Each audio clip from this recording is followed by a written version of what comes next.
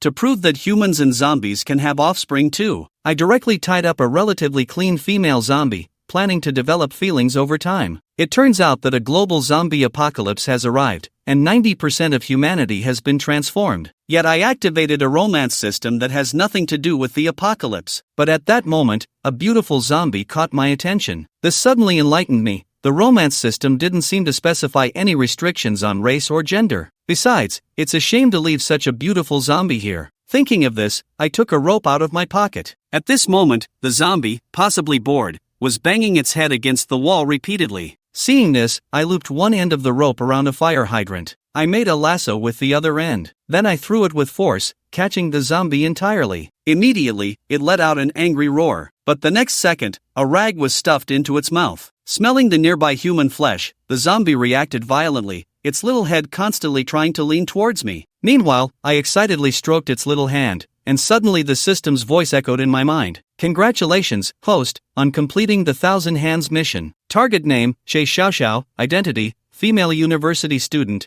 cosplay enthusiast. Zombie affection level, 0. Hand-holding reward, 100 kilograms of fresh meat, first kiss. Reward, complete guide to the zombie virus vaccine. Reward, gene evolution potion. Seeing this, my breathing became rapid. Not to mention the latter two rewards, just the hand-holding reward of 100 kilograms of fresh meat would last me 2.5 years. However, how can a man increase a zombie's affection level? Their minds are filled with thoughts of brains. Can they really understand what affection is? After thinking for a while, I removed the rag from Che Xiaoxiao's mouth. It immediately began to roar at me, its sharp teeth clashing together, producing a crisp sound. I took a piece of raw meat from the system space and forcibly stuffed it into its mouth. Instantly, the roar stopped, and it began tearing into the raw meat. Seeing this, I sighed. With such sharp teeth, it seems I shouldn't think about the second stage's first kiss reward for now. At this moment, the door next door was pushed open, and a man and a woman walked out. Hey there, I've been starving for 2 days with my husband. You see, you're feeding zombies with all that food. Can you spare us a little? They were a newlywed couple, the man named Zhao Daba. The woman's name was Lin Keqing. Since they usually ordered takeout, they had no extra food at home. In my previous life, I believed their lies and shared my food with them, thinking they would be grateful, but instead, they took advantage of my absence to search for food. They emptied my room of supplies and locked the door tightly, ignoring my cries for help. People like that, how could I possibly share food with them? However, Lin Keqing could be useful with the TV system. Her face appeared before me, name, Lin King, identity, married woman, affection level, not applicable. Hand-holding reward, 100 kilograms of fresh fruits and vegetables. First kiss reward, a 120 square meter house. Complete guide reward, a 1,000 square meter villa. Seeing this, I couldn't help but smile slightly. This was a full 100 kilograms of fruits and vegetables. Although I didn't lack food now, a balanced diet was very important. The two of them saw me smile and thought it was a sign of agreement. So Zhao Daba boldly asked, first, give us 10 pounds of pork, and also 3 barrels of purified water. I almost laughed in anger. When did I agree to share with you? Even though I have more food than I can eat, I wouldn't even give it to you to feed zombies. Saying that, I pushed Che Xiaoxiao back. In the room, Zhao Daba glared at my back in anger. He wanted to charge at me but hesitated because of the zombie I was holding. Once I returned inside and secured Che Xiaoxiao, I checked the system panel again. What I didn't expect was that Che Xiaoxiao's affection level actually increased by 5 points. This reminded me of the late apocalypse in my previous life, where many intelligent evolved zombies appeared. Could Che Xiaoxiao also evolve? Just a little meat raised her affection level by 5 points, which is much easier than with a normal woman. I then took out a few more pieces of raw meat to feed Che Xiaoxiao, successfully raising her affection level to 10 points. I initially wanted to continue feeding her, but upon seeing her bulging belly, I decisively gave up. After stuffing the rag back into her mouth, I began to plan and strategize. 1 month after the zombie outbreak, a terrifying extreme cold will arrive. With only a little over 20 days left to prepare, the first priority is supplies, food, water, medicine, and clothing. These are relatively easy to obtain. However, I still had no idea about the safe house. Besides being sturdy enough, it also needs to maintain a constant indoor temperature when the cold wave hits. Finding a building that meets these conditions is very difficult. As far as I know, there are no such houses in Binhai City. At that moment, I suddenly remembered Lin King's first kiss reward and hurriedly asked the system, is the house you reward already existing or does it appear out of thin air? The houses rewarded by the system are all built out of thin air. Moreover, the host can choose any location for construction. What if the house I want is a bit special? For example, if the house is made of titanium alloy and needs to have an escape exit, a warehouse, and medical communication equipment, etc. The system paused for a few seconds before giving an answer. The host needs to provide architectural blueprints. Additionally, communication and medical equipment do not fall under the category of buildings and must be obtained by the host themselves. This made me very happy. It means that my titanium alloy safe house has hope. At this moment, there was a knock at the door. Lin King stood outside the door in a daze, and seeing that the door was not opening, he felt quite anxious. The corridor was dark at both ends, and I wondered if a zombie would suddenly appear. Just as he was about to give up, the door finally opened. Lin King was initially delighted, but upon seeing the kitchen knife in my hand, his heart tightened, and he quickly said, "Don't be nervous, I don't have any weapons on me." I squinted my eyes and looked him up and down. I saw that he was wearing a thin camisole nightgown, had light makeup on his face, and his lips were very moist with lipstick. I instinctively moved my Adam's apple. Those lips. This titanium alloy safe house is really tempting. Lin King naturally noticed my reaction. If it were before, he would have slapped me, but now he needed something from me, so he could only force a smile and said, "I want to borrow some food." I looked at him with a face full of disdain. "If you don't lend, how can you expect Lin Kitching's voice to start getting soft? Don't be in a hurry to refuse, okay?" As he said this, his body leaned slightly forward, revealing a beautiful sight of white. "They won't let you suffer losses, as long as you share a little food with me." I intentionally paused halfway through my rescue, wanting me to think for myself, but I really don't buy into that. "Just be clear about what you mean. If you don't say it, I might just close the door." Lin Kitching gritted her teeth, prepared to go all out. "Just let you touch a pound of meat, how about touching it once?" I shook my head and directly refused. Lin Kitching's face instantly turned awkward. He felt that he had already paid such a high price, yet this man still wanted to haggle. "Just say it. What do you want in order to part with me? You come in first and then we'll talk." Lin Kitching remained motionless upon hearing this. "Why aren't you afraid of suddenly having a zombie jump out?" As soon as the words fell, a zombie's roar came from nearby. The sound was very close. Lin Kitching's pretty face instantly turned pale, and she had no choice but to brace herself and enter the house, just as I was closing the door. However, he happened to make eye contact with Zhao Debao, who was sitting diagonally opposite. Seeing that he had been discovered, he silently withdrew his head. I scoffed and closed the door. Truly a natural green turtle holy body, so good at retracting its head. The small car in the room became irritable immediately after seeing Lin Kitching. The other party instinctively stepped back in fear and bumped into me. Feeling the hot touch behind her, Lin Kitching exclaimed and quickly pulled away.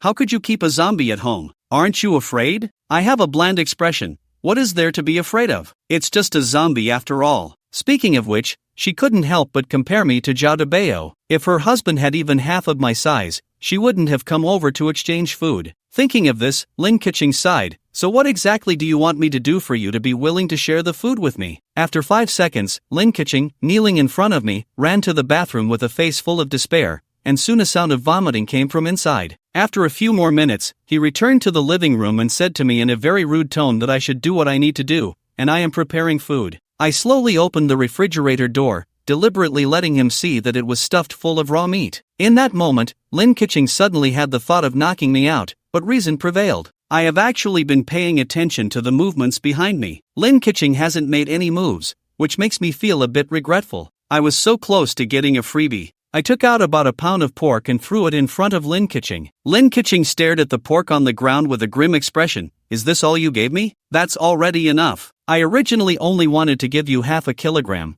but she doesn't know the value of this 1 kilogram of meat in the apocalypse. All I know is that at the time, Zhao Debao gave her family 388,000 as a betrothal gift to marry her, and his name was also added to the property deed. But now he has exhausted all his efforts in speaking, yet only obtained a pitiful pound of meat, which he couldn't accept for a moment. I know that even Zhao Daba didn't enjoy this." Lin Kitching took a deep breath, and in the end, still picked up the pork on the ground and walked out with a cold face. Seeing this, I am not angry. Instead, I reflect on his attitude. The more I suffer, the more pleasure I feel in revenge. Then, I beautifully switch out the system panel. The house and fruits and vegetables are waiting to be collected. Although the 100 square meter house is a bit small, I also have a solution. As long as I find a woman similar to Lin Kitching, I can expand on the 100 square meter basis. The only problem now is safety, the design drawings of the house. Fortunately, there may be survivors from the architecture program at Coastal University. It seems I need to go out for a trip. The next morning, I started gathering supplies. First is room 504 located across from my house. I directly took out a wire and inserted it into the door lock, and in a few seconds, I opened the door. Upon entering the room, I heard a crunching sound coming from the bedroom.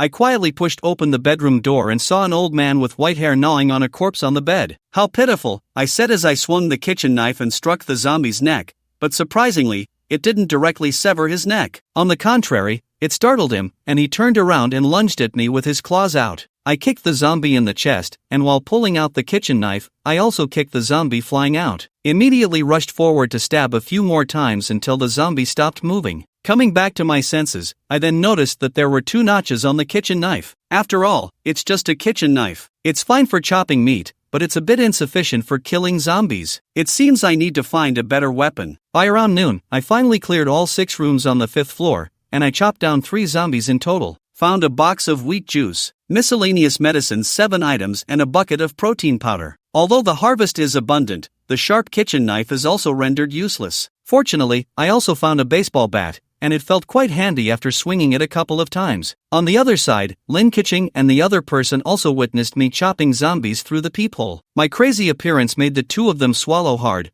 while they were relieved that they hadn't acted earlier, otherwise they would have really met their end. Only after hearing the sound of the door closing next door did the 2 of them push the door open and walk out. They searched room by room, hoping to see if there was any leftover food, but unfortunately, I searched very thoroughly, and the 2 of them could only work in vain. That damn bastard is like a locust, leaving not a single edible thing behind. I did find a piece of steak, but it was crawling with maggots. Zhao Debao's eyes moved. "Wife, why don't you go and borrow some food from him?" Lin Keqing reluctantly wanted to refuse, having just eaten yesterday and not being very hungry yet, so there's no need to go find him for now. "Right now we are not hungry, but sooner or later we will be hungry. Will you wait until he feeds all the food to the zombies before you go ask for some?" Lin Keqing also knew that this was the case, but thinking about the effort it would take to go there and the need to use a lot of words, he was very unwilling. Zhao Debo, seeing this, sincerely took Lin Keqing's hand and said, "My wife, I want to live together with you. We will definitely hold on until the army comes to rescue us." Looking at her husband's pleading gaze, Lin Keqing gritted her teeth and said, "All right, I'll go." Zhao Debaos watched Lin Keqing enter the next room, and his expression immediately darkened. "Humph, foul woman, still pretending to be reserved. Already sold herself. What's the difference between once or twice?" Zhao Debao does not feel that he has any peculiarities, he is just rational enough,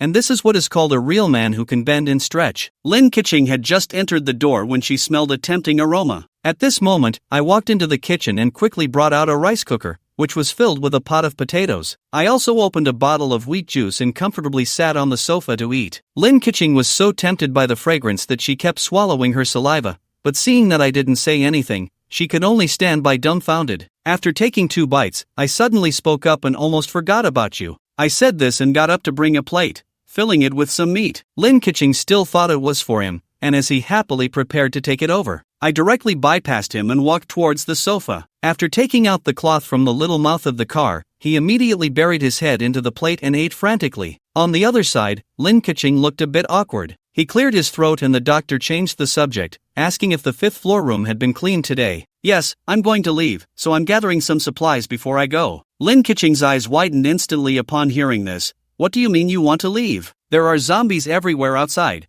Where are you going?" I smiled and didn't answer. "How could you bear to let me go?" Lin Keqing looked angry upon hearing this. "Who would care if you left? I would rather you die outside." But that said, there was some worry in his eyes. If I took all the food with me, wouldn't he and Zhao Debao starve to death? "Say, what do you want to see me for? I want to exchange food with you." I couldn't help but scoff, thinking Lin Keqing would come again, but I didn't expect it to be so soon. But my laughter made Lin Keqing feel mocked, and he couldn't help but become angry out of shame. Whether to change or not, just give me an answer. I happen to be full now, and it's time to move around and digest. Just a kind reminder, once I leave, there won't be a place to change for food. Should you exchange a bit more this time? After I finished speaking, I directly got up and walked towards the bedroom. Lin Keqing straightened his body upon hearing this. He knew what I meant, but yesterday's incident had already made him feel very ashamed. However, after this bastard leaves, where am I supposed to go to get something to eat? Lin Keqing gritted her teeth and made a decision. She was doing this to be able to live with her husband. Even if he knew, he would definitely understand me. Minutes later, Lin Keqing walked out of the bedroom with weak legs. Due to the dry air, she only felt a burning pain in her throat, and her whole body felt like it was falling apart. At this moment,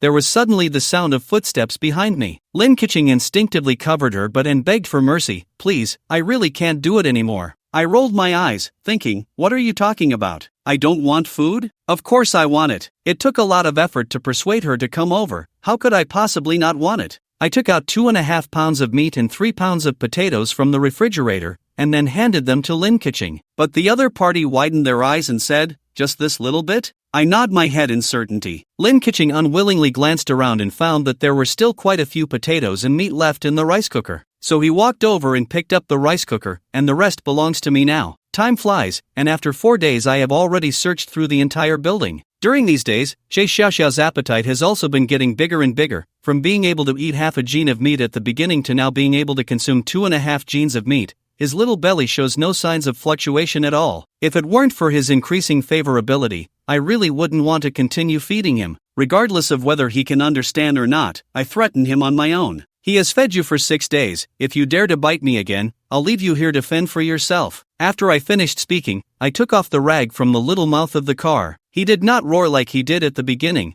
but opened his mouth waiting to be fed. If you bite me, I won't give you anything to eat. Do you understand? Since you don't speak, I'll take it that you understand. I cautiously reached my hand towards the car. As a result, he opened his mouth without politeness and wanted to bite me. I can't directly scold loudly. He was stunned for a moment by my shout, then tilted his head to look at me. I cautiously reached out my hand again, but the small car is still not as good. After pulling back and forth like this more than a dozen times, just when I was about to give up, Xie Xiaoxiao finally stopped biting, but instead looked at my face, as if judging by my expression whether this was something for him to eat. I felt a surge of excitement in my heart and gently shook my head at him, and Xie Xiaoxiao seemed to understand what I meant and really didn't bite me. Excited, I took out another piece of meat and handed it over, nodding towards Xie Xiaoxiao. This time he started eating directly, and then repeated it several times, only starting to eat after waiting for me to nod. In order to determine whether Xie Xiaoxiao can control her desire to attack when in a restrained state, I decided to conduct another experiment. I first untied the nylon rope on him. Another plate of meat was placed on the coffee table. Xie Xiaoxiao swayed as she stood up and walked towards me. She first looked at the meat on the table and then looked at me. Then he raised his hand and pointed at the meat in the plate. I was overjoyed in my heart and nodded at him. Xie Xiaoxiao then picked up the plate and started eating.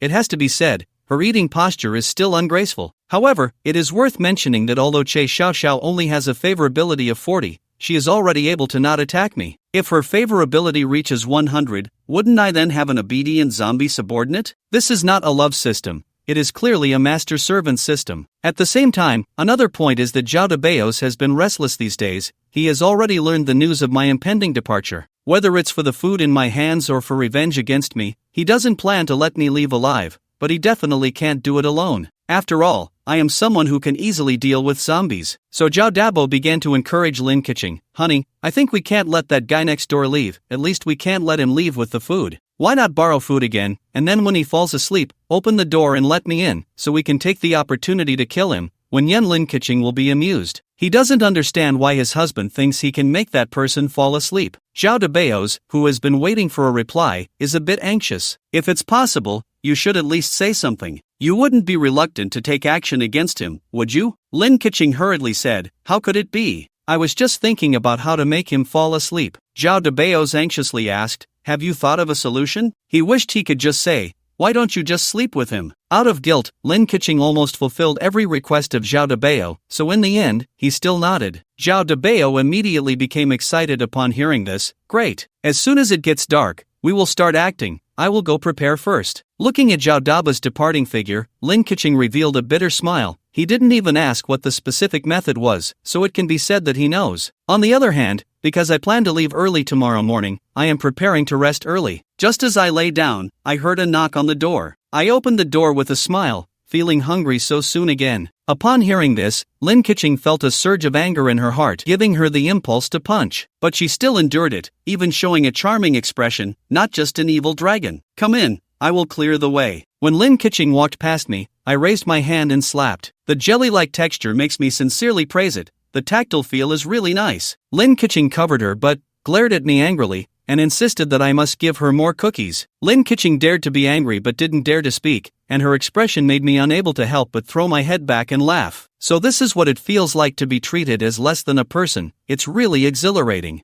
I have no sympathy for the other party. In their past lives, this couple treated each other in such a way, and this is the retribution they deserve. Lin Keqing lowered her head, her eyes flashing with fierce anger. You can laugh now, but after tonight, let's see if you can still laugh. Several hours later, Lin Keqing shakily supported herself against the wall and came out. In order to make me fall asleep, he was tortured quite a bit, fainting several times in between, but quickly waking up. From the bedroom door, just a dozen steps away, Lin Keqing took several minutes. As soon as he opened the door, Zhao Debeos directly slipped into the room. How is it? Is he asleep? Falling asleep is great. I'm going to kill him right now, said Zhao Debeo, gripping the fruit knife tightly in his hand, but after taking a few steps, he saw a shadow standing in front of the bedroom door. This shocked Zhao Daba. You bastard, didn't you say he was asleep? Lin Keqing was also startled, but soon realized something was wrong. This is the zombie raised by that bastard. How did it break free from the ropes? Honey, what should we do? How about we leave first? At this moment, Zhao Debeos is engaged in an intense psychological struggle. He is also afraid of losing,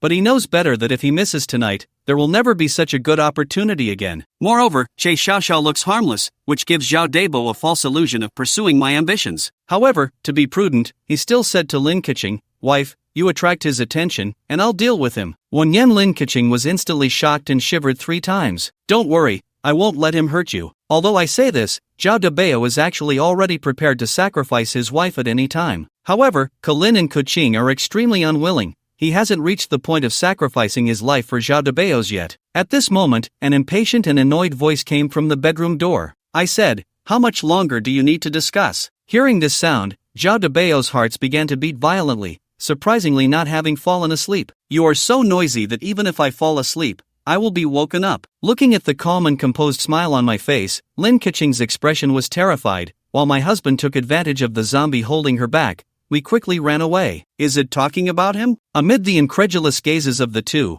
I raised my hand and rubbed the top of Che Xiaoxiao's head. And Che Xiaoxiao didn't attack me, but instead stood obediently and let me touch. The two were so scared that their diapers were soaked. How is that possible? You don't look like a zombie, and that's one thing. But how come your habits are completely different from other zombies? Zhao Debo suddenly pushed Lin Keqing forward with force. He himself turned around and ran towards the door. After running just a few steps, I caught up with him and knocked him down with a stick. Wait, I have something to say, please don't kill me. But I didn't waste any words with him. I picked up the fruit knife that had fallen on the ground and directly stabbed it into his heart. Lin Keqing watched this scene, almost scared to death. This is all Zhao Debeos is doing. He wanted to harm you. It has nothing to do with me. Please forgive me. I swear from now on I will serve you like a master. Lin Keqing still held on to a bit of hope in her heart. She thought I wouldn't be willing to kill him. But unexpectedly, I coldly said, you don't realize your mistake. You only know that you are going to die. After saying that, I stabbed it in. At this moment, Che Xiaoxiao walked over and pointed at the 2 corpses on the ground. I shook my head. No, this is already spoiled. Eating it will cause diarrhea. The next day at dawn, I took Che Xiaoxiao and rode away on a motorcycle from the apartment building. It is worth mentioning that along the way, the rumbling sound of the engine attracted quite a few zombies, but their slow movements meant they couldn't catch up, and they could only watch helplessly as I went far away. Going to Coastal University, in order to escape the large number of zombies behind me, I am about to casually enter a building. Suddenly heard someone calling over here. After a slight hesitation, I dropped the motorcycle and ran towards that direction. The person who called out just now saw me coming and quickly moved aside from the window. I supported myself with one hand on the window frame and did a somersault to enter the classroom. Che Xiaoxiao's body was stiff, unable to climb through the window, and could only stand blankly in front of the window. A few enthusiastic male students are ready to lend a hand. However, I pushed him away. You don't need to come. After I finished speaking, I leaned out with my upper body, placed my hands under Che Xiaoxiao's armpits, and without much effort, I carried him inside. This is a seemingly rich young master's opening. You must be sent by my dad to save us. The boy's name is Du Yangsheng. He relied on his identity as the mayor's son to deceive others, claiming that his father would send someone to rescue them, and he also became the leader of this group of survivors. I ignored the hand he reached out. Who the hell are you? Do I know you? Du Yangsheng's expression suddenly turned a bit unpleasant. He said this just to enhance his weight in the eyes of others, but he didn't expect that I would embarrass him like this. In order to regain dignity, he began to adopt the tone of a leader, that is to say, you are a survivor like us, and since that is the case, you should follow our rules. One of his little brothers behind him saw this and immediately stepped forward a few steps, wanting to take my backpack. I pushed his hand away and took a step back. what are you doing? Du Yangsheng has a righteous demeanor, saying that in order for all of us to survive, please hand over your supplies, and we will distribute them uniformly. Seeing this, I let out a cold snort and thought, whether you can survive has nothing to do with me. Wen Yan Du Yang deliberately turned up the volume so that everyone could hear. If everyone were as selfish as you, we would have starved to death a long time ago. The reason for doing this is to maximize the rational use of resources. I really couldn't listen any longer, so I directly interrupted him, saying that your lives have nothing to do with me, and I don't intend to huddle together for warmth with you, so I will not hand over the supplies to you. Du Yangsheng translates to Du Yangsheng gave a cold smile, pointed outside the window, and said, I'm sorry, please leave quickly. And at this moment outside the window, the zombies that I had previously lured over were eagerly drooling while pressing against the window. I naturally won't agree to leave now, especially since I haven't completed the purpose of my trip. There are so many classrooms here, and I will naturally leave after staying for a few days. For someone like me, an unknown individual, the students are more willing to listen to Du Yangsheng, so they surrounded me with great anger. What right do you have to speak to Du Xiao like that? If it weren't for us saving you just now, you would have been dead long ago. This is the school, why do you, an outsider, have the right to stay in our classroom? I couldn't help but chuckle out loud. Under the apocalypse, you're trying to reason with me. Besides, even if I want to forcefully stay, so what? These sheltered flowers who have never seen blood dare to confront me, who has lived through a life of death and blood. Just as both sides are on the verge of confrontation, a woman in a long dress, looking fresh and elegant, walked in. What is happening here? Du Yangsheng took a step forward and stood beside her. Yulan wants to keep us here. We were just about to drive her away. Su Yulan frowned. If he wants to stay, let him stay. We have so many empty classrooms here, why drive him away? Aren't you just sending him to his death? Everyone disperse. The students hesitated and looked at Du Yangsheng until he nodded, and only then did everyone disperse. At this moment,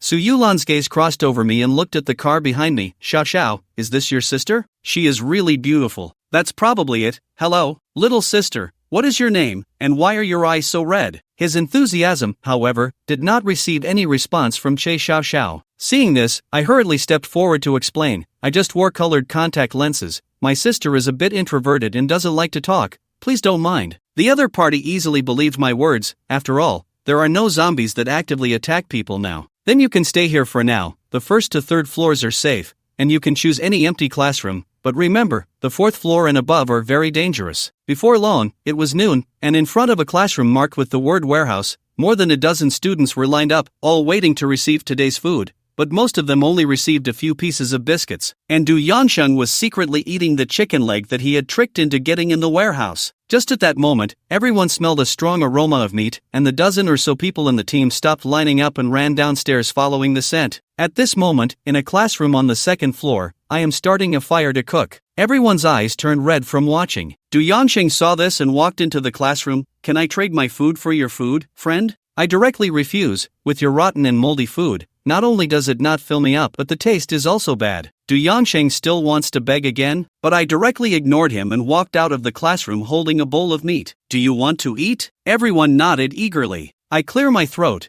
Who among you is majoring in architecture? As soon as these words were spoken, everyone fell silent. After a long time, someone finally spoke up. The teaching building for the architecture major is in another building. It is estimated that it has already turned into zombies. Upon hearing this, I was greatly disappointed. The main purpose of this trip was to find someone to design the blueprint for a safe house, but it seems that is unlikely now. But at that moment, a small voice came from the crowd. I am a major in architecture. Everyone looked in the direction of the voice and saw that the speaker was a girl with braided pigtails, wearing black-framed glasses, looking somewhat rustic. Being stared at by so many pairs of eyes, the girl couldn't help but feel a bit nervous. I looked at the girl with a suspicious gaze. Her timid appearance makes it hard not to doubt that she wants to trick people into giving her food and drinks. It seems that you sensed disdain from my eyes. The girl with the braided hair gathered her courage and said, My name is Chilu, and I am the top student in our major. If you don't believe me, you can ask other classmates. I believe you, but can you draw the blueprints? The other party suddenly raised their head and looked at me in surprise. I naturally do not believe him for no reason,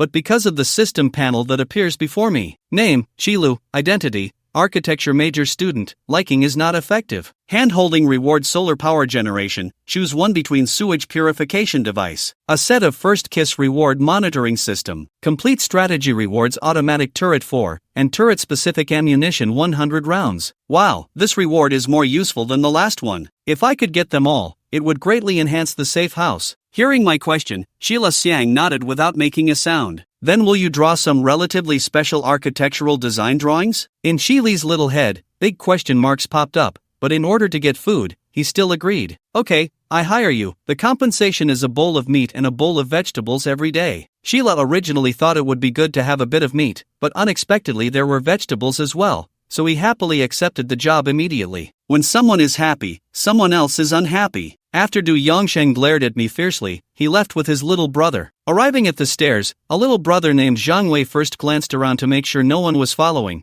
then said to Du Xiao, "This guy is too arrogant, why don't we just kill him?" Du Yongsheng pondered for a moment. During the day, he dealt with zombies with skills that you also saw. We are not his match. At this moment, Du Yongsheng wants to deal with me more than anyone else, but unfortunately, his strength does not allow it. Little brother Zhang Wei still wanted to say something, but Du Yongsheng had already left. Zhang Wei looked at his back and snorted coldly. You eat and drink heartily and look down on his food, but I'm still hungry. No, we have to come up with a way to get his supplies. On the other side, after Sheila finished the food, he licked the corners of his mouth, still wanting more. I saw this and asked if he wanted some more. Sheila shook his head and said no, I have already finished eating. Today's payment has been overdrawn, and if I wait for tomorrow's payment, I will have to go hungry tomorrow. This made me slightly taken aback. Then let's get to work. After Sheila responded, he immediately entered work mode, opened his backpack, took out a laptop, and said, "What are your requirements?" I want the blueprints for a safe house, covering an area of 100 square meters. The strength of the safe house must be high enough, and it should also have a warehouse, an escape passage, a rest area,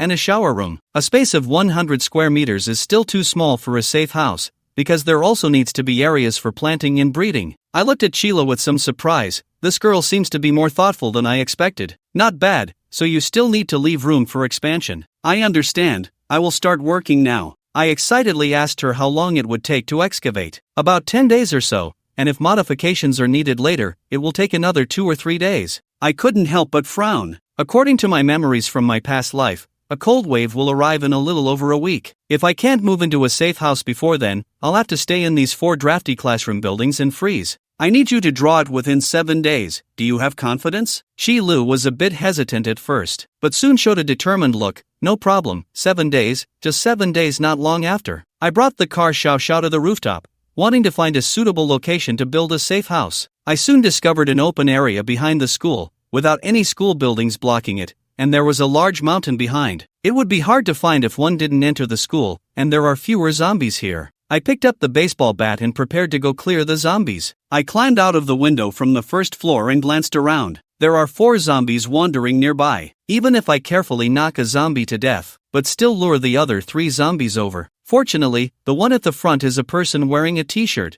who seemed to be an athlete in life. Unlike the other slow-moving zombies, the athlete zombie runs much faster, and he quickly rushed right in front of me. I am not in a hurry. I dodged with a quick move and then struck again with a stick. Truly a sports student zombie, even after taking this hit, they can still move. I immediately added another stick. At this moment, the 3rd zombie is also close at hand. A sweep kick tripped him to the ground, and then 2 sticks were struck consecutively. At this moment, the last zombie also pounced on me. I didn't have time to get up before being pushed to the ground. The zombie's blood-filled mouth bit onto my baseball bat, 2 corpses stirring up power, one above and one below. I secretly cursed and wanted to push the zombie off me, but after several attempts, I failed. Just as I was gathering all my strength to try again, a slender little hand suddenly grabbed the zombie's neck and threw him out. I was surprised and turned my head to see that the owner of the small hand was actually Che Xiao. At this moment, the zombie that was thrown out rushed over again. Before I could get up, the little car instantly grabbed the zombie's neck and twisted it hard. With a crack, the zombie fell to the ground with its head tilted. Wow! I didn't expect that the seemingly delicate and weak Che Xiao has such great strength. It seems my guess was right, she has indeed evolved. When I first saw Che Xiao's skin gradually change from gray to pink, I had a suspicion,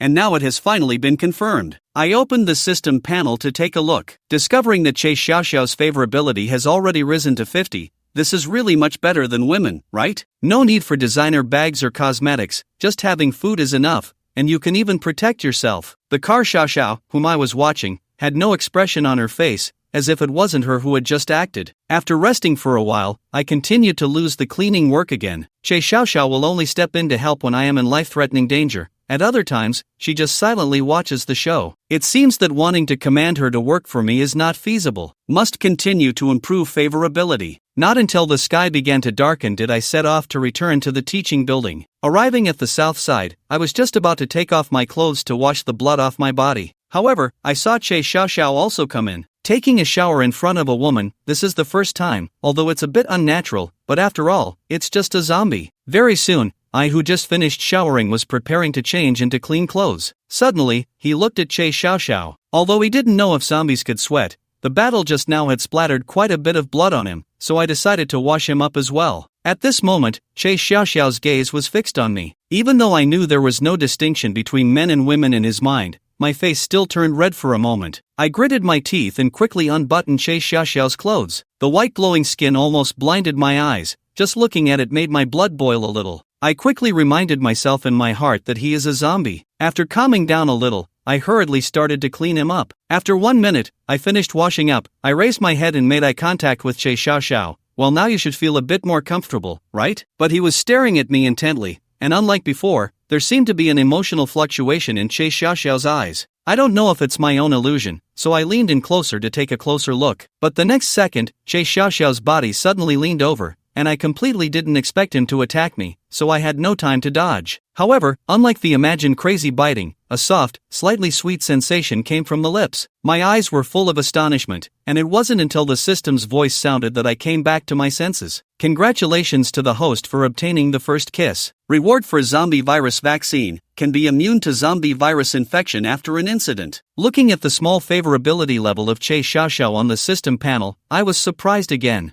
I didn't expect that just by simply taking a shower, the favorability level rose to 60, directly reaching the stage of liking. Closing the system panel, I asked Che Xiaoxiao, "Do you have feelings now?" Che Xiaoxiao tilted her head, looking a bit silly and cute, clearly unable to understand such a complex vocabulary. So I changed to a simpler question, "Can you understand what I am saying?" This time he nodded. I tried asking a few more questions, but when encountering slightly more complex issues, Che Xiaoxiao would become dazed. In this case, it is still not very credible to let Che Xiaoxiao act alone, but with the increase in favorability, who knows, he might really be able to fully restore human emotions. By then, he will definitely be able to understand more complex instructions. However, for now, let's first get out of the bathroom and then talk. Back in the classroom, I learned the location of the micro fire station by asking Qilu. It is right next to the main entrance of the administrative building. But if you want to go past, you must bypass the zombies on the playground. I silently kept this information in mind,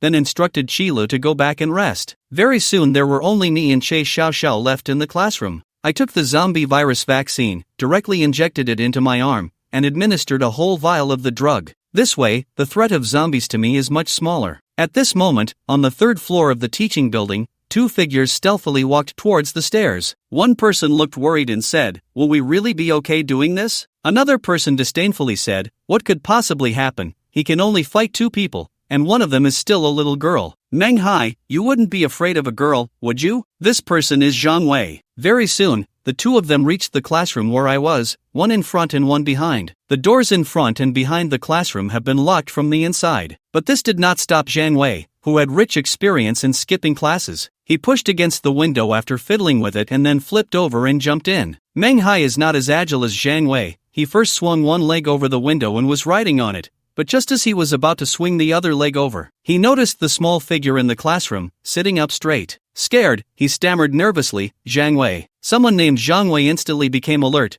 but it was too late. He only felt a weight on his chest, and a slender arm passed through his chest. Manhwa was so scared that he lost his courage and turned to run, but he was also pierced through the chest by a hand. Che Xiaoxiao looked at the blood smeared on his hands, and suddenly a feeling of hunger surged in his brain, driving him to lick the blood, but in the end, he managed to control himself. The next day, when I woke up, I saw Che Xiaoxiao excitedly showing me the blood on her hands. My gaze focused. What is going on? Che Xiaoxiao looked towards the window again. I followed his gaze and saw a person lying on the ground, another leaning against the window, both with a large hole in their chest, and there was a nunchaku on the ground next to the body. Seeing this, I suddenly understood everything. But at this moment, Kochexiaxio was shaking my hand back and forth. I immediately understood his intention, so I took him to the bathroom to wash away the blood on his hands. Back in the classroom, I just threw the bodies of the two people out of the window. Sheila came over with a notebook, nodded at me, and then walked to the desk to start working. After a while, Du Yanqing's annoying face appeared at the classroom door. Zhang Wei, how are you doing? Seeing this, I have a plain expression on my face. Who is Zhang Wei? Don't play dumb with me.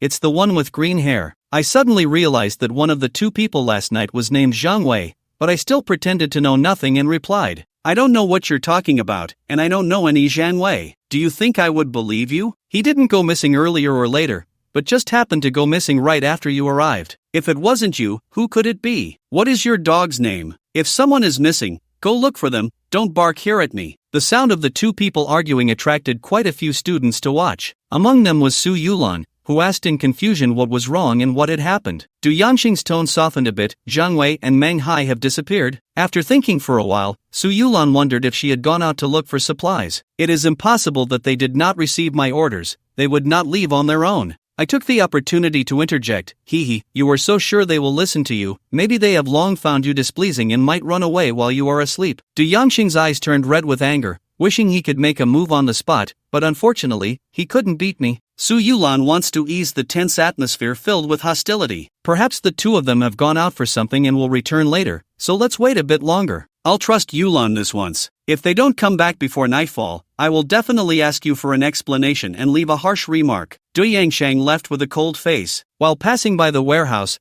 the bespectacled man in the warehouse reported to him that the medicine in Du Xiao's warehouse was running out. Then send someone to find. Okay, I will arrange it right away. The glasses-wearing man was just about to leave when he was called back by Du Yangsheng. Wait, I'll give you a new list. Arrange according to what's on it, and the people written on the list are all those who do not really obey his orders. Such a person staying in the student camp is just a thorn in the side. It would be better to arrange for them to go out and search for supplies. If they die outside, it would just reduce food consumption, which is simply killing two birds with one stone. Thinking of this, Du Yang gradually showed a pleasant smile. At this rate, it won't be long before only the students who obey me remain in the camp, and then he will be able to teach a lesson to that guy who has embarrassed himself. Suddenly, a soft and charming voice came from not far away. Du Xiao, so you are here. I've been looking for you for a while. Du Yangsheng looked up and saw Zhang Miaomia dressed flamboyantly walking over. What brings you here? Where is Yulan? Why didn't she come with you? A classmate has a fever, and he is helping to take care of him. Du Yanqing's face turned lewd upon hearing this. Since Su Yulan was temporarily unavailable, wasn't this a chance to vent his frustrations? Thinking like this, Du Yanqing's gaze towards Zhang Miaomiao gradually became abnormal. Do you have something to find me for? Zhang Miaomiao bit her lip. Can't I find you if there's nothing wrong? Of course, I just happen to miss you too. Zhang Miaomiao's eyes flashed with a hint of shyness. Oh, how annoying. Now I'm embarrassed because of what you said. Seeing this, Du Yansheng only felt a heat in his lower abdomen. An inexplicable fire surged up violently, and he impatiently wanted to embrace Zhang Miaomiao's waist, but was avoided by the other party. Du Xiao, are you not afraid of being seen by others? The person is already shy. Du Yansheng laughed upon hearing this and said, how about this? I'm just about to go to the warehouse to check the supplies. Why don't you come with me? Zhang Miaomiao kept nodding. Good, as the two entered the warehouse one after the other. Du Yangsheng, who was lagging behind, locked the door and eagerly went to kiss Zhang Miaomiao, but was dodged by Zhang Miaomiao with a quick move. Du Yansheng is anxiously scratching his ears and cheeks. What's wrong again? Zhang Miaomiao first glanced at the supplies in the warehouse, then casually said to Du Xiao, the food doesn't seem to be much left. Du Yang said perfunctorily, just enough to hold on until my dad arrives. As he spoke, he started to take off his clothes. Stop talking and get started quickly. It won't be good if someone finds out later. Zhang Miaomiao laughed and said, Du Xiao, your dad really can spare the time to save you. Du Yansheng violently trembled.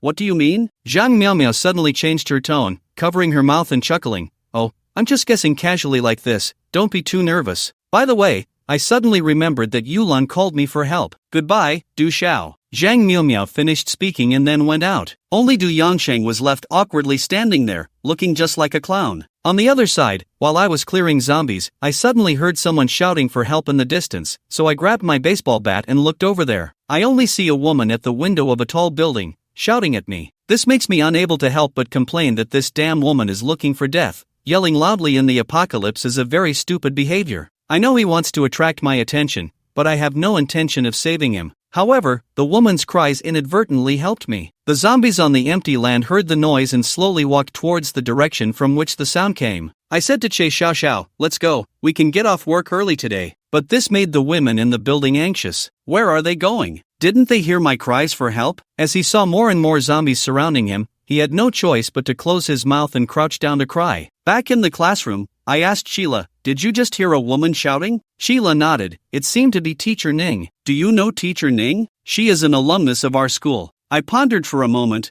"You want me to go save her?" My question made Sheila pause, her hand holding the mouse. "I just thought she might be useful to you. By the way, that building is the administrative building." "I understand," and after saying that, I took the car and Xiao to take a shower. 2 more days have passed, and the number of surviving students has decreased again. When I first arrived, there were about 50 surviving students, but now it is estimated that there are only about 30. At the same time, a sense of panic began to spread. That day, I pointed at Che Xiao and said to Sheila, "Keep an eye on him for me. I need to go to the administration building. It's inconvenient to take him with me." The reason it took 2 days to rescue the person was to make Lin Yao completely despair. That way, when I finally went to save them, they would be grateful to me. Half an hour later, I arrived at my destination. However, there are more than a dozen zombies wandering here, and it is impossible to eliminate them all by sneaking up from behind, so a quick resolution is necessary. I took a deep breath and rushed towards the micro-fire station. The zombies immediately noticed me and roared as they closed in on me. Seeing this, I ran forward with all my strength, rushing to the micro-fire station before the zombies surrounded me. 2 walkie-talkies, a fire axe, and a rescue rope, all packed up and taken away, just as I was focused on searching for supplies. Never thought that at this moment the zombie was only 3 meters away from me. Fortunately, I reacted quickly and hurried to the administrative building, inside the 3rd floor restroom. His consciousness was already a bit hazy, and in a daze, he vaguely heard a loud sound of the door being slammed open, followed by a male voice saying, "Is he dead? What a pity. I came too late." Ming Yao suddenly opened his eyes wide and shouted with all his strength, "I am still alive, please save me." I threw him a baseball bat. "Can he still move? If he wants to live, he better grab a good weapon." Ning Yao gritted her teeth and helped Chang to stand up. I can take Ning Yao out of the room, and then I saw a zombie walking up. I took a few steps forward and swung an axe at the zombie's head. With just one hit, the zombie stopped moving. Seeing this, I can't help but sigh.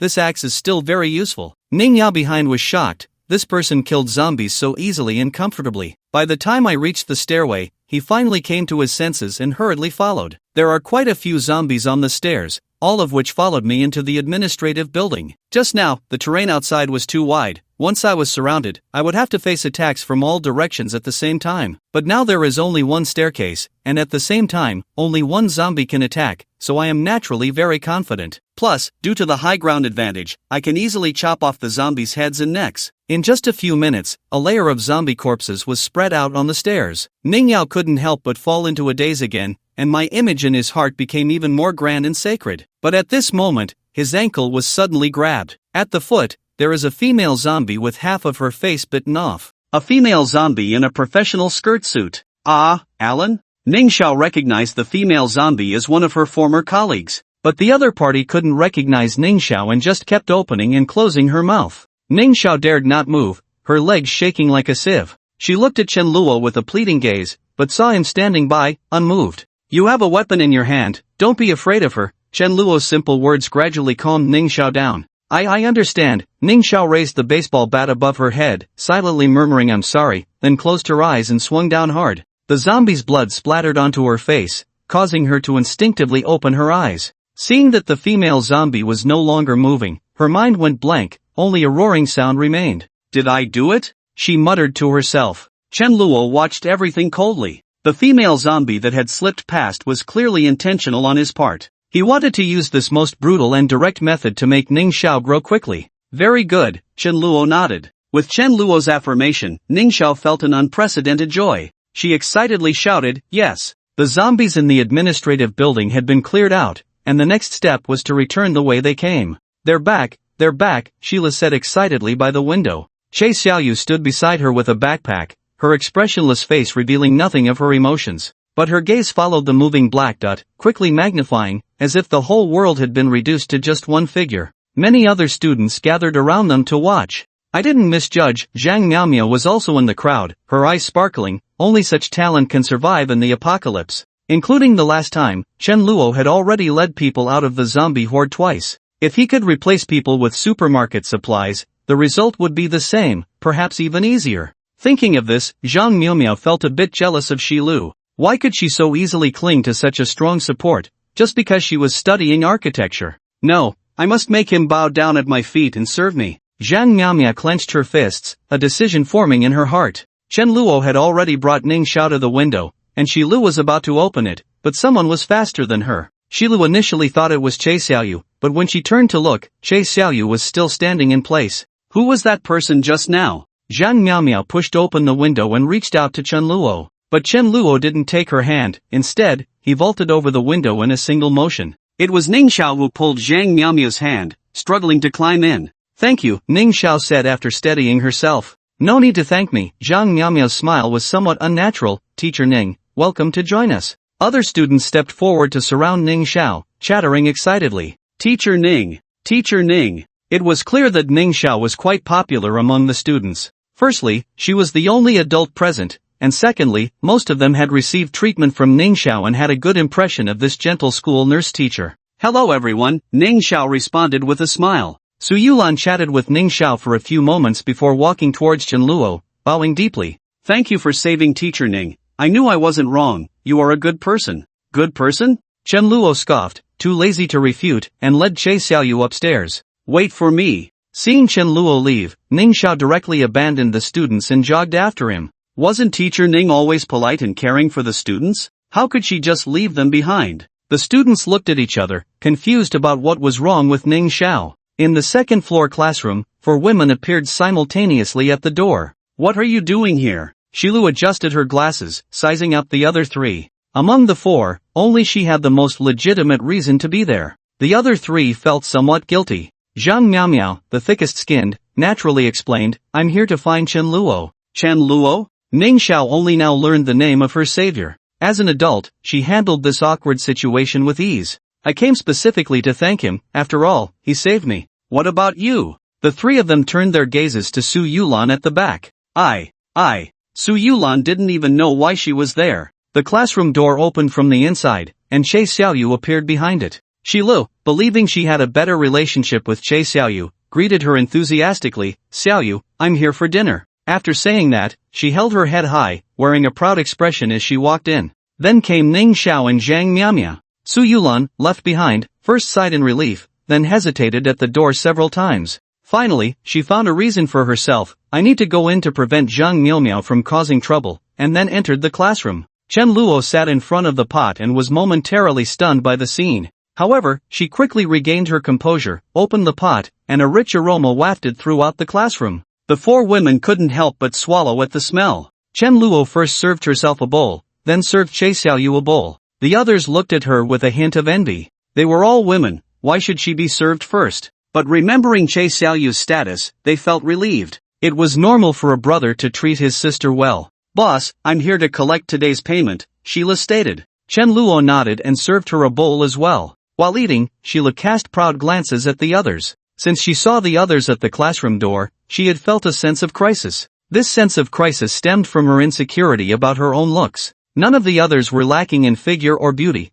especially Su Yulan and Che Xiaoyu, who were practically school beauty level. Ning Xiao had the best figure and exuded a gentle big sister vibe, which pure-hearted boys adored. Zhang Miaomia was not far behind, also quite popular among the male classmates. Only Shilu always felt like a rustic country girl. She feared that once she lost her usefulness, Chen Luo would abandon her. Understanding Chen Luo, Sheila knew that such a thing was very likely to happen. That's why she had her little schemes, trying hard to show how good her relationship was with Chen Luo and Che Xiaoyu in front of the others. Ning Xiao had been hungry for so many days, relying solely on her willpower to hold on until now. Upon smelling the aroma, her reaction was the most unbearable. Her eyes nearly fell into the pot. With the little rationality she had left, Ning Xiao shifted her gaze from the pot to Chen Luo's face. Your name is Chen Luo, right? Thank you for saving me. In the previous critical situation, Chen Luo hadn't looked closely, and it was only now that she saw Ning Xiao's appearance clearly. Her long hair dyed a wine red was full of the charm of a mature woman. Wearing black-rimmed glasses, while they sealed Shili's beauty, honor, they were an adornment, giving her an intellectual feel. Below that, her curves were striking, with the most exaggerated silhouette Chen Luo had ever seen among all the women. The skirt she wore was neither too short nor too long, hugging her voluptuous hips and long legs. Her beauty was recognized by the system. Name, Ning Xiao. Identity, school nurse, teacher. Favorability, 50. Initial encounter reward, not yet obtained medical kit, including 30 types of regular medicines such as hemostatic spray, anti-inflammatory drugs, disinfectants, etc. Medical textbooks, from university to doctorate, first kiss reward, zombie virus vaccine, complete strategy reward, medical room with medical equipment, tertiary hospital standard. Since there had been no physical contact yet, she had not received the initial encounter reward. However, starting with a favorability of 50 was already very high, surpassing Shi Lu and becoming second only to Che Xiaoyu. Chen Luo withdrew her gaze and asked, "Do you want to eat?" Ning Xiao nodded honestly, "Yes. Work for me, and I can give you the same treatment as her, 1 bowl of meat and potatoes a day." Shi Lu, who was happily eating beside her, froze at these words, suddenly finding the meat unappetizing. "No problem." Ning Xiao agreed without hesitation. Chen Luo also served her a bowl, and she immediately devoured it, clearly starving, her eating style rivaling that of Che Xiaoyu. Chen Luo then turned his gaze to the remaining two. These two also met the system's standards, starting with Zhang Miaomiao. Name, Zhang Miaomiao. Identity, gold digger, student, favorability, 10, initial encounter reward, not obtained a car, first kiss reward, 100 square meters of property, complete strategy reward, property area expanded to 1000 square meters. Chen Luo looked and found that the reward car could be civilian or military. From sports cars to SUVs, it could even be an armored vehicle or a tank. 100 square meters of property was also nice, doubling the area of his safe house. It seemed quite necessary to get to know this Zhang Miaomiao. Then there was Su Yulan, the only target Chen Luo had strategized with in his previous life. Name, Su Yulan. Identity, art student, pianist, initial encounter reward, not obtained piano skills, first kiss reward, complete piano scores, complete strategy reward, all artistic talents. Her rewards were still rather lackluster, and Chen Luo lost interest after a glance. He turned back to Zhang Miaomiao. Zhang Miaomiao keenly caught the change in Chen Luo's gaze, and her heart leaped with joy. It seemed Chen Luo was more interested in her than in Su Yulan. Zhang Miaomiao tossed her hair, her eyes full of charm, and sweetly said to Chen Luo, "Excuse me, can I work for you too?" Sheila felt a chill run down her spine, feeling quite nauseous. However, she didn't think Zhang Miaomiao's seduction would work. In Shili's impression, Chen Luo had always been someone who would do anything to survive, a person who could not be captured by beauty. To Shili's surprise, Chen Luo actually nodded in agreement. "Sure, the pay is the same as for the other two." Shili's eyes widened, doubting if Chen Luo had changed. What could this Zhang Miaomiao do? Seduce men? Why should she receive the same treatment? "Thank you, boss," Zhang Miaomiao sweetly called out. As she took the bowl, her fingers seemed to accidentally brush against Chen Luo's hand, and she even threw him a flirtatious glance. This scene was perfectly captured by Shi Lu, who stood behind Chen Luo. "Oomph, vixen. Just a pot of meat had 3 beauties working for him. Who would have dared to imagine that before?" Chen Luo looked at the last one, Su Yulan. Before Chen Luo could speak, she said, "I'm not here to look for a job. I want to ask if you have any extra food to share with the students." "Extra food?" Chen Luo smiled playfully. "Do you think in this world, anyone would complain about having too much food?"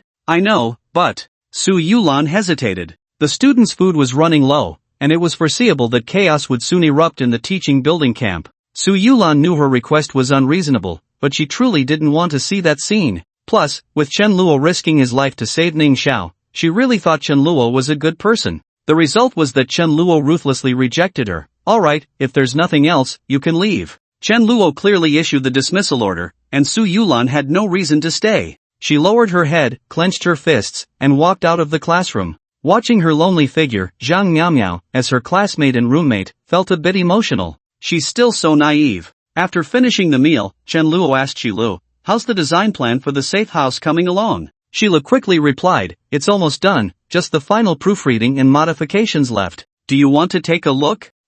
Okay. Shilu brought over her laptop. On the screen was a floor plan, with notes for the rest area, storage room, and other rooms, as well as the exhaust and water pipes drawn out, marked with sizes and scales. Even as an outsider, Chen Luo found it professional. "No problem, no need for modifications, finish the final touches by tomorrow." "Got it." Work has been recognized, and Shilu is still very happy, but she just can't feel joyful, even experiencing a faint sense of loss. Additionally, starting tomorrow, I need to assign you a new task, which requires you to expand on the safe house. It will also be 100 square meters, and the requirements include a planting area, a livestock area, and a prison. As for the timeline, let's say within half a month. Shilu raised her head, her expression very excited. She had always worried that once she completed the design, she would lose her value and be ruthlessly discarded. This worry even made her want to delay her work progress at times. However, out of personal professional ethics, she still completed her work on time, even ahead of schedule. Now, Chen Luo's words undoubtedly relaxed her. At least she wouldn't be abandoned in the short term. Chen Luo then looked at Zhang Miaomiao. Zhang Miaomiao's heart skipped a beat, but she still managed to show a beautiful smile. Come with me, I need to explain your work duties. Boss, is it urgent? How about we take a break first? Zhang Miaomiao was very reluctant, but being soft-hearted, she didn't dare to fall out with Chen Luo and could only choose to delay. Shilu was already displeased with Zhang Miaomiao, and she was eager to take on more work, but Zhang Miaomiao was trying to escape. She immediately said to Chen Luo, if she doesn't want to do it, there are plenty of people who can. Let me handle it. Zhang Miaomiao nodded repeatedly, let her do it, I need to prepare some more. Chen Luo shook his head, no, this work can only be done by you. In Chen Luo's mind, he still had a hierarchy among these women. The highest level was undoubtedly Che Xiaoyu, simply because she would never betray him, which warranted that level. Moreover, she was the only one with combat capability. Next were Shilu and Ning Xiao, who were valuable talents, he could cultivate their goodwill towards him.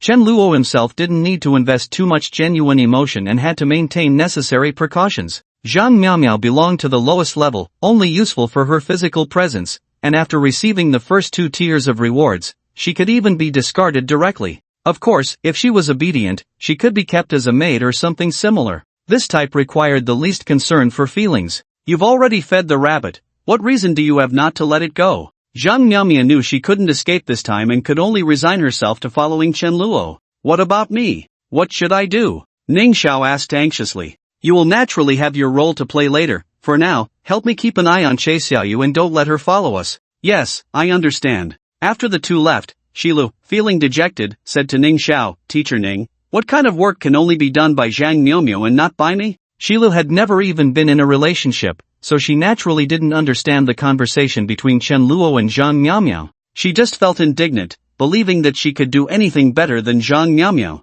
Ning Xiao wasn't much better off than Shilu, but she was more mature, she hadn't experienced it herself, but she had seen it happen. However, Ning Xiao couldn't explain too clearly and could only tell Shilu, ahem, everyone has their own strengths, perhaps Zhang Miaomiao has advantages you haven't noticed? Oomph, what advantages could she possibly have? Shilu muttered softly. Seeing that Sheila didn't continue to press, Ning Xiao breathed a sigh of relief. However, Shili's words still affected her. Ning Xiao also felt anxious, thinking, why would he choose Zhang Miaomiao instead of me? Clearly, I have the advantage in figure. Could it be that he thinks I'm too old? If it were someone else making a move on a student, Ning Xiao would definitely not stand for it. But if it were Chen Luo, Ning Xiao not only wouldn't stop him but would even regret that it wasn't herself. Subconsciously, Ning Xiao had already become afraid to go against Chen Luo. When she came back to her senses, Ning Xiao realized that the girl Chen Luo had instructed her to watch was gone. She anxiously asked, where's Che Xiaoyu? Shilu, did you see where that girl went?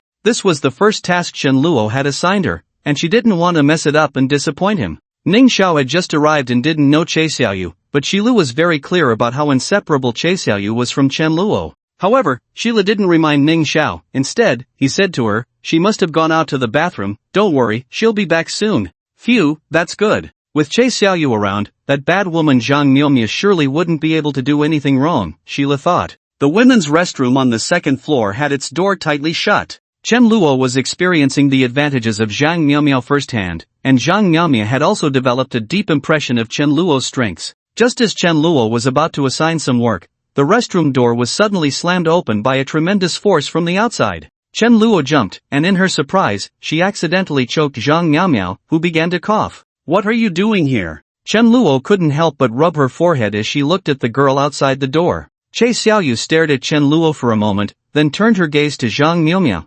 especially noticing the way she wiped the corner of her mouth. For the first time, anger flickered in Che Xiaoyu's eyes, and she even spoke out in frustration. Food, I also want. You can talk now? Chen Luo was surprised but didn't forget to put on her pants. Che Xiaoyu's mind was unusually sharp at that moment, not distracted by the change of topic. The jealousy that once belonged to her as a woman surged to the forefront of her intelligence. Her intuition told her that Chen Luo was secretly giving Zhang Miaomiao special treatment, feeding her delicious food while neglecting her. So, Che Xiaoyu took a few steps forward and went to unbuckle Chen Luo's belt. Stop messing around. While Chen Luo and Che Xiaoyu were tugging at each other, Zhang Miaomiao approached the sink, cupping water in her hands to rinse her mouth. She felt a bit relieved that Che Xiaoyu had shown up in time, otherwise, Chen Luo would have definitely gone all the way. Despite Zhang Miaomiao's seemingly flirtatious demeanor, she was still a novice in such matters. It was inevitable for her to feel a bit nervous and anxious, not wanting to be casually discarded in the women's restroom.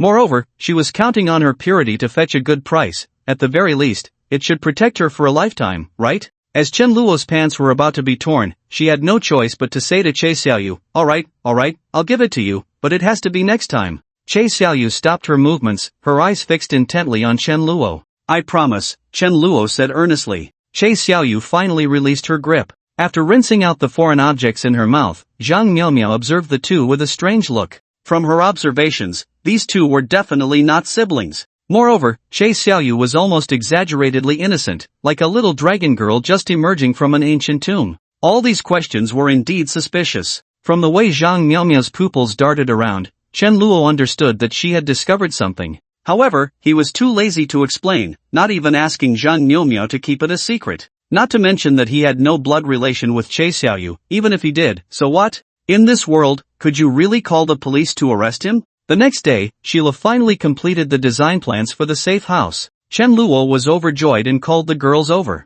Pack up, we're getting ready to move. Move? Where to? Zhang Miaomiao doubted whether Chen Luo had gone mad. The outside was full of zombies. Where could they possibly move to? Another teaching building? Was that even necessary? Don't ask what you shouldn't ask, just pack your things and follow me. Upon hearing Chen Luo say this, Zhang Miaomiao looked at the others, hoping they would help persuade Chen Luo. In her view, going out was undoubtedly a death wish. But since Shilu didn't get along with her, it was impossible to rely on her. Che Xiaoyu would only follow Chen Luo. The only hope was the rational adult Ning Xiao. However, Ning Xiao chose to remain silent under her hopeful gaze. She blindly chose to trust Chen Luo. Zhang Miaomiao couldn't help but rub her forehead. Was she the only smart one here? Chen Luo noticed her hesitation and said bluntly, you can also choose to stay here. After all, he had already obtained the first two rewards. Zhang Miaomiao was of little importance to him. I'll definitely choose to follow you. Zhang Miaomiao was a smart person, staying here would surely lead to death, so it was better to follow Chen Luo. Perhaps he could protect her and help her leave this place. The movement of the five of them attracted the attention of others, who began to whisper among themselves. Where are they going? They can't be trying to go outside, right? Are they crazy? Acting alone is nothing compared to moving with so many people. The danger is incomparable. Good riddance. I've never liked them anyway. An outsider, why should they live with us? Su Yulan was also among the crowd, and upon hearing the student's words, she frowned. Although Chen Luo had rejected her yesterday and spoken harshly to her, she still couldn't just stand by and watch them walk to their deaths. So she stepped out of the crowd and blocked Chen Luo's path. Where are you going? Leaving here, after all, you don't welcome us, do you? Chen Luo's retort left Su Yulan momentarily speechless. What he said was indeed true. From the first day Chen Luo arrived, many had expressed their unwelcoming attitude towards them. At that time, it was mainly due to their identities. But later, Chen Luo's refusal to integrate into the group, along with the fact that he had food but didn't share it with them, intensified this sentiment. The unwelcoming attitude turned into jealousy and hatred. Just as Su Yulan was about to say something, a voice came from behind her. That's right, we really don't welcome you. Su Yulan turned around angrily, and the speaker was Du Yongsheng. After saying this, Du Yongsheng quickly changed his tone, but others can stay. Teacher Ning, you're the school doctor, stay with us, we need you. Du Yongsheng was well aware of the importance of a doctor, so he thought to use the students to morally pressure Ning Xiao. Well, they're trying to poach people right under my nose. Before Chen Luo could speak, Ning Xiao said, there are no medicines here, it wouldn't be of any use for me to stay. I think I should leave. But you're a teacher, even if you do nothing, we would all feel reassured. Du Yongsheng still wanted to persuade her. However, Ning Xiao was not swayed at all. She had made up her mind to follow Chen Luo and leave. He saved my life. If it weren't for him, I would have either starved to death or turned into a zombie, so my life belongs to him, and my fate can only be decided by him. Seeing that he couldn't persuade Ning Xiao, Du Yongsheng had no intention of keeping the others. In his view, apart from Ning Xiao, who had some usefulness, Shila and Zhang Miaomiao were completely burdensome. Especially Zhang Miaomiao, that wretched girl. After rejecting him, she actually turned to Chen Luo. Wasn't that just to annoy him? At this moment, Su Yulan was finally able to interject, angrily saying to Du Yongsheng, how can you say that? Yulan, you also saw it, no one else wants him to stay. Du Yongsheng said with a look of concern for the camp. Do you want him to affect our camp's unity? Du Yongsheng's words left Su Yulan without any arguments. She was completely at a loss. Let's go. Chen Luo said lightly and turned to leave. The other girls quickly followed. We're leaving too. Once they are gone, blocked the exit to prevent some people from regretting and coming back. Du Yangsheng was very pleased. In his view, he had driven Chen Luo and the others away, avenging his previous grievances. Little did he know that Chen Luo had found a better option and had chosen to leave on his own. When Chen Luo and the others climbed out of the back window of the teaching building, Du Yangsheng immediately instructed the male students to lock the window just in case, and had them move tables and chairs to block every window. Now it's foolproof. Du Yangsheng left in a good mood, and the others dispersed after a while. Only Su Yulan silently watched Chen Luo and the others leave. Since the outbreak of the zombie crisis, it was Zhang Miaomiao's first time leaving the teaching building. She was extremely nervous, looking left and right, always ready to run. What reassured her slightly was that there were no living zombies around, only the corpses of zombies scattered everywhere. All of this was the work of Chen Luo and Che Xiaoyu. Standing in front of the empty space behind the school, Chen Luo stopped. "Why aren't we moving? There aren't any zombies right now, let's hurry up," Zhang Miaomio said anxiously. "We've arrived." Arrived? Here? He couldn't be so stressed that he was really going crazy, could he? This was what Zhang Miaomio was thinking at that moment. If she had known earlier, she wouldn't have put all her hopes on Chen Luo. Chen Luo didn't have time to care about what Zhang Miaomio was thinking, his mind was entirely focused on the system. System, extract property reward. Detected design blueprints. Should the house be built according to the blueprints? Yes. As Chen Luo's thoughts moved, a foundation was laid on the originally empty ground, followed by metallic walls falling into place. It was as if they were being assembled like in a survival game. A seemingly ordinary matchbox, which actually concealed great potential, rose from the ground. Zhang Miaomiao, Ning Xiao, and Shilu were already astonished, unable to close their mouths when the first building material appeared. Shilu was the first to recognize that the structure of this building was entirely based on her drawings. She looked at Chen Luo in shock. "This isn't what I drew." "That's right. But, you don't need to understand, just know that I am capable of anything." With these words, a layer of mystery enveloped Chen Luo's image in their hearts. Zhang Miaomiao changed her previous negative emotions, feeling ecstatic inside, wishing she could offer herself to Chen Luo on the spot. "I knew my judgment would never be wrong." Ning Xiao was the most indifferent among the girls, aside from Che Xiaoyu. From the moment Chen Luo saved her, she was convinced that he was not an ordinary person, he was the savior sent by heaven to rescue her. Since he was a savior, it was reasonable for him to build a structure out of thin air, right? Chen Luo saw that, except for Che Xiaoyu, the favorability panels of the others had all increased. Ning Zhao's rose by 5 points, Shi Li's by 20 points, and Zhang Miaomiao's was the most exaggerated, increasing by a full 30 points. Of course, this was also related to Zhang Miaomia having the lowest favorability. "Let's go." Chen Luo closed the system and walked towards the door. The door of the safe house was also made of titanium alloy, with an electronic fingerprint lock beside it.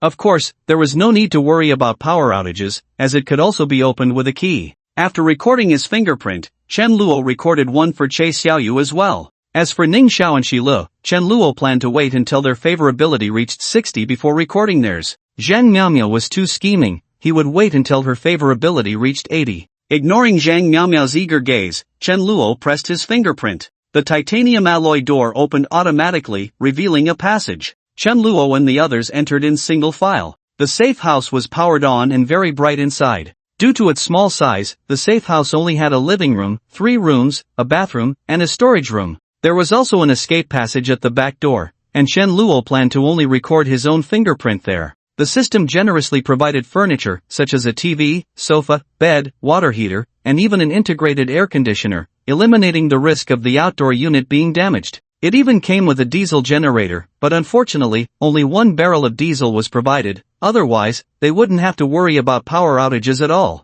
After the girls entered, they curiously looked around, occasionally gasping in surprise. "Oh my gosh, there's actually a bathtub in the bathroom, and hot water. Wow, this big storage room even has refrigeration, that's great. Shilu, isn't this house designed by you? Why are you so surprised?" "Just because I designed it doesn't mean I can't be amazed. This is the first time I've seen my drawings come to life, and it happened in the blink of an eye, it's simply fulfilling." Listening to them, Chen Luo felt that saying he wasn't happy would definitely be a lie. And this was just the beginning. As long as he kept completing favorability tasks, his safe houses would increase, and the functions would become more and more abundant. A garage, basement, studio, medical room, and even an indoor swimming pool were no longer just dreams. "Let's assign the rooms," Zhang Miaomio suggested. "The boss gets his own room, and I share one with Shilu, while teacher Ning and Che Xiaoyu share another." As soon as she finished speaking, someone immediately objected. I don't want to share a room with you, I want to be with Teacher Ning, Sheila shouted. Che Xiaoyu silently tugged at Chen Luo's sleeve. Alright, then the boss and his sister can share a room, Sheila with Teacher Ning, and I'll take a room by myself. Sheila still disagreed. Why should you get a room to yourself? You all saw the situation with the boss and his sister, and since you won't share with me, I can only stay alone, Zhang Miaomia said, feigning helplessness. I have an idea, you can sleep in the living room by yourself. Sheila, are you deliberately trying to make things difficult for me? Exactly. Seeing that the two were about to argue, Chen Luo raised his voice. Alright, stop arguing. Let's go with Zhang Miaomiao's arrangement, there will definitely be new people joining later. With Chen Luo's words, the two stopped quarreling. Sheila pulled Ning Xiao back to their room to set things up, and Zhang Miaomiao did the same, closing the door and busying herself with something inside. Chen Luo initially wanted to explore the safe house, looking for any flaws or unreasonable designs, but Che Xiaoyu held onto him, looking up at him expressionlessly. Sleep, she pointed to the remaining room. It's only just 1 o'clock, come on. There was no way around it, Che Xiaoyu's big eyes were too persuasive. Moreover, Chen Luo had been on edge for so many days and really needed to relax and rest. Chen Luo lay down on the bed, and Che Xiaoyu nestled beside him, burrowing into his arms like a caterpillar. Chen Luo had no choice but to turn over and hold her, only then did she stop moving. Before long, Chen Luo fell into a deep sleep. As a zombie, Che Xiaoyu didn't feel tired. She buried her face in the spot on Chen Luo's chest, feeling his heartbeat. At the teaching building camp, some students discovered a building that had seemingly appeared out of nowhere and immediately reported it to Du Yangsheng. Du Yangsheng was puzzled, he had no recollection of this strange house behind the school. Yet, in his memory, it seemed like that house had always been there. After all, Du Yangsheng had not witnessed the safe house's sudden emergence and was influenced by Chen Luo's system. Subconsciously, he felt it was reasonable for the house to be there. Did you say you saw someone bring people into that house? Du Yangsheng asked the reporting student. Yes, I saw it with my own eyes. The student hadn't seen how the house appeared, he had accidentally caught a glimpse of Chen Luo and the others going in through the window and hurried to report it to Du Yangsheng. This is really strange, Du Yangsheng said, feeling frustrated. Du Xiao, that house looks pretty safe, why don't we go take it back? A student suggested. Are you stupid? If we want safety, our building is more than enough. Do you think zombies can get in? Why would we leave such a large space to squeeze into a small house? Is it you who's lost your mind or me? Ha, that's true, the student scratched his head, chuckling awkwardly. Alright, let's not worry about them, our building is the best shelter, no need to envy others. Du Yangsheng waved his hand dismissively, not caring at all about the extra building. When Chen Luo woke up, it was already 5 in the afternoon. In his groggy state, he felt a small hand moving beneath him. Startled, he instantly woke up and grabbed the mischievous hand. What are you doing? Chen Luo looked at the culprit, Che Xiaoyu. Che Xiaoyu blinked her eyes, not saying a word. Don't play dumb with me, I know you understand, Chen Luo said, pinching Che Xiaoyu's round little face. Hungry. It turned out she was hungry and didn't want to wake Chen Luo, so she decided to help herself. Unfortunately, she was clueless and had been busy for a long time without producing anything. Alright, I'll get up and make you something to eat, Chen Luo said, putting on his pants and walking to the living room, where he saw the other three. What are you looking at? Chen Luo asked curiously. Boss, you should look at the surveillance, Shi Lu shouted. Chen Luo walked over in confusion, and the surveillance screen displayed the scene outside the safe house, with sporadic little white dots falling and quickly disappearing. Seeing this, Chen Luo furrowed his brows. Is that willow fluff? Sheila couldn't help but ask. No, it's snowing. Ning Xiao, being from the north, recognized what the little white dots were at a glance. But the other two locals couldn't believe it. But this is Binhai City. I've never seen it snow here since I was born. And it's late July, early August, right? It's still summer, isn't it? How could it possibly snow in summer? Ning Xiao was also puzzled. Her knowledge couldn't explain this strange weather phenomenon. It's here again. Only Chen Luo knew why such a phenomenon was occurring. The second wave of the apocalypse crisis, natural disasters, had finally arrived. According to his memories from his past life, this snow would last for 3 days, and the temperature would drop increasingly, reaching nearly -100 degrees by the 3rd day. It would be so cold that the water vapor from breathing would freeze, and even urinating outside would result in freezing temperatures. No, I can't just sit and wait for 3 days. Since the snow has just started, I need to prepare more supplies. Chen Luo thought to himself. Shi Lu, do you know what your school supermarket sells? Shi Lu was taken aback for a moment, but seeing Chen Luo's serious expression, she began to explain earnestly. It turned out that Binhai University, being the best university in Binhai City, had a shopping area that was second to none. Although it was called a supermarket, it was more like a small shopping mall. From snacks and food to daily necessities and study supplies, it was enough for the students of Binhai University to buy everything they wanted without leaving the campus. So, a trip to the supermarket was very necessary. But not now, they had to wait a bit longer. This wait lasted until the next day. After Zhang Miaomiao and the others had lunch, they heard Chen Luo say, "Zhang Miaomiao, Ning Xiao, you two are preparing to go out with me and Xiaoyu." Zhang Miaomiao's face immediately fell. If she could, she would want to stay in the safe house for the rest of her life without going out. So she pouted at Chen Luo and said, "Can I not go out?" Chen Luo replied expressionlessly, "You can, but my territory doesn't keep useless people, please leave." "I'll go then," Zhang Miaomiao quickly said. After experiencing the comfort and safety of this house, who would want to go back to the teaching building? Is it really necessary to be this serious? Can't I even ask? She muttered softly. Chen Luo ignored her and added, "Remember to wear more. If you don't have thicker clothes, wear several short sleeves and pants, and don't wear skirts." "What about me?" Shi Lu, seeing that Chen Luo had overlooked her, quickly reminded him. "Your job is to draw design plans. Don't worry, I won't casually kick you out." With Chen Luo's assurance, Shi Lu immediately breathed a sigh of relief. She thought she had become one of those useless people in Chen Luo's eyes. "I'll give you 5 minutes, see you at the door in 5 minutes. When Zhang Miaomiao and Ning Xiao came out of the safe house, they finally understood how important Chen Luo's request was. Overnight, the outside world seemed to be wrapped in a layer of white snow. The snow on the ground was ankle deep. Stepping on it caused one to sink in, affecting their mobility. The key was that it was still snowing heavily, with visibility reduced to about 5 meters. The most unbearable part was the severe cold outside. The surface temperature was estimated to be close to zero. Although Zhang Miaomiao and Ning Xiao had worn several layers of clothing, they still couldn't withstand the cold, hugging their arms and trembling.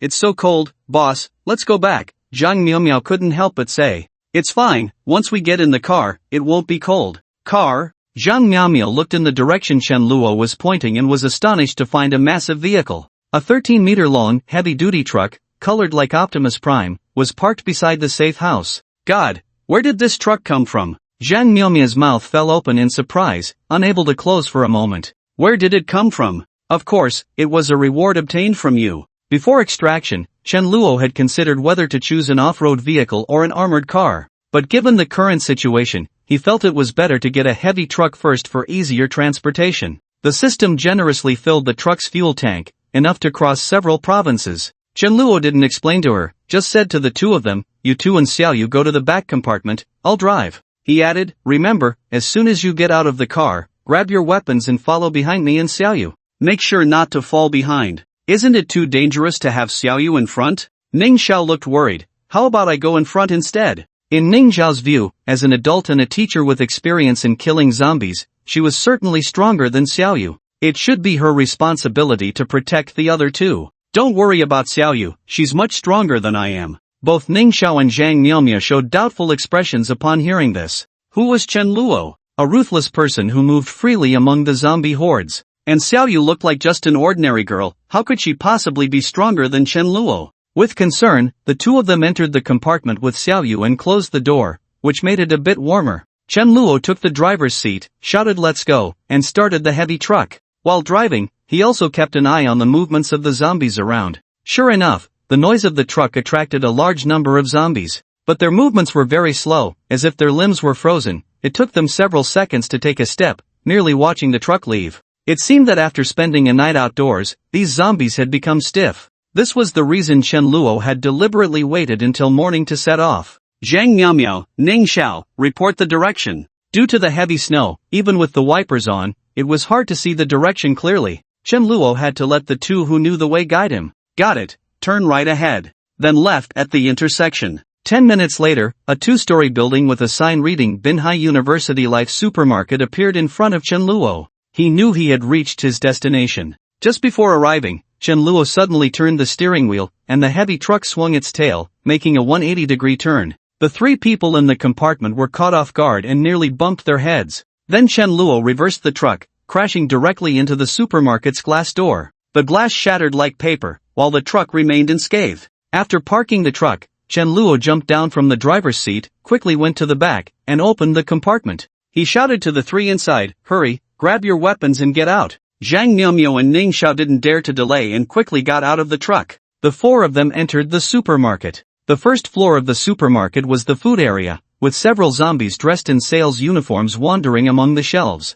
Ning Xiao, Zhang Miaomio, you two move the food to the truck, Xiao Yu and I will clear the zombies. Understood. Ning Xiao unconditionally trusted Chen Luo, and although Zhang Miaomio hesitated a bit, she complied as well. Chen Luo approached the zombies with a fire axe. The zombies here were in much better condition than outside, they hadn't frozen stiff, and their mobility was hardly affected. However, their numbers were too few and scattered across the entire first floor, posing little threat to Chen Luo. With one swing of his axe, he took down each zombie, and he had cleared most of them without needing Xiao Yu's help. After surveying the area and feeling there was no danger, he said to Xiao Yu, you stay here to protect them, I'll go upstairs to continue clearing. Xiao Yu was somewhat reluctant but stayed behind. With her there, Chen Luo confidently made his way up the stairs to the second floor. The second floor had several independent shops, selling various kinds of food and even a milk tea shop. The flow of people on this floor is greater than on the first floor. In addition to the employee zombies, there are also quite a few student zombies. At first glance, there are more than a dozen. If they don't take care of these zombies, Ning Xiao and the others won't be able to focus on moving. Then let's do this, Chen Luo said, twirling the fire axe and charging at the zombies. On the first floor, Zhang Miaomia had been feeling uneasy ever since she saw Chen Luo go upstairs. While moving things, she had to glance around nervously, afraid that there might be a zombie that Chen Luo missed lurking around the corner. Fortunately, she wasn't attacked until she filled a bag with high-calorie snacks. But just as she was heading towards the truck with the bag, a zombie came in from outside, blocking the way in front of the truck. Teacher Ning, there's a zombie! She screamed. Hearing the shout, Ning Xiao dropped what she was holding, grabbed a baseball bat, and rushed out to protect Zhang Miaomio. Looking at the staggering zombie with skin frozen and turning blue, Ning Xiao felt extremely tense. Although she had killed a zombie before, that one was immobile. The one in front of her could move, and if it bit or scratched her, she would also become an ugly zombie. How could Ning Xiao not be nervous?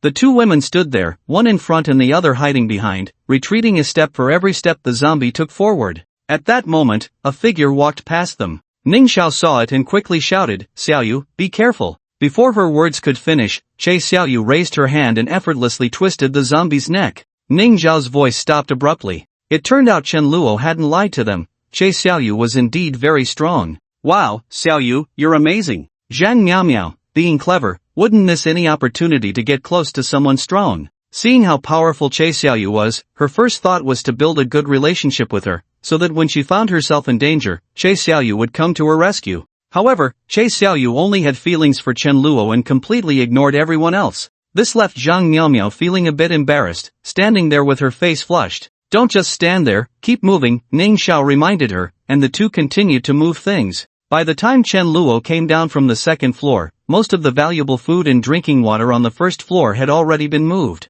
Zhang Miaomio approached Chen Luo as if seeking credit and said, Boss, I found the entrance to the supermarket's warehouse, and the food inside is all in boxes. Well done, Chen Luo rarely praised her, you can take a hot bath when we go back. Previously, Zhang Miaomio had been overjoyed to see the bathtub and wanted to take a bath, but Chen Luo had refused her on the grounds of conserving water. She had been sulking about it for a long time. Sure enough, upon hearing Chen Luo's reward, Zhang Miaomio's eyes lit up, and she gratefully said, Thank you, boss. I've cleared out the zombies on the second floor. You and Ning Xiao can go up to move things, mainly winter clothes and blankets. Yes. After they went up, Chen Luo went to check the warehouse that Zhang Miaomio mentioned. Almost half of the items had been moved, and considering the limited capacity of the truck, the rest would have to be left behind. In a corner, Chen Luo was pleasantly surprised to find 2 gasoline generators and 4 large barrels of gasoline. These were valuable items, and Chen Luo naturally wouldn't let them go. After Ning Xiao and the others made a few trips, he called them over to help move the generators and gasoline onto the truck. This trip yielded a rich harvest. Just the food and drink alone would be enough for them to use for several years. The biggest surprise was the 4 barrels of gasoline found in the warehouse. Each barrel should be a standard 200 liters, enough to power for hundreds of hours or fill up a heavy truck's fuel tank. On the way back, everyone was in a good mood. Zhang Miaomio even started humming a song. In stark contrast to their relaxed and cheerful atmosphere was the student camp in the teaching building. Dozens of students huddled in a classroom, tightly closing the doors and windows to keep warm. They stripped clothes off the corpses and piled textbooks in the middle of the classroom to set on fire. The temperature in the classroom had only risen to a barely bearable level. However, in this state, it was impossible to go out in search of food, and they were plunged into despair from hunger and cold. Just then, they heard what seemed to be the sound of a vehicle passing by outside the teaching building. Immediately, a student rushed to the window to look out. Through the snow curtain, he seemed to see a large truck, and he suddenly shouted excitedly, "There's a truck! There's a truck outside!" The other students also became agitated. "Is it rescue coming? Is it rescue coming?" Du Yangsheng pushed aside the student by the window, and upon seeing the heavy truck, his emotions soared. Could it really be that my dad sent someone to rescue me? Apart from this reason, Du Yangsheng couldn't think of anyone else who would drive such a truck to the school. "It must be someone my dad sent," Du Yangsheng said confidently. After a few days of being the troublemaker, most of the remaining students were followers of Du Yangsheng. Therefore, as soon as he spoke, dozens of students responded. Du Yangsheng worried that there were too many people and too much noise, so he only called out to 10 he trusted more. As a result, when they marched down to the first floor, they found that the way out was completely blocked. They could have climbed out through the window, but on the day Chen Luo left, Du Yangsheng, worried that Chen Luo might return, had called for people to block all the windows. Now it had turned into a stone that hurt his own foot. Before going out, they had to grunt and move the desks and chairs. Fortunately, there were many of them, and they only needed to clear one window, so they quickly made an exit. The moment they opened the window, a fierce wind swept in, bringing a blizzard with it. The room temperature dropped instantly to match the outside temperature. The thin summer clothes on everyone could not withstand the bone-chilling cold, and they immediately began to shiver like leaves in the wind. "Brr, it's so cold. Why is it snowing in the middle of summer? Shouldn't we just go back?" Even before they set off, some were already having second thoughts. As the leader, Du Yangsheng could only encourage them, "Everyone, hold on a bit longer. The most important thing right now is to connect with the rescue team. With this heavy snow, they can't see us at all, they might just retreat, and that would be the real disaster. Think about it, there must be air conditioning, warm clothes, and hot food in that truck. Don't you want any of that?" With his excellent ability to paint a picture, Du Yangsheng successfully boosted their morale. The group, invigorated, climbed out of the window one after another and quickly moved toward the direction of the heavy truck. Chen Luo had parked the truck in front of the safe house. Zhang Miaomio and others had already changed into down jackets and were busy moving supplies from the truck into the safe house. When Zhang Miaomio paused to rest, she occasionally looked up and saw vague figures in the distance through the snow. The first thing that came to her mind was zombies. After all, in this cold weather, it was impossible for any living person to be out and about. Zhang Miaomio found Chen Luo and reported her discovery to him. "It's fine, you all keep moving, leave the rest to me and Xiaoyu." After seeing Chen Luo so calm, Zhang Miaomio felt a strong sense of security and no longer panicked, returning to continue moving supplies. Chen Luo and Xiaoyu stood ready. As the figures drew closer, the observant Chen Luo noticed something was off. That couldn't possibly be a zombie. Zombies wouldn't hunch their necks. Even so, Chen Luo became tense. He knew all too well that in the apocalypse, the most terrifying thing was not the zombies or natural disasters, but the human heart. He had seen some survivors gather together in his past life, forming a gang that specialized in robbing others of their supplies. Especially for someone like Chen Luo, who lived alone, hoarding a large amount of supplies, and whose safe house was not hidden, it was particularly easy to be targeted. This was the so-called "while the neighbor hoards grain, I hoard guns, the neighbor is my granary."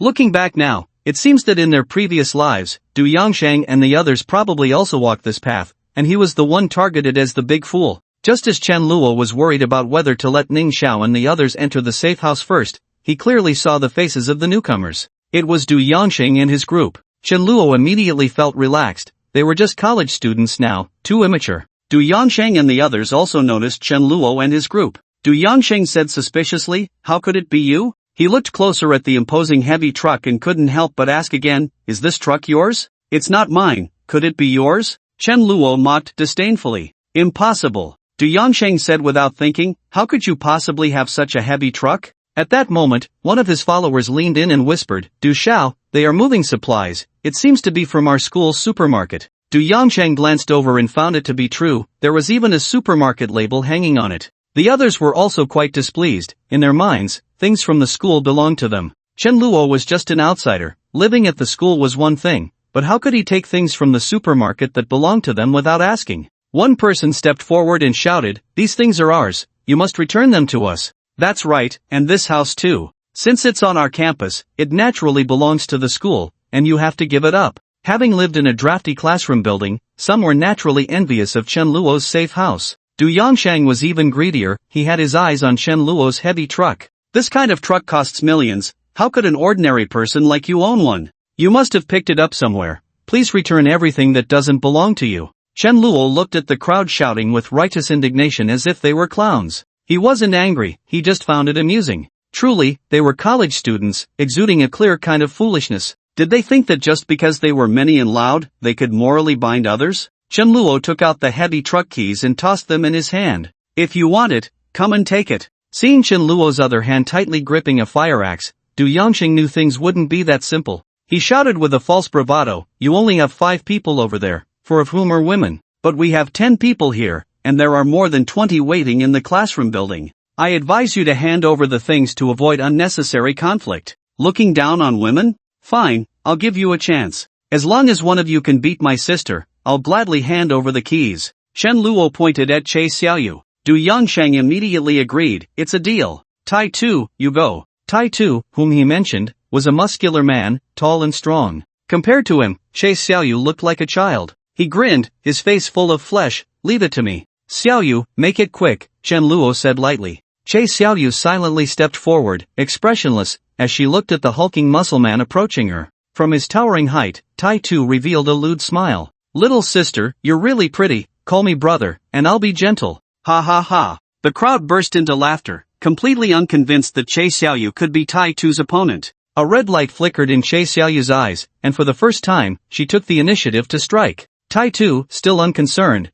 casually raised his large hand to swat at her. Just that one hand was as big as Che Xiaoyu's head. With such a huge disparity, how could Che Xiaoyu possibly win? Che Xiaoyu stood still, as if stunned by fear. Some people closed their eyes, unable to bear the sight of a blossoming young girl being beaten to a pulp. Just as Tai Tu's large hand was about to land on Che Xiaoyu's head, he stopped. The people behind Tai Tu did not see what happened. One person impatiently urged, can Tai Tu stop being so tender-hearted? I'm about to freeze to death. Someone with sharp eyes noticed something was off. Is there something extra on Tai Tu's back? As everyone focused, they discovered that the extra thing was actually a hand. The fingers of the hand were closed tightly around a dark red object, which was still pulsating. As Che Xiaoyu withdrew her hand, Tai Tu, towering at 2 meters, collapsed heavily to the ground. A large hole appeared where his heart should be, and the contents had vanished. A few people quickly rubbed their eyes, only to realize that Che Xiaoyu was gripping a heart in her hand. At that moment, Che Xiaoyu's right arm was drenched in blood, with droplets falling to the ground, staining the pure white snow red. This image was both enchanting and eerie. After a long pause, someone finally snapped back to reality and let out a terrified voice. To pierce a chest with bare hands was something no normal person could do. The courage that Du Yongsheng and the others had mustered vanished in an instant. Everyone turned and fled, and Du Yongsheng, who had once been surrounded by many followers, suddenly found himself alone. Did Du Yongsheng want to run? No, at that critical moment, he tragically discovered that his legs had gone weak and he couldn't muster any strength. Damn it, damn it, damn it, he cursed repeatedly, turning to shout at the backs of the students, don't leave me behind. But they ignored him, even running faster. Seeing this, Du Yongsheng cursed, you unreliable bastards, when I get back, you'll pay for this. Unfortunately, you won't be going back. Du Yongsheng froze, turning to find Chen Luo standing in front of him, wielding a fire axe. Brother, give me a break, Du Yongsheng tried to plead, resorting to the old trick that never failed, as long as you don't kill me, when my rescuers arrive, I'll definitely take you with me. But Chen Luo remained silent. You can't kill me, do you know who my dad is? My dad is, Du Yongsheng, seeing that soft tactics weren't working, decided to take a hard approach, but halfway through, it turned into a scream. It turned out that Chen Luo had struck his leg with the axe. The excruciating pain caused Du Yongsheng to collapse to the ground, blood instantly soaking his pants. How could I kill you? Chen Luo smiled broadly, but to Du Yongsheng, he looked like a terrifying demon. You owe me 2 lives, if I let you die too easily, how could I be satisfied? What 2 lives? What does that have to do with me? Du Yongsheng couldn't understand Chen Luo's words at all. It's fine, you'll understand soon enough. Chen Luo left Du Yongsheng and searched the snow for a while, suddenly pulling out a zombie's corpse. What do you want to do? Du Yongsheng gritted his teeth against the pain, watching as Chen Luo approached him. Do you know what it feels like to become a zombie? Chen Luo patiently began to explain to Du Yongsheng. First, you'll feel your body becoming uncontrollable, your limbs turning incredibly stiff, your brain producing hallucinations, and your ears hearing things that aren't there.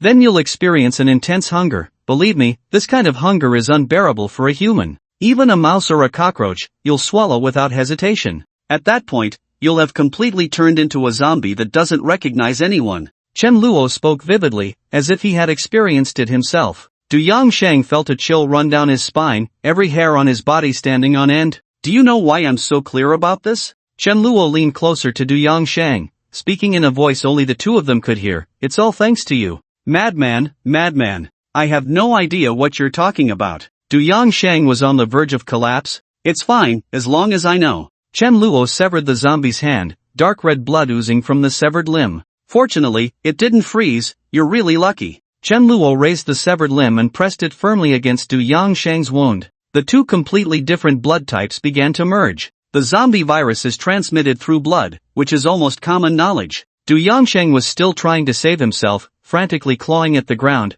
wanting to escape, but Chen Luo followed behind him at a leisurely pace. 2 minutes later, Du Yangsheng's consciousness gradually became blurred, and his movements slowed down. I thought you could hold on a little longer, Chen Luo said with some regret. He knew how torturous and exhilarating it was in the moment before turning into a zombie. Therefore, the longer Du Yangsheng could hold on, the greater the satisfaction of revenge for Chen Luo. Du Yangsheng's pupils completely turned red, and he let out a roar, turning to pounce at Chen Luo's legs. After easily dodging, Chen Luo said lightly, "First life." Then he raised the fire axe and struck Du Yangsheng on the head. 1 chop, 2 chops, 7 chops, 8 chops. The resentment from his past life was gradually vented with each falling axe. It wasn't until Du Yangsheng's head was chopped beyond recognition that Chen Luo finally stopped. Breathing heavily, he said, "This is the second life. We are even now. Chen Luo, are you okay?" Ning Xiao first glanced at Du Yangsheng's corpse, then asked Chen Luo with some concern. To be honest, Chen Luo's earlier state was quite frightening, as if he had gone mad. Moreover, there is a difference between killing zombies and killing people. Seeing a living person being killed, others inevitably felt a sense of sorrow for the dead. Zhang Miaomiao and Shilu were so scared that they hid in the safe house. Only Ning Xiao, worried about Chen Luo's condition, asked a question. "I'm fine, I'm doing great." Seeing that Chen Luo was still conscious, Ning Xiao breathed a sigh of relief. It seemed there was some hatred between Du Yangsheng and Chen Luo, which was why Chen Luo acted this way. After relaxing, Ning Xiao couldn't help but laugh at herself. When did she become so indifferent to human life? If it were in the past, she would never accept that someone killed another person out of personal vendetta. Moreover, that person was her student. Forget it, I won't think about it too much. He saved my life. Even if he is a demon king, I will follow him and be a little demon beside the demon king. Ning Xiao's favorability. Hearing the system's prompt, Chen Luo was taken aback. Ning Xiao's favorability rose to 65, changing from friendly to liking, which left him somewhat puzzled. His tone towards Ning Xiao softened considerably. "You continue to direct them in moving supplies. Where are you going?" Ning Xiao asked. "There are a few stragglers. I won't feel at ease until they're dealt with." Inside the teaching building, the remaining students were guarding the windows, waiting. Each window was crowded with people, eagerly gazing into the distance. Finally, they saw the returning advance team. They shouted excitedly, "They're back! They're back! We're saved!" However, some calm individuals noticed something was off. Why are there too fewer people? And why do they look so flustered, as if they were being chased? His words doused the high spirits of the crowd with cold water. They instinctively looked at Su Yulan. With her beauty and kindness, she had won the favor of all the students in the camp by sincerely helping everyone. Therefore, when Du Yangsheng was not around, these students only listened to Su Yulan's commands. Su Yulan thought for a moment and said, "Let's go downstairs to meet them and ask what happened." The more than 20 students left in the classroom followed Su Yulan out, arriving on the first floor just in time to collide with the 9 who were clumsily climbing in through the window. Su Yulan scanned the room but did not see Du Yangsheng, her brows furrowed. "Where is Du? Why didn't he come back with you?" The 9 sat on the ground, panting. Upon hearing Su Yulan's question, they exchanged glances, and no one dared to tell the truth. They couldn't just say they had left Du Yangsheng behind and ran away, could they? The bespectacled man was among the 9. He nervously pushed up his glasses and said, "Du Xiao. He was left behind by that outsider." "Outsider? Is it him?" Su Yulan's mind conjured up Chen Luo's face. She was even more confused and anxiously asked, "What exactly happened? Didn't you go to meet the rescue team?" The 9 of them began to explain all at once. "We were tricked. That heavy truck wasn't here to rescue us at all. It was carrying that outsider. They took away the supplies from our supermarket, and Ironhead demanded they return them, but he was brutally killed. He was killed by a monster. Du Xiao went up to reason with them, and as a result, Based on the words of the nine, Su Yulan finally pieced together the complete story. Are you saying that outsiders somehow got a heavy truck and raised a monster, which killed Iron Head, and Du Tongxue was forcibly kept by them? Yes, the nine replied in unison. This story was full of holes, and Su Yulan couldn't believe it, but the fact that Du Yangsheng hadn't returned was undeniable. In any case, Du Tongxue is in his hands now. I'll go out and make him return the person. No. If you go there, it's like a sheep entering a tiger's den, the bespectacled boy advised. Su Yulan still refused to believe that Chen Luo would kill. In her eyes, although Chen Luo was a bit cold, he risked his life to save teacher Ning, which showed that he wasn't a bad person at heart. Little did she know that Chen Luo saving Ning Xiaobing was merely a coincidence, and it was only because she was worth saving. She said, "Don't worry, I won't be in any danger. Besides, teacher Ning and Zhang Miaomiao are also here." Just as Su Yulan finished speaking, a melodious and loud music suddenly blared. Who is playing music? Some students, caught off guard, looked up to check. It's the broadcast. Someone realized the danger. Not good, the music will attract zombies. As soon as this was said, everyone panicked. Hurry, turn off the speaker. I'll go get a broom. Someone quickly ran into the classroom to grab a broom, jumping to hit the speaker, but always just missed. I can't reach it. I'll hold you. Grab anything nearby and smash it. Su Yulan was the only one present who could still remain calm. She shouted, hitting the speaker is useless. There are 4 more floors above, each with a speaker, there's no time. A few people come with me to the broadcast room to turn off the music. But at that moment, the corridor was in utter chaos, with various sounds of banging and shouting blending together. Coupled with the incessant broadcast music, Su Yulan's voice was completely drowned out. With no other choice, Su Yulan had to go alone to the broadcast room on the 5th floor. However, when she reached the 3rd floor, the stairs leading up were blocked. Su Yulan had no time to move the obstacles and could only carefully climb over the piled-up desks and chairs. We have to hurry. We must turn off the broadcast before the zombies break into the teaching building. In her urgency, Su Yulan accidentally stepped into empty space, her calf sinking down, and she immediately felt a sharp pain. Hiss, Su Yulan gasped, looking down to find a 5-centimeter wound on her calf caused by a table leg. Blood gushed from the wound, dyeing half of her calf red. With no time to bandage the wound, Su Yulan had to endure the pain and pulled her leg out, struggling to turn over and reach the 4th floor. There were a large number of zombies on the 4th floor of the teaching building, but fortunately, they were all attracted by the speaker, rushing to reach it, just like the students on the 1st floor. Su Yulan bent down, making no sound, and quickly passed through the 4th floor stairs. Finally, she arrived at the door of the broadcast room on the 5th floor. Su Yulan twisted the doorknob. The door to the broadcast room was not locked, and she successfully opened it. What Su Yulan saw was a man with his back to her, leisurely resting his legs on the desk. Next to him was the broadcasting station that was turned on. Hearing the door open, the man turned his chair around. Upon seeing the man's eyes, Su Yulan was surprised and covered her mouth, saying, "It's you? Are you surprised?" Chen Luo looked at Su Yulan leisurely. Su Yulan didn't have time to ask Chen Luo why he was here. She quickly shouted, "Turn off the broadcast. You'll attract all the zombies. That's exactly the effect I want." What? Su Yulan widened her eyes in disbelief. Why would you do this? Don't you know this will get everyone killed? They all deserve it. Chen Luo stood by the window, his gaze deep as he looked down. The zombies around had already reached the bottom of the teaching building, frantically battering the doors and windows, and the barricade of desks and chairs was on the verge of collapse. Listen, I don't know what Du Yangxing and the others did to provoke you, but debts should be paid to the right people. Many students here are innocent. Su Yulan was so anxious that she completely lost her elegant demeanor. No, no one is innocent, including you. Su Yulan was momentarily stunned, then reacted, if you're blaming Du Yangxing for driving you away and we didn't speak up for you, then I apologize on their behalf. Chen Luo just shook his head. That's not what I'm talking about. He referred to how these students, under Du Yangxing's leadership, had participated in the process of killing him in his past life. And if apologies were effective, what would the police be for? Just as Su Yulan was at her wits' end trying to find a solution, the defense on the 1st floor was finally breached by the zombies. As the first zombie charged into the building, the terrified screams of the students drowned out the broadcast music, reaching the 5th floor. Su Yulan clenched her fists, wanting to rush forward and turn off the radio. But Chen Luo was always blocking her way, and she couldn't get around him. In desperation, Su Yulan cried out to Chen Luo, "Please, just for the sake of letting you in back then, turn off the broadcast." Do you really think I came to Binhai University by chance? What do you mean? Su Yulan asked, her eyes red. In fact, I came specifically to take revenge on you. The moment I found you, the outcome was already decided. Hearing this, Su Yulan's feelings of guilt and regret peaked. If she had known Chen Luo was this kind of person, she shouldn't have insisted on letting him in, which ultimately led to the death of all her classmates.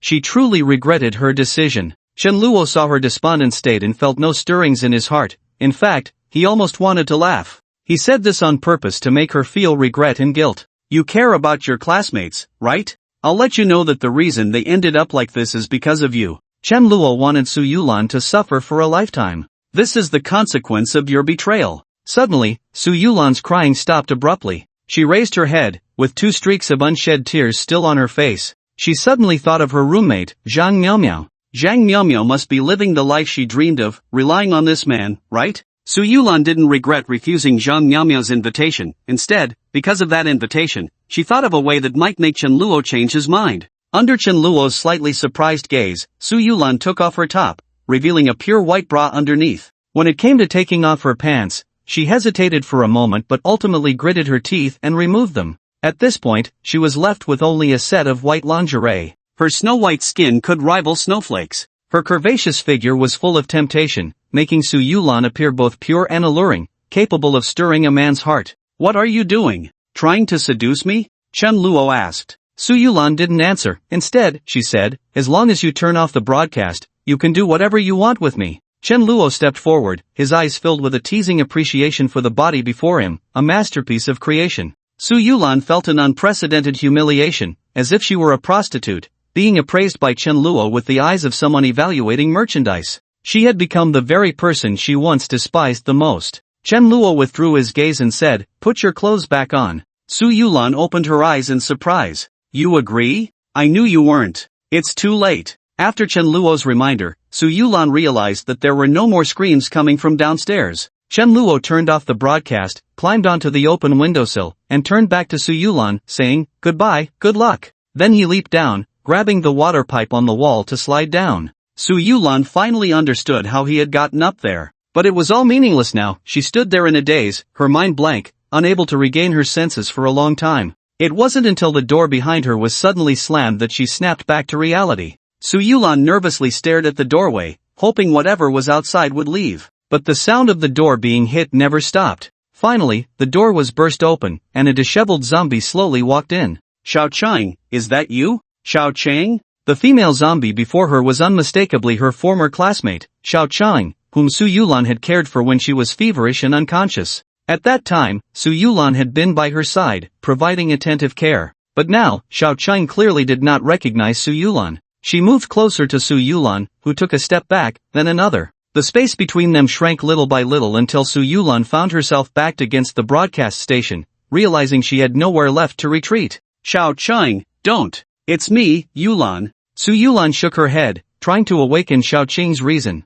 But unfortunately, it had no effect. Xiao Qing opened her mouth and lunged at Su Yulan, who could only raise her hands to shield herself. The sharp teeth sank deep into Su Yulan's soft arm, and in pain, she pushed with all her strength. To her surprise, she actually managed to push Xiao Qing back 2 steps, causing her to trip over a chair on the ground and hit the back of her head on the corner of the table. With a tilt of her head, she was done for. Su Yulan did not feel happy at all because she had already been bitten. She sat on the ground in a daze, waiting for her fate of mutation. After a moment's thought, Su Yulan put on the clothes she had taken off. Even if she were to become a zombie, she wanted to be a decent one. This was her lifelong insistence. When Chen Luo came down from the water pipe, he stopped on each floor to ensure there were no living people before jumping down to the safe house. Inside the safe house, Zhang Miaomiao and the others had already moved all the supplies back to the warehouse. Hearing the sound of the titanium alloy automatic door opening, Che Xiaoyu sprang up like a coiled spring. Chen Luo caught her, one hand supporting her pert little backside, while he asked Ning Xiao, who was on the sofa, "Where is everyone else?"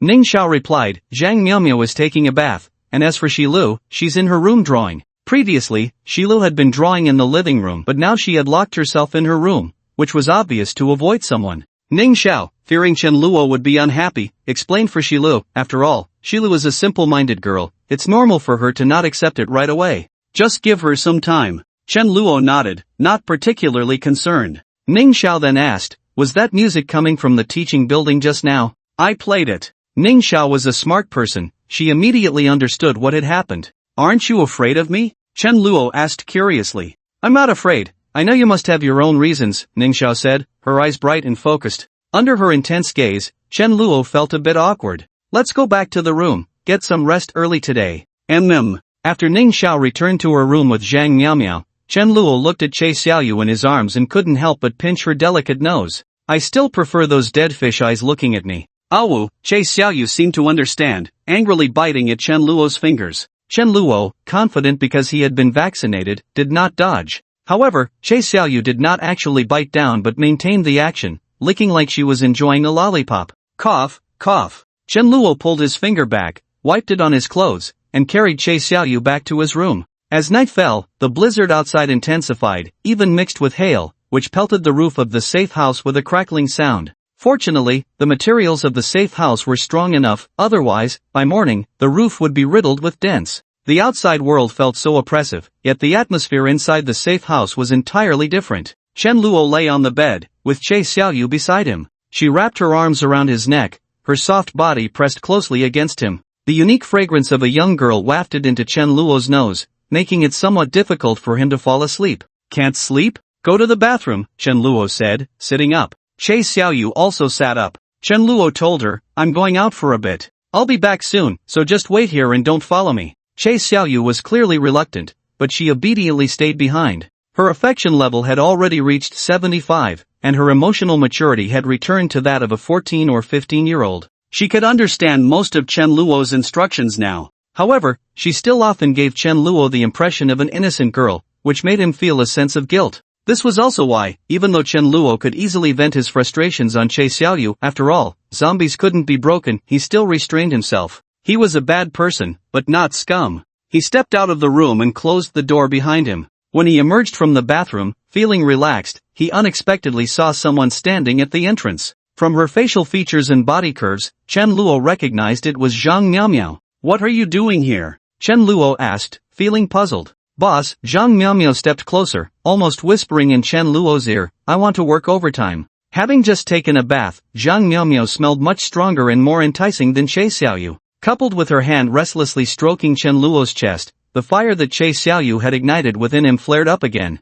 Just a few days ago, when Chen Luo had forced her to work, she had been reluctant and had tried every means to delay. Now, she was coming to him willingly. Chen Luo thought for a moment and guessed Zhang Miaomiao's intentions. Originally, she was a gold digger, fully drawn to strength. Chen Luo's various abilities undoubtedly made him her most suitable choice. Thus, her reasons for holding out had vanished. Moreover, having witnessed Chen Luo kill someone during the day, someone from her own class, Zhang Miaomiao couldn't help but feel a sense of danger. After some contemplation, she decided to offer her body to Chen Luo. She no longer sought to be pampered and gain without effort, she just hoped he wouldn't chase her away. Chen Luo felt a very special sensation and couldn't help but ask, what is this? Black stockings, do you like them? Zhang Miaomiao breathed softly into Chen Luo's ear. I like them, but where did you get them? I found them in a women's clothing store on the second floor of the supermarket today. I also brought back a few sets of sexy lingerie. Guess what color I'm wearing? Zhang Miaomiao said in an incredibly tempting tone.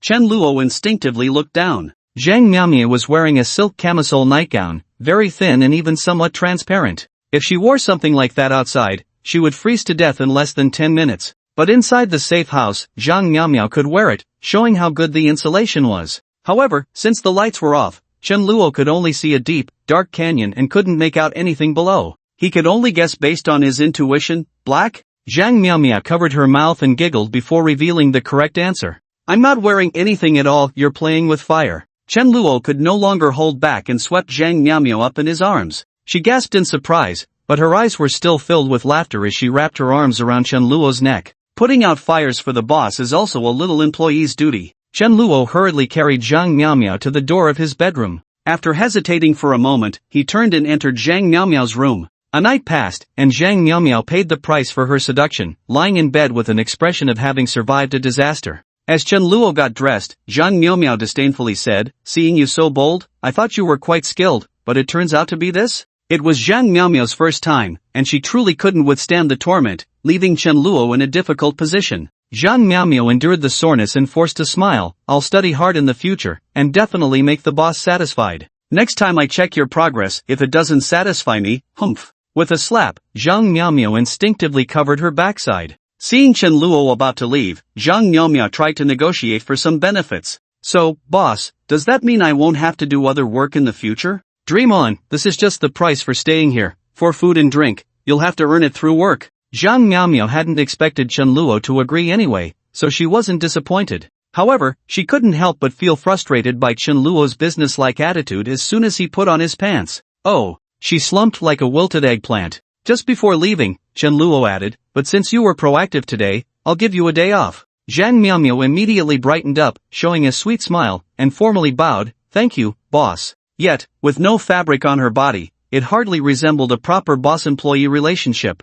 Chen Luo, with his back to her, also smiled. Just then, the system's notification sound rang out. Zhang Miaomia's favorability, currently at 60, wow, an increase of 25. When did favorability become so easy to raise? Could it be that the saying about that being a shortcut to a woman's heart is true? Just joking, but it seemed Chen Luo had figured out the correct use of the system. Genuine love led to betrayal, while not engaging emotionally caused favorability to rise rapidly. Was this really a love system? It was clearly a slavery system. Speaking of which, Zhang Miaomia was the last person Chen Luo got to know, yet her favorability was only 5 points lower than Ning Zhao's. Ironically, aside from Che Xiaoyu, the one he met first, Shilu, currently had the lowest favorability at only 40. Wait, Chen Luo suddenly remembered he seemed to have forgotten something. He had forgotten about Che Xiaoyu. During breakfast, Che Xiaoyu stared at Chen Luo expressionlessly, biting into her food with force. Ning Xiao noticed something was off and quietly asked Chen Luo, what's wrong with Xiaoyu?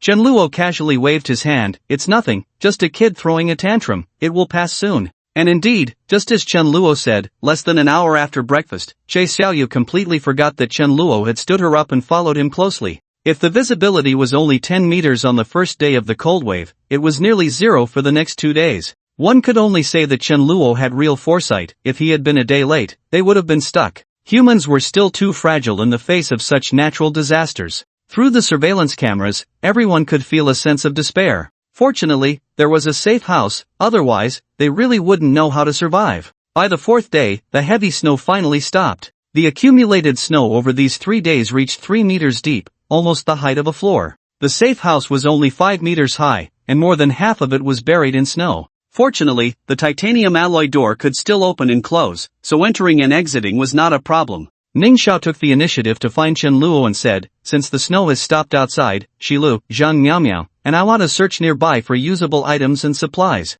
Chen Luo was supportive of their initiative to find work. Sure, do you want me and Xiaoyu to accompany you? No need, I've observed that the zombies outside are buried in the snow. We just need to be careful of the ones indoors. Besides, didn't you say that we should grow up quickly? If we are always protected by you and Xiaoyu, we won't have any chance to grow at all. Chen Luo felt that she made a valid point. He didn't take them in just to be their babysitter, they really needed to grow. Chen Luo didn't expect them to become very strong, at least he hoped they wouldn't freeze in place or scream when they encountered zombies. You guys go ahead, be careful, and remember not to stay outside for more than an hour. Although they were all wearing cold-resistant down jackets, staying outside in temperatures below zero for too long still posed a risk of hypothermia. Got it. Ning Xiao went back to tell Shilu and Zhang Miaomia the news. He agreed. That's great. Sheila seemed a bit excited, but Zhang Miaomia clearly wasn't as happy. Wait, why do you two have to drag me along? I don't want to go out. It's safer with 3 people, we can cover each other from all sides, Ning Xiao explained.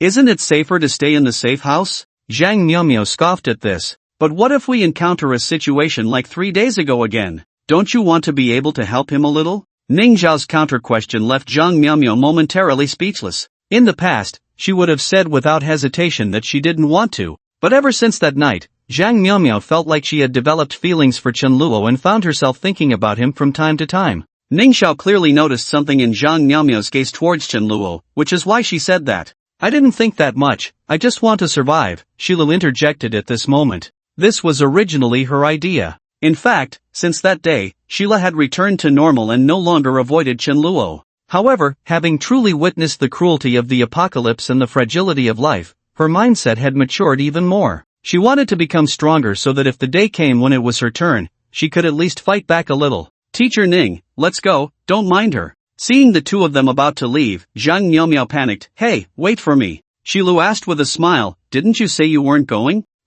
I'm worried that without me, you two will get eaten by zombies. Zhang Miaomiao still insisted stubbornly. Then we should thank you for your concern. Of course. Ning Xiao and the others decided to start searching for supplies at the living supermarket. First, the zombies there had already been cleared out by Chen Luo, making it relatively safe. Second, they had only moved a small portion last time, and there was still quite a bit left, so it wouldn't be a wasted trip. Due to the snow accumulation, a large part of the first floor of the living supermarket was buried in snow. Fortunately, the glass door had been smashed by a heavy truck that Chen Luo had driven, allowing them to crawl into the supermarket. Let's start. First, let's check if there are any living zombies, just in case we get ambushed while moving supplies. Ning Xiao, who had always been gentle, became serious and exuded authority and leadership. Remember to stick together, never split up. Encountering danger alone is a classic horror movie trope. In real life, no one would be foolish enough to act alone. Zhang Miaomiao and Sheila nodded.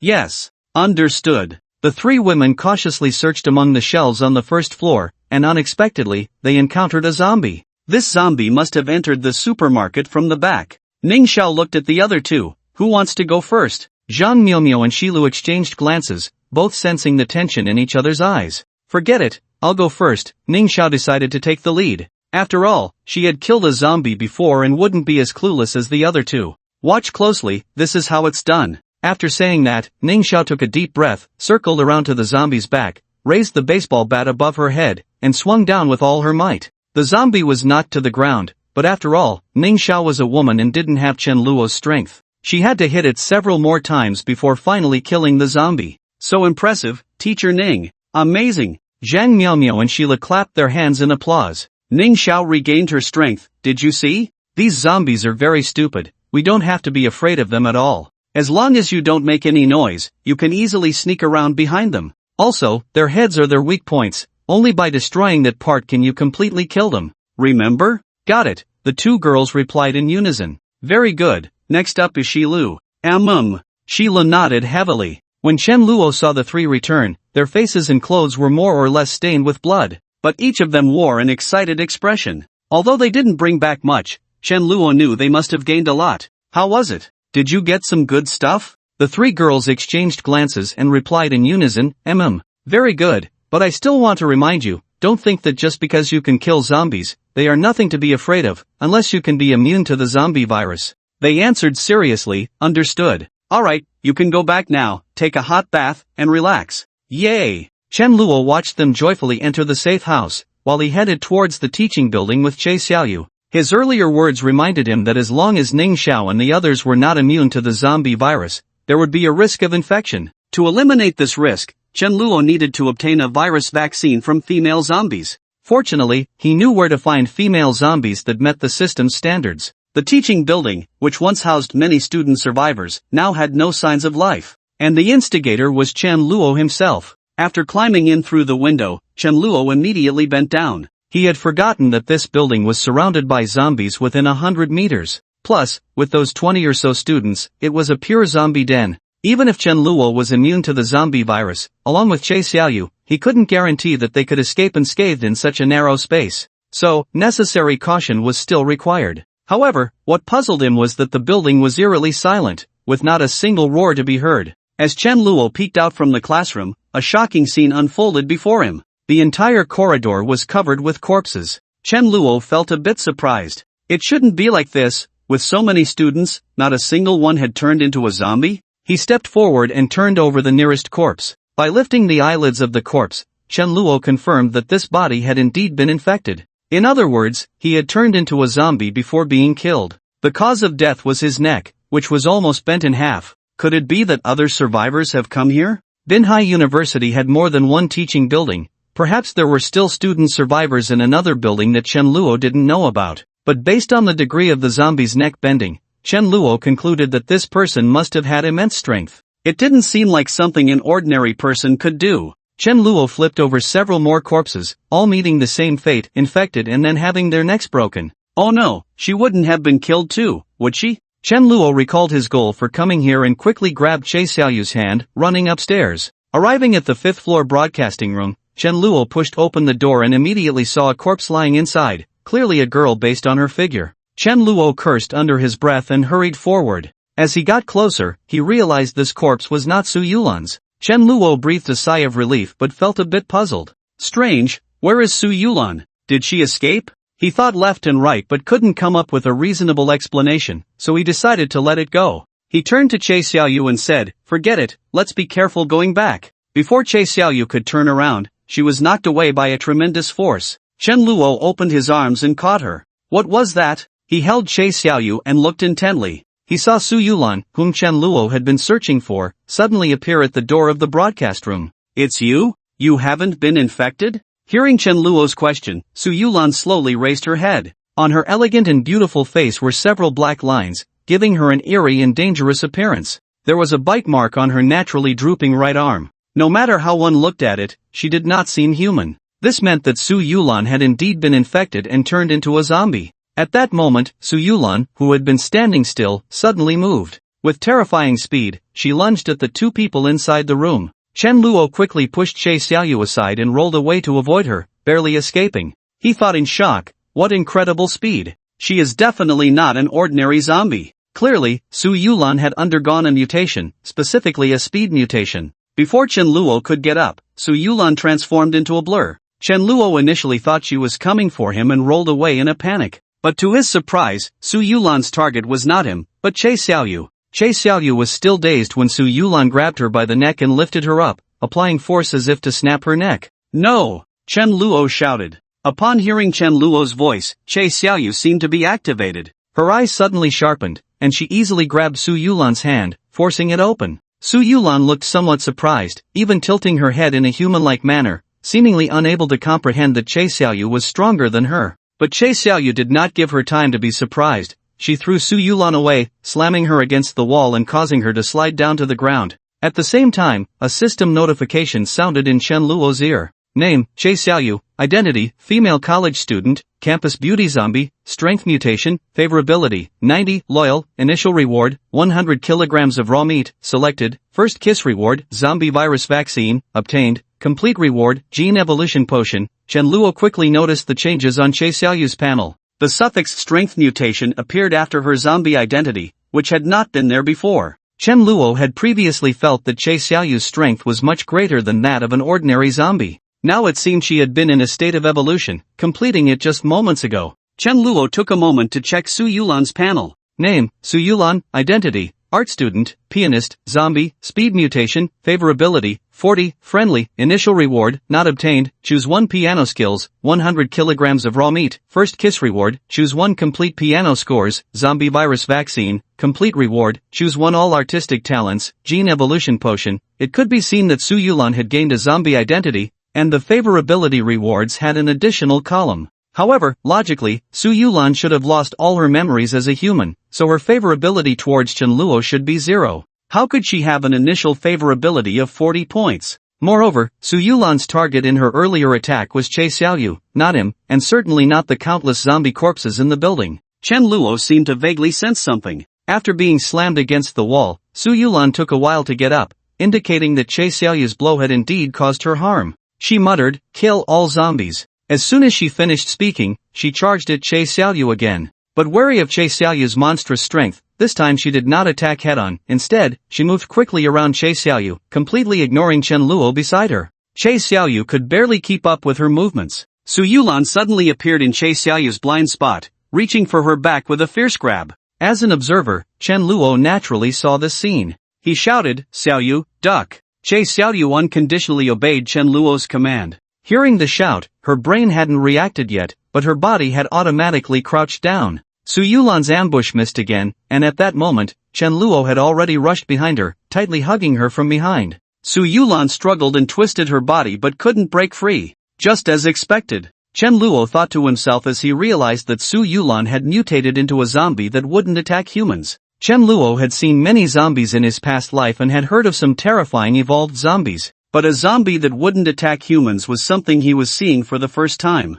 At that moment, he and Su Yulan were almost pressed against each other. As long as Su Yulan wanted, she could harm Chen Luo, but she didn't, she just kept struggling. It was clear that she had no desire to attack him at all. Che Xiaoyu was about to deal with Su Yulan but was stopped by Chen Luo. "Don't kill her, she's useful to me. Help me get the rope from the backpack." Hearing this, Che Xiaoyu obediently took the rope and tied up Su Yulan. Chen Luo released his hold and curiously examined the zombie Su Yulan. He noticed that whenever he got close, Su Yulan would calm down, but when Che Xiaoyu approached, she would act very agitated. Interesting, she was a saint in life, and now as a zombie, she's still a saint. You should add saint to your identity, Chen Luo teased. Facing this woman who had once made him feel both love and hate, Chen Luo remained calm. All past grievances vanished the moment Su Yulan became a zombie. It must be said that, viewed without emotion, Su Yulan was indeed the most graceful woman Chen Luo had ever seen. Especially when she was quiet, she resembled a pure white lotus from a snowy mountain, noble and elegant. Her long black hair added a beautiful touch, evoking memories of first love. However, the black veins under her skin marred this feeling, though she still retained a certain beauty. Seeing Chen Luo staring at Su Yulan, Che Xiaoyu felt a bit jealous and covered his eyes. Don't mess around. Chen Luo removed her hand. Che Xiaoyu then stood in front of Chen Luo. Alright, I won't look anymore, is that okay? Only then did Che Xiaoyu relent. When they brought Su Yulan back to the safe house, the other girls curiously gathered around. Is this classmate Su? Ning Xiao looked incredulous. Are you saying she has turned into a zombie that doesn't actively attack humans? That does sound like something she could do. This was Shi Lu. Zhang Miaomiao, as Su Yulan's roommate, had spent the most time with her, and her feelings were the most complex at that moment. If I had known today, would you regret not accepting my invitation back then? Now you've turned into this ghostly figure. Ah, what a pity. Zhang Miaomiao clearly felt reluctant but didn't say it out loud. After a moment of reflection, Ning Xiao asked Chen Luo, so why did you bring her back? I plan to keep her. What? Zhang Miaomiao exclaimed, you want to keep a zombie? Live with us? Feelings aside, when it came to their own safety, Zhang Miaomiao was still very rational. This was quite similar to Chen Luo. The other two hesitated to speak. Although they had learned from Chen Luo that Su Yulan wouldn't attack people, they had all witnessed their acquaintances being eaten by zombies. They still couldn't accept living with such a monster. Chen Luo noticed their doubts and said, don't worry, I won't untie her until I train her to obey my commands. Train a zombie? Ning Xiao and Sheila had never heard of zombies being trainable.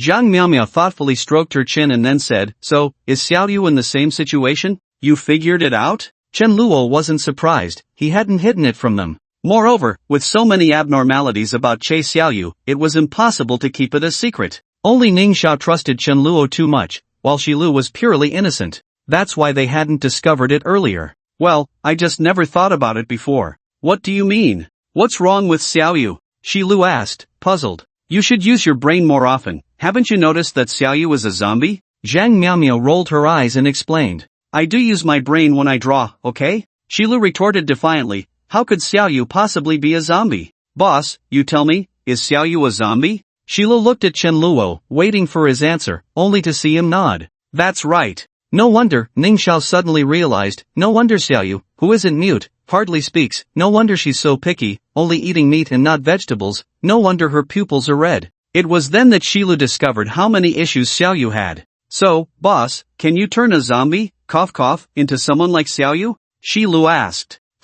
Chen Luo didn't mention the system, it was his biggest trump card, something he could never reveal to anyone. The more he acted mysterious and powerful, the more the girls would have to consider the consequences of betraying him. After hearing that Su Yulan could become like Che Xiaoyu, Shi Lu and the others felt a bit more at ease. After all, they had lived with Che Xiaoyu and trusted her enough. Zhang Miaomiao even teased Chen Luo. Boss, you don't have feelings for Su Yulan, do you? That's why you won't let her become a zombie? Am I not good enough for you? What do you think? Chen Luo countered. Zhang Miaomiao's face flushed, recalling her embarrassing performance last time, but she still stubbornly replied, it was just that she had no experience, it might be different next time. Shi Lu, overhearing their conversation, stared wide-eyed like a light bulb, her mouth agape for a long time. Ning Xiao, on the other hand, looked calm, as if she had known all along. Alright, everyone, go back to what you were doing. After dismissing them, Chen Luo extracted Su Yulan's initial reward and chose 100 kilograms of beef.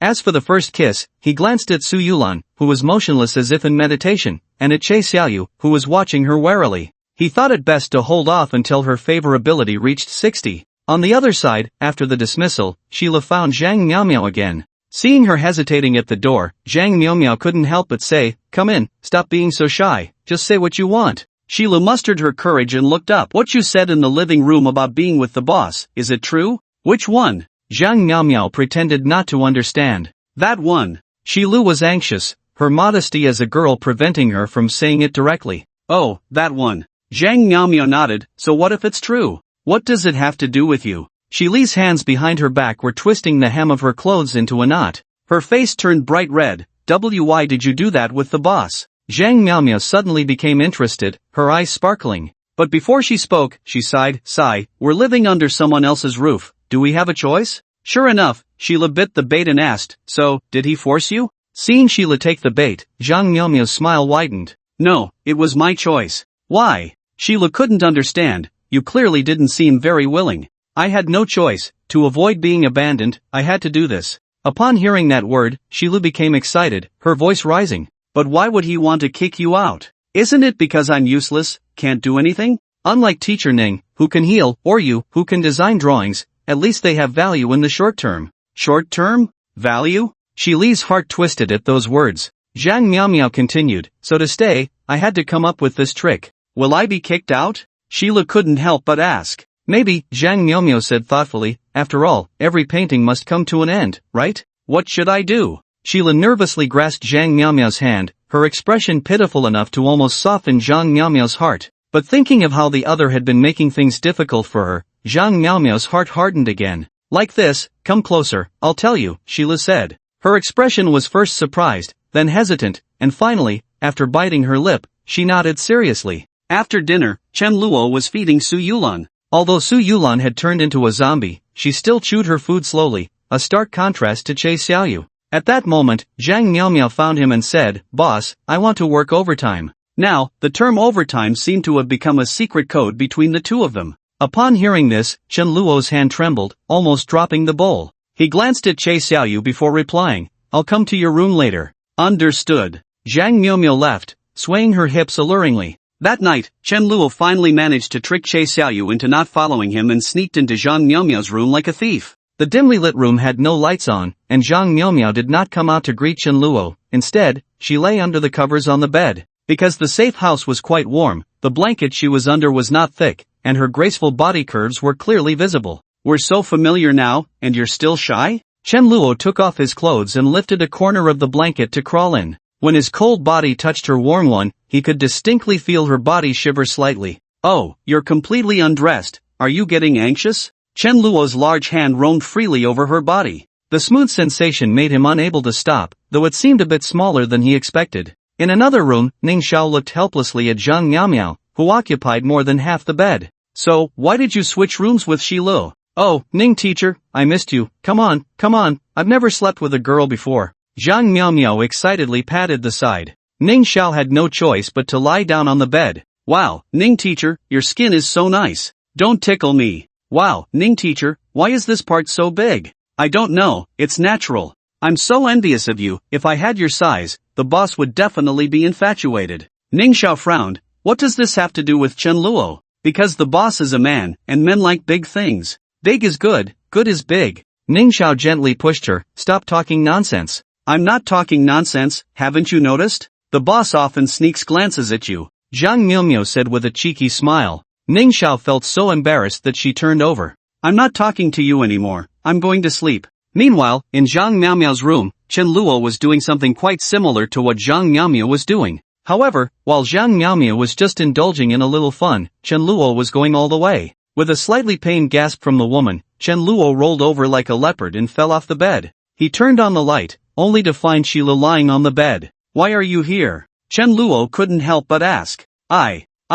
Sheila was at a loss for words. Did Zhang Miaomio say something to you? I'm going to find her. Don't, Sheila, not caring about being naked, got off the bed and grabbed Chen Luo's hand. I begged her for this, it has nothing to do with her. With the light on, Chen Luo could see Shi Li's face clearly. She had rarely put on makeup, her heavy bangs lifted, revealing her fair forehead. The glasses that covered a quarter of her face were also taken off. A flash of astonishment crossed Chen Luo's eyes, he hadn't expected Shi Li's true beauty to be so stunning. Just looking at her face, she was even more beautiful than Zhang Miaomio and Ning Xiao, comparable to Che Xiaoyu. However, from the neck down, there was a bit of regret, but the feeling of having her in his grasp was still uniquely delightful. From Chen Luo's experience just now, it was simply excellent. Feeling Chen Luo's fiery gaze, Sheila shyly covered her body. Only then did Chen Luo retract his gaze and say to her, why did you do that? I don't want to be driven away by you, Sheila said timidly. Haven't I told you several times? As long as you work for me, I won't drive you away, Chenluo replied. I know, but I just don't feel safe. Through Shili's description, her lack of security stemmed from her childhood. Her parents divorced when she was very young, and she was raised by her grandmother. After her grandmother passed away, she was left with her uncle's family. This life of being tossed around like a burden and living under someone else's roof shaped her sensitive and insecure personality. So, an unfortunate childhood can truly affect a person's entire life. Seeing Sheila cry so sadly made Chenluo feel a bit heartbroken. He gently patted her head like he would a kitten. Alright, remember, as long as you don't betray me, I will never drive you away. Really? Sheila looked at Chenluo with a pitiful expression. Really, Chenluo affirmed. Thank you, boss. Sheila threw herself into Chenluo's embrace like a fledgling returning to its nest. At first, Chenluo had the leisure to comfort her, but as time passed, he began to feel a bit strange. There was no way around it. A beautiful girl pressed against him, and Chenluo was not Lu Xiaohui, so it was natural that he couldn't remain unresponsive. Shilu also noticed this and quickly pulled away from Chenluo's arms. Alright, boss, I'm not afraid of you anymore, you can go back. Go back? Chenluo said in a hoarse voice, how can I go back like this? Shilu instinctively looked down, then quickly turned away, glancing to the side, and asked, what should we do then? Of course, we need to finish what just happened. Chenluo grabbed Shilu, who was trying to escape, and tossed her onto the bed, transforming into a wolf and pouncing on her. The next day at the dining table, Ning Xiao, who had taken on the role of chef, walked out of the kitchen wearing an apron and carrying delicious food. Wow, it smells so good. What has teacher Ning cooked this time? Zhang Miaomia couldn't help but reach out, only to be swatted back by Ning Xiao. Ning Xiao shot her a glare and said, Chenluo hasn't gotten up yet, you should go wake him. Isn't that inappropriate? Zhang Miaomia chuckled awkwardly, how could I dare to wake him? What if he wakes up in a bad mood? Chenluo isn't someone who gets angry for no reason, Ning Xiao said. That's usually the case, but it might not be the same in special situations, Zhang Miaomia muttered quietly. What special situation? Ning Xiao asked curiously. Nothing, Zhang Miaomia dared not say directly. Yesterday, she had only thought about making Sheila suffer a bit and hadn't realized that she had also set up Chenluo. Now that she thought about it, she realized the trouble. Given Chenluo's personality, he hated deception and manipulation the most. What if he got angry and sought revenge on her? So from the moment she got up today, Zhang Miaomia had been restless, glancing toward the inner room from time to time. You're being so mysterious, if you don't go, I will, Ning Xiao said, taking off her apron and walking toward Chenluo's room. Don't, Zhang Miaomia quickly stopped Ning Xiao. Just then, the door to Chenluo's room opened from the inside. Zhang Miaomia's breath caught for a moment, and then she saw Chenluo walk out. She asked in confusion, Boss, how did you come out from there? Chenluo replied irritably, if I didn't come out of my room, would I come out of yours? Exactly, Miao Miao, what kind of question is that? Ning Xiao chimed in. It's nothing, I just heard the bathroom door and thought the boss was in the bathroom, Zhang Miaomia deflected. However, she was still very puzzled. Did the boss not go to her room last night? With a click, Zhang Miaomia's bedroom door swung open. Having shed her youthful innocence, Shilu, now exuding the aura of a mature woman, stepped out. Ning Xiao, who had been with her day and night, couldn't help but notice the significant change in her partner. She covered her mouth in surprise and exclaimed, Shilu, when did you change your hairstyle? Just yesterday. It's so beautiful. You should have lifted that damn fringe long ago. Flattered by Ning Xiao's praise, Sheila shyly tossed her braided hair over her shoulder. Ahem, alright, everyone is here, let's eat. Chenluo interrupted Ning Xiao, and the group sat down at the dining table. During the meal, Zhang Miaomiao's alluring eyes kept darting between Chenluo and Shilu. Not only was Shilu, who was shy by nature, feeling a bit embarrassed, but even Chenluo found it awkward. He shot her a glare. We're just eating. What are you looking at?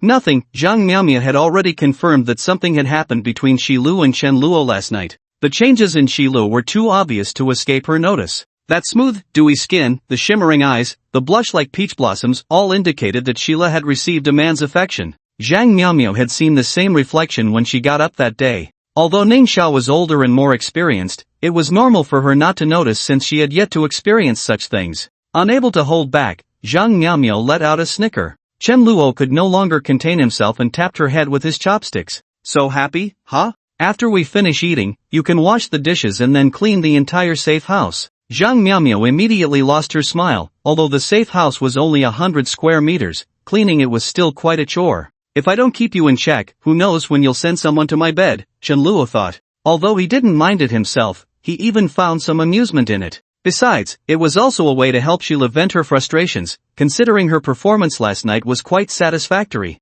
Name, Shilu. Identity, Architecture Major. Affection level, 80. Loyal and faithful. Initial encounter reward, wastewater treatment equipment, selected. First kiss reward, surveillance system, obtained. Complete strategy reward, automatic turret and dedicated ammunition for automatic turret. Shili's personality was quite traditional. Once she gave her body to someone, it meant she had committed to that person for life. A girl like her, who was shy and insecure, could easily be deceived by a scoundrel, losing both her body and her feelings. Fortunately, she met Chen Luo, who didn't deceive her feelings, only her body. This led to her completing 2 tasks for affection. For the initial encounter reward, Chen Luo chose the wastewater treatment equipment over the solar power generation equipment. After all, water is the source of life. A person can survive without electricity or the internet, but without water, they wouldn't last more than 3 days. The wastewater treatment equipment could process and purify all the wastewater in the safe house, achieving a recycling effect. As for the solar power generation equipment, there was no rush. It had been cloudy outside for 24 hours, making it impossible to collect much solar energy. Moreover, Chen Luo also had a gasoline generator, which could sustain them for a while. The first kiss reward provided a surveillance system, which included 4 wireless cameras and a monitor. As long as the cameras had batteries, they could operate. After the meal, Chen Luo assigned them some tasks. You don't need to go out today. Shilu, focus on your drawings. Zhang Miao, you're in charge of cleaning the safe house. Ning Xiao. Chen Luo couldn't think of anything else, so he casually assigned Ning Xiao a task. You supervise Zhang Miao. Zhang Miao immediately exploded, jumping up. Letting me clean is one thing, but why do I have to supervise? Not satisfied? Chen Luo shot her a sideways glance. This was originally an arrangement for Zhang Miao, and both sides were well aware of it. Thus, Zhang Miao wilted again. Fine, I'll do it, okay? As for Chen Luo, he planned to install cameras at the school gate in the back mountain, so he could promptly notice anyone entering the school. Meanwhile, he took Che Xiaoyu to search the school for any generators and gasoline. Generally, good schools prepare generators to cope with sudden power outages. As the best university in Binhai City, Binhai University naturally had them. By the end of the day, Chen Luo had successfully completed his task. After her evolution, Che Xiaoyu's strength had increased dozens of times. Dealing with zombies became incredibly easy for her. With just a grab and a twist, a zombie would be down. The gasoline barrels that originally required several people to move, she could lift by herself. Moreover, Che Xiaoyu didn't even get tired. She was simply the perfect tool. Chen Luo naturally handed over the work to Che Xiaoyu and took on the role of directing from the side. By the time they returned to the safe house, it was already evening after dinner. With no entertainment options and no internet on their phones, everyone gathered in the living room to chat. Shilu was fiddling with the radio he had brought back from the supermarket. Zhang Miao complained, so boring. I really want to scroll through my phone and play games.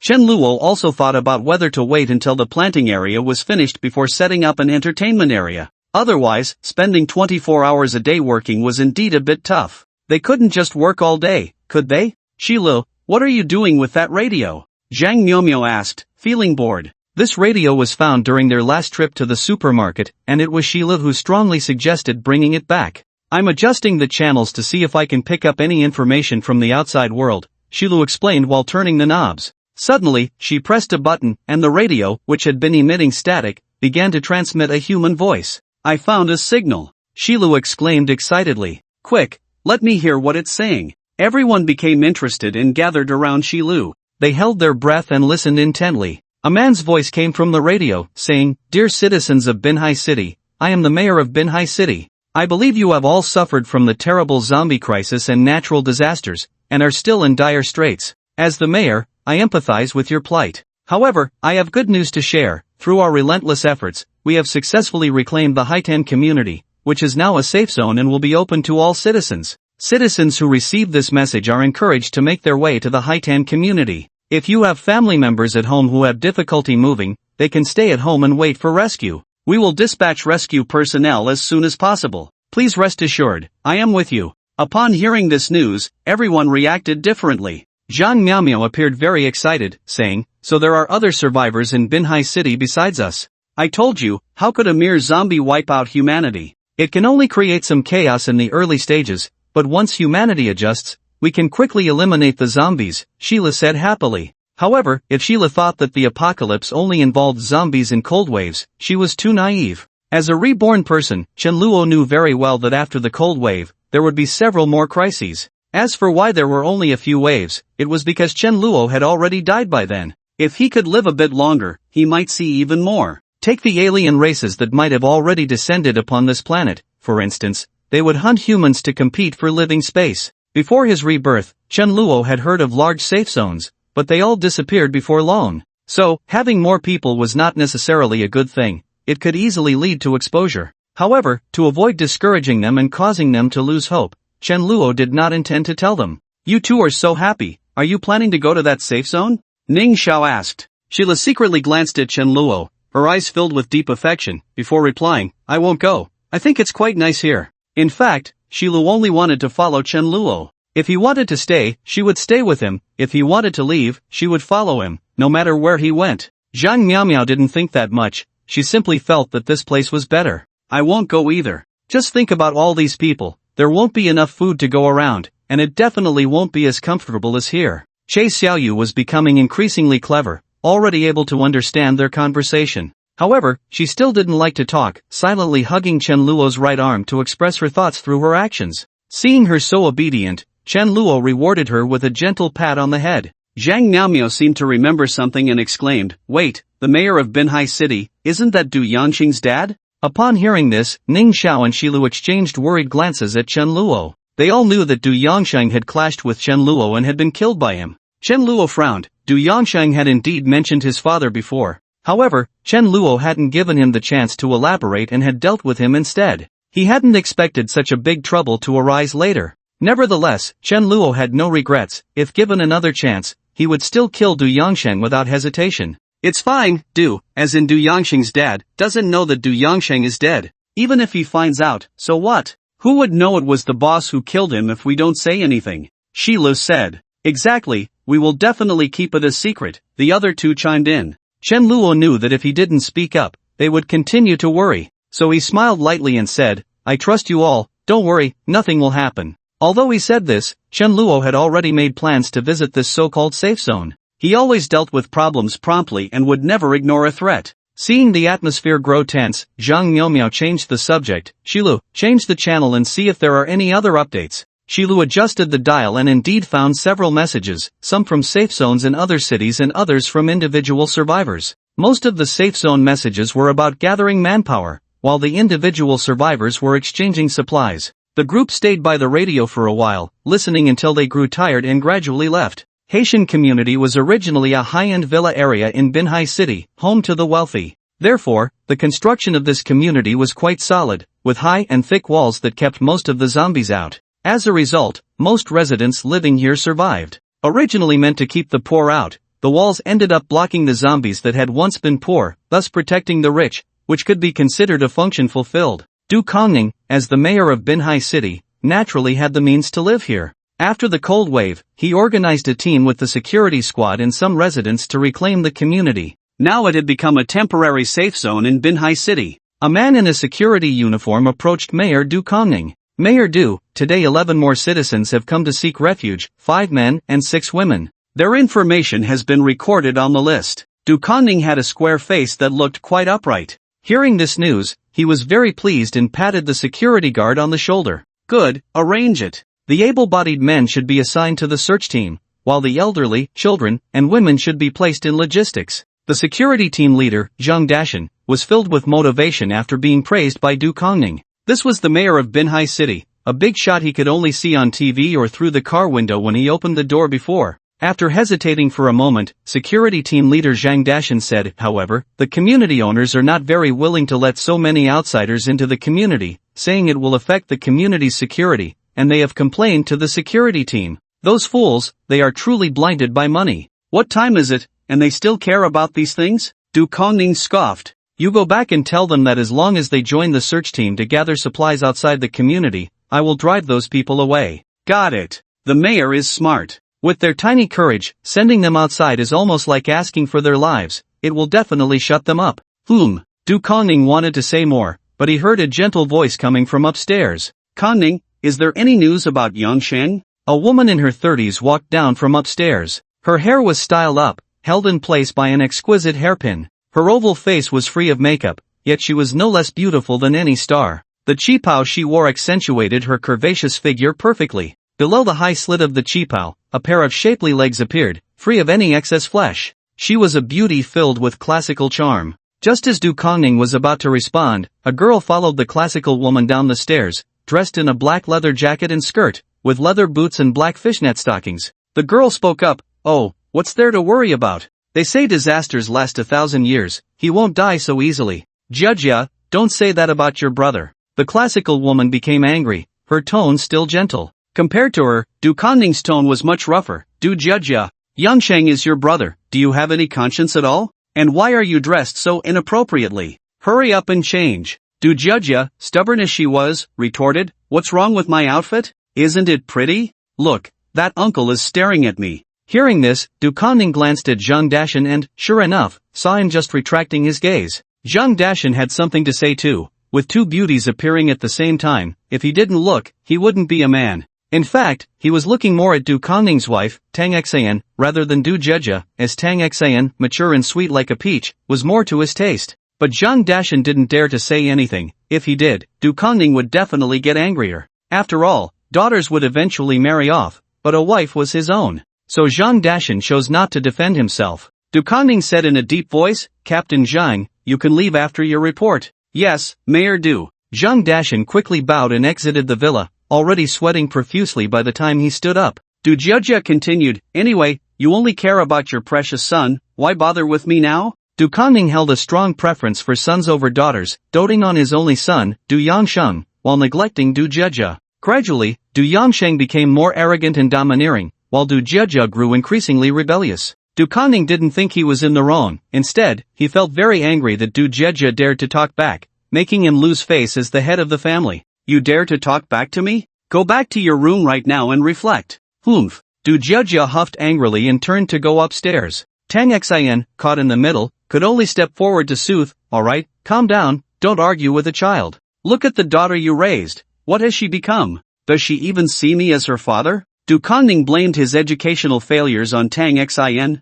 Used to being submissive, Tang Xayan didn't argue, just quietly waited on the side. After Du Kongning calmed down, he said, "I only have this one son, and I care about him more than anyone else. He is currently missing, and I am the most anxious." Tang Xayan listened silently. Du Kongning continued, "Before, I was busy reclaiming the Haitan community and couldn't spare any manpower. Now that things have stabilized, I have already sent someone to Binhai University to look for Yangsheng. I expect to have news in a few days." "That's good, that's good." Tang Xayan held her hands to her chest, blessing her son. A few days later, Sheila found Chen Luo. "The new blueprints are ready." Chen Luo was overjoyed. "Great, let me see." He took the design plans, and Sheila introduced, "According to your requirements, the new area is divided into 3 parts, the planting area, the livestock area, and the prison cells. However, due to the limited space, the livestock area could only accommodate small animals like chickens and ducks. The planting area was better, at least there would be enough potatoes." Chen Luo nodded in satisfaction. "The treated wastewater can be used for irrigation, the vegetable leaves can feed the livestock, and the livestock manure can be used as fertilizer, so it's a form of recycling. The current scale can support 5 people to be self-sufficient, but it won't work if we increase the number." Sheila said. "That's fine, we have more than one source of food." Chen Luo still had the system, starting with 100 kilograms, which would be enough even for double the number of people. Besides, the scale is small now, and it can be expanded later. As for the prison cells, 3 have been designed, each 5 square meters, just enough for a bed. "Well done, you've worked hard." Hearing Chen Luo's praise, Sheila beamed, but still modestly replied, "It's not hard." Chen Luo took the design plans and walked outside the safe house, saying to the system, "Extract rewards." Soon, a brand new building appeared next to the safe house. Connected to it, there was a passageway for movement between the 2 buildings. While Chen Luo was exploring, the alarm of the safe house suddenly went off. His expression changed, and he quickly approached the monitoring screen. The camera he had placed at the school gate captured a group of 4 entering the campus. 3 men and 1 woman. I've never seen them before. Who could they be? What are they doing here? Unclear about their identities and intentions, Chen Luo did not plan to meet them, intending to wait for them to leave on their own. But these 4 clearly had a target and were not wandering aimlessly around the campus. Instead, they headed straight for a teaching building. One of them said while walking, according to the intel, Mayor Du's son, Du Yongshang, had a class just before the zombie crisis broke out, so he should be in the teaching building. The three men in the group looked quite ordinary. The only female team member wore a down jacket over a police uniform, moving with trained precision, clearly not an ordinary person. Their conversation confirmed this. Officer Su, what do you think? Su Rue was a police officer from the Binhai City Police Force, and when the zombie crisis erupted, the entire police station fell. Fortunately, Su Rue was on duty near the Haitan community at the time, which allowed her to survive. Later, she actively joined the rescue team,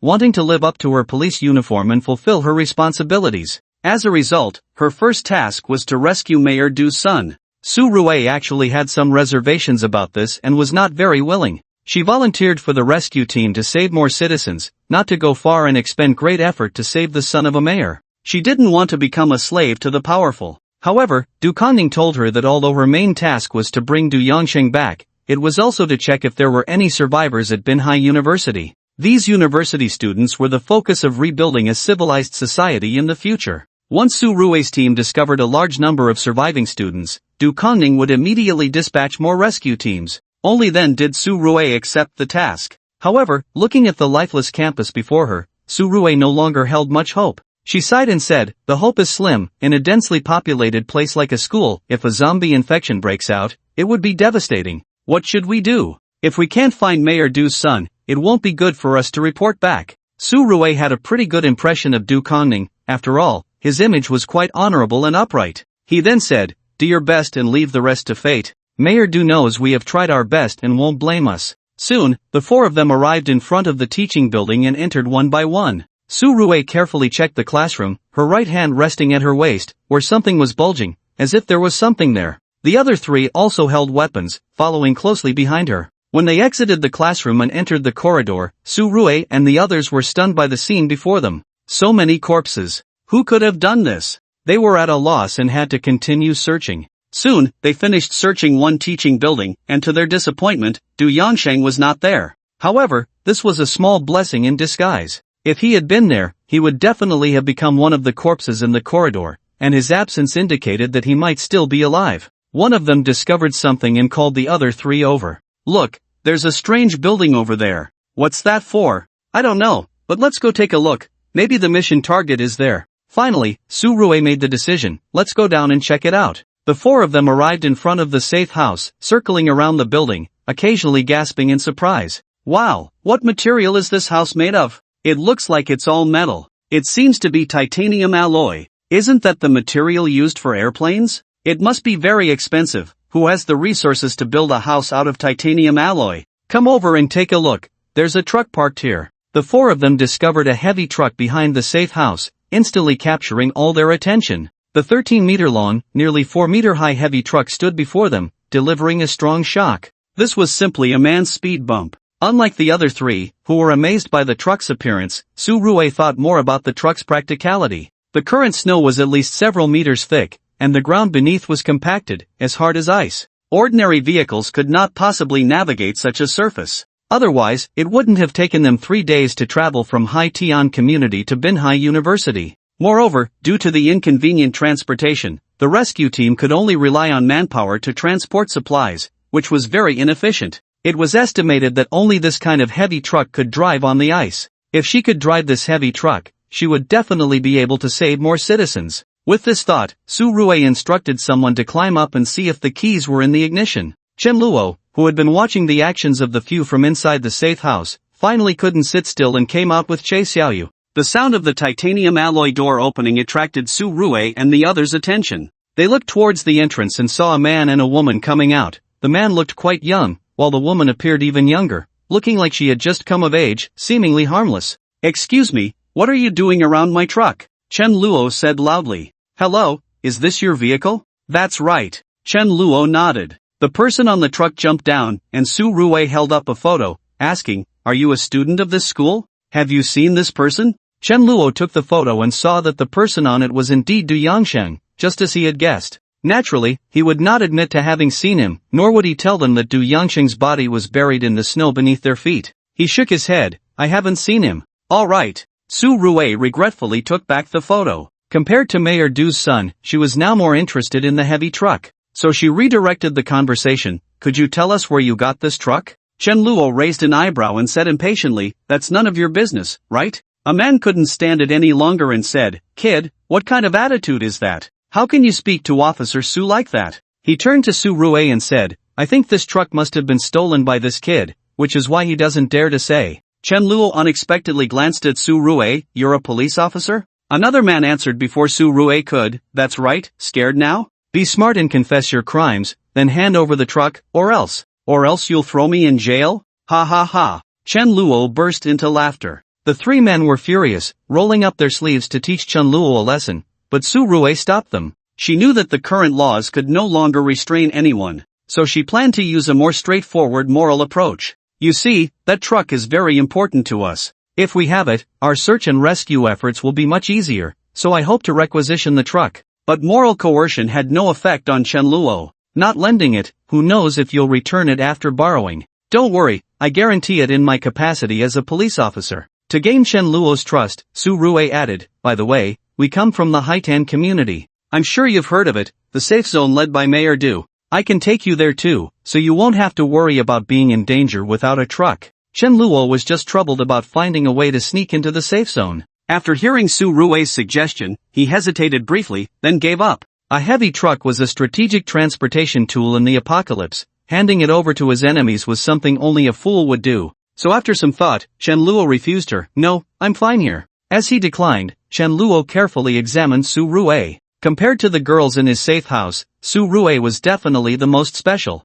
With her clean-cut black short hair, she exuded a strong aura. Although her figure was hidden by a down jacket, the long legs beneath it were undoubtedly the best proportioned he had seen among women. Chen Luo couldn't help but wonder what her police uniform would look like under that down jacket. Such a woman should meet the system's standards, right? Chen Luo opened the system and indeed found it so. Name, Su Rue. Identity, police officer, shooting association member, favorability, 0, stranger, initial reward, mastery of shooting, first kiss reward, random firearm plus 100 bullets, complete strategy reward, armory. Seeing that Su Rue's rewards included firearms, Chen Luo felt quite tempted. At that moment, a male team member interrupted Chen Luo's thoughts. Officer Su, why are you wasting time with him? Just draw your gun, and he'll naturally hand over the keys. Hearing that Su Rue had a gun, Chen Luo's gaze sharpened as he looked at her waist. Sure enough, there was an inconspicuous bulge in that position. Chen Luo's mind raced, simulating how to resolve a potential conflict with the four of them. The biggest threat was still the handgun at Su Rue's waist. Trying to subdue her before she drew her gun was clearly unrealistic, so he could only take a shot, buying time for Che Xiaoyu. As long as Che Xiaoyu could get close, with her strength, she could easily handle the four men. However, Su Rue clearly did not want a conflict. In her eyes, Chen Luo was just an ordinary citizen filled with suspicion and lacking trust. I will not draw my gun on a citizen, Su Rue said firmly. Officer Su, no need to say more. Su Rue raised her hand to stop them. She looked at Che Xiaoyu behind Chen Luo, a flash of admiration in her eyes. What a beautiful girl. If it were her, with such a pretty and well-behaved girl by her side, she wouldn't be willing to risk her life moving to a completely unfamiliar place. Thinking she had guessed Chen Luo's thoughts, Su Rue said to him, if you're worried about our safe zone, you can follow us alone to take a look, then come back to bring people. Chen Luo raised an eyebrow. That was indeed a good suggestion. However, he did not agree immediately. Instead, he pretended to be in a difficult position and took a long time to nod. Alright, then I'll go with you. Su Rue said happily, good, let's head back now. Officer Su, our main task this trip is to bring Mayor Du's son back, the male team member reminded. If the person you're looking for is also a student, I can only tell you that this school has no living people left, Chen Luo said. Binhai City is so big, finding one person is like looking for a needle in a haystack. We can't waste any more time like this, Su Rue thought clearly. Continuing the search would only be a waste. Or we could split up here. I'll take some people back first, and you can continue looking. Well, the three exchanged glances and smiled awkwardly. Without Su Rue, they really didn't have much confidence to enter some dangerous areas to look for people. Is everything alright? Ready to set off? Wait, at this moment, Chen Luo spoke again, I need to make some arrangements first. Su Rue expressed her understanding, we can wait for you for 10 minutes, we'll set off on time in 10 minutes. Chen Luo took Che Xiaoyu back to the safe house, where Ning Xiao and the others had been waiting for him inside. Seeing him return, they hurriedly asked. Chen Luo told them about his conversation with Su Rue. Then he said, I need to leave for a while, about 3 or 4 days. While I'm gone, all matters of the safe house will be handled by Ning Xiao. Shilu was a bit worried. Can't you not go? Ning Xiao tugged at her. Shilu, Chen Luo must have his reasons for going. What we can do is to focus on our own tasks and not let him worry. Alright, I'll wait for you to come back. Shilu released Chen Luo's sleeve. Chen Luo gave them a few more instructions, and finally, only Che Xiaoyu was left, which was the most troublesome for him. She had to follow Chen Luo wherever he went, and no matter how he taught her, it didn't work. When he told her something, she pretended not to understand. When he tried to hit her, she wasn't afraid of pain. There was no way out, so Chen Luo had to say to her, while I'm gone, your task is to protect the safe house and them. When I come back, whatever reward you want, I promise you. The red light in Che Xiaoyu's pupils brightened for a moment, and then she nodded. Chen Luo smiled proudly. Children are easy to coax, they can believe in such empty promises. Chen Luo remembered that he had promised her before to give her a lollipop, but he hadn't fulfilled that either. With a backpack that looked the part, Chen Luo walked out of the safe house and said to the four waiting at the door, I'm ready, we can set off. Su Rui and the others had taken 3 days to reach Binhai University because they were unfamiliar with the road conditions and had to avoid zombies. The return trip wouldn't take that long, at most a day. Chen Luo followed behind them, silently memorizing the route. At the same time, he subtly inquired about the safety zone and Haitian community from Su Rui. According to Su Rui, before she left, about a dozen survivors came to seek refuge in Haitian community every day. After 3 days, there would likely be an additional 50 people. Adding the original residents of Haitian community, the number could reach over 100, making it a large camp. Additionally, Chen Luo learned Su Rui's name and found an opportunity to touch her arm. He successfully gained the initial reward of marksmanship proficiency. At that moment, Chen Luo felt as if he had held a gun for half his life, fully understanding the shooting distances and ballistic decay of various firearms. Su Rui also noticed the change in Chen Luo, feeling that his eyes were filled with confidence. It reminded her of an old acquaintance, a coach from the shooting association, a retired soldier. However, his confidence came from the marksmanship honed on the battlefield. Where did Chen Luo's confidence come from? Su Rui couldn't help but become curious about Chen Luo. Finally, before dark, Su Rui and the others successfully arrived at Haitian community. Haitian community truly lived up to its reputation as the best community in Binhai City, covering an area larger than a school. At the entrance of the community, there was a security booth. The security guard on duty, upon seeing Chen Luo and the others, cautiously picked up the intercom. Please stand in place and state your purpose. Su Rui replied, I am Su Rui from the search and rescue team. Please wait a moment. The guard picked up a list and began to flip through it. After confirming Su Rui's name on the list, he pressed the button to open the door. The electric gate slowly opened, and Su Rui and the others stepped inside, with Chen Luo bringing up the rear. However, after just a few steps, they were stopped again. Hello, to ensure that no infected individuals enter, please cooperate with us for a health check. After the man finished speaking, Su Rui followed the woman behind him to leave. He gestured for Chen Luo and the other 3 to follow. They arrived at a security booth where he asked Chen Luo to take off his clothes for a check for bite marks. Since they were all men, Chen Luo felt no embarrassment and stepped out of the booth after the check. Su Rui was already done with her health check and was waiting at the door. When she saw Chen Luo come out, she said to him, You can wander around for a bit. We need to report back, and we'll meet here in an hour. I'll arrange accommodation for you later. Okay. Chen Luo nodded. Watching Su Rui lead the 3 away, Chen Luo speculated, Su Rui must be reporting to Mayor Du Yangsheng, right? If I follow her, I can find out where Mayor Du lives. With that thought, Chen Luo quietly followed her. There were quite a few people coming and going in the Hai Tian community, and judging by their attire, they didn't seem like the original residents. Most of them were in a hurry, unwilling to linger in the cold outdoors. Therefore, Chen Luo's movements went unnoticed as he successfully trailed Su Rui to a villa. After watching them enter the villa, Chen Luo concluded that this must be Mayor Du's home. He circled the villa, looking for a way to eavesdrop on the conversation inside. So you returned without finding my son? In the villa's hall, the atmosphere was quite tense. Facing the imposing Du Kongning, who exuded authority without raising his voice, they dared not breathe a word. Only Su Rui was unafraid and spoke up. Mayor Du, it was my request for them to return. She explained, I believe that since your son escaped from the school, he must have received news from the safe zone, so there's no need to waste time searching for him. Du Kongning remained silent, merely looking at Su Rui, who met his gaze without fear, maintaining her composure. A few minutes later, Du Kongning suddenly spoke, and the tense atmosphere eased instantly. Officer Su has rich rescue experience, your command must be the most correct. As long as Mayor Du doesn't blame me for not bringing your son back, that's good, Su Rui replied calmly. How could I blame you? It was my own selfish desire that made you all run around for nothing. I apologize for the trouble, Du Kongning said with an apologetic smile, addressing Su Rui and the three behind her. The three, having never experienced such a high-ranking official apologizing to them, quickly expressed their gratitude. It's no trouble at all. We serve the mayor. Du Kongning waved his hand. Alright, is there anything else to report? Su Rui hesitated for a moment and said, we found other survivors at Binhai University. Understood. I will arrange for other teams to rescue them. For some reason, Su Rui felt that Du Kongning's attitude was somewhat perfunctory and indifferent. However, she couldn't discern any mistakes from his words. While Su Rui was pondering, one of the three, wanting to make an impression in front of the mayor, said, Mayor Du, this survivor is not ordinary, he has a truck that's over 10 meters long. Du Kongning's eyes widened slightly at this. Really? Did you bring that truck back? No. Du Kongning frowned, about to question further. Another person added, but we brought that survivor back. Oh, Du Kongning was somewhat puzzled. They brought the person back but not the truck. What was going on? The person explained, we wanted to requisition the truck, but that survivor absolutely refused, and Officer Su was on his side, not helping us. That's where you went wrong, Officer Su, Du Kongning said with a reproachful tone. You should know how important a truck that can drive in the snow is to us. We should have secured the truck first, no matter what. Su Rui replied earnestly, I know,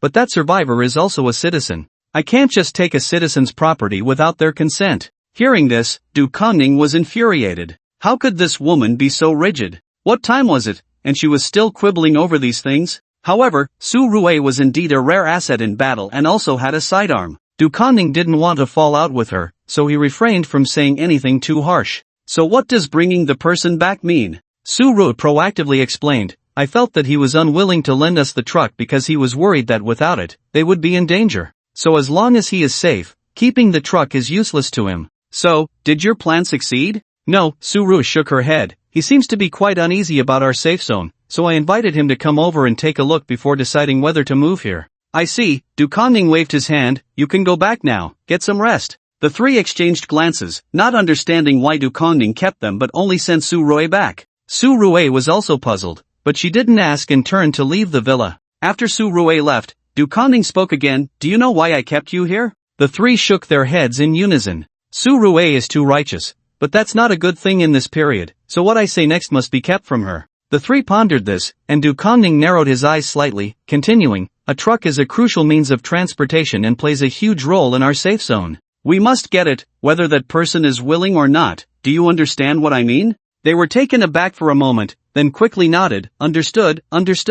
Go, find an opportunity to bring that person over. I'll talk to him. If he refuses, you can find another chance. Du Kongning didn't make his words too clear, but everyone present understood his meaning. Outside the villa, Chen Luo found a window where he could see inside. Just as he was about to press his ear against it, he heard a voice from upstairs. Who are you? What are you doing outside my house? Chen Luo was startled by the sudden voice, but thanks to his strong mental fortitude, he didn't give himself away. After forcing himself to calm down, he looked up in the direction of the voice. Upon seeing the person's face, Chen Luo momentarily lost his focus. For a brief moment, he felt as if he had traveled back to ancient times. He became Shimeng Sheng, and Pan Jinlian was smiling at him from upstairs. Coming back to his senses, he realized he hadn't traveled through time, and the woman upstairs wasn't Pan Jinlian, but her beauty was certainly on par with Pan Jinlian's. Chen Luo even felt that she possessed a traditional woman's gentle and virtuous demeanor, something Pan Jinlian could never have. The woman had her hair down, still dripping wet, with a few drops falling onto Chen Luo's nose, almost getting into his eyes. A faint fragrance of shampoo lingered at his nostrils. Before Chen Luo could speak, the woman said, you must be old Wang's son, little Wang, right? Chen Luo's expression changed. He was about to ask her why she insulted him. The woman continued, you came at just the right time. The water pipe in the bathroom has stopped working again. Can you help me take a look? Great! Chen Luo felt a surge of joy. This was a perfect opportunity that had come knocking. That's right, I am little Wang. Come up. But don't use the front door, the back door is over there. The woman pointed to the seat next to Chen Luo. It was then that Chen Luo realized the back door was not far from him. He walked over, turned the doorknob, and found it was not locked. Opening the door and stepping inside, he saw a corridor leading to the front door, with the living room situated in the middle of it. As Chen Luo entered, he happened to see Su Rui leaving. He thought for a moment, then tiptoed closer, pressing himself against the wall outside the living room to listen. A truck is such an important means of transportation, whether that person wants it or not. Do you understand what I mean? Find an opportunity. At this point, Chen Luo's disdain reached its peak. Ha, this mayor really was just like the bright and towering image on the television news. Xiao Wang, you went the wrong way, it's this side. The woman he had seen earlier sounded a bit anxious but lowered her voice to call out. Chen Luo had no choice but to pull back his thoughts. He had to deal with this woman first. I'm here. Shu, be quiet, my husband is discussing official business. If you disturb him, he will be angry, the woman whispered. Husband? So this woman was the mayor's wife, Du Yanxing's mother? Chen Luo was somewhat surprised. He had thought this woman was at most in her 30s, not realizing she was already a mother of such a big child. However, this meant he had an irreconcilable grudge with her. He would have to deal with her too when the time came. Chen Luo's mind shifted, and he opened the system. Name, Tang Xan, identity, mayor's wife, housewife, favorability, 0, stranger, initial reward, 100 kilograms of fruits and vegetables or grassroots cadre identity, first kiss reward, 100 square meters of property, complete strategy reward, property area expanded to 1,000 square meters. When Chen Luo saw her identity as the mayor's wife,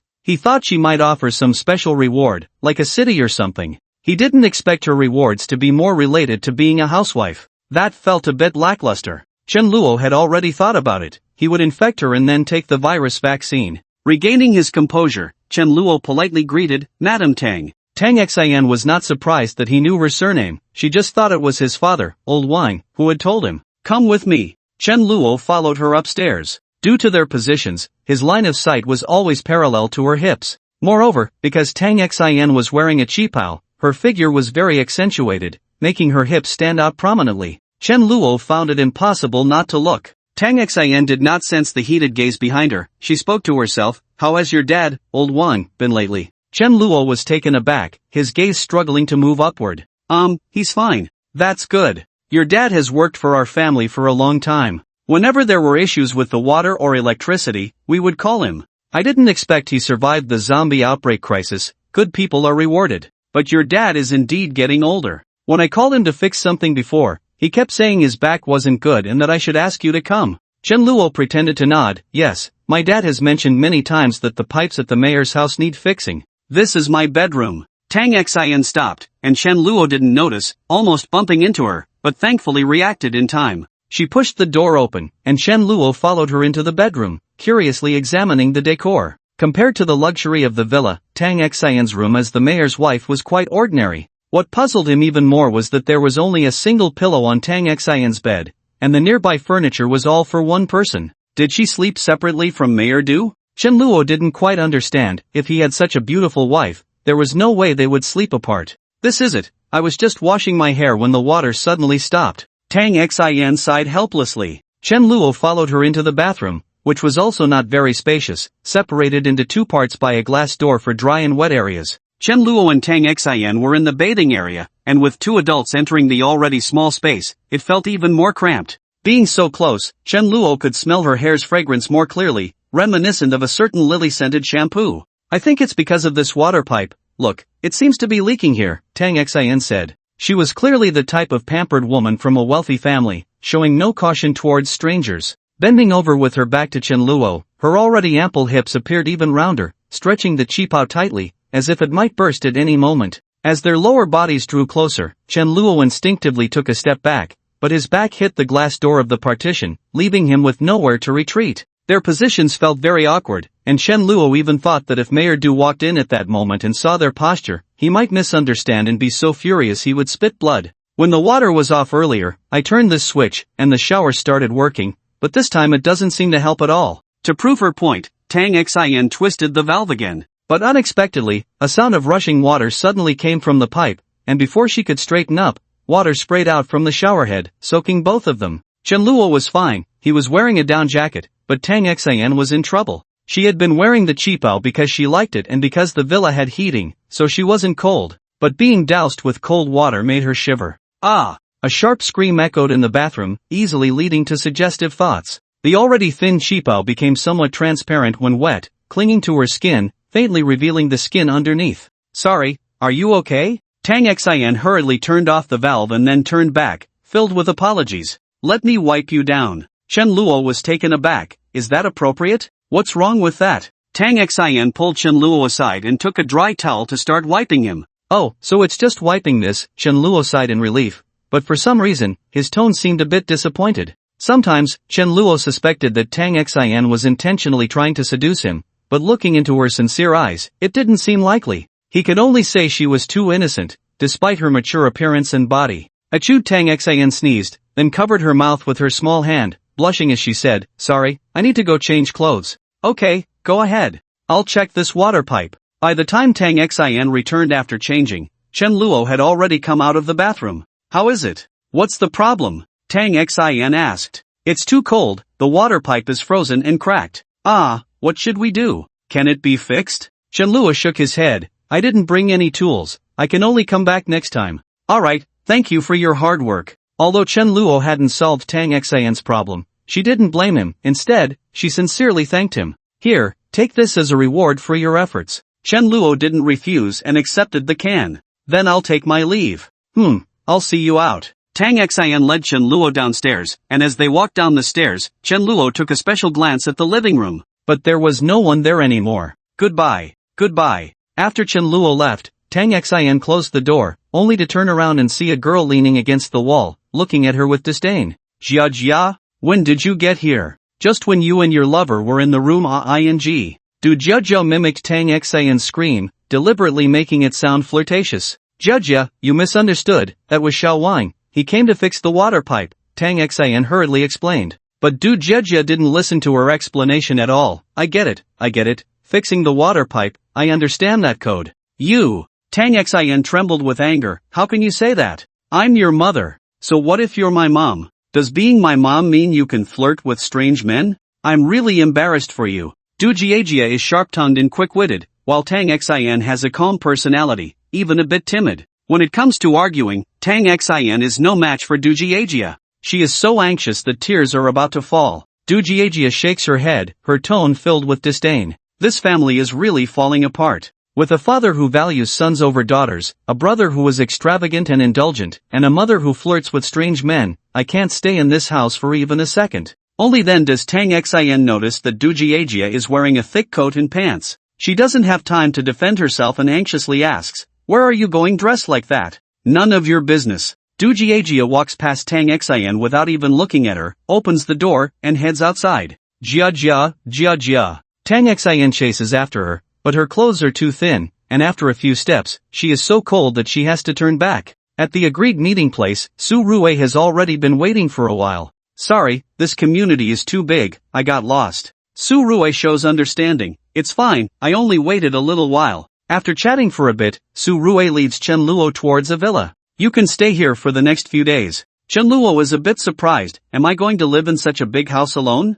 "Of course not, you won't be alone, there will be others living with you." Su Rui explains, "Some residents have turned into zombies, and we cleared their houses for other survivors to live in." "I see," Chen Luo asks, "but won't the other residents have objections?" From Chen Luo's perspective, wealthy people are often narrow-minded and can't stand seeing others getting something for nothing, wanting the same treatment as themselves. Su Rui's expression becomes a bit awkward. Some people do have objections, but they were all resolved by Mayor Du later. Besides, even if there are objections, they can't just kick people out, they can let them set up tents, right? This weather could freeze someone to death. How did he resolve it? Those survivors who came over need to work for the safe zone in exchange for shelter. What about the original residents? Don't they have to work? Chen Luo is determined to get to the bottom of it. Su Rui hesitates, and seeing her expression, Chen Luo already understands. "I get it, you don't have to answer that." To salvage the image of the safe zone, Su Rui says, "This is a necessary measure, Mayor Du has done his best." Chen Luo doesn't argue with her but asks, "Do you trust Mayor Du a lot?" "I guess so, he is a responsible mayor and very fair." Chen Luo is skeptical. "If you had heard the conversation in the villa with Du Kongning, you probably wouldn't think that way. So if I stay here, do I have to work too?" Su Rui nods. "Even though you'll only be here for a few days, you need to choose to join either the search team or the patrol team during this time." "What's the difference?" The search team goes out to find supplies and rescue survivors, while the patrol team is responsible for the security of the community and clearing zombies from the villa. There are also logistics positions, but those are for the elderly, weak, sick, and disabled, which Chen Luo clearly does not qualify for. So if Chen Luo wants to do something, it's best to choose the patrol team to get a feel for the security of the safe zone. At that moment, a commotion comes from in front of the villa, catching their attention. Why can't I live here? Miss Du, only members of the patrol team or search team can live here. Then can't I just join the patrol team? Miss Du, aren't you making it difficult for me?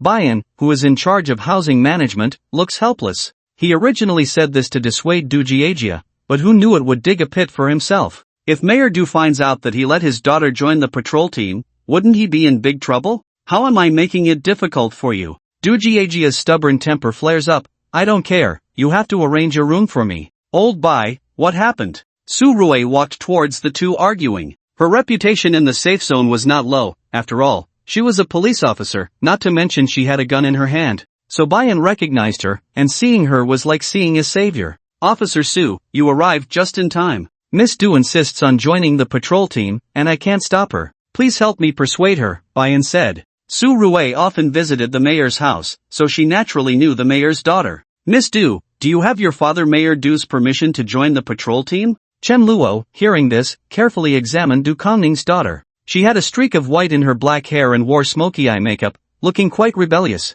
If it weren't for her good facial features, she would really resemble a troubled girl. If Su Rui hadn't said anything, Chen Luo wouldn't have recognized her as Tang Xian's daughter. The style difference between the two was too great. Chen Luo opened the system to check. Name, Du Jiejia, identity, mayor's daughter, rebellious girl, favorability, 0, stranger, initial reward, Harley motorcycle or master level fighting skills, first kiss reward, arcade, complete strategy reward, entertainment city. The rewards were average, and Chen Luo wasn't very interested. Perhaps Chen Luo had been staring for too long, and Du Jiejia keenly noticed. She glared at Chen Luo. What are you looking at? Haven't you seen a beauty before? Du Jiejia didn't recognize Chen Luo. She only heard the sounds coming from her mother's room. Then there was the back view she saw when Tang Xian sent Chen Luo out. This person had a small stature but a big temper. Chen Luo didn't want to stoop to her level and withdrew her gaze. Du Jiejia thought Chen Luo was backing down and disdainfully said, "Coward." She turned to Su Rui and said,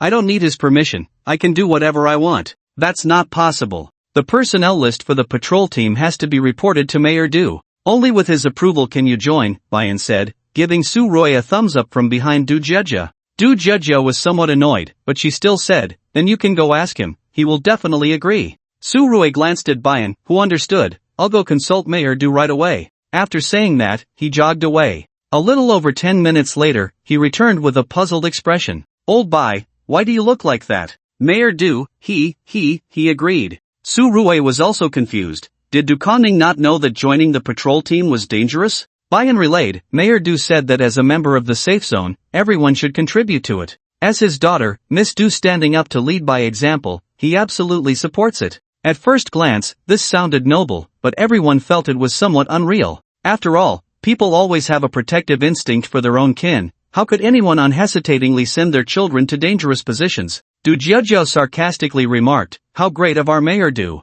Others might not know, but Du Jiejia could definitely guess Du Konning's thoughts. He must want to use her joining the patrol team to make a big deal out of it. There had long been conflicts between the survivors in the safe zone and the original residents of the community. They had been unhappy for a long time about those original residents benefiting from their labor without any cost. Why should they have exploited them before the apocalypse, and now continue to exploit them after it began? Some of them even had grievances against Du Konning, believing he sided with those original residents and was in cahoots with them. However, if Du Jiejia joined the patrol team, Du Konning could publicly promote that he even sent his own daughter to the patrol team, showing that he was absolutely selfless and concerned for the safe zone. Perhaps Du Konning had this idea long ago, but since Du Jiejia brought it up first, he naturally went along with it. Du Jiejia even pessimistically thought that if she unfortunately died during a patrol, Du Konning would probably be very pleased. After all, this way, no one could blame him anymore. It was as if Du Konning had wrapped himself in an invincible golden body.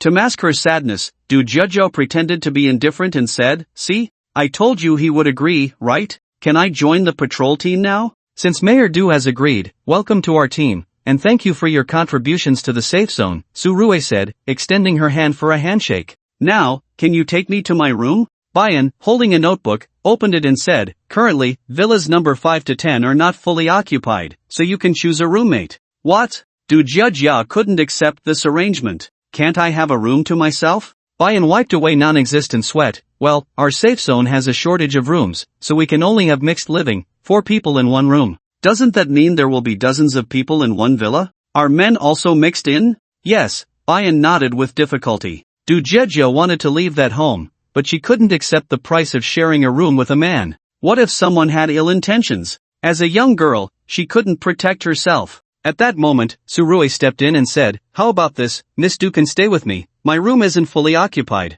If it was with Surui, Du Jejia could accept it. After all, having her around would ensure her safety. Alright, she reluctantly agreed. Then Surui asked Bayan to arrange a room for Chenluo. Since Chenluo might not stay long, Bayan, grateful for Surui's intervention, specifically arranged a separate room for him and guaranteed that no one else would be allowed to move in for at least 3 days. After Chenluo expressed his gratitude and settled into his place, he found Surui to report in. To his surprise, Du Jejia was also there. "Everyone is here. Since you two are newcomers, you need an experienced person to guide you. Luckily, I'm free, so I'll take you," Surui said. "Thank you, Officer Su." As they walked, Surui introduced the two. "There are still some areas in the community that haven't been cleared, and your job is to patrol these areas. If you encounter any zombies, you need to take action." Du Jejia appeared a bit nervous. "Huh?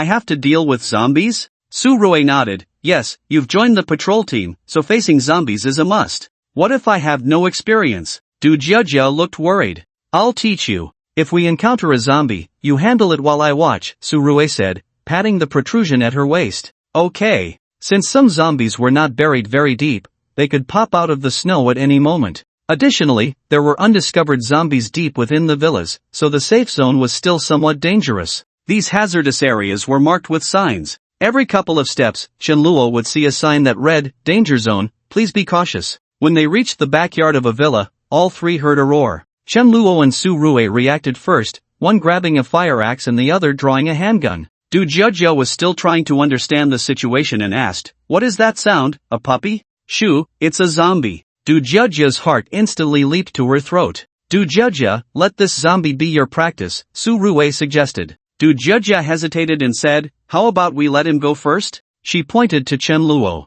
"He's someone who survived at Binhai University, essentially fighting his way out of a horde. There's no need for practice." "Is he that capable?" Du Jejia looked skeptical. Chenluo couldn't be bothered to explain. He was more interested in the handgun in Surui's hand than in Du Jejia or the zombie. Surui noticed Chenluo's gaze fixed on her gun and asked, "Do you recognize it? That's a 54 pistol, right? Improved from the 51 model, with an effective range of 50 meters. This information was all fed to Chenluo by the system. Listening to Chenluo speak so eloquently, Surui's interest in him grew even more. She held the gun by the barrel, pointing the grip towards Chenluo. "Want to give it a try?" Surui said casually, not expecting Chenluo to take it without hesitation. This behavior was extremely dangerous. If Chenluo had any ill intentions, he could easily kill her and take the gun. However, Chenluo was not so short-sighted. After all, Surui's first kiss reward included a random firearm and 100 bullets. Wasn't that better than a small handgun?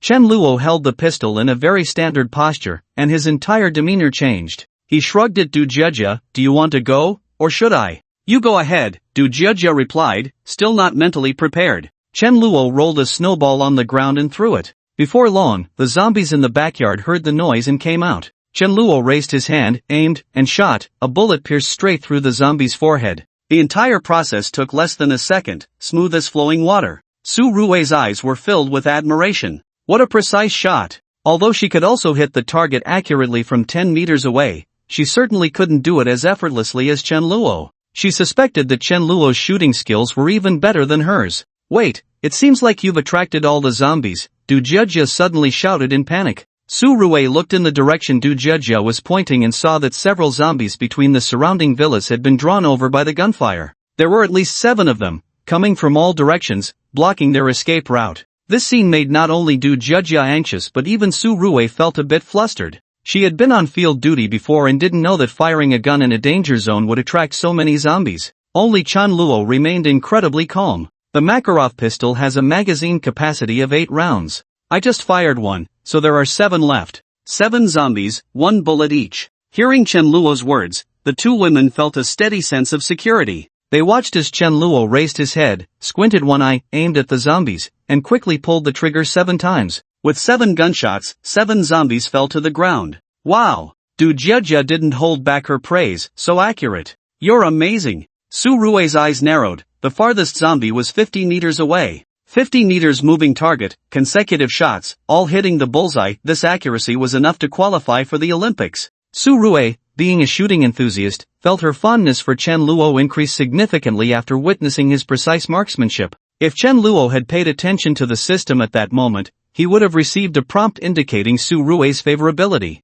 Here's your gun back. Su Rui dazedly took the pistol, and for a moment, she even thought that compared to herself, Chen Luo was more suited to wield a gun, considering giving the pistol to him. Fortunately, her rationality returned in time. She reloaded the magazine and tucked it back into her waist. During the subsequent patrol, Du Jiejia stayed close to Chen Luo. Su Rui's attitude towards him also changed somewhat. Before finishing the patrol, Du Jiejia successfully killed a zombie herself, which greatly boosted her confidence. After parting ways, Chen Luo entered the villa alone. Besides him, there were others inside. They all wore indifferent expressions, pretending not to see Chen Luo's return. In this world, just staying alive was already exhausting. They had no energy left to feign enthusiasm. Chen Luo couldn't be bothered to get to know them and returned to his own independent room. After dinner, Chen Luo reflected on the gains of the day. First, he learned the address of Mayor Du's house and discovered that there was an unlocked back door. Additionally, Mayor Du had a wife and a daughter, but it seemed the daughter had a poor relationship with him and had moved out.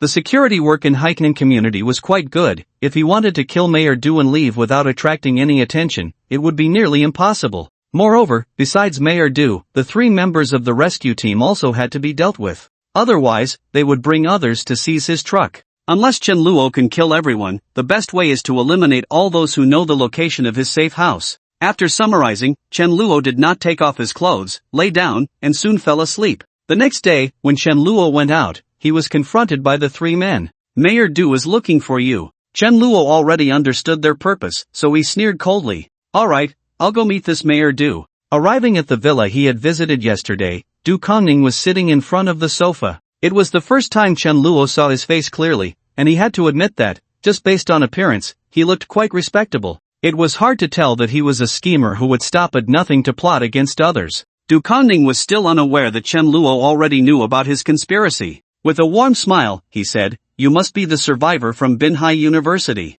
I am Du Kongning, and welcome to our safe zone." Chen Luo's reaction was flat. Du Kongning, being the mayor, had a strong psychological quality and did not let the atmosphere fall into silence. "By the way, I wonder if you saw my son, Du Yangsheng, while you were at Binhai University?" Du Kongning still wanted to know the whereabouts of Du Yangsheng and asked persistently. Chen Luo had seen him, but it was just the corpse, and he was the one who killed him. Chen Luo shook his head. "I didn't see him. He probably turned into a zombie and is buried under the snow." Chen Luo's words made Du Kongning's face stiffen. The 3 men behind him couldn't help but think, does this person not know how to speak? He actually told a father that his son was dead. His emotional intelligence is too low. Well, if that's the case, I can only blame my son's bad luck. Du Kongning put away his smile. "Let's get back to business. I've heard that you have a heavy truck." "That is true," Chen Luo said without changing his expression. "As you can see, our safe zone is severely understaffed. If we had a truck, it would greatly alleviate this problem." Du Kongning's meaning was clear. He wanted Chen Luo to donate his heavy truck for the survivors in the safe zone.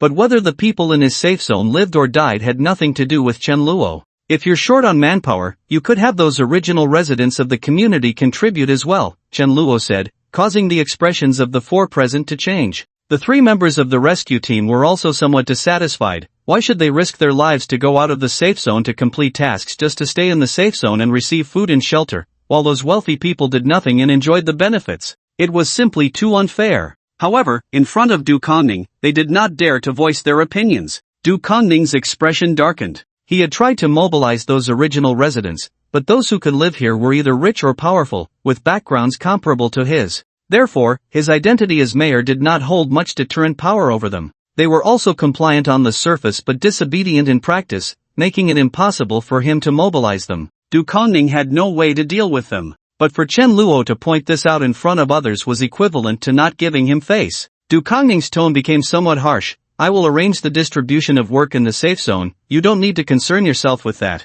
I will ask you one last time, can you lend us your truck?" "No," Chen Luo said decisively. "In that case, our safe zone does not welcome you. Please leave." Du Kongning's face turned cold as he waved his hand. He thought Chen Luo would be unwilling to leave the Haitian community, as it was the safest place in Binhai City. Little did he know that his threat had no effect on Chen Luo at all. Chen Luo's own safe house was much safer, and he was not lacking in food. Aside from being relatively small in size, everything else was 100 or 1,000 times better than here. So Chen Luo said, "If I have to go, then I will." After saying that, he turned around without any hesitation and slammed the door behind him. Du Kongning, left standing there, was so angry that his face turned red. "Mayor Du?" Yuan Hongwen, one of the three, called out anxiously. Du Kongning snorted coldly, "Since we can't reach an agreement, let's go with the second plan. You follow him, and once you're out of the safe zone, look for an opportunity to take him out. Bring the truck keys and drive the vehicle over to me." "Understood." The three nodded and bowed as they exited the villa, heading in the direction Chen Luo had left.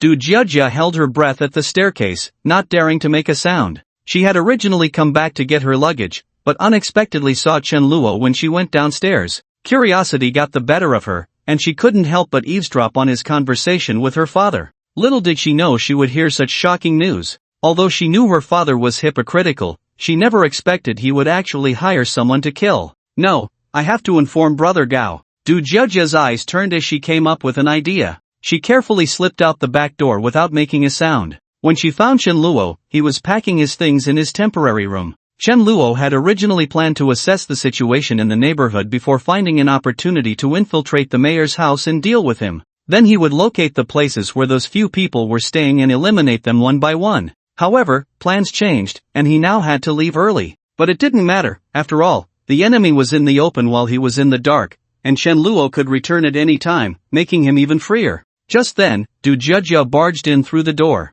"What are you doing here?" Chen Luo looked at her in surprise. After all, Du Jiajia was Du Kongning's daughter, theoretically one of the targets Chen Luo needed to eliminate. "Brother Gao, my dad is going to send someone to kill you. You should run," Du Jiajia said, panting. Chen Luo had already known this news and was not surprised. What puzzled him more was Du Jiajia's intention. "If your dad is sending someone to kill me, why are you warning me? Isn't that betraying your dad? I've wanted to sever ties with my dad for a long time. He only cares about my brother and has never cared about me. I just hope that when you leave, you can take me with you." Du Jiajia finally revealed her true intentions. She had come to warn Chen Luo and had been trying to please him ever since she saw his marksmanship. Her aim was to get Chen Luo to take her away. But she was still too naive, too innocent. Many rebellious girls have thought about running away from home. As long as a man is willing to take them away, they foolishly follow without realizing they could be sold. For Du Jiajia, she was determined to leave the Haitian community, completely disregarding how dangerous it was outside.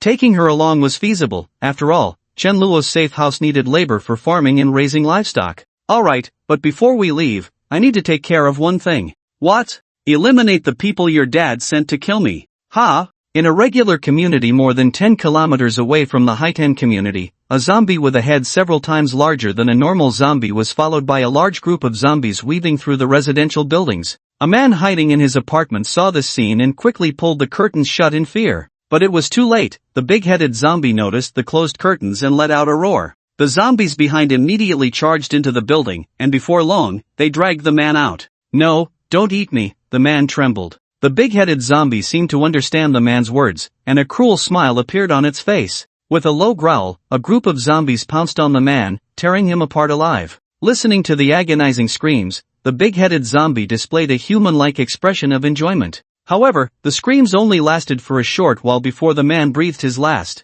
The big-headed zombie seemed unsatisfied and directed the zombies to continue searching for living people. As it was about to leave a room after finding nothing, a radio crackled to life. "Citizens of Binhai City, I am your mayor. Please, surviving citizens, head to the Haitian community located in the city center." The big-headed zombie surprisingly understood and went out to the street, letting out a loud roar. Zombies burst through the doors and windows of the residential buildings from all directions, surging out like a tide. As the big-headed zombie made its way to the city center, the number of zombies behind it grew larger and larger, quickly forming a dense army of the undead. In the safe house at Binhai University, Che Xiaoyu had been feeling down all day due to Chen Luo's departure. Although she usually wore this expression, something seemed to shift suddenly, and she looked in a certain direction. "Teacher Ning, something seems off with Su Yulan." Shilu was originally feeding Su Yulan, but she suddenly became restless. Ning Xiao furrowed her brows, unsure of what to do. At that moment, Che Xiaoyu stood up again, drawing everyone's attention. Xiaoyu, what are you going to do? Zhang Miaomia asked, puzzled. Luo, danger, Che Xiaoyu uttered 2 words. Are you saying the boss is in danger? Shilu became excited. Teacher Ning, we have to save the boss. Ning Xiao did not make an immediate decision but fell into deep thought. Chen Luo had entrusted the safe house to her before leaving, and she had to be responsible for him, ensuring nothing happened to the safe house. However, when it came to Chen Luo's safety, she couldn't remain indifferent. Thus, she found herself in a dilemma. Can we or not? Teacher Ning, please make a decision quickly, Zhang Miaomia urged. After that night, Zhang Miaomia's mindset had quietly changed. From trading physical safety for protection to developing feelings for Chen Luo. Shilu couldn't wait any longer. If we can't, let me and Xiaoyu go. We will definitely bring the boss back safely. No way. Ning Xiao rejected without a second thought, it's too dangerous. Before Shilu could feel disappointed, Ning Xiao added, let's all go together. That way, we can look out for each other. Alright, I have no objections. Zhang Miaomia's attitude was different now. She was no longer just looking for a protector, she had developed feelings for Chen Luo. Ning Xiao made a decision, since everyone agrees, let's set off. Shilu, do you have the keys to the truck? Sheila nodded, he gave me the keys to keep when he left. Great, then let's take the truck. Does anyone know how to drive? Sheila shook her head blankly, and Zhang Miaomia weakly raised her hand. I drove a bit when I was getting my license, is that okay? Letting a novice with little road experience drive a heavy truck was as difficult as asking someone who just learned arithmetic to tackle advanced math. Ning Xiao gritted her teeth and decided, that's enough, you can drive. Xiaoyu, you navigate, let's go. In the Haitian community, Du Jiejie dragged her luggage with both hands, carrying Chen Luo's backpack on her back, following him like a maid. However, her mind was occupied with other thoughts. She didn't understand where Chen Luo got the confidence to handle 3 people, nor did she comprehend why he wanted to shake her hand. Although Du Jiejie knew Chen Luo was a good shot, the problem was that he didn't have a gun in hand. Chen Luo stopped in front, and Du Jiejie, lost in thought, didn't notice and bumped into him, clutching her forehead in pain. Just as she was about to ask why he stopped, she saw him looking in a certain direction. Following his gaze, she spotted the 3 people she had seen in her living room earlier, sneaking behind them. She immediately tensed up and whispered, Big brother, how about we just run? There are 3 of them, and we only have 2, that's a numbers disadvantage. Chen Luo glanced at her, his expression seemingly saying she was also a person. However, he reassured her, don't worry, I can handle them alone. His confidence was not unfounded, he had gained master-level combat skills from Du Jiejie. Unless this master level referred to Teacher Ma, there was no reason he couldn't take on 3 ordinary people. Yuan Hongwen said to the other 2, it seems he has noticed us. Then let's just take action and drag him out of the community to deal with him. The 3 of them jostled forward. At that moment, a sharp, piercing alarm cut through the air above the community. Everyone stopped what they were doing and hurried out of their villas to the open space, looking up in confusion.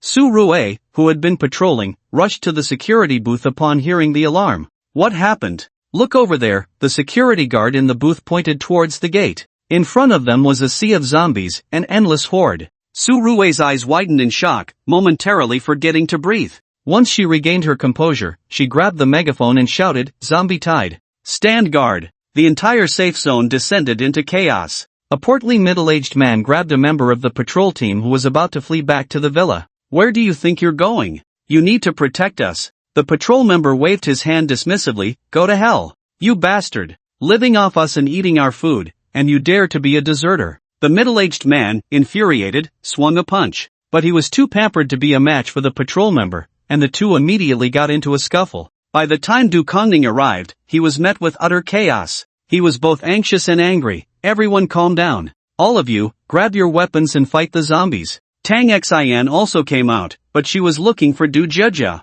Jiejie, where are you? Jiejie. Under Du Kongning's call, some people finally picked up their weapons. In their tense and fearful gazes, the zombie horde reached the gate. The gate of Haitian community held firm against the zombies' assault. Just as everyone breathed a sigh of relief, they saw the zombie horde parting to make way for a large-headed zombie that staggered forward. It threw its head back and let out a roar, and beneath everyone's feet, zombie arms broke through the snow, followed by their upper bodies, then the rest of them. Chen Luo's pupils constricted sharply at this sight. Is that a smart zombie? Chen Luo had never seen one in his past life, but he had heard of them. It was said that these special zombies were extremely rare, appearing only once in a million. But once they did appear, they would become a nightmare for all surviving humans. Because smart zombies had the ability to control other zombies, once they gathered enough around them, they would form a tide of zombies, overwhelming any safe zone. He never expected there would be one in Binhai City, and that he would run into it. The zombies that broke through the ground had already begun attacking the living,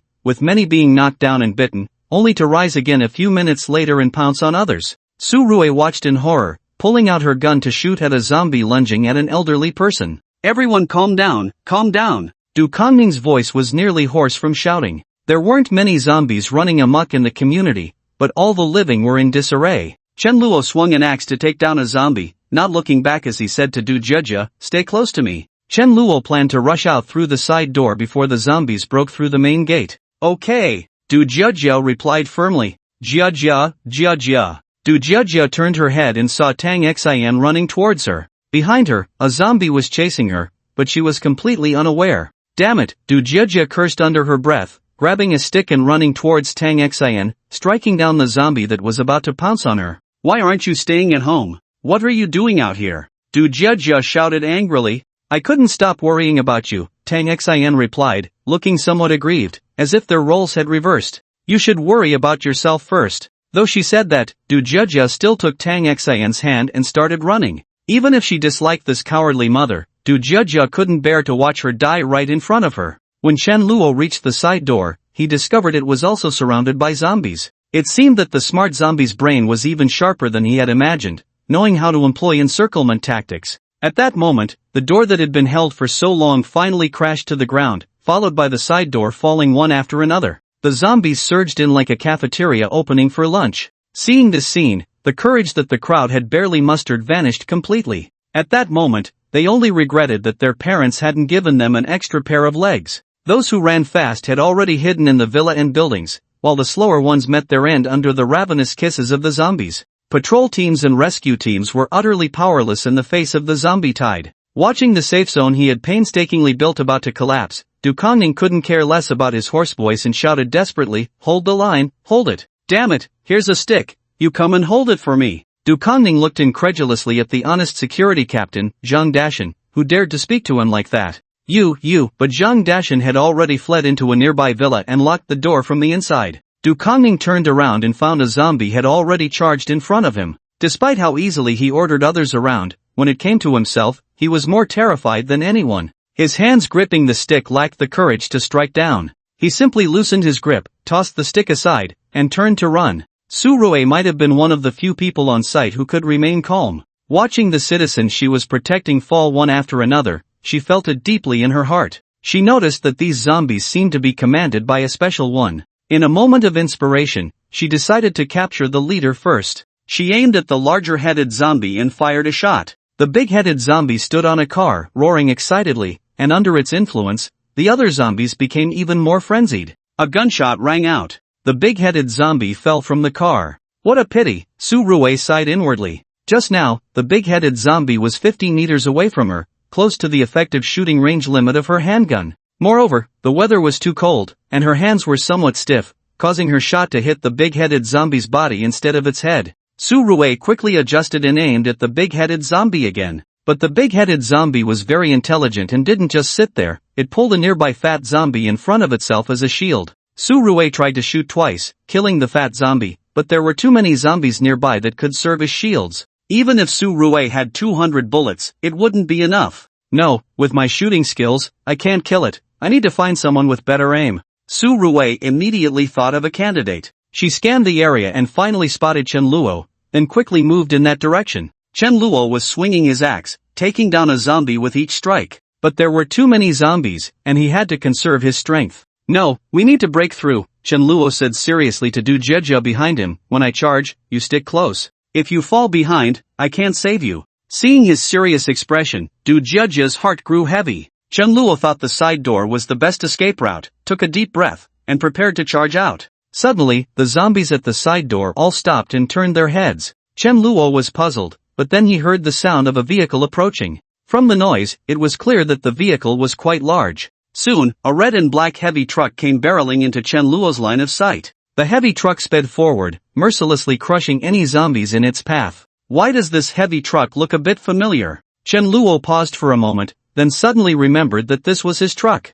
"Boss, Sheila leaned out of the window, excitedly waving her hands. Ning Xiao, frightened, quickly hugged her waist. "They're here." Chen Luo was somewhat surprised, not expecting them to come. "Follow me." Chen Luo dashed toward the heavy truck, with Du Jiejiu pulling Tang Xian closely behind. But what Chen Luo didn't expect was that the heavy truck didn't slow down and crashed straight into the wall. It broke a hole in the wall and stopped itself in the midst of the zombie encirclement.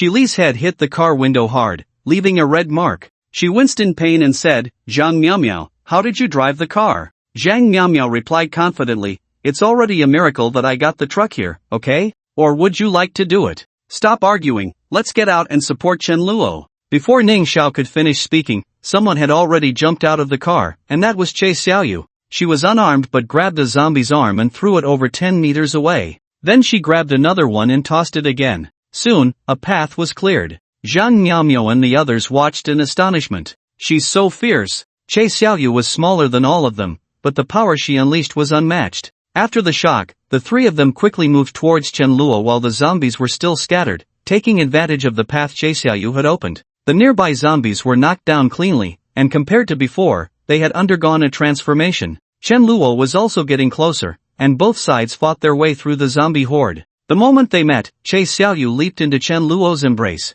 "Boss!" Shi Lu and the others shouted as well. Knowing it wasn't the time for reminiscing, Chen Luo simply nodded in response and pushed Che Xiaoyu away. "Let's go back to the truck." The zombies behind them had already closed the gap, but after Chen Luo and Che Xiaoyu regrouped, breaking through became much easier. They quickly reached the heavy truck. "Get in!" The cabin was small, accommodating at most 3 people. So Shi Lu and Zhang Miaomiao voluntarily gave their seats to Che Xiaoyu and Ning Xiao, while they entered the cargo area. "We're getting in too. Jie, but your dad." Tang Xian hesitated. "Forget about him, saving our lives is the priority." After Du Jiejiu finished speaking, she got into the truck, and although Tang Xian was worried about Du Kongning, she followed suit. Chen Luo sat in the driver's seat and restarted the engine. A reverse maneuver brought the truck out from the rubble of the collapsed wall. Once inside the truck, Chen Luo completely relaxed, even having time to chat with Ning Xiao beside him. "How did you know I was in trouble?" "It was Xiaoyu who sensed it." Hearing something off in Ning Xiao's voice, Chen Luo looked over at her seat. He saw Ning Xiao staring blankly at her arm, where there was a clear bite mark. "When did you get hurt?" Chen Luo asked anxiously. "I didn't notice, it must have been when I was coming to get you, I was ambushed." Ning Xiao smiled bitterly. "Just let me down, I've already been infected, there's no saving me." Chen Luo didn't open the car door but asked her, "Do you trust me?" Ning Xiao's beautiful eyes fixed on Chen Luo, and she said sincerely, "I trust you unconditionally since the moment you descended from the heavens like a savior to rescue me." "Good, as long as I'm here, you won't turn into a zombie." Ning Xiao thought Chen Luo was just comforting her, and just as she was about to say something, she saw Chen Luo suddenly lean in. Then she felt her lips moisten. "Let this be a final farewell." Ning Xiao didn't want to die with regrets. She embraced Chen Luo passionately, responding forcefully to his kiss. Surrounded by a sea of zombies, the two inside the truck were locked in a heated kiss. Che Xiaoyu, witnessing this scene, felt jealous and crossed her arms in frustration. Chen Luo's rationality still prevailed, and he pushed away Ning Xiao, who was still seeking another kiss. At that moment, a screen appeared in his eyes, visible only to him. Name, Ning Xiao, identity, school doctor, teacher, affection level, 100, unwavering until death, initial encounter reward, medical kit, already obtained, first kiss reward, zombie virus vaccine, already obtained, can be extracted at any time, complete strategy reward, medical room with medical equipment. Chen Luo's mind stirred, and a green vial appeared in his palm. "What is this?" Ning Xiao asked. "Something that can prevent you from being infected," Chen Luo explained briefly before inserting the needle into Ning Xiao's arm and injecting the vaccine. "Alright, now you won't be infected." Chen Luo removed the empty vial and said. Ning Xiao had grown accustomed to Chen Luo's various miraculous abilities. In her heart, he was truly omnipotent. Hearing him say it so confidently, she felt reassured. Chen Luo refocused on driving, maneuvering the heavy truck into the Haitian community, turning the vehicle around, and preparing to leave.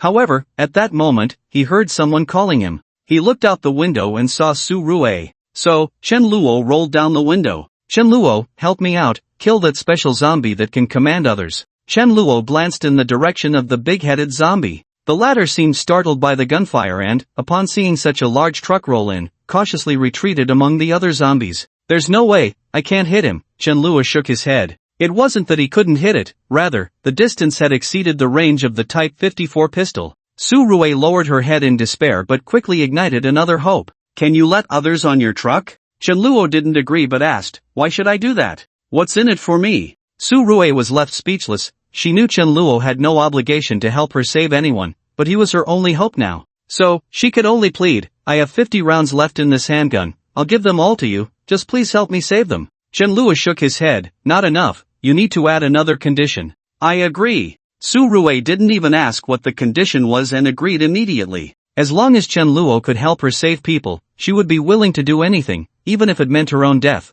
let alone other conditions. Very well, Chenluo shouted to the back, Shilu, Zhang Miao Miao, open the truck door. Shilu and Zhang Miao Miao obediently opened the truck door. Su Rui shouted to the fleeing crowd, this way, come over here. The crowd saw the truck as a lifeline and rushed over, climbing onto the truck bed. Su Rui kept shooting, taking down the zombies that were chasing them. Yuan Hongwen and the others, having more stamina and running fast, successfully reached the area around the truck. Move aside, I'll go first, Yuan Hongwen said rudely, pushing the person in front of him to the ground and preparing to get on the truck. But at that moment, Chenluo's voice rang out. Wait, you three can't get on the truck. Why not? Yuan Hongwen and the others widened their eyes. Because this truck is mine, I say you can't get on, so you can't. Chenluo said coldly. What does that matter? We're getting on, what can you do about it? The three prepared to force their way onto the truck. But Chenluo said, listen, if these three get on the truck, I won't drive. As soon as those words were spoken, everyone's expressions changed. If Chenluo didn't drive and the zombies caught up, he would be safe in the cab, but they would be doomed. Just as Yuan Hongwen and the others were about to climb onto the truck bed, a roadblock appeared in front of them. Get out of the way, the three said fiercely. But the person did not move, and more people stood up, forming a wall with him. With so many people supporting him, the first roadblock gained confidence and said bluntly, please leave. What if we don't? What can you do about it? The three still held their ground, at worst, we'll die together. Yuan Hongwen even tried to incite everyone, why don't you join us and kick that person in the driver's seat out, take the truck for ourselves, so we can all be saved. But the others didn't dare at all. They weren't blind, they could clearly see the terrifying strength of Chenluo and the girl with monstrous power beside him. Even if they were given the courage of 10 bears and leopards, they wouldn't dare provoke Chenluo. So they coldly said, please leave, or we'll break your legs and throw you out. Seeing that they were ready to act, Yuan Hongwen and the others had no choice but to give up on getting on the truck. Not getting on the truck didn't necessarily mean death, but if their legs were broken, that would truly be the end. So the three quickly left in another direction. Su Rui saw that most people had boarded, and she also gave up on holding the rear. Just before the zombies were about to catch up with her, she leaped into the truck compartment and closed the door. The heavy truck slowly started moving, and the zombies tried to stop it from starting, but it was like a mantis trying to stop a car, becoming nothing more than meat patties under the king's wheels. Once the truck picked up speed, it charged directly out of the zombie horde and sped away. Other zombies wanted to chase, but the big-headed zombie took a deep look at the truck's rear and then let out a roar. The zombies all gave up the chase, entering one villa after another, dragging out all the living people hiding inside to eat them. Yuan Hongwen and the others were not spared either. They were found and dragged out. They huddled together, trembling in fear. Regret, fear, resentment, various emotions flooded their minds. Ultimately, filled with endless remorse, they were torn to pieces by a large group of zombies. Their intestines were carelessly discarded on the snow, and blood stained the ground a deep red. The heavy truck stopped about a kilometer away from Binhai University. The suddenly opened compartment door startled the survivors inside, who were still shaken from their ordeal. When they saw it was Chenluo outside and not zombies, they finally breathed a sigh of relief. However, Chenluo's next words sent their hearts plummeting. I'll drop you off here, the rest of the journey is up to you. The group looked troubled, and a seemingly shrewd man said, brother, if you let us off here, aren't you just leaving us to fend for ourselves? Chenluo nodded, that's right, I want you to fend for yourselves. The man was taken aback, he never expected Chenluo to admit that. There were more than 20 people here, after all. Anyone with a conscience would have to consider the weight of so many lives. But Chenluo was completely unpredictable. The words he had prepared suddenly failed him. An elderly man with a kind face slowly said, young man, please let us follow you, we can work for you. How could they not shake off this attachment? Saying they would work was just a way to get Chenluo's protection because they saw how powerful he was. Chenluo didn't need so many people. I'll say it one last time, get out of the truck. If the zombies catch up, you won't be able to escape. Chen Luo's tone grew slightly impatient. Seeing that nothing they said worked, they could only look to Su Rue. Officer Su, please plead with him. Su Rue, entrusted with the task, did not plead. Instead, she said to them, everyone should leave. In bringing us this far is already more than enough kindness. Su Rue was simply strong in her sense of justice, not a saint. There was a significant difference between the two. Su Rue wouldn't force Chen Luo to help others, while a saint would. Since Su Rue had said so, even though they were reluctant, they had no choice but to get out of the truck one by one. Chen Luo had been somewhat casual, but upon seeing a person wearing a hood, his gaze sharpened. He grabbed the person's shoulder. Wait. The person shivered but did not turn around. Is there something? Take off your hat. The person hesitated for a moment but slowly removed the hat. Seeing his face, Chen Luo scoffed. Isn't this Mayor Du? Why are you still hiding? Du Kongning had mixed in during the chaos when Chen Luo drove away Yuan Hongwen and the others. Yuan Hongwen and his companions had simply offended Chen Luo by following him and were ruthlessly sent away.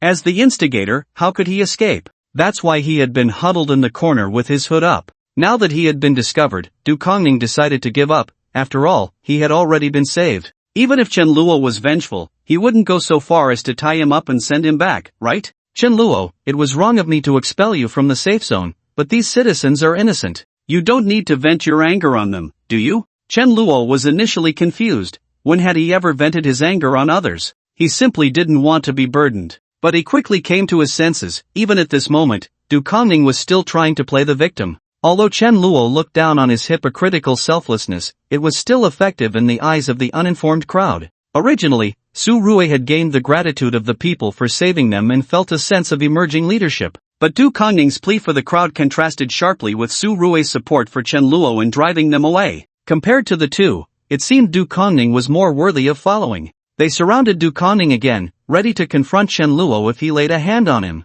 But what use was a mob, no matter how many there were? Don't flatter yourself. I don't want them, I just think they're a burden, Chen Luo said disdainfully. This statement immediately ignited the crowd's anger, and they began to curse. Seeing this, Du Kongning became even more pleased, smirking from a hidden angle. Everyone, quiet down. Su Rue shouted, halting the escalation of the situation. Once the noise subsided, she continued, regardless, he just saved our lives. Whether he wants to take us or not is his choice, forcing him won't help. The crowd fell silent. Su Rue walked up to Chen Luo and handed him a handgun and a bag. Here is the handgun and bullets. There were originally 50 rounds, but 10 were used while saving people, so there are 40 left. I hope you don't mind. No one doubted the significance of a gun in the apocalypse. Therefore, when they saw Su Rue handing over the handgun, some became anxious. Du Kongning, with a dark expression, said, Officer Su, how can you give your gun to someone else? This was a deal I made with him for saving lives, Su Rue explained.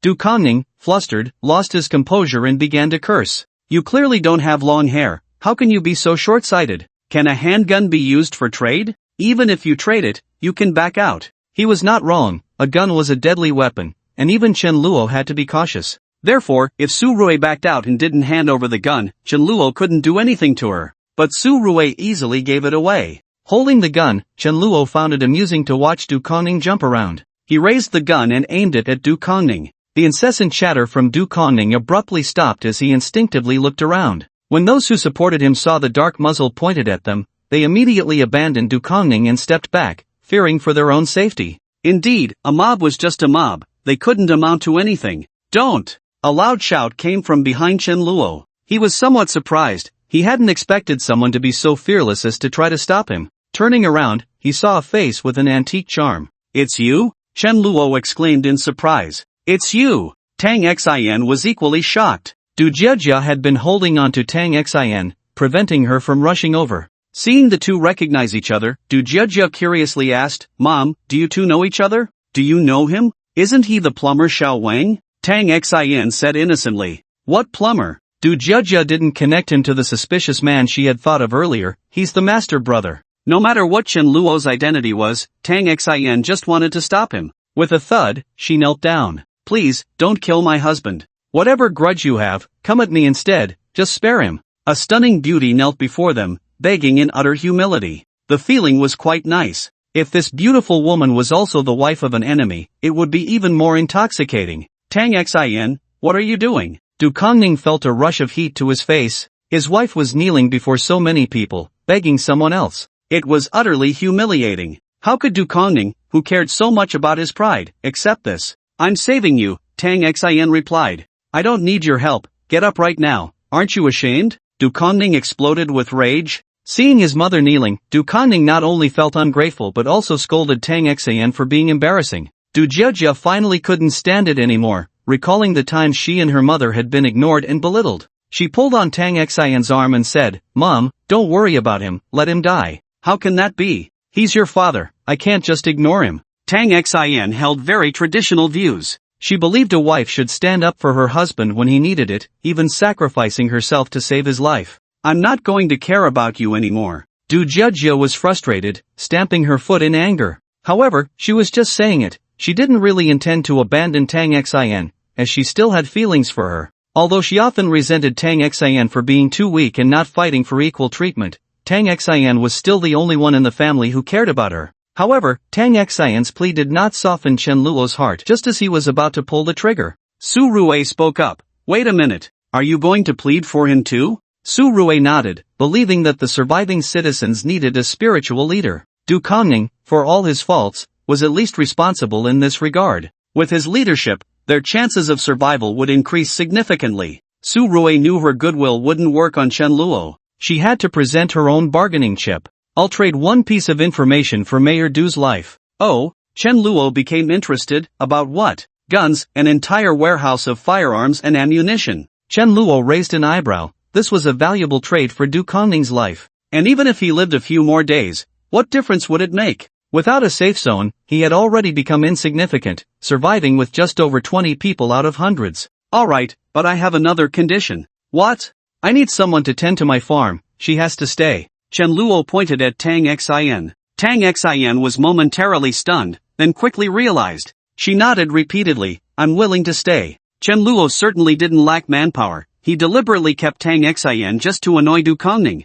Sure enough, Du Kongning's expression turned very ugly. As a man, he knew how charming Tang Xin was. Chen Luo's intention to keep her was as obvious as daylight. For some reason, he felt that after Chen Luo made this request, the way people looked at him changed, filled with a strange sympathy. It was the ultimate humiliation for him. No, I won't agree, he shouted, disregarding his image. Oh, is that so? Chen Luo pulled the trigger. Du Kongning's pupils widened in an instant, his mind went blank, filled only with endless regret. He was proud. But what was pride compared to a life that was hanging by a thread? After a few seconds passed, Du Kongning felt no pain. Confused, he began to search his body for a wound. I'm sorry, I just forgot to chamber a bullet, Chen Luo was teasing Du Kongning, but it's ready now. No! Du Kongning plopped down on the ground, looking utterly disheveled, completely losing the demeanor of a mayor. He shouted, if you want that bitch, take her. Please, just don't kill me. As soon as he said this, the women present looked down on him for abandoning his wife to save himself. The men felt the same disdain. One could say that the image Du Kongning had painstakingly built had completely collapsed. Tisk, mayor, tisk tsk. Chen Luo's contemptuous tone made it even harder for Du Kongning to hold his head high. But at least it made Chen Luo put away his gun. Alright, you can leave now. Du Kongning could only walk away with the survivors from Haitan community, his head hung low. Su Rui lagged behind. She had a few words to say to Chen Luo. My police station has an armory, and there should be quite a few handguns and rifles in there, at least 500 rounds of ammunition. The armory in the police station is usually in a very confidential location and definitely locked, so it's not easy to find. Su Rui nodded, that's right, but if you need to set out, you can call me, I can guide you. Dealing with someone like Su Rui was reassuring, and she even offered after-sales service. Chen Luo couldn't help but say, why don't you stay? This was the first time Chen Luo had actively invited someone, showing how much he appreciated Su Rui. However, Su Rui shook her head, no, they still need me. What a pity. Chen Luo thought for a moment and handed the handgun back to her. What is this? Su Rui was a bit surprised. For your self-defense. Su Rui was now responsible for a warehouse full of firearms. If anything happened to her, not only would the reward for her first kiss be lost, but the armory would also be in jeopardy. Since she wouldn't be by Chen Luo's side, it was quite important for her to have a weapon to protect herself. But I have a condition, unless it's absolutely necessary, you can't draw the handgun in front of others, especially in front of Du Kongning. Su Rui didn't understand but accepted the handgun, then sincerely said, thank you. After she left, Chen Luo took the remaining people back to the safe house in a heavy truck. The newly arrived Du Jejia and her mother Tang Xian were assigned to the prison room and safe house No. 2. Although it was a prison room, it had everything it needed, just a bit cramped. Used to living in a big house, Du Jejia found the small prison room quite novel. Compared to a large but empty room, the small space gave her a sense of security. After the people in safe house No. 1 finished their meal, they didn't leave. A few of them pretended to sit on the sofa, occasionally glancing at Chen Luo. Especially Shi Lu and Zhang Miaomiao, who practically had their thoughts written all over their faces. After washing the dishes, Ning Xiao returned to the living room and said to Chen Luo, can you come to my room for a moment? I have something to tell you. Before Chen Luo could respond, Zhang Miaomiao stood up. She patted her backside. I'm tired, I'm going back to my room to rest. Shi Lu, do you want to come with me? Sheila seemed momentarily stunned and replied, sure. Ning Xiao gratefully glanced at them, then eagerly awaited Chen Luo's response. Finally, Chen Luo spoke, sure. In the room of the safe house, Chen Luo and Ning Xiao locked eyes. Ning Xiao appeared a bit shy, occasionally playing with her hair to mask her nervousness. However, despite this, she did not shy away from Chen Luo's gaze. Perhaps feeling the atmosphere was a bit awkward, Chen Luo wanted to ease it. They both spoke at the same time. Chen Luo paused, and Ning Xiao said instead, let me go first. Chen Luo nodded, ready to hear what she had to say. I remember the first time I saw you was in the office restroom. You were killing zombies, and I was shouting for help, but you ignored me. At that time, Chen Luo didn't know Ning Xiao, so he naturally wouldn't risk himself for a stranger. Ning Xiao continued, at that time, I felt you were too cold-blooded and inhumane. But when I was already in despair, ready to wait for death, you appeared at the office door, and I felt you were so tall, like a savior. Chen Luo touched his nose. His expression hadn't changed at all when he was scolded, but when Ning Xiao praised him, his face became somewhat unnatural. Maybe it was then that my heart was completely lost. Ning Xiao looked at Chen Luo with deep affection. She had already thought about these words in her mind hundreds of times. She just couldn't find the opportunity to say them to Chen Luo. Until she was ambushed by zombies, thinking she would be infected and never have the chance to speak, Ning Xiao felt an immense regret inside. It was at that moment she made up her mind that if she could survive, she would muster the courage to say these words. She didn't want to die with regrets. With that thought, Ning Xiao slowly reached to her shoulders, slipping off the straps on both sides. Her proud curves were unmistakably revealed, making it hard for anyone to resist. Chen Luo's eyes were instantly drawn to her, unable to look away for a long time. Feeling his gaze, Ning Xiao's face flushed with embarrassment. However, she was already 28 this year, no longer a little girl. Since she had made the decision to give her body to Chen Luo, she wouldn't back down. So she straightened her back, appearing even more alluring for Chen Luo to admire. Ning Xiao shyly asked, do I look good? Is it too big, a bit deformed? No, Chen Luo replied without thinking. Ning Xiao's figure was the best he had ever seen in terms of size and shape. Moreover, usually, if someone was large, their skin would stretch, and the veins underneath would be very obvious, ruining the aesthetic. But Ning Xiao was different. Her skin was fair and tight, showing no flaws at all. Chen Luo couldn't hold back any longer and just placed his hand on his pants. But at that moment, the bedroom door was suddenly slammed open.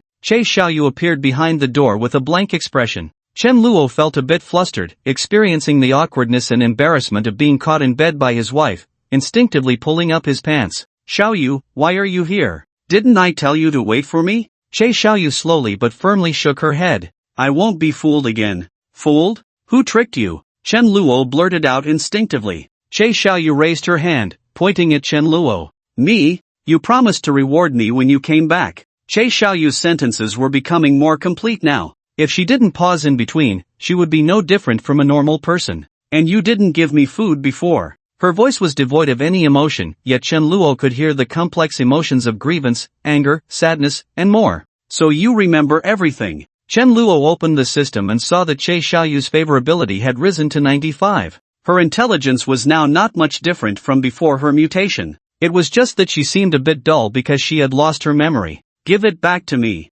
What? Everything you owe me. Che Xiaoyu lunged forward, knocking Chen Luo to the ground. She directly straddled his waist. Chen Luo was already restless, and the soft sensation on his waist made him almost lose his mind. No, don't. Chen Luo tried to struggle. But in the end, he was just an ordinary person. How could he possibly compete with Che Xiaoyu, who had evolved in strength? Soon, his hands were controlled, raised above his head, firmly pressed to the ground. His last means of resistance was useless. Chen Luo could only look at Ning Xiao with pleading eyes. but he saw Ning Xiao putting on the nightgown she had already taken off. "Where are you going? Don't leave me behind." Ning Xiao smiled apologetically. "Sorry, I can't save you. After all, this is a private matter between you and Xiaoyu. I can't interfere." After saying that, she stood up, walked out of the room, and kindly closed the door. Although she couldn't give herself to Chen Luo, Ning Xiao felt a bit of regret and disappointment. However, Che Xiaoyu was the one who had known Chen Luo first. Moreover, she was the youngest, and as the older sister, Ning Xiao should logically give way to Che Xiaoyu.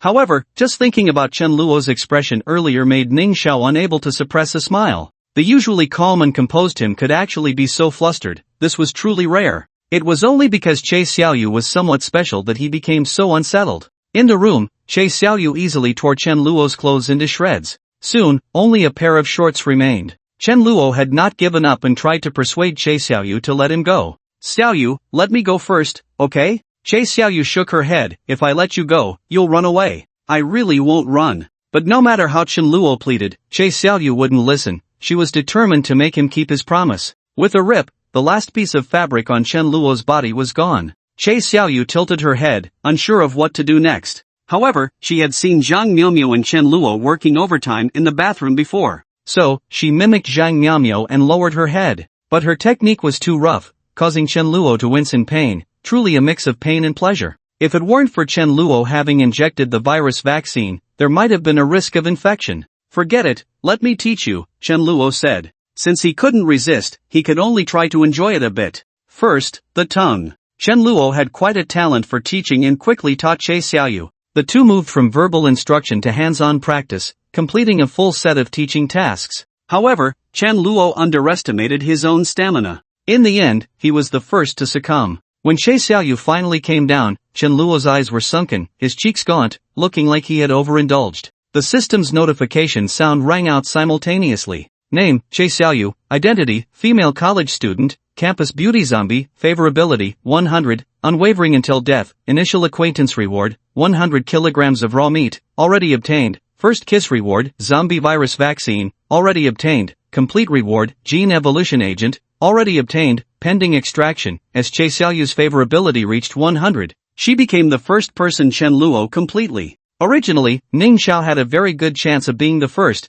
but she voluntarily gave way to Che Xiaoyu. With his last bit of strength, Chen Luo extracted the gene evolution agent. Chen Luo felt invigorated and curiously examined it. It was a transparent test tube containing purple liquid, with the liquid in a spiral structure. "Is this the gene evolution agent?" Chen Luo muttered to himself. The gene evolution agent was much rarer than the zombie virus vaccine. In his previous life, Chen Luo had only heard of it and had never seen it. It was said to be extracted from evolved zombie bodies by a certain scientist, capable of allowing the human body to break through limits and greatly enhance physical quality. The emergence of this evolution agent was a milestone. It marked the official acquisition of evolutionary power by humanity, no longer the only abandoned child in the tide of evolution. It truly gave humanity the strength to fight against other apocalyptic creatures. However, this agent was too scarce, as the raw materials from evolved zombies were difficult to obtain. All those fortunate enough to be injected were carefully selected elites, 1 in 1,000.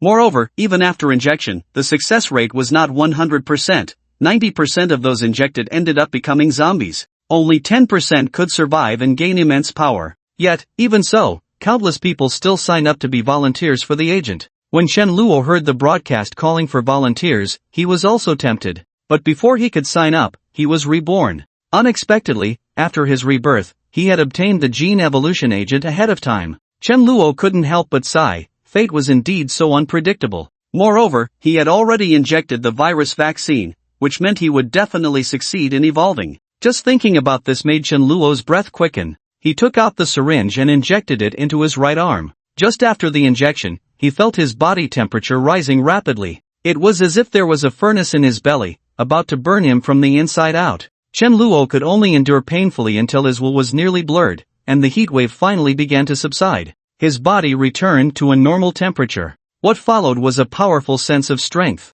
Unlike the zombies that evolved in a singular way, the enhancement brought by the injected evolution serum was comprehensive. Chen Luo tried jumping and could easily touch the 3-meter-high ceiling. He then did 100 push-ups in a row, without breaking a sweat or turning red. Wow, my physical fitness could be considered that of a little superhero now, right? The powerful endurance brought him so much energy that he couldn't help but glance at Che Xiaoyu, vowing to redeem himself. So, Chen Luo pounced onto the big bed. This time it was his turn to be on top, actively inviting Che Xiaoyu for a match. Che Xiaoyu did not refuse, and the two began to fight again. However, the final result remained unchanged. Chen Luo was defeated once more. It wasn't that he was weak, but Che Xiaoyu had an unfair advantage. Zombies simply didn't get tired. Losing to someone with an unfair advantage wasn't shameful. Chen Luo comforted himself, thus salvaging his pride. The next morning, when Chen Luo got up, he went to the living room and found all the girls there, looking at him with strange expressions. "What's wrong? Is there something on my face?" Chen Luo asked curiously. "Not exactly, but you do seem to have become a bit more handsome," Sheila said, suppressing a laugh. "Turns out it's not just women who can be rejuvenated, men can too. Just look at the boss, glowing like this, clearly had a great night last night." Zhang Miaomiao giggled, covering her mouth. Chen Luo finally realized they were mocking him for being forced by Che Xiaoyu last night. And the one who spread this embarrassing news without a doubt was Ning Xiao. "Ning Xiao," Chen Luo said through gritted teeth. "I stewed some meat in the kitchen, let me check," Ning Xiao said as she was about to get up. But in an instant, Chen Luo appeared right in front of her, blocking her way. "Wow, boss, your speed is incredible, I didn't even see you move," Shilu exclaimed. Of course, the evolution serum wasn't injected for nothing. Chen Luo's face was less than 5 centimeters away from Ning Xiao's. He looked down at her and said, "Tell me, how should I teach you a lesson?" How about a slap on the palm?" Ning Xiao suggested tentatively. "A slap on the palm is a method for educating children. We adults have our own methods," Chen Luo said with a mischievous grin. "What is it?" Ning Xiao asked, confused. "A spanking." Chen Luo scooped Ning Xiao up. Her weight of over 100 pounds felt negligible in his arms. Ning Xiao gasped, clutching Chen Luo's neck in fright. "You got away last night, but today I must teach you a good lesson." Perhaps the presence of the two girls watching gave Ning Xiao courage. Not wanting to lose her dignity as a teacher and older sister in front of them, she provocatively challenged Chen Luo. "Come on, I don't believe you still have much stamina left from last night." Chen Luo was full of confidence. The recovery speed of his stamina due to his powerful physique was astonishing. Now, he could easily take on both Zhang Miaomiao and Shilu together, let alone just one inexperienced Ning Xiao. "Don't worry, you'll see," Chen Luo said, wearing a smile that made Ning Xiao's heart race. But she still stubbornly replied, "Come on, if you can, make it so I can't get out of bed all day." Ning Xiao didn't know that she would soon regret provoking Chen Luo. As Chen Luo regained his masculine dignity with Ning Xiao, he walked outside the safe house and retrieved the newly acquired medical room. Just this one reward of a medical room was larger than the combined size of the two safe houses. When Chen Luo entered, he found that the medical room was fully equipped with various medical devices. There were MRI machines, ultrasound equipment, and even dental tools. The medical cabinet was filled with all kinds of medications. With this medical room, Chen Luo would never lack for supplies again. Even more excited than Chen Luo was Ning Xiao, who had barely had the strength to move a finger just moments before. Upon seeing the medical room, she instantly came back to life and began to study the various devices inside. It had been 5 days since they escaped from the Hai Tian community. The remaining survivors, under Du Kongning's leadership, had settled in a regular neighborhood near Binhai University. Learning from past experiences, Du Kongning had the 20 or so people spread out across the entire community. He also strictly enforced rules that prohibited them from gathering in groups to go out, starting fires in the open areas, or lingering outdoors for long periods. All of this was to avoid attracting the attention of the intelligent zombie. Truly, once bitten by a snake, one is afraid of a rope for 10 years. Because of these regulations, those who went out to gather food had to act alone, but how much food could one person bring back at a time? As a result, everyone in this temporary camp was living a miserable life, often going hungry. One day at noon, a long line formed in the community's homeowners association room, with all the survivors looking pale and emaciated as they waited for food distribution. They saw that the person in front of them received only a small bag of bread and a tiny cup of water. Finally, someone voiced their complaints. "Why is the food getting less and less? At this rate, we're all going to starve to death." "Exactly, is Mayor Du keeping all the food for himself?" The two speakers were residents of the Hai Tian community, who had enjoyed lavish meals before the apocalypse. Although their quality of life had drastically declined since the end of the world, there had always been others providing food for them. Now, reduced to just a small bag of bread, it was no wonder they were complaining. Du Kongning happened to come in from outside and overheard their conversation. He knew that if he didn't clarify the situation, their discussions would surely incite unrest. So, with a serious expression, Du Kongning said, "What are you talking about? The two were startled and turned around to see Du Kongning, feeling a bit guilty. However, they were also big entrepreneurs before the apocalypse, so they weren't too intimidated. One of them even said, "Am I wrong? So many people are starving, can you say you have no responsibility?" Hearing him trying to rally others to his side, Du Kongning had to explain, "All the food brought back is in the room behind. If you doubt me, you can go see for yourselves." Du Kongning's attitude was very firm, and he addressed the crowd looking their way, saying loudly, "Consolidating all the food for distribution was a decision we all made together. If anyone has objections, we can start from today and let each person keep the food they obtain for themselves." Upon hearing this, the two men's expressions changed instantly. If they had the ability to obtain food themselves, they wouldn't be complaining. So they immediately lowered their voices and said, "You're right, Mayor Du. We spoke out of turn." Du Kongning shot them a sidelong glance and snorted coldly. Then he walked to the front of the line, and the two let out a sigh of relief, only to realize they were drenched in sweat. "Here, let me help you." Du Kongning took the initiative to distribute the food to everyone. This action further elevated his image in the eyes of the people. As each person received their food, they sincerely expressed their gratitude, saying, "Thank you, Mayor Du. No need to thank me, this is what I should do." Although there were fewer people, Du Kongning's authority was clearly higher now, and the crowd began to whisper among themselves, "Mayor Du is truly a good mayor." Yes, a diligent and responsible mayor is hard to come by. Poor Mayor Du's wife, taken away by that despicable bastard. One day, we will deal with that guy and rescue the mayor's wife. Hearing the discussions of the people below, Du Kongning's lips curled into a barely visible arc. Establishing an external potential enemy for the team was the simplest and most effective way to divert conflicts and unite the team. What Du Kongning needed to do was to establish his absolute authority within this team, elevating himself from a leader to a spiritual totem, even to the level of a belief. In this regard, Du Kongning's son, Du Yangsheng, was quite similar to him, but Du Yangsheng's methods were too immature, far less sophisticated than Du Kongning's. At that moment, another figure walked in from outside. The moment they saw her, everyone stopped their discussions and looked at her with indifferent eyes. The person was Su Rue, who had gone out to search for food. Su Rue keenly sensed the change in atmosphere, but she didn't pay much attention to it. She walked up to Du Kongning and poured an entire bag of food in front of him. "Officer Su, you've brought back so much food again, you really have worked hard," Du Kongning said with a beaming smile. "It's nothing," Su Rue shook her head. "By the way, I can't continue searching for food this afternoon, I have something important to do." "Is that so?" Du Kongning's smile stiffened for a moment but quickly returned. "Alright, I understand, you go ahead." Clearly, Du Kongning had already guessed what she was going to do.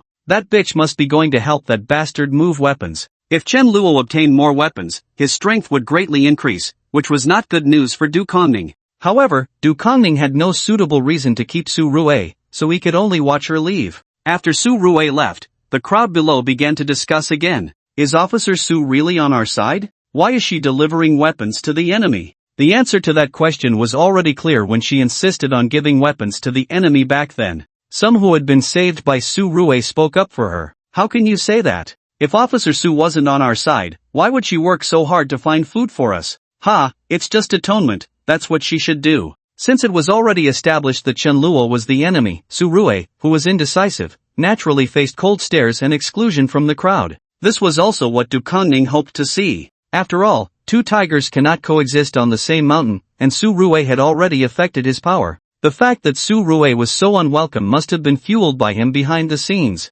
However, Du Kongning could not directly drive Su Rue away. After all, Su Rue was the strongest among them, and the food she brought back every day was quite substantial. If he drove her away and she joined Chen Luo's camp, wouldn't that be shooting himself in the foot? Du Kongning would not make such a foolish mistake. Therefore, maintaining the status quo was what Du Kongning most wanted to see. If only I had a gun, Du Kongning couldn't help but entertain the thought. If he had a gun, he could easily ambush Chen Luo and shoot when he passed by. No matter how skilled Chen Luo was, he couldn't possibly dodge a bullet, right? At the entrance of Binhai University, while waiting for Chen Luo, Su Rue also observed her surroundings. She noticed that the snow seemed to show signs of melting, and the icicles hanging from the guardhouse were dripping water. This discovery made Su Rue feel a bit uneasy. Although the rising temperature and melting snow would improve the living conditions for the survivors in Binhai City, it also meant that the zombies buried beneath the snow would escape. This would pose another challenge for the survivors. Su Rue could only pray in her heart,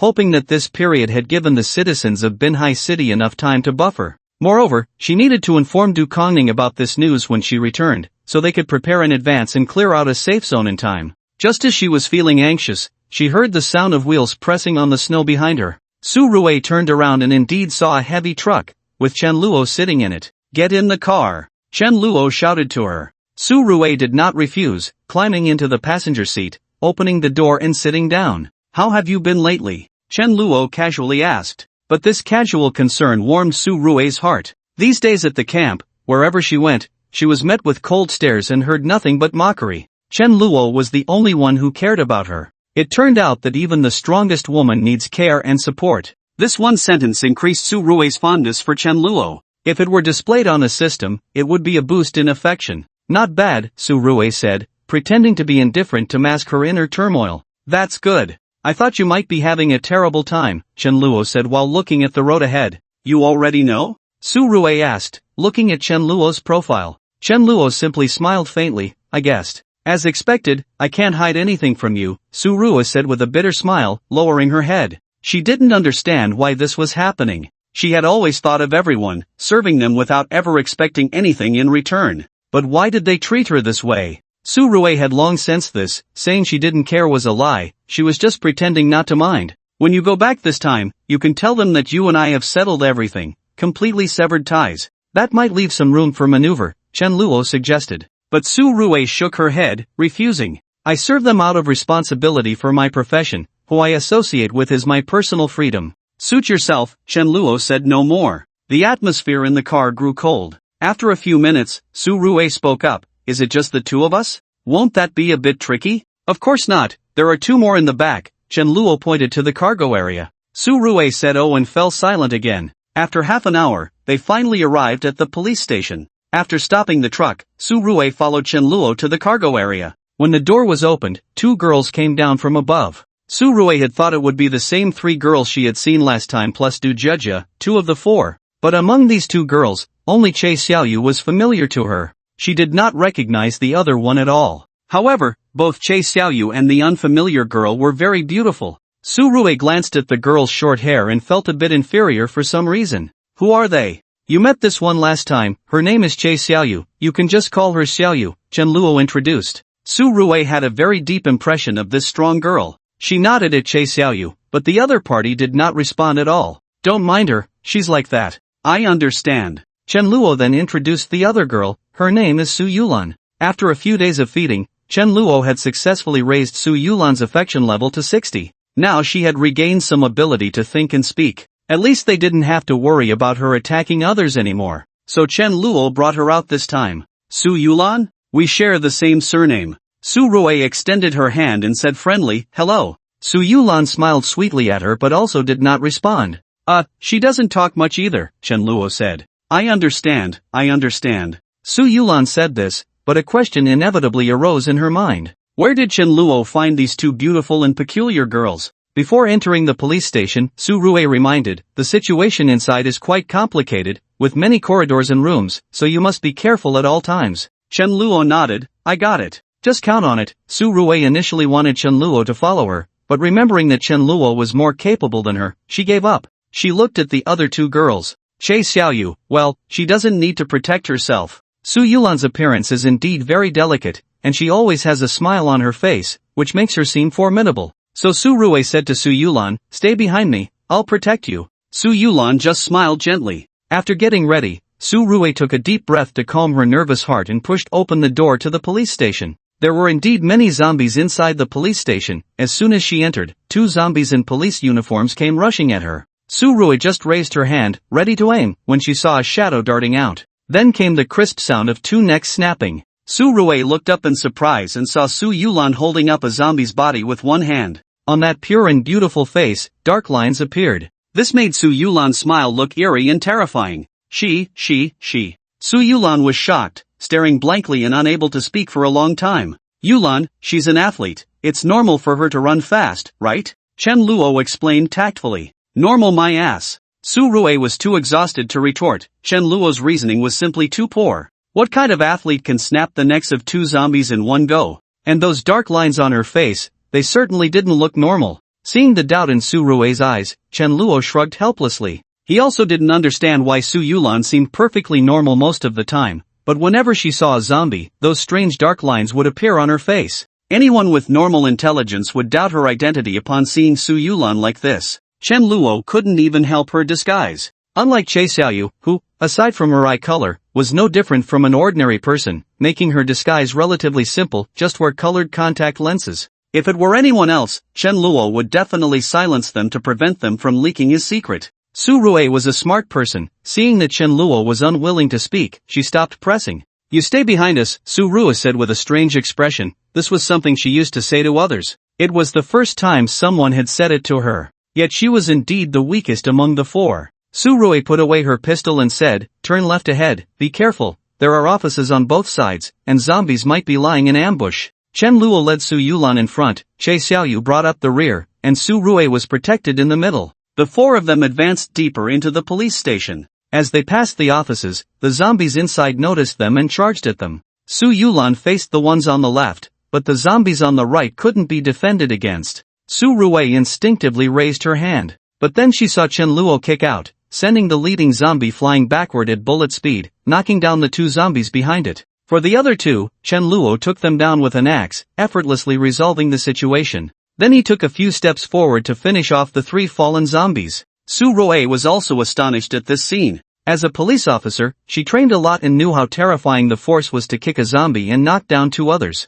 At least among the people she knew, no one could do that. "So it turns out you're not an ordinary person after all?" Su Rui was too tired to complain. "Had you all secretly evolved?" Turning her head, she saw that Su Yulan was even faster at taking down zombies than Chen Luo. Next, it seemed like Chen Luo and Su Yulan were on a rampage, slaughtering zombies throughout the police station. They fought their way from the entrance to the chief's office. Su Rui stepped forward and took a key from the cabinet of the desk. "This is the key to the equipment room." The equipment room was located right next to the chief's office. Su Rui inserted the key and turned it, opening the storage door. Chen Luo walked in and saw that it was a room of moderate size. On the shelves on both sides were standard equipment like bulletproof vests, batons, and police uniforms. In the cabinet directly in front were rows of firearms and ammunition. There are 10 rifles and 15 handguns, with nearly 1,000 rounds of ammunition for both. These weapons are enough to equip a small team. Su Rui's reaction was quite calm. She said, "The police station I work at is just a branch,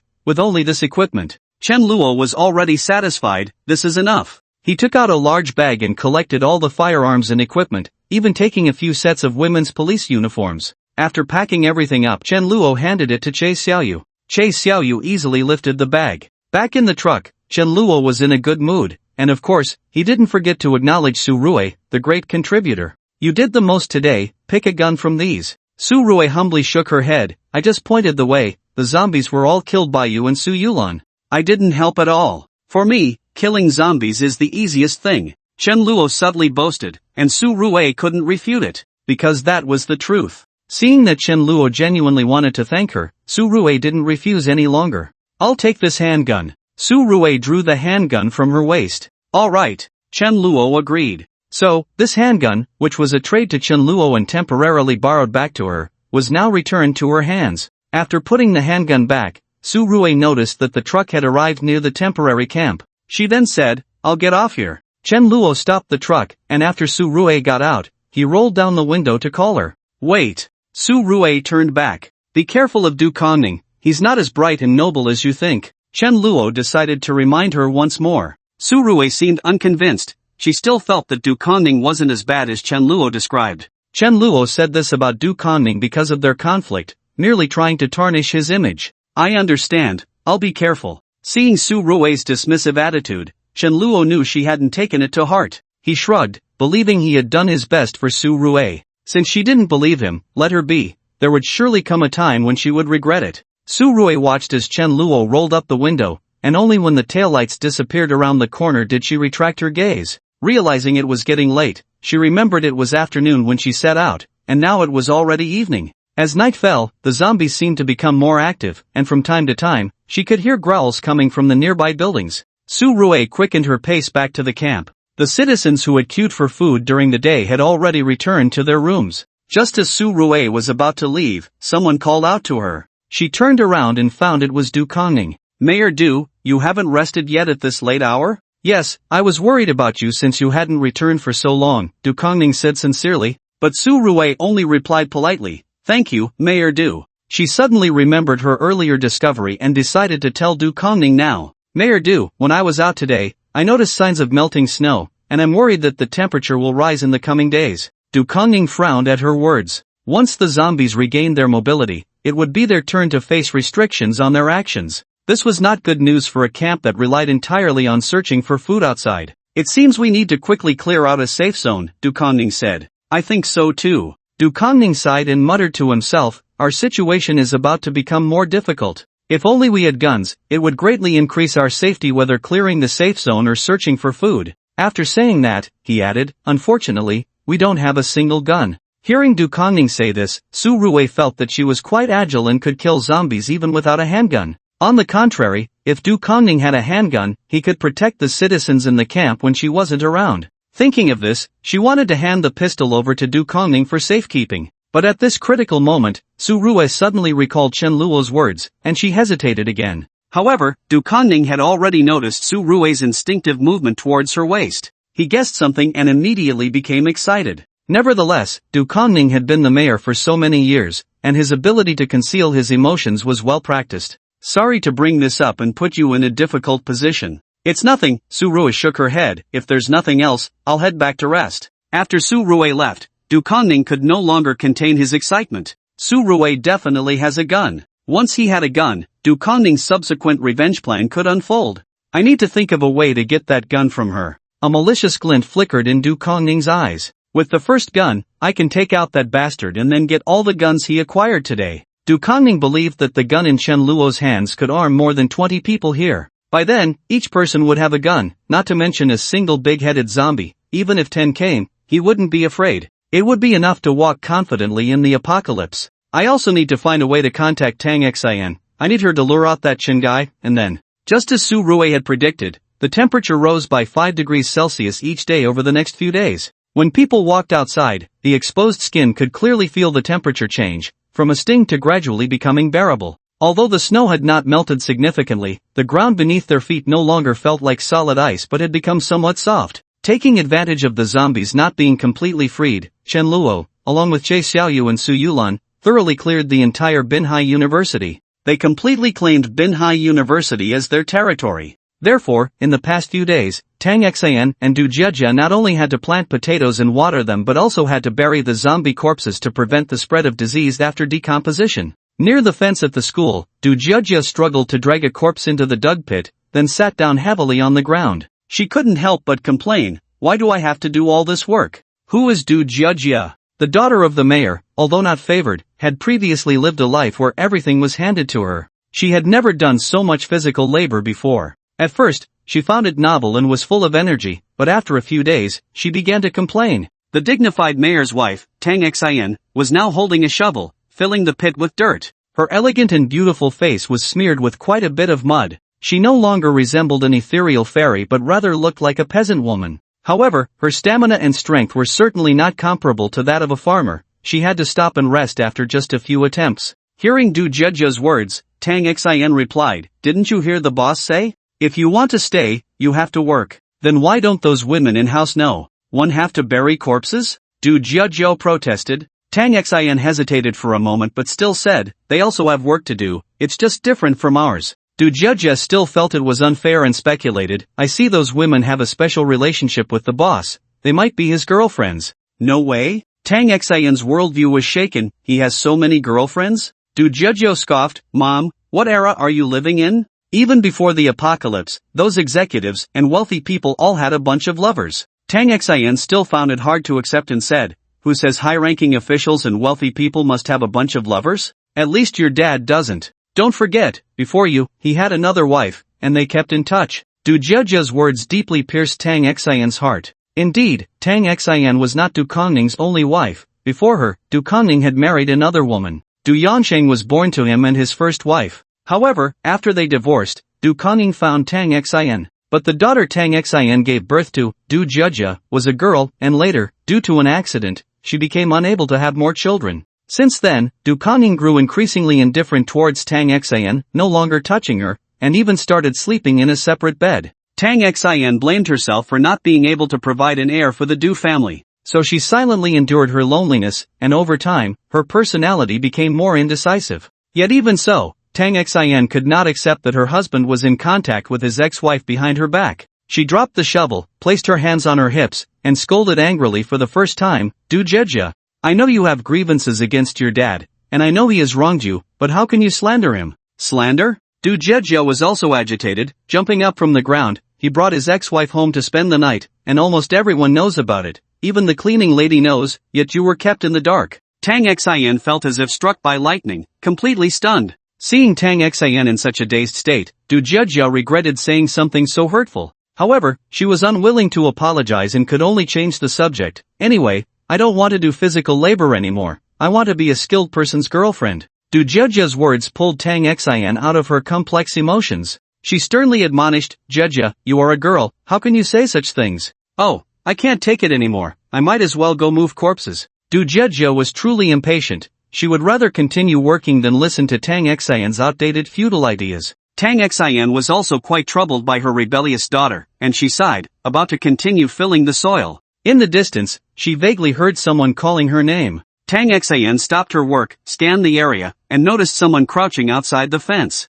She focused her gaze and realized she recognized the person. It was someone who had visited her home a few times before. After thinking for a moment, she walked over. The person was excited but spoke in a low voice, "Madam, I finally found you. Who are you?" "I'm Xiao Jun, we've met before." "Xiao Jun, I remember. What do you want from me?" Tang Xian asked, puzzled. Xiao Jun first glanced around, and seeing no one, he said, "Mayor Du sent me to convey a message to you." Upon hearing that it was Du Konging who sent him, Tang Xian anxiously asked, "What did he want you to tell me?" "Mayor Du wants you to find a way to get close to someone with the surname Chen and build a good relationship with him." Tang Xian was baffled by this request. Did he say why? Mayor Du said he has a plan, and this plan is for your family to reunite, so he needs you to gain the trust of the person with the surname Chen. Tang Xian was reluctant, but upon hearing that this was to reunite her family, she immediately agreed. "I understand, I will do my best." Seeing a figure approaching in the distance, Xiao Jun quickly said, "Someone's coming, I have to go."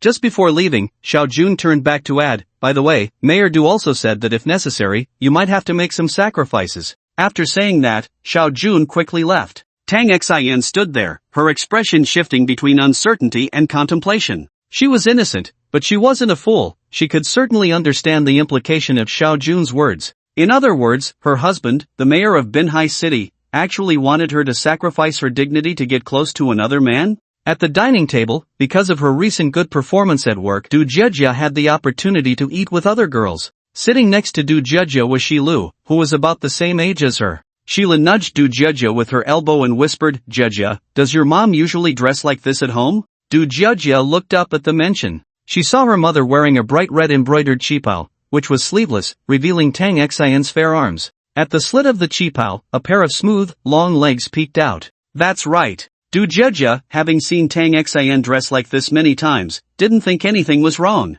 She just forgot that Tang Xian usually wore understated colors. She only wore something this bright on special occasions. Really? Sheila still felt uneasy. But don't you think your mom is getting a bit too close to the boss? Only then did Du Jejia put down her chopsticks and start to observe carefully. Upon closer inspection, she noticed that Tang Xian seemed to be deliberately circling around Chen Luo. When Chen Luo was serving rice, she went to the kitchen to fetch dishes. When Chen Luo wanted water, she hurried to pour it for him. Even a blind person could see that she was trying very hard to please Chen Luo. How could my mom do this? Du Jejia was furious. Earlier, Tang Xian had lectured Du Jejia about how girls should cherish their bodies and be reserved. So those words were just for her to hear? What if her mom successfully seduced the boss? Wouldn't she be left to handle all the dirty work of moving bodies and digging graves alone? No way. Du Jejia slammed her hand on the table. I can't let her progress alone. Ha? Shilu was taken aback, unable to help but ask,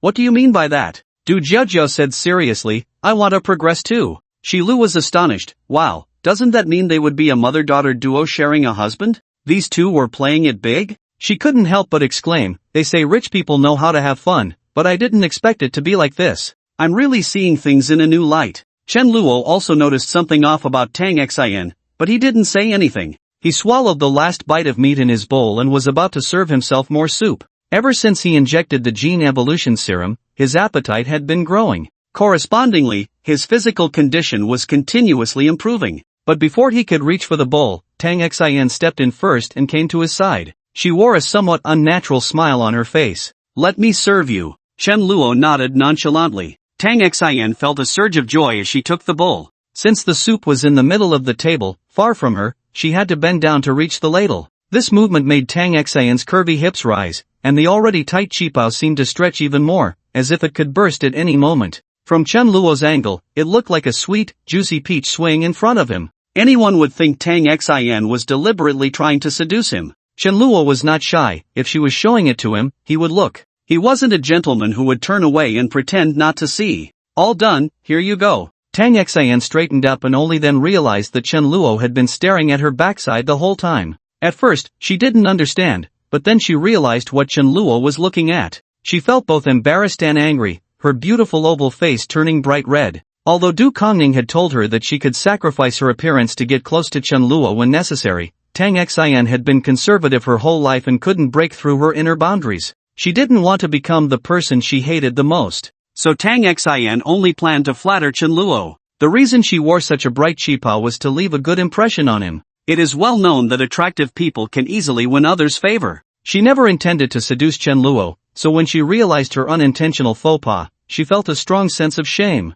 Chen Luo glanced at her. "Is there something else?" No, nothing." Tang Xian silently sat back down. For the next while, she didn't try to make her presence felt in front of Chen Luo. However, when Tang Xian returned, Du Jia came over again. "Big brother, let me help you," she said eagerly. But Chen Luo was unmoved and shot her a glare. "What are you doing?" "Feeding you." "I have hands, I don't need you to feed me," Chen Luo replied bluntly. Du Jia felt a bit awkward, unsure whether to stand or sit. It was the first time she lowered herself to please a man, only to be met with indifference. The other party showed no appreciation at all. However, Du Jia had a stubborn personality, and the more you tried to stop her from doing something, the more she was determined to do it. She felt quite indignant inside. Why was it that when her mother fawned over Chen Luo, he accepted it, but when it came to her, he was so dismissive? Du Jia racked her brains, unable to figure out what she lacked compared to her mother. In terms of age, she was a youthful and stunning beauty, while Tang Xian was already a mother. In terms of fashion, she was at the forefront of trends, with bold smoky makeup and a black leather outfit that was both stylish and unique.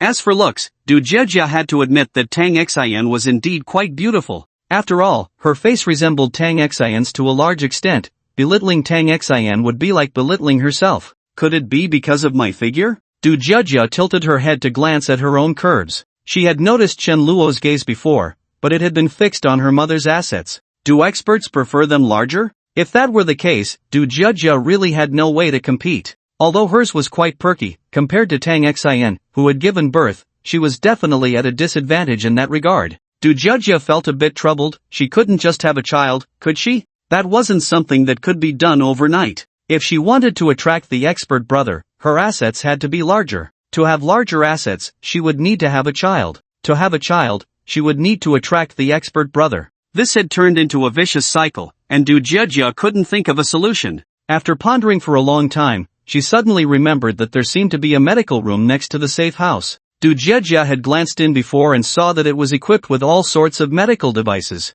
A glimmer of hope flashed in her eyes. Perhaps there was a way to get hyaluronic acid injections there. Without further ado, Du Jia hastily swallowed her food and headed to the medical room. Ning Xiao, dressed in a white coat, was sitting inside, studying medical books that had been moved from the library. Hearing footsteps, she put down her books and adjusted her glasses. "You must be Du Jia, right? Do you need something? Are you feeling unwell?" Du Jia shook her head and blurted out, "I want to get hyaluronic acid injections for my assets." Hyaluronic acid is a natural polysaccharide widely used in the beauty and cosmetic industry, primarily for tightening skin or filling body depressions, Ning Xiao explained, showcasing her professionalism before asking, "Is there something wrong with your body?" Du Jia replied, "No, I just want them to be a bit larger." Ning Xiao frowned at her response. Setting aside the fact that this was the apocalypse and medical resources were precious, there was no way she could give Du Jia an injection based on such a reason. As the school doctor, she was both a physician and a teacher. The hardest thing for her to accept was her female students seeking cosmetic surgery to become more beautiful. Surgery comes with risks. Many perfectly fine girls ended up with failed surgeries or obvious side effects, which they couldn't accept, leading to despair or even choosing to end their lives. She had seen too many such cases. So when she heard Du Jia was seeking her out for such an absurd reason, Ning Xiao immediately issued an eviction order. Sorry, we can't perform that kind of surgery here. Alright, Du Jia said, feeling dejected. Wait. Du Jia suddenly remembered that Ning Xiao was the woman of the expert brother. Why not ask Ning Xiao what kind of woman the expert brother liked? With that thought, Du Jia stepped forward, hugged Ning Xiao's arm, and flashed a flattering smile. Just like them, I'll call you Teacher Ning. Teacher Ning, do you know what kind of woman the expert brother likes? So you want hyaluronic acid for that reason, Ning Xiao realized. But Du Jia was really bold to ask a woman about what her partner liked in women. Wasn't that just pure nonsense? Ning Xiao did not regard Chen Luo as her husband,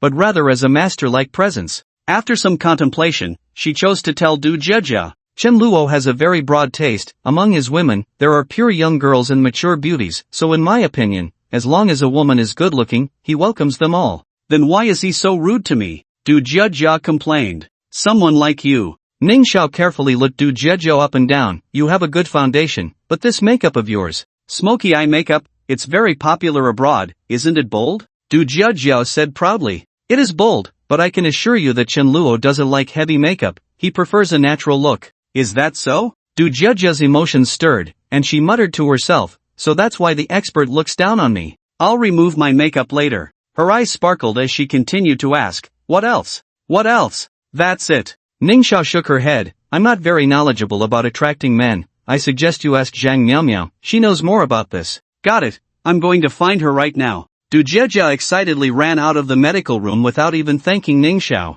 However, Ning Xiao didn't mind and simply said, young people these days are really reckless. On the other side, Su Rui was searching for supplies with someone in a residential building. However, the process was not smooth. As the weather warmed up, the number of zombies they encountered increased significantly. Moreover, the zombies' mobility had also improved, causing considerable trouble for Su Rui. Listening to the intermittent roars outside, Su Rui lowered her voice and said to the other person, move quickly, grab useful things and leave right away. Yes, Officer Su. The person looked ordinary but was still relatively young. If Tang Xian were here, she would recognize him as the messenger sent by Du Kongning, Xiao Jun. Su Rui had been acting alone, but she encountered Xiao Jun nearby. He claimed that the number of zombies around was too high and too dangerous, requesting Su Rui to take him alone. Seeing that he was young, she softened her heart and agreed. However, as soon as they entered an apartment, Xiao Jun accidentally triggered an alarm, attracting a large group of zombies. Su Rui quickly stuffed all the supplies she saw into her backpack.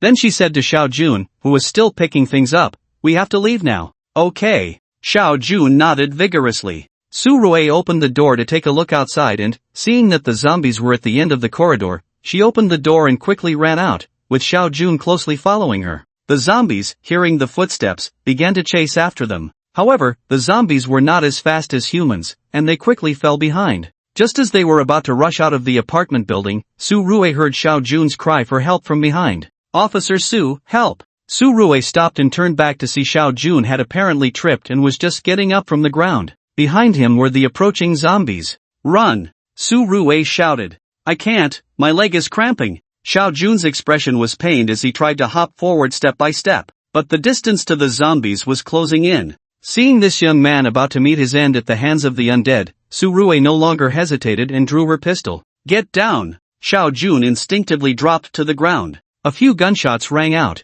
and the zombies behind Xiao Jun fell to the ground. Xiao Jun watched as Su Rui put her pistol away, astonished. Officer Su, your pistol. It's a secret, can you keep it? Of course, Xiao Jun nodded sincerely. You are my lifesaver, I will definitely keep it a secret. Hearing Xiao Jun say this, Su Rui finally felt relieved. Can you move? The gunfire will attract zombies, we need to leave quickly. Xiao Jun moved his feet a bit. Yeah, I can move now. Great, let's go. On the way back, Xiao Jun was like an enthusiastic fan, constantly asking Su Rui about the pistol. Su Rui was so pestered that she could only give a few perfunctory replies. After returning to the camp and handing over the supplies in her backpack to the person in charge, Su Rui asked, Where's Mayor Du? Isn't he here? The person replied, Mayor Du took a team to clear out the zombies. Is he leading the team himself? Xiao Jun interjected. Yes. Mayor Du really gets involved, having his leadership is a blessing for us survivors, Xiao Jun sighed. That's right, if it weren't for him, we would have been done for long ago.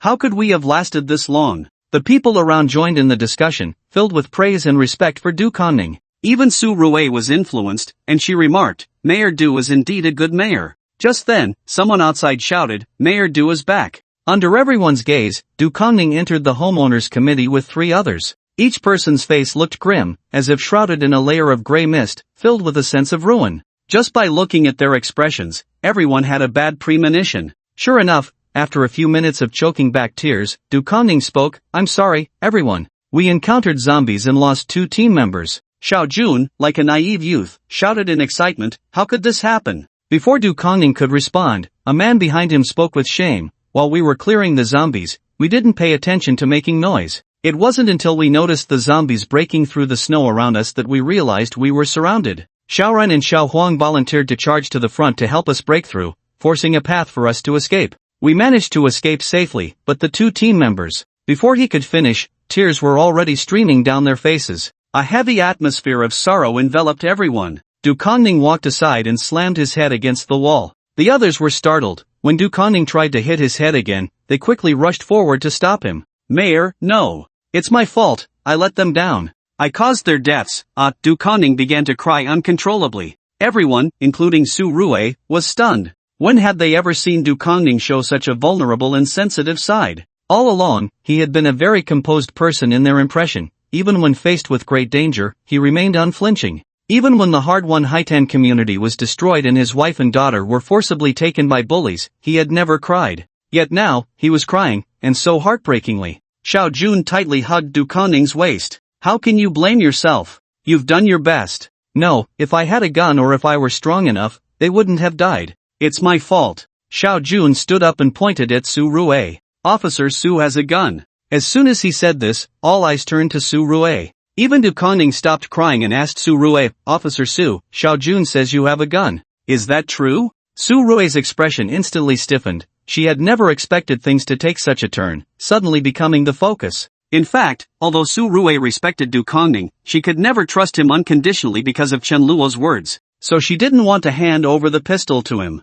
However, Su Ruei never imagined that Xiao Jun, whom she had saved from the zombies and who had promised to keep it a secret, would betray her at this moment. Faced with Du Kongning's questioning, Su Ruei remained silent for a long time before slowly nodding her head. One of the people beside Du Kongning angrily said, "Why didn't you say you had a gun? If we had had a gun today, Xiaoran and Xiao Huang wouldn't have died." Another person said with a dark expression, "Could it be that Officer Su is worried we would take your gun for ourselves?" Ha, everyone knows that Officer Su has a good relationship with the bully who kidnapped Mayor Du's wife and daughter. It's only natural that they don't trust us. One by one, the 3 of them directly lifted Su Ruei. Her mind went blank, and for a moment, she didn't know how to defend herself. At that moment, Du Kongning, with a stern face, reprimanded the 3. "Don't speak recklessly. The fact that Officer Su is still here means her heart is on our side." The 3, though still reluctant, could only close their mouths. Du Kongning then said to Su Ruei, "Officer Su not telling us she has a gun must have her reasons."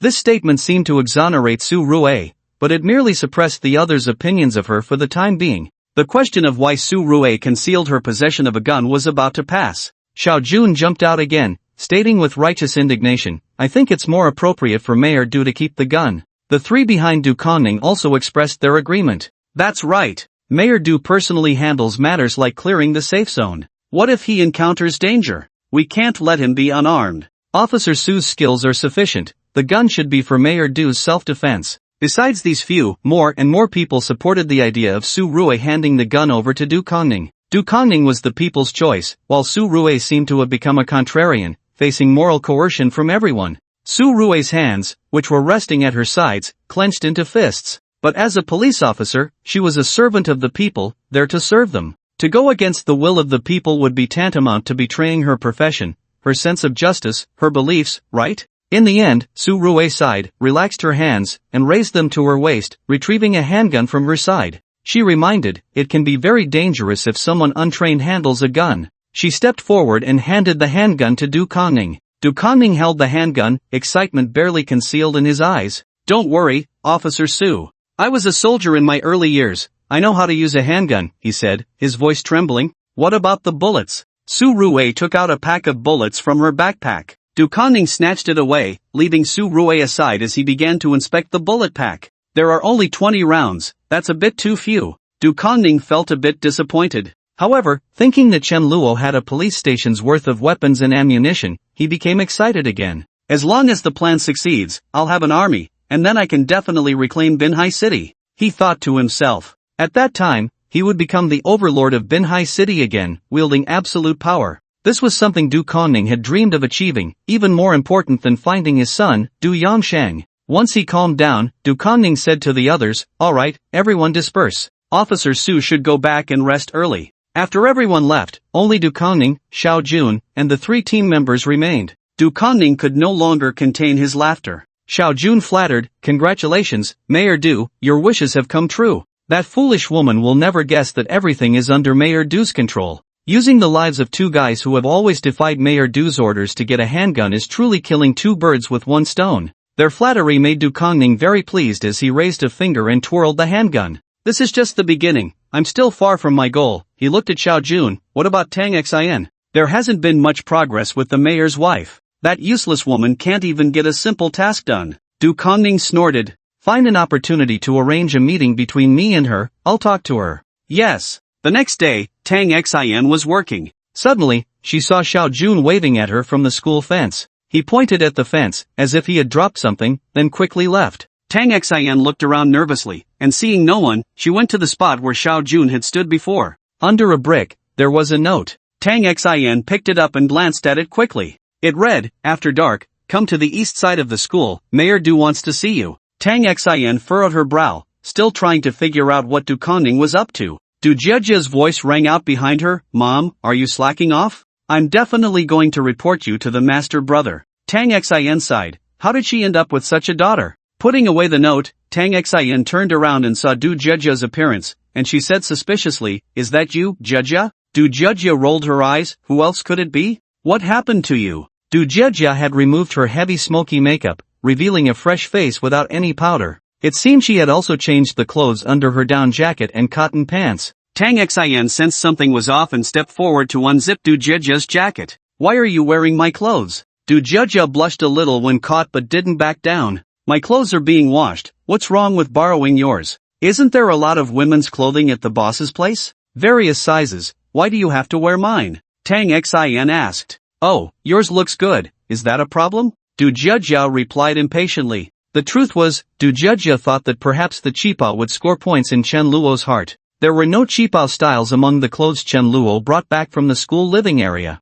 That's why she had stolen Tang Xin's clothes. Tang Xin clearly didn't believe Du Jiejia's reasoning. From her understanding of Du Jiejia, her aesthetic only liked leather jackets, leather pants, and leather boots. How could she think her qipao looked good? Du Jiejia must have some scheme. "You're not trying to wear my clothes until they're ruined, so I have nothing to wear, are you?" Tang Xin looked at her suspiciously. "How could you think that? Am I not your daughter? How could I harm you?" But hearing this, Tang Xin's gaze became even more doubtful. Du Jiejia coughed lightly. "Forget it, I won't talk to you anymore, I'm going to work." With that, she ran off. At dinner, Tang Xin saw Du Jiejia again. She took off her outer jacket, revealing a pink qipao underneath. This was something Tang Xin wore when she was younger, but she could no longer fit into it, so she had kept it as a memento. Unexpectedly, it fit Du Jiejia quite well. Moreover, Du Jiejia had also changed her hairstyle, tying her hair into 2 buns, looking lively and full of energy. She had even creatively put on a pair of white stockings,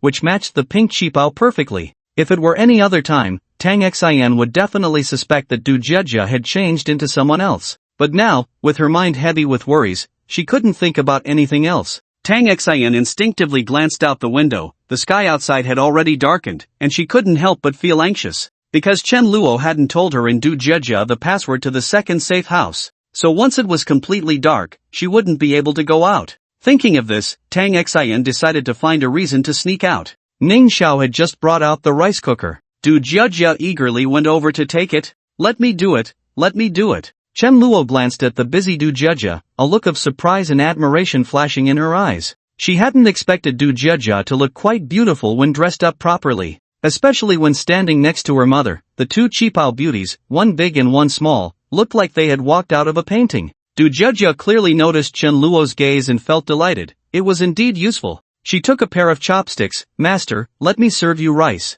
Chen Luo allowed her actions. So Du Jejia came to Chen Luo's side, bending down like her mother did that day. Chen Luo's gaze naturally shifted downward. Compared to the fully ripe peaches from yesterday, today's looked more like just ripened peaches. Although still a bit green, they were already taking shape, and the form was excellent. However, what attracted Chen Luo's attention even more was Du Jejia's legs clad in white stockings. The pure white stockings tightly wrapped around her delicate skin, resembling a sweet and creamy milk ice cream that made one drool. Tang Xian seemed oblivious to her daughter's behavior and turned to Chen Luo, saying, "Boss, I just remembered that I left my tools outside while working during the day. I need to step out for a bit." Chen Luo's focus appeared to be entirely on Du Jejia. He waved his hand dismissively at Tang Xian's request, "Go ahead, come back early." "Thank you, boss." Du Jejia felt even happier, as Chen Luo's gaze had been on her the whole time. Didn't that mean she was more charming than her mother? Having gained a point over Tang Xian, Du Jejia, filled with pride, decided to press her advantage. "Oh!"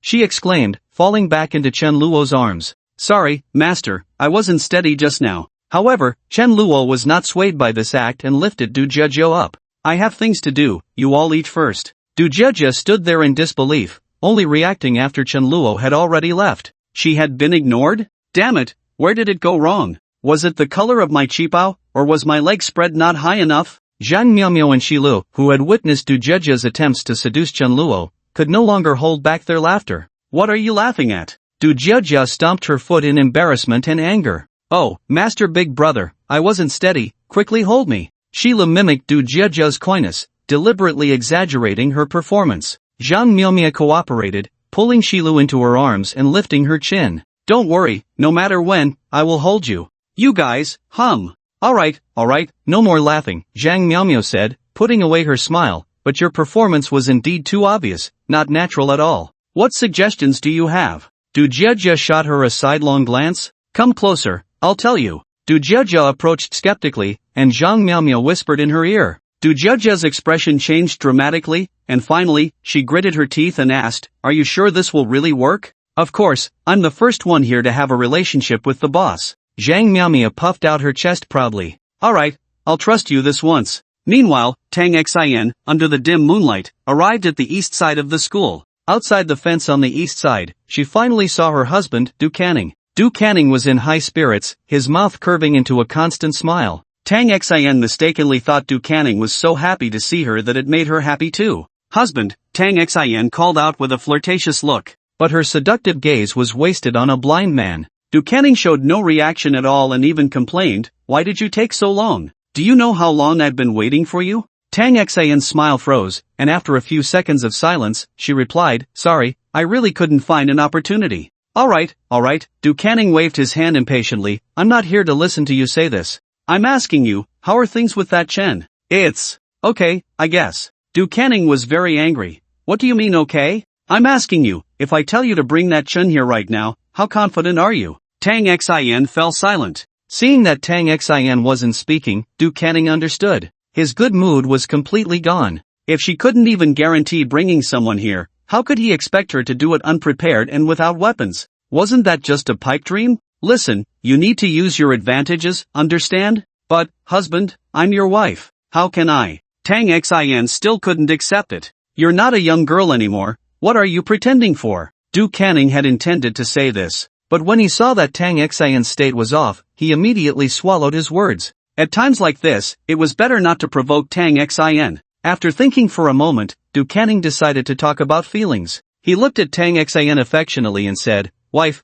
I know your sacrifices are great, but for the sake of our family being reunited, no matter how big the sacrifice, it is worth it." Tang Xian's expression softened. Family was indeed her Achilles heel, and another weakness was her daughter, Du Jejia. Du Canning seized the moment. "In the past, I let Jejia down. I hope there's still a chance to make amends and take on the responsibilities of a father again. Once I rescue you from the Chens and bring Yangsheng back, even if the world is so difficult, our family will be happy and complete." Du Canning's words struck deep into Tang Xian's soft heart. She couldn't help but start to think, compared to a happy family, how important was her chastity. Moreover, this was proposed by Du Canning himself. She wouldn't be betraying her husband. With this thought, Tang Xian finally made a decision in her heart. "I understand now, I will work hard." Du Canning beamed with joy, suppressing his excitement, and said, "I've wronged you. It's fine, Tang Xin shook her head, still so gentle. I need to go back. If I'm late, people will suspect. Du Kongning watched Tang Xin leave, but after she took a few steps, she suddenly stopped and turned to ask Du Kongning, husband, Jejo said she saw your ex-wife at home before, is that true?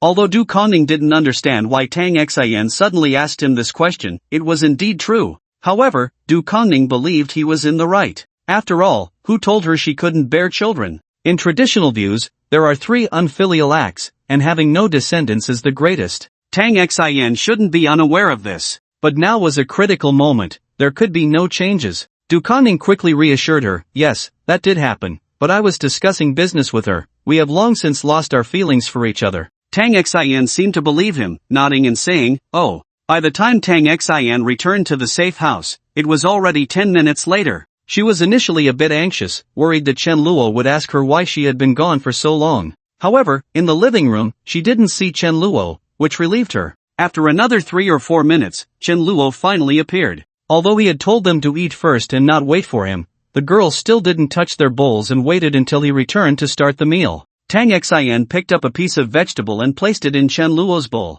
Chen Luo glanced at her, and she said, I cooked this dish, you should try it. Chen Luo swallowed it in one bite, chewed, and said, not bad. Seeing this, Du Jejia followed suit and picked up a piece of meat for Chen Luo. Brother Gao, eat meat, you expend so much energy every day. You need to eat more meat to replenish your strength. Chen Luo didn't refuse and put it in his mouth. How is it? Du Jejia looked at Chen Luo expectantly. How is what? This meat isn't made by you, it's made by teacher Ning, Sheila teased. Du Jejia felt a bit embarrassed but didn't give up. When Tang Xin served soup to Chen Luo, she helped pass the water. When Tang Xin washed the dishes, she helped tidy the table. In short, no matter what Tang Xin did, Du Jejia wanted to learn from her, fearing that Tang Xin would get ahead of her. It was quite rare to see a daughter treating her mother as a competitor. However, by the time night fell, everyone, including Du Jejia, returned to their respective rooms to rest. Chen Luo planned to take a shower before bed. He filled the bathtub with hot water, and before he had even been lying there for 3 seconds,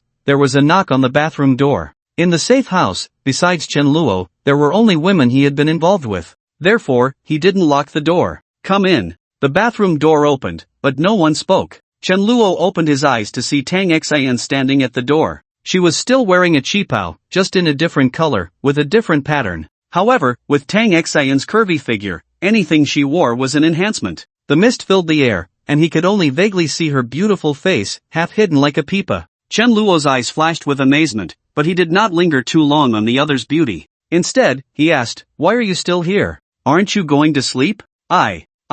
She hesitated, but recalling Du Kongning's words, she gathered her courage, I want to give you a bath. Upon hearing this, Chen Luo revealed a meaningful smile. Sure, come on. Tang Xin closed the bathroom door, her steps graceful and delicate, swaying like willows in the wind. Beneath her slender waist were her snow-white legs, exposed by the split of her dress. Chen Luo stared at Tang Xin without any pretense. His intense gaze felt almost tangible, causing Tang Xion's skin to flush. Struggling to suppress her shyness, Tang Xin approached the edge of the bathtub. Chen Luo straightened his upper body, the clear water couldn't conceal much, so Tang Xin pretended not to see and focused all her attention on Chen Luo's back. With fingers as delicate as scallions, she picked up a towel, wet it, and began to gently wipe Chen Luo's back. Chen Luo enjoyed it, half closing his eyes. The mayor's wife has quite the skill, I bet the mayor enjoys it too? Tang Xin paused, a strong sense of humiliation making her want to leave several times, but she held back. Taking a deep breath to calm herself, she replied,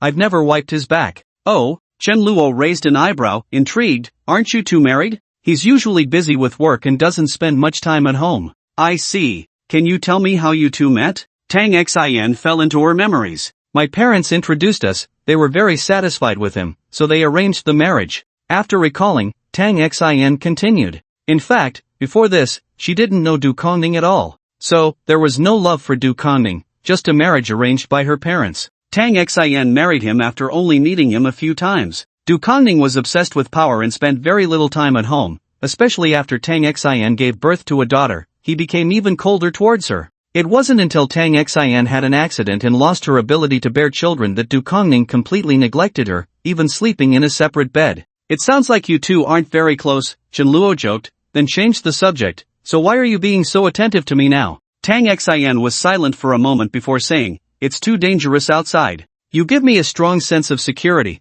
Being by your side makes me feel at ease. I think I might have developed feelings for you. This reason was quite reasonable, but unfortunately, Chen Luo had a system. Name, Tang Xan, identity, mayor's wife, housewife, favorability, 0, stranger, initial meeting reward, 100 kilograms of fruits and vegetables, already obtained, awaiting extraction, first kiss reward, 100 square meters of property, complete strategy reward, property area expanded to 1,000 square meters. Tang Xan repeatedly claimed she had feelings for Chen Luo, yet her favorability had never increased. It was clear she was lying. Chen Luo did not expose her. Instead, his right hand, resting on the edge of the bathtub, moved behind Tang Xan. Tang Xian's body stiffened, but she did not evade, silently enduring it. Until Chen Luo said again, "I've wiped your back, it's time for the front, right?" He stood up, facing Tang Xian. Under the bathroom lights, a shadow appeared on Tang Xian's face. Her pupils trembled as she covered her mouth in shock. How can it be so big?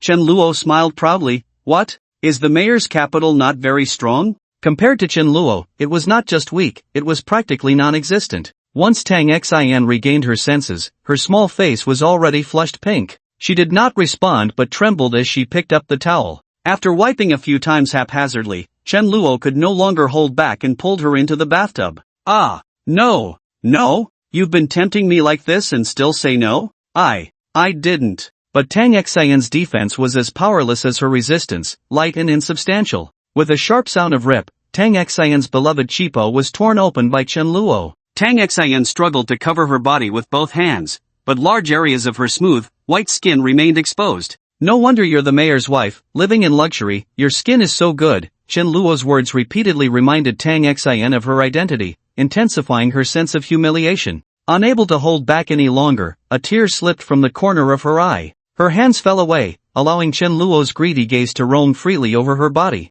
In that moment, everything Tang Xian cherished, including her purity and her identity as the mayor's wife, vanished into thin air. Chen Luo did not stop because of Tang Xian's tears. He lifted her out of the bathtub. The wet cheepo clung tightly to Tang Xian's body, showcasing her figure perfectly, just as it had the first time she met Chen Luo. He placed Tang Xian on the sink, stepping forward. The next day, Chen Luo and Tang Xian were awakened by Du Jiejia's frantic shouting. Chen Luo put on a pair of pants and opened the door. Du Jiejia rushed in instantly. Seeing the two disheveled people in the room, especially her mother, with bare shoulders under the blanket, even a fool would know what had happened. Du Jiejia's eyes turned red immediately. You despicable person. I was so foolish to believe you had gone back to sleep. Instead, you were hiding in the safe house, ditching me. Jiejia, let me explain. Fine, go ahead and explain. Tang Xian instinctively glanced at Chen Luo, hesitating to speak.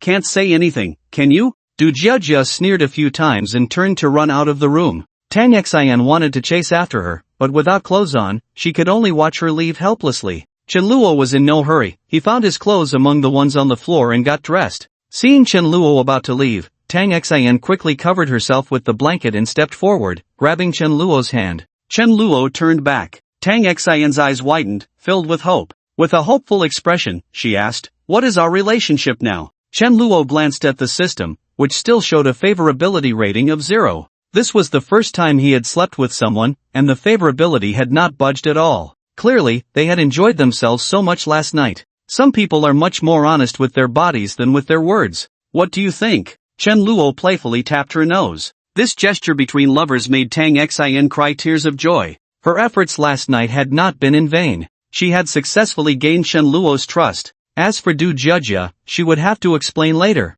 Tang Xian believed that once Du Jiejia understood her difficulties, she would surely forgive her. Jiejia, Mom did this for our family, please don't blame me. For the next few days, Du Jiejia remained angry with Tang Xian. Tang Xian tried several times to explain privately to Du Jiejia, but either there were others around, or Du Jiejia ran away, giving her no chance at all. Tang Xian was very distressed, but one day, she finally received a reply from Du Kongning. It was still a note, which read, 1 p.m., bring the person to the east side of the school fence. After reading the note, Tang Xian immediately tore it to shreds. As the time approached, she found Chen Luo. What's wrong? Is there something? Chen Luo's gentle tone made Tang Xian's heart flutter. After all, this man was the only one she had been intimate with besides her husband. It would be a lie to say she had no special feelings for Chen Luo. Moreover, Chen Luo had been very considerate towards her these past few days, always asking about her well-being. This made Tang Xin experience the feeling of being cared for the first time. So at this moment, her heart even wavered. She found herself reluctant to take revenge on Chen Luo. Yet in Tang Xin's heart, the concept of family still outweighed everything. She gritted her teeth and steeled herself. Can you come with me? Where to? Tang Xin racked her brain but couldn't find a suitable reason, and finally managed to come up with one. Don't you want to go outside with me? It was only after stepping out that Tang Xin realized how flimsy her excuse was. Although the temperature had warmed up considerably since the cold wave first hit, it was still around freezing. In this weather, exercising outside would mean freezing before even generating any body heat. Yet, looking at Chen Luo's unsuspecting profile, Tang Xin felt his trust in her. This made her feel a mix of happiness and sadness. The happiness came from successfully getting close to Chen Luo and fulfilling her husband's request. The sadness stemmed from the fact that although Chen Luo had imprisoned her under the pretext of being a hostage, he had treated her well. He had never skimped on food, and all she had to do was some physical labor, which felt fair. Thus, Tang Xin's heart began to waver. She didn't know how Du Kongning would treat Chen Luo, which made her feel uneasy. The closer she got to the location marked on the note, the stronger that unease became. Even when she reached the fence on the east side of the school, she was still lost in her thoughts. Inside and outside the fence were dense thickets, and due to the prolonged cold, these bushes had frozen before they could even shed their leaves, maintaining a lush green appearance, vivid and lifelike. Seeing this scene, Chen Luo teased, "These bushes are so dense, if someone were hiding in there, it would be hard to spot them." His seemingly casual remark made Tang Xin extremely tense. She instinctively searched the bushes for Du Kongning's figure, but after a round of looking, she found nothing. This relieved her, but her emotions remained complex. She didn't know whether to fear Du Kongning's exposure or worry that Chen Luo would fall into Du Kongning's ambush. Before Tang Xin could sort out her thoughts, Chen Luo leaned in closer. Thanks to the gene enhancement serum, Chen Luo's cold resistance had greatly improved. Even in the freezing outdoors, his warm body heat could still be felt through his coat against Tang Xin's back. It felt as if she were surrounded by a furnace, warm all over, not wanting to move. "Let's stay here," Chen Luo whispered, gently biting Tang Xin's ear and speaking in an ambiguous tone. Tang Xin's heart raced, her breath quickened, as if a little deer were jumping around inside her. Emotions akin to a young girl's budding feelings filled her mind. This was a beauty Tang Xin had never experienced before. Even on the day she married Du Kongning, she had never felt this way. Fearing she might lose control, Tang Xin quickly took a step forward. "No. What's wrong? Didn't you say you wanted to go outside?" Tang Xin was momentarily speechless, unsure how to respond. She could only think quickly and come up with a reason. "I'm worried someone might be watching." Chen Luo chuckled. "Who would be here? Not to mention people, even zombies have been cleared out by me. No one will see you. There are zombies on the street outside, but the bushes block the view. Unless someone is hiding on the opposite building, but at this hour, who would be peeking at lovers?" As he spoke, Chen Luo stepped forward and pinned Tang Xin against the fence, kissing her. Tang Xin half-heartedly responded, and when Chen Luo began kissing her neck and collarbone, she instinctively turned to look at the building across the street. On the balcony extending from the third floor, she saw a figure she least wanted to see at that moment, her husband, Du Kongning. The act of being intimate with another man in front of her husband filled Tang Xin with an unprecedented sense of shame and betrayal. However, with her strength, she couldn't push Chen Luo away. She could only place her hands on his chest, trying to maintain some distance. Du Kongning had the advantage of sight, taking in everything before him. Tang Xin and Chen Luo whispered to each other, and the image of Tang Xin propping herself against Chen Luo's chest transformed in his eyes into a scene of the two of them entwined, with Tang Xin eagerly reaching out to touch Chen Luo. This made Du Kongning furious, his eyes turning red with rage. He couldn't help but curse, "This slut, just a few days after leaving me, has become so cheap. Do you still deserve to be the mayor's wife?" Although it was Du Kongning who had used family ties to coerce Tang Xin into seducing Chen Luo,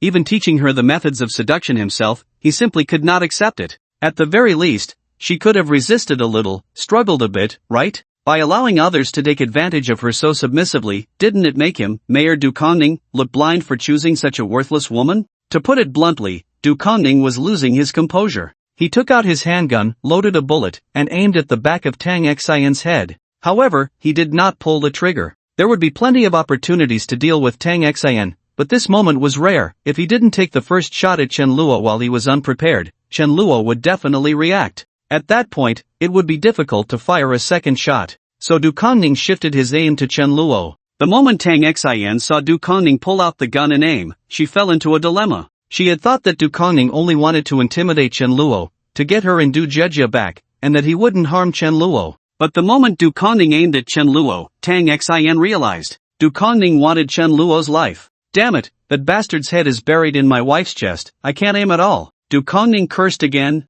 Because part of Chen Luo and Tang Xian's bodies overlapped, and Chen Luo was still moving, Du Kongning couldn't guarantee a precise hit on Chen Luo. To make it easier to aim, Du Kongning gestured in mouth to Tang Xian to move aside. Tang Xian understood his meaning, but before she could make a decision, Chen Luo lifted his head. Let's go back, look at you, you're shivering. Is he concerned about me? Chen Luo's simple words stirred up a storm in Tang Xian's heart once again. All along, she had never felt respected by Du Kongning. He seemed to treat her merely as a tool for carrying on the family line and for flaunting at major banquets, always barking orders at her at home. Her stepson, Du Yongshang, didn't treat her as a mother. In fact, Tang Xian once caught him leering at her legs with lustful eyes. Her only biological daughter, due to her own weakness, was never valued at home, growing into a rebellious teenager. One could say that home was already a wreck, with only Tang Xian enduring it all, silently repairing and maintaining it. But everyone forgot that Tang Xian was also a woman. She too needed love and care. While Tang Xian was still in a daze, Chen Luo took her hand and prepared to leave. Seeing the back of Chen Luo's head exposed, Du Kongning's heart shouted, "What a great opportunity!" Without hesitation, he pulled the trigger. Bang! The gunshot immediately pulled Tang Xian's thoughts back to reality. Danger! She didn't have time to think. She stepped forward and pushed Chen Luo away. The bullet entered her body, spraying crimson blood. Chen Luo turned back in surprise, only to see Tang Xian collapsing. He quickly caught her in his arms, preventing her from falling to the ground. His gaze dropped to Tang Xian's right arm, where a bullet hole was clearly visible, blood flowing continuously from the wound. Damn! Du Kongning cursed, but seeing Chen Luo still in shock, feeling there was still a chance, he quickly raised his handgun and aimed again. A bullet was fired, but Chen Luo seemed to sense it, standing up while holding Tang Xian, narrowly dodging the bullet. Chen Luo lifted his head and looked towards the third floor. Although it was more than 10 meters away, Du Kongning felt a chill run down his back. In fear, he fired several more shots, but each time, Chen Luo managed to dodge dangerously while holding Tang Xian. Impossible, it's impossible for anyone to dodge bullets. Du Kongning was convinced that it was because the distance was too far and Chen Luo was on guard that he managed to escape every time. Unwilling to believe in misfortune, he pulled the trigger again, but there was no gunshot. It was then he realized that the magazine was empty. No good, I have to retreat first. Du Kongning had very few bullets left, and if he missed again, he would only be at Chen Luo's mercy. It was better to save the bullets and look for another opportunity. With that thought, Du Kongning left in a panic. After Chen Luo saw Du Kongning disappear from the third-floor balcony, he turned his attention to Tang Xian in his arms. "I didn't expect you to take that bullet for me," Chen Luo said to the unconscious Tang Xian. "I don't even know how to repay you for this." It turned out that Chen Luo had long known about the connection between Tang Xian and Du Kongning. He had already observed it on the surveillance when Tang Xian met Xiao Jun. However, he did not expose them but instead played along, wanting to see what they were up to. This included the later notes and the private meetings between Tang Xian and Du Kongning, all of which were under Chen Luo's watch. Although Chen Luo seemed to be buried in Tang Xian's embrace, his peripheral vision was always on Du Kongning on the third-floor balcony. It was only when he saw him pull out a handgun that Chen Luo realized where Du Kongning's courage came from. But now, unless he was tied up, there was no way Du Kongning could hit him with just a handgun's firing speed. That was why he had the strength and confidence to play along with them, even exposing the back of his head. Chen Luo just didn't expect that Tang Xian would ultimately push him away and take the bullet for him. Originally, Chen Luo hated betrayal the most, and Tang Xian's actions had already sentenced her to death in his heart. However, her final push changed the death sentence to a suspended sentence. Before confirming what Tang Xian truly thought in the end, Chen Luo decided to spare her life for now. He picked her up in a princess carry and walked toward the medical room, saying, "You have to hold on.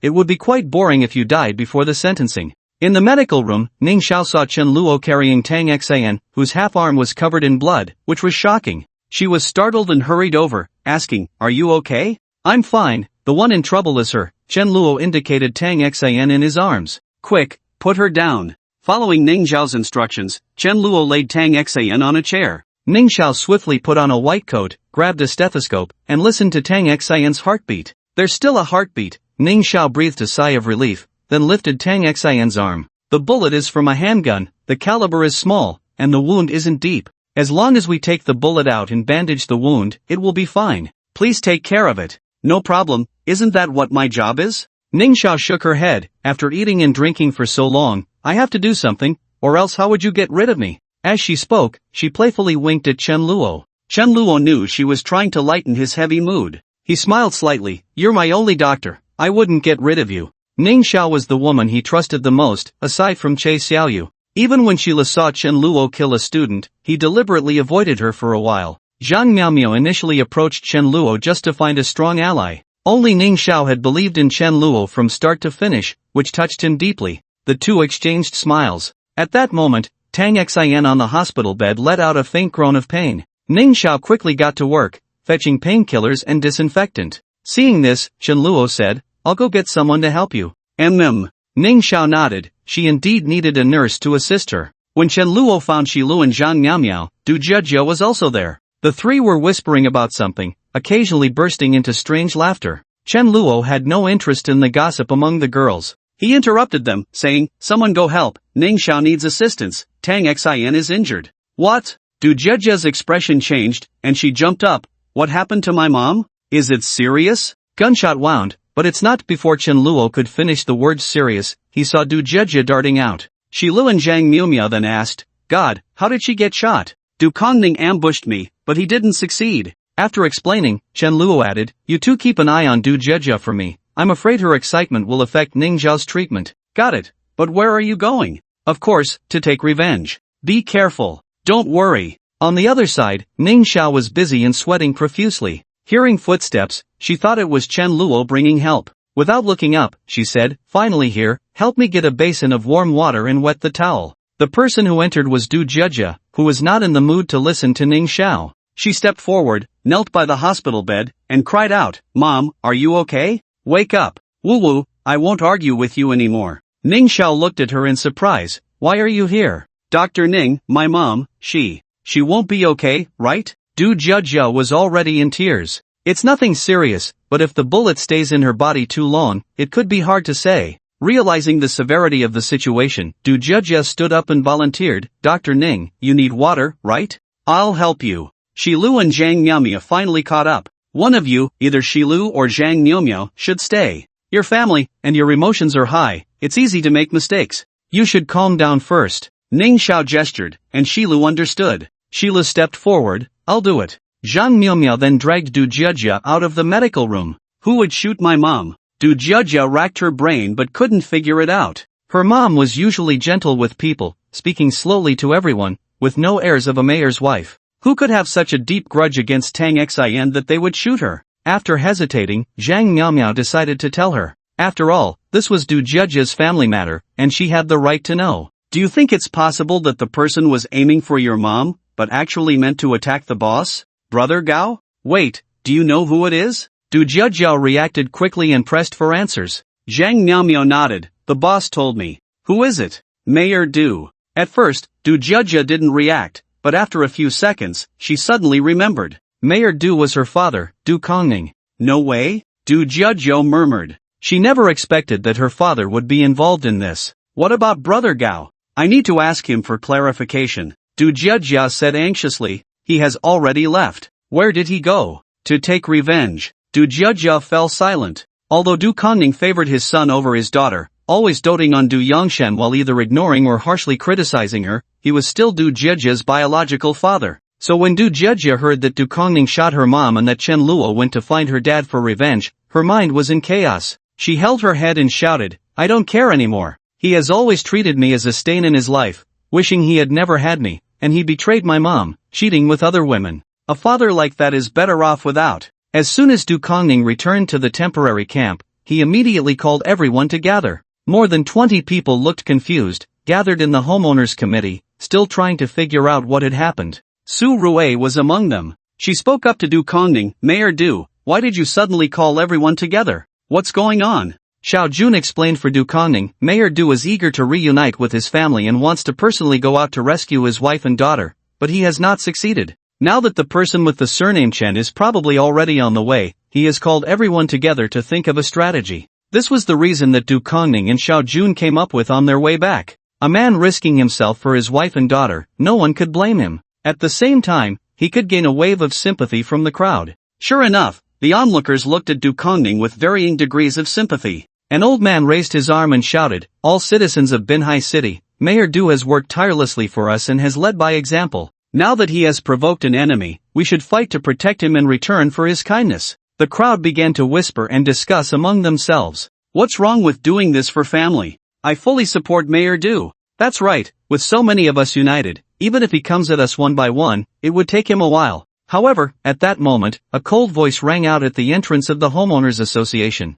"If you're going to shoot with a rifle, can you do it a bit faster?" Everyone, including Du Kongning, felt a jolt at the sound. Especially Du Kongning, who anxiously looked towards the door. There stood Chen Luo, holding a rifle, walking in slowly but firmly. Those who were aimed at by his gun were all sweating profusely and trembling with fear. In the end, Chen Luo pointed the gun at Du Kongning. "There are more than 20 people here. If each of you gets a bullet, my magazine has more than enough capacity. It would take at most a minute." Du Kongning felt an unprecedented sense of oppression from Chen Luo. He swallowed hard and pretended to say, "Chen Luo, the grudge between us shouldn't involve other innocent people." Du Kongning's words once again stirred the crowd into a frenzy. The old man stepped forward, standing in front of Du Kongning, and shouted at Chen Luo, "If you want to kill Mayor Du, you'll have to step over my dead body." Then came Xiao Jun, 3 of Du Kongning's loyal subordinates, and other citizens. More and more people gathered until everyone was standing in front of Du Kongning. Su Rui found herself in a dilemma upon seeing this scene.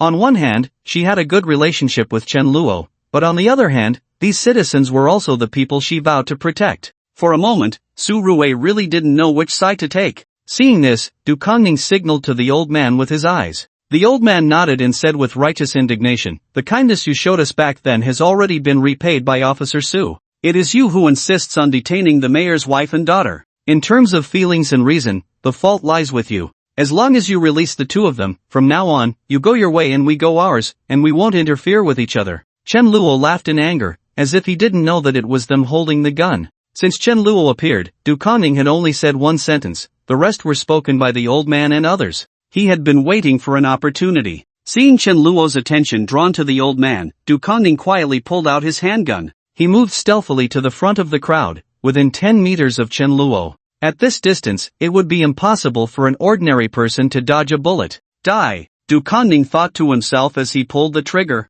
A gunshot rang out, and smoke filled the air. The joy on Du Kongning's face had not yet faded when his expression suddenly stiffened. He saw with his own eyes that at the moment the gun fired, Chen Luo dodged his bullet with a swift movement. It must be a coincidence. Du Kongning fired several more shots, all of which were dodged. He then realized that there were indeed people in this world who could dodge bullets. The courage brought by the handgun was ineffective against Chen Luo, and he instantly vanished without a trace. "You just shot at me 5 times, in response, I will shoot you 5 times. Are you ready?" Chen Luo maintained a relaxed attitude, strolling leisurely as he spoke. The old man stepped forward, just about to speak. "Mayor Du," when Chen Luo raised his gun and fired a burst into the ceiling, not only cutting off the old man's words but also scaring the courage out of everyone present. "I'll warn you one last time, anyone who stands in my way, be careful of the bullets." From Chen Luo's serious tone, everyone could tell he was not joking. Previously, he had been able to drive more than 20 people off the truck, leaving them to fend for themselves.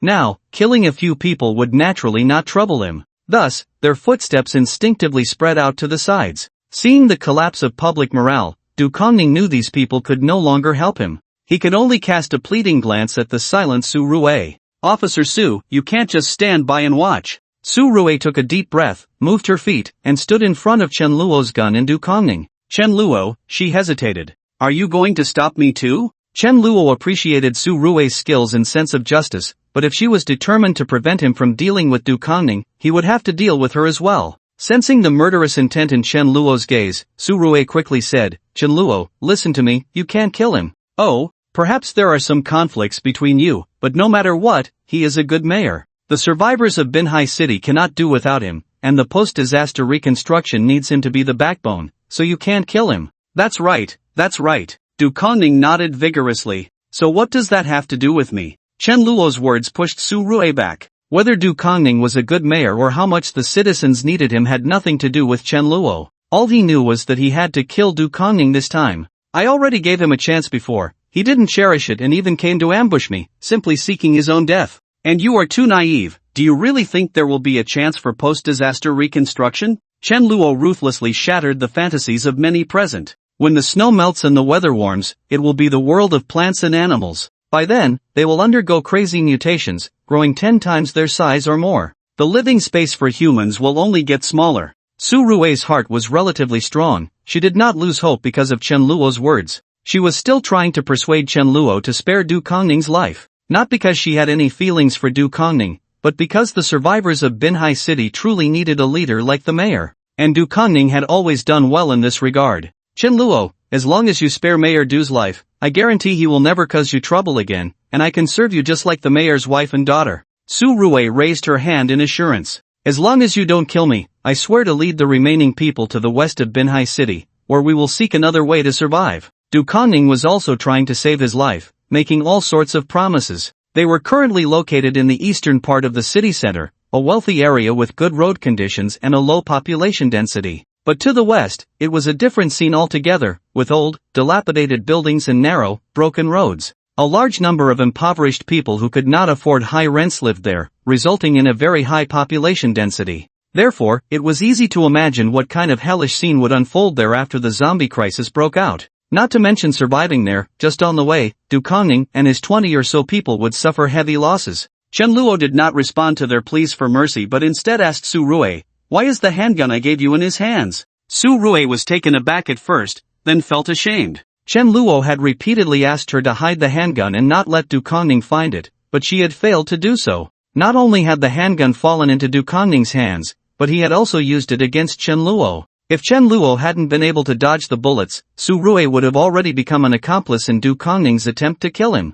Realizing this, Su Rui no longer had the face to look Chen Luo in the eye and instinctively avoided his gaze. It's okay if you don't want to say it. Chen Luo suddenly pointed his gun at Xiao Jun and the other 3 people who had been seen near the university. The latter trembled in fear and quickly raised his hands. "Do you know these people are Du Kongning's henchmen?" Su Rui frowned. As far as she knew, 3 of them indeed followed Du Kongning closely. However, Xiao Jun's actions should have nothing to do with Du Kongning. He was just young and impulsive, sometimes doing reckless things. Including the time he betrayed Su Rui, she thought he acted on a whim, speaking without thinking. She never imagined Xiao Jun would be one of Du Kongning's subordinates. Seeing the expression on Su Rui's face, Chen Luo guessed as much. It seemed the handgun was indeed connected to this young man. "If I tell you he has appeared outside my territory several times and has contacted Tang Xin multiple times, who do you think is behind him?" Su Rui understood immediately. Who else could it be but Du Kongning? If Xiao Jun was truly Du Kongning's man, then the day she exposed her gun to save him was also part of Du Kongning's scheme?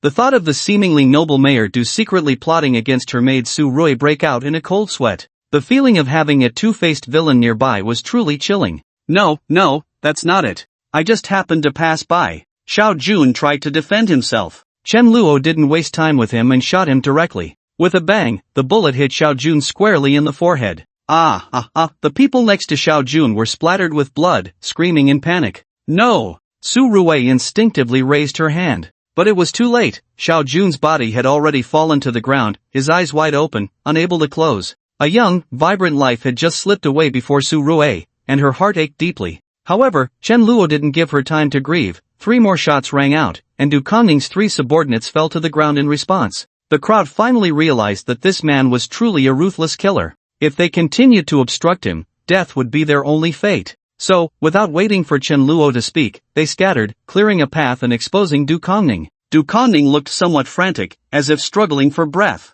"Where are you going? I'm the mayor. You must protect me." Chen Luo ignored Du Kongning's shouting and said to Su Rui, "There should still be quite a few of Du Kongning's people among this crowd." Everyone in the crowd felt uneasy, and an old man secretly took a step back. He continued, "But I'll give you face and won't pursue this any further. I only want one person's life now." Du Kongning, as if grasping at a last straw, shouted frantically at Su Rui's back, "Officer Su, you must save me. I can't die yet. The citizens of Binhai City need me." Su Rui remained silent. "I know you're conflicted, and I won't make it difficult for you. Didn't you owe me a request back then? I'm asking you to step aside now." Chen Luo's original plan was to ask Su Rui for a kiss, but after getting the gun from the police station, Su Rui's first kiss reward became less appealing. It was better to use it now. After all, Chen Luo no longer expected to completely win over Su Rui. She was too upright, living in a different world from him. No one knew what thoughts Su Rue went through, but she ultimately made a decision.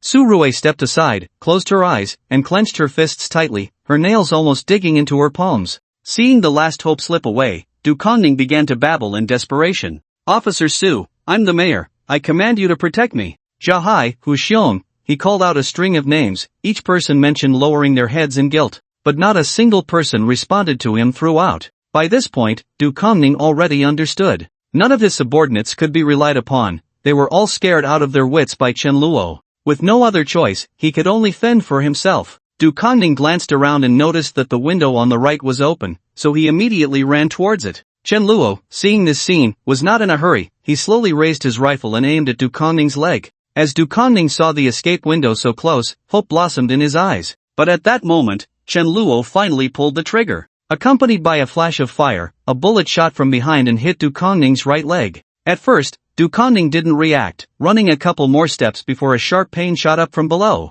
The pain rendered his right leg powerless, and he fell to the ground. Just a step away from the window, it became an unreachable distance. Du Kongning cried out in agony. Having lived a life of luxury, he had never experienced a gunshot wound. The unprecedented pain twisted his face in anguish, his features contorted, and his forehead was drenched in cold sweat. Chen Luo slung the rifle back over his shoulder and walked towards the wailing Du Kongning. The sound of footsteps in his ears felt like the declaration of death's arrival. Du Kongning gritted his teeth against the pain, got up, and knelt on the ground, desperately banging his head. The man who valued his face and image above all else had now abandoned all dignity to save his life. Don't kill me, please. I was wrong, I shouldn't have forced you away, nor should I have held a grudge and sought revenge. If you like my wife, you can keep her, I can help you train her. That bitch listens to me the most. Oh, and my daughter, you can keep her too. Whatever you want, I can give you, just spare my life. Watching the once high and mighty mayor now begging so lowly, Chen Luo remained unmoved and said, don't you understand yet?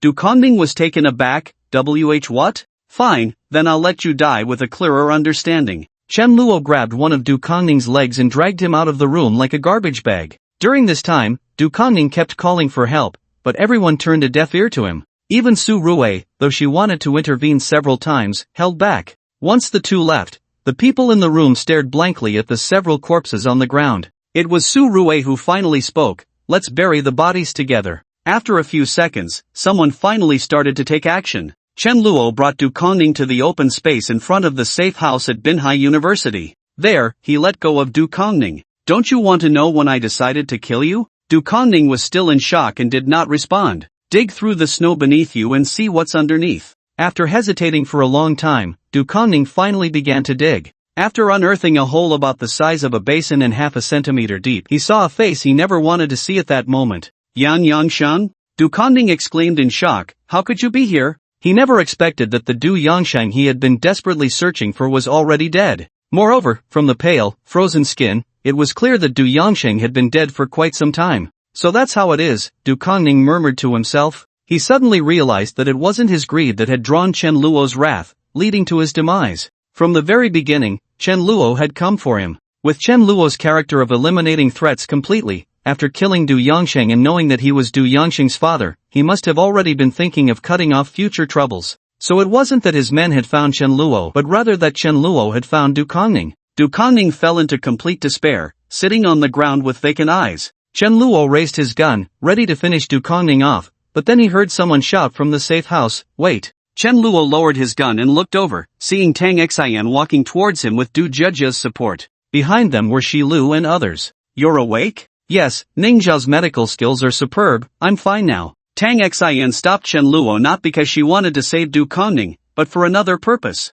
She said to Chen Luo, wait until I ask a few questions clearly, then you can kill him. Chen Luo was not in a hurry, so he nodded. Thank you. Tang Xian looked at Chen Luo with gratitude. Tang Xian turned her gaze to Du Kongning. Earlier I asked you if you still had contact with your ex-wife, and you said it was for official business. Now I ask you again, what exactly do you talk about at home? Seeing Tang Xian appear, the hope that had been extinguished in Du Kongning's heart reignited. Tang Xian, believe me, we really only talk about work. At this point, you still want to lie to me? Tang Xian shook her head in disappointment. Is there a single truth in your words? Your ex-wife hasn't done any work, not even housework. How do you know that? Du Kongning blurted out, realizing too late that he had let something slip. I know a lot of things, I just didn't want to expose you. Du Kongning looked deeply at Tang Xian and realized that after so many years of marriage, he had never truly understood her. You, bringing that hypocritical stuff from the officialdom into the family. Tang Xian's eyes were filled with disappointment, and her body trembled slightly. Du Jiajia looked at her worriedly. Mom, Tang Xian gave her a reassuring look and continued, your mind is only on positions and power. Du Jiajia and I mean nothing to you? Yes. Du Kongning stopped lying because he knew it was too late. He had lost Tang Xian's trust. No matter what he said, she would not believe him anymore. Then why did you propose to my parents? Du Kongning completely gave up. Because you are beautiful and young, having you as my wife would make me look good on camera. Besides, I just happen to need a woman to carry on the family line. Hearing this, even Chen Luo was angry, let alone the other women present. Shi Luo and Zhang Miaomiao glared at Du Kongning. Du Jiajia directly cursed, you scum, you don't deserve to be my father. I'm done asking.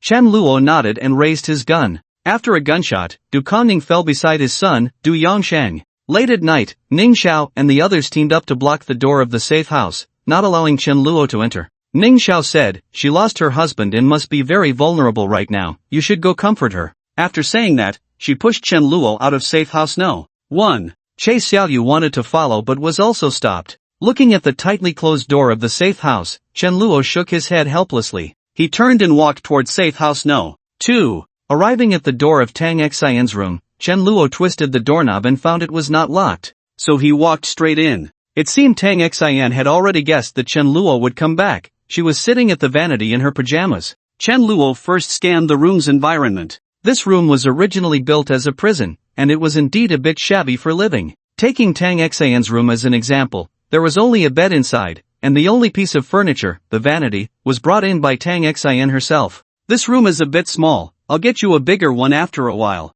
Tang Xian didn't care much about the size of the room, but Chen Luo's concerns still made her feel appreciated. No need, I lack nothing here, I'm quite satisfied. Chen Luo shook his head and opened Tang Xian's favorability panel in his mind. Name, Tang Xian, identity, mayor's wife, housewife, favorability, 60, like, initial meeting reward, 100 kilograms of fruits and vegetables, received, first kiss reward, 100 square meters of property, received, complete strategy reward, property area expanded by 1000 square meters. He had already received Tang Xian's first kiss reward, and the design drawings for Safe House No. 3 had also been drawn by Shi Lu. Chen Luo planned to make Safe House No. 3 a dedicated living area, only setting up rooms. The workload isn't that much. Shilu can finish it in at most 2 more days. So Chen Luo said, it's so small here, it's not easy for 2 people to move around. Tang Xian's face flushed at his words, and she turned her head away. Since she was going to sleep, her hair was not styled up like during the day. Her long hair fell down to her waist, black and shiny, smooth like silk. It lacked some of the mature charm of a young woman but added a touch of femininity. Chen Luo came up behind her and gently lifted her black hair. The texture was indeed as smooth as he had imagined, making it hard to resist. What are you thinking about? About Du Kongning. They fell silent for a few seconds, and then Tang Xian said, I just realized how wrong my previous views were. Wasting my youth on someone who doesn't love me is just not worth it. Chen Luo didn't interrupt, listening quietly. It wasn't until I met you that I understood what love is. I don't want to deceive you, so I've decided to tell you, Tang Xian said as she stood up, looking directly into Chen Luo's eyes. My body has been injured before, and I've lost the ability to bear children. Her expression was very serious. To her, the most important thing for a woman was to bear children for her man. But Tang Xian no longer had the chance to do that. I know I don't deserve you, I only ask that you don't abandon me, and I'll do anything. Chen Luo was somewhat surprised. He didn't expect Tang Xian to say that. However, for Chen Luo, the ability to have children wasn't important. After experiencing a deep betrayal that led to his rebirth, his only requirement from a woman now was absolute loyalty. Don't say that. I don't care about such things. As long as you don't betray me, there will always be a place for you here. Moreover, I have a way to help you regain your fertility. Really? Tang Xian was very excited. Of course. Chen Luo said this with confidence. After injecting the gene evolution serum, the body would be repaired, and any previous hidden injuries would be healed. So he was very confident that the gene evolution serum could cure Tang Xian's infertility. Tang Xian's character was so simple. Once she decided on someone, she would trust him completely. Since Chen Luo said so, Tang Xian believed him right away. She threw herself into Chen Luo's embrace. Chen Luo tightly wrapped his arms around her. As time passed, their body temperatures gradually rose. They both realized this, and Tang Xin shyly got up from Chen Luo's arms. Chen Luo's gaze naturally moved down from her face. Because she was wearing pajamas, the neckline was quite loose, clearly revealing a deep cleavage. That snow-white skin was still dazzlingly white even in the dim room. Chen Luo reached out and pulled down the strap from Tang Xin's shoulder. Tang Xin cooperatively raised her hand, and the pajama slipped right off her body. Only then did Chen Luo realize that she was not wearing anything underneath. His pupils instantly widened, and his breathing became rapid. Tang Xin had also stripped in front of Chen Luo before, but at that time, she felt intense shame and humiliation. After falling for Chen Luo, her feelings had changed. Chen Luo's gaze still made her shy, but more than that, it brought her joy, the delight of being desired by the one she loved. So Tang Xin boldly showcased her body to Chen Luo. The beauty of the female form was fully embodied in Tang Xin. Chen Luo couldn't help but stare, and when he came back to his senses, he could no longer hold back and swept Tang Xin up in his arms. They lay on the bed, entwined in passion. Not only Chen Luo, but Tang Xin was also very engaged, actively responding. As they became more immersed, Chen Luo was ready to take the next step. Suddenly, there was a knock at the door. Wait, Tang Xin blocked the door. It's Jia Jia. Who cares about her? If a man could still remain rational at such a moment, he wouldn't be a normal man. But the knocking grew more intense. Tang Xin gently said, "Let's open the door first. I won't run away. What if Jia Jia has an urgent matter?" Chen Luo had no choice but to put on a pair of shorts and go open the door. She opened the door, and indeed, it was Jia Jia behind it. First, she glanced at the bed in the room. It was quite embarrassing for Tang Xin to be caught in such a situation by her own daughter, so she pulled the blanket over her face. Chen Luo, naturally not in a good mood after being interrupted, impatiently said, "If you have something to say, just say it." Jia Jia withdrew her gaze and shouted, "Dad," as she hugged Chen Luo tightly. Chen Luo was taken aback. "What did you call me?" Jia Jia blinked her big eyes. "You and my mom are sleeping together. What else should I call you?" Before Chen Luo could respond, Tang Xin couldn't hold back any longer and said, "Jia Jia,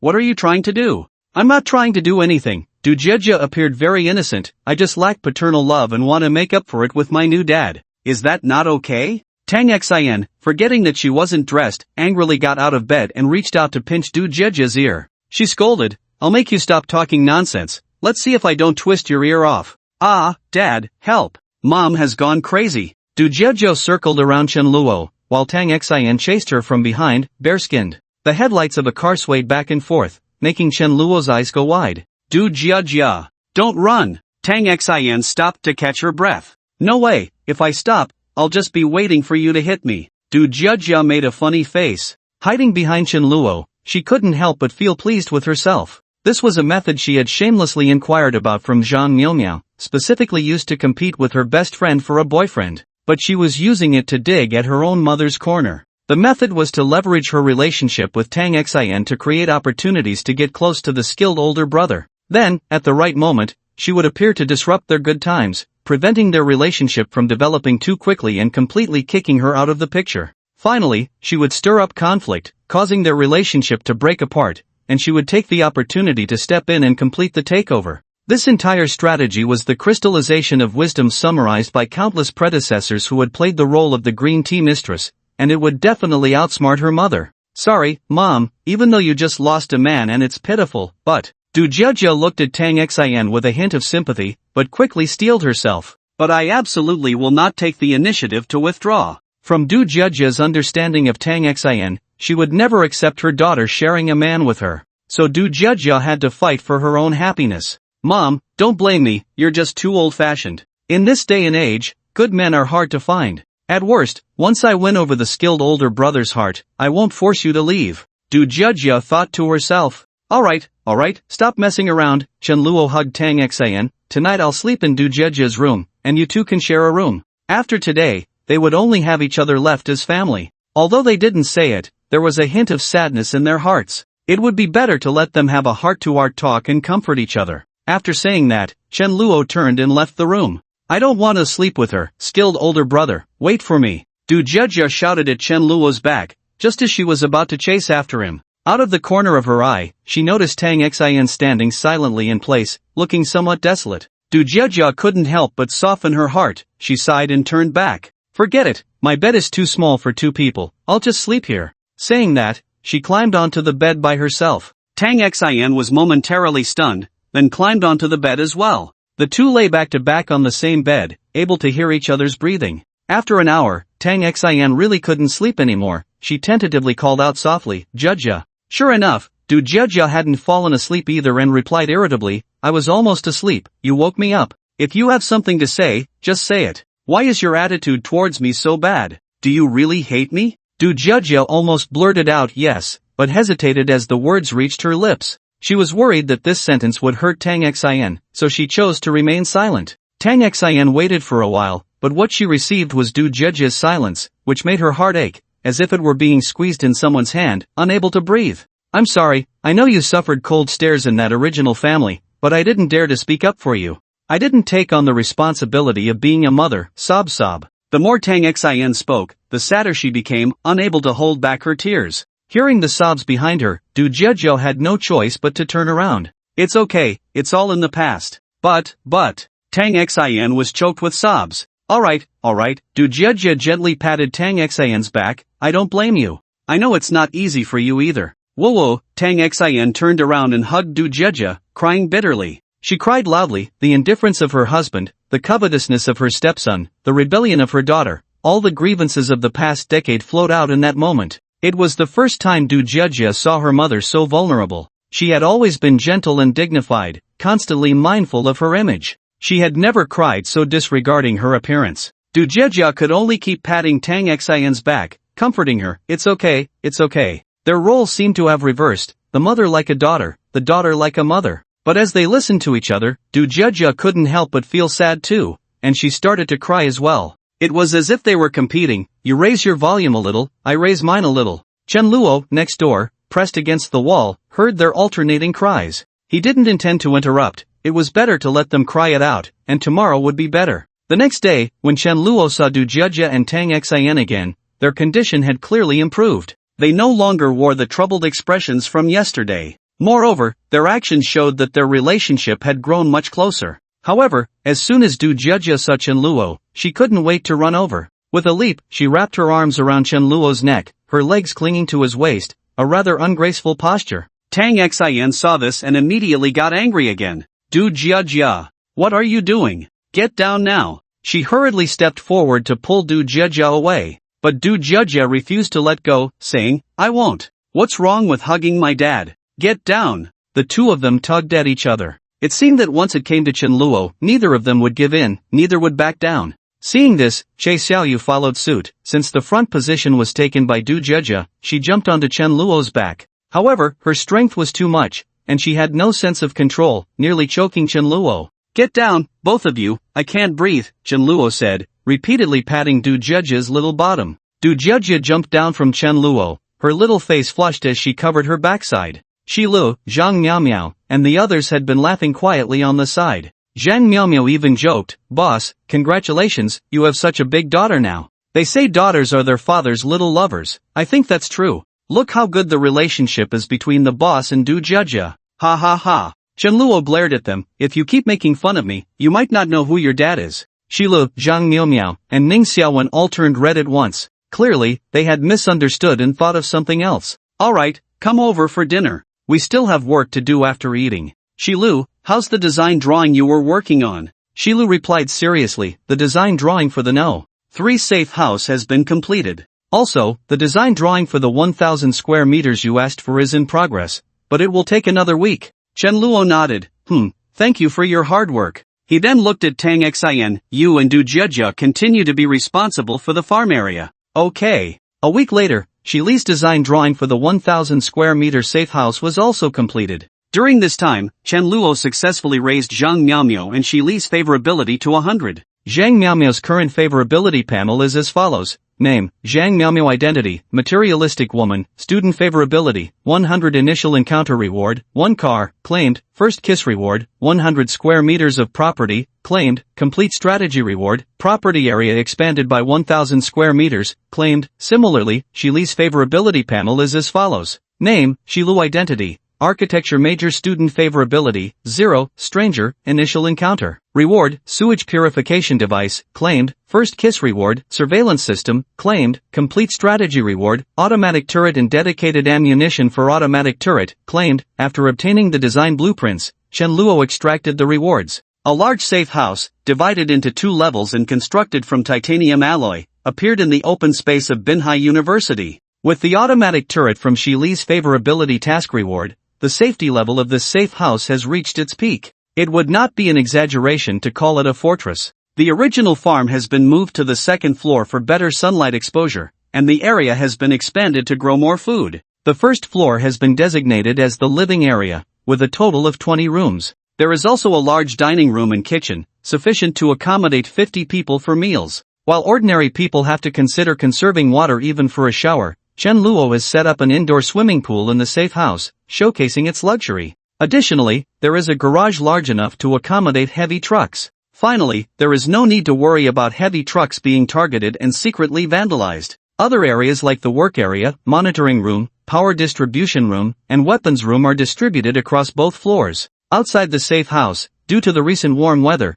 the accumulated snow has mostly melted. The melted snow has turned the soil very muddy, and stepping on it carelessly can leave one covered in mud, which is quite unpleasant. Chen Luo returned with Che Xiaoyu and Su Yulan after collecting supplies from inside and outside. Ning Xiao saw them from the monitoring room and immediately came out to greet them. "You've worked hard, didn't encounter any danger, right?" she asked, as if waiting for her husband to return from work, kindly taking the supplies Chen Luo brought back. Chen Luo shook his head. "Recently, the number of zombies in the eastern city and downtown has decreased a lot. We hardly encountered any zombies on our way." "Isn't that a good thing? Why do you seem unhappy?" Ning Xiao asked in confusion. "Zombies don't just disappear into thin air. Even if they are killed, there should be bodies left behind, which means they must have been lured away by something." Ning Xiao immediately thought of the intelligent big-headed zombie from before. Could it be the intelligent zombie from Haitian community? It's very possible. Binhai City is not a small county. Its permanent population is close to 10 million,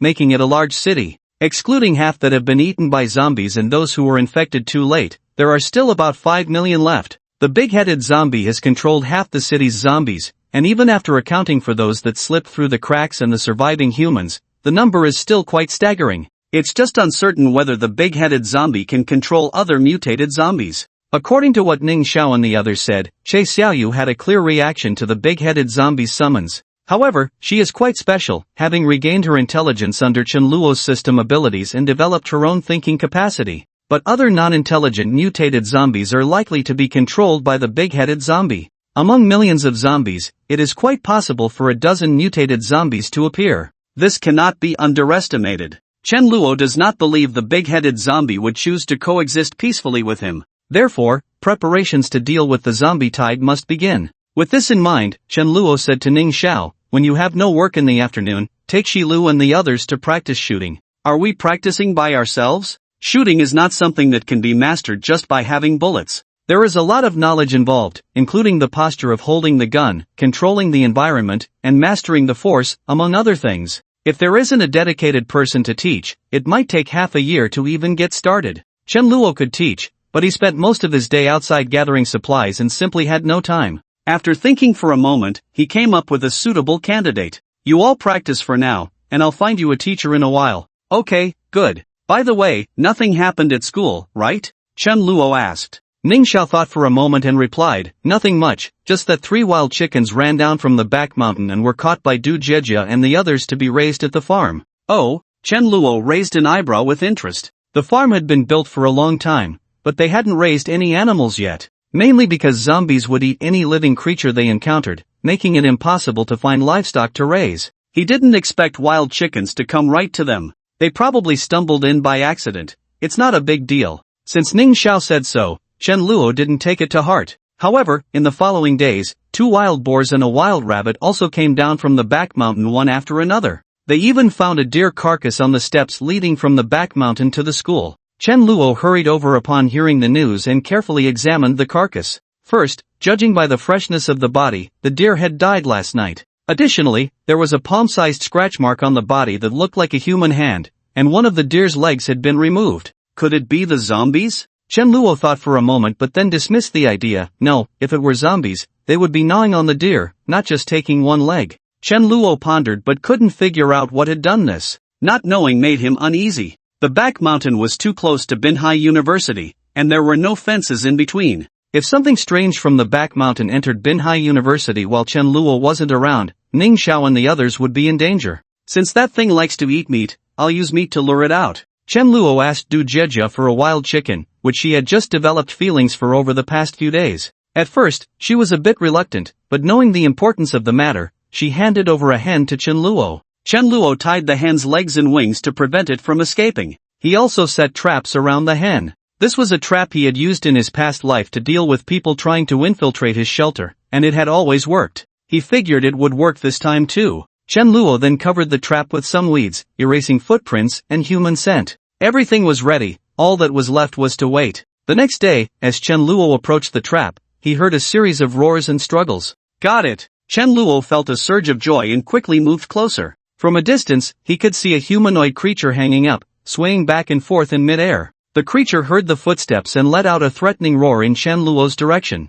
As Chen Luo got closer and focused, he realized that this humanoid creature was actually a person. More precisely, it was a woman. She was petite, about 1.50 meters tall, resembling a little loli. But what puzzled Chen Luo was that this little loli had a pair of furry ears on her head. In addition, she had a normal pair of ears as well. Because she was hanging upside down, her little skirt didn't cover her like the anti-gravity skirts in anime. Instead, it obeyed Newton's laws and hung down, revealing two delicate, pink legs like sausages and a cute blue and white bowl. A cattail couldn't resist the loneliness and peeked out from the blue and white bowl, swaying back and forth. What the hell is this, a cat girl? Chen Luo was dumbfounded. He had never seen such a half-human, half-beast creature. Curiously, he couldn't help but reach out to touch her tail. The half-beast struggled even more violently. It's actually real, not a mod. Chen Luo felt the warmth in his hand. Hey, can you talk? Can't talk. Chen Luo untied the trap from the tree, and the half-beast fell to the ground. If this were a normal girl, she would probably have suffered a concussion from that fall, but this half-beast's physical condition was clearly extraordinary. Not only was she completely unharmed, but she was also rolling around on the ground. Chen Luo quickly lifted her up. The half-beast bared her teeth at Chen Luo, but her small face was simply too cute to be frightening. Is she human or beast? Chen Luo pondered, unable to figure it out, and had no choice but to open the system. Name, Chu Yao, Identity, Anomaly, Favorability, 0, Stranger, Initial Encounter Reward, Anomalous Fruit, Obtained, Can be Extracted, First Kiss Reward, Anomalous Seedling, Complete Strategy Reward, 100 liters of Anomalous Spring. Chen Luo didn't understand what an anomaly was. He speculated it was probably similar to an anomalous beast. The difference being that anomalous beasts were transformed from animals, while anomalies were transformed from humans. However, Chen Luo did know about the anomalous fruit. It was the fruit produced by mutated plants. Consuming it could enhance various aspects of physical condition. But mutated plants were even harder to deal with than evolved zombies, and ordinary people really wouldn't dare to set their sights on them. In his previous life, Chen Luo hadn't just tasted it, he hadn't even seen it, only hearing about it from other survivors. In that case, this anomaly had some value and needed to be taken back. Chen Luo prepared to head down the mountain with Chu Yao, but his keen eyes spotted a climbing backpack beneath the trap. Judging by its style and color, it should belong to Chu Yao. So, Chen Luo took the backpack as well. Back at the safe house, Du Jieja and the others curiously gathered around. Is this the strange thing from the back mountain? Why is it a little girl? With her outfit, could she be a hobbyist? No, those ears and tail are real. Oh my! She can't be a cat spirit, can she? The girls chattered excitedly about Chu Yao's identity. Chen Luo rummaged through Chu Yao's backpack and found an ID card, which indeed had her picture on it. She's not a cat spirit, she's a human who has undergone mutation. Chen Luo showed them the ID card, and she's already 18, not a little girl. This surprised Chen Luo as well. Mainly because Chu Yao was only 1.50 meters tall, even shorter than Xie Xiaoyu, making it hard to tell she was already an adult. Ning Xiao took a look and said, it really is, her name is Chu Yao. She should be a climbing enthusiast. When the apocalypse hit, she just happened to be on the mountain, but I don't know why she ended up looking like this, Chen Luo speculated based on the contents of the backpack. Du Jieja and the others quickly accepted it. After all, zombies had appeared, so what was so surprising about a cat girl? Chen Luo took out an anomalous fruit from the system rewards. A red, plump fruit appeared in his hand, about the size of a ping-pong ball. exuding a fragrant aroma. Upon seeing the anomalous fruit, Chuyao forgot to struggle and stared intently at the fruit in Chen Luo's hand. Do you recognize it? Chen Luo shook it up and down, and Chuyao's eyes followed the movement. Could her transformation be related to the anomalous fruit? Chen Luo speculated, stroking his chin. He brought the anomalous fruit closer to Chuyao in his palm. She eagerly extended her crimson tongue and licked the fruit, pulling it into her mouth. Then she displayed a look of satisfaction. Chuyao favorability. Based on Chuyao's reaction, Chen Luo believed she had definitely seen the anomalous fruit before and had even eaten it. Otherwise, she wouldn't have swallowed it without hesitation.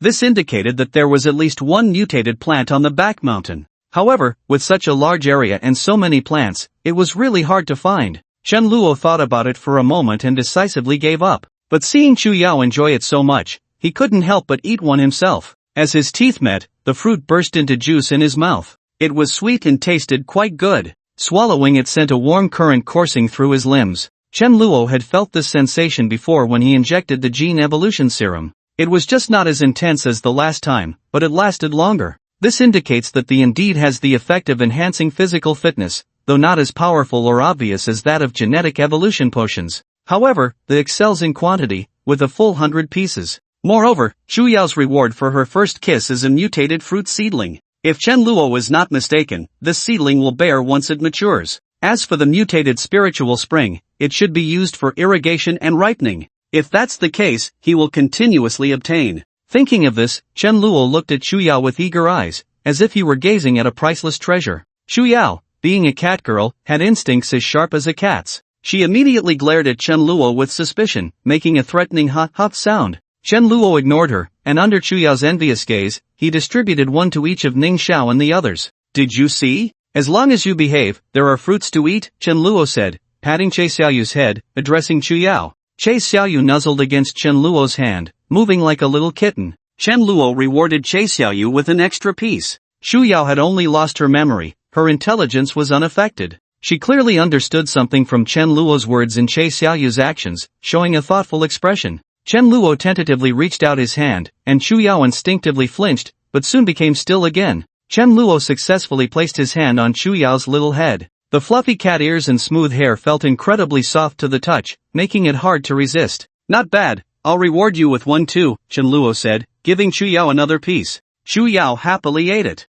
Chuyao's favorability, Chen Luo said with satisfaction, since she has eaten the chicken raised by Jejia, from now on, she will be our little pet. Let's keep her in the dungeon for now, and release her once we confirm she poses no threat. At the temporary shelter, Su Rui felt very complicated seeing Chen Luo appear here. Logically, she should hate Chen Luo. After all, he had killed the mayor and shot 4 citizens right in front of her. If this were before the apocalypse, Su Rui would have arrested Chen Luo and awaited his death sentence. But Su Rui found that she did not hate Chen Luo, mainly because human lives were now worth less than grass, and what Chen Luo did really wasn't that significant. Secondly, Chen Luo's killings weren't entirely senseless, he targeted those who had enmity with him, so it could be said that debts should be settled with the right people. Of course, there was one thing Su Rui was unwilling to admit, she had feelings for Chen Luo. She admired his incredible marksmanship and had shared a brief camaraderie with him, making it hard for her to truly hate him. However, she and Chen Luo were from 2 different worlds, destined not to be together.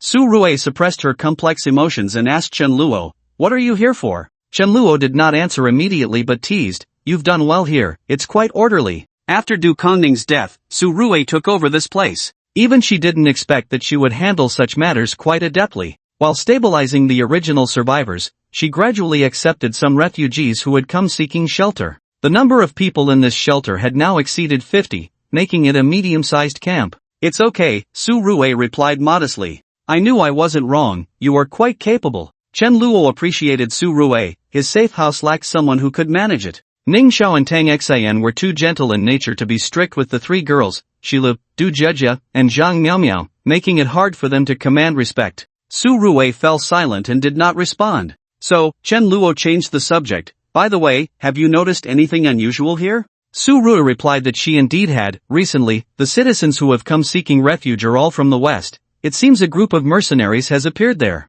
"Mercenaries?" Chen Luo raised an eyebrow. "Well, that group captured the survivors in the west and made them search for special zombies, resulting in many deaths. Some people got scared and fled to me." "Search for special zombies? What does this group want to do? Who hired them?" Chen Luo was puzzled. However, he reminded Su Rue, you need to be careful. Mercenaries only recognize money, not people. If they find out about you, they might not hesitate to take action against you. I know, but I can't just stand by and watch, can I? Su Rue was aware that her actions could provoke that group, but she truly couldn't ignore it. How about this, help me out. The girls in my camp need training in marksmanship. You can teach them, and in return, I can give you a few guns. Really? Su Rue was so excited she almost squeaked. Chen Luo's decision was also made after careful consideration. The situation in Binhai City was becoming increasingly complex. In the east, intelligent zombies controlled the hordes. In the west, there were mercenaries of unknown origin, and in the back mountains, there were mutated plants.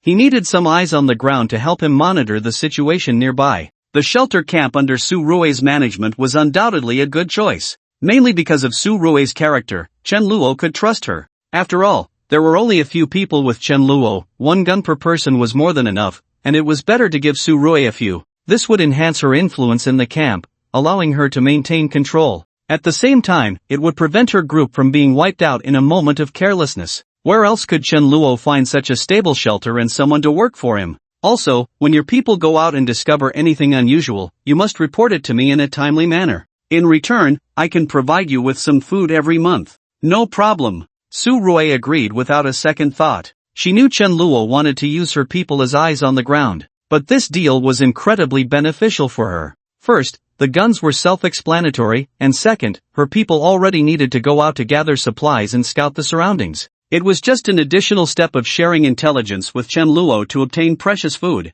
Most importantly, the shelter camp would successfully connect with Chen Luo. If they encountered any major trouble, Chen Luo might even lend a hand, which was the most crucial point. Chen Luo was also very satisfied. Just by giving away a few extra guns and food he couldn't finish, he could gain moving eyes on the ground. This deal was worth it. The two discussed the cooperation details for a while longer before Chen Luo stood up to take his leave. In a dirty, narrow alley in the west of the city, various garbage was piled up, and the ground was covered with excrement and unknown liquids. Several zombie corpses lay on the ground, emitting a rotten stench, while a few fat rats gnawed on the decaying flesh. Eagle Brother, it's this guy. The man called Eagle Brother had a slicked-back hairstyle, a scar across his face, carried a rifle on his back, and tossed a military knife up and down in his hand. In front of him, an unremarkable middle-aged man lay slumped on the ground. It's you, you little brat. Not only did you run away, but you also dared to come back and take my people? The middle-aged man's face was streaming with tears, and his body trembled.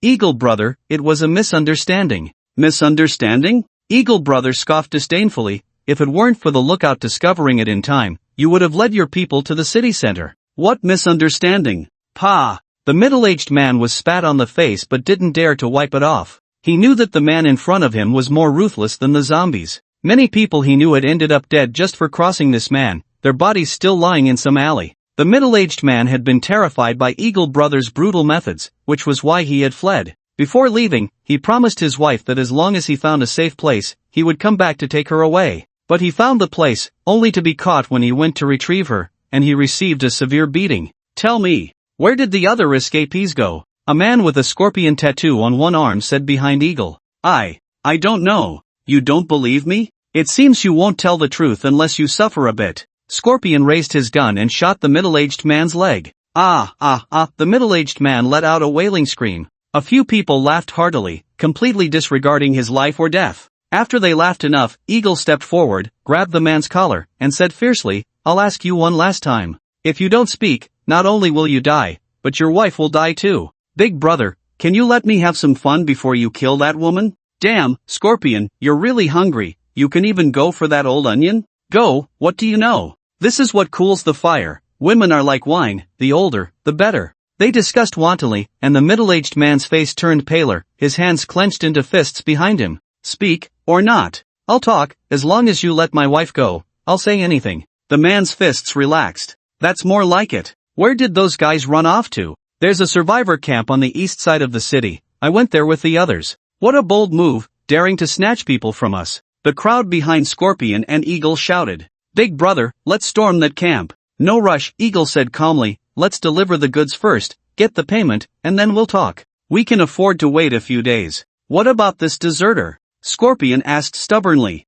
Kill him. Eagle turned and left. Scorpion and the others exchanged glances, revealing malicious smiles. In the eyes of the middle-aged man, their smiles were more terrifying than that of a demon. Eagle walked out of the alley, leaned against the wall, and smoked a cigarette while the screams continued for 5 minutes. By the time he finished his cigarette, the screams had just stopped. Scorpion and the others came out, and the middle-aged man was nowhere to be seen. Knowing the personalities of the few well, Eagle didn't ask further, just tossed the cigarette butt on the ground and crushed it with his heavy boots. Let's go. Along the way, many emaciated people saw Eagle and his group and fearfully made way. They arrived at an open space where a truck was parked, surrounded by several men in camouflage carrying guns. Upon seeing Eagle, they respectfully called out, "Eagle."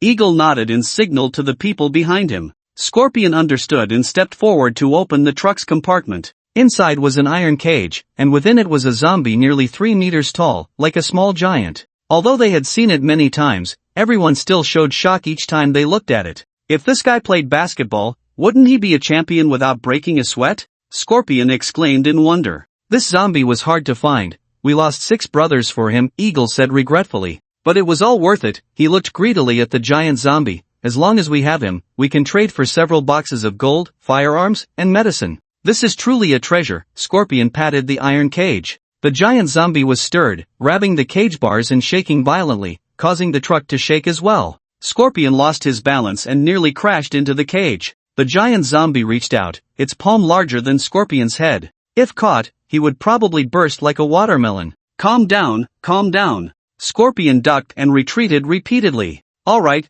you've all provoked him, Eagle said from outside the truck. Got it. Scorpion jumped down from the truck, closed the compartment door, and shouted inside, "Goodbye, my basketball champion." After closing the door, Scorpion asked, "Eagle, what do you think they want the mutated zombies for? It can't be for research, right? Not our business, don't pry." The Scorpion continued, "Do you think they might have discovered something from the zombies, which is why they are offering such a high bounty for the mutated ones?" Brother Eagle was also puzzled by this matter. Like what? Like there are mysterious crystals in the brains of mutated zombies that can absorb energy and awaken superpowers or something? Have you read too many novels? Brother Eagle shot him a glance. In short, don't ask what you shouldn't ask. Knowing too much can get you killed faster. Got it, Scorpion said sulkily. He and Brother Eagle were originally a group of mercenaries operating on the border, and when the apocalypse hit, they thrived in it. With guns in hand, they enjoyed a period of carefree days. But bullets are consumables, and soon a foreign pharmaceutical company approached them. They were asked to capture mutated zombies for the company in exchange for various rewards, and they even had the chance to experience the latest experimental results. That's why they came to Coastal City and took control of the refugee camp in the west of the city, demanding the refugees work for them. However, not only were mutated zombies hard to find, but they were also difficult to capture. Just capturing one giant zombie had already cost the lives of dozens of refugees and 6 mercenaries. Many were so scared that they fled the camp overnight. If this continued, it wouldn't be long before the camp fell into a situation where no one was left to use. We must make an example out of them, Brother Eagle pondered. Let's target that shelter camp. He ordered Scorpion, take 2 people to gather some information. Just gather information, don't engage in direct conflict. Understood, Scorpion said seriously. He then took 2 mercenaries, all 3 armed, to the gate. They waved at the sentry, and the gate of the refugee camp slowly opened, allowing the 3 to ride their motorcycles away. Brother Scorpion, what should we do when we find that camp? Of course, we capture the men to work for us, and as for the women, heh. Scorpion let out an evil laugh. But Brother Scorpion, didn't Brother Eagle only tell us to gather information? Another person asked worriedly. Brother Eagle is just used to being cautious from his days of hiding. Sometimes he's overly careful. Who can stop us now? Scorpion raised the gun in his hand. With this thing, they could run rampant. The 3 of them revved the throttle, and the motorcycles roared, attracting a large number of zombies to follow behind. But they didn't care about the zombies at all. They continued to laugh and joke. However, there were hundreds or thousands of neighborhoods in the east of the city, and it wasn't easy to pinpoint the one the middle-aged man mentioned. Scorpion and his companions spent several days gradually narrowing down the search. The neighborhood where Su Rue and the others were located was quite close to the city center, and they quickly found their way there. Brother Scorpion, it seems like there are people in this neighborhood. This should be the place. Scorpion became excited. However, because they had made such a commotion along the way, Su Rue had already taken precautions and closed the gate.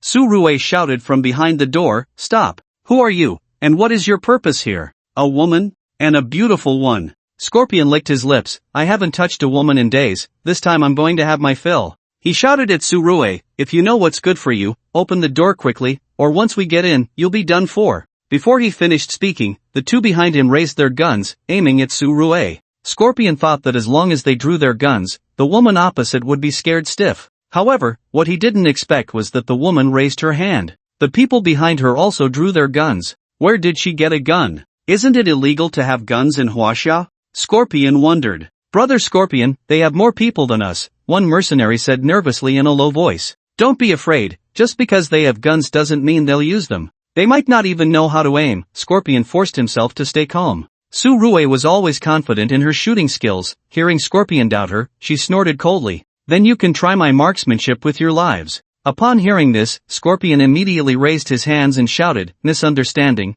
it's all a misunderstanding, we were just passing by. Then why aren't you leaving quickly? We're going right now. Scorpion turned to his two teammates and said, a real man doesn't suffer losses in front of him, we should retreat first. The three of them turned their motorcycles around and left the community. They only stopped when they could no longer see the community within their line of sight. Brother Scorpion, are we really going back like this? What else can we do? There are just three of us with 3 guns. If we confront them head on, wouldn't that be seeking death? Scorpion's eyes were filled with a murderous intent. No one can be so arrogant in front of me, Scorpion. Xiao Wolf, go back and inform Brother Eagle to bring people to surround this place. I'll stay with Xiao Bug to monitor their every move. Got it. Xiao Wolf stepped on the gas and drove away. After the mercenaries left, Tsurue gave a few instructions to her subordinates before leaving the refuge camp and heading to Binhai University. She found Shenluo and said, Shenluo, you were right, that group of mercenaries has come looking for us. Oh, but there are only 3 of them, they should be here to scout. Should we silence them? Tsurue had learned from the refugees who had fled from the west of the city that this group was ruthless. Their methods were even more brutal than those used against zombies. Tsurue felt no psychological burden in dealing with these villains. It's useless, even if you silence them, that group won't wait for news and will send more people. Shenluo shook his head. Then what should we do? We can't just wait for them to call for reinforcements, can we? Tsurue said anxiously. Don't rush, listen to me. Haven't they been looking for special zombies? We know where one is, right? Tsurue understood immediately, her eyes lighting up. You want to lead them away? Shenluo clapped his hands. Exactly. Let these two forces fight it out. Whichever side wins, we'll have one less headache, and the winning side will also be severely weakened. We can then deal with the remaining one. How do we do that? Tsurue asked hurriedly. Leave it to me, I've been quite idle lately. As the sun set in the evening, the afterglow painted half the sky orange.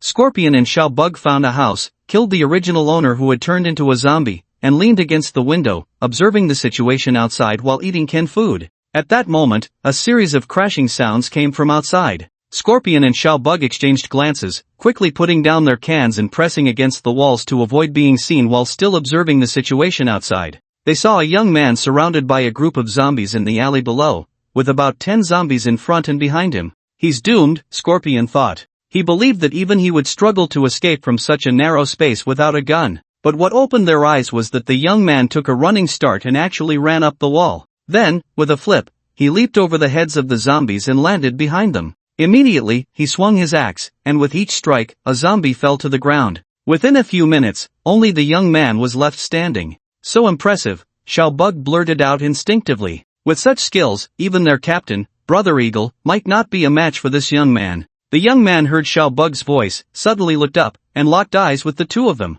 Having just killed so many zombies, his gaze was filled with killing intent. Scorpion felt a chill down his back, and Xiao Bug instinctively took a step back. Remembering that they were still holding guns, they relaxed a bit. The young man said nothing but turned and entered the building across the street. When he turned around, Scorpion and the others noticed that he also had a gun on his back. This made them even less willing to provoke him. It should just be passing by, looking for a place to rest when it gets dark. No need to worry about him, Scorpion said. The two sat back down and continued eating their canned food. After a while, a rich aroma of meat wafted into their noses. Brother Scorpion, it's that guy from earlier, he seems to be cooking something, Little Bug pointed out. Scorpion looked in the direction Little Bug indicated and saw the young man busily working by the window. Since the buildings were not far apart, Scorpion could clearly see what was cooking in his pot. It's beef. Scorpion was very surprised. He hadn't seen a living animal since the zombie outbreak. The young man across the way actually had fresh beef to eat.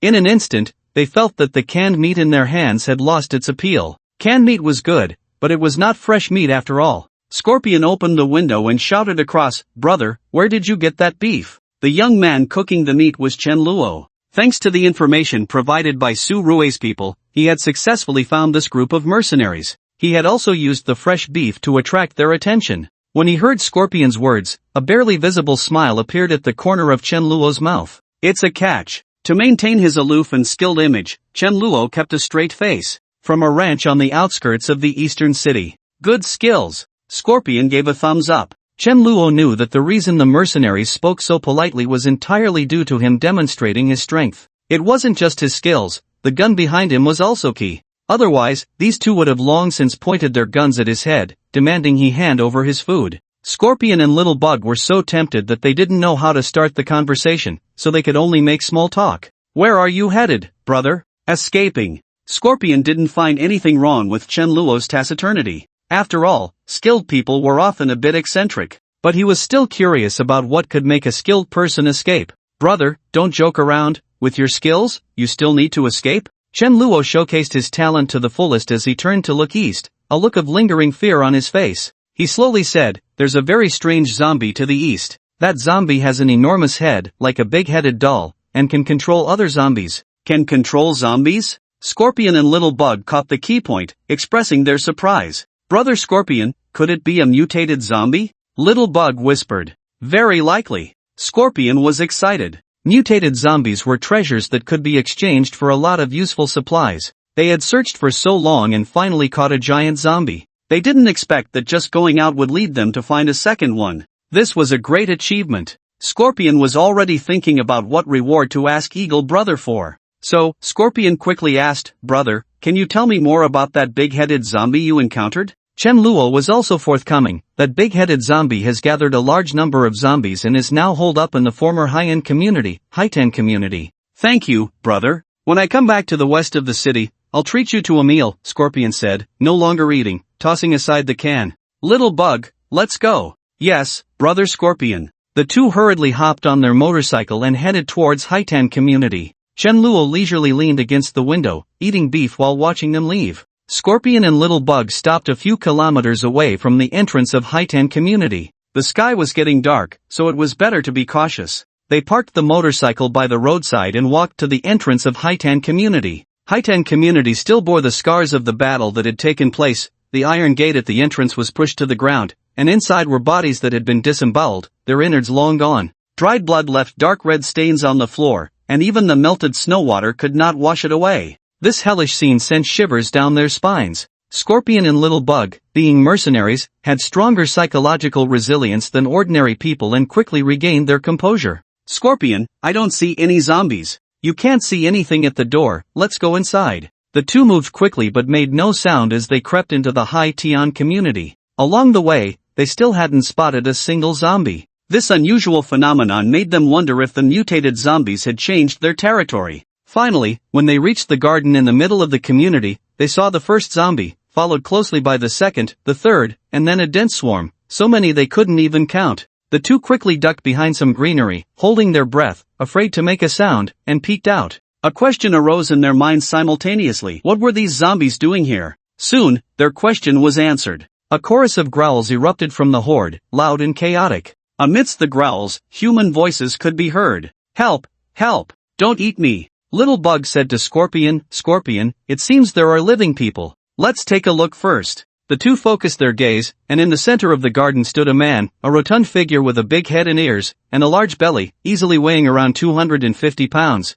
clearly a wealthy man accustomed to a life of luxury. Surrounding this wealthy man were not bodyguards in sunglasses and suits, but a large group of ravenous zombies. The fat man trembled in fear, an unpleasant liquid oozing from between his legs. "Help! Help!" His face, full of flesh, was etched with terror, his voice nearly hoarse from shouting. The zombies grew increasingly restless, unable to contain themselves as they lunged at the fat man. Just then, a shadow leaped down from the statue in the hot spring, blocking the horde of zombies. The shadow had a distinctly large head and bellowed angrily at the zombies. Surprisingly, the zombies he shouted at took a step back obediently. Then the big-headed zombie slowly turned around, its small green bean-like eyes gleaming with greed. It looked at the fat body sprawled on the ground as if it were eyeing a plate of succulent braised meat. Before the fat man could comprehend what was happening, he was pinned to the ground by the big-headed zombie, which tore open his belly with its gaping maw, blood and guts splattering everywhere. "Scorpion, did you see that?" Little Bug exclaimed excitedly, and Scorpion felt the same thrill.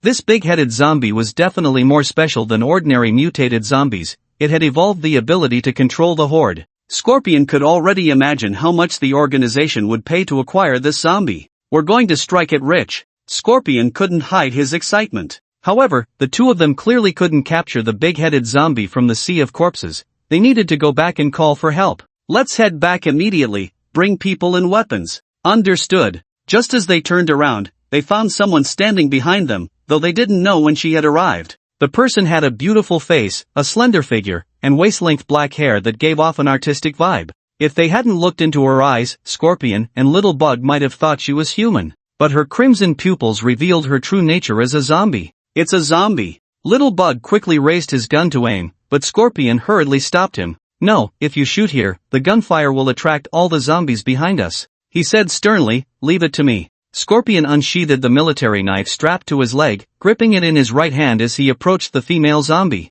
As he got closer and saw her face clearly, a look of astonishment appeared in Scorpion's eyes. "Wow, what a beautiful zombie," he exclaimed sincerely, then added with a hint of regret, "It's a pity I have something important to do right now, otherwise, I would definitely take you back." Scorpion had had his share of fun with female zombies. He would even use a dagger smeared with zombie blood to deliberately cut the skin of other women in the camp. Then, after they got infected, he would bind their limbs, gag them, and enjoy himself. For someone like him, ordinary women could no longer provide the intense stimulation he craved, which is why he was becoming increasingly perverse. This time was no exception. Upon seeing the beautiful female zombie, Scorpion couldn't help but lick the military knife in his hand with his tongue. "Little beauty, I will use this knife to slice through your delicate skin, sever your slender neck, and thoroughly enjoy the sweet blood gushing from your throat." As he spoke, Scorpion lunged forward, quickly closing the distance to the female zombie. The man and the corpse drew closer, but in the next moment, Scorpion missed his target.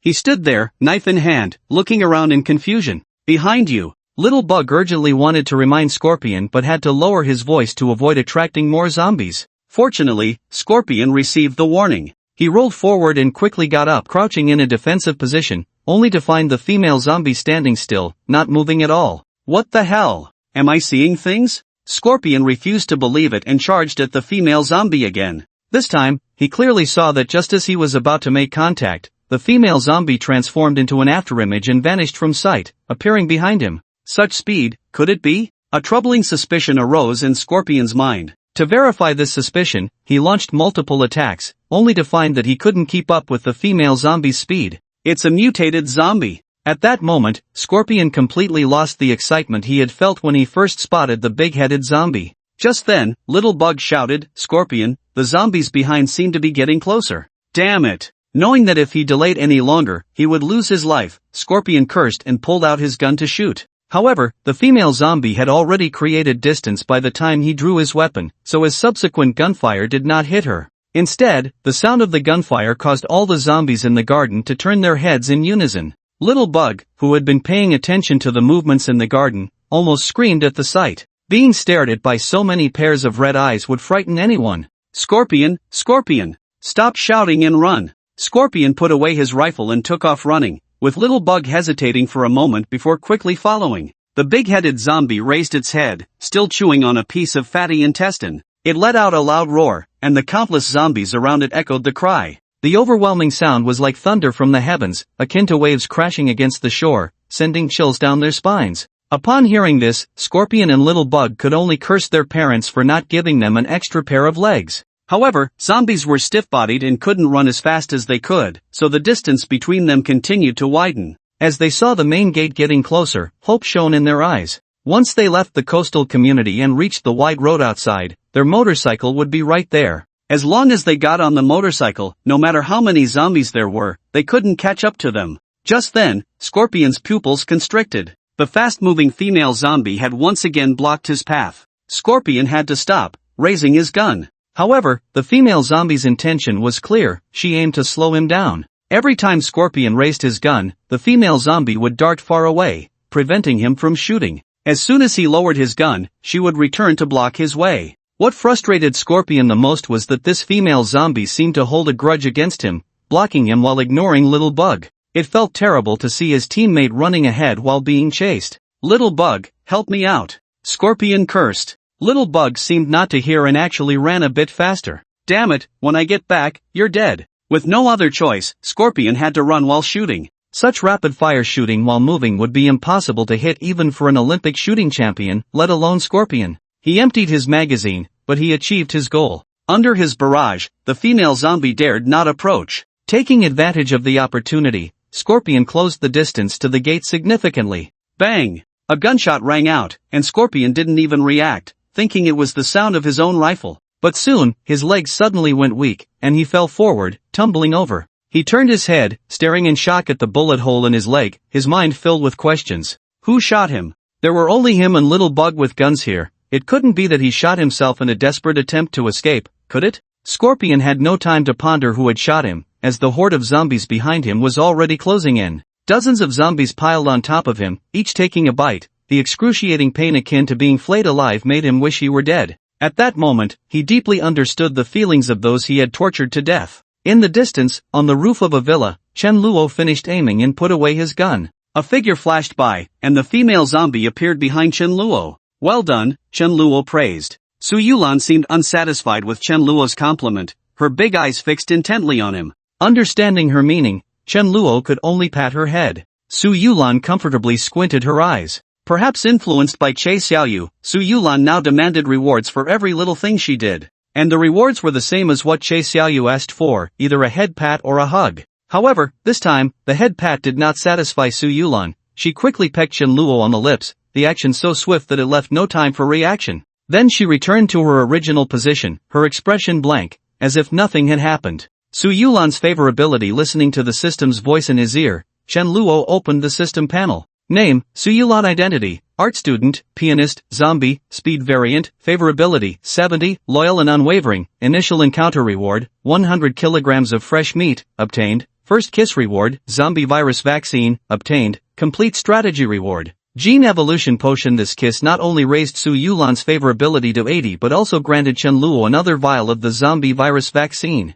Chen Luo withdrew his attention from the system and looked towards the community gate. Little Bug seemed completely oblivious to Scorpion's screams, running out of the Haiten community without looking back. From this position, if Chen Luo wanted to shoot him, he could easily do so. But Chen Luo did not. He intentionally let one person go back to report. As for why he let Little Bug leave instead of Scorpion, it was probably because Scorpion's expression when he saw Su Yulan was too twisted. If Scorpion, now reduced to a skeleton, knew Chen Luo's thoughts, he might regret it. Let's go. Taking advantage of the big-headed zombie being lured away by Little Bug, Chen Luo and Su Yulan slipped out through the side door with ease. On the other side, Little Bug hopped on his motorcycle, inserted the key, and revved the throttle to the max, speeding towards the west of the city. All the way, he didn't even take a break, riding non-stop, even catching up to Little Wolf, who had left half a day earlier. Little Wolf was astonished to see him. Bug bro, why are you back? Where's Scorpion bro? He was eaten by zombies, Little Bug briefly explained.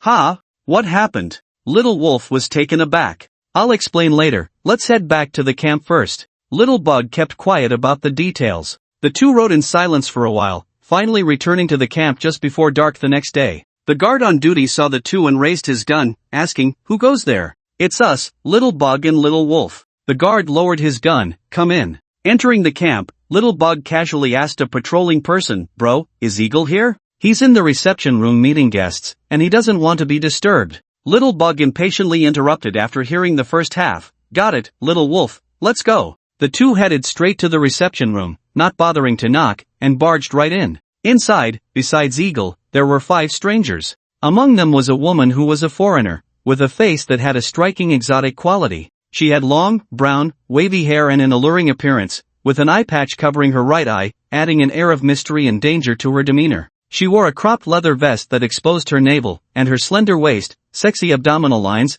and six-pack abs gave her a physique reminiscent of a bodybuilder. Below, she wore shorts, and on her long thighs, a black belt held a dagger and a large-caliber Desert Eagle pistol. The recoil of this handgun was something most women couldn't handle, indicating that this woman was also a formidable character. Beside the wavy-haired woman stood another woman in a white lab coat, wearing round glasses, resembling a researcher. Unlike the former's athletic build, this woman's figure was slightly plump with a gray turtleneck sweater beneath her lab coat accentuating her ample bosom. She wore a form-fitting skirt and black stockings that tightly wrapped around her curvaceous hips and thighs, making her irresistibly enticing. 3 robust men stood straight behind the 2 women, motionless, not even blinking. If it weren't for the slight rise and fall of their chests while breathing, one might suspect these 3 were robots. Xiao Chong and Xiao Lang exchanged a deep glance at the 3 strong men, feeling a strong sense of threat emanating from them. When they withdrew their gaze, they paused briefly on the 2 beautiful women in front of them. A question arose simultaneously in their minds.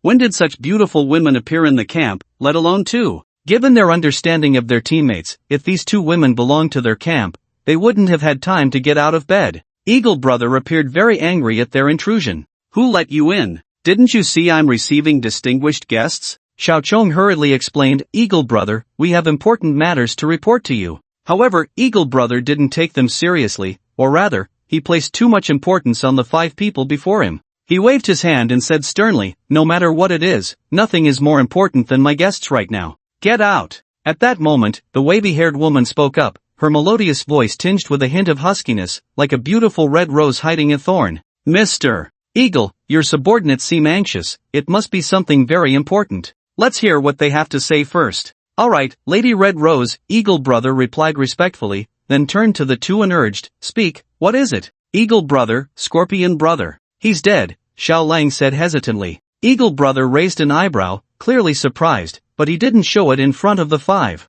I see, you may leave. Wait! Xiao Chong shouted anxiously, Eagle Brother, I have intel on mutated zombies. At this, everyone present became interested. Lady Red Rose teasingly remarked to the researcher beside her, Miss Zhuang, see? I told you coming to Binhai City would yield results, didn't I? Miss Zhuang seemed a bit intimidated by Lady Red Rose and simply echoed, you're right. Quick, tell us in detail, Eagle Brother urged. When Scorpion Brother and I were scouting, we unexpectedly received news that there were mutated zombies in the Haitian community, so we rushed over immediately, and to our surprise, we actually discovered one with intelligence. The crowd was already astonished by the news of mutated zombies, but when they heard it was an intelligent zombie, Miss Zhuang stood up in shock. She eagerly asked, are you sure that mutated zombie has intelligence? Absolutely, I'm 100% sure. I saw it controlling other zombies to hunt for it, Xiao Chong thought for a moment and added, and it also controlled another mutated zombie that was incredibly fast. Lady Red Rose looked up at Miss Zhuang from the sofa and asked, is this mutated zombie very special? Not just very special, it's extremely special. Miss Zhuang spoke very seriously, this type of zombie is extremely rare and is very valuable experimental material. Other branches have only caught 3, and they were all corpses. There hasn't been a single live specimen. He is very likely the key to researching the vaccine. When Miss Zhuang talked about her area of expertise, her eyes sparkled with intensity. Hearing this, Red Rose could no longer sit still and stood up as well. Brother Eagle noticed the strong reactions from both of them and realized how astonishing the news about the little bug was. Just this one piece of information could be worth a fortune in money and equipment. However, it was now worthless since Red Rose and her group had also learned of this news. With no time for regret, Brother Eagle tried to secure the maximum benefit. Ladies, since the news about this mutated zombie was brought back by my people, it should be handled by us. For a moment, the atmosphere became tense, and the 3 robots behind Red Rose all drew their guns, aiming at Brother Eagle. Little Bug and Little Wolf also hurriedly raised their guns, but they looked noticeably nervous and uncertain. With 3 guns pointed at him, Brother Eagle maintained a calm facade, though he was actually sweating profusely. But now that it had come to this, he could only stand firm. Fortunately, Red Rose did not let the standoff last too long. She chuckled lightly, Binhai City is Brother Eagle's territory, it is only fitting that you capture it. Put your guns away. As soon as she finished speaking, the 3 big men moved in unison to lower their weapons. However, we would like to ask Mr. Eagle to allow us to observe your capture operation. Since the other side had made a concession, Brother Eagle naturally would not refuse her face. No problem, I will notify you when the time comes. For now, please go to the guest room and rest, we need to hold a meeting to discuss our battle tactics. Brother Eagle issued the dismissal, and Red Rose led Miss Zhuang and the 3 strong men out of the reception room. Once they left, Brother Eagle's expression changed immediately. He said very seriously, Little Wolf, close the door. Little Bug, tell me exactly what happened after Little Wolf left. The 2 quickly sprang into action. Little Wolf went to close the door, while Little Bug, after the door was shut, recounted everything that had happened after Little Wolf left in detail to Brother Eagle. Brother Eagle listened silently until he finished, then slammed his hand on the table. "This is our great opportunity, we must seize it firmly. That multinational pharmaceutical company was offering a bounty for mutated zombies worldwide. What kind of specimens had they not seen? But they explicitly stated that they had never captured a live one, which shows how precious they are. If they were to capture one and hand it over to the company, wouldn't the rewards be negotiable? Even tanks and armed helicopters would be on the table." The more Brother Eagle thought about it, the more excited he became, but he could only temporarily suppress these thoughts. Additionally, the news of Scorpion's death calmed him down considerably. Scorpion had been with him for years. Although his personality was somewhat twisted, he was reliable in his work and one of his trusted subordinates. With Scorpion's death, the team had lost another capable member. It seemed necessary to recruit new talent. With this in mind, Brother Eagle said to Little Bug, "Is that mysterious expert really that skilled?" Little Bug nodded affirmatively. "His skills are better than mine and Brother Scorpion's." "Alright, then you keep in touch with him, and if possible, bring him into our team." "Yes." Meanwhile, Zhuang Ningming followed Red Rose into the guest room prepared by Brother Eagle. As soon as she entered, she couldn't help but ask, "Red Rose, the intelligent zombie is of great importance, how can you hand it over to that group? Do you think we could leave this camp without handing it over to them?" Red Rose countered. Zhuang Ningmeng was left speechless. The atmosphere earlier had indeed been explosive, filled with tension. However, she still felt that the intelligent zombie was more important. What she did not reveal to Brother Eagle was that the laboratory had already made preliminary successes in researching mutated zombies. They extracted a mysterious substance from the zombie virus that could enhance the human body, which is likely the key to solving this apocalyptic crisis and continuing human civilization. However, the side effects of injecting this mysterious substance are too severe. Out of 100 people, 99 become infected and turn into zombies. The remaining one ends up in a vegetative state. The crux of the problem likely lies in the brain. Zhuang Ningming's researcher colleagues unanimously believe that zombies with intelligence are no longer zombies. In a sense, they belong to an evolved new humanity. Therefore, this is the most promising research route for success. Although Zhuang Ningming is afraid of the Red Rose, she still said, "We need to inform the organization and have them send someone." The Red Rose scoffed, disdainfully saying, "Miss Shua, have you forgotten that the branch in Yanghua City has been wiped out? You are the only rescued researcher. If we wait for support from other branches, it will be too late." Zhuang Ningmeng wanted to say something more, but the Red Rose was already impatient and interrupted her. She said, "Alright, your task is to keep the materials you brought from the lab safe. You don't need to worry about anything else." The Red Rose stood up, and 3 burly men followed her toward the door. As she walked, she said, "You just stay here and rest well. When we're not around, don't go out that door alone, unless you want to end up like the women here." Hearing this, Zhuang Ningmeng recalled the tragic fates of many somewhat attractive women she had seen here, and she shuddered. The Red Rose deliberately turned back before closing the door. "Also, we are colleagues, so you don't have to call me by my code name like they do. You can call me by my Chinese name, Luo Wei." As soon as she finished speaking, the door was shut. Zhuang Ningmeng sat down in confusion, her right hand reaching into the pocket of her lab coat, where there was a disc. Outside the door, Luo Wei said to the burly men, "Go notify the headquarters." Yes. Although there was no need to have the organization send someone, it was still necessary to report the news. Dispelling the 3 burly men, Luo Wei walked alone inside the camp. As she walked, she pondered, the Yanghua City branch's test subjects went berserk, all staff were wiped out, the entire city was occupied by plants, and special infected individuals were discovered in the neighboring Binhai City. Things are getting more and more interesting. A smile blossomed on Luo Wei's face. Her stunning smile made the eyes of 2 patrolling soldiers go wide. Luo Wei noticed them too and said with a seductive gaze, "Do you think I'm pretty?" "Pretty." The 2 nodded dumbly. "Do you want to be with me?" The 2 were momentarily stunned, then their faces lit up with joy. They had heard that foreign girls were open-minded, but they didn't expect her to be this open. These 2 brothers were truly lucky. "Yes, yes, yes." They nodded their heads like chickens pecking at grain. Luo Wei spread her arms. "Come here." The 2 eagerly stepped forward, reaching out toward Luo Wei. However, in the next second, Luo Wei's expression changed, and she grabbed their hands and swung them. Their heads collided together, knocking them out with a single blow. Looking at the 2 lying on the ground, Luo Wei's gaze was like that of someone looking at trash. "You 2 think you can be with me?" If it weren't for the fact that this was their territory, these 2 would have already become corpses. However, Luo Wei didn't want to let them off so easily. She took out a dagger and stabbed each of them in the thigh. They groaned softly but did not wake up. Luo Wei put away the dagger and continued to think about her own matters. By the time dawn broke, the camp was already bustling. 7 or 8 off-road vehicles, a dozen motorcycles, and over 50 fully armed mercenaries were getting ready to set off.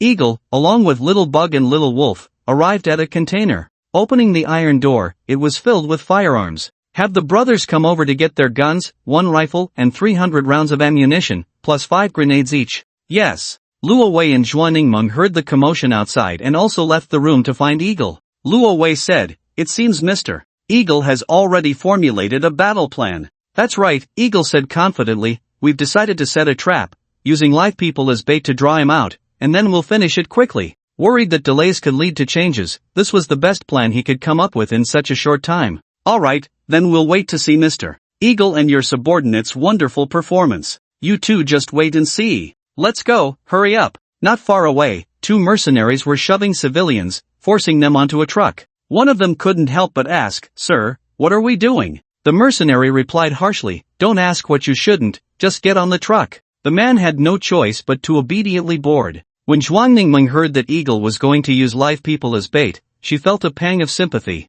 Seeing them being herded onto the truck, her compassion deepened. She was just a researcher, unable to remain as calm as Luo Wei, who had long since grown accustomed to such things. So Zhuang Ningmeng had to turn her head away, not wanting to look at the civilians. Once ready, Eagle gave the order, "Let's go." Except for the 4 mercenaries left to guard the camp, everyone else set out. A convoy set off grandly towards the east of the city. As the convoy traversed the zombie-infested city, it naturally attracted a large number of zombies. Some zombies that were closer and faster clawed at the edges of the off-road vehicle's roof, trying to pull the people on top down. However, the mercenaries, armed with guns, were not at all flustered, shooting down from their elevated position. The gunfire echoed all the way, and zombie bodies fell in droves. As they entered the city center, the number of zombies gradually decreased. By the time they reached the east of the city, there were only a few scattered ones left. This unusual phenomenon was quickly noticed by the experienced Eagle and Luo Wei. "It seems the news is true," Luo Wei said, wearing black sunglasses, sitting in the passenger seat. The howling wind rushed in through the open window, wildly blowing her long brown waves of hair. Coupled with Luo Wei's stunning face, the scene was filled with beauty. Even Zhuang Ningmeng, sitting in the back seat, couldn't help but slow her breathing as she saw this through the rearview mirror. However, the burly man in the driver's seat kept his gaze fixed ahead, not glancing at Luo Wei even once. It wasn't because he lacked worldly desires, but because he dared not have any. "Number 2, have you contacted headquarters?" Hearing Luo Wei speak to him, the man pressed the power button and came to life. He replied, "I've contacted them. Headquarters said they will keep a close watch and can call for help if necessary. They will mobilize the nearest branch personnel immediately." Additionally, they emphasized the need to safeguard the research materials from the Yanghua City Laboratory and researcher Zhuang. Luo Wei nodded and turned to Zhuang Ningmeng. "Miss Zhuang, do you still have the research materials with you?" Zhuang Ningmeng hurriedly nodded, her expression flustered as she pulled out a disc from her pocket. "Yes, I carry it with me at all times."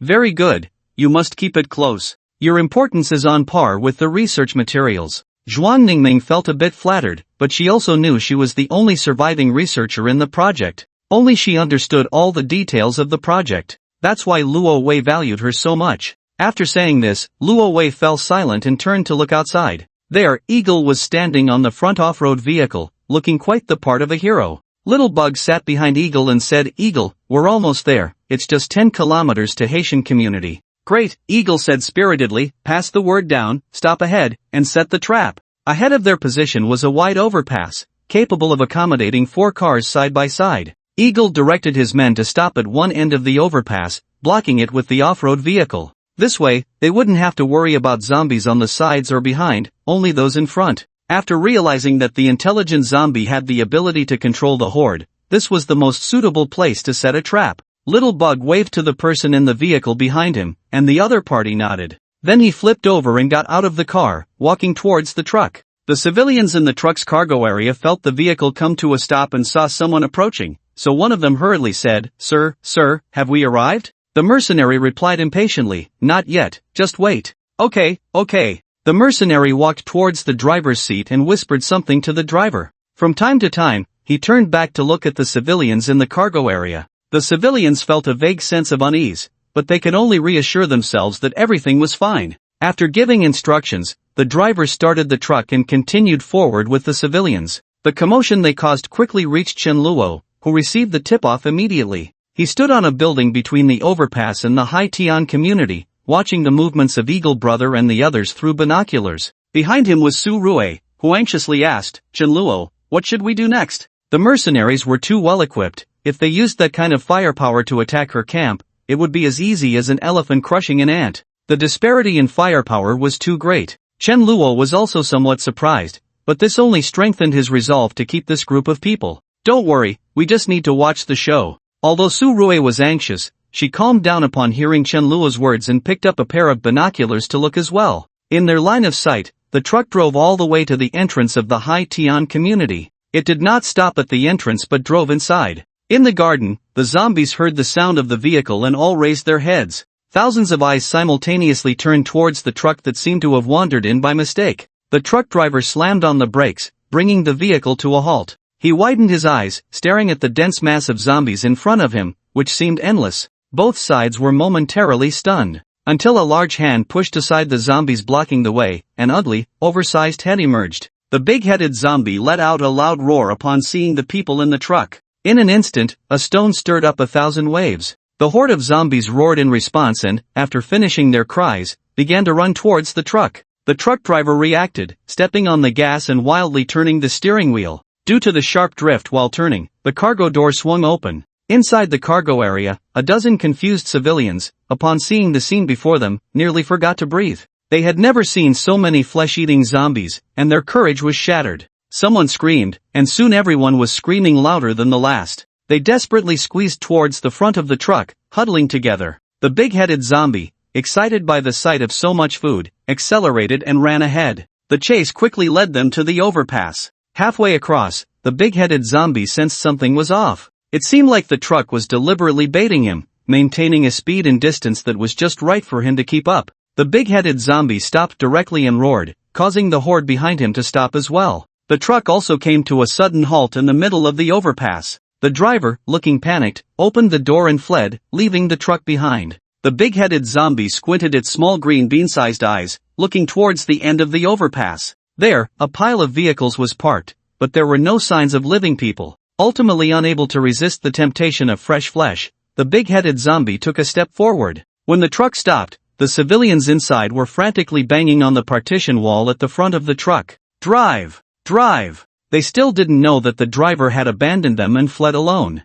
They could only watch in despair as the distance between them and the zombies grew smaller. The big-headed zombie cautiously stopped in front of the truck. He circled the truck, and after not seeing any danger, eagerly jumped onto the cargo area. Looking at the terrified people inside, the big-headed zombie revealed a cruel, evil smile, the corners of his mouth nearly splitting to his ears. Then he lunged forward. The unarmed civilians in the truck had no ability to resist, and for a moment piercing screams and wretched cries echoed far and wide. At the end of the overpass, Eagle Brother poked his head out from behind the truck. He suppressed his excitement and said into the walkie-talkie, "The target is hooked. Hurry, detonate." As soon as Eagle Brother finished speaking, a deafening explosion sounded from the other end. The big-headed zombie stopped feeding, blood covering his face. He turned to look towards the bridge's entrance, and a burst of fire erupted in his pupils, followed by a small mushroom cloud slowly rising. A section of the overpass was blown apart, and the zombie horde behind fell like dumplings. It was a trap. The big-headed zombie immediately jumped down from the cargo area, commanding the other zombies to surround him. "Ha ha, the plan succeeded." Eagle Brother vaulted over. "Everyone, go for it, capture the mutated zombie alive." Dozens of mercenaries, armed with rifles, slowly advanced. The big-headed zombie roared again, and all the zombies charged forward. On one side were over 50 humans, and on the other were thousands of fearless zombies. The combat powers should have been worlds apart. However, the hot weapons in the humans' hands directly bridged that gap. They lined up, firing in unison, without needing to aim for the head. They just needed to incapacitate the zombies. The zombies at the front fell in unison. Some were shot in the head, some had their legs broken, and others had their spines shattered. The front line cleared their magazines and retreated, while those behind stepped up to replace them. Their seamless cooperation and smooth coordination revealed their professionalism. The big-headed zombie was clearly getting anxious, roaring more urgently and loudly. The zombies at the bridge's entrance continued to pour in, but their numbers were overwhelming, quickly forming a small mound several meters high. Eagle Brother sensed the crisis and shouted, finish it quickly. The mercenaries, receiving the order, noticeably quickened their pace. However, the sheer number of zombies was too great. Even a few thousand pigs would take a long time to shoot down, let alone the running and jumping zombies. The frontline mercenaries emptied their magazines again, but this time they did not yield their positions. Instead, they pulled out grenades, removed the safety pins, and threw them. The grenades exploded, sending severed limbs and broken arms flying everywhere. It was impossible for the grenades to blow apart the overpass, but they left numerous craters on it. However, this alone reduced the number of zombies by nearly 10%, showing significant effect. The subsequent advance of the mercenaries became much easier. Just then, a loud thumping sound came from afar. A zombie larger than the one Eagle brother had captured last time appeared at the bridge's entrance. Standing a full 5 meters tall, it moved like a mountain of flesh, shaking the ground with each step.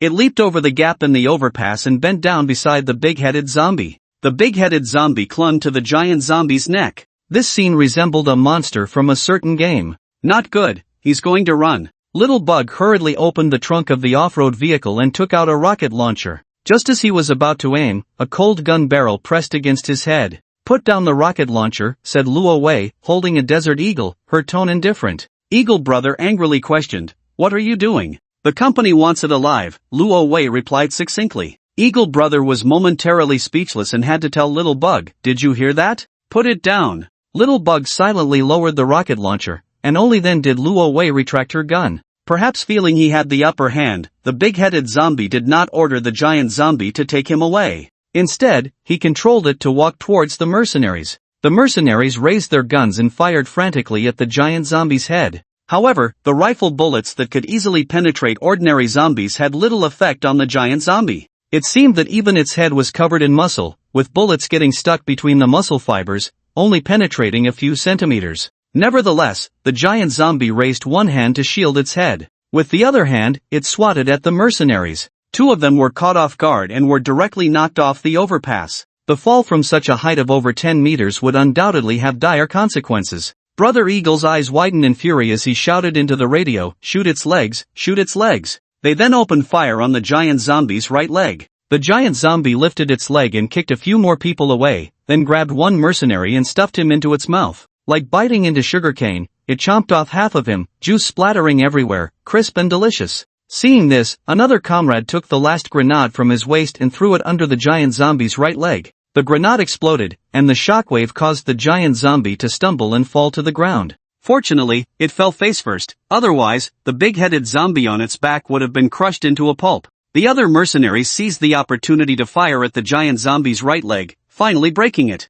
Brother Eagle breathed a sigh of relief. Without one leg, the giant zombie could no longer jump out with the big-headed zombie. With its mobility restricted, the giant zombie became a live target, and the mercenaries unleashed a torrent of bullets at its head. However, in its final moments, it managed to swat away 3 more people. The team of over 50 had lost nearly a third of their members to a single giant zombie. Brother Eagle felt a pang of pain. These were teammates who had been with him for many years, each one an elite, and losing even one was a significant blow. There was no choice, he was too short on manpower. It would take years to train new recruits to such a level. However, there is always a gain with a loss. With the giant zombie gone, the big-headed zombie was now trapped. On the high-rise, Chen Luo put away his binoculars, knowing that this group of mercenaries had failed. The pile of zombies at the bridgehead had grown tall enough, and the zombies surged toward the big-headed zombie. The big-headed zombie shrank back into the horde, leaving the remaining mercenaries helpless against it. In a moment of bitter irony, Brother Eagle had no choice but to order a retreat.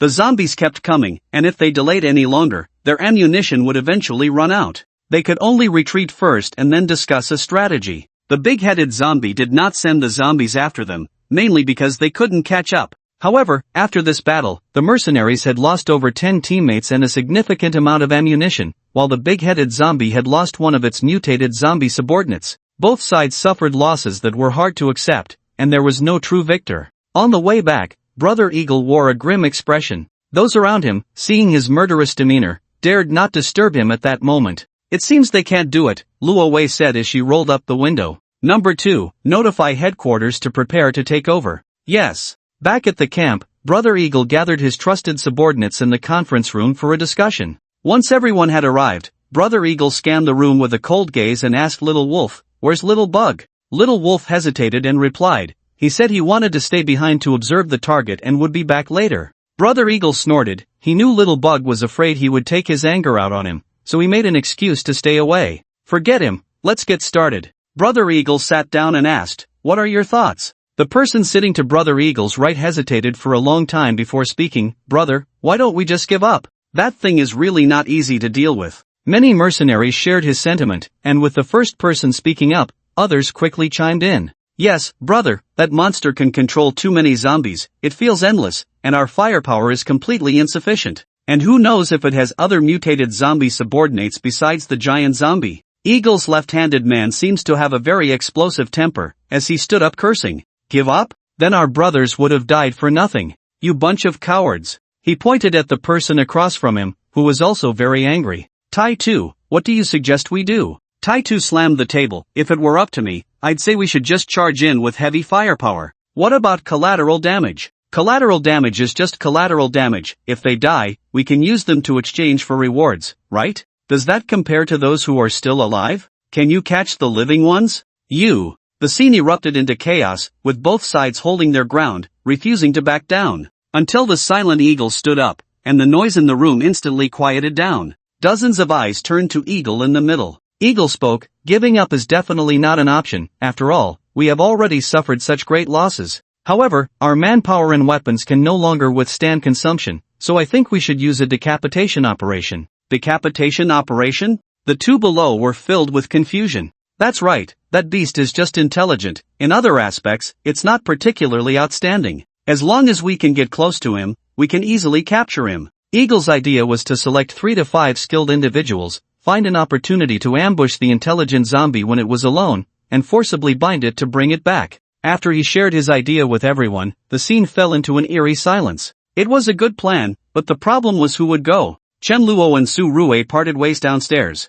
He followed the direction of the mercenary convoy's retreat, but halfway there, someone called out to him. "Wait a minute, expert." Chen Luo turned around and saw the mercenary he had met before waving at him. "It's you." "It's me, just call me Little Bug." Little Bug was very happy. He was worried that Eagle would hold him accountable when he returned. Although the deaths of so many team members were not his fault, he had brought back the news, and it was hard to say that Eagle wouldn't blame him. However, if he could bring back an expert, it would balance out his merits and faults. So when he saw Chen Luo from a distance, he hurriedly called out to him. "Is there something you need?" Chen Luo asked calmly. "Expert, you've been fleeing every day, it must be tough. How about joining us? No worries about food or drink, and there are plenty of women." Little Bug enthusiastically invited him. Chen Luo was not worried about food and drink himself, and he already had several women. But this was a good opportunity to probe these people's background. Chen Luo pretended to hesitate, and Little Bug, seeing a chance, quickly pressed on.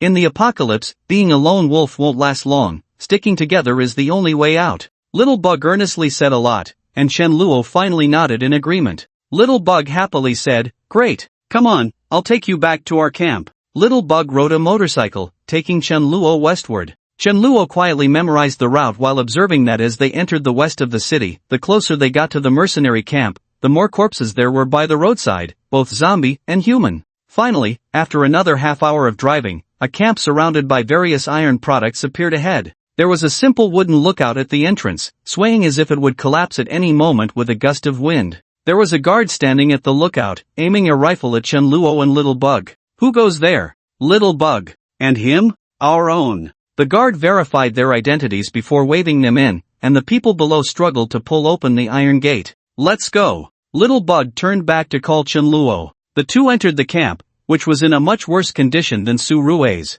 The rotting flesh on the ground had not been cleaned up, and cockroaches, rats, and flies were everywhere, making it a breeding ground for disease. The people they saw were all ragged and emaciated. Regardless of age or gender, everyone had vacant eyes and numb expressions, resembling walking corpses, not much better than zombies. The Little Bug was still telling Chen Luo about the benefits of joining them. "Did you see? Our camp's strength is formidable, just a few steps and there are people patrolling with guns. Joining us is definitely the right choice." The two arrived at the door of the meeting room, and the Little Bug gestured to Chen Luo. "Wait a moment." Saying this, he sneakily pressed his ear against the door, eavesdropping on the sounds inside. Seeing this, Chen Luo also leaned in to listen, faintly hearing a hoarse voice from within. "What's going on? I asked you to sign up, and now you're all mute? Usually, You all boast about being the best, but now no one is saying a word? Chen Luo was still pondering the meaning of this when the little bug let out a sigh of relief. Phew, it's not about me, looks like we can go in.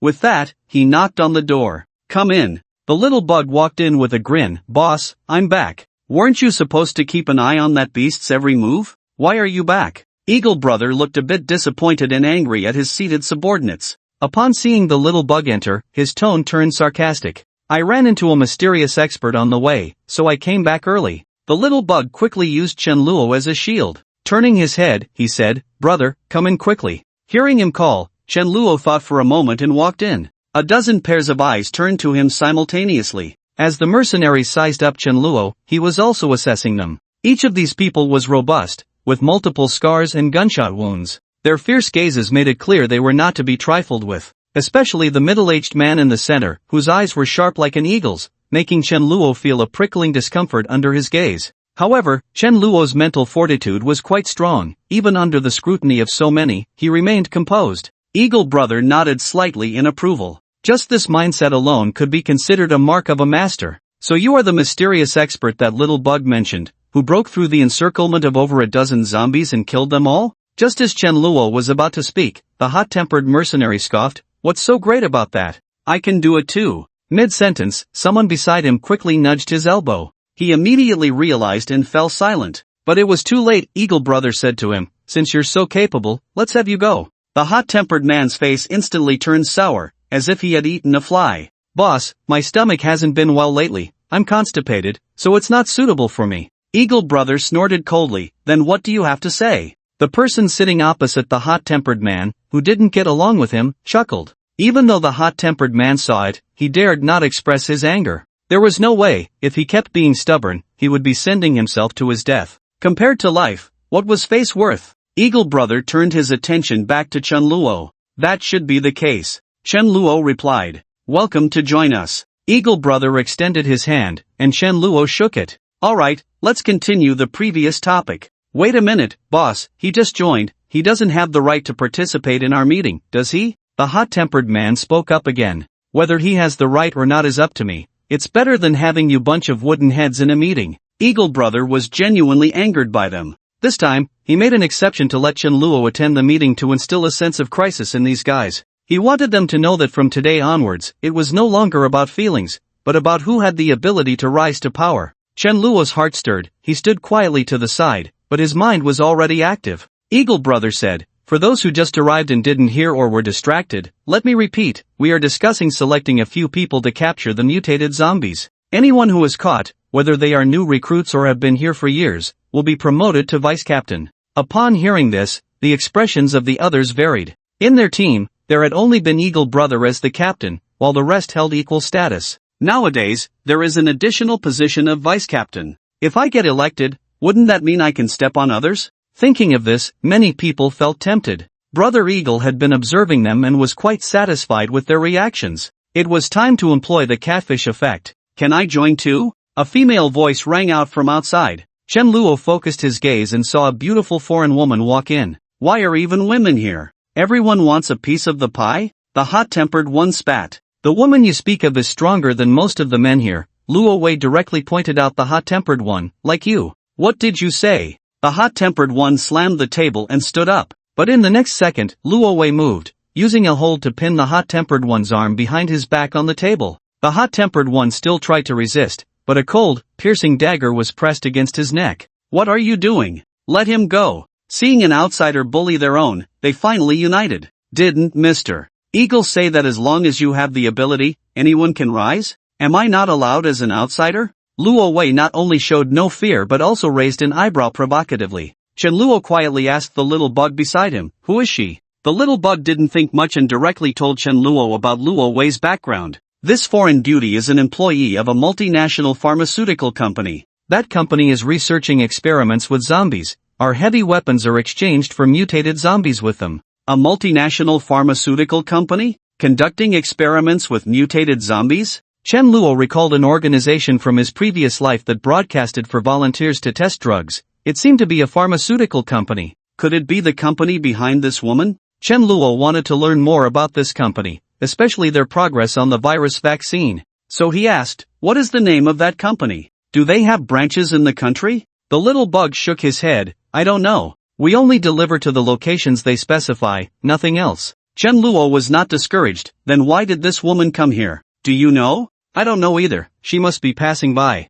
Chen Luo felt a bit disappointed by his ignorance. It seemed the little bug's status was too low to access more information. If he wanted to know more, he might have to find someone of higher status, like their boss. Or perhaps directly capture this foreign woman for interrogation. The little bug thought Chen Luo was interested in Luo Wei, which was why he asked so many questions about her. He reminded Chen Luo, brother, this woman is not simple, don't get any ideas about her. I'll find you two young and pretty ones later. Thanks, Chen Luo replied dismissively. At that moment, Brother Eagle spoke up, Lady Red Rose, don't joke around. Compared to you, we're just playing small games, right? That's true, Luo Wei showed no respect for Brother Eagle, but the intelligent zombie is a serious matter. I heard you plan to kill him and exchange the body for rewards. I really can't rest easy. How did you know? Brother Eagle was first puzzled, then suddenly turned to look at the people at the table. We have a traitor among us. Someone is leaking information. I naturally have my own channels of information. Good, very good. Brother Eagle's face darkened. He originally thought his subordinates were just afraid of dying, which he could understand. But now it seemed they had developed ulterior motives. Red Rose had only been here a few days, and they had already betrayed him, trying to cozy up to her powerful backing. From now on, I want to attend every meeting and participate in the operations. Whether Brother Eagle agreed or not was already meaningless. After all, she had her own information channels. All right. He gritted his teeth and spat out a word. Luo Wei then reassured him, don't worry, Mr. Eagle, I won't interfere with your decisions. I just want to ensure you don't kill the target. Brother Eagle's expression finally improved. So, counting Lady Red Rose, is there anyone else who wants to participate? The position of vice captain is indeed tempting, but you have to be alive to sit in it. Everyone looked at each other, hesitating. If no one else will, I will. Little Bug shouted. He also had thoughts of redeeming himself, and if he succeeded, wouldn't he be able to rise from a lowly soldier to vice captain in one leap? Anyone else? Count me in. Chen Luo stepped forward. The hot-tempered guy had already gotten up from Luo Wei's side, stretching his sore shoulders, muttering to himself about how strong this guy was. Hearing Chen Luo's words, he couldn't help but sneer. One girl, one outsider, one rookie, one newcomer, come on, we're looking for someone skilled, not someone with good flesh. The others shared the hot-tempered guy's sentiments. Although they weren't going, they still wanted to belittle those who were, as if that would somehow save face for them. Luo Wei had a strong background, and they couldn't afford to provoke her, but Little Bug was one of their own. Only Chen Luo was new, so they directed all their scorn at him. This newcomer, young but ambitious, wants to ride on our heads right after arriving, be careful, greed can lead to disaster. Look at him, so clean and without a single scar, can he really be skilled? Little Bug, did you get tricked? With those skinny arms and legs, he looks like a sissy. I could take him down with one punch. Dying at my hands is better than being bitten by a zombie. To be honest, Chen Luo's physique wasn't actually thin. He had a perfect body type that looked slim in clothes but was muscular without them.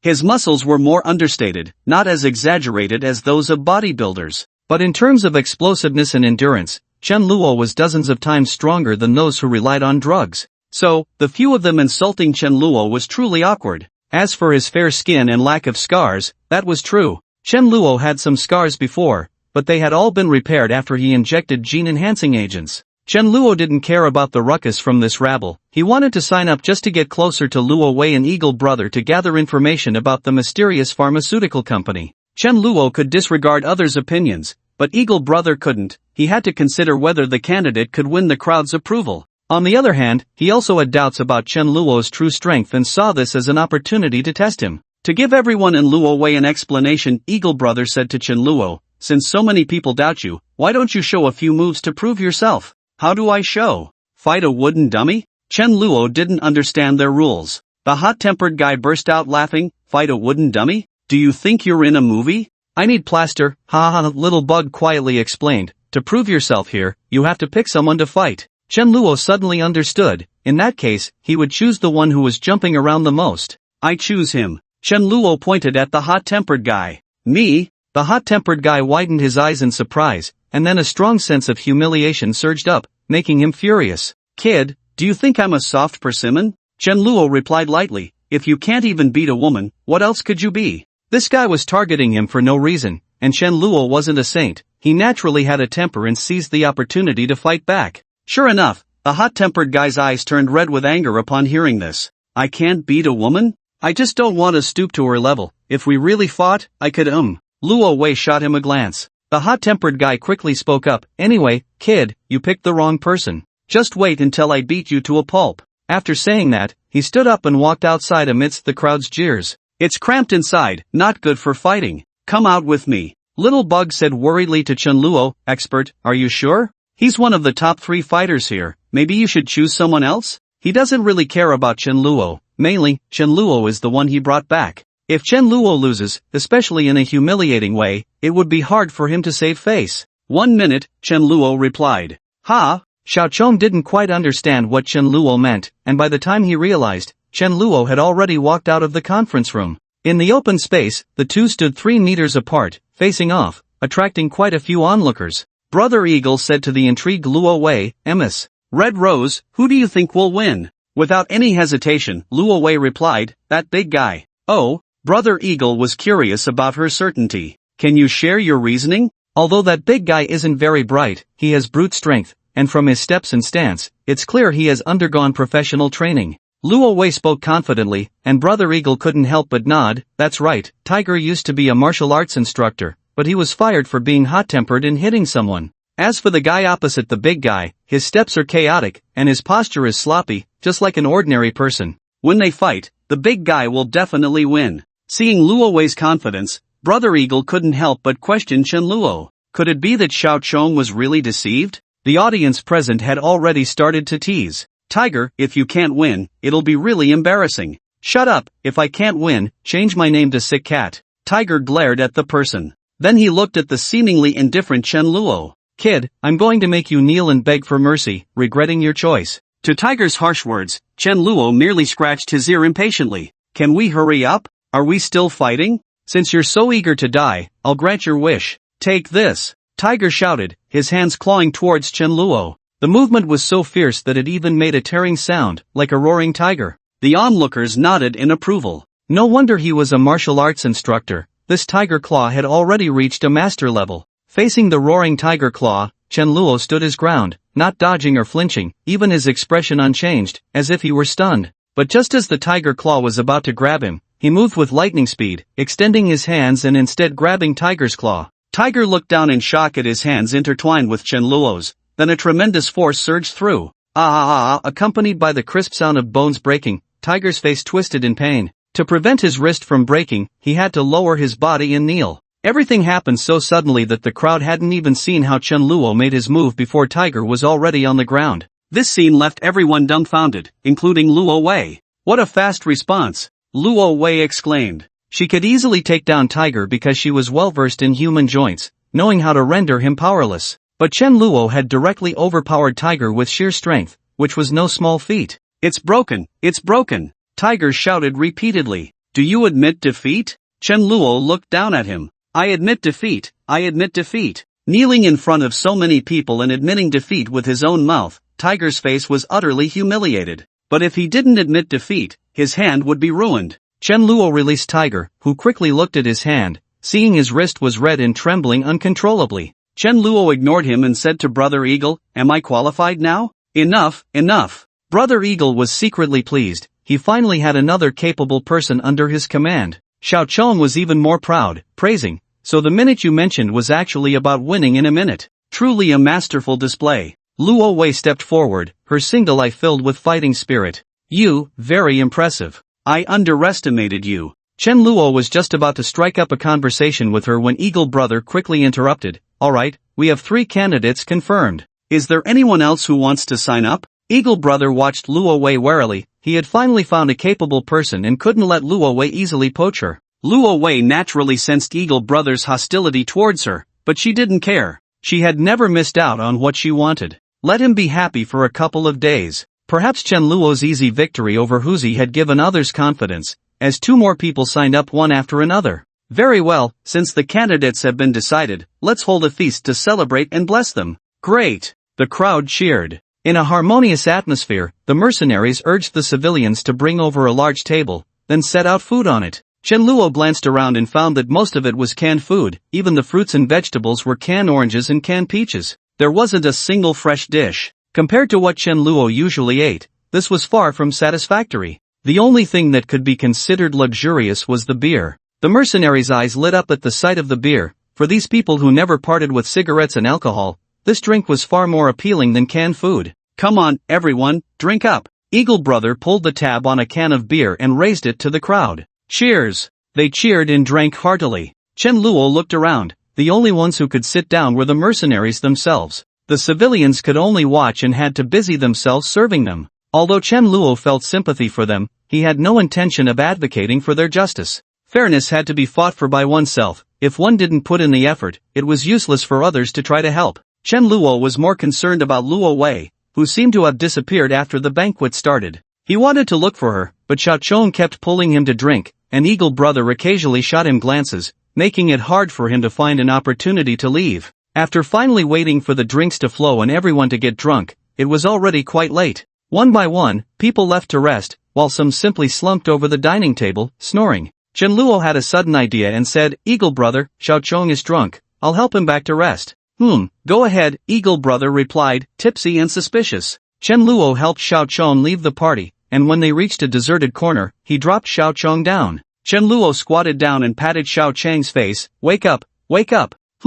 Is it dawn? Xiao Chong mumbled, half drunk. Not yet. Tell me, which room is the one with the red rose? Hee hee. A lewd smile spread across Xiao Chang's face. You want to sleep with her? Chen Luo replied nonchalantly, yeah, so can you tell me which room she's in? Of course, she lives in the guest room over there. Xiao Chong pointed in a direction. Chen Luo got the answer he wanted and stood up, ready to leave. But after taking a couple of steps, he was called back by Xiao Chong. Wait, Xiao Chong swayed and leaned against the wall to stand up. I'll go with you, I wanted to. Chen Luo didn't have time to deal with him and struck a hand chop to his neck. Xiao Chong immediately fainted. You can just sleep here, Chen Luo said as he left. Arriving at the guest room Xiao Chong pointed to, Chen Luo looked up and vaguely saw two figures. He grabbed the water pipe and climbed up. He had previously been able to easily scale the 5th floor, and now, after enhancement, it was even easier. In a matter of seconds, he reached the lit floor. He flipped over onto the balcony and pressed his ear against the glass door to eavesdrop.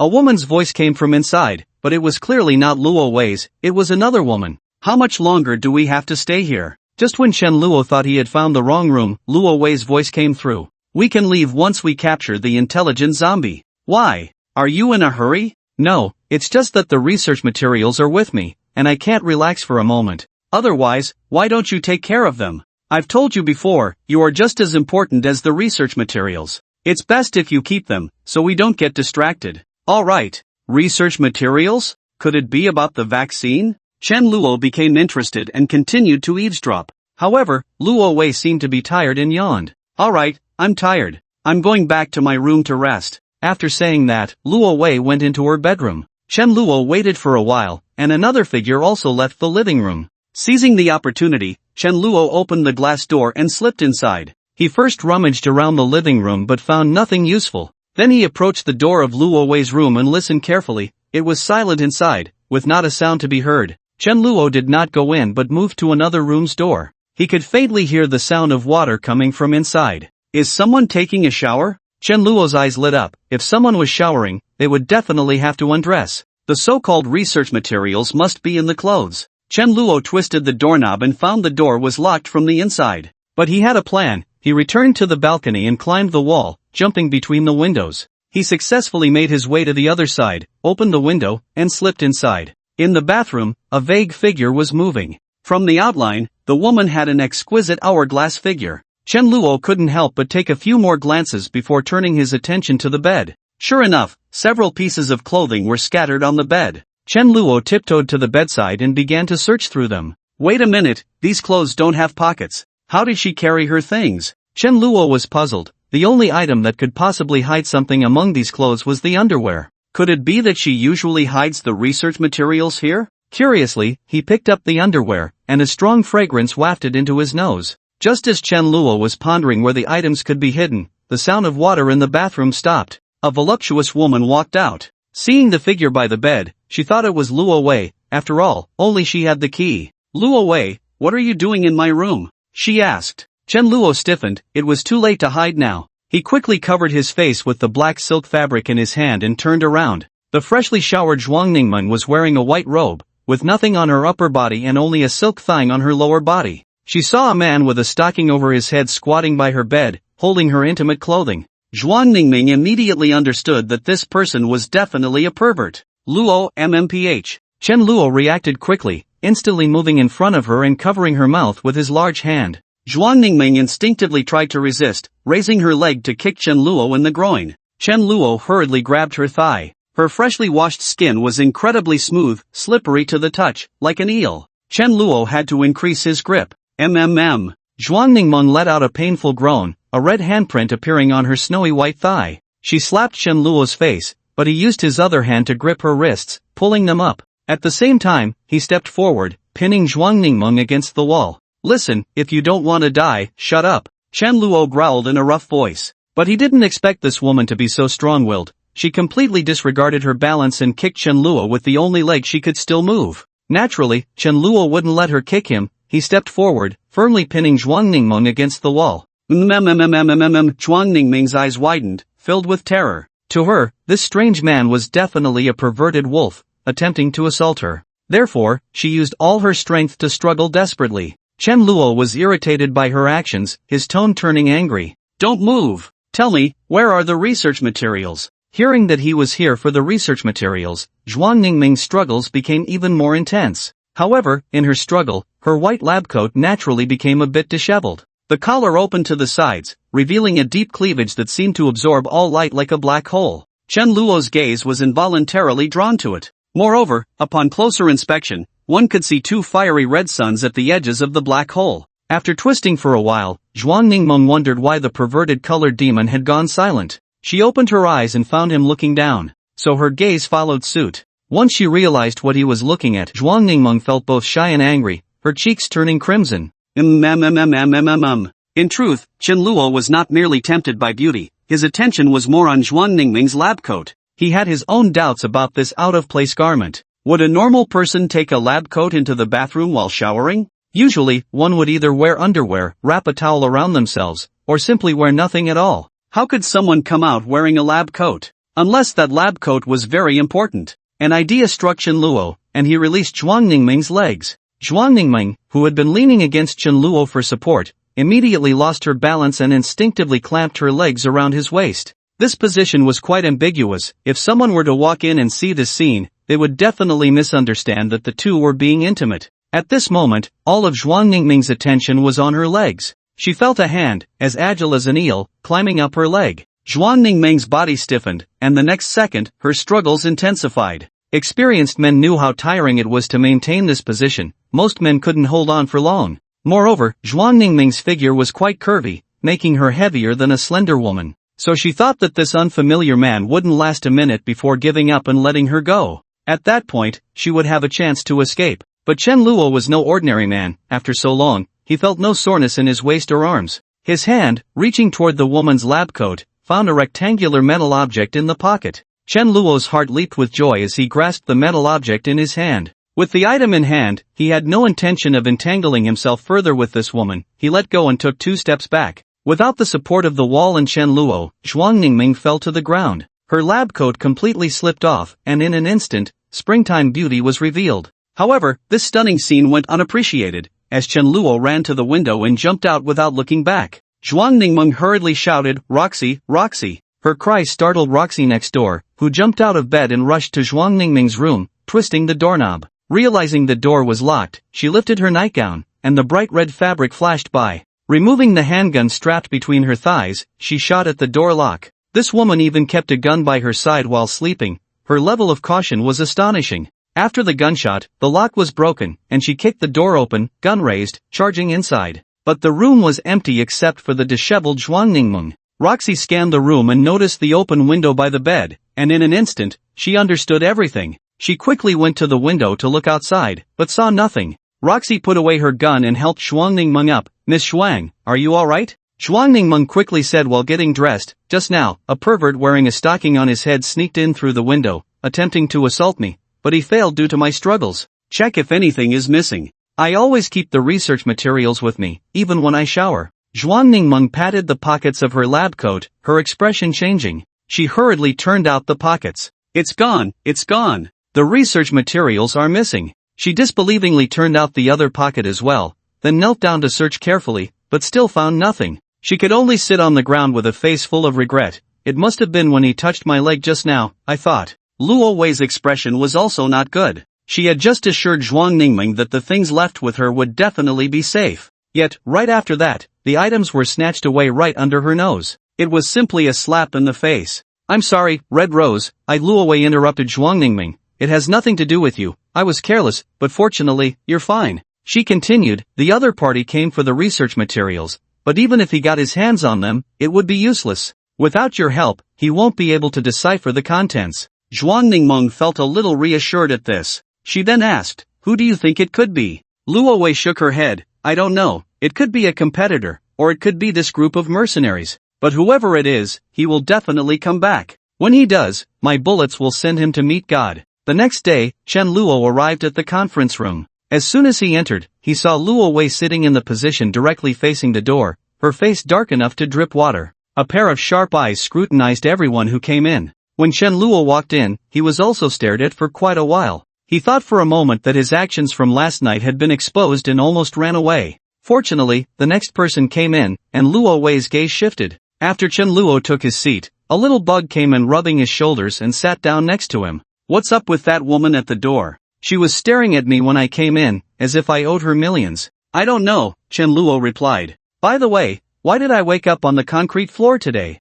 Didn't you take me back to my room? I did take you back, Chen Luo played dumb. You didn't run out again after getting drunk, did you? Is that so? Little Bug didn't doubt it, he really could do such things when drunk. After everyone had arrived, Eagle stood up. Since everyone is here, let's discuss the details one last time. During the meeting, Luo Wei's gaze continued to roam over everyone, making each person feel as if they were being pricked by needles. Even Eagle felt the same. Moreover, he sensed that Luo Wei seemed to look at him more than at others, which made him feel quite uncomfortable. Fortunately, the meeting didn't last too long. After Eagle finished speaking, he said to Chen Luo and the others, I entrust you with an important task, and I hope you won't let me down. Upon hearing this, everyone except Chen Luo and Luo Wei felt a heavy pressure. Eagle continued, of course, once you successfully complete the task in return, I will fulfill my promise and give you generous rewards. Little Bug was excited and patted his chest, assuring, Eagle, don't worry, this matter is on me. But did they really steal it?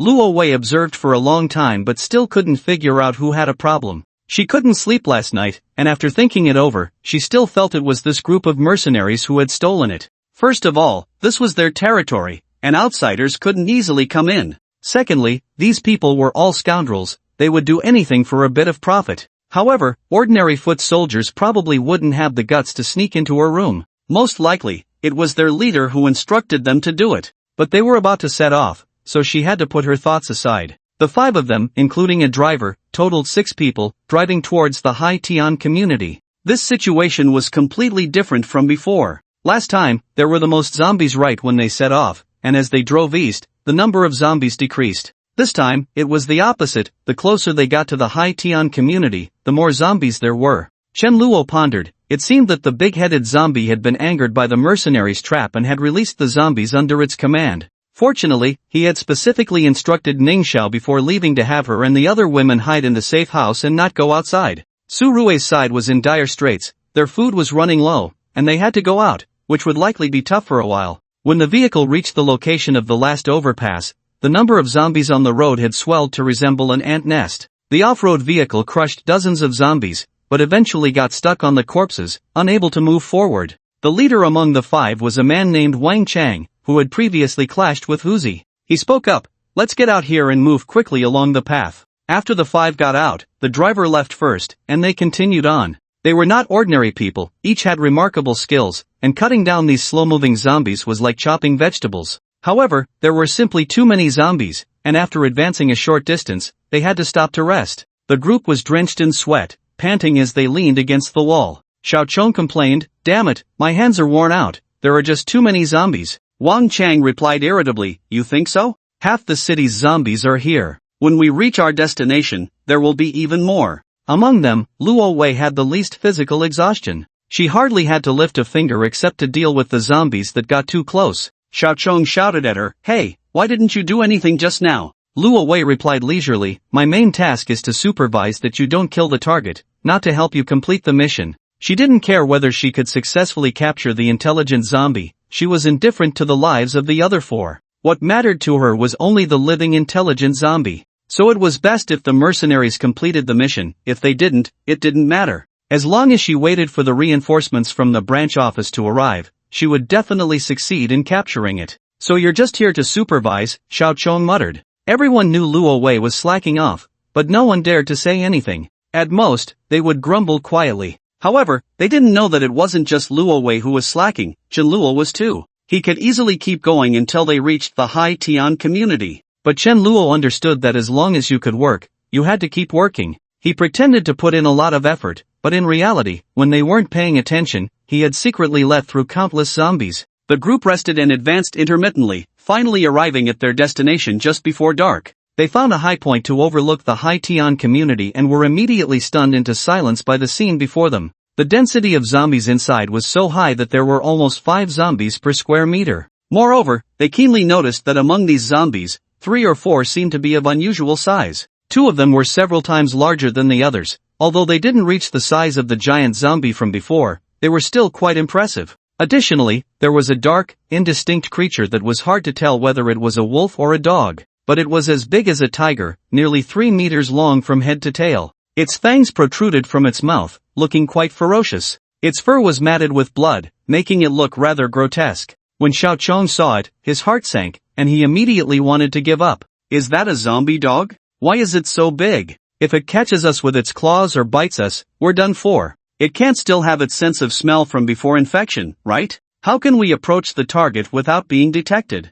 The group looked at Wang Chang, waiting for him to make a decision. Wang Chang gritted his teeth and decided to go for it. "According to the intel, there's a gap in the eastern wall of the community, we'll go in through there." Chen Luo knew he was referring to the gap that Zhang Miaomio had created by crashing a heavy truck through. However, Wang Chang was worried that killing zombies so close would make noise and easily alert the intelligent zombies. Or it might attract the zombie dog, which would be enough to get them into trouble. So he instructed everyone not to act unless necessary and to try to sneak past. In the dim light, Chen Luo and the others successfully entered the Hai Tian community. However, having reached this point, every subsequent step would increase in difficulty geometrically. First, they needed to find the intelligent zombie among countless hordes of zombies without attracting attention. Then they had to capture it and quickly retreat. Just thinking about it was enough to give one a headache. "Brother Chang, it's getting dark. How about we find a house to rest for the night and wait until dawn?" Xiaochong suggested. Wang Chang thought for a moment but shook his head. "Those zombies don't have night vision. After dark,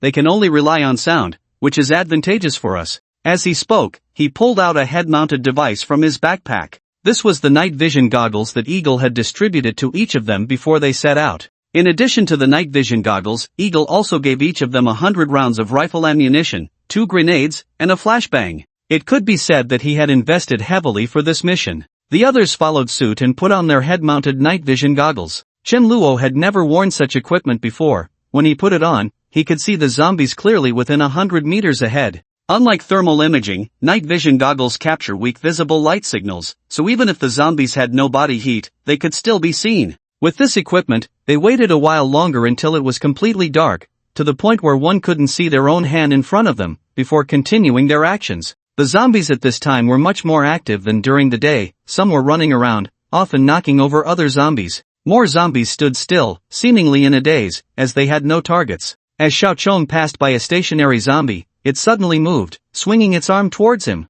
Xiaochong couldn't react in time, and the only thought in his mind was "it's over." At a critical moment, a large hand grabbed the back of his collar and pulled him back. Xiaochong immediately breathed a sigh of relief. He turned around to find that it was Chen Luo who had saved him, and he showed a grateful expression. Chen Luo responded with a look that said no thanks were needed and continued to move forward. After this incident, they were even more cautious of these seemingly motionless zombies that could suddenly spring into action. These were far more dangerous than the headless chickens running around, as one could not understand their patterns of movement at all. They had to concentrate fully on every zombie they passed. Fortunately, no further accidents occurred, and they successfully reached the central garden of the community. The intelligent zombie was right in the center of the garden. Wang Chang made a hand gesture for the others to stop, mouthing the words, "I need someone to come with me, the other three stay here and be ready to cover us." His gaze lingered on each person's face, first dismissing Luo Wei as unreliable. Chen Luo had the skills, but Wang Chang hesitated for a few seconds and ultimately passed him over. A newcomer was just too risky. In the end, Wang Chang chose Xiao Chong. The two took out nylon rope and cloth strips from their backpacks and stealthily approached the big-headed zombie. The big-headed zombie had its back to them and did not notice their approach. However, when Wang Chang and Xiao Chong were only 3 steps away from the big-headed zombie, Xiao Chang's foot landed with a slight sound. While other zombies would not hear such a faint noise, the big-headed zombie's hearing seemed to be enhanced. Its ears twitched, and it suddenly turned around. Wang Chang and Xiao Chong were caught off guard and locked eyes with the big-headed zombie. The big-headed zombie was the first to react, opening its mouth to scream. Not good. Wang Chang was startled and quickly stuffed a crumpled cloth strip into the big-headed zombie's mouth. As Xiao Chong tried to tie up the big-headed zombie with the nylon rope, the big-headed zombie jumped back to create distance while attempting to pull the cloth strip out. Wang Chang and Xiao Chong both had the same thought. They couldn't let it remove the cloth strip. So the big-headed zombie ran ahead, and Wang Chang and Xiao Chong chased after it. The speed of the big-headed zombie was not difficult to match, and it was quite agile. The two of them couldn't catch up for a while. Just as the big-headed zombie was about to pull out the cloth strip, Wang Chang and Xiao Chong were filled with despair. At a critical moment, a figure dashed out like a shadow. The big-headed zombie instinctively reached for that person but was easily evaded, instead having its own arms grabbed. With a single forceful pull, the person dislocated both of the big-headed zombie's arms. The dislocated arms hung limply down. Wang Chang focused and realized that the person was none other than Chen Luo, whom he had looked down upon. Well done. Wang Chang silently praised Chen Luo. He snatched the nylon rope from Xiao Chang's hands and quickly stepped forward to tie up the big-headed zombie securely. When the last knot was tied, Wang Chang's happiness was beyond words. He suppressed his excitement. "We have the target, let's retreat." Xiao Chong and another mercenary lifted the big-headed zombie, and the 5 of them quickly left. When they reached the gap, they found that the zombie dog was unfortunately blocking the way. "Brother Chang," Xiao Chang's voice trembled. Wang Chang swallowed hard, forcing himself to stay calm. "Don't be afraid, it might not see us." But as soon as he finished speaking, they saw the zombie dog lower its head and sniff. Then it raised its head and sniffed the air again. Its large eyes, like lanterns in the night, fell upon the group. They instantly understood they had been discovered. At this point, they had no choice but to fight back. "Damn it, no one can stop me from rising to power." With that, Wang Chang pulled out his rifle and began to fire wildly at the zombie dog. Xiao Chong and the mercenary couldn't free their hands because they were carrying the big-headed zombie, so only Chen Luo and Luo Wei stepped in to help. 3 people with 3 guns, the gunfire rang out, echoing through the night sky. The zombies inside and outside the community were stirred, slowly making their way toward them. Wang Chang watched anxiously, but the zombie dog was tough, and this burst of bullets surprisingly failed to kill it. "What a tough beast, take this grenade." He pulled the pin and threw the grenade at the zombie dog. The zombie dog instinctively bit down on the grenade. With a muffled bang, flames erupted from the zombie dog's gaping mouth. However, the zombie dog's vitality was more resilient than anyone present had anticipated. Even with its jaw blown off, it was still alive. The thick, black blood dripping from its jaw made it look even more terrifying. Wang Chang quickly pulled out a second grenade and threw it, but this time the zombie dog learned its lesson, dodging with a side jump. Then it surged forward with astonishing speed toward Wang Chang, leaping high halfway through. Its sharp claws aimed directly at Wang Chang's head. Wang Chang, being an experienced mercenary, didn't hesitate. He leaned back and fell to the ground while pulling the trigger of his rifle, which had a fresh magazine. The bullet struck the soft belly of the zombie dog, splattering blood everywhere. The zombie dog landed after missing its attack and turned to face Wang Chang. At that moment, Xiao Chong heard a rumbling sound, like thunderous footsteps, coming from behind him. He turned around and saw 2 zombies over 2 meters tall charging toward him, his face turning pale with fear, his voice trembling. "Zombies are coming from behind, we need to retreat." With that, he and another mercenary carried the big-headed zombie and ran outside. Luo Wei followed without hesitation, her eyes only on the big-headed zombie, with Chen Luo closely behind. Wang Chang knew he couldn't delay any longer. He pulled out another grenade, pulled the pin, and threw it at the zombie dog. Taking advantage of the zombie dog's distraction, he made his escape. The grenade hit the ground without a flash of fire, but instead emitted a dazzling white light, accompanied by an unbearable, piercing noise. It turned out to be a flashbang. The effect was quite significant, successfully stunning the zombies and the zombie dog for 10 seconds. Taking this opportunity, Wang Chang had already run out of the community and caught up with the 4 people ahead. The zombie dog shook its head vigorously, and after regaining its sight and hearing, it sprinted after them. For legs, after all, run faster than 2, and in the blink of an eye, it caught up to Wang Chang. Wang Chang shouted, "Help me, cover me!" But everyone turned a deaf ear. Only Chen Luo stopped and said, "I'll help you." As he spoke, bullets poured out in a torrent, successfully slowing down the zombie dog's advance. Wang Chang managed to escape, and as he passed Chen Luo, he turned back gratefully and said, "Thank you, brother." "You're welcome." The two covered each other and caught up with the 3 in front. The off-road vehicle that had come to their aid also appeared ahead. "Hurry, hurry, hurry." The driver waved anxiously as he looked at the approaching horde of zombies. The first to arrive, Xiao Chong and the mercenary, lifted the big-headed zombie into the back seat and climbed in themselves. Luo Wei opened the passenger door and sat down. Chen Luo and Wang Chang, who arrived later, could only jump onto the roof of the off-road vehicle. Before the two on the roof could steady themselves, the driver stepped on the gas, and the off-road vehicle accelerated away. Wang Chang looked at the receding zombie dog, feeling a chill run down his back, able to touch his own skin directly. He placed his hand under his eyes and, thankfully, saw no wounds. He immediately breathed a sigh of relief. The biggest concern when fighting the zombie dog up close was its fangs and claws. If one were to accidentally get a wound, they would definitely be infected and turn into a zombie. Wang Chang solemnly said to Chen Luo, "Brother, you are truly my lifesaver. When we get back to the camp, I must treat you to a drink." "No need to be polite," Chen Luo replied, his smile seemingly carrying another meaning. After a few hours of driving, the camp's gate appeared before them. Eagle seemed to have been waiting at the gate, and upon seeing them, he called for the gate to be opened without waiting for the guards to inquire about their identities, then approached them. He asked the people getting out of the vehicle, "Did you bring it back?" Wang Chang nodded. Eagle was even more delighted, pulling open the car door to see the struggling big-headed zombie inside, and he repeatedly exclaimed, "Good." He turned to the 5 and said, "You must have worked hard, come in and rest." After Chen Luo and the others left, he turned to Luo Wei and said, "Lady Red Rose, where shall we deliver the bounty this time?" Luo Wei smiled slightly, "Don't worry, our people are already on the way. This delivery will take place right at your camp." "Understood." Eagle rubbed his palms together. "About the reward, let's discuss that when the people arrive. I'm tired and need to rest first." As she spoke, Luo Wei elegantly covered her mouth and yawned. Eagle watched her retreating figure and spat, "Tch, so arrogant. If it weren't for the company, you'd only be able to kneel and speak in front of me."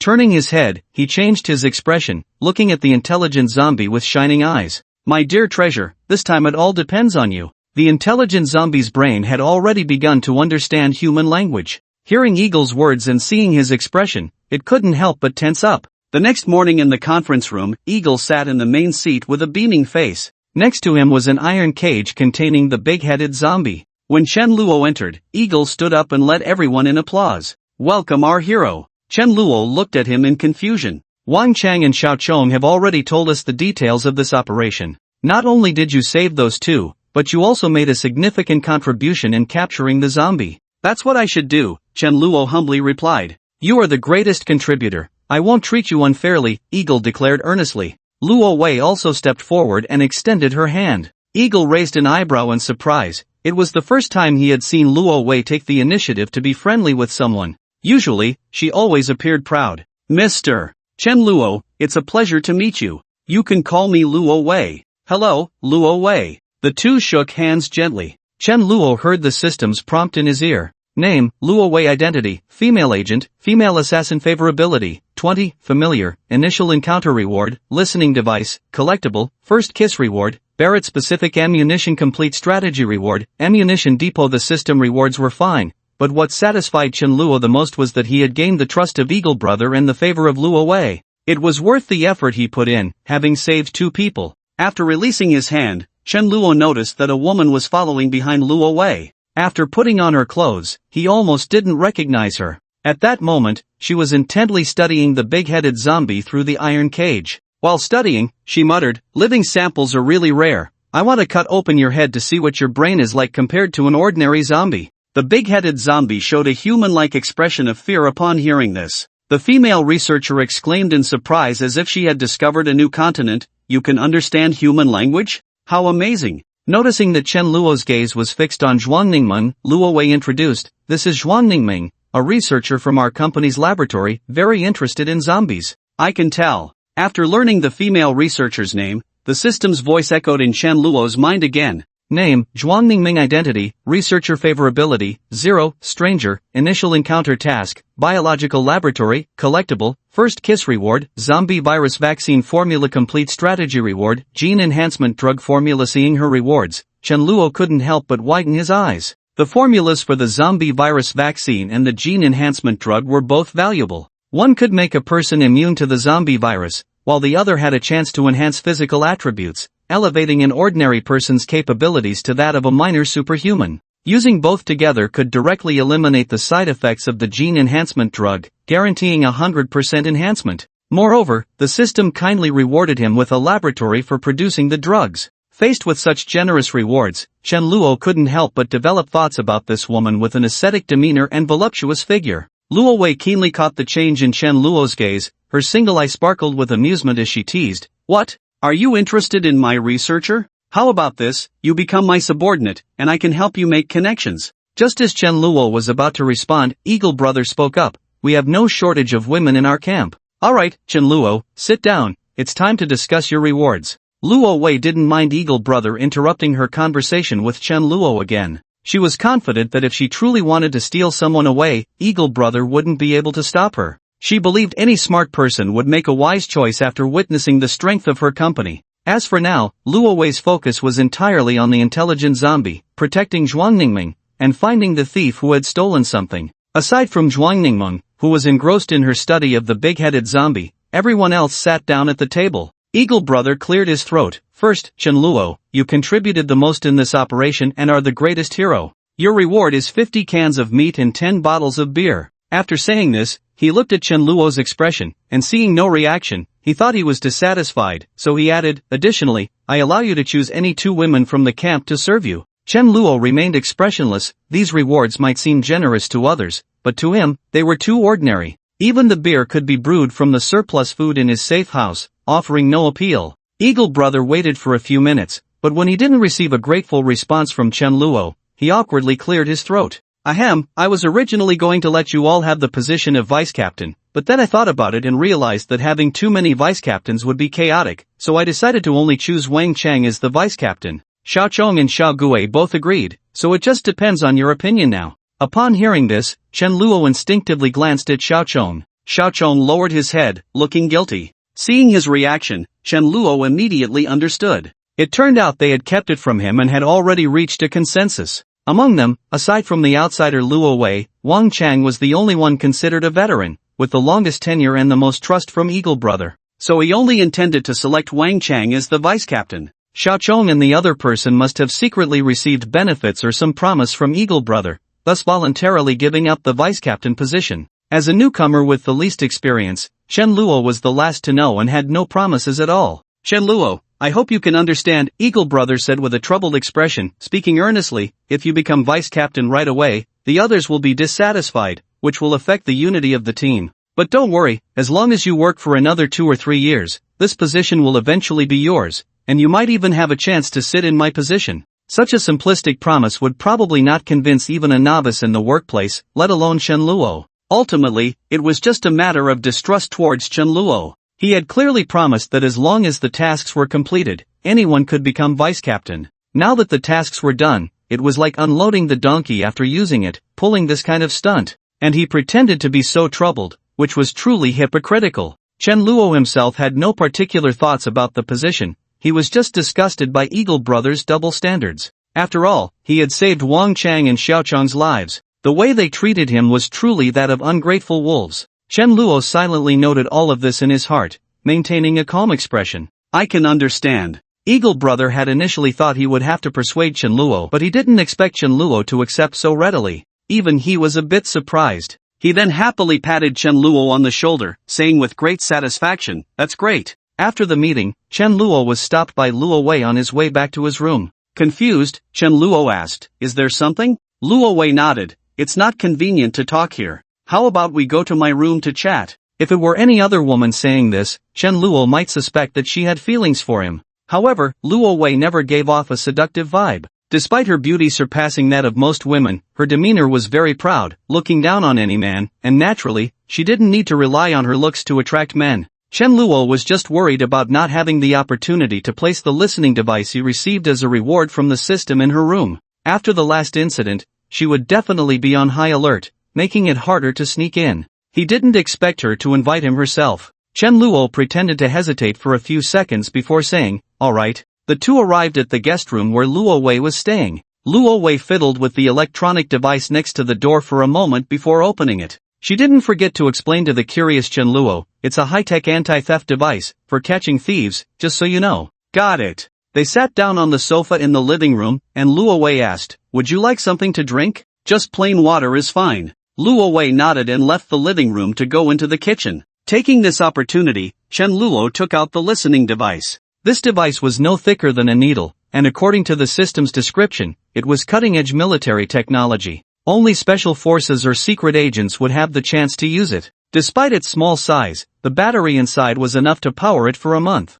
Moreover, it would send the recorded sounds to Chen Luo's electronic device. It could be said to be quite useful. Chen Luo scanned the living room and finally focused his gaze on the ceiling. He leaped lightly, jumping 3 meters high to stick the listening device to the ceiling. Since no one has ever looked up, and generally, people wouldn't suspect anyone could touch the ceiling without tools, it was a perfect spot. After finishing this task, Luo Wei happened to come out of the kitchen with a glass of water. "Thank you." After taking a sip, Chen Luo took the initiative to start a conversation. "Is Miss Zhuang not here?" Her mind is completely focused on researching zombies right now. If it weren't for my people keeping an eye on her, she probably wouldn't even remember to eat. It seems you really like researcher Zhuang, paying so much attention to her. Chen Luo did not deny it, as Luo Wei was indeed stating a fact. However, he wasn't fond of Zhuang Ningming. He was just envious of her favorability rewards. "Researcher Zhuang is not my subordinate, my orders don't work on her, but I can introduce you too. After that, it depends on whether you can seize the opportunity." Before Chen Luo could agree or refuse, Luo Wei changed the subject. "I believe you've noticed that my attitude towards you is different from others. I really admire you." "Oh, then I am truly flattered," Chen Luo replied. "You should feel honored." Luo Wei remained as proud as ever, sometimes making one want to punch her. "Out of the dozens of people in this camp, only you are worth my personal effort to win over. The others, including that eagle guy, are all trash in my eyes." Chen Luo remained silent, seemingly hesitating. Luo Wei continued, "You should know that our company is the best pharmaceutical company in the world, with strong funding and capabilities. Here it comes, the key point." Chen Luo listened intently. "In the research of the zombie virus, we are also the furthest along, and we have even produced the first batch of test subjects, with quite significant results." Blowing it up so mysteriously, "And it's just the first batch of test subjects?" Although Chen Luo didn't understand the drug development process, he guessed it must take hundreds or even thousands of attempts, right?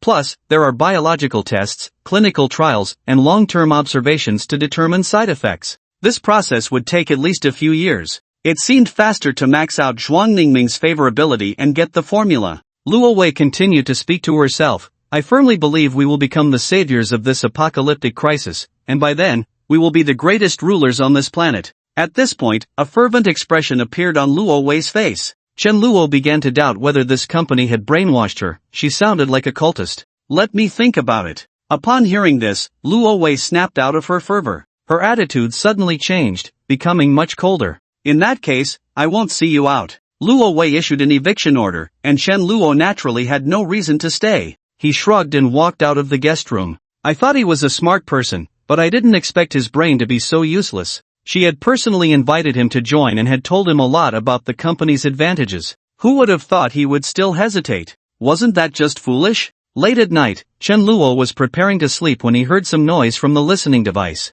Intrigued, he took out a pair of headphones to eavesdrop. In the guest room, Zhuang Ningming, who had been studying the intelligent zombies all day, couldn't hide her excitement despite her fatigue. She said to Luo Wei, "Do you know? The intelligent zombies can not only understand human language, but they also possess human emotions like fear and anxiety." "Really?" Luo Wei seemed uninterested. Her concern for intelligent zombies was solely because the company needed it. "Yes. Isn't it incredible?" Zhuang Ningmeng continued, "Aside from their appetite for human flesh, they are not much different from normal humans. I can't wait to get back to the lab to conduct experiments." Once the topic of research came up, Zhuang Ningmeng had endless things to say and energy to spare. "How much longer do we have until we can leave?" Luo Wei yawned. "As long as the reinforcements from the branch company arrive, we can rely on the four of us to transport the intelligent zombies back." It's really not safe. Aren't there 5 of us? Zhuang Ningmeng asked in confusion. Luo Wei shot her a glance. How could this woman be so sharp-minded when doing research, yet so foolish at other times? Zhuang Ningmeng belatedly realized that she didn't count as a person. But indeed, her combat ability could be completely disregarded. She lacked the strength to even hit someone, it was more like flirting. Also, we need to retrieve the lost research data. What do you plan to do? Zhuang Ningmeng asked. Of course, we'll flatten this place and kill everyone, Luo Wei said shockingly. Zhuang Ningmeng felt a pang of reluctance. Isn't that a bit excessive? There are many people who are completely unaware, they are innocent, right? Better to kill the wrong than to let the right go. Whether it's the research data or the information about the intelligent zombies, it must not be leaked. Luo Wei's gaze was icy, her words devoid of humanity. It's a pity, there was someone who could have survived. If you want to blame someone, blame him for not choosing the right team. Zhuang Ningmeng recalled Luo Wei's identity at this point. She was a cold-blooded killer trained by the company, devoid of emotions. Perhaps Luo Wei had been too friendly to her these days, leading her to have the illusion that they had a good relationship. In reality, in the other's eyes, she was merely a target.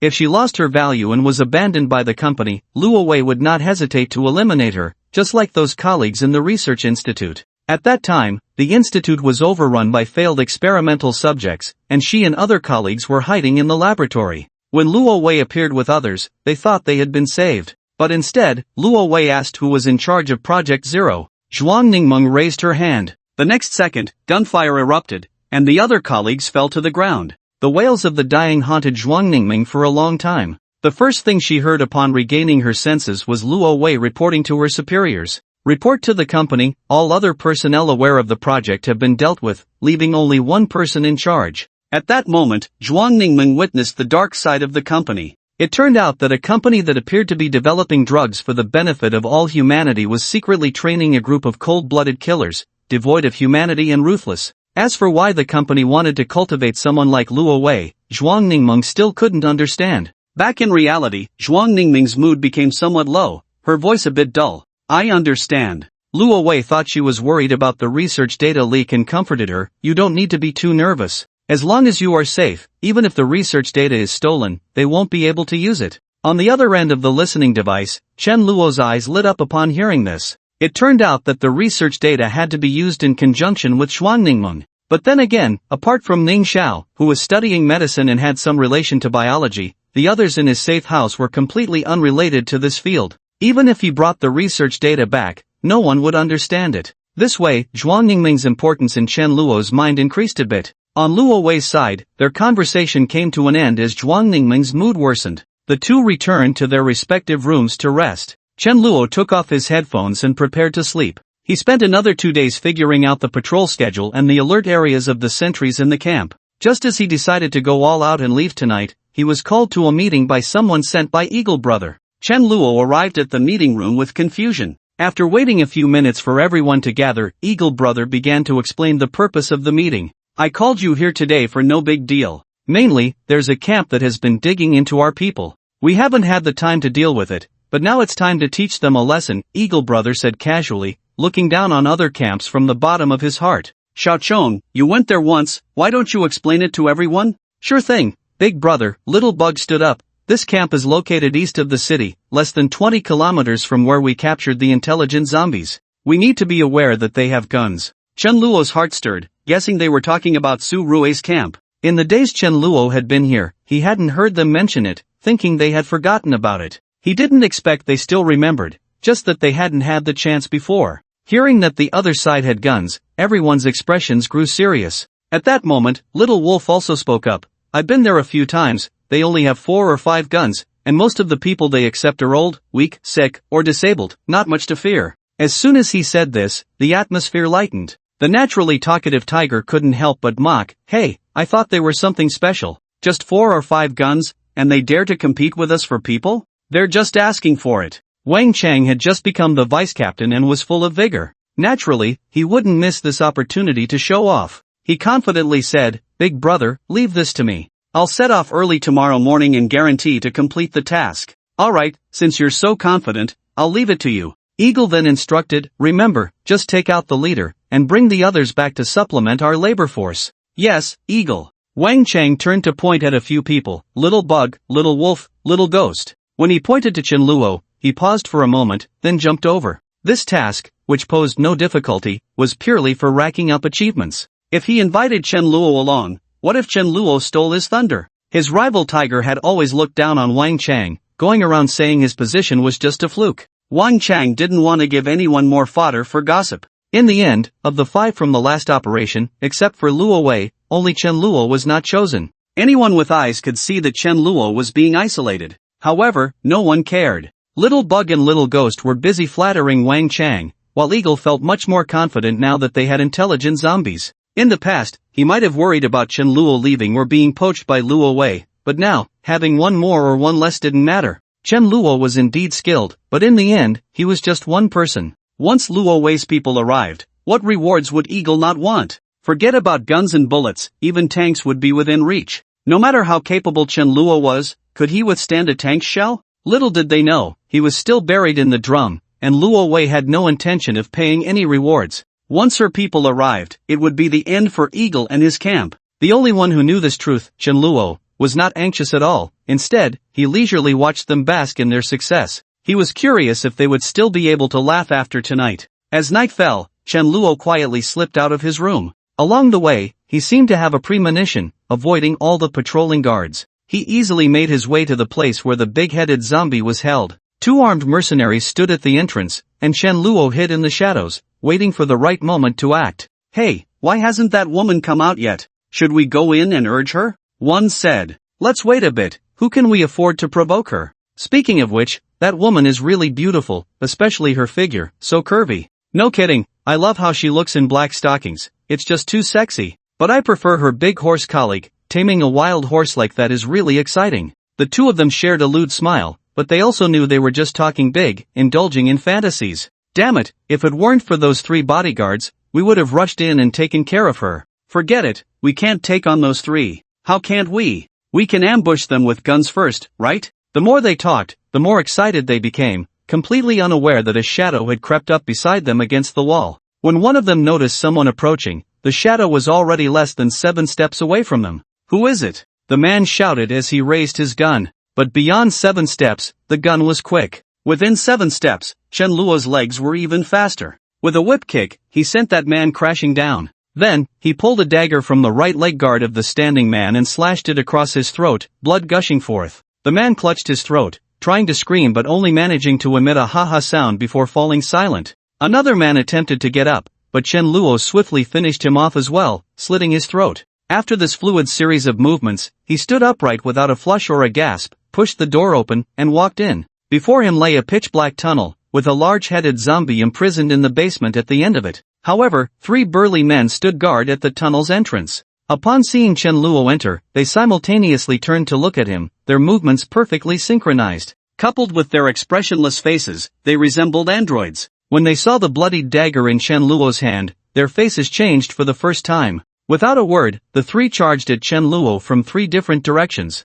They were indeed bodyguard assassins trained by a mysterious organization, their skills far superior to those of the mixed-bag mercenaries. Their fists aimed at Chen Luo's temple, throat, and heart, each strike deadly. However, Chen Luo remained calm, possessing master-level combat skills. He tilted his head and stepped back, evading all attacks. At the same time, the dagger in his hand danced like a butterfly, slicing across the wrists of the 3 men and severing their tendons. In just that brief encounter, each of them lost the use of one hand. By this point, they finally realized what a terrifying opponent stood before them. Panic appeared on their faces for the first time. One man attempted to grab a walkie-talkie, while the other 2 recklessly lunged at Chen Luo, trying to buy time for their companion. But Chen Luo simply passed between the 2, leaving 2 lifeless bodies on the ground. He then threw the dagger with such force that it pierced through both the walkie-talkie and the man's hand.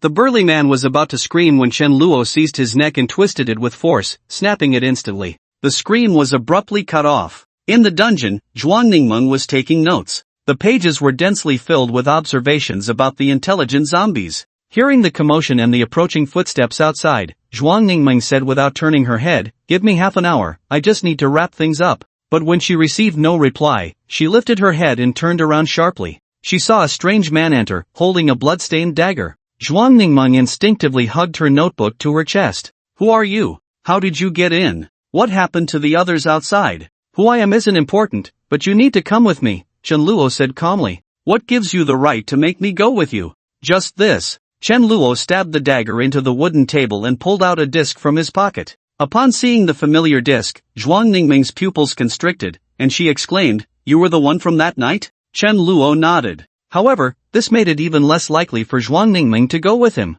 If the disc fell into the hands of others along with her, the secrets and research results of their institute would be fully exposed. As she searched for an escape opportunity while stalling for time, she asked, "Which organization are you from?" Chen Luo shook his head. "I only serve myself." With that, he walked toward the iron cage. Zhuang Ningming scoffed at this answer. Aside from large companies of the same level, who would dare to set their sights on her company? So in her view, Chen Luo must be from a rival force. However, when she saw the exit that Chen Luo was clearing, her eyes lit up. She slowly moved towards the exit, maintaining a calm demeanor. "So why did you come to find me? I have my eyes on you." "What?" Zhuang Ningmeng doubted whether she had misheard. Then she remembered that the man in front of her was a perverted fiend, holding her personal belongings and wearing her stockings on his head. He had also taken liberties with her, exposing her body. Thinking of this, Zhuang Ningmeng felt both ashamed and angry. In the lab, the only men around her were those researchers whose glasses were thicker than bottle bottoms,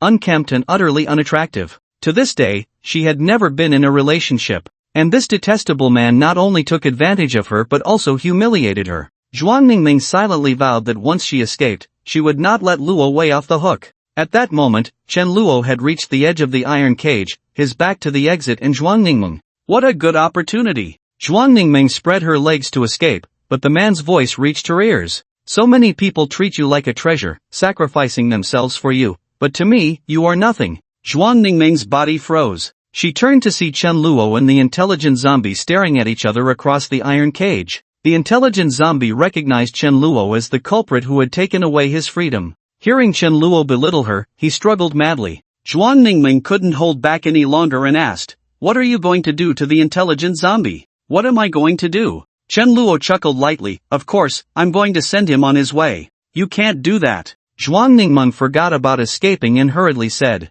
"Oh, you don't know what he means. He could very well be the key to creating the virus vaccine." Zhuang Ningming's expression was anxious, but Chen Luo looked completely indifferent. "So what? Don't you understand? Solving the apocalypse crisis, saving all of humanity, the hope lies with him." Zhuang Ningmeng tried to make Chen Luo realize how important the intelligent zombie was. "How noble of you. So your company is here to save all of humanity, not to take the opportunity to become the world's ruler," Chen Luo said disdainfully. Zhuang Ningmeng was momentarily speechless. She understood that the company's creation of the vaccine could not be out of selfless motives. However, she still believed that a gentleman should focus on actions, not intentions. No matter who it was, as long as they could create a vaccine to save humanity, she would willingly work for them. This was why, despite knowing the company had a dark side, she still chose to stay. "It doesn't matter, as long as we can continue the flame of human civilization, regardless of the motives, it's a good thing that benefits all of humanity," she retorted.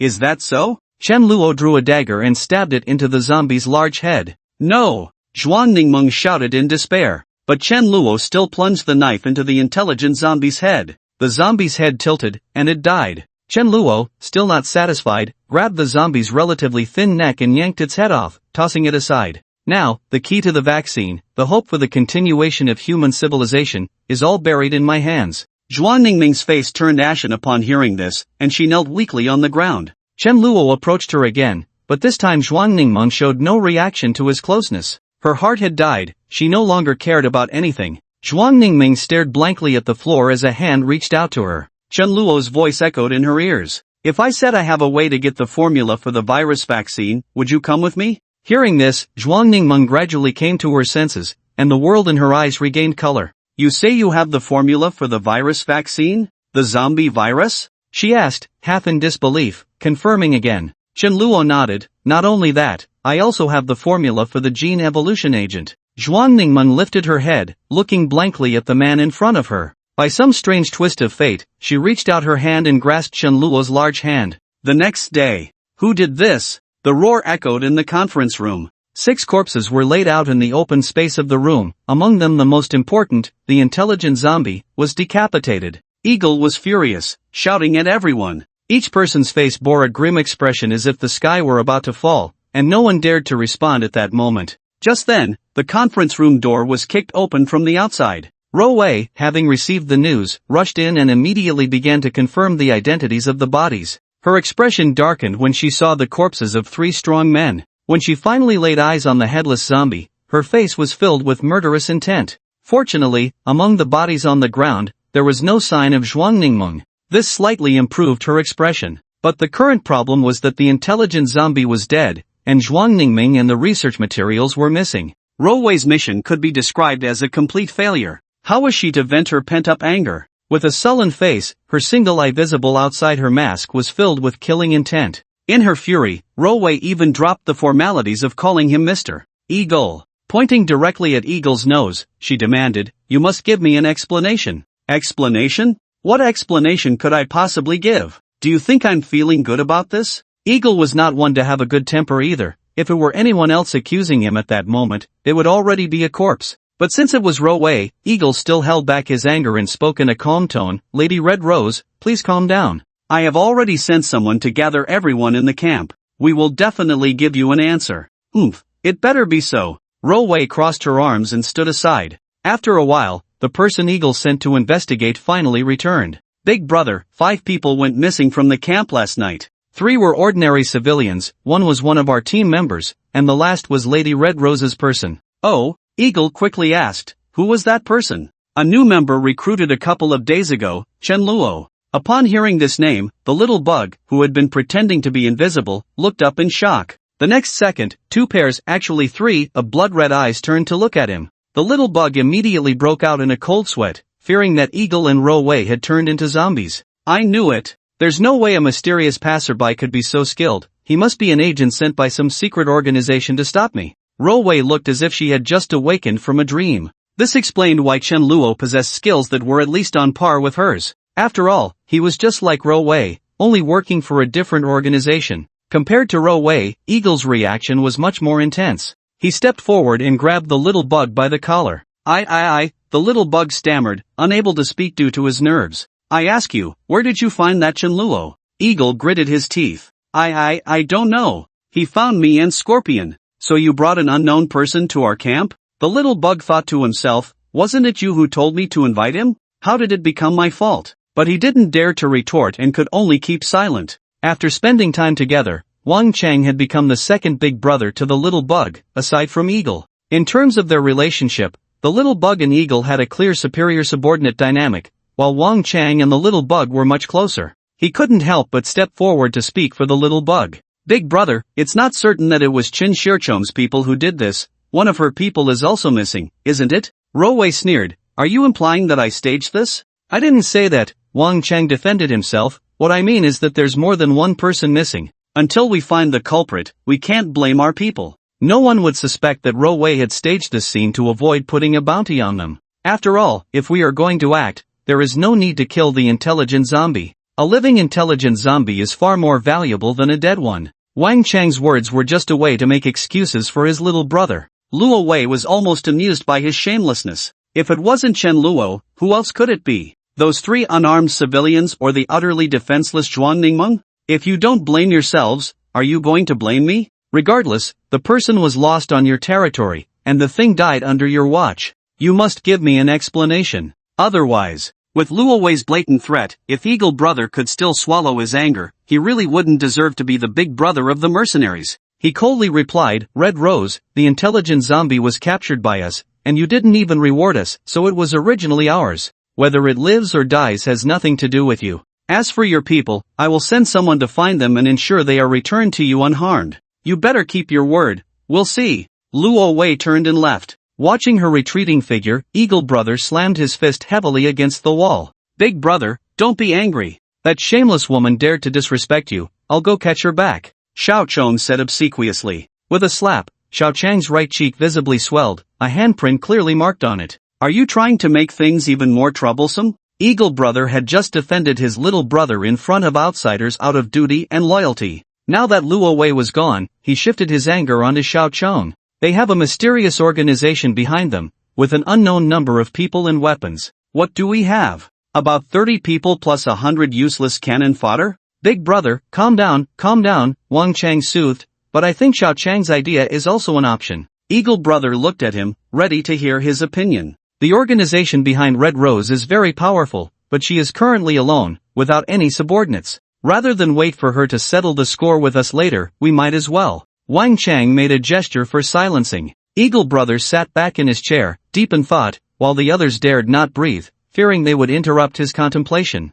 Time passed slowly, and everyone waited in agony. Finally, Eagle Brother opened his eyes and raised his head. I'll think about this matter some more. Big Brother, Wang Chang spoke eagerly but was cut off by Eagle Brother. Unless absolutely necessary, it's best not to provoke that organization. Eagle Brother made his decision. Wang Chang hesitated, sighed, and closed his mouth. Eagle Brother looked at the subordinate who had brought the news. Do you know where those 3 civilians ran off to? We have tortured their relatives and friends severely, and they said they fled to the east of the city. That camp again. Eagle Brother seemed to have found a perfect target for venting his anger. Then let's take action against them first. Capture all those who escaped. Yes, Eagle Brother. Meanwhile, Luo Wei rushed straight to her room after leaving the conference room. She took out a satellite phone from her equipment and dialed a number. The other side picked up quickly. Captain Red Rose, is there something to report? The mission failed, the research materials and project personnel are missing, and the intelligent zombie is dead.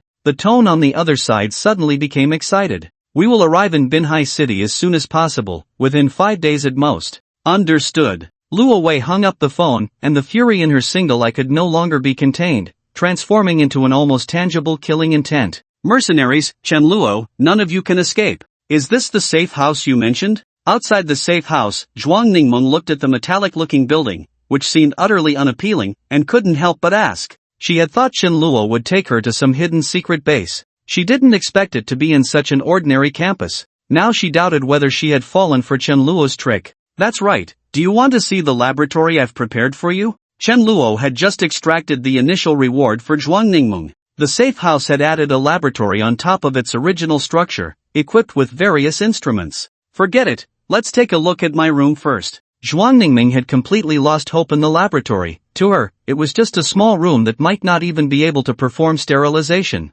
Rather than be disappointed, she preferred to check out the room, hoping for one that wasn't drafty. Chen Luo shrugged nonchalantly and pressed his fingerprint to open the door. Oh, a fingerprint lock and an automatic door, Zhuang Ningmeng exclaimed, though her tone sounded sarcastic. It was as if she was saying, in this shabby place, you even installed high-tech features? Does it match? Chen Luo didn't explain anything, just led the way. Zhuang Ningmeng followed behind, observing the surroundings and commenting. Is this light voice activated or light sensitive? The ventilation is pretty good, this windowless corridor isn't stuffy at all, and it feels noticeably warmer than outside. Is there a temperature control system? The more she looked, the more she realized it was not simple. But this was just a corridor. When she reached the living area, she was even more shocked by the scene before her. There was a 100-meter indoor swimming pool, with a bar beside it, filled with various fine wines. To the left was the dining hall, and to the right were the lounge and entertainment room. Everything one could need was there. At that moment, the laughter of girls in the pool pulled Zhuang Ningmeng's thoughts back. She focused her gaze and saw 7 women climbing out of the pool.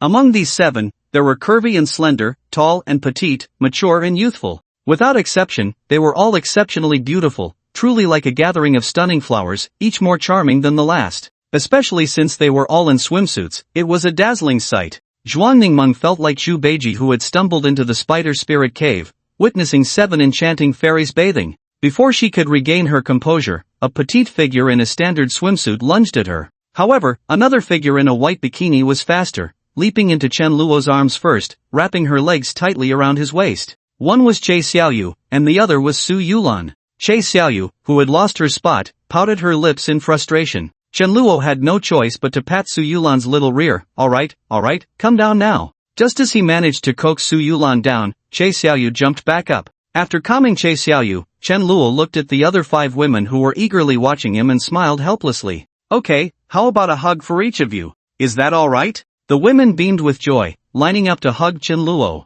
Boss, welcome back, said the shy Shi Lu. Boss, while you were gone these past few days, my work attitude has been a bit lax. When will you check my work? Said the bold Zhang Miao Miao. Chen Luo, you've worked hard, said the gentle Ning Xiao. Welcome home, said the virtuous Tang Xin. Daddy, I missed you so much, kiss kiss, said the unabashed Du Jejia. After the round of hugs, Zhuang Ningmeng was left speechless. They are all your women? No, Chen Luo replied. Zhuang Ningmeng sighed in relief, only to hear Chen Luo point at Du Jieja and say, she isn't. Just that one isn't, you might as well admit they all are. Zhuang Ningmeng rolled her eyes. Why isolate her? She wants to be your woman too, Du Jieja pouted at Chen Luo. Du Jieja, can you be a bit more reserved? But before Chen Luo could respond, Tang Xian pulled her back. Let go of me, I don't need you to manage me. Zhang Miaomiao teased, Jieja, you really aren't the boss's woman yet. Why not? Du Jieja protested. Because we've all slept with the boss, have you?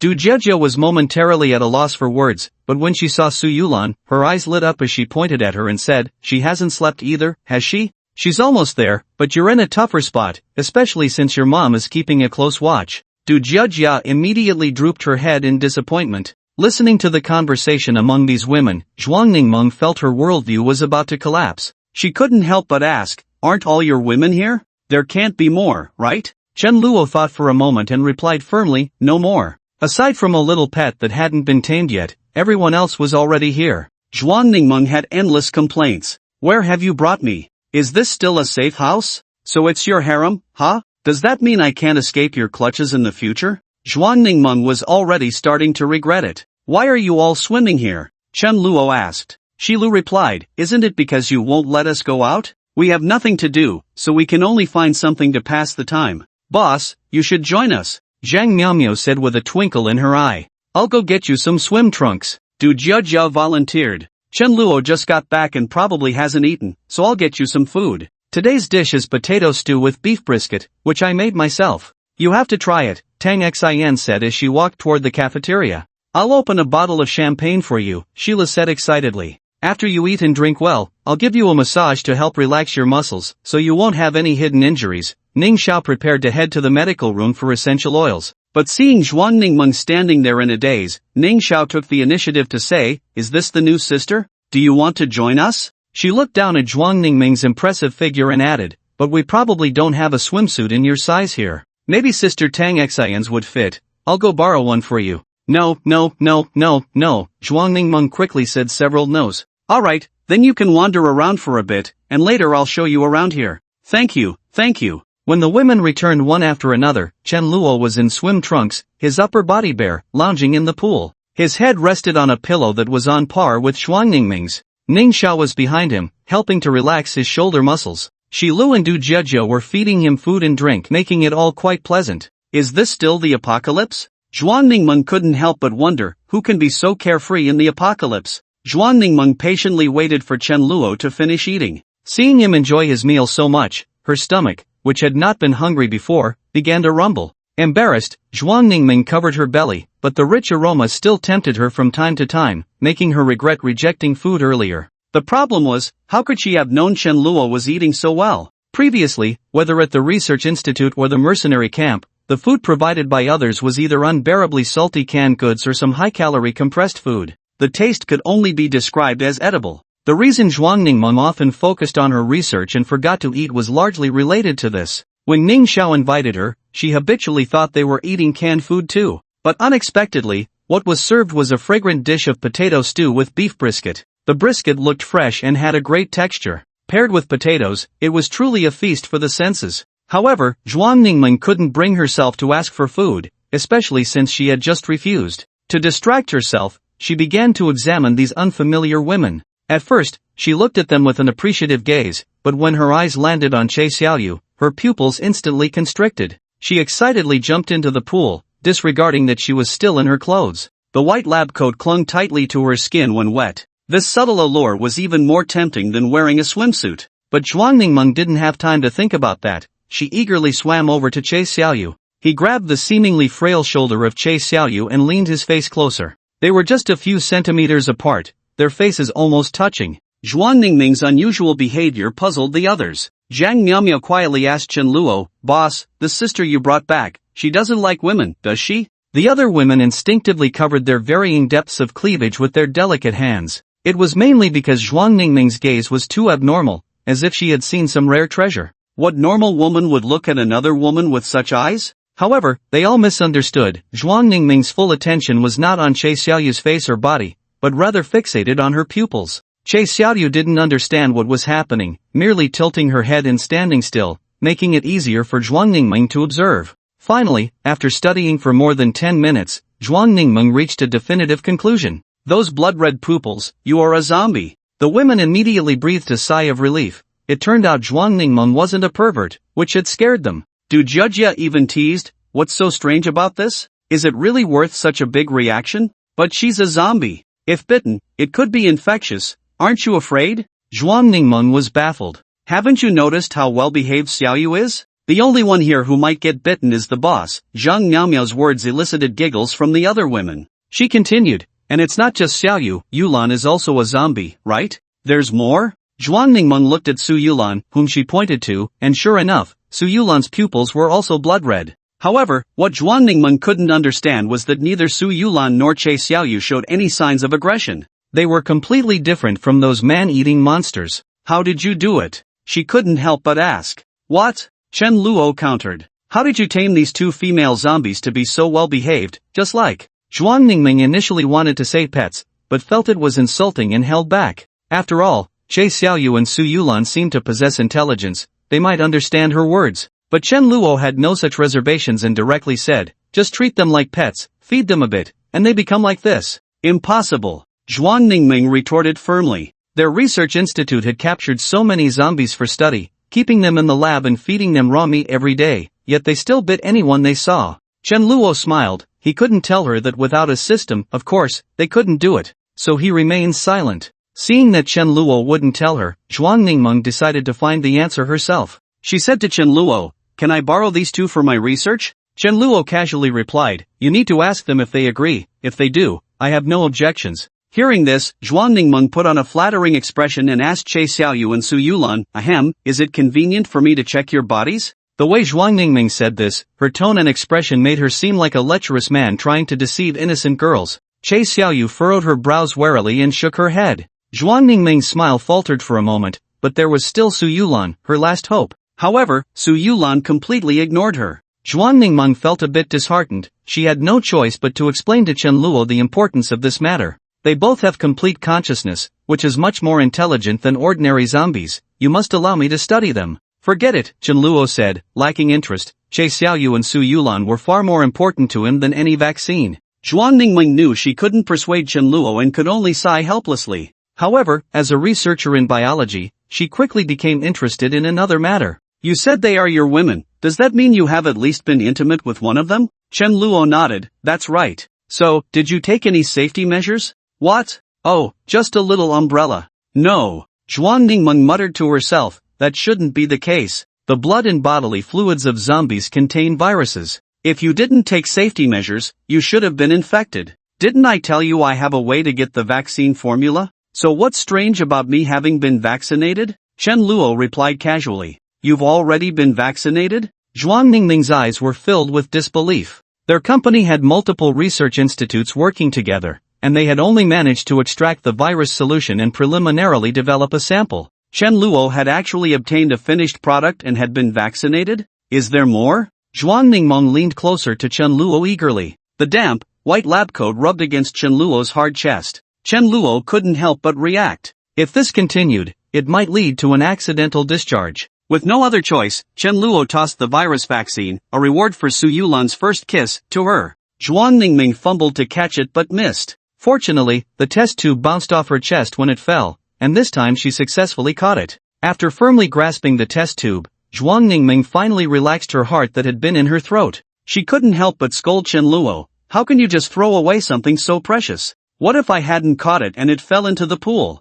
Chen Luo was quite nonchalant. If you didn't catch it, you didn't catch it. Once I have the formula, I can just make as many as I want. Zhuang Ningmeng opened her palm upon hearing this, give it to me. What? The formula, didn't you say you had it? I haven't gotten it yet, but if you're willing to cooperate, I can give it to you right now. Zhuang Ningmeng thought he was joking. What did the formula have to do with her? Just getting a tube of finished vaccine was already a huge surprise. She couldn't wait to take it to the lab for research. With this, and a fully equipped lab, I can replicate the finished product in at most 3 years. 3 years? That's so long, Chen Luo exclaimed. What do you know? Scientific research requires rigor, there can't be a single mistake. 3 years is already very fast. When Zhuang Ningmeng spoke about her area of expertise, her entire demeanor changed. Or you could give me the formula. With these two things, the R&D time could be greatly shortened. Chen Luo didn't respond, and Zhuang Ningmeng contentedly placed the vaccine into the pocket of her lab coat. It was only then that she realized she was almost pressed against Chen Luo. Moreover, she felt the restless beast beneath the water. Zhuang Ningmeng's face instantly turned bright red. Ahem, you're all soaked. Ning Xiao, take her to change into some dry clothes. Got it. Zhuang Ningmeng shyly covered her important parts and followed Ning Xiao toward the lounge. But then she suddenly thought of something and ran back. What now? Chen Luo asked, puzzled. Zhuang Ningmeng's eyes sparkled. Are you going to train one of them later? Can I observe on site? She and her colleagues had a debate about whether zombies still belong to humanity. From a biological perspective, determining whether two organisms are the same species generally involves observing whether there is reproductive isolation. However, zombies' bodies are dead, lacking human physiological responses. They cannot reproduce through normal physiological behavior. Yet, zombies reproduce by infecting humans. Therefore, it is impossible to determine whether reproductive isolation exists. Zhuang Ningmeng was very curious. Perhaps the answer to this question could be found from Chen Luo and Che Xiaoyu, Su Yulan. Driven by the spirit of scientific research above all else, Zhuang Ningmeng boldly proposed her idea to observe, forgetting her shyness. Chen Luo coughed awkwardly. I don't have that intention for now. Alright then. Zhuang Ningmeng's expression of disappointment flashed by. But whenever you have time, you must let me know. After saying this, she followed Ning Xiao out. Hee, boss, this new sister is so bold, I feel embarrassed to say such things, Zhang Miaomiao teased. Chen Luo also found Zhuang Ningmeng quite strange. Clearly, just a second ago she was so shy, but once the topic shifted to the field of science, her entire demeanor changed, becoming very confident and brave. Perhaps this is what they call contrast. However, in response to Zhang Miaomiao's teasing, Chen Luo decided to regain some face. You feel embarrassed? I think you're the boldest among everyone here. Last time, when Shilu and I were busy, who insisted on coming in to grab something? Oh, I was just anxious, Zhang Miaomiao defended herself. It's all your fault for making me join in, causing Shilu to avoid me for several days.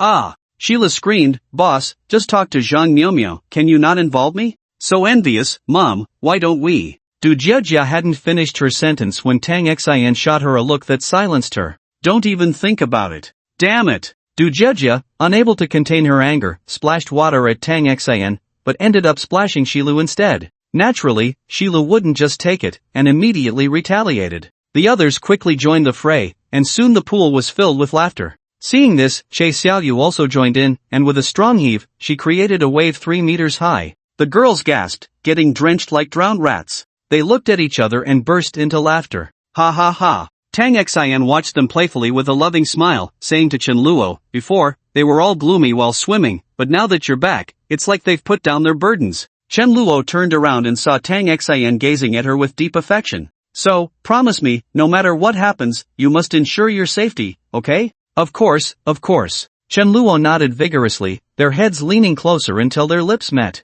Oh no, my mom ran away. Du Jiajiao exclaimed. I wanted to. Me too. Under the gaze of so many beautiful eyes, Chen Luo felt immense pressure. After finally escaping from the group of female fairies, Chen Luo arrived at the laboratory. Zhuang Ningmeng, already changed into her lab clothes, was waiting at the door. Chen Luo, I need a professional biological laboratory. I know this might be a bit difficult, but a clean workbench, microscope, and various chromatographs are essential. Chen Luo had no energy to argue with her, so she simply opened the lab door for her to see. Zhuang Ningmeng was still mumbling to herself, but when she inadvertently saw the full view of the laboratory, she was instantly stunned. Is this a bioreactor? Wait, do you also have a cell disruptor here? And that's a dryer? Zhuang Ningmeng was so astonished that she couldn't speak. She never expected the equipment here to be so complete. Although it was still not as good as her previous research institute, in terms of laboratory configuration, it was already top-notch.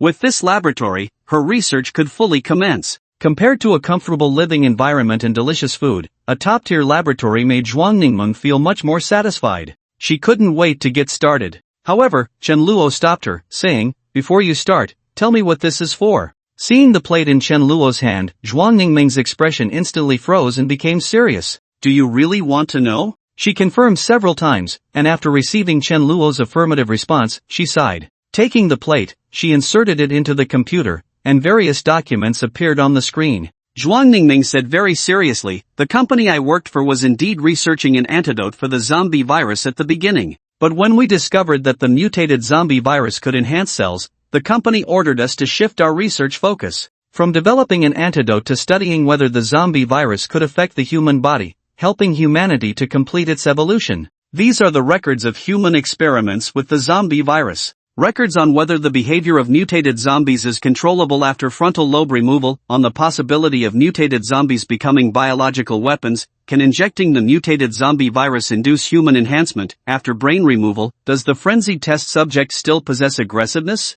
Just the titles of these documents are enough to send chills down one's spine.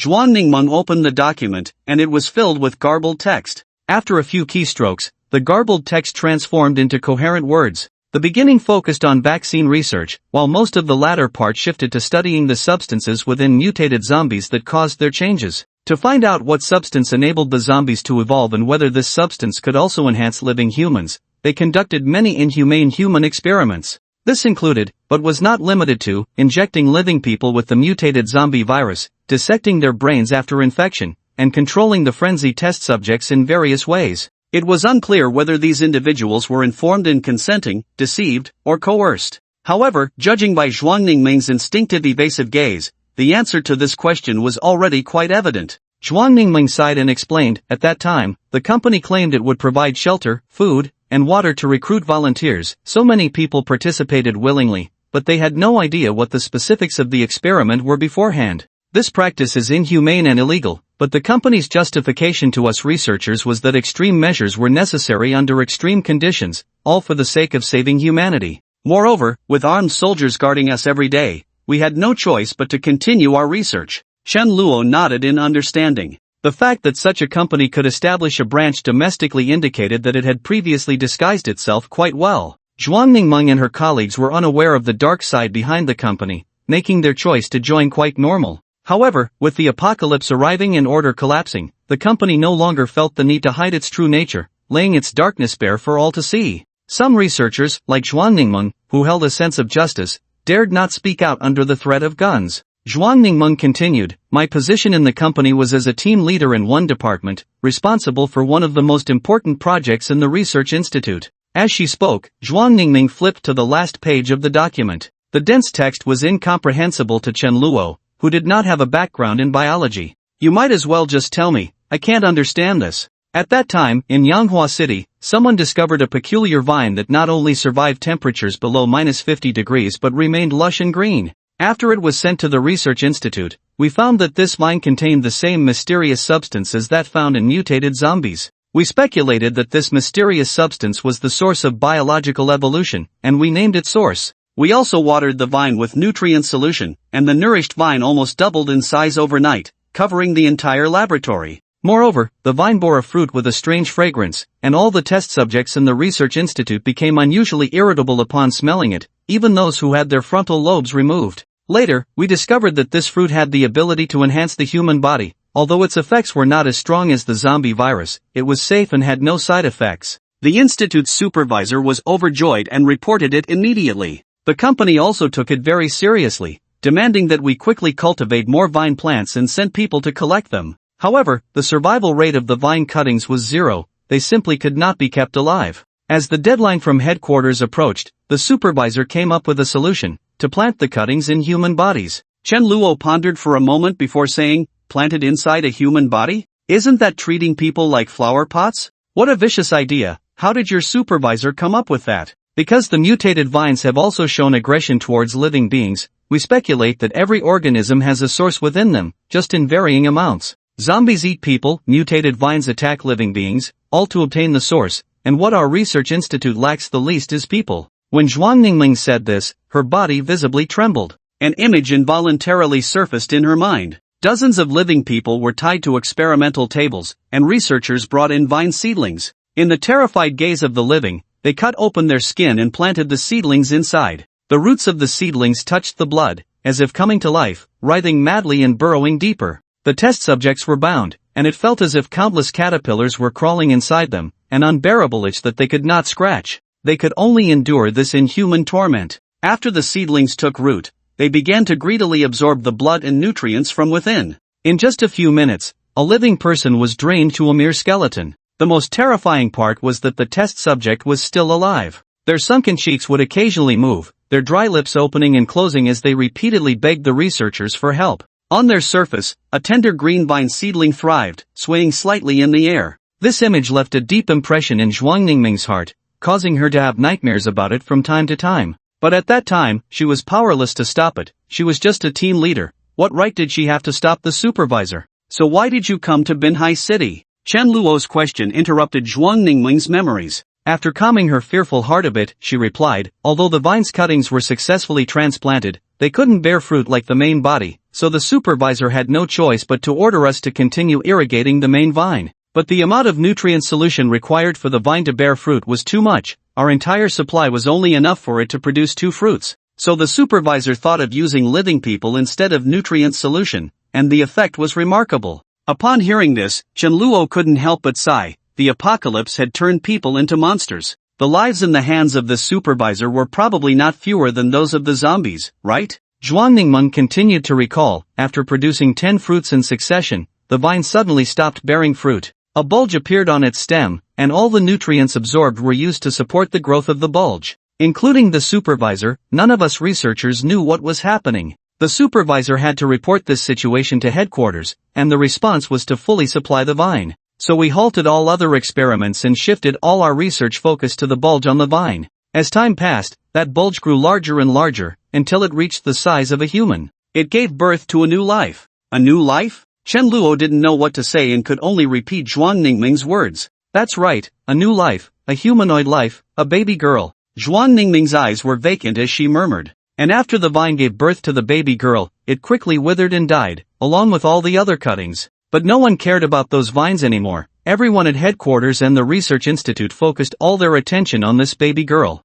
The baby girl did not disappoint everyone. Her growth rate was astonishing, aging a year and a day, reaching adolescence in 18 days, and remaining at that age. However, in the face of her immense power, this growth rate seemed rather ordinary. Every part of her body could transform into vines, remarkably resilient. Even when struck with an axe, it would only leave shallow wounds. Not only that, she possesses a terrifying recovery ability, almost making her immortal. She can also stimulate plant growth and control plants to attack others. As long as there are plants around, she is nearly an invincible presence. So powerful? Chen Luo fell silent. The superiority brought by the gene enhancement serum vanished. In the face of a true monster, his strength was still lacking. And most importantly, she is controllable, showing considerable cooperation in various research projects. The supervisor even named her Zero, meaning the Zero experiment subject. He boldly declared in front of Zero that she is the future of humanity and that they would use her to cultivate more super soldiers. Chen Luo was curious about how to cultivate super soldiers.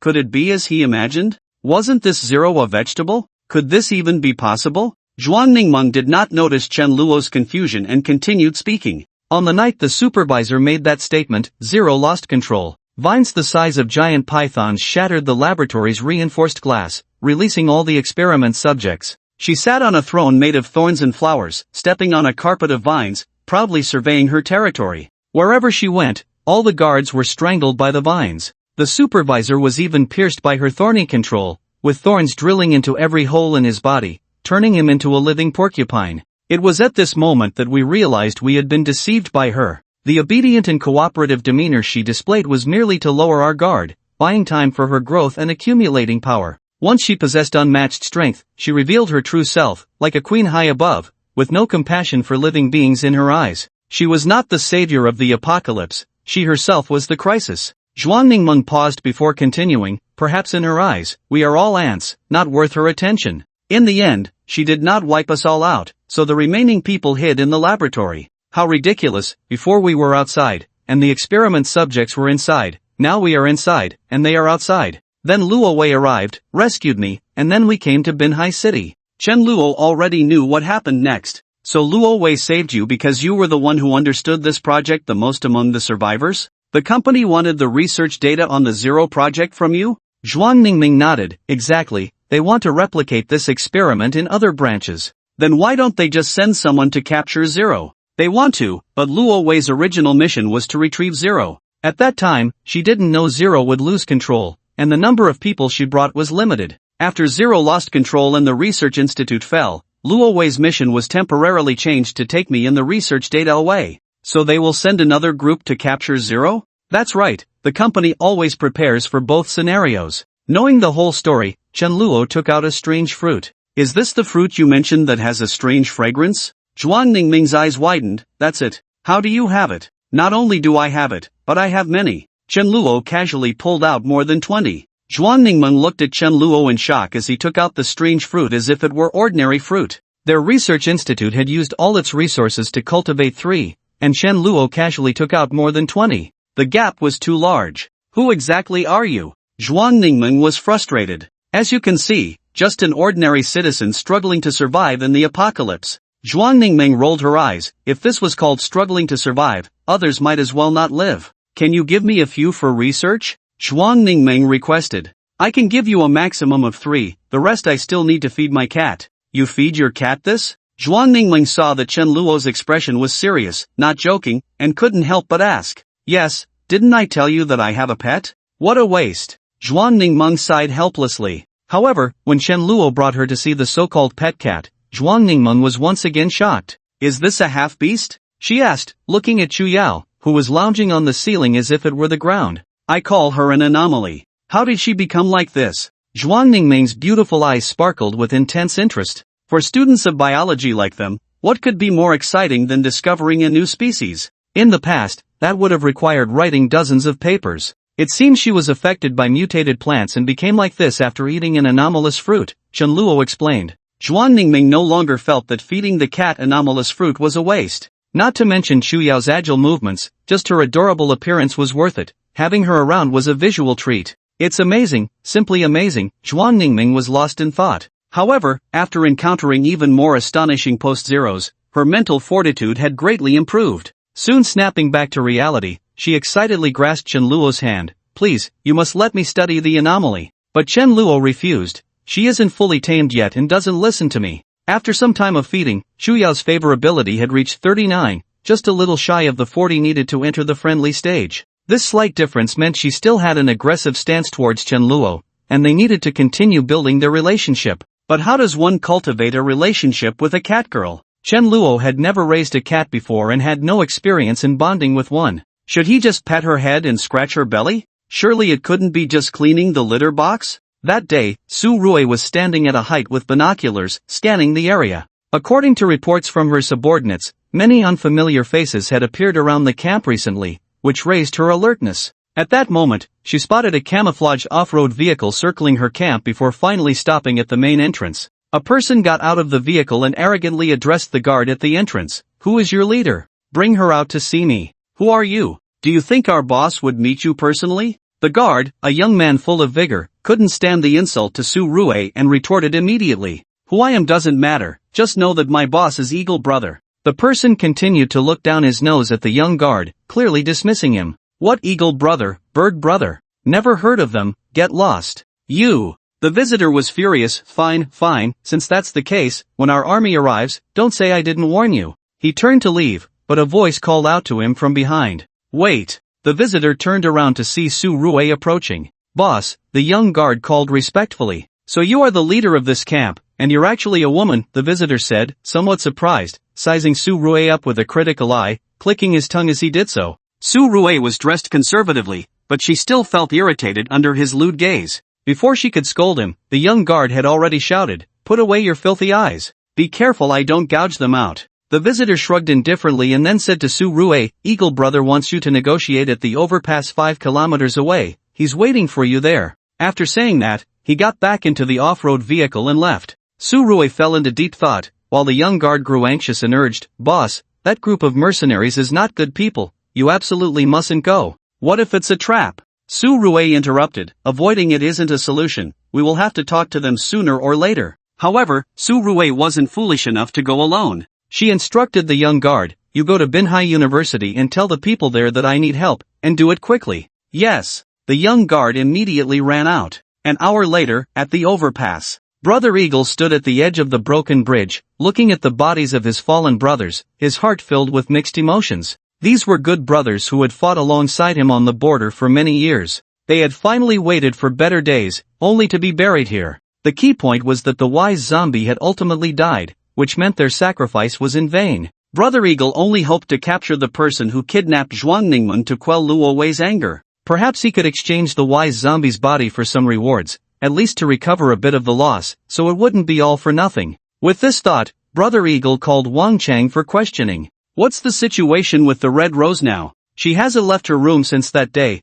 I don't know what she's doing in there. Brother Eagle nodded. Keep a close watch on her every move. Report to me immediately if anything happens, and absolutely avoid any conflict with her, don't provoke her. Understood. Just then, a younger brother reported to him. Brother Eagle, their boss has arrived. Bring her to see me. Yes. A few minutes later, the younger brother led Su Rue and a beautiful girl in a white dress with an elegant demeanor over. They received quite a few curious glances along the way. These mercenaries, aside from Luo Wei and Zhuang Ningmeng, who could only be looked at and not touched, had never seen such high-value women. They were practically drooling, their eyes hungry like wolves. However, both Su Rue and the girl in the white dress remained calm in the face of this scene. Su Rue was a police officer, having seen her fair share of storms, so it was normal for her not to be intimidated. The girl in the white dress, on the other hand, was completely oblivious to them. Su Yulan, except when Chen Luo was around, always appeared to be in a daze. Su Rue brought Su Yulan before Brother Eagle and said, neither humble nor arrogant, so you are Brother Eagle? I heard you wanted to negotiate with me? Brother Eagle scoffed in response, does your camp have no men? You actually sent a woman over? Of course, we have men in our camp, but you wanted to find the person in charge, and that's me. Interesting. The women Brother Eagle had encountered before were all terrified of him, obedient to a fault. He had never dealt with someone like Su Rue. Brother Eagle couldn't help but ask, are you a police officer? How did you know? Su Rue was puzzled. You have a sense of justice about you, it's quite nostalgic. Brother Eagle felt a flashback to the days when he was chased for illegal activities, forced to flee with his head down. The people chasing him back then had that nauseating sense of justice. But now, the world had changed. Those who chased him were probably lost in some corner of the world. Looking at Su Rue again, Brother Eagle felt a surge of desire. He wanted to conquer Su Rue, which would mean he had subdued justice beneath him. With this thought, Brother Eagle's gaze towards Su Rue changed. His eyes held a strong aggression as he said, let's get down to business and start our negotiation.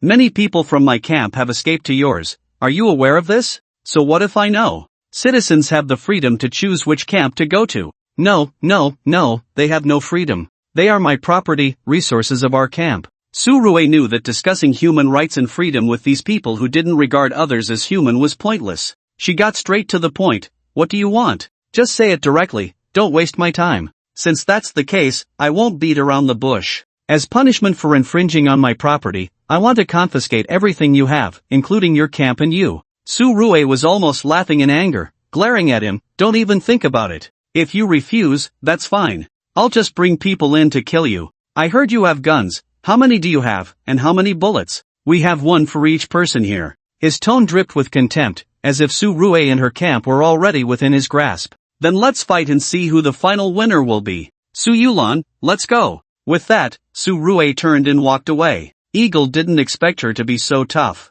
After being publicly rejected by her, he felt embarrassed and furious. Stop them. Upon hearing this, the crowd chuckled and surrounded the two of them. Su Rue instinctively protected Su Yulan behind her and glared at Eagle. What do you want to do? What do I want to do? Do you think I would let you go back so easily? Eagle dropped the pretense and showed his true colors. Today, whether you agree or refuse, you must stay with me. Despicable. Such insults were nothing to them. Eagle even laughed heartily. Thanks for the compliment. Only simple-minded women like you would talk about rules and morals. He changed his tone. Brothers, take down those two women. She belongs to me, the one in the white dress belongs to you. Thank you, big brother, the crowd shouted excitedly, their eyes already itching at the goddess like Su Yulan.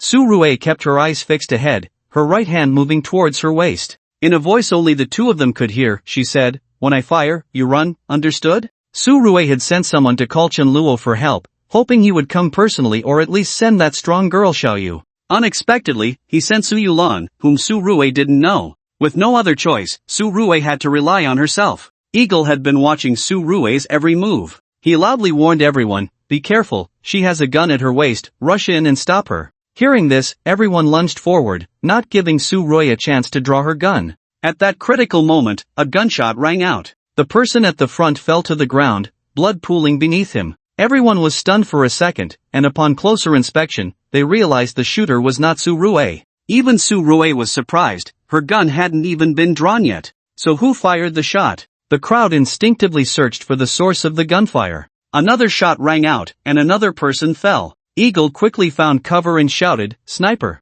Only then did everyone come to their senses and hurriedly hide behind cover. With such precise marksmanship, only one person Su-Rue knew could do that. Suppressing her excitement, Su-Rue said to Su-Yulan, "Good opportunity, let's go. Don't let them escape." Eagle, no longer thinking about capturing them alive, immediately ordered to open fire, "Kill them." Su-Rue thought to herself that it was bad, she was preparing to sacrifice herself to cover Su-Yulan's retreat. At that moment, the dazed Su-Yulan finally moved, grabbing Su-Rue's hand. "Don't pull me, we'll both die like this." Before Su-Rue could finish her sentence, she was yanked off balance, and in a blur, they appeared dozens of meters away. The mercenaries, in a panic, fired wildly, but none of the shots hit. Someone, anxious, peeked out from behind cover and was instantly taken down. Su-Rue looked at Su-Yulan in shock. You. Su-Rue, get in the car." Su-Rue heard someone calling her name. She focused and saw a heavy truck driving towards them, stopping right in front of her and Su-Yulan. The door opened, and sitting in the driver's seat was none other than Zhang Miao Miao. "Miao Miao, you. How's my driving?" "I learned it from the boss." "No, I meant how did you get here?" "The boss was worried and sent me to pick you up." Su-Rue felt very touched. She thought Chen Luo didn't care about her life. Unexpectedly, he sent Su-Yulan, and he was covering her from a high point, even sending Zhang Miao Miao to get her. These actions warmed Su-Rue's heart. "There's no time to explain, get in the car." Su-Rue knew it wasn't the time for chatting and quickly got into the vehicle. The heavy truck started up again and began to speed up. Su-Rue sensed something was off. Why was the truck not turning around and was instead accelerating? A bad feeling crept into her heart, and she quickly fastened her seatbelt. "Zhang Miao Miao, what are you going to do?" "I've wanted to do this for a long time, and finally found the opportunity. Hold on tight." Zhang Miao Miao shouted, slamming the accelerator to the floor. The heavy truck charged towards the mercenaries at a speed of 100 kilometers per hour. The mercenaries, witnessing this scene, felt their souls leave their bodies, nearly scared out of their wits. In a panic, they jumped out from behind their cover, scrambling to the sides of the overpass. At that moment, gunfire erupted, and 5 more men lost their lives. The heavy truck collided with the mercenaries' off-road vehicle, pushing it off the broken bridge. Then, Zhang Miao Miao quickly reversed, leaving in front of everyone. Eagle Brother watched this scene, his heart bleeding. He wished he could jump out and fight. But with a sniper positioned in the distance, he didn't dare to show his face. It wasn't until the heavy truck disappeared at the end of the road that Eagle Brother waited anxiously for another 2 hours. Only after confirming that the mysterious sniper had left did he let out a long sigh of relief. Quick, retreat. With the off-road vehicle totaled, only 3 motorcycles remained. With more than 10 people, they could only squeeze 5 or 6 onto each motorcycle. If some random guy saw them, he would probably call it a joke. They had come with over 20 people and several off-road vehicles, making a grand show. Now, they were leaving with only 15 or 16 people and 3 motorcycles, looking utterly disheveled. Even after returning to the camp, everyone was still in shock. Damn it, I didn't expect they would have a sniper. Eagle Brother was furious, venting his anger on the wall with a heavy punch. Brother, we really suffered heavy losses this time. Not only did we lose about 10 brothers, but we also lost 5 off-road vehicles, Wang Chang reported. Eagle Brother's face twitched in pain. Wang Chang then asked, Brother, what should we do next? Eagle Brother, swear I won't rest until I avenge this. Eagle Brother gritted his teeth and made a solemn vow. This time, I underestimated them. I didn't expect they would have a sniper and chose an open area, which made it easy for the sniper to act. Next time, I will be prepared and I will definitely retaliate. And that little girl, I will make her wish she were dead. Understood. Just as Wang Chang was about to leave, Eagle Brother called him back. Wait, is there anything else, brother? Keep a close watch on Luo Wei, absolutely do not let her leave the room. At this point, Eagle Brother had to prepare for the worst. If he couldn't find the person who kidnapped Zhuang Ningmeng, he would have to consider killing Luo Wei and then leaving Binhai City with his men. Only in this way could they escape the company's reckoning. Yes. After everyone left, Eagle Brother smashed various items to the ground. Outside the camp in the west of the city, Chen Luo returned once again. Unlike before when he was undercover gathering intelligence, this time he came to completely resolve the trouble. Chen Luo skillfully made his way along the wall to the guard booth,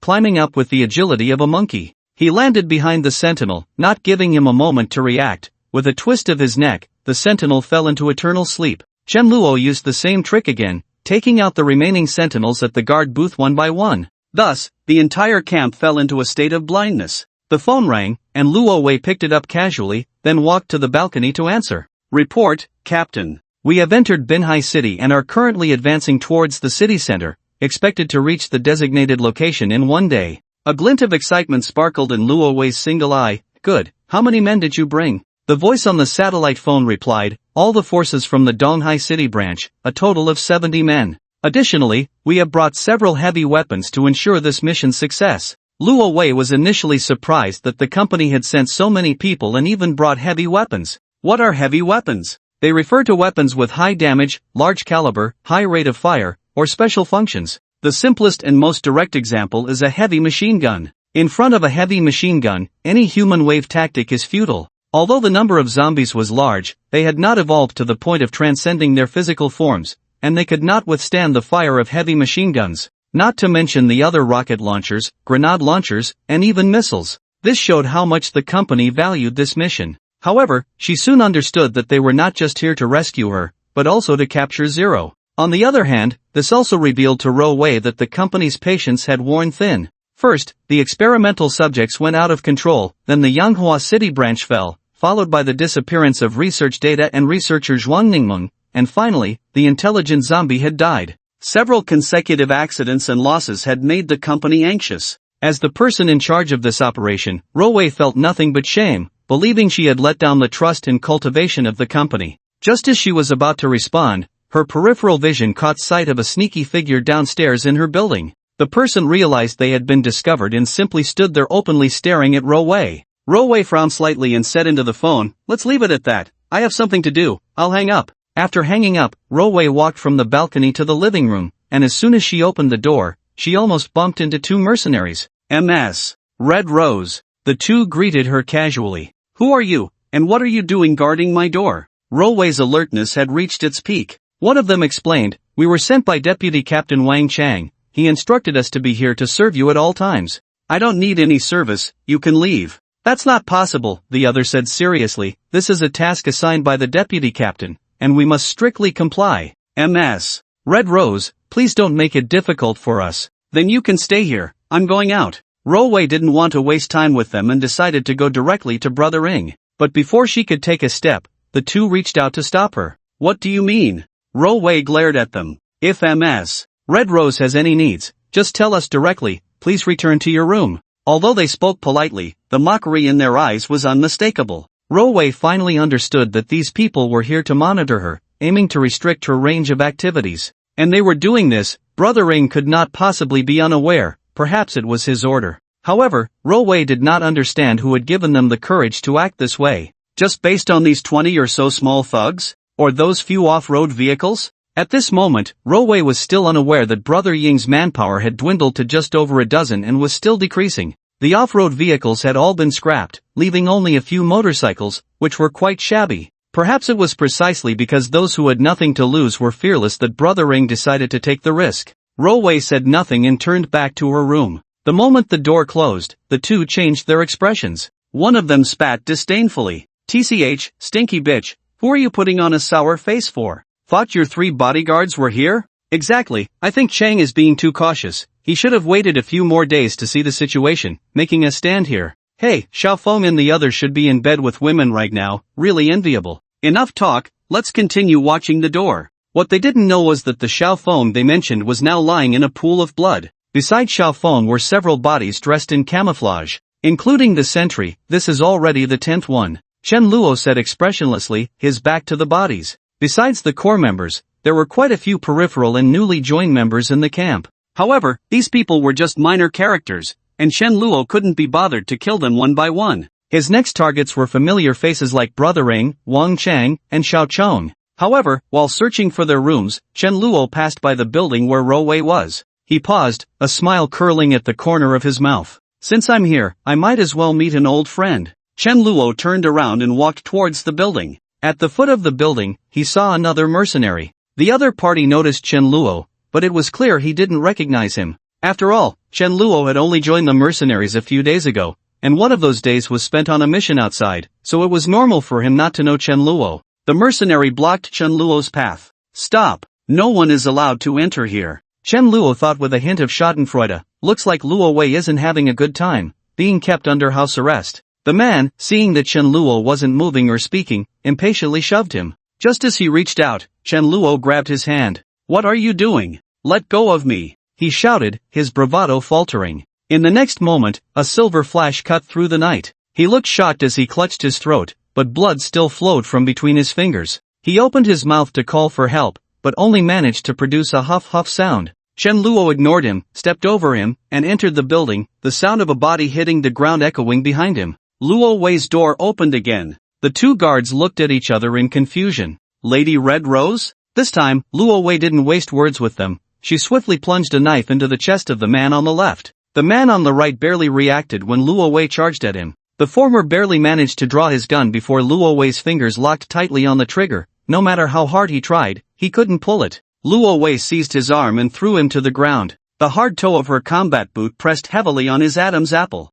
In no time, he stopped breathing. Luo Wei, a trained female assassin, was ruthless, targeting vital areas with every move. Killing two men was almost effortless. "Humph, you two useless fools thought you could stop me." Luo Wei returned to her room to pack her things, knowing that once she decided to act, there would be no turning back. Of course, she needed to pack her gear and luggage. She slung her backpack over her shoulder and turned around, only to find a figure standing at the end of the path, half of his face hidden in the darkness. It seemed he had witnessed her kill the two men. "Another fly has come." Luo Wei's tone was tinged with helplessness. "You once said you admired me. Even if I don't end up as your subordinate, you shouldn't insult me as a little brother, right?" The man spoke flippantly, slowly stepping out of the shadows until his entire face was illuminated by the light. "It's you?" Luo Wei exclaimed in surprise, and in the next second, her killing intent surged as she said, "Where have you taken researcher Zhuang? Bring her back." "You mean Zhuang Ningmeng? She's quite happy staying with me right now."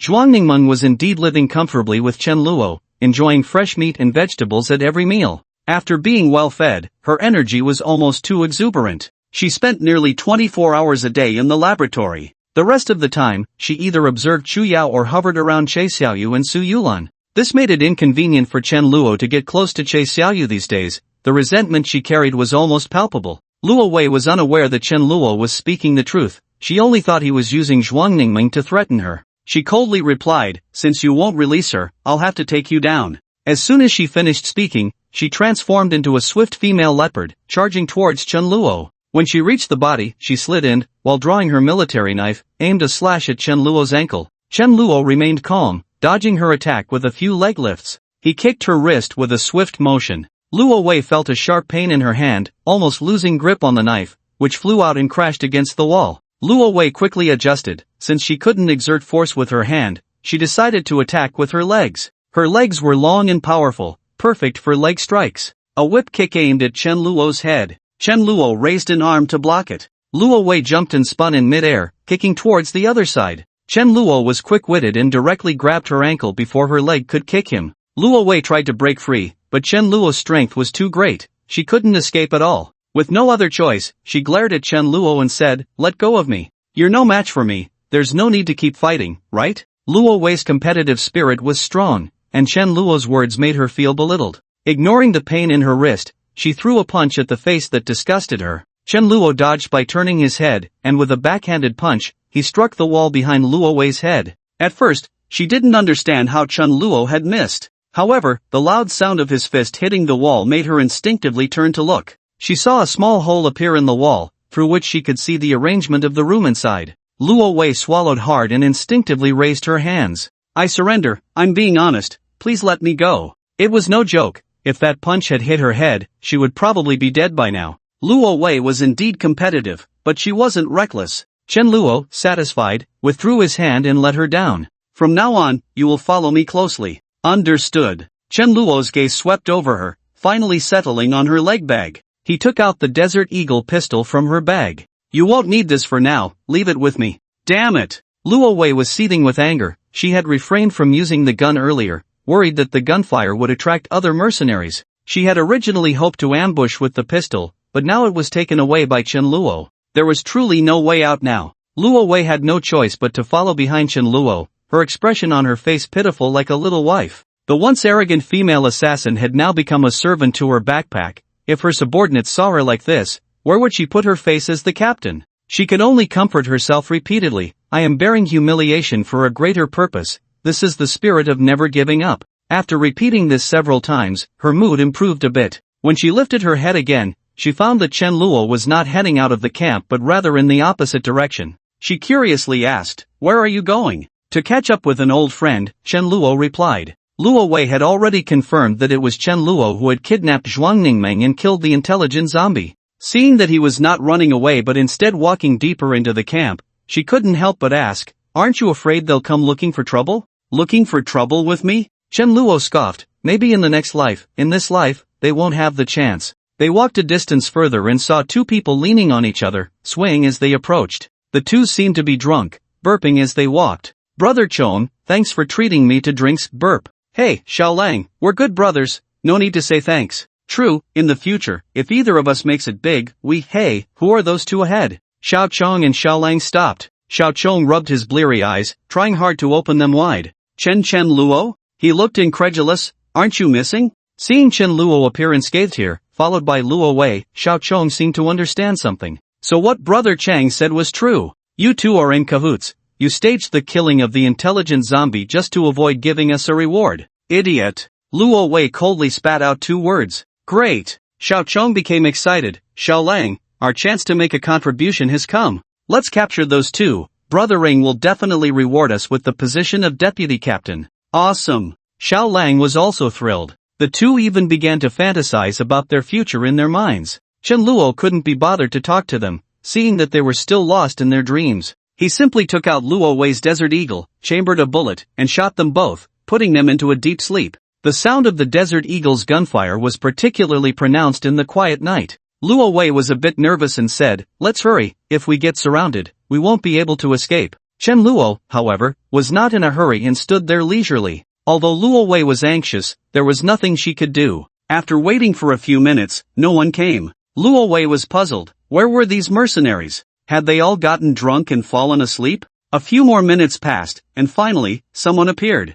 Eagle Brother, draping a coat over himself, walked over with Wang Chang. Who fired the gun? Eagle Brother's voice reached them before he did. It was me, Chen Luo replied. It was you? Chen Luo, you dared to come back? Wang Chang looked as if he had seen a ghost. Looking at the bodies of Xiao Chong and Xiao Lang on the ground, the two immediately understood everything. Eagle Brother questioned, did you kill Xiao Chong and Xiao Lang? That's right, not just them, soon you two will follow in their footsteps. Chen Luo raised his gun, aiming at the two. With the dark muzzle pointed at him, Eagle Brother could only feign calmness. If you kill me, you won't escape the camp, my men will avenge me. Wang Chang said defiantly, Chen Luo, you ungrateful wolf, Eagle Brother trusted you so much, yet you betrayed him, and now you dare to point a gun at him. Be smart and put down the gun, kneel and beg for mercy, and for the sake of our past friendship, I might ask Eagle Brother to spare your life. Chen Luo scoffed, who's the ungrateful wolf? I came here for just one day and achieved a great feat, and how did you treat me?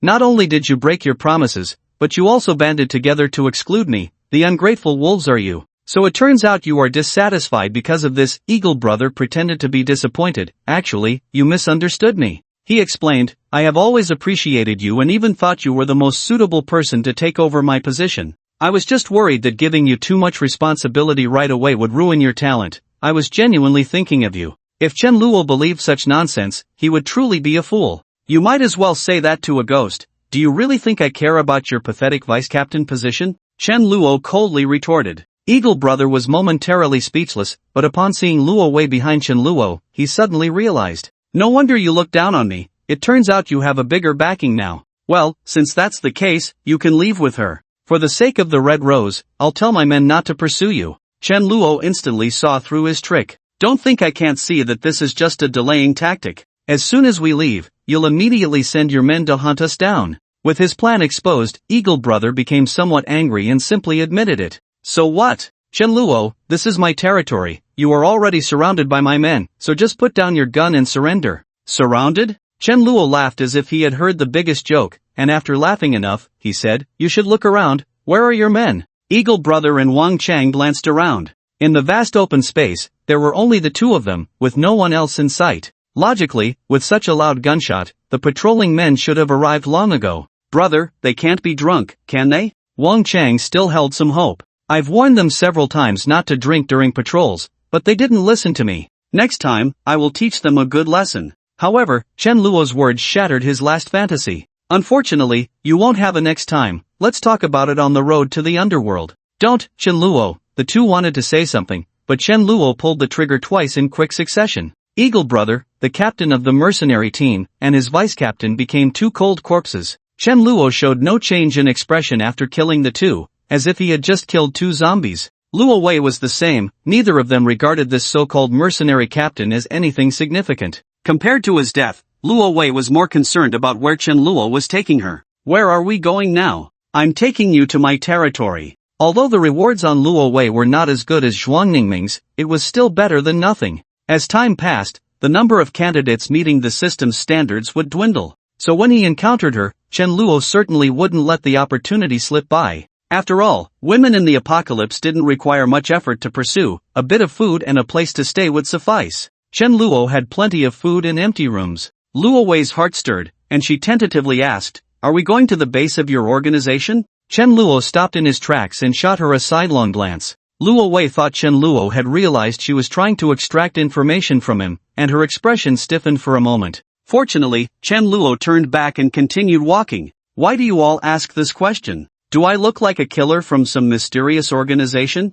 Luo Wei thought for a moment and nodded, yes. With the strength of Chen Luo's punch that could break through walls, and his ability to fire two shots with a Desert Eagle that had a significant recoil while still hitting the target accurately, he was even more professional than the female assassins her company had trained her to be since childhood. Who would believe he wasn't a killer or a spy? Chen Luo rolled his eyes and didn't respond. Instead, Luo Wei grew anxious. She had been trying to leave a signal for her team, but Chen Luo revealed nothing. As they were about to leave the camp, if she didn't leave some information, there would be no chance left. With such a large city as Binhai, where would her team go to find the signal she left? With no other choice, Luo Wei secretly left a signal on the wall indicating her kidnapping before leaving the camp. When they arrived at Binhai University, Luo Wei was somewhat surprised about why he brought her to the school. However, she soon displayed the same shocked expression as Zhuang Ningmeng. Especially upon seeing Zhuang Ningmeng come out of the laboratory, preparing to have a late-night snack to regain her strength, her shock reached its peak.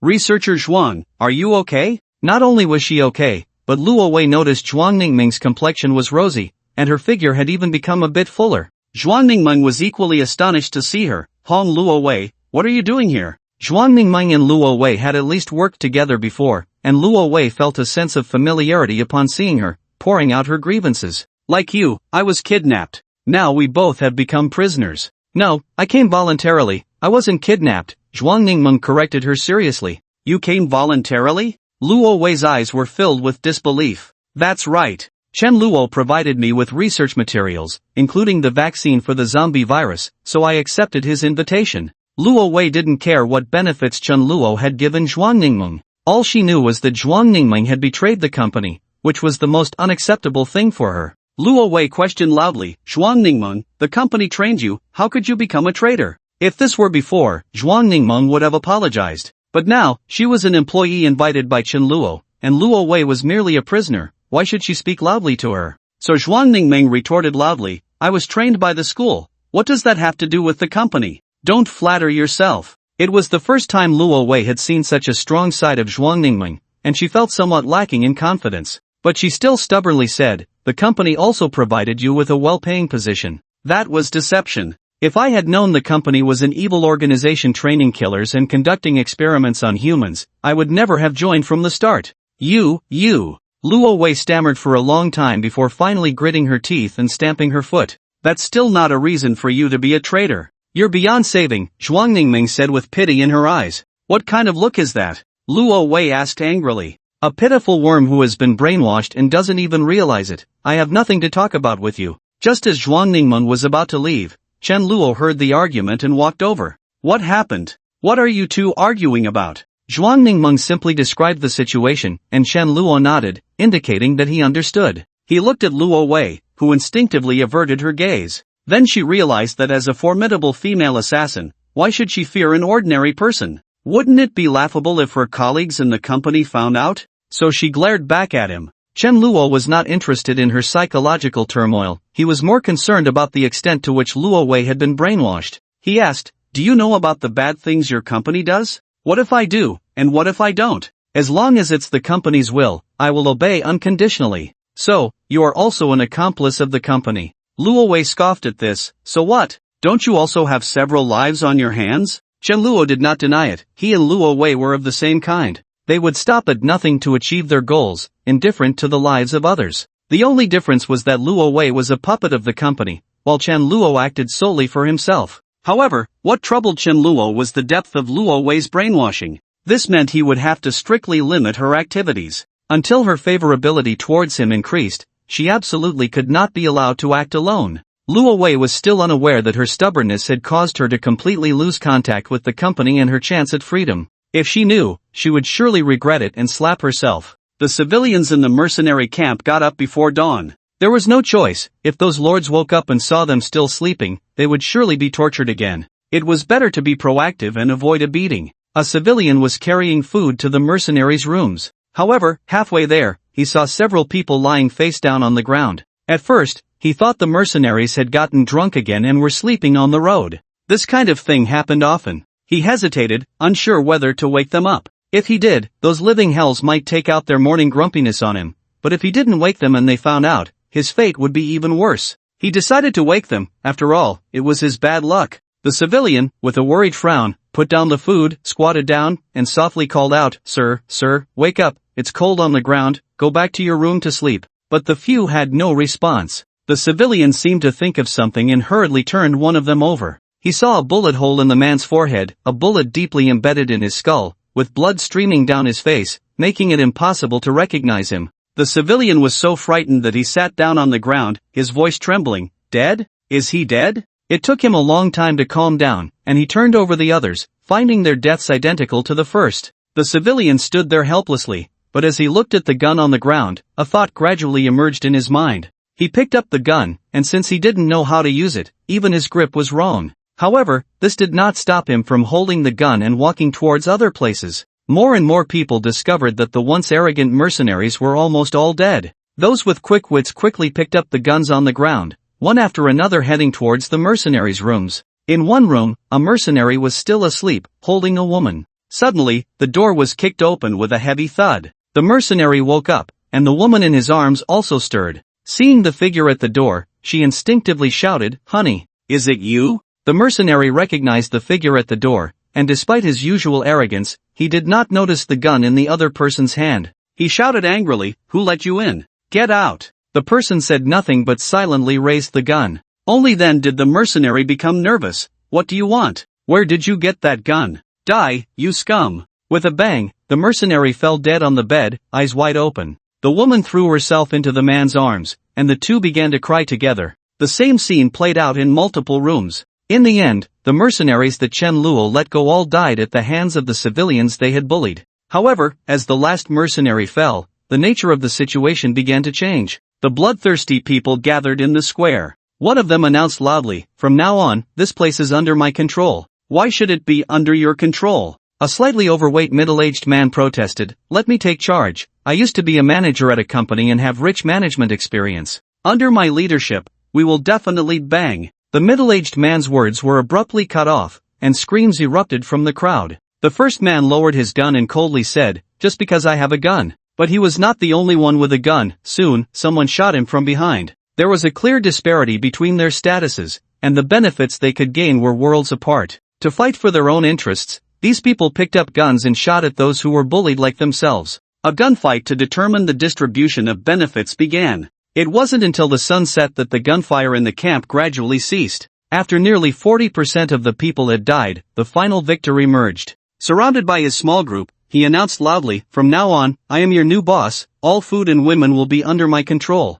Before the new boss could enjoy his moment for long, a rumbling sound of wheels approached from afar. An armored vehicle crashed through the iron gate and drove in. A convoy followed closely behind. A strong man with slicked back hair and sunglasses stepped down from the armored vehicle. He asked, "Who is in charge of this camp?" The crowd's gaze turned to the new boss. The new boss nervously swallowed. I am, who are you?" The man in sunglasses walked up to the new boss, towering over him by a head. Even with a gun in hand, the new boss felt no sense of security. Without wasting words, the man in sunglasses flipped his right hand, pulled out a dagger, and plunged it directly into the new boss's heart. "What are you doing?" The small group raised their guns in unison. However, dozens of armed men descended from the vehicle, and their aiming and stances were far more professional than theirs. Faced with so many guns, the small group instantly lost their courage, dropped their guns, and surrendered. The man in sunglasses lowered his gun and said, "Sorry, this is what our captain instructed. We have to give a greeting gift to your leader." He said sorry, but his tone held no remorse. He turned to the others and ordered, "Contact Captain Red Rose."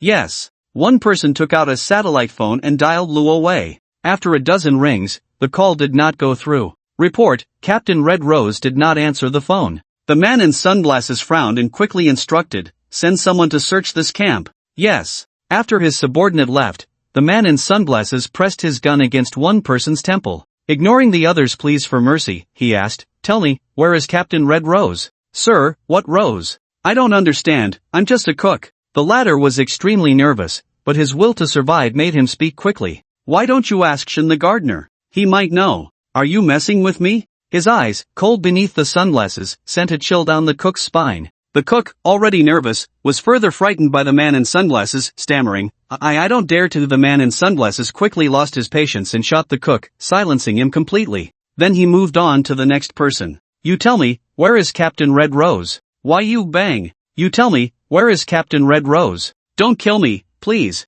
Bang." The man in sunglasses was like the Grim Reaper calling names. Those called were terrified, while those not called were drenched in sweat. Fortunately for them, when the sunglass-clad brute reached the fifth person, his subordinates returned. "Report, Captain. We have searched all the rooms, basements, and any possible hidden passages, but we haven't found Captain Red Rose." He added, "However, we found a signal left by Captain Red Rose on a wall." The sunglass-clad brute asked, "What did she say?" Captain Red Rose said she was kidnapped, and the one who took her is the same person who abducted the researchers. Upon hearing this, the brute's expression darkened. "What do we do next if we can't find Captain Red Rose?" After thinking for a long time, the brute finally made a decision. "Our main target is Subject Zero. We can't waste too much time in this city." He instructed, "Report Captain Red Rose's situation to headquarters, and we will continue to Manhwa City." "Yes, Captain." Just as his subordinate was about to leave, he paused and asked, "What about the people here?" "Just take them out," the brute said casually,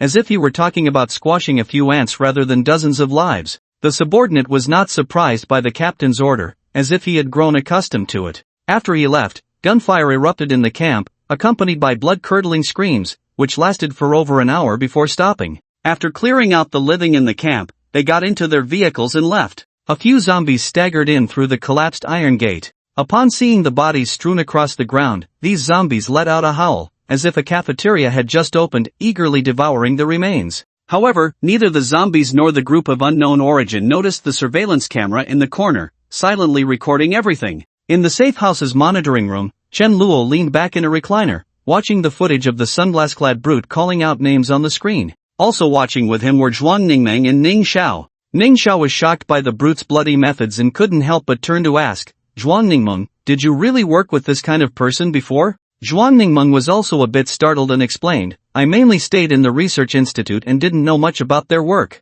At that moment, the door to the monitoring room was opened from the outside. Luo Wei walked in awkwardly, holding a fruit platter. "Eat some fruit." She tossed the platter onto the table and was about to leave. Ahem. Chen Luo coughed twice, causing Luo Wei to shudder and reluctantly turn around to bow. "Master, please eat some fruit." Chen Luo nodded in satisfaction. "Adjust your attitude. You are no longer a female assassin of a dark organization, you are just a maid now." Luo Wei felt a wave of humiliation, showing a mix of shame and anger, but she couldn't explode, she could only clench her fists tightly. Chen Luo continued, "Why aren't you wearing the maid outfit I sent you?" Upon hearing this, Luo Wei finally couldn't hold back and retorted, "That outfit is not meant for humans to wear." "Why not?" "The skirt is so short that if I move a little, my underwear shows. And it's so tight on top that I can hardly breathe. Who would wear such clothes? It's just bad taste." Chen Luo had given Luo Wei a carefully selected two-dimensional maid outfit, which was on the cooler side.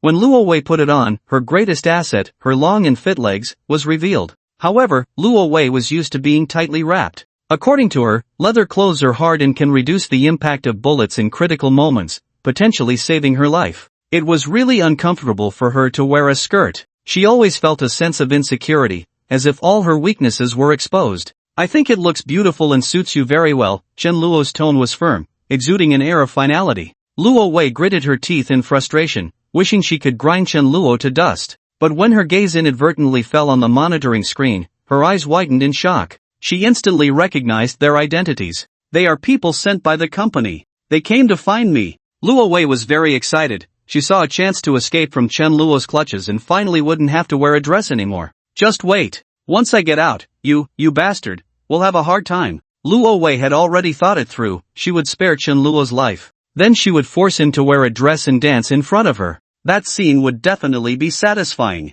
However, after that group finished killing, they got into their car and left. This made Luo Wei's heart sink again. No, the signal I left is still not precise enough. I need to find an opportunity to get out. While she was thinking, she heard Chen Luo say to Ning Xiao, I need to go out for a while. How long? About a few days. You're not going to cause trouble for them, are you? There are so many of them. No matter how strong you are, you can't possibly be their match. Just forget it. Ning Xiao was a bit worried. This group looked much more ruthless than mercenaries. She really couldn't rest easy about Chen Luo. Anyway, they don't know our location. We can just hide in the safe house. Why provoke them? Chen Luo reassured her, don't worry, I'll just observe their movements from a distance. I won't seek trouble. You promise? I promise. Only then did Ning Xiao agree. Seeing this, Luo Wei's mind sparked with an idea. Isn't this the opportunity she had been waiting for? She quickly said, I want to go too. What do you want to go for? Zhuang Ningmeng shot her a sideways glance. The two had been at odds since their last argument and were still in a cold war. Normally, Luo Wei would have retorted, but now her focus was entirely on getting Chen Luo to take her along. The master will be away for a few days. He will have to endure hardships. Take me with you. I can serve him. Seeing Luo Wei's little girl demeanor, Zhuang Ningmeng was taken aback. Luo Wei, you must have taken the wrong medicine. Go to hell. Luo Wei glared at her. This was already the limit of what she could do. Yet she still had to be mocked by Zhuang Ningmeng, which made Luo Wei a bit angry and embarrassed. Your change of attitude is too fast, isn't it? Or are you foreigners also shameless? Get lost, Luo Wei said in a dialect she didn't know where she learned it from. I'm talking to the master, stop bothering me. After saying that, she put on a big smile, picked up a piece of apple, and eagerly offered it to Chen Luo's mouth. Master, eat the apple, just agree to me. Chen Luo opened his mouth to eat while contemplating whether to take Luo Wei alone. He knew that her initiative must have some ulterior motive. However, leaving her in the safe house made him even more uneasy. Ning Xiao and Sheila hadn't undergone evolution and were no match for Luo Wei.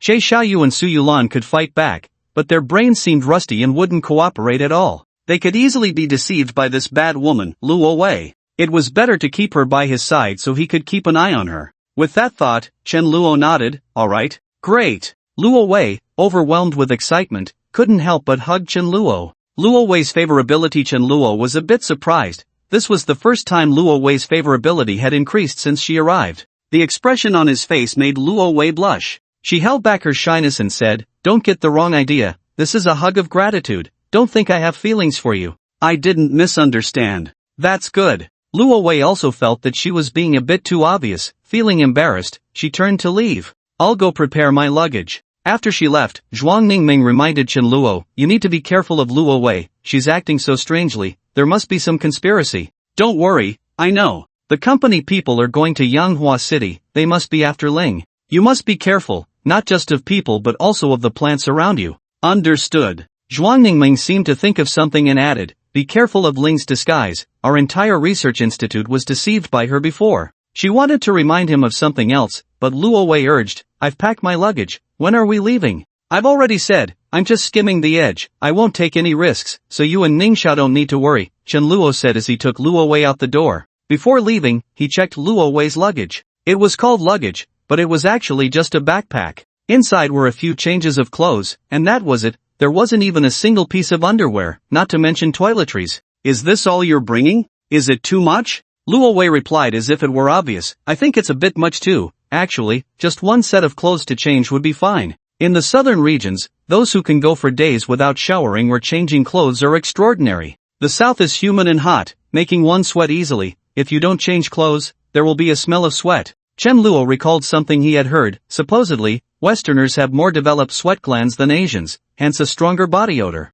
He wondered if that was true for Luo Wei. But if it were, and if Luo Wei really went days without changing clothes, he absolutely wouldn't let her in his car. After making a silent vow, Chen Luo got on a motorcycle and signaled for Luo Wei to get on the back. Luo Wei asked in surprise, "Are we taking this? It's convenient for dispersing the smell." "What? Ahem, I mean, riding this is less conspicuous and fast enough." "All right." Luo Wei lifted her long legs and straddled the bike. "Hold on tight." "No need," Luo Wei said confidently. "Are you sure?" Chen Luo didn't say much more, twisting the throttle and launching forward. At first, Luo Wei sat steadily, but as the road conditions became more complex, Chen Luo, relying on his enhanced reflexes, didn't slow down at all. Weaving between vehicles, even Luo Wei, a professionally trained agent, found it a bit unbearable. She had no choice but to wrap her arms around Chen Luo's waist. The motorcycle sped forward, and a day later, they left Binhai City and entered the suburbs of Manhwa City. Chen Luo immediately noticed that the plants here were exceptionally lush with weeds taller than a person.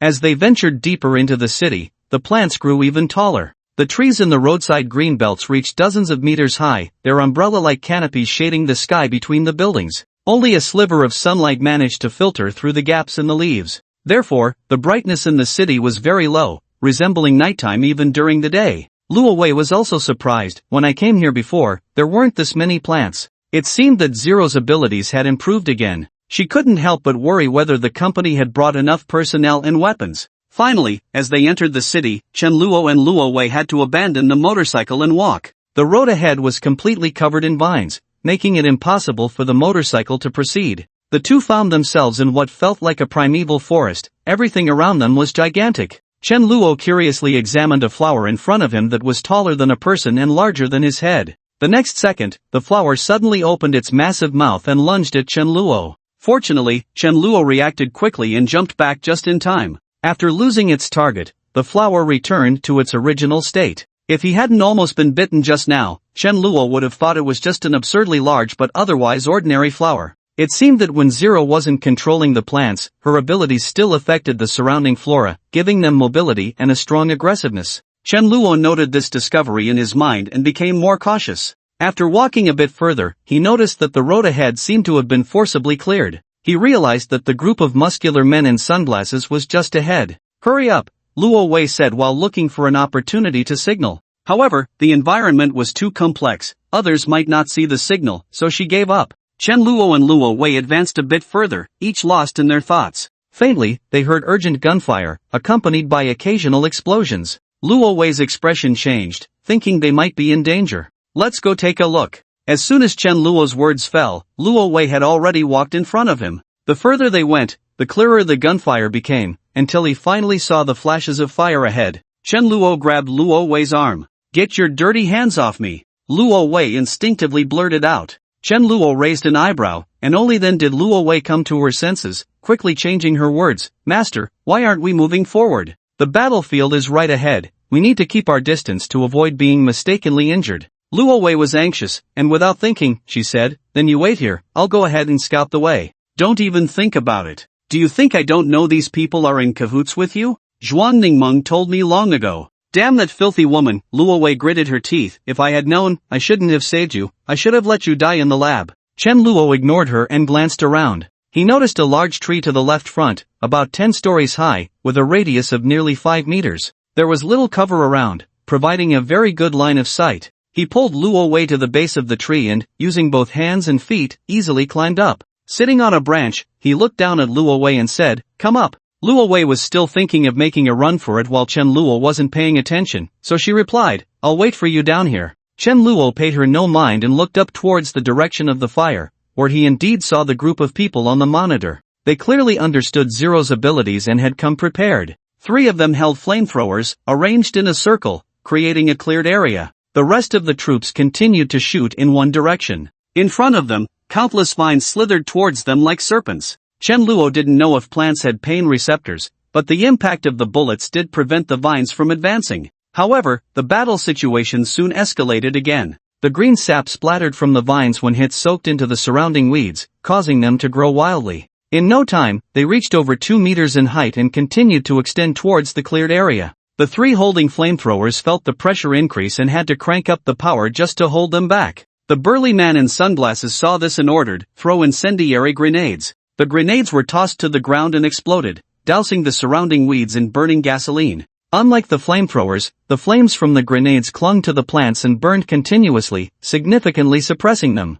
However, flames eventually extinguish. If they didn't capture Zero, the plants would keep growing. No matter how many incendiary grenades they had, it wouldn't be enough. Therefore, the burly man in sunglasses decided to end it quickly. With a command, the armored vehicle advanced, and the others followed behind it. The vines could not stop the steel-armored vehicle, which forcibly carved a path through them. The vines seemed to realize this and retaliated even more fiercely. The burly man in sunglasses, seeing this, was not anxious but rather pleased. "It seems our target, Zero, is right behind these vines. Accelerate." Yes. With the armored vehicle leading the way and heavy weapons providing fire support, they gradually penetrated deeper into the core area behind the vines. The controller behind the vines seemed to sense the danger. Just when Chen Luo thought Zero was at a loss, a towering tree rose from the ground in the distance. What the hell, a tree guardian? Chen Luo was dumbfounded. Luo Wei, seeing Chen Luo's expression, felt her curiosity piqued. She eagerly asked, "What did you see?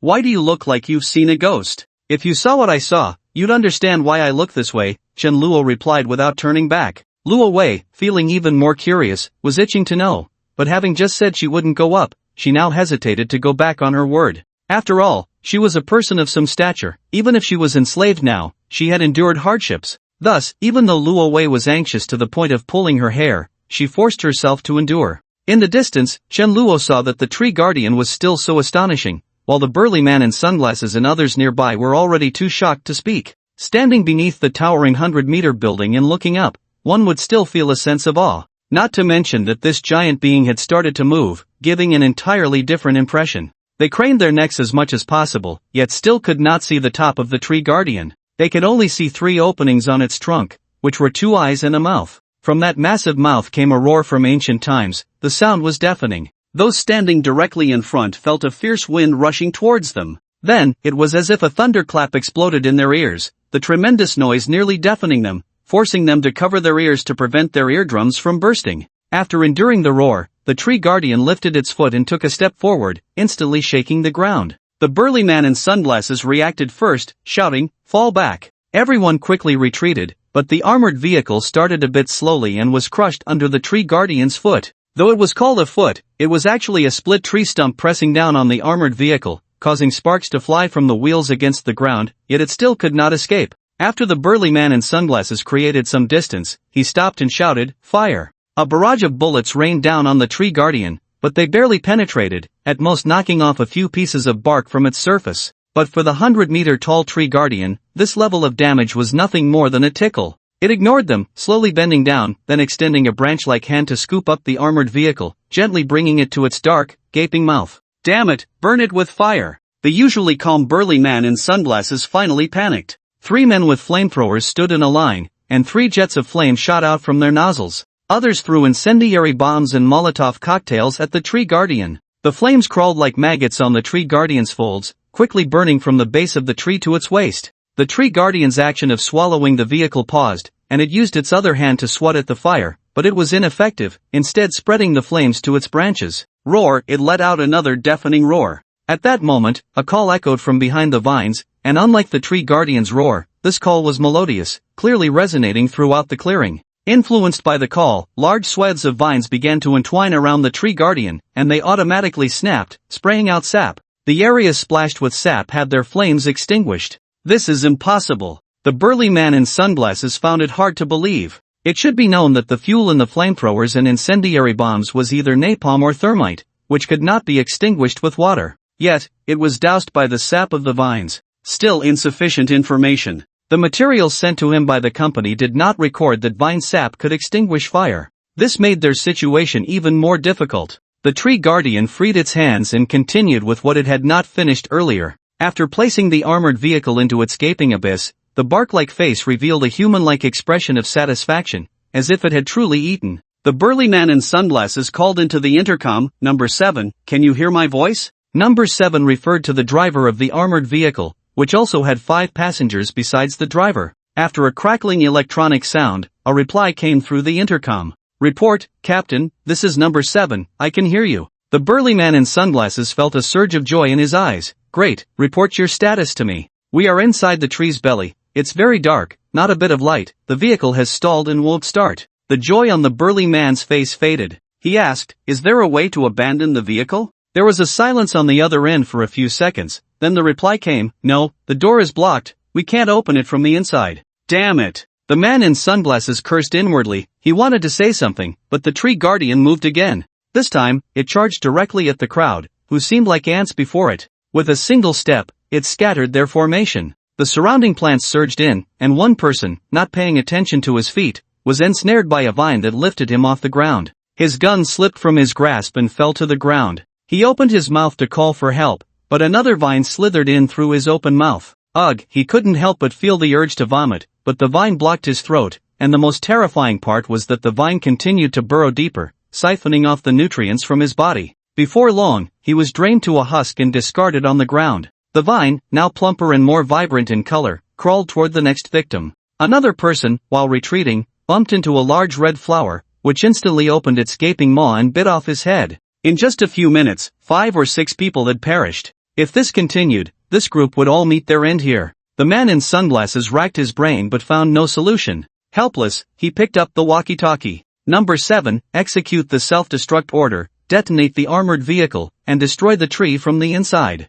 An ordinary armored vehicle could be modified to carry a large amount of explosives, achieving the effect of a self-destructing armored vehicle. This was not uncommon in military operations, typically used for suicide attack missions, detonated remotely by an operator from a safe position. However, the current situation was that the occupants could not leave the vehicle, so detonating the explosives would kill everyone inside. There was silence on the other end of the walkie-talkie, and in that time, another 10 people were either strangled or pierced through the chest by the plants. The man in sunglasses shouted desperately, "This is an order, you must execute it. For the company, you must sacrifice your lives." Finally, a response came from the walkie-talkie. Understood, for the company, the explosives have been ignited, and they will explode in 10 seconds. 19. Hurry, evacuate. They quickly retreated, but the tree guardian pursued them. However, it was too slow. Even with its long strides, it couldn't catch up, and the distance widened. When the 10-second countdown ended, the tree guardian's feet stopped mid-air. Its human face froze, then it looked up and opened its mouth, a flame shooting out, reaching dozens of meters away. After a few breaths, the patterns on its surface glowed red. The red light grew brighter until it finally exploded. With a loud bang, a large hole was blown in the tree guardian, and the force of the explosion made it sit down heavily. What was that noise? Did something explode? Luo Wei asked from beneath the tree. Why don't you come up and see for yourself? Chen Luo replied, unable to take his eyes off the spectacle. Luo Wei could no longer hold back and climbed up the tree. Once she reached the same height as Chen Luo, she focused her gaze, her pupils shaking. She saw a giant tree with a human face slumped on the ground, a large hole in its belly, through which she could see flames burning inside. Large patches of skin had been charred to blackened charcoal. The giant tree slowly toppled backward, letting out a wail like a dying patient. The scene was inexplicably desolate. Opposite the giant tree, Luo Wei saw the company's agents regrouping after suffering heavy casualties. At last, there was some good news. Luo Wei felt a bit more at ease. Chen Luo was watching when a leaf fell on his head. He picked it up and saw it rapidly withering. This abnormal phenomenon caught Chen Luo's attention, and he looked up to see large swaths of leaves falling, as if it were raining. Chen Luo understood what was happening, leaped, and landed steadily on the ground. Luo Wei, caught off guard, felt the branch beneath her suddenly snap, and she fell downward. She instinctively closed her eyes and screamed. If she fell from this height, her bottom would surely split in half. However, Chen Luo did not just watch her fall helplessly. Instead, he reached out his hands and caught her steadily. Luo Wei waited for a long time but did not feel any pain. She opened her single eye, her gaze somewhat dazed. The first thing that came into view was Chen Luo's annoying face. Luo Wei was momentarily lost in thought until Chen Luo urged, "Can you get down now? Or are you reluctant?" Luo Wei's face flushed, and she quickly got down from Chen Luo's arms. Who would be reluctant? Don't think that just because you saved me, you can take advantage of me. Chen Luo did not respond but looked at the big tree they had just sat under. The tree was visibly withering at a rapid pace, soon turning into a dead trunk. What's going on? Luo Wei asked. It seems the damage to that tree guardian affected Zero, causing her abilities to be unsustainable. Are you saying the Zero experiment is severely injured? Luo Wei was taken aback for a moment, then her expression turned to one of wild joy. It should be. On the other side, the sunglass-wearing muscular man noticed the withered and shriveled vines and weeds a few minutes after Chenluo. Zero has been severely injured. Quick! Take this opportunity to capture her. After the muscular man gave the order, the team members began to search through the vines. At first, they were a bit apprehensive, worried that the vines might suddenly come to life and attack them. However, as they ventured dozens of meters into the vines, that concern dissipated. These blood-sucking vines had now become limp and lacked any aggression, indicating that Zero was extremely weak. After going deeper for several more meters, they emerged from the thicket of vines. Looking at each other, every face was filled with confusion. They took out a dozen drones and sent them up into the air to capture aerial shots of the vine thicket, but still found nothing. The muscular man frowned, convinced that the Zero experiment had definitely been here, but the question was, how could she have disappeared? One of his subordinates noticed something unusual and shouted, "Captain, there's something here." Everyone gathered around to see a throne made of flowers and thorns deep within the vines, though it was in disarray. This further confirmed the muscular man's speculation. In front of the throne lay a patch of trampled weeds. The muscular man took off his sunglasses, crouched down, and observed closely. He noticed that all the weeds were bent in one direction, indicating that something had pressed down from above. He thought to himself, could it be that Zero sensed danger and ran away? The more he thought about it, the more plausible it seemed. He quickly stood up and ordered, "The target can't have gone far, spread out and search. We must find her." On the other side, Chenluo was preparing to leave the city with Luo Wei. However, Luo Wei was unwilling to leave just like that. She hadn't left behind any useful signals yet. She came up with various excuses to keep Chenluo. At this moment, she said, "Master, I see that it's getting late. Why don't we find a place to rest for the night before leaving? It's too dangerous to travel in the dark." Chenluo knew what she was up to, but her words were indeed reasonable. It was late at night, and the ground was covered with vines and leaves. Riding a motorcycle could easily lead to a fall if one wasn't careful. So, Chenluo nodded, "All right, we'll rest for the night and set off at dawn." After saying that, he led the way into a nearby building. Luo Wei lagged behind, a triumphant smile on her face. Unlike Binhai City, the zombies in Yinghua City had been drained by various plants, so as they walked through the narrow, dim corridor, Chenluo didn't have to worry about being ambushed by zombies. He casually found a room, pried open the door lock, and walked in. Before entering, Luo Wei threw something down at her feet and then stepped inside. Once inside, she saw Chenluo taking out pots and pans, preparing to cook. There was no gas in the room, so he casually broke off a branch that was reaching in through the window, snapped it into several pieces, and used it as fuel. Seeing this, Luo Wei's heart stirred. At this late hour, the firelight would be particularly conspicuous, making it the perfect signal for rescue. However, the fire was still a bit small, and Luo Wei worried it wouldn't carry far, so she proactively offered to help. "Master, I'll assist you." Saying this, she broke off several branches and stuffed them into the fire. Chenluo glanced at her sideways, and she responded with a sheepish smile. After smiling, Luo Wei regretted it. Why was she becoming less imposing in front of Chenluo? Was she actually more suited to being a maid than a female assassin? No, Luo Wei shook her head vigorously, shaking off the thought, "I am the cold-blooded killer known as the Bloody Red Rose, even my colleagues fear me. How could I possibly be a maid for someone else?" Just then, she heard Chenluo asking, "Do you want to eat?" Luo Wei firmly refused. "I never eat food given out of pity. I would rather starve to death outside than take a bite of your food." Chenluo had grown accustomed to Luo Wei's intermittent bouts of madness. Since she wouldn't eat, he began cooking for himself. After about 10 minutes, when he lifted the pot lid, a rich meaty aroma mixed with a strange fruity scent wafted out, instantly filling the entire room. Luo Wei's nose twitched involuntarily. "What is that smell? It's so fragrant?" She had never encountered such a scent before and couldn't help but ask. Chenluo was also a bit surprised. He had grown tired of simply stewing meat, so this time he had a sudden idea to add 3 exotic fruits, juiced and mixed in for flavor, not expecting such a significant enhancement to the aroma. Just the smell alone was enough to make one drool, and Chenluo was even more eager to taste it. He took a bowl for himself and poured a serving of hot soup, tilting his head back to take a big sip. The unimaginable deliciousness blossomed on his taste buds. "Ah!" Chenluo let out a satisfied sound. Putting down the bowl, Luo Wei's face appeared in front of him. Chenluo was startled and quickly leaned back. "Why are you so close?" Luo Wei stared intently at the soup in the bowl and asked, "How does it taste?" "Very delicious. Why? Do you want to try?" Luo Wei swallowed hard, the word "want" almost slipping out. But she still said, "I don't want to, I'm just curious." "It wouldn't smell good and taste bad, would it?"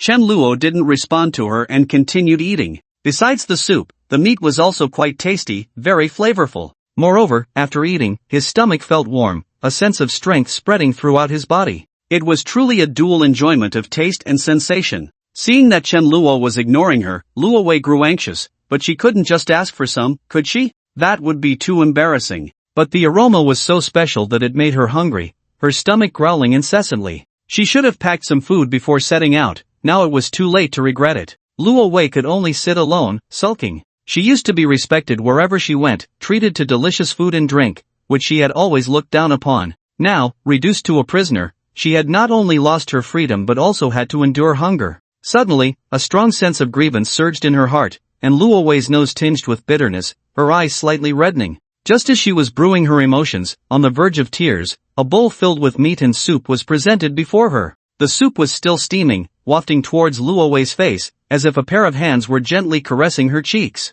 Luo Wei looked up in shock, hearing Chen Luo say, "This is your reward for working hard today, eat." Luo Wei was stunned, and Chen Luo added, "What, you don't want it? Then I'll take it back. I want it." Luo Wei quickly grabbed the bowl, fearing Chen Luo would really take it back. "This is what I earned by being a maid, why would I refuse?" Chen Luo didn't say much more and sat back down. Only then did Luo Wei focus her attention on the bowl in her hands. She took a sip first, then swallowed a piece of meat, her face beaming with a satisfied smile. She even thought to herself, actually, if I can eat such delicious food, being a maid isn't so bad. The two of them buried themselves in their meal, and it didn't take long for Luo Wei to finish her portion. Then, she looked longingly at the pot, she wasn't full yet. "Chen, cough, master," she said a bit shyly, "can I advance my pay for tomorrow?" Chen Luo glanced at Luo Wei, his eyes seemingly filled with amusement. Luo Wei felt her cheeks flush under his gaze, but fortunately, he didn't look for too long and generously filled her bowl again. This time, Luo Wei didn't rush to eat, instead, she took a deep sniff, savoring the enchanting aroma. Only then did she pick up the chopsticks, which she wasn't very skilled with, to grab some food. But at that moment, an unusual sound came from outside the window. Chen Luo and Luo Wei exchanged glances, immediately putting down their bowls and moving to the window one after the other. To their confusion, there was nothing outside except for a branch. "Strange," Luo Wei murmured, thinking it might be an agent. For some reason, her heart raced a little. It seemed she didn't want to be disturbed at that moment. Not seeing an agent, she sighed in relief. As she turned to go back to her meal, she saw a shadow squatting in her spot, holding her bowl and seemingly eating. "Don't move, put that down." Luo Wei panicked, that was her pay. However, the figure, upon being called out, ate even faster. By the time Luo Wei snatched the bowl back, it was already empty, not a drop left. Luo Wei was furious. "Spit it out." She lunged at the figure but was held back by Chen Luo. "Don't stop me, I want to fight her." Chen Luo quickly reassured her, "Don't be angry, I'll fill you another bowl." Only then did Luo Wei regain some composure. Seeing that she was still angry but at least not shouting about killing someone, Chen Luo finally let her go. He approached the table, the firelight from the burning branch casting a red glow on the figure's face. A stunningly beautiful face appeared before Chen Luo. Judging solely by this face, she was the most beautiful woman Chen Luo had ever seen. Not even the stars from before the apocalypse could compare to her. With an ethereal aura, she resembled a fairy from the heavens, or a spirit among flowers. She seemed startled by Luo Wei, her shoulders trembling slightly, her eyes wide with a deer-in-headlights look. In stark contrast to her perfect face, her clothes were tattered and worn. This only made one feel a surge of compassion, wanting to protect this girl. "Who are you?" Chen Luo's voice unconsciously softened. The girl blinked her large eyes, filled with confusion. She shook her head. "Amnesia?" Luo Wei couldn't stand it any longer and said, "Master, don't believe her, she's definitely pretending." Luo Wei's angry expression made the girl tremble, and she fell into Chen Luo's embrace, seemingly seeking protection. Any man with a heart of stone would feel a protective instinct in such a situation. However, Luo Wei was not a man, she was a woman in a fit of anger. "Green tea," Luo Wei rolled her eyes, "who are you trying to fool?" Chen Luo didn't respond, his thoughts were consumed by the system. He was so shocked by the system's prompt that he couldn't speak. Skin contact with 0, currently acquiring the other party's favorability panel, 0? Could it be the 0 I know? Chen Luo suddenly felt the soft body in his arms was so dangerous. Who is 0? An extremely dangerous experimental subject. A vegetative being born from a cocoon. A creature capable of controlling plants, easily draining people dry, and commanding towering trees as guardians. And now, she was in his arms? Chen Luo didn't know how to position his hands, unsure whether to push her away or hold her tighter. Luo Wei had no idea about the true identity of this girl. Still questioning sternly, "Speak. Where did you come in from?" Chen Luo signaled with his eyes, hoping she wouldn't say more. If she angered Zero, in this city full of plants, it wouldn't be easy for the two of them to escape. However, Luo Wei misunderstood Chen Luo's gaze, thinking he was protecting the girl. This only fueled her anger further. She directly reached out to push Zero, but couldn't budge her. "Heh, quite strong, huh?" As the two struggled, Chen Luo's mind finally displayed Zero's panel. Name, Zero, extremely weak, identity, experiment subject, mutant, favorability, 0, initial encounter reward, fully automated farm, first kiss reward, 100 liters of mutant spring, complete strategy reward, 1 ton of mutant spring. It really was that Zero. But the status bars, extremely weak, caught Chen Luo's attention. It seemed she had indeed been severely injured in the conflict with the sunglass-wearing muscular men, and he had no idea how much of her ability remained. However, Chen Luo could be certain that Zero was currently very fragile, even her recovery ability was nearly depleted. This meant that as long as Chen Luo wanted, he could easily snap Zero's neck. This would not only eliminate a major disaster but also thwart the plans of Luo Wei's company. It could be said to be killing two birds with one stone. But Chen Luo was a very greedy person. He wanted more. For instance, a Zero in her prime, one who would only follow his commands. A Zero was equivalent to countless plant soldiers and a giant tree guardian.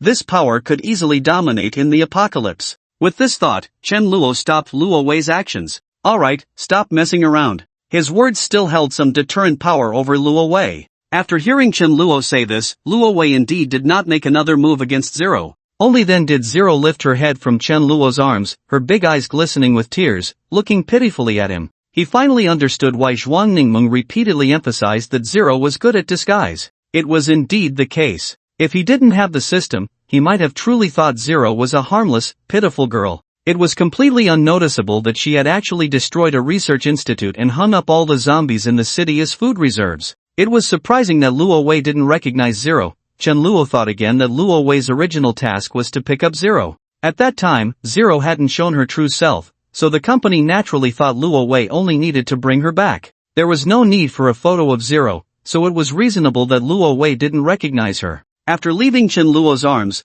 Zero looked longingly at the remaining food in the pot. Chen Luo first served a bowl to Luo Wei, then filled another bowl with what was left in the pot and handed it to Zero. "Thank you." Zero surprisingly said a thank you. Her voice was quite pleasant, but it was this voice that made a 100-meter-tall tree rise from the ground. After the two women finished eating, Chen Luo's mind rang with two notification sounds. Luo Wei favorability, 0 favorability. After finishing the food, Zero licked her lips, still somewhat unsatisfied. What was clearly a normal action appeared particularly awkward against her flawless face. Moreover, Chen Luo always felt that she was somehow enticing him. She seemed to possess a strange allure that could draw out the darkness and desires within people. Chen Luo considered himself to have strong self-control, yet he couldn't help but want to possess Zero. Taking a deep breath to calm himself, the allure emanating from Zero finally faded. Chen Luo looked deeply at Zero, gaining a new understanding of her abilities. Zero was also watching Chen Luo. Upon seeing him return to normal, a flash of surprise crossed her eyes before she lowered her head.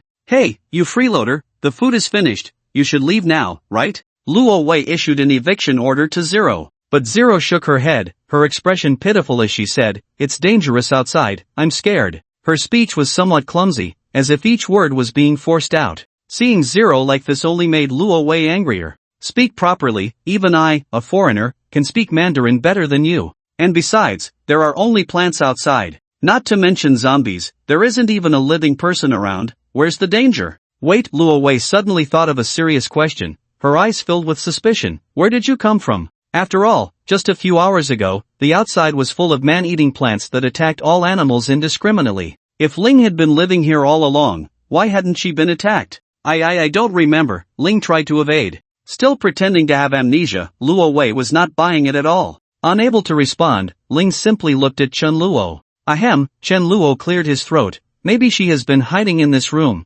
which is why the plants didn't attack her. But she can't just stay indoors forever. Where does she get her food? Well, maybe she stocked up on a lot of food before the apocalypse. Where is it? Probably just ran out. Maybe, perhaps, probably, just right. This is completely irresponsible speculation, and Luo Wei looked at Chen Luo with suspicion. Why are you always defending her? You wouldn't be interested in her, would you? No, Chen Luo denied. Don't you think it's sad for a little girl to be all alone and have amnesia? Don't be fooled by her like that. Luo Wei couldn't stand men who wanted to take advantage of her, nor could she tolerate green tea bitches. Naturally, Chen Luo wouldn't tell Luo Wei about Ling's true identity. After all, her current favorability wasn't enough for her to betray the company. He wanted to make a fortune quietly. They argued until late at night, and Luo Wei was tired, closing her eyes and falling asleep. Ling also fell asleep shortly after she closed her eyes. Only Chen Luo had to keep watch, so he sat by the window, looking outside. With his stamina, even a few nights without sleep wouldn't affect him. After an unknown amount of time, Chen Luo suddenly heard a faint sound. He looked inside the room and found the noise was coming from Ling's side. Chen Luo walked over and saw Ling curled up on the sofa, her body a small ball. She seemed to be having a nightmare, her shoulders trembling from time to time. It seemed the battle during the day had indeed left her with a significant psychological shadow. After all, despite Ling having the body of an 18-year-old, she had only been out of her cocoon for less than a month. Perhaps only at this moment would she show such a vulnerable side. Once her injuries healed, she would revert to being that queen who viewed human life as insignificant. Chen Luo sighed, took off his coat, and draped it over her. Then he returned to the windowsill, listening to the rustling of leaves in the wind outside. Early the next morning, Chen Luo prepared to wake up Luo Wei and Ling. He first approached Luo Wei and called her awake. Luo Wei was still a bit dazed when she woke up, but quickly got up and assumed a fighting stance. She looked at Chen Luo, then at herself, puzzled. How could I have fallen asleep without any guard?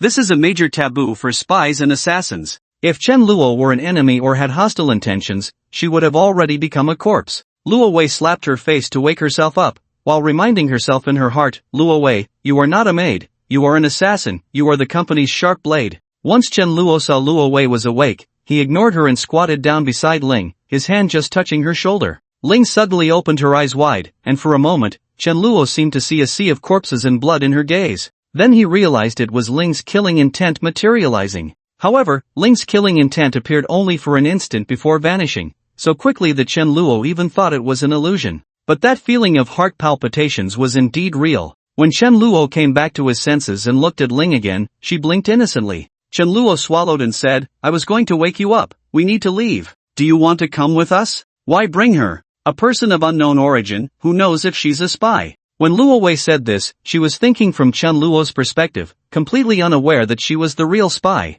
Chen Luo and Ling ignored her, and Ling hesitated for a long time. Her current abilities were down to just 10%, and if that group found her, she wouldn't be able to resist at all. If she fell into their hands, she would lose her freedom forever. Thinking of this, Ling lowered her head to glance at the coat she was wearing. Ling's favorability, Chen Luo gave her a somewhat acceptable feeling, so she might as well use him as a cover to get away from here. Once she recovered, she would find that group to settle the score. Moreover, Chen Luo had something on him that could heal her. After some contemplation, Ling nodded. Luo Wei stomped her foot in anger and, without waiting for Chen Luo, pushed the door open and walked out. When Chen Luo brought Ling out, she was standing outside the building, not attempting to escape. First, she knew that with Chen Luo's abilities, she wouldn't be able to run far. Second, she felt a bit reluctant to leave, and as for the reason, even she didn't understand it. Chen Luo found the motorcycle they had arrived on and was about to ride it when Luo Wei stopped him. I'll drive, you sit behind.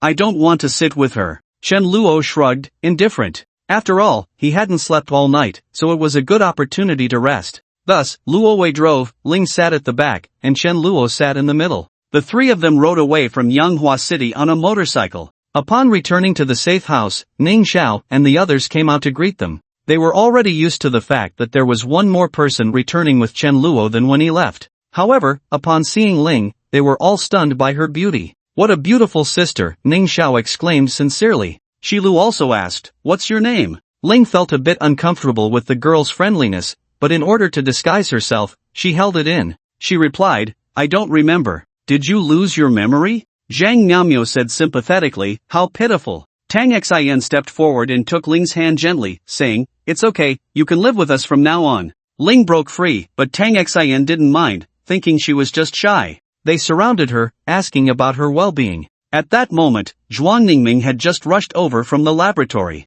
As she walked, she said, Chen Luo, you're finally back. You have no idea how worried I was about you, afraid you might die out there. Hearing her auspicious words, Chen Luo tugged at the corner of his mouth. You really know how to talk. Do you think so? My former colleagues said the same thing. They even said I. Zhuang Ningming's voice suddenly stopped, because she had unexpectedly seen Ling among the crowd. Ling also recognized Zhuang Ningming. She was one of the people she had observed through the glass window back then. Ling's first reaction was that she had been tricked. Chen Luo and that group were in cahoots. She had just escaped from the wolf's den and had fallen into the tiger's mouth. She had actually been played by a human? A strong wave of anger made Ling clench her fists, and she summoned her remaining power to fight back. Even if she died, she didn't want to be locked up as a test subject again. At a critical moment, Chen Luo grabbed her hand. After a brief moment of shock, Ling felt intense humiliation. She was the proud queen of vines, and a despicable human dared to touch her noble body. Truly seeking death. Let go. Ling tore off her disguise, coldly shaking off Chen Luo's hand with force. Calm down, let me explain. What else do you want to argue about? You're in cahoots with them. Believe me, I'm really not with them. In fact, I have a grudge against them. What are they talking about? Zhang Miaomiao asked curiously. I don't know. Could it be that the boss tricked the little girl? Shi Lu whispered. That's really not nice. She's already pitiful enough, and the big shot is bullying her. Du Jiejie shook her head. It seemed that Ling's charm worked not only on men but also on women. Only Luo Wei, the ironclad straight woman, remained unaffected. Ling calmed down a bit, preparing to listen to Chen Luo's explanation. Alright, this prince will give you this opportunity, so defend yourself. Her words sounded as if giving Chen Luo a chance to explain was a great favor. However, coming from her face, it lacked any imposing presence. Chen Luo said, First, think about it, you found me, not the other way around. If I were with them, I could have handed you directly over to them. Why would I need to bring you back? Zero thought about it and realized it was indeed the case. She said, In that case, I want to leave here. Chen Luo reached out to stop her. What do you mean? Chen Luo leaned closer to her ear, and Zero was about to angrily retort when she heard Chen Luo say, You're feeling very weak right now, aren't you? Zero's eyes widened, and she blurted out, How do you know? As soon as the words left her mouth, she realized she had let slip her current state of being strong on the outside but weak on the inside. Since that was the case, she simply decided to go all out and said, So what? Even if I'm weak, killing you is still a piece of cake. I know you have that ability. You were quite impressive in Manhwa City, but let me see it for myself. Poof. Zero found Chen Luo's words quite flattering and proudly hummed twice. Seeing that she was falling for it, Chen Luo's eyes twinkled as he said, But if others find out about your current state, many people will definitely come to trouble you. Zero's expression changed, and she was about to say something. Chen Luo continued, Of course, I know the powerful queen is definitely not afraid of trouble, but too many flies can be annoying. He flattered Zero as if coaxing a child, making her satisfied enough to squint her eyes and nod, That's right, it is. In that case, why don't we cooperate? I'll provide you with shelter, and you can work for me. Work for you? Zero's eyes widened suddenly. Slip of the tongue, slip of the tongue. It's the queen's repayment to me, so using a bit of my insignificant ability as a reward. If you had said that earlier, I would have understood. Zero's original plan was to recover her strength here before leaving. Chen Luo's request for cooperation happened to align with her intentions. Thus, Zero wavered. Seeing this, Chen Luo added fuel to the fire and took out a strange fruit. Of course, to thank the queen for her grace, I will regularly present you with a strange fruit. A glint of excitement flashed in Zero's eyes. If she had the strange fruit, her ability recovery speed would greatly increase. She was tempted, but still tried to appear reluctant. Fine, I agree to cooperate with you. Chen Luo smiled with satisfaction. This was just like a company providing dormitories for employees, and the employees working for the company in return. With a change of wording, Zero agreed, proving to be quite easy to deceive. Speaking of which, why did Zero feel like a little demoness? Always looking down on everyone, happy with others' compliments, yet the reality was that she was incredibly weak. Luo Wei had been in a fog since earlier, and only now was she beginning to understand. She said in disbelief, She is Zero? That's right, replied Zhuang Ningmeng, affirmatively stating, I will never forget her appearance. Since Zero was here, didn't that mean the company's agents had worked hard all day only to be intercepted by Chen Luo? It was even possible that they were still foolishly searching, completely unaware that Zero had already left Yanghua City. Wouldn't the company be anxious? Luo Wei secretly rejoiced that she had left a signal. Even if they couldn't find Zero, they could discover the signal. When the time came, if they came looking, Zero would still be unable to escape. By the way, Tang Xin, take this bag and burn it for firewood. Chen Luo casually handed Tang Xin a backpack. What is this? Open it and see.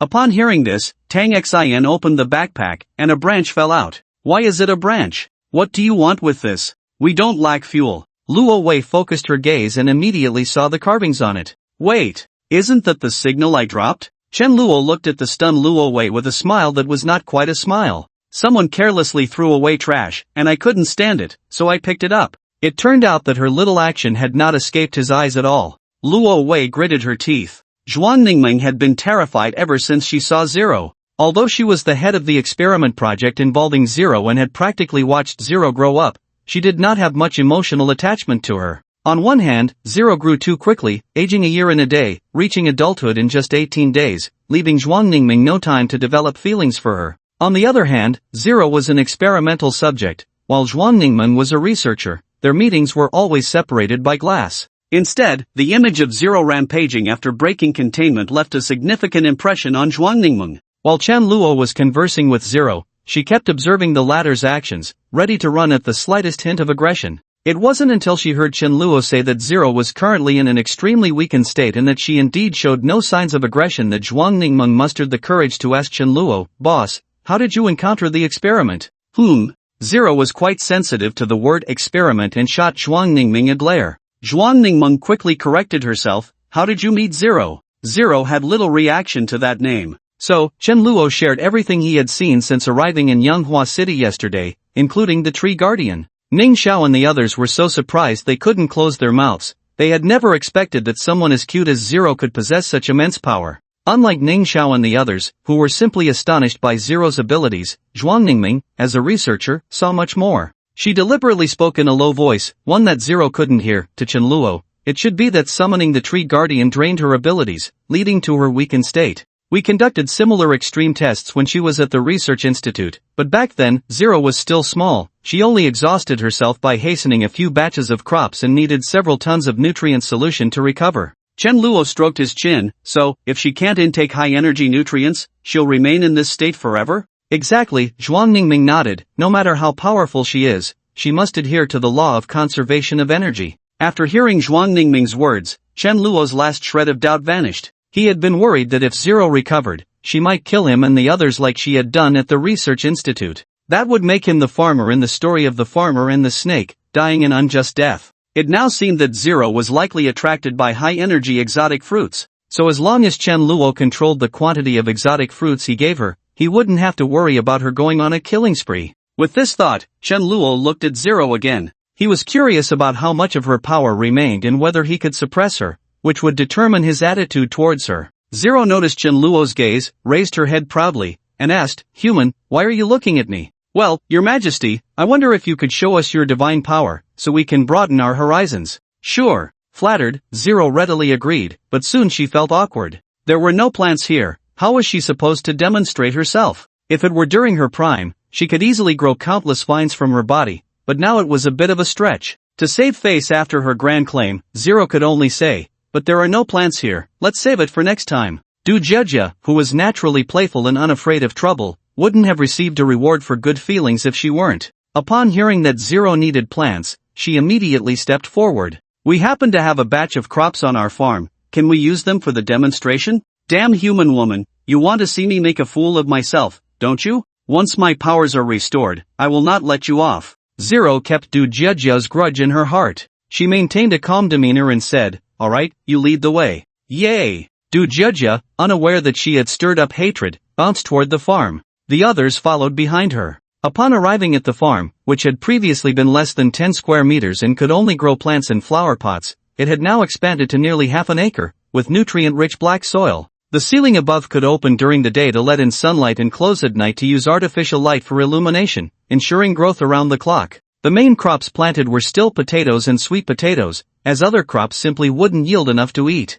At this moment, the second batch of crops was being grown, and they were still in the budding stage, with tender shoots just breaking through the soil. "This is it, are these okay?" Zero scrutinized for a long time before nodding. Under everyone's gaze, she slowly walked to the front of the field, her small face serious. Then she extended her hands forward, her dark green hair moving as if in a breeze. Gradually, a small ball of green light began to form in her palms, growing larger over time. When it reached the size of a basketball, Zero stood on her toes and threw the glowing ball into the air. The ball exploded midair, showering countless specks of green light onto the potato sprouts and sweet potato seedlings. The crops grew at a visible speed, developing roots, stems, and leaves. In just a few seconds, they skipped a month of growth. This speed left Chen Luo and the others in awe. However, the growth only lasted a few seconds before stopping. Zero quickly wiped the sweat from her forehead and pretended to be relaxed. Alright, let's stop here. It's not that I don't want to continue, but I'm afraid of scaring you. So this is all you can do? Chen Luo muttered to himself. His voice was not intentionally lowered, so Zero heard him. She immediately questioned loudly, "Human, what do you mean by that?" "Nothing. I don't believe you. You're clearly looking down on this queen. You despicable human, I will whip your butt with vines. In your current state, you probably can't do that, can you? How do you know?" Zero felt a pang of guilt. Chen Luo pointed at the crops, and the meaning was clear. He knew Zero was bluffing, but he didn't expect her to be so weak. Someone who could turn a city into a tropical forest couldn't even hasten the growth of half an acre of crops. The gap was simply too large. Chen Luo wasn't a fool, how could he not see through it? "You tricked me?" Zero was still quite clever, otherwise, she wouldn't have been able to deceive an entire research institute's staff. However, she was easily swayed and forgot her own limitations when praised. Realizing that Chen Luo was testing her abilities by tricking her into using her powers, Zero felt a strong humiliation from being deceived by a human. Driven by her emotions, her gaze turned cold. She stomped her right foot and walked away. Du Jia called from behind, "Hey, sister, wait. Your Majesty, where are you going?" "Anywhere is fine, I just want to leave here," Zero said without looking back. Chen Luo had humiliated her, and there was no way for her and Chen Luo to coexist anymore. One of them had to leave. However, Zero knew that in her current state, she couldn't possibly be Chen Luo's opponent, so she could only choose to turn and leave, preserving the last bit of her dignity. But when she reached the door, Zero faced another dilemma. The large door blocked her path. She tried to push it, but it didn't budge. Strange, wasn't this door supposed to open automatically just now? Zero didn't understand technology and didn't know about automatic doors. She only knew that when Du Jia led the way, the door would open automatically, but now it was tightly closed. Damn it, even the door is bullying me. Zero was anxiously pounding with her fists and kicking with her feet, but it was all in vain. With no other option, she turned to Du Jia and said, "You, come here." "Me?" Du Jia pointed at herself in confusion. "That's right, you, come here and open the door for this queen." It was unclear who couldn't hold back first, but a snicker escaped, followed by a burst of laughter from everyone. The main reason was that Zero was just too adorable. Someone who constantly referred to herself as a queen was now struggling with a door, unable to do anything about it and having to call for help. It was simply too cute in its contrast. "Don't laugh." Zero saw everyone laughing and thought they were mocking her, her little face turning bright red with anger, which only made her more endearing. There's a saying that when you're small and weak, even your anger becomes cute. That was exactly Zero's situation now. "It's just a broken door, do you really think I can't handle it?" Just as Zero was gathering her strength for a showdown with the door, Chen Luo's voice came from behind. "I was actually impressed with your work and was going to reward you, but if you're leaving, then forget it, I can save that for feeding the cat." Zero scoffed. What kind of reward could a human offer? As the proud vine queen, she looked down on it. But soon she realized something and turned around sharply. Sure enough, Chen Luo was holding a strange fruit, exuding an enticing aroma. Zero's eyes immediately lit up. She dashed over to Chen Luo, and being shorter, she had to tiptoe to reach the fruit in his hand. While reaching for it, she said, "Give it to me, give it to me." Chen Luo deliberately teased her, raising his hand higher so she couldn't reach it. Watching her bounce in front of him, her eyes filled with desire for the fruit, Chen Luo felt a sense of mischief. He grinned and asked, "Are you still leaving?" Not leaving, Zero replied, her eyes only on the fruit, agreeing to whatever Chen Luo said. After teasing her for a while, Chen Luo finally tossed the fruit to her. Zero caught it and immediately ate it. Feeling the power returning within her, her eyes brightened as she looked at Chen Luo and asked, "Is there more?" "There is, but you have to work for it," he replied. Initially, it was about cooperation, but now it had turned into work. Yet Zero couldn't refuse, the temptation of regaining her abilities was too great. Previously, to gain her freedom, she had obediently cooperated with the researchers conducting various experiments on her, enduring for nearly a month. Now, to regain her powers through working for humans, what was that? In this regard, she and Luo Wei shared a common topic. Both were enduring and bearing burdens under Chen Luo's command, having to tolerate his exploitation. "What do you need me to do?" Zero asked. "From now on, this farm will be under your responsibility. You need to ripen them every 10 days. Can you do that?" Zero thought for a moment. It wasn't difficult, so she nodded. Very good, Chen Luo said with satisfaction. As a reward, I can give you 10 of these fruits every month. No way, that's too long, Zero objected. How about this, 1 every 3 days, how does that sound? 1 every 3 days was acceptable. Okay, she agreed this time. Although the quantity hadn't changed, receiving a payment every 3 days was much easier to accept than once a month. If Zero had known that Chen Luo had been feeding the cat 1 fruit every day, she might have felt her worth was too low. Was she really worth less than a pet? However, Chen Luo was also planning to reduce the frequency of feeding Chu Yao. Mainly because Chu Yao's favorability had already reached 45, continuing to feed her strange fruits would be less efficient for increasing favorability. They needed to build a relationship instead. Of course, another reason was that Chen Luo currently didn't have a stable source of strange fruits. Now with Zero added to the mix, he had to control the supply. After discussing the work content and rewards with Zero, both parties were quite satisfied. Chen Luo also received a system notification about Zero's favorability increase. As of now, Zero's favorability has reached 20, upgrading from unfamiliar to familiar. If it increases by another 20 points, it will upgrade to friendly, and then there will be no need to worry about Zero attacking him. This cooperation seems to benefit Chen Luo more. With Zero's abilities, the growth cycle of their farm's crops will be greatly shortened.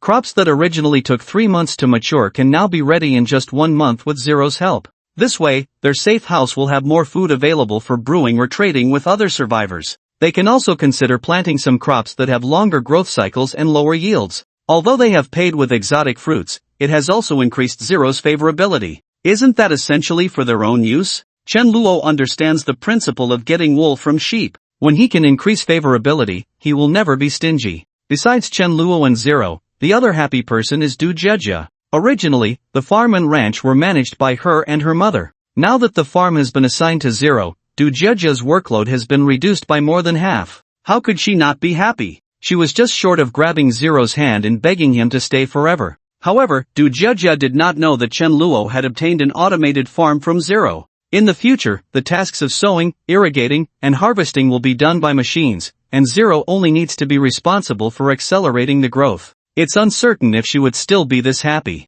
In any case, everyone was very satisfied with Zero's addition except for Luo Wei. She stood aside, looking very displeased. Luo Wei, go prepare some food, I want to celebrate properly. When Chen Luo's gaze turned to her, she instantly changed her expression and respectfully said, yes, my master. A month had passed since returning from Yanghua City, and Su Ruwei arrived at Binhai University. As soon as she entered the school gate, she had a faint feeling of being watched. She knew it was the cameras Chen Luo had set up in various hidden corners of the school. Sure enough, when Su Ruwei reached the door of the safe house, the electronic device on the door emitted a sound. State your purpose. Su Ruwei recognized the voice of the mayor's daughter, Du Jejia. Remembering the mayor, Su Ruwei's expression became somewhat complicated. If he hadn't provoked Chen Luo, he wouldn't have been killed by him, ending up with a broken family and a ruined life. Of course, Su Ruwei wouldn't have become the leader of the survivor camp in Binhai City. Su Ruwei did not sympathize with Du Conning, she was merely lamenting the drama of life. Recalling her thoughts, Su Ruwei replied to the electronic device, I am here for a routine report to Chen Luo. A few seconds later, the electronic device said, come in, and the titanium alloy door opened automatically. In the monitoring room, besides Du Jejia, Shilu was also present. They were of similar ages and naturally became good friends who could talk about anything. Seeing the tall and spirited Su Ruwei walk into the safe house on the screen, Shili's eyes twinkled, and she came up with a teasing reason for Du Jejia. She deliberately asked, Jejia, how is your relationship with the boss progressing? Sure enough, Du Jejia frowned and said, don't mention it, I can only occasionally play first base. Ah? Sheila showed an exaggerated expression of surprise, covering her mouth and saying, doesn't that mean you haven't made any progress at all this month? Sigh. Du Jejia sighed, it's still my mom watching too closely, not giving me a chance to be alone with the expert. I'll secretly tell you, I found out yesterday that Su Yulan was getting cozy with the boss. It probably won't be long before she becomes the boss's woman too. Du Jejia frowned, she came before me, so it's normal for her to be ahead of me. What about her? Who? Sheila pointed to the monitor screen. You mean the policewoman who just came in? Sheila nodded, haven't you noticed that her visits have been increasing in frequency lately? And she always stays in the conference room for over an hour each time. Are you saying she and the expert? Exactly, that's what I mean. Du Jejia felt a bit restless, as if there were needles under her, unable to sit still. Su Yulan was in front of her, which she could accept since she had arrived early. But if others came later and stood in front of her, she would find it hard to accept, especially since Su-Rue hadn't even joined the safe house and could only be considered an outsider. Sheila noticed the expression on Du Jeja's face and a triumphant smile appeared on her face. Don't think that just because she studied science, she was rigid. When it came to playing this game, she was no worse than Du Jeja. Sheila suppressed her laughter and said to Du Jeja, "How about we go take a look?" Du Jeja was tempted but still hesitated. Won't the experts be angry if we do this? Maybe they're discussing serious matters? Oh, come on, we'll just eavesdrop at the door. If it's serious, we won't disturb them and we'll sneak away quietly. Encouraged by Shilu, Du Jeja finally nodded in agreement. The two of them left the monitoring room and arrived at the meeting room where Chen Luo received visitors. They pressed their ears against the door but heard nothing. This won't do, the soundproofing in the meeting room is too good. Shilu, as the designer of the safe house, just realized this. Du Jeja was unwilling to give up. Her curiosity had already been piqued. If they stopped halfway, she wouldn't be able to eat. Unlike the automatic door at the entrance, the meeting room door was a sliding door. After Du Jeja pressed her fingerprint to open the door, she gently pushed it open a crack. This time, they clearly heard voices coming from inside. First was Chen Luo's serious inquiry. "How's the situation on your side?" Then came Su Rui's equally serious response. "It's okay, I've formed a team, all young and strong guys, and I've taught them martial arts from the police force.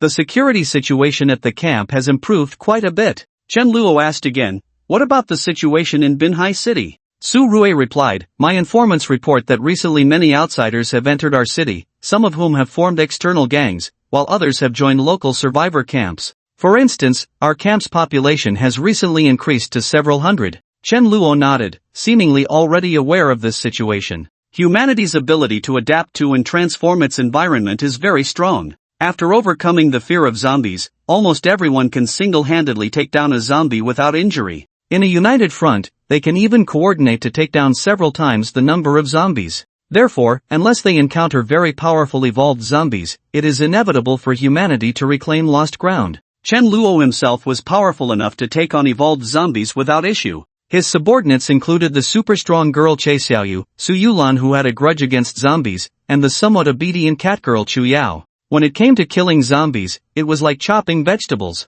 Su Rue was the head of the #1 survivor camp in Binhai City, with many subordinates, making it easy for her to clear out ordinary zombies. Thus, with the presence of these two, the progress of eliminating zombies in Binhai City was much faster than in other cities. People from nearby cities noticed the reduced number of zombies in Binhai City and naturally began to migrate there. Additionally, Chen Luo had recently discovered that the internet had been restored. Someone had set up a survivor forum online where those who survived shared intelligence and exchanged supplies. This had little impact on Chen Luo. In fact, the expansion of Su Rue's camp was beneficial to him. After all, to some extent, Su Rue was his vassal. "I understand everything now, if there's nothing else, you can go back." Upon hearing this, Du Jeja turned her head and looked at Shilu, who was also focused on eavesdropping, with confusion. "What they're discussing doesn't seem related to what you said? Don't rush, let's listen a bit more." Su Rue looked at the man in front of her, hesitating to speak. Chen Luo noticed she hadn't left and asked, "Is there anything else?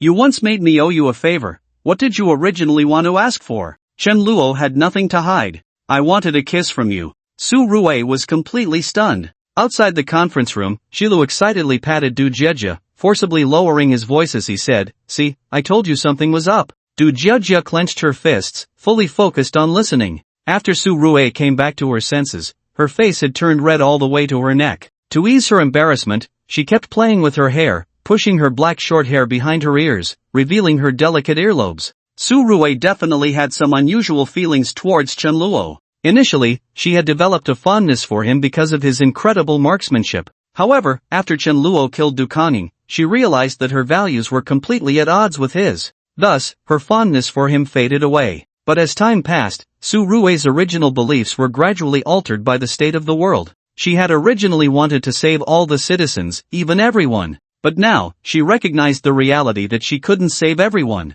Even the people in her camp were surviving on the food supported by Chen Luo. Although he had his own motives for saving people, the fact was that the Chen Luo she looked down upon had saved more people than she had. After re-evaluating herself, Su Rue found that her fondness for Chen Luo still existed. Especially after spending these days together, her feelings for him had only grown stronger. When she heard Chen Luo say that his original condition was to kiss her, her first reaction was not anger but shyness. Su Rui couldn't help but think that the camp had stabilized, and even if she stepped down now, nothing would happen. Then she could pursue her own happiness, right? With this thought, Su Rui gathered her courage and looked directly into Chen Luo's eyes. The last request doesn't count, you can propose a new one. I have nothing to propose, Chen Luo initially intended to say, but halfway through, he saw Su Rui's fiery gaze and the unmasked affection in her eyes. His heart stirred, and he changed his words. Then in that case, I'll stick to the original condition. Su Rui slowly said, okay, then I'll give it to you now. With that, she closed her eyes, tilting her head back in anticipation and nervousness. Chen Luo's lips felt a bit dry, and he instinctively licked them. Su Rui possessed a charm completely different from others. Her face exuded a heroic spirit, and with her beautiful short hair, she was an absolute stunner. Moreover, her previous profession was a police officer, and when she wore her uniform, her allure reached its peak. A beauty like her, eyes closed, asking for a kiss, surely no one would refuse. Chen Luo was no exception. He slowly placed his hands on Su Rui's shoulders, feeling her tremble slightly at the moment of contact, her whole body becoming incredibly stiff. Chen Luo gently whispered in her ear, don't be nervous, I'll teach you. His warm breath brushed against Su Rui's neck, instantly turning her skin pink. However, Chen Luo's words had an effect, and Su Rui's stiff shoulders relaxed. Chen Luo leaned down slowly, just as their lips were about to meet, when Du Jia outside could no longer hold back and burst in through the door. No kissing! Su Rui opened her eyes, her expression one of shock as she looked at Chen Luo and then at the door. Du Jia was caught under the gaze of two pairs of eyes, and the courage she had just mustered vanished in an instant. Hello you two. What are you doing here? Chen Luo frowned and asked, you weren't eavesdropping outside, were you? Du Jia laughed awkwardly a couple of times, how could I? I just happened to pass by. Then how did you know what I was about to do? For Chen Luo's question, Du Jia didn't know how to respond and could only change the subject. By the way, Sheila came with me. Du Jia turned around, but there was no sign of Shilu behind her. She didn't know when he had already ditched her and run away. Chen Luo looked at Du Jia with a blank expression. Where's Shilu? She was still here. Du Jia's voice grew lower. Chen Luo wasn't angry that Du Jia interrupted his good fortune. After all, such matters aren't urgent and require a natural progression. However, Du Jia needed to be taught a lesson for eavesdropping on him. Chen Luo said, as punishment for your eavesdropping, you will be responsible for cleaning duties this week, including the pool. No way, Du Jia wailed. This was a 1,000-square-meter building. Cleaning it alone would wear her out. Of course, you can also call Shilu, Chen Luo added. Du Jia's expression improved slightly, but she still left the conference room dejectedly. Chen Luo turned back to Su Rui, shall we continue? The ambiguous atmosphere between them was interrupted by Du Jia's intrusion, and Su Rui had lost the mood to continue, so she shook her head in refusal. Alright, then next time. After Su Rui took her leave from the safe house, Chen Luo sat in his chair and opened the Survivor Forum. The forum was mainly divided into two sections, information sharing and resource exchange. Chen Luo first looked at the resource exchange section, which was filled with various posts. Coordinates, Kushanchi, urgently need painkillers and anti-inflammatory drugs, I can exchange for gasoline. Coordinates, Huai City, is there a kind-hearted person who can help me with some food? My wife and child are starving, is there a big brother who can take me in? I am a female college student, requiring at least meat and vegetables for every meal, and fruit after meals. In return,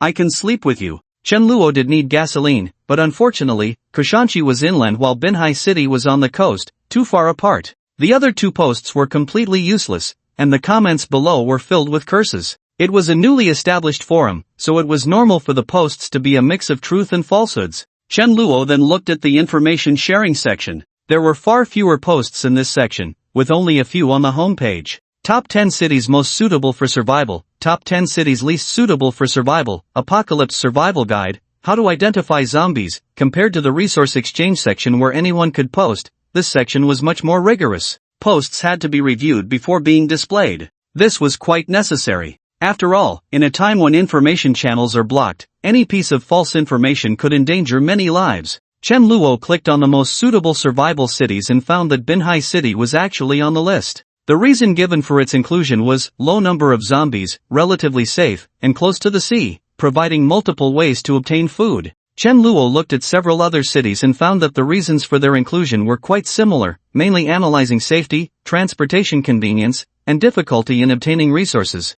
As for the least suitable survival cities, the reasons varied widely. Chen Luo opened it up and saw that the first one was Yanghua City. The reason for its inclusion: the entire city is covered in plants, with no living beings, suspected to have a terrifying presence, and it is advised to stay away. Below the post about Yanghua City, there were comments offering a reward for information on abnormal lifeforms to anyone in nearby cities, with the provider receiving 1,000 pounds of food, along with 10 firearms and nearly 1,000 rounds of ammunition. This reward was quite generous, and Chen Luo saw many comments from people eager to become bounty hunters. After thinking it over, Chen Luo felt that this comment was likely posted by the group of muscular men in sunglasses. Both the timing and location matched. They probably spent a month thoroughly searching Yanghua City but still found no trace of Zero, and only now were they realizing it. Zero likely escaped to another city, which is why they issued a bounty to people in nearby cities. It seems I need to be more careful and try not to let Zero display any extraordinary abilities in front of outsiders, otherwise, it could lead to trouble. With that thought, Chen Luo continued to look down the list. The second city on the list was a tourist city called Rainbow City, famous worldwide for its beautiful scenery. However, according to the report, a gigantic monster had appeared in Rainbow City. It resembled a combination of various insects magnified 100 times. Its exterior was covered in hard armor, and even axe blades could not inflict any damage. Moreover, its reproductive capabilities were incredibly fierce, capturing both zombies and survivors to lay eggs inside them. Once the larvae hatched, they would devour the host's body entirely. Many people, once captured, would rather commit suicide than live on, highlighting just how terrifying it was. Rainbow City originally had millions of residents, with 70% infected and turned into zombies, 10% eaten by zombies, and then the giant insect consumed the remaining 20% along with all the zombies. Only 1,000 survivors managed to escape Rainbow City and bring this information out. Another city on the list was an island that had been completely submerged by rising sea levels, leaving no living person behind. Chen Luo sighed at this point. He noticed that these cities, which were the least suitable for survival, shared a common characteristic: they all faced a disaster-level calamity or monster. Yanghua City had Zero, Rainbow City had the giant insect, and the island was affected by rising sea levels. There might be other cities in a similar situation, but they were all wiped out, leaving no one to carry the news. Wait! Chen Luo suddenly thought that the giant-headed zombies in Binhai City should also be considered a disaster-level threat. After all, in such a short time, he had gathered 3 or 4 evolved zombies and countless ordinary ones under his command. Given a little more time, he could truly dominate the entire Binhai City and then expand to other cities. Yet, before he could fully develop, he was dealt with by Chen Luo, which seemed rather unjust. Chen Luo closed the forum and prepared to go out for a walk. Just as he reached the door, Che Xiaoyu and Su Yulan followed him. Unlike other girls who had their own interests and hobbies, their world revolved solely around Chen Luo, so they were always by his side. Chen Luo realized it had been a while since he took them out, so he decided to bring them along. The 3 of them walked together, and compared to before, there were indeed many more passers-by on the streets. They wrapped themselves up tightly, leaving only their eyes exposed, looking quite intimidating. Everyone was in a hurry, not willing to linger on the road for even a minute. They were also very protective of their backpacks. Every time Chen Luo glanced at them, they would immediately turn around, facing him directly and shielding their bags behind them. Chen Luo found them curious, and they looked at him with confusion. With his appearance, he hardly resembled a survivor in the apocalypse. Not only was he not carrying a backpack to keep supplies close, but he also seemed so relaxed, as if he were out shopping. Even more outrageous was that he was accompanied by 2 stunningly beautiful women, who obediently linked their arms with his, their eyes only on him. The sight made others envious, wishing they could beat Chen Luo up and take them away. However, they were all lone wolves acting independently. Without absolute certainty, they wouldn't make a move.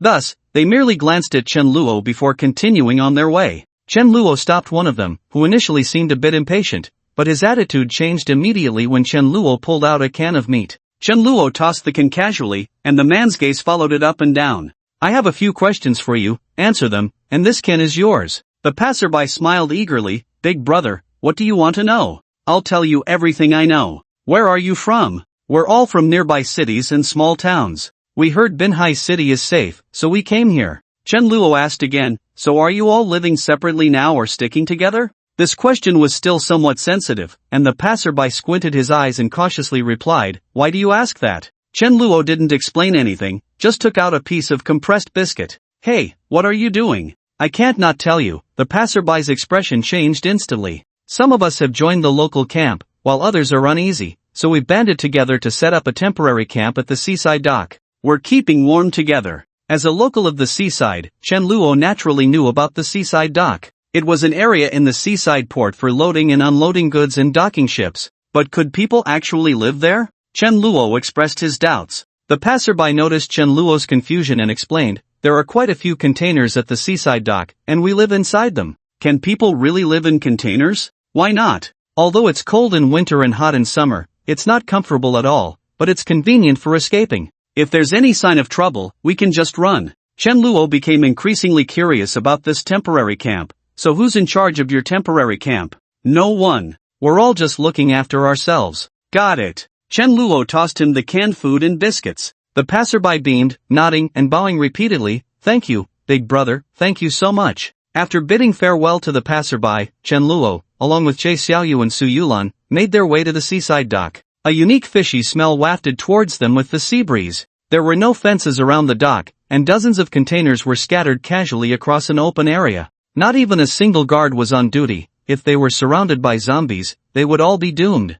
The so-called warmth in numbers was really just a matter of who was unlucky first. The first to die would use their life to warn the others. Then it would be a race to see who could run faster. Those who ran slower would be left behind. However, they must have considered this issue, which is why they chose to live in the containers at the dock. The sea was just a few dozen meters away. If worst came to worst, they could jump into the water. Zombies couldn't swim. Bringing his thoughts back, Chen Luo walked into the dock. The deeper he went, the stronger the fishy smell became, mixed with a strong fishy odor. Finally, he saw the first person, and then more and more appeared. Most of them had set up stalls on the ground, displaying various supplies. They were shouting loudly, filled with the vibrancy of life. If it weren't for the signs on the stalls stating that only bartering was allowed, Chen Luo would have thought he had returned to the world before the apocalypse. Chen Luo casually walked into one stall to take a look. It was filled with various sea fish, most of which were dried salted fish, with only a few fresh ones, about 4 or 5. The stall owner was a middle-aged man in his 40s or 50s, his face lined with the marks of hardship. Upon seeing Chen Luo, he greeted him enthusiastically. "Boss, want to buy some fish? Just 1 pound of fresh meat can be exchanged for a fresh fish or 3 salted fish. It's a great deal." Before Chen Luo could respond, a passerby next to him said, "Old Gio, do you know how hard it is to get fresh meat now? Even if you offered 10 fish, I wouldn't trade." "Get lost, did I ask you?" Old Gio waved his hand as if swatting a fly. "Besides, fresh sea fish are hard to come by too. The fish in the nearby waters are dwindling. If this goes on, we might not be able to catch a single one." The passerby questioned, "Who would believe that? You're not just making this up, are you? If you don't believe it, you can go fish for yourself." The two argued for a long time, neither willing to back down. Chen Luo thought to himself that he hadn't eaten fish in a long time, so he might as well get a few to try. He then said to Old Gio, "I'll take all these fresh fish." Old Gio's face lit up with joy, thinking he had encountered a big customer, and quickly packed up 5 fish. Chen Luo also pretended to reach out to Che Xiaoyu behind him, but in reality, he took out 5 pounds of pork from his space and handed it to the other man. Old Gio said while exchanging, "Boss, you really have an eye for talent. You don't know that recently, fewer and fewer people are going out to fish. Besides here, you really can't find another place to buy fish." "Oh, why? Did they change careers because they can't catch any fish?" Chen Luo casually asked. As a result, Old Gio revealed a mysterious expression and whispered, "It's not that they changed careers, they never came back at all." He continued, "At first, I thought they had left, until one day when I was out fishing, the originally clear weather suddenly turned into thick fog, quickly enveloping me. Goodness, the visibility was so low. Luckily, I had a high brightness lamp, barely able to see my surroundings. I moved forward a bit in the fog and saw several small boats, all of which had never returned. As I got closer, wow, each boat had a white, bony skeleton on it. I was so scared that I quickly turned the boat around and headed back. Fortunately, I'm an old fisherman with decades of experience at sea, so I could barely remember the way out. Just before the fog lifted, I seemed to hear a beautiful singing voice. At first, Chen Luo thought Old Gio was just bragging and didn't pay much attention, merely responding perfunctorily. But Old Gio's description was too vivid, too real to be made up. So he became interested and asked, "What kind of singing?" "I'm not sure, it might have been my hallucination, or it could have been some kind of sea creature making noise. When I looked back, I could only vaguely see a few heads floating on the water. I didn't dare to stay, so I hurriedly left. Now that I think about it, those might not have been human heads, perhaps they were manatees or dolphins." At that moment, a bystander chimed in, Where would you find manatees by the coast? Dolphins are more likely. Old Gio, you didn't drink before going out to sea and hallucinate, did you? Get lost, get lost. I can't be bothered to argue with you. Old Gio, disturbed by him, lost interest in chatting and handed the fish to Chunluo without saying more. Seeing this, Chunluo had no choice but to leave with the fish. However, he was still quite intrigued by what old Gio had described. That beautiful singing might very well be some kind of disaster-level monster. In this world, it wouldn't be surprising to encounter all sorts of bizarre creatures. But since that thing was in the sea, it shouldn't come ashore and affect Chunluo, so he didn't think much more about it. He looked at a few more stalls, where various goods were being exchanged. One vendor claimed to be a gourmet, exchanging various goods for food. Someone brought a can of pig knuckle, and the vendor immediately offered his price, 15 black breads. Upon hearing this, the person picked up the can and left, prompting the vendor to chase after him, shouting, "Don't go. If you're not satisfied, I can add more, 20 black breads." After this little episode, Chunluo didn't encounter anything interesting, so he decided to leave. Just then, he heard a commotion not far away. Chunluo looked over and saw a particularly large crowd gathered around a stall. What was being sold that could attract so many people? Curious, he walked over with the two girls. As he got closer, he heard their discussions. The little girl is quite pretty, but isn't that requirement a bit too high? She must save her sister?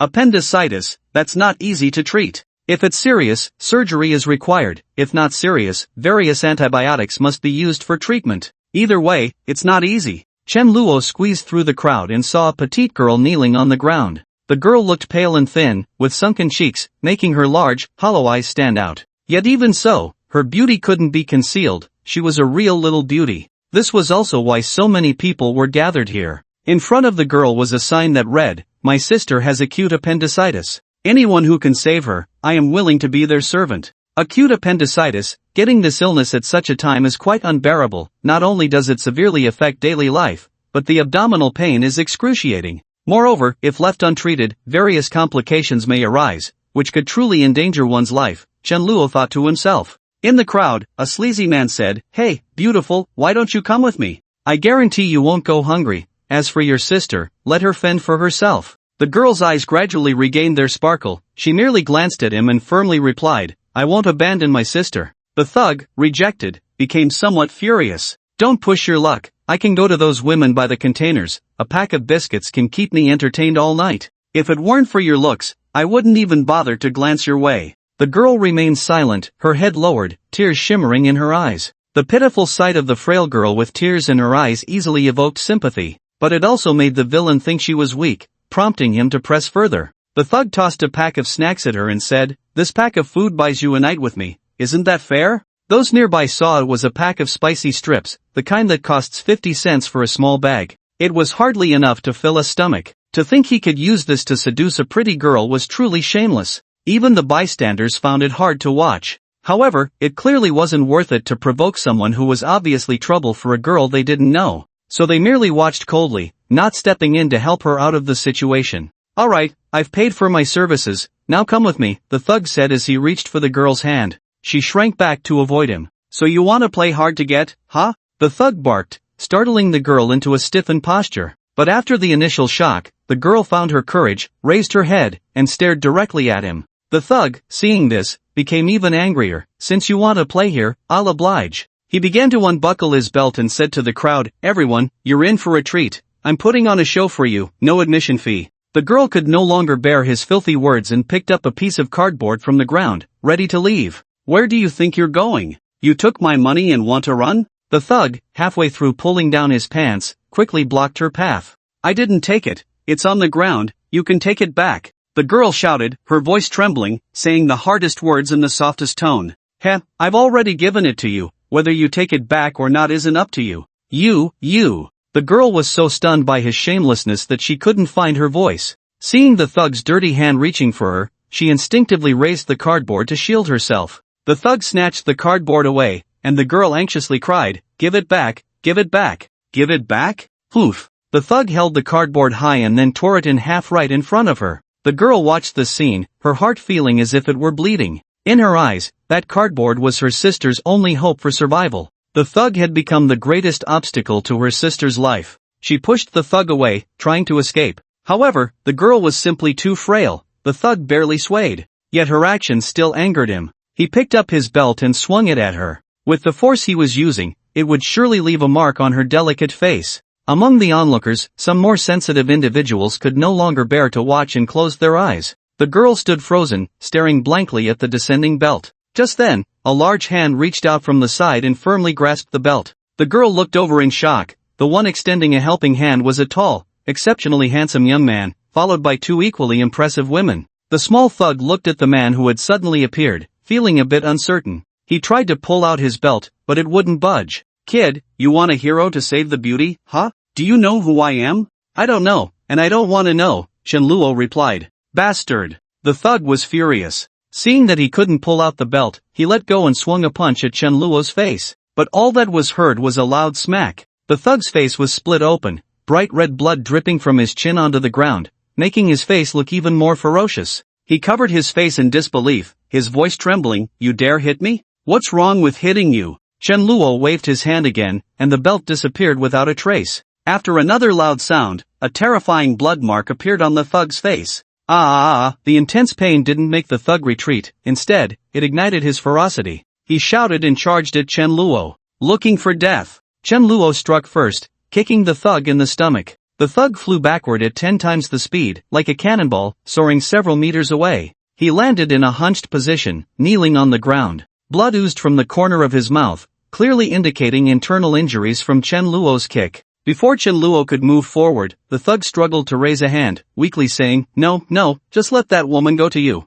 However, Shenluo didn't stop. He was the type to eradicate threats completely. He lifted his leg and kicked the same spot again. This time, the thug didn't fly away but was kicked up a meter into the air before landing. This time, he had no strength left to support himself, face down on the ground, blood continuously flowing from his mouth. With this kick, the thug's internal organs ruptured, and he was beyond saving. Shenluo no longer looked at him and walked towards the girl. As he approached, the onlookers retreated in fear. "What's your name?" Shenluo asked the girl. "Zhu Wenyuan." Zhu Wenyuan snapped back to reality upon hearing Shenluo speak to her. "Do you know why I saved you?" Zhu Wenyuan's first reaction was that he, like the thug, was interested in her. But upon seeing the two beautiful women silently following Shenluo, she became uncertain. Those two women were so stunning that they made her feel a bit ashamed. In the past, Zhu Wenyuan might have thought she was not inferior to them, just different in their own ways. But now, having been starving for almost a month, she had given all the hard-earned food to her sister for pain relief and anti-inflammatory medicine, barely eating anything herself,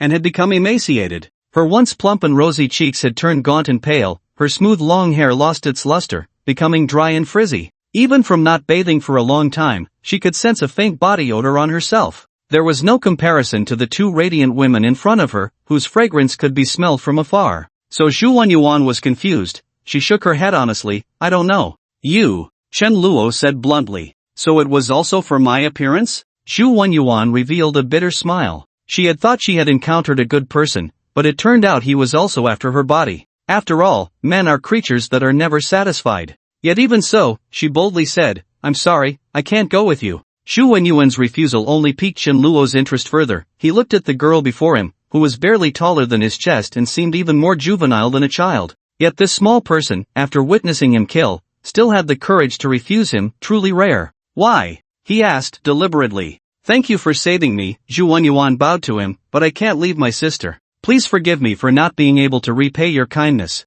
After speaking, Zhu Wenyuan squatted down to pick up the torn cardboard. Her back looked so frail yet so strong. "What if I can save your sister?" The cardboard in Zhu Wenyuan's hand fell to the ground, but she didn't care about it. Instead, she suddenly turned her head. Her eyes fixed on Shenluo. "Are you serious?" Shenluo nodded firmly. Treating irregular appendicitis isn't particularly difficult. With antibiotics, surgery can often be avoided. Even for more complicated cases, with Ning Xiao around, enough medicine, and a professional medical room, he believed they could save her. If worse came to worst, there was zero. Although her abilities were not what they used to be, she still had some power to restore vitality. She could definitely keep her sister alive. Zhu Wenyuan was half convinced, but at that moment, Shenluo was the only one willing to save her sister. Moreover, he seemed extraordinary, definitely not an ordinary person. Perhaps he really had a way. Zhu Wenyuan was unwilling to give up even a glimmer of hope. So her gaze became resolute again, and she said to Shenluo, "As long as you can save my sister, I'll do whatever you ask."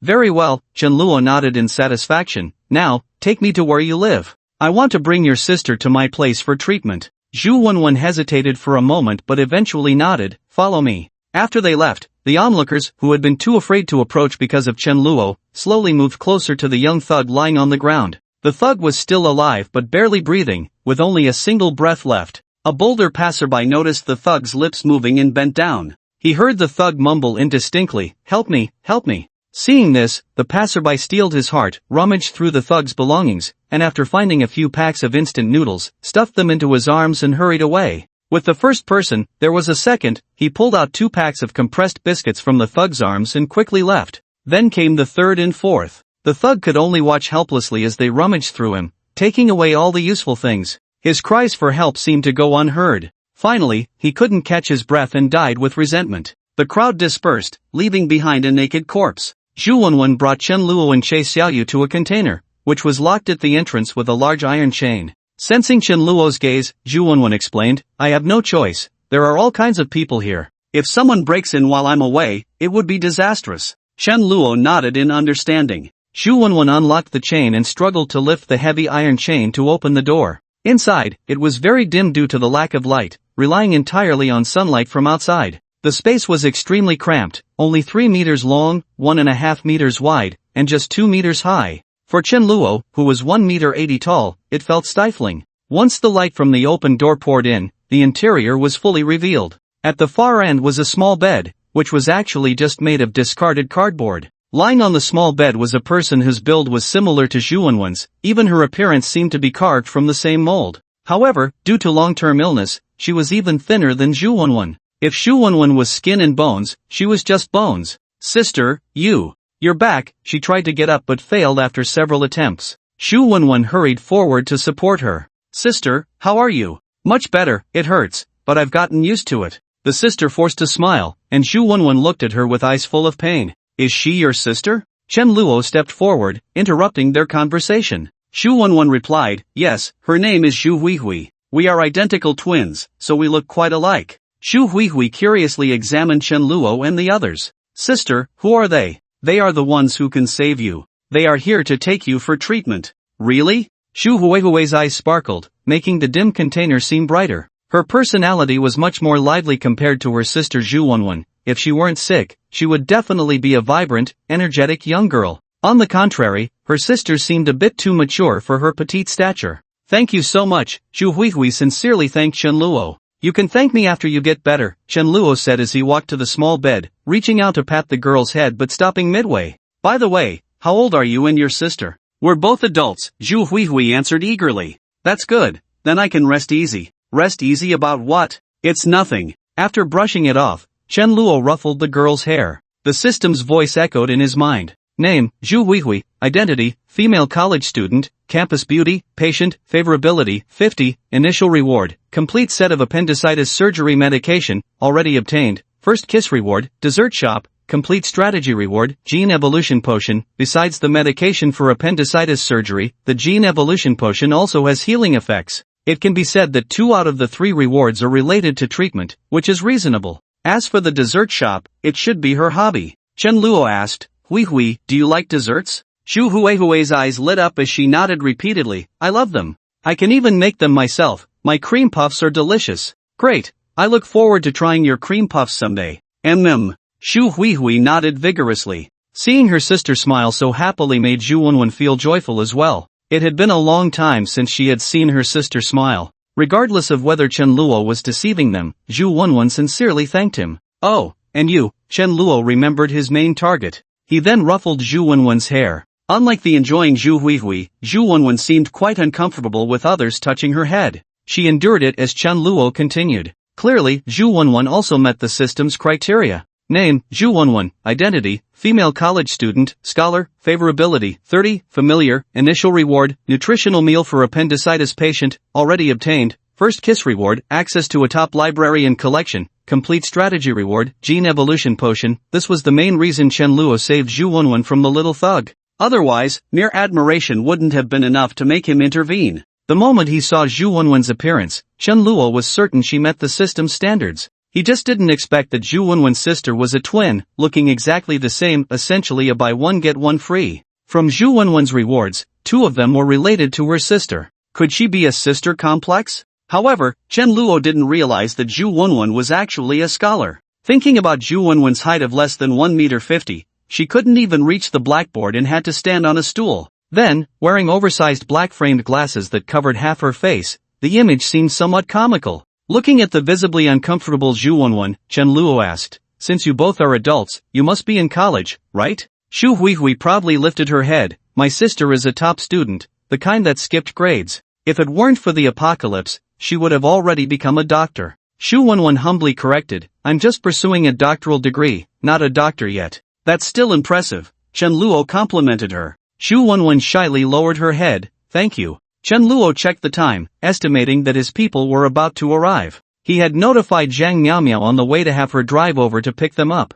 "Alright, we should get going. Xiaoyu, give Zhu Huihui a hug." Zhu Wenwen looked at Che Xiaoyu, who was just a head taller than her. It was really embarrassing for Zhu Wenwen to carry her sister. So Zhu Wenwen said, "Let me do it." With that, she turned around and tried hard to lift Zhu Huihui onto her back. "You might as well save your strength. If you can't carry her, you'll fall first," Chen Luo said, showing no mercy to Zhu Wenwen. Zhu Wenwen stood awkwardly in place, and Che Xiaoyu came to the bedside. Zhu Huihui looked at Che Xiaoyu and sincerely praised, "Sister, you are so beautiful." However, Che Xiaoyu showed no reaction to her compliment and directly picked Zhu Huihui up in a princess carry. She didn't even need to bend down or exert herself, as if she were lifting a doll. Although Zhu Huihui wasn't necessarily much heavier than a doll, Zhu Wenwen had a somewhat introverted personality and didn't like to trouble others. If it weren't for her sister, she would never ask for help in public. Throughout the journey, she kept an eye on Che Xiaoyu. As long as the other party showed signs of fatigue, she would immediately take over.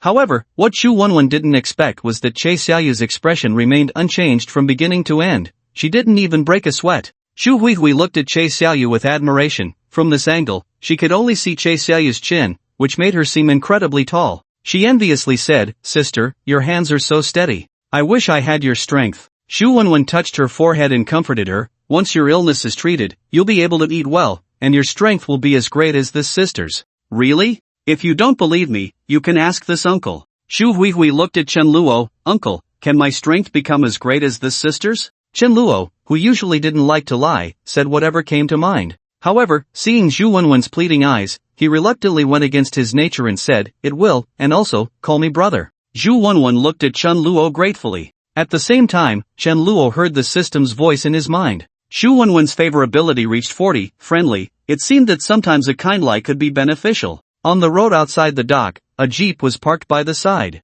Zhang Miaomiao poked her head out of the car and waved to them, "Boss, over here." The heavy truck was too conspicuous and could easily attract unwanted attention, so Chen Luo certainly wouldn't let Zhang Miaomiao drive it out. This car was enough for picking people up. After Chen Luo and the others got in the car, Zhang Miaomiao glanced back at Zhu Wenwen and Zhu Huihui. "Boss, are they the sisters you mentioned? They look so alike. Are they twins?" "Hello," Zhu Wenwen said nervously. "Don't be nervous, we'll be a family from now on," Zhang Miaomiao said as she stepped on the gas. Just as she started moving, she suddenly remembered something and turned to ask Chen Luo in the passenger seat, "Boss, are they both adults?" "They're both adults." Chen Luo rolled his eyes. He knew exactly what Zhang Miaomiao, this lewd girl, was thinking. "I was just worried about you committing a crime.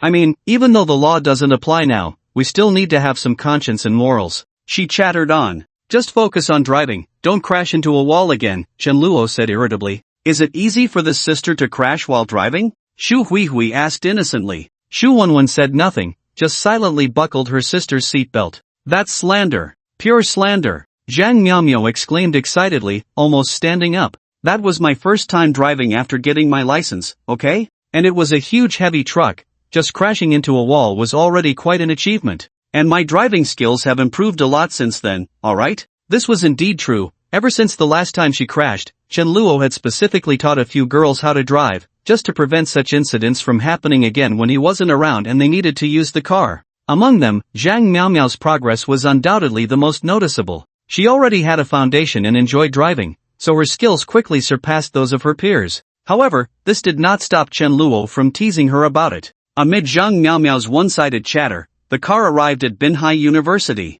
Che Xiaoyu continued to hold Zhu Huihui, then followed Chen Luo into the safe house, while Zhu Wenwen could only closely follow behind. Once inside the safe house, Zhu Wenwen and Zhu Huihui curiously looked around. Zhu Huihui exclaimed, "Sister, this place is so big. Wow, look, there's a swimming pool. Wow, there's an arcade over there." Unlike Zhu Huihui's excitement, Zhu Wenwen felt a bit nervous. The more luxurious the place, the more uneasy she felt inside. She felt inferior, thinking she didn't belong here. Chen Luo noticed Zhu Wenwen's emotions out of the corner of his eye and gently nudged Zhang Miaomiao with his elbow. Zhang Miaomiao, being perceptive, instantly understood Chen Luo's intention. She walked behind Zhu Wenwen and put her arm around her shoulder. "Wow, Wenwen, you're so thin. That's not healthy. Sister Tang Xian knows you're coming and has prepared a big table of delicious food, so you must eat more later." Zhu Wenwen looked at Zhang Miaomiao with gratitude. "Thank you, Miaomiao." Zhu Huihui added, "Sister, brother Chen Luo and sister Miaomiao are so nice.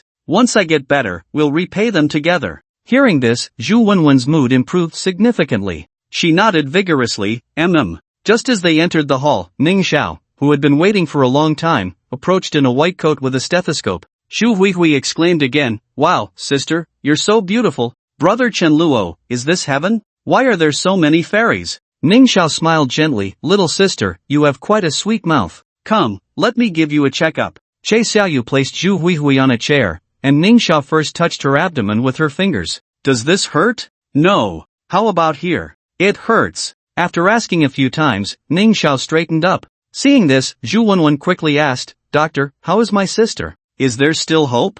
"From the physical examination, it's not serious, but Chen Luo, you need to go to the hospital. I'm short on a few medications." "I'll go," Zhu Wenwen volunteered. However, Chen Luo pulled out a large pile of medicines. "Are these enough?" Ning Xiao was already used to Chen Luo casually pulling out things. After checking some, she said, "Your medicines are quite complete, these will be enough. When will the surgery start?" Zhu Wenwen asked again. "Not urgent, I still need to do further diagnosis. Don't worry, with Sister Ning Xiao here, your sister will definitely be fine." Zhu Wenwen looked at the reliable people around her and felt the burden on her fragile shoulders lighten significantly. This feeling of having someone to rely on was truly wonderful. Unknowingly, Zhu Wenwen's eyes were already brimming with tears. "Sister, please don't cry. When I see you cry, I want to cry too." Zhu Huihui's nose also turned sour. Zhu Wenwen wiped her tears vigorously. "Okay, sister won't cry, we won't cry." Seeing the atmosphere a bit heavy, Chen Luo said, "Alright, since the surgery can't start right away, why don't we eat first to fill our stomachs?"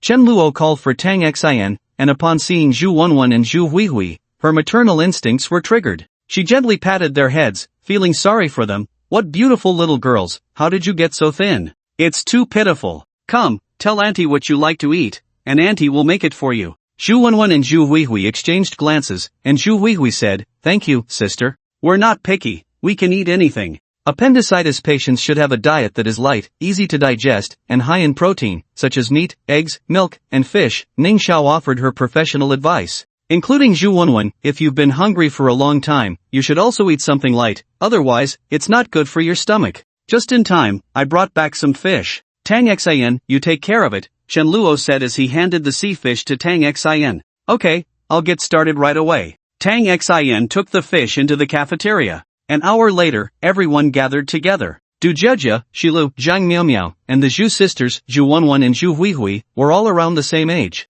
They quickly struck up a conversation. From their chatter, Chen Luo learned where they were from. The two had originally been studying in another city when the apocalypse broke out, and their former teachers and classmates had turned into zombies. They had narrowly escaped and managed to survive by hiding. However, they often went without food, and their irregular diet led to Zhu Huihui developing appendicitis, causing her excruciating pain. While Zhu Wenwen was out searching for painkillers, she accidentally learned that Binhai City was relatively safe and that there might still be functioning hospitals. So, she brought her sister along with the crowd of refugees to this place and settled at the Binhai dock. The more sensitive Shili's eyes were already red by this point. "You must have suffered a lot, right?" A young girl traveling across a city with her sick sister in such a perilous world, one could only imagine the hardships they faced. Zhu Huihui nodded vigorously. "Yes, my sister is really amazing." Amidst their casual conversation, Tang Xian called out, "Can a few people come help with the dishes?" "Coming. On it."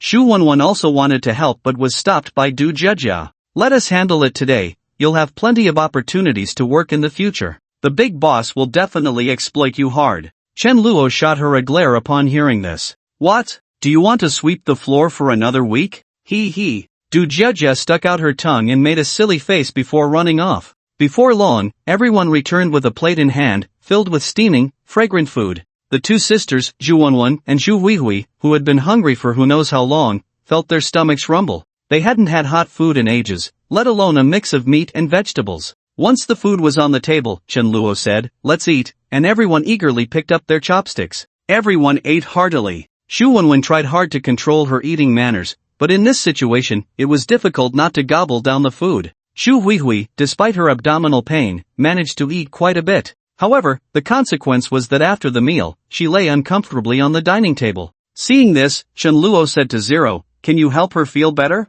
Zero had never eaten before and looked down on human food. However, after trying it once half a month ago, she hadn't missed a meal since. Moreover, her appetite was the largest, with half of the food on the table going into her stomach. Yet her belly remained flat, and it was a mystery where all that food went. This meal was no exception. Zero slouched in her chair without any queenly demeanor. Hearing Chen Luo's words, she lazily refused to move. Chen Luo had to threaten her, "If you don't help, you won't get any food in the future." Upon hearing this, Zero immediately sprang into action. She placed her hand on Zhu Huihui's belly. At first, Zhu Huihui endured the pain, looking at her in confusion. But soon, a green light emanated from Zero's hand as it pressed against her abdomen. The sharp pain in Zhu Huihui's stomach was instantly alleviated. Her contorted features relaxed, revealing a look of comfort. However, Zero quickly withdrew her hand. Chen Luo only asked her to help Zhu Huihui feel better. This was about enough. Continuing the treatment would deplete the energy she had worked hard to accumulate.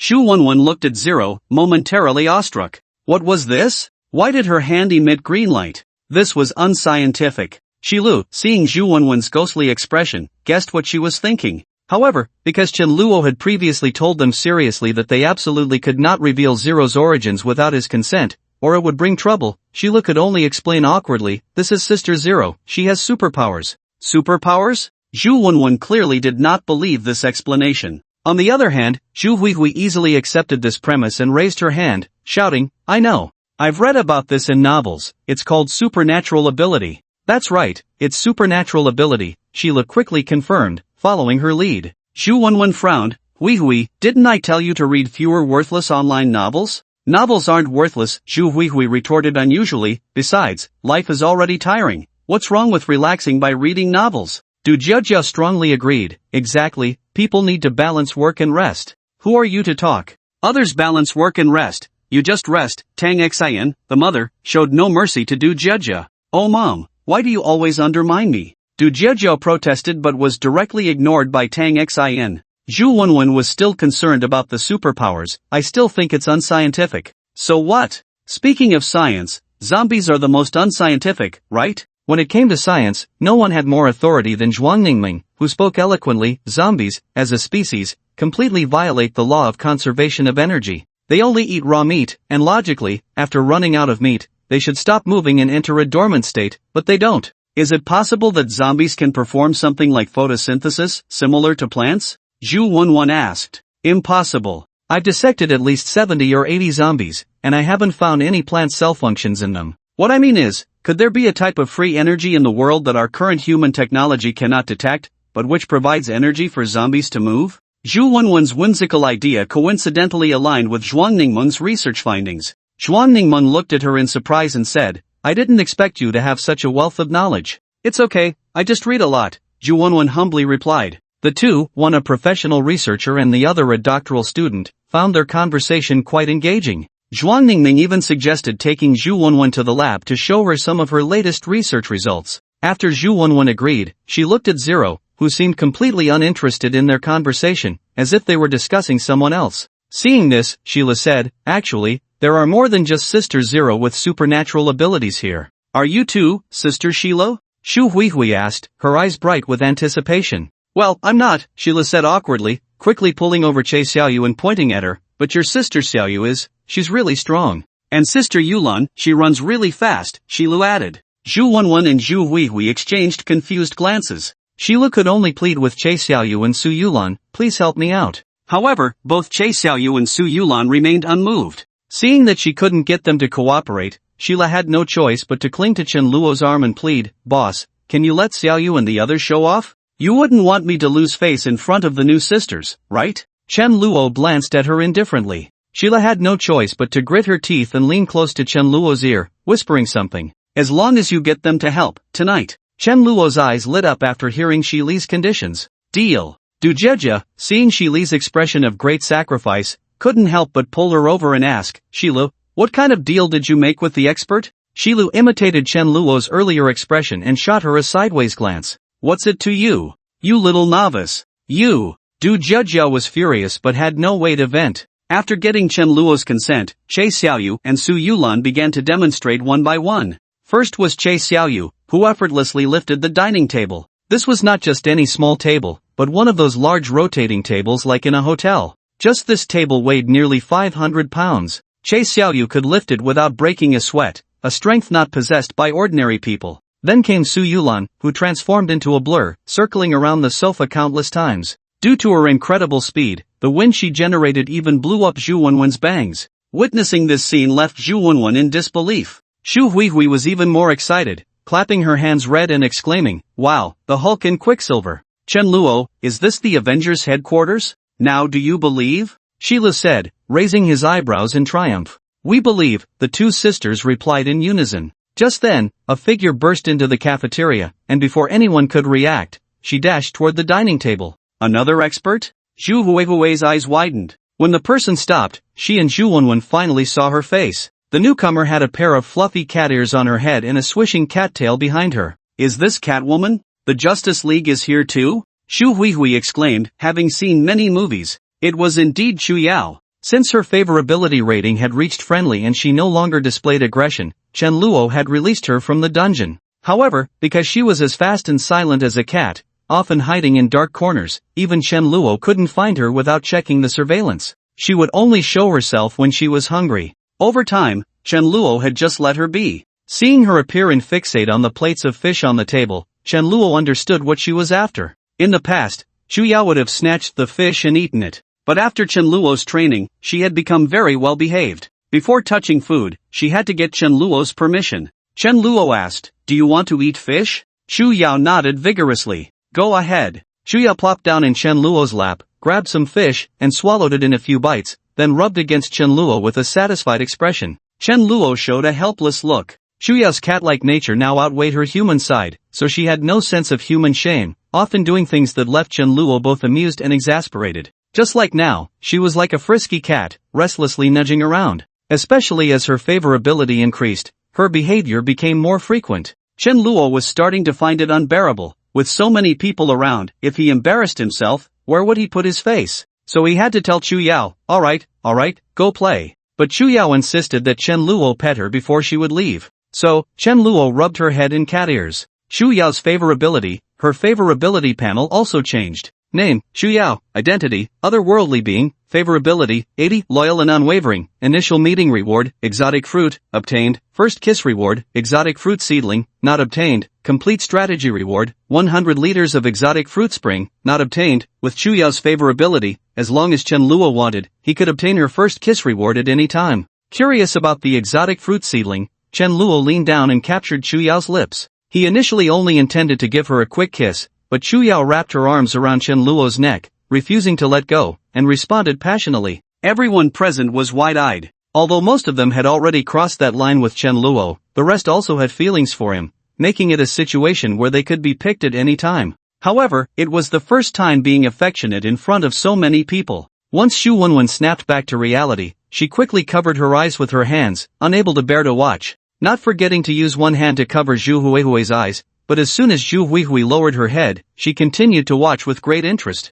The two kissed for nearly 5 minutes before finally parting. Xu Yao looked at Chen Luo with eyes that were almost entranced, while her tail wrapped around Chen Luo's leg. Clearly, she was already moved. However, when Chen Luo looked up and saw so many pairs of eyes staring at his home, even with his thick skin, he couldn't help but blush. Unable to contain his embarrassment and anger, he said, "Don't you all have your own business to attend to? Disperse." The crowd laughed and teased as they dispersed, occasionally glancing back and snickering. "And you too," Xu Yao pouted reluctantly, but had no choice but to get down from Chen Luo's arms. After everyone left, Chen Luo said to Zero, "Come with me." To his surprise, Zero crossed her arms in front of her eyes filled with vigilance. "Human, you didn't spare even the cat, and now you want to lay hands on the queen? What are you talking about?" Chen Luo was initially confused, his face full of bewilderment. "I warn you, this queen is not someone you mere mortals can covet. Even thinking about it is a desecration to the queen, absolutely not allowed." Zero crossed her arms in a gesture, making a damn expression.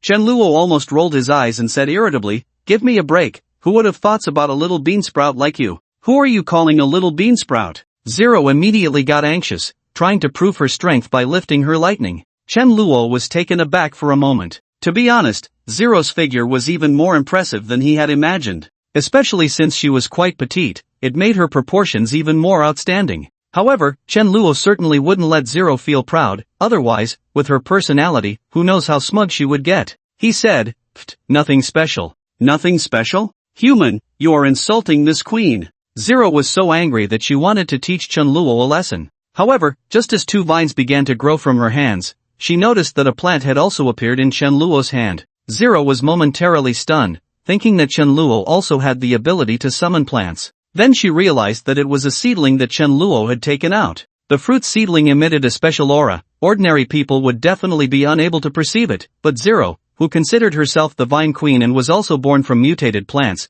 could naturally sense it. Zero stared intently at the fruit seedling, then suddenly looked up at Chen Luo and said, "Human, where did you get this plant? Why does it emit the same aura as my kin? This seedling is called a exotic fruit seedling. As for where I got it, you don't need to worry about that. I called you over just to have you plant it." Upon hearing this, Zero patted her little chest proudly and declared, "Leave it to me. I will definitely cultivate it into a towering tree." Zero even stopped referring to herself as the queen, which showed how much she cared about the seedling. She had always thought of herself as a unique existence. While that feeling was great, it could also be lonely at times, especially when she was in the research facility, surrounded only by mindless plants, with researchers conducting experiments on her through the glass window. That sense of loneliness was even stronger. After coming to the safe house, this feeling had diminished a lot, but it still existed. After all, Chen Luo and the others were not of her kind. That was why she reacted so strongly upon seeing the exotic fruit seedling. Chen Luo handed the seedling to Zero,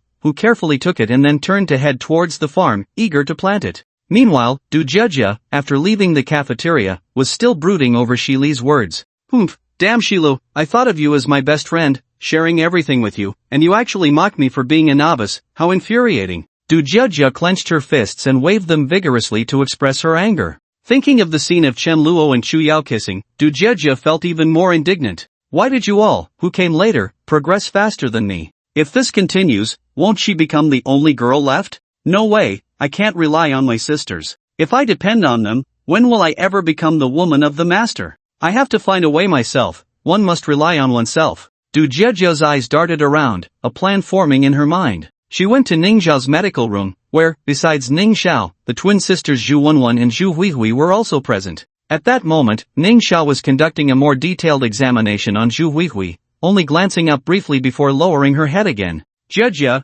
what are you doing here? I came to see if you need my help." "Don't be ridiculous. As if you wouldn't slack off, and now you want to help?" Ning Xiao said without looking up. "Just don't cause me any trouble." Du Jejia awkwardly laughed a couple of times and said, "Alright, actually my mom asked me to find you. She wants me to ask if you have any medicine that can increase interest in that aspect." "What aspect?" "Oh, you know, the relationship between men and women." "I see, so it's you who wants it." Ning Xiao directly exposed Du Jejia's lie. "How did you know?" Du Jejia blurted out. "Ha!" Ning Xiao let out a merciless sneer. Du Jejia was unaware of Chen Luo's abilities in that regard, but how could Ning Xiao not know? With that brute Chen Luo, even with medicine, could Sister Tang Xin handle it? Du Jejia felt a bit embarrassed, so she straightforwardly said to Ning Xiao, "Just tell me if you have it or not. If I give it to you, you won't even be able to be sisters with your mom anymore, so you might as well give up on that." After saying this, Ning Xiao ignored Du Jejia and focused on examining Zhu Huihui. Du Jejia, furious and embarrassed, stomped her foot and turned to leave the medical room. As she walked away, she muttered defiantly, "I don't believe it, no one can help me." "I can help you." A voice came from around the corner, and Du Jejia turned around sharply. Who's eavesdropping on me?" "Sorry, I didn't mean to eavesdrop." Luo Wei stepped out from the shadows. "I just happened to pass by and accidentally overheard." Luo Wei was dressed in a black and white maid outfit, with a white headpiece that held her brown waves up. The low neckline revealed a deep cleavage, and her short skirt was transformed into a mini skirt by her enviable long legs. This cute maid outfit took on a more seductive feel because of her figure. The bow at her waist and the irregular lotus lace of the skirt added a playful and charming touch. At that moment, Luo Wei looked nothing like the deadly assassin she once was. Instead, she resembled a battle mate from some video game. However, when Du Jiejia saw her, she showed a wary expression. Chen Luo had warned her and a few other girls that Luo Wei could not be fully trusted yet. She had been brainwashed by the company too deeply, and it would take some opportunities to completely change her mindset. Therefore, when Du Jiejia saw her initiating a conversation, she assumed the other party must have some ulterior motive. So, she dropped "it's none of your business" and was about to leave. "Wait," Luo Wei called out to her back, but Du Jiejia not only didn't stop but quickened her pace. Luo Wei had to speak quickly. "Aren't you looking for that kind of medicine? I know where to find it." Upon hearing this, Du Jiejia indeed stopped. She turned around, half in disbelief, and said, "Don't think you can trick me, I won't fall for it." Seeing Du Jiejia stop, Luo Wei knew she was intrigued and, feeling pleased, seized the moment to say, "Have you forgotten my previous identity? I was an assassin, a spy. For us, seduction is also a required course." Du Jiejia looked at her meaningfully. "So you mean you?" "Unfortunately, I killed my seduction target in the first lesson, so my score in that course is 0. Luo Wei shrugged indifferently. Du Jiejia still couldn't trust her. "Then why do you want to help me?" Luo Wei didn't hide anything and said frankly, "I just want to get back at that bastard." "I won't let you succeed," Du Jiejia snorted coldly. "Do as you please, I don't care. Anyway, it's not me who's in a hurry." Du Jiejia was caught in a dilemma. On one hand, her relationship with Chen Luo had been stagnant, unable to progress further. On the other hand, she didn't want to let Luo Wei succeed in her revenge. However, after hesitating for a long time, her desire for Chen Luo outweighed everything else. She thought that at most, her mother would just sulk for a while. She couldn't really sever their mother-daughter relationship, and her brother wouldn't suffer any loss at all. So after weighing her options, Du Jiejia looked up at Luo Wei and said, "Your medicine won't harm the human body, right?" "Of course not, that's our company's best-selling product. If it were harmful, we would have been sued into bankruptcy long ago." Du Jiejia finally believed her words and asked, "Where is the medicine you mentioned?" "It's in my backpack, but that bastard Chen Luo put it in the warehouse, and I don't have permission to go in." Luo Wei gritted her teeth. "I have permission, I'll go get it. Just tell me what the bottle looks like." "I have a lot of stuff in my backpack, you might as well bring the backpack to me, and I'll get it for you." Du Jiejia narrowed her eyes, realizing she was trying to set a trap for her. Du Jiejia certainly wouldn't fall for it and said, "No need, I can see just fine. Just tell me what the bottle looks like." Although Luo Wei felt a bit regretful, she hadn't held out much hope anyway. She replied, "The bottle has." After learning what the bottle looked like from Luo Wei, Du Jiejia couldn't wait to leave. However, Luo Wei stopped her and added, "One more thing, don't ever expose me." "Don't worry," Du Jiejia said casually as she hurriedly left. Luo Wei watched her back, a subtle smile curling at the corners of her mouth. Just thinking about how Tang Xian had caused a ruckus in the safe house because of Du Jiejia, making everything chaotic, and how Chen Luo was overwhelmed by the mess, made her secretly pleased. Du Jiejia quietly approached the warehouse door, glancing around like a thief, then pressed her fingerprint and slipped inside. Among the clutter, she found Luo Wei's backpack. After rummaging through it, she found the medicine bottle Luo Wei mentioned. However, the instructions were all in English, and with Du Jiejia's rebellious nature, she couldn't understand it at all. She poured out a pill from the bottle, then feeling it was unsafe, poured out 2 more. With 3 pills in hand, she left the warehouse, went to the kitchen, and poured a glass of water, dropping the pills in. Once the pills dissolved, Du Jiejia took the cup of water to Chen Luo. "Brother Gao, drink some water." Chen Luo had no guard up against her and took the cup to drink. "How is it? Any reaction?" She looked at Chen Luo with eager anticipation. "What reaction?" Chen Luo asked, puzzled. Du Jiejia accidentally let something slip and quickly covered, "Nothing, I just wanted to ask if the water tastes good." "Why are you acting so strange? You didn't put something in the water, did you?" "Ha ha ha, how could that be?" Du Jiejia was already sweating profusely. She was afraid that if she stayed any longer, Chen Luo would eventually catch on, so she made an excuse and left. Then she squatted at the door, waiting for the medicine to take effect. After a while, footsteps sounded in the distance. Du Jiejia quickly stood up and looked towards the newcomer. When she saw it was not her mother but Zhuang Ningming, she breathed a sigh of relief. Zhuang Ningming also saw Du Jiejia and asked, "Jiejia, what are you doing squatting at the door?" "Nothing, do you have something to do?" I've hit a bottleneck in my research on the virus vaccine, and I came to ask Chen Luo when he can give me the formula. After finishing her words, Zhuang Ningmeng was ready to go in, but Du Jiejia quickly spread her arms to block the door. You can't go in. Why? Zhuang Ningmeng asked, puzzled. Because.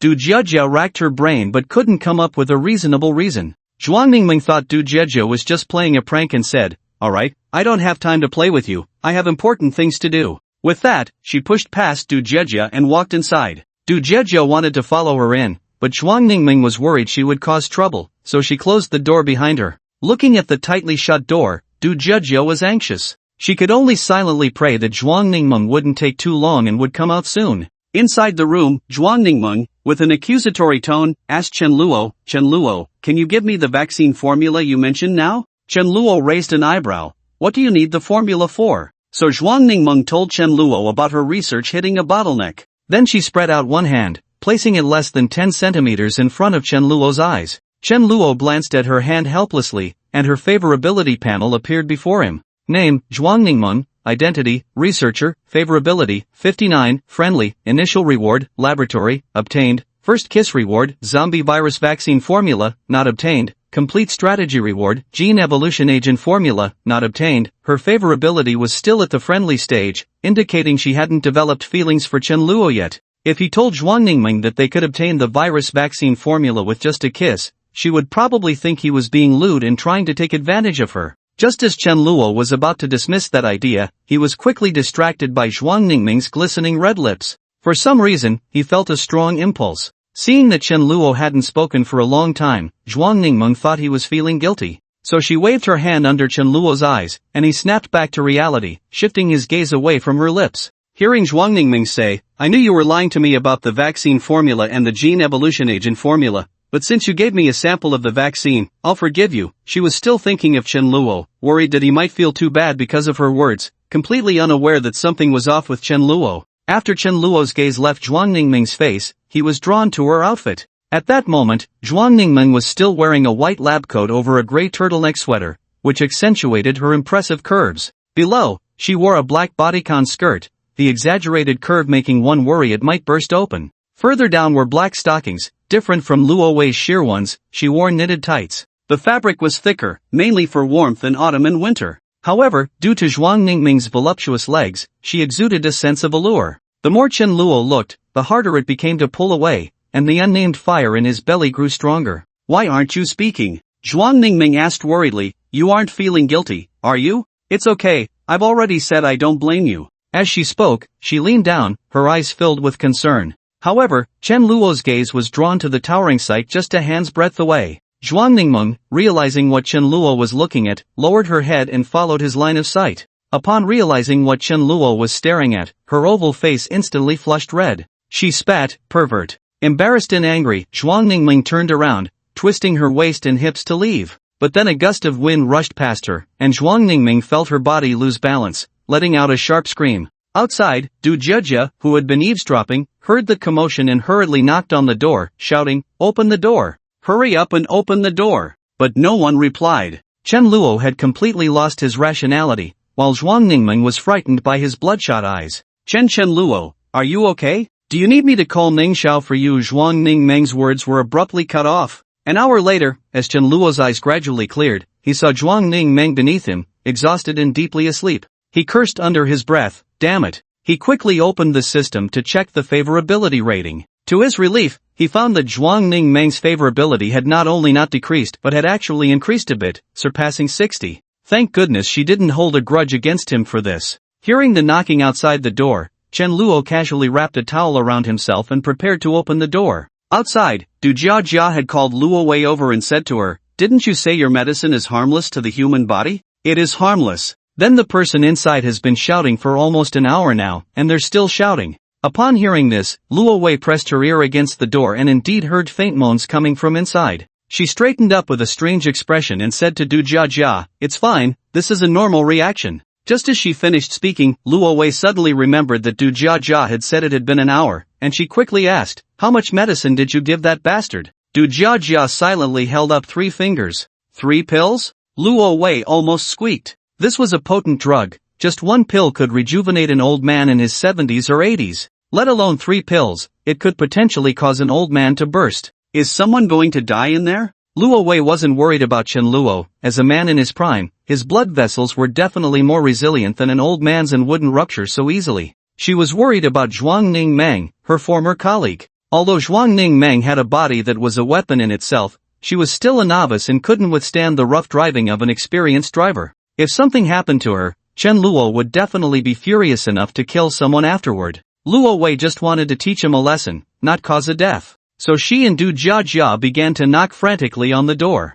Suddenly, the cries from inside stopped abruptly. Just as Luo Wei was feeling anxious, the door was opened from the inside. Chen Luo walked out, his muscular upper body exposed. Master, you Du Jiajia hesitated. Upon seeing Du Jiajia and Luo Wei, Chen Luo immediately understood everything. You two drugged me? It has nothing to do with me, she asked me for it. Luo Wei quickly deflected blame. Du Jiajia didn't dare to meet Chen Luo's gaze and could only change the subject. Sister Zhuang Ning Meng, is she okay? If he hadn't regained his senses in time, Zhuang Ning Meng would have been bedridden for at least half a month. As it was, he was feeling quite uncomfortable. She's fine, but I have a problem. What problem? Du Jiajia quickly asked. I'm really angry right now, what do you think I should do? Du Jiajia gritted her teeth. Initially, she had hoped to develop a relationship with Chen Luo, but after listening to an hour of screams at the door, she no longer yearned for matters between men and women. Instead, she felt quite fearful. However, this mess was caused by her, so she naturally should be the one to resolve it. With that thought, Du Jiajia volunteered to redeem herself. I'll help you. Although Du Jiajia took the initiative to offer her help, Chen Luo completely ignored her. Instead, he grabbed Luo Wei's arm. Luo Wei looked at Chen Luo in panic. What do you want to do? I want to. Chen Luo grinned wickedly. Seeing his evil smile, Luo Wei felt a chill run down her spine and quickly turned to run, but Chen Luo firmly grabbed her, leaving her unable to escape. With no other choice, she shouted to Du Jiajia, don't just stand there, help me. However, Du Jiajia had just caused this trouble and didn't dare to stop Chen Luo. Lowering her head, she silently stared at her toes. Luo Wei was almost furious enough to spit blood. She was usually so bold, so why was she acting like a turtle now? Chen Luo didn't give Luo Wei a chance to struggle further. With a firm pull, he dragged her into the room, and just before closing the door, his voice could still be heard. I didn't plan to make a move on you so soon, but since you've come to me, don't blame me for being rude. Remember, this is all your own doing. As the door closed, Du Jiajia felt as if her soul had returned to her body. She hurried to the door, pressing her ear against it to listen. Inside, she could faintly hear Luo Wei's curses. Bastard! How dare you! I'm the company's female assassin. If you dare to touch me, I will make sure you regret it. Stop! Don't you dare take off my clothes. Are you going to come in dressed? You pervert, get away from me. I will definitely not let you off. Please, let me go. I can't take it anymore. There's a dead girl outside. Go find her. Master, I know I was wrong. Du Jiajia listened, feeling an inexplicable humiliation akin to that of a minotaur. Clearly, she was the one who had devised the plan and administered the drug. Why was it someone else who entered the room? It felt like she had finally managed to get her goddess out, got her drunk, and brought her to a hotel, only to mistakenly send her to someone else's bed. In the end, she accidentally found herself locked outside, listening to her goddess playing cards with another man. All she could do was stand at the door, tears streaming down her face, filled with regret. After a thrilling battle, Chen Luo walked out of the room, feeling completely relaxed.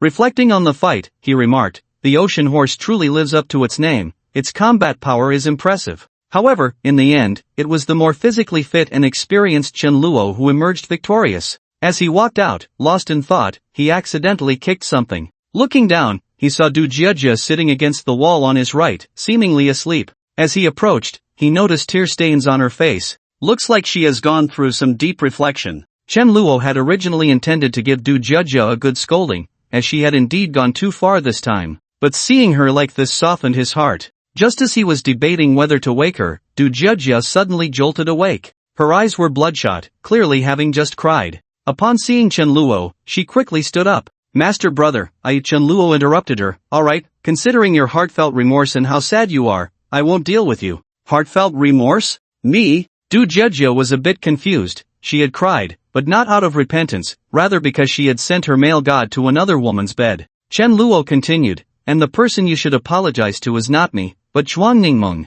As for Luo Wei, she also bore some responsibility in this matter, so no apology was necessary. Although Du Jiejia was playful, rebellious, and mischievous, she still had her limits. While she desperately wanted to be with Master Brother, she couldn't push someone else aside, thinking Zhuang Ningming felt the same way. So an apology was necessary. Du Jiejia didn't make any excuses and nodded in agreement. She's already awake, just inside. You go in, I'll get some water and bring 2 sets of clothes. Watching Chen Luo leave, Du Jiejia swallowed hard, encouraging herself. Then she turned and resolutely entered the room. Inside, Zhuang Ningmeng and Luo Wei had indeed woken up. They were back to back, separated by a considerable distance. They had been former colleagues, but had turned into enemies after Zhuang Ningmeng betrayed the company. Now, by some twist of fate, they found themselves in the same bed. It was no wonder they felt so awkward and unnatural. Du Jiejia first approached Luo Wei, who was closer to her. However, Luo Wei was still upset about Du Jiejia's earlier inaction. She completely ignored Du Jiejia, refusing to give her a chance to speak, turning her head away, leaving Du Jiejia with a perfect profile view. Luo Wei's eye mask had fallen off during the earlier struggle, and this was the first time Du Jiejia saw her other eye. Her pupils were gray and lifeless, giving off a sense of deathly stillness. Yet, this did not detract from her beauty, rather, it added a unique charm. Du Jiejia noticed that she was unwilling to speak, so she had no choice but to walk deeper into the room towards Zhuang Ningmeng. She looked at Zhuang Ningmeng, hesitating to speak. Sister Ningmeng, Zhuang Ningmeng's feelings were also quite complex. Although she had guessed that this day would come since the first day she arrived at the safe house, in her imagination, the two of them should have gradually developed feelings for each other, eventually becoming emotionally invested. After an ambiguous candlelit dinner, their relationship would naturally progress. Everything should have followed this sequence, step by step, which was Zhuang Ningmeng's insistence as a science and engineering girl. The reason her fondness for Chen Luo had been stuck at 59 was that she wasn't ready for a romantic relationship.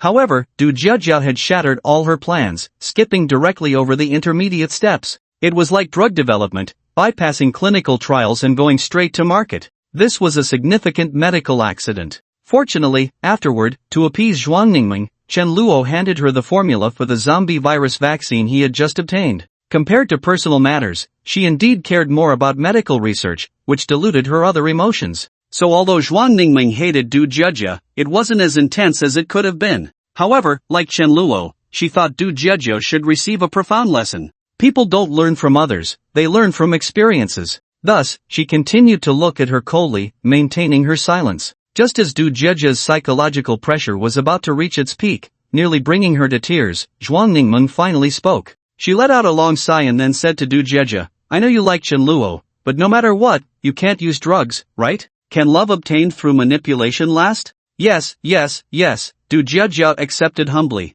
How about this, if you want to earn my forgiveness, you can. My upcoming research will be very busy, so you can be my assistant. Although Zhuang Ningmeng had lost her purity, she had also gained the promised vaccine formula from Chen Luo. The joy of obtaining the formula overshadowed all other emotions, and Zhuang Ningmeng had no time to think about anything else. She was eager to dive into the research on the virus vaccine. Me? Du Jiejia was taken aback, pointing at herself. But my education level is so low that I can't even understand the instructions. I'm afraid I won't be able to help you. Am I not clear about your situation? I just want you to help me with meals, pouring water, cleaning the lab table, and such trivial tasks. That's no problem, leave it to me. Du Jiejia patted her chest confidently. Seeing that the two had reached an agreement, Luo Wei couldn't sit still. Wait, what about me? I've suffered a huge loss, it's practically a bloodbath. Du Jiejia instinctively glanced at the sheets, and both Zhuang Ningmeng and Luo Wei noticed the unnatural expression on her face. Luo Wei coughed to draw Du Jiejia's attention back to her, then continued, as compensation,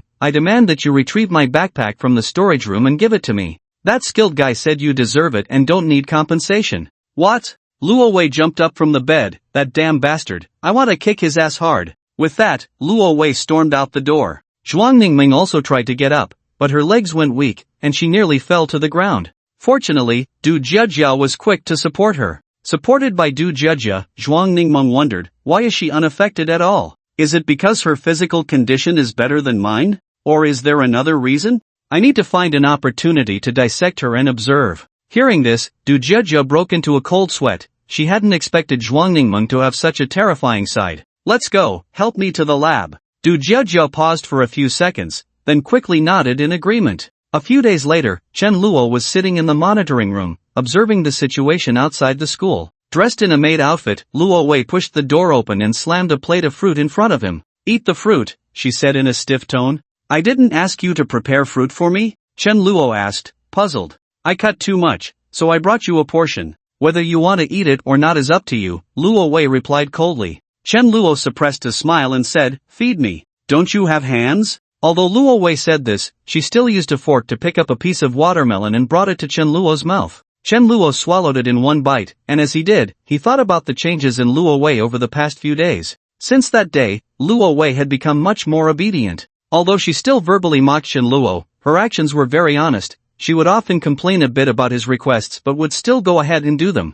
Moreover, she had taken the initiative to do maid duties, eagerly serving tea and water. Compared to before, she mentioned the company much less. The most crucial point was that her favorability rating had skyrocketed. Her favorability panel was as follows: name, Luo Wei, identity, female agent, female assassin, favorability, 80, faithful, initial encounter reward, listening device, claimed, first kiss reward, Barrett with 10 rounds of ammunition, claimable, complete strategy reward, ammunition depot. Chen Luo was also surprised to see the panel. He didn't expect that in just a few days, Luo Wei's favorability would reach the level of faithfulness. This meant he no longer had to worry about Luo Wei betraying him. Although the influence of the company still lingered, Luo Wei would lean more towards Chen Luo. While enjoying the fruit fed to him by his exclusive maid, Chen Luo glanced at the screen. The image showed torrential rain, making it impossible to see anything clearly. Chen Luo couldn't help but frown. "How long has it been raining?" "About 5 days, Luo Wei replied. 5 days? Chen Luo's expression turned serious. Although Binhai City was a southern coastal city known for its rain, it usually experienced showers, never such heavy rain that lasted this long. This weather was indeed abnormal. Could it be another extreme weather event like the previous cold wave? Chen Luo opened the Survivor forum and scrolled through the information sharing posts. He found that only their Binhai City was experiencing heavy rain, while other cities had their own peculiarities. Some cities were facing severe droughts, others were shrouded in dark clouds, and some even had auroras that were typically seen in the polar regions. Correspondingly, new monsters had appeared in these cities. These monsters resembled those from myth and legend, such as blood-sucking vampires, corresponding werewolves, and green-skinned orcs, among others. Although they weren't as powerful as the legends described, they appeared in large groups. Moreover, they were not very friendly to humans, with some even preying on them, thus posing a threat. Chen Luo's brows had already knitted tightly by this point. Seeing this, Luo Wei looked worried and asked, "What's wrong? Why do you look so grim?" "We're going to have trouble again," Chen Luo replied. Luo Wei recognized the seriousness of the situation from Chen Luo's demeanor. However, to encourage him, she said, "So what? Aren't you here? You'll definitely protect everyone through this crisis, right?" "That's right," Chen Luo nodded and continued to browse the posts. The previous post looking for Zero, suspected to be from the company's account, had also posted a new bounty for capturing otherworldly beings alive, with a generous reward. However, the comments below were not very friendly, all criticizing the poster. Capturing otherworldly beings alive? Isn't that just sending people to their deaths? They appear in groups, with at least 10 or more, and sometimes even 50 or 60. What about humans? After the zombie crisis and the cold wave, can we gather that many people? Not to mention that these otherworldly beings each have their own abilities and possess intelligence comparable to humans. For instance, vampires can not only fly but also assimilate humans, and their intelligence is not low. Trying to capture a vampire alive is much more difficult than capturing an evolved zombie. At first, when Brother Eagle's group of mercenaries sent so many people, they still couldn't catch the big-headed zombie, which shows just how difficult it is to deal with intelligent beings. Take the green-skinned orcs, for example. Although their intelligence is relatively low, they possess immense brute strength, and ordinary iron cages can't hold them at all. Moreover, they are the most numerous among the alien races and are very united, making it extremely difficult to capture them alive. Chen Luo speculated that this suspected company's account should have aimed the idea of bio-warriors at these alien races. Compared to Zero, these alien races are definitely much less dangerous, and correspondingly, the difficulty of capturing them is also lower. However, this has nothing to do with Chen Luo. What he cares about more now is when this heavy rain will finally stop. The rain has severely affected his daily life. First, there is no sunlight, and he can only use artificial light to replace it, consuming a considerable amount of diesel and gasoline for power generation every day. Additionally, the rainfall has overflowed the drainage system of Binhai City, and through the surveillance cameras, he can see that the streets outside the school have been submerged. It's about nearly a meter deep. If this rain continues for a few more days, it might even drown people. Fortunately, the building materials provided by the system are sufficient. If he doesn't open the door, the rainwater outside won't seep in at all. Chen Luo is already feeling a headache, not to mention those ordinary people outside. A few hours later, Su Rui braved the rain to find Chen Luo at the safe house. When Chen Luo saw her completely soaked, he couldn't help but ask, "Why didn't you bring an umbrella? You should be able to find one in any store." Su Rui replied, "With this heavy rain, umbrellas and raincoats are useless." "True," Chen Luo curiously asked, "So, are you in such a hurry to find me because there's something going on? I wanted to ask you if you know when this rain will stop." Chen Luo shook his head, "I'm not a god, how would I know?" "I thought you knew everything," Su Rui said, not in a sarcastic tone, but because of the impression Chen Luo had given her all along.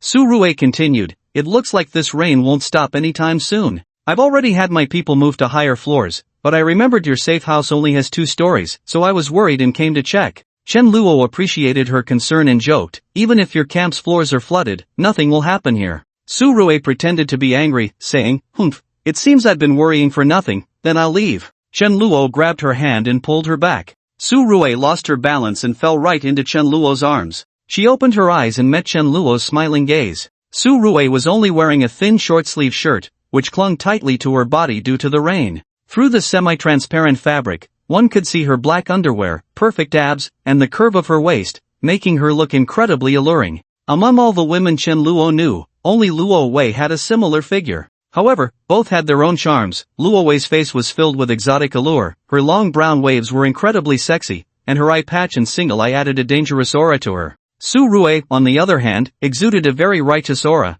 making one feel a strong sense of security when with her. If Luo Wei was a rose with thorns, then Su Rui was a dignified peony. Chen Luo thought this and couldn't help but be mesmerized. Feeling Chen Luo's intense gaze, Su Rui's cheeks instantly flushed red, and she struggled in his arms. "Let go of me." For some reason, whenever Su Rui was with Chen Luo, she always felt insecure, like a little woman, completely lacking the toughness she had when facing criminals. Chen Luo was not willing to let her go so easily. The more Su Rui struggled, the more their bodies came into contact. She could distinctly feel the warmth radiating from Chen Luo's body against her cold skin, and the air was filled with his masculine scent. Gradually, Su Rui's resistance weakened, and an ambiguous atmosphere arose between their gazes. Chen Luo looked at her and slightly lowered his head. Su Rui knew what he wanted to do and closed her eyes. Her eyelids trembled slightly from nervousness and anticipation. Finally, their lips met. This long-awaited kiss of promise was finally fulfilled at this moment. From the initial awkwardness, Su Rui and Chen Luo found a tacit understanding in their connection.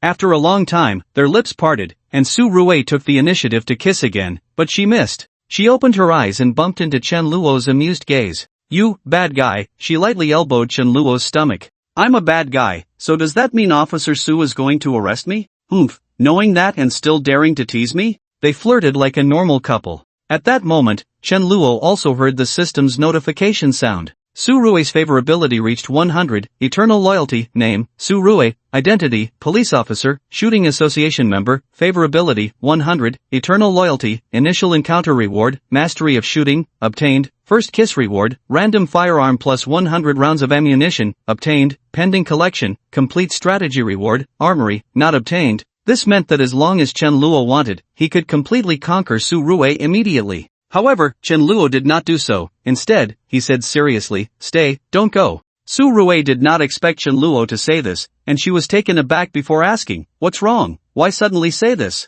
Chen Luo told her about the news he saw on the Survivor forum. Then he said to her, "The outside is fraught with danger, there might be unknown monsters lurking. I really can't rest easy about you." Hearing this, Su Rui felt very touched. She affectionately kissed Chen Luo. Then she said, "The more you say this, the less I can stay." Facing Chen Luo's puzzled expression, Su Rui explained, "You need someone like me to act as your eyes and ears, right? If I stay, I won't be able to help you at all." Seeing her determined gaze, Chen Luo knew he couldn't persuade her and could only let her go. After having a meal with Su Rui, Chen Luo had her change into clean clothes and then personally drove her back. Just as Su Rui said, the people in their camp had moved to higher floors. When Chen Luo arrived, he happened to see them transferring food supplies. Compared to the food Chen Luo had stockpiled, their supplies were rather pitiful. Su Rui was also somewhat worried about this. Their food was mainly obtained through scavenging outside, and if the heavy rain continued to pour, completely submerging everything, the difficulty of gathering supplies would increase exponentially.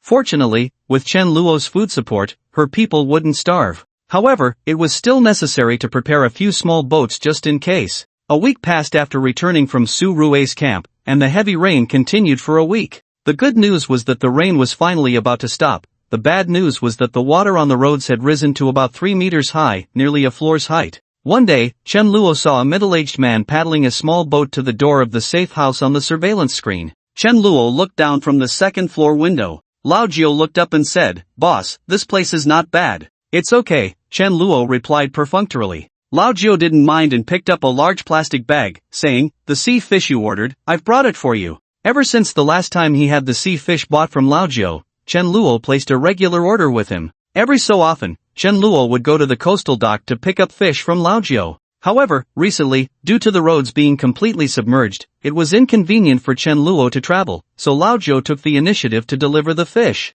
Today was the time for the order again. As Chen Luo took the fish, he asked, "I haven't been to the dock these days, how's the situation over there?" "Oh, the rain is too heavy, the sea level has risen and flooded the dock, and the containers can't be stored anymore. Everyone can only move to the big building next to the dock," said Old Jiu. However, his relaxed expression showed that he was in a good mood. After answering Chen Luo's question, Old Jiu added, "By the way, boss, have you considered getting more fish? I've caught a lot recently, and I can't eat them all, they're starting to smell, and this weather makes it impossible to dry them into jerky." Chen Luo asked in confusion, "Didn't you say that fishing was getting harder?" "That was before the rain. Now the seawater has flooded into the city, and there are fish everywhere under the surface. You can catch dozens in a day without any trouble," Old Jiu said without hiding anything. "Is that really the case? I'm just as surprised. We've never encountered this before, and we don't understand it. We can only take this opportunity to catch more fish and trade for more food." Chen Luo thought about his ice storage. He could preserve as much fish as he wanted, so he nodded in agreement to Old Jiu's request. Old Jiu immediately beamed with joy, exclaiming, "The boss is generous, unlike other bosses who say 1 fish for 1 pound of meat. But when they find out the fish are easy to catch, they go back on their word. They want to catch fish themselves but don't know how to fish, so they dive in to catch them, and as a result, there are zombies underwater. Once they go down, they never come back up," Old Jiu said gleefully. After saying that, he reminded Chen Luo, "Boss, you must not go into the water. If you have to, make sure to get a boat." Old Jiu was afraid that Chen Luo, as a big client, might do something reckless, leaving him with all the fish. "I understand. Zombies underwater were indeed a problem." Chen Luo asked Old Jiu, "Can you help me get a small boat? I can trade 10 pounds of raw meat and 10 pounds of vegetables for it." Old Jiu's eyes lit up, and he readily agreed. This was practically a no-cost deal for him. He just happened to know where to get a boat. Those few bosses who didn't listen to him insisted on diving to catch fish and ended up dead, leaving their boats ownerless. He could just take one to trade with Chen Luo. He couldn't wait to leave. But before he did, Old Jiu seemed to remember something and turned back to say, "By the way, boss, if you have enough supplies, you might want to take a trip to the coastal dock. Recently, a large cruise ship has docked there, and it's full of big bosses auctioning off items. The next auction is the day after tomorrow. If you're interested, you can go check it out." Oh, Chen Luo immediately became interested. Even in the apocalypse, there were still auctions happening. He had to see this for himself. 2 days later, Old Jiu brought Chen Luo a small wooden boat that could hold about 2 or 3 people. But that was enough for Chen Luo. He took Che Xiaoyu and rowed towards the coastal dock. The reason he brought Che Xiaoyu instead of Su Yulan was mainly because Che Xiaoyu was strong. With her rowing, they could cover more distance with less effort. Soon, they arrived at the coastal dock. The dock was now completely submerged in seawater. If it weren't for a few containers floating on the surface, it would be hard to tell that this was once a dock. A few hundred meters away from the dock, a massive cruise ship was anchored in the sea, and small boats were rowing towards it from all directions. As they approached the cruise ship, Chen Luo felt even smaller. His little wooden boat looked like an ant next to the giant ship. This made Chen Luo even more curious about who owned the cruise ship. He and Che Xiaoyu climbed aboard, where about 100 people were standing. Most of them looked confused, clearly just like Chen Luo, visiting for the first time. Chen Luo followed the crowd into the ship's main hall. After another hour, when the number of people in the hall stopped increasing, a middle-aged butler in a tailcoat with a mustache walked to the front. He cleared his throat, and his voice was clearly transmitted to everyone present through a speaker. "Welcome, esteemed guests, to my master's auction. On behalf of my master, I would like to express my sincere gratitude to all of you. A noisy commotion erupted from the audience, and someone shouted, "Who is your master?" This was a question everyone present wanted to know. The butler replied, "My master was once a wealthy tycoon, with assets worth billions. However, all of that has become meaningless. He is now just an ordinary person struggling to survive in this apocalypse, just like you."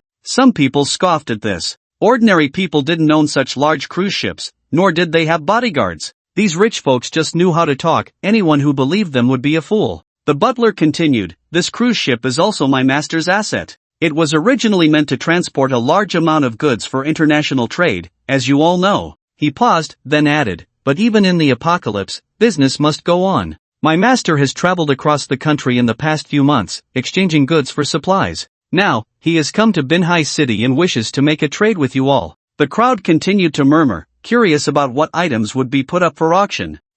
The first item is, before the butler could finish, a bodyguard pushed out a huge cage covered with red cloth. As the bodyguard lifted the cloth, the sight inside left everyone dumbfounded. It was a giant dog, standing 5 meters tall and nearly 8 meters long. At that moment, the giant dog bared its teeth at the crowd through the iron bars, its menacing fangs sending shivers down everyone's spine, causing them to instinctively take a couple of steps back. The butler introduced, "Please don't panic, this is not a zombie dog, but an evolved Alaskan. This breed is known for its gentle and friendly nature, and once it recognizes its owner, it will be incredibly loyal. Yes, you heard correctly, it can be tamed. With it, you will no longer have to worry about your safety, you can walk with confidence." Wow, the crowd erupted in excitement. The butler was very pleased with their reaction and waited for the noise to die down before continuing. However, it is currently in an unclaimed state and has a strong aggressive tendency. Customers who need it can bid to take it home and tame it themselves. We will sell it as is and take no responsibility.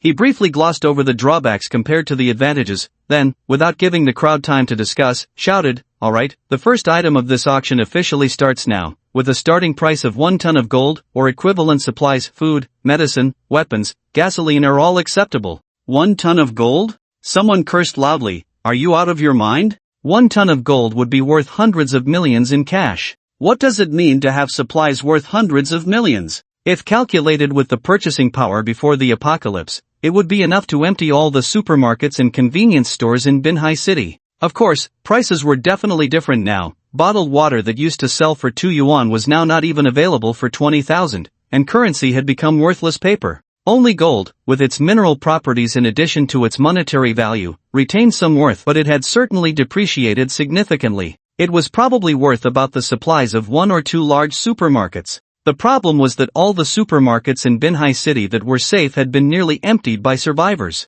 The remaining ones were either filled with zombies or had even more terrifying monsters. Each time they risked their lives, they could only manage to grab a couple of bags of bread or snacks from the outskirts before having to retreat. Among the 100 people present, not a single one could afford the starting price for the giant dog except for one person, Chen Luo. He had so much stockpiled that 3 warehouses couldn't hold it all, not to mention what was stored in the system space that hadn't been extracted yet. Only someone like Chen Luo, who had an advantage, could buy this giant dog. However, Chen Luo didn't intend to do so. In his view, the giant dog was not worth that much. With so many supplies, wouldn't it be better to use them to win over women? The crowd below was filled with indignation, but the steward on stage remained completely unflustered, as behind him stood more than 10 security guards armed with firearms. If they didn't have some confidence, would they dare to carry such precious goods around? Everyone wasn't a fool. They understood the principle of a child carrying gold through a bustling market. Therefore, the steward calmly said, "Let me point you in a direction.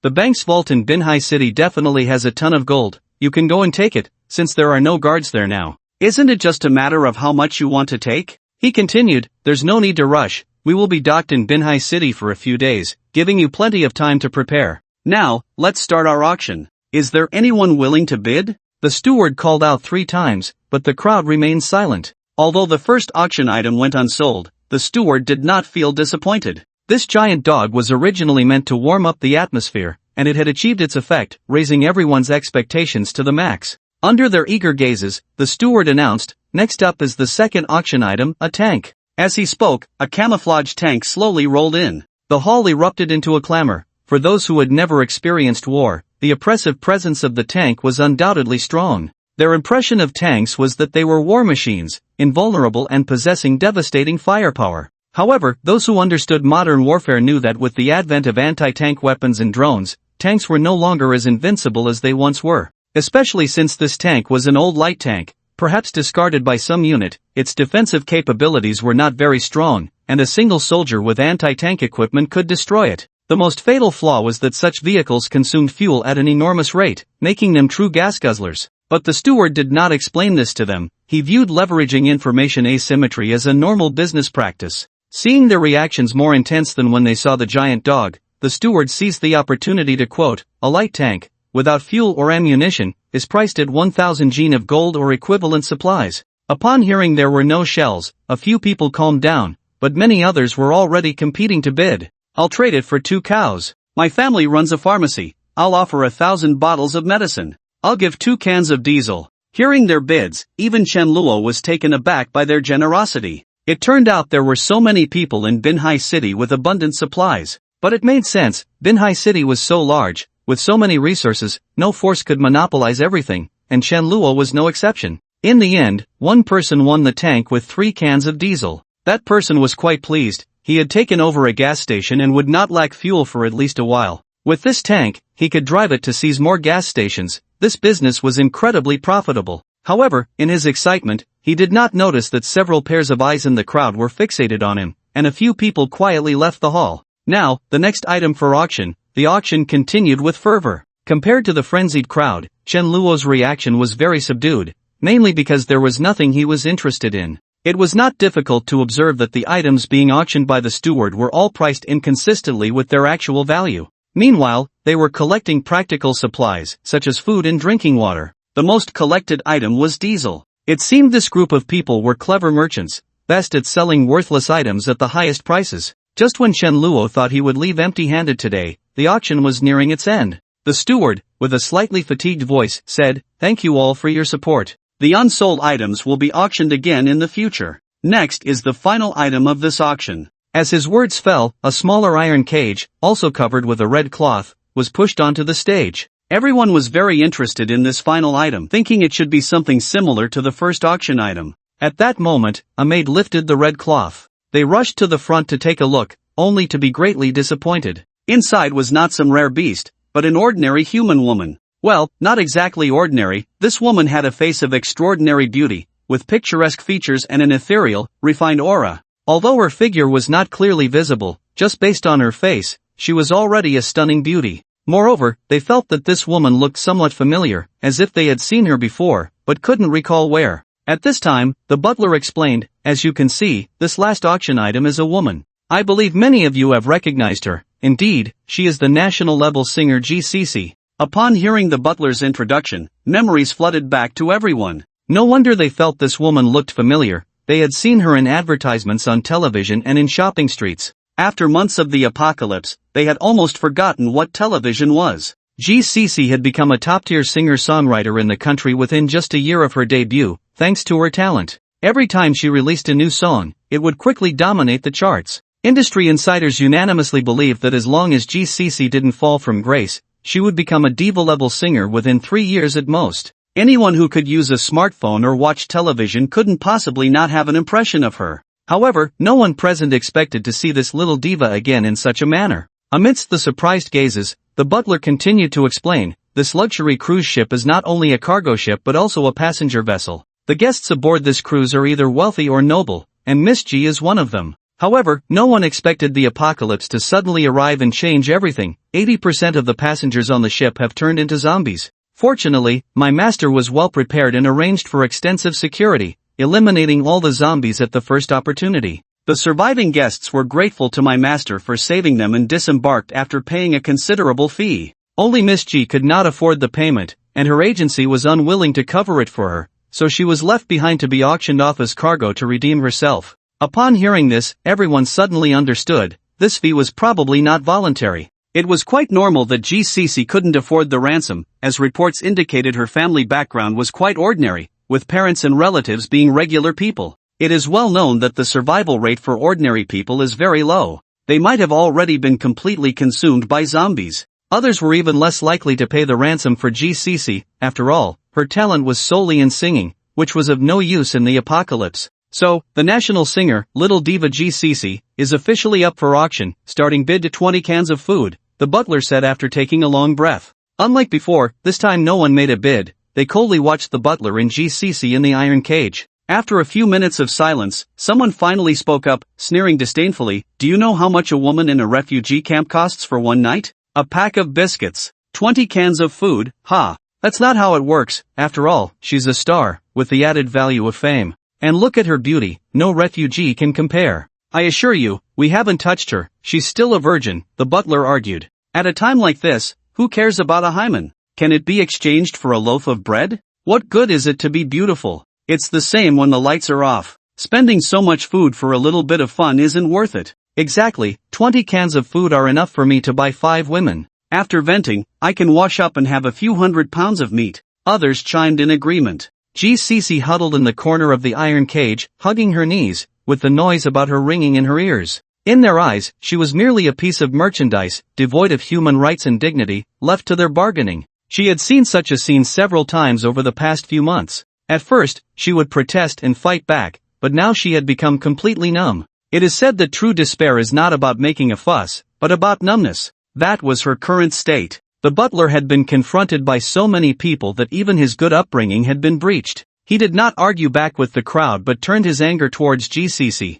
"You worthless thing, you can't even sell at such a low price. I might as well give you to the security as a reward." In fact, GCC had not been unsellable at the beginning. When the apocalypse first started, she still had some fans willing to buy her. However, the butler and the others had misjudged GCC's value, or rather, underestimated the intelligence of the fans, choosing to wait for a better price. The result was repeated failures at auction, with the price continuously dropping. Now, she couldn't even sell for 20 cans. Since that was the case, it would be better to reward the security instead. This was the mindset of a businessman, they would rather destroy something than sell it at a very low price, and they certainly would not let her go free. Upon hearing the butler's words, GCC's body trembled slightly. She raised her head, and through the iron cage, she saw a face that seemed elegant and amiable, yet was more hideous than a demon. GCC still said nothing, only watching as the maid covered the iron cage with a red cloth. When the last glimmer of light was blocked, GCC's expression finally changed, revealing a bitter smile.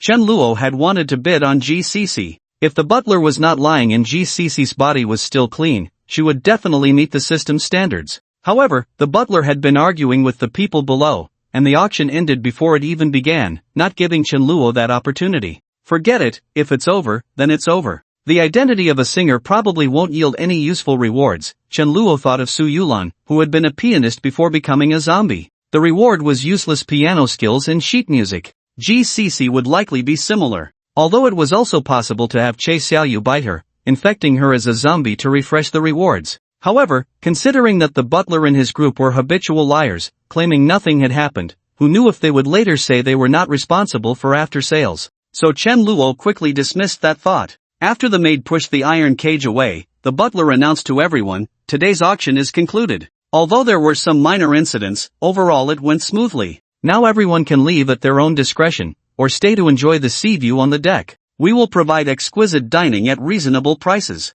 No wonder they were wealthy, even the butler was a commercial genius, surely learned from his master. Not many people left, only those who had bid on items hurried away, while the rest curiously wandered around the cruise ship's deck. On the other side, GCC felt the iron cage shake and then stop. She knew she had returned to the dark, damp warehouse. Thinking of what the butler had said to her before leaving, the next time she saw the light, it would probably be when she was defiled. At this thought, GCC couldn't help but feel a wave of sadness. The dark, silent environment could amplify one's melancholic emotions, but GCC did not cry. Instead, she began to hum a song. The little diva truly lived up to her title, improvising a beautifully moving melody. She gradually got into the rhythm, her voice carrying through the steel plates to the outside sea. Immersed in her performance, she did not notice that voices had joined her singing. First one, then a second, followed by a third and fourth. These voices sounded identical at first, but upon closer listening, each was different, yet together they composed a perfect and melodious harmony.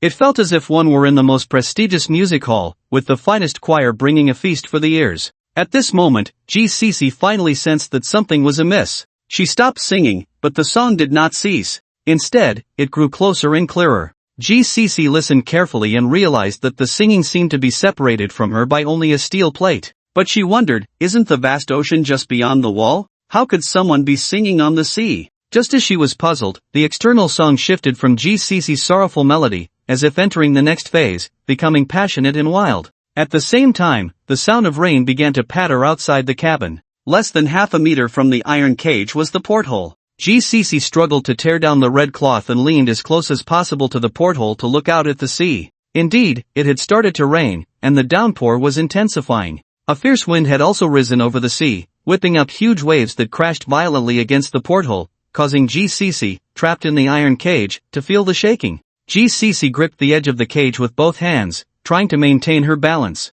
The seawater on the porthole blurred her vision, but she still widened her eyes, attempting to find the singer. Suddenly, a face appeared outside the window. GCC's pupils constricted sharply. Survivors on the deck were either wandering around the cruise ship or leaning on the railing, gazing at the sea view. Most of them had never had the chance to board such a luxurious cruise ship in their lives. Naturally, they cherished this opportunity. The boundless sea could soothe the heart, and this was the first time since the apocalypse that they could relax completely, without worrying about supplies. Because of this, they generously opened their wallets to buy snacks and drinks from the maid wandering with a tray on the deck, then enjoyed themselves comfortably. However, the good times did not last long. A thick fog began to rise over the sea. At first, no one paid attention to the fog, thinking it was a normal phenomenon at sea that would soon dissipate. But as time passed, the mist not only did not clear but silently enveloped the entire cruise ship. Someone felt moisture above their head, reached up to touch it, and found it was water. Looking up, they saw that it was drizzling. Damn, how is it raining again? The survivors cursed, losing their leisurely mood, deciding to leave while the rain was still light, or it would be difficult to get away. But just as they boarded the ship, a giant wave several meters high crashed over, flipping the ship over halfway. Many fell into the sea, panicking and swallowing several mouthfuls of seawater before hurriedly grabbing the ladder to return to the cruise deck. On the deck, they were also buffeted by wind and rain, so they retreated back into the auction hall to escape the rain. Chen Luo was among this group. He found a spot near the window to observe the situation outside. Both the fog and the rain were too strange, showing no signs beforehand. Moreover, the rain continued to pour heavily, quickly evolving from a light drizzle to a torrential downpour, the water crashing onto the steel deck with a loud clatter. The noise was like hail falling. The clamor drowned out the conversations in the hall, forcing them to shout to communicate. But amidst this noise, Chen Luo keenly caught a hint of an unusual sound. Is that singing? The sudden fog and the faint singing immediately reminded Chen Luo of what old Jiao had said.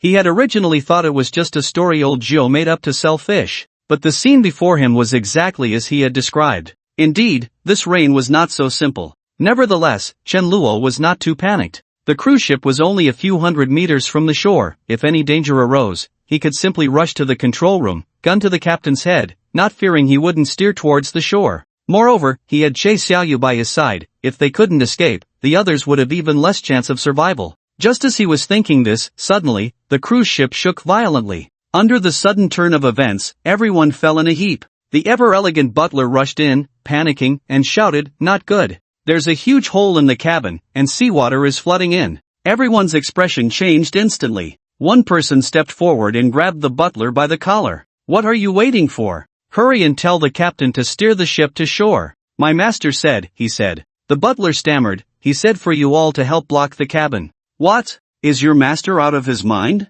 The butler knew he had angered the crowd, but he continued, "My master said, if you don't help, you'll stay here and go down with the cruise ship. If they set sail now, everyone on board could be saved, but once they disembarked, they would certainly abandon the cruise ship, which would likely sink. It was better to use their inability to leave the ship as leverage to force them to repair it. Perhaps they could salvage something. As a businessman, how could one give up their means of survival and greatest wealth? Therefore, it was not surprising that the butler's master would make such a decision. But the survivors didn't care about that. They cursed at the butler, and some, more impulsive, even punched him in the eye. The butler's glasses shattered, leaving one eye swollen and black. The assailant was about to strike again when a gunshot rang out, and several security personnel pointed their guns at the crowd. The butler stood up, took off his glasses to look around, then put them back on. "Everyone, you have only two choices before you. One is to drown together at the bottom of the sea, and the other is to repair the cabin. You choose." With guns pointed at them, the survivors had no choice but to suppress their anger and reluctantly walked down to the cabin.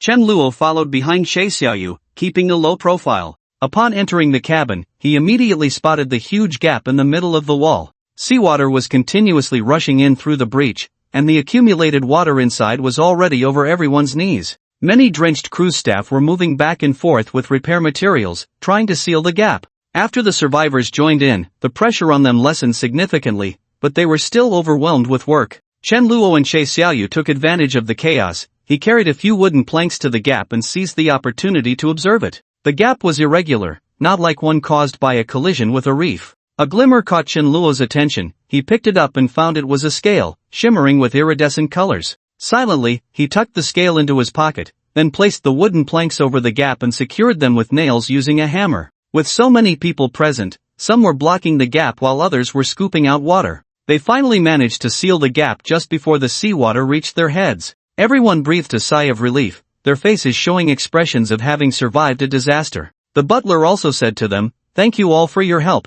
my master is immensely grateful to you. As a reward, my master has ordered the cruise ship to head to shore, and soon everyone will be able to leave safely." Just when everyone felt safe, Chen Luo's ears perked up, and he once again heard a faint singing. The next moment, the seawater burst through the wood, surging in wildly. Not good, the hole has opened again. One person hurriedly grabbed a plank to repair it, but as soon as he stepped forward, he was shocked to see the seawater seemingly with a mind of its own, turning towards him. The powerful force slammed him against the wall, breaking several of his ribs. Others tried to step forward but were swept away by the water. After a few attempts, everyone realized the problem. This seawater is abnormal, we can't repair it. This cruise ship seems doomed, we should run. Upon hearing their words, the butler shouted urgently, "No one is allowed to leave. The ship will not move an inch until the repairs are complete." But no one paid him any mind. In this situation, even the slowest person understood that the seawater was problematic. They would rather jump ship and swim away than stay.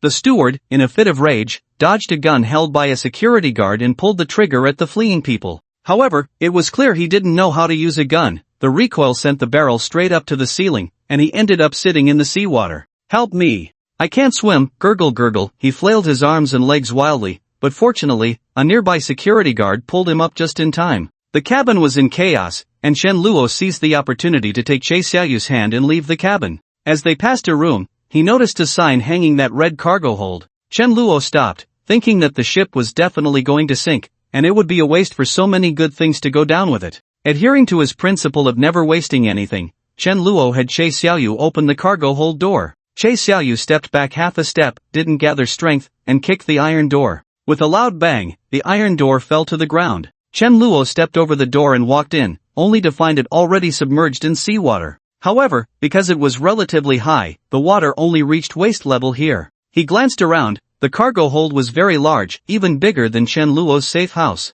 After all, it was meant for international trade, and a small cargo hold wouldn't do. Besides the containers on the deck, all the other goods were in the cargo hold. Chen Luo looked over and saw it was filled with various supplies. He was overwhelmed, regretting that he didn't have spatial abilities. If he did, he could have packed everything up and taken it all at once. Now, he could only choose to take some. Time was tight, and the task was heavy. Chen Luo grabbed a snakeskin bag and started filling it with various supplies. Soon, the bag was packed full. He had Che Xiaoyu carry the snakeskin bag, which she easily lifted, even though it was taller than her. If she could manage it, she could carry dozens of such large bags without breaking a sweat. Just as they were about to leave, Chen Luo heard a faint sobbing sound from the depths of the cargo hold. It suddenly dawned on him, and he walked toward the source of the sound. Sure enough, at the very back of the cargo hold, he saw an iron cage, and inside was the last auction item from earlier, GCC. She had nowhere to hide in the cage and could only watch helplessly as the seawater slowly engulfed her. The feeling of waiting for death to arrive was the most torturous, no wonder she was crying. GCC noticed Chen Luo entering, but she didn't call for help. In her view, anyone who could enter the cargo hold must be a crew member of the cruise ship, and their purpose was naturally to rescue valuable supplies. This was evidenced by the snakeskin bag on another person's back, and GCC clearly did not possess the value to be rescued. What she didn't expect was that the person walked straight toward her and said, "Your name is GCC, right?"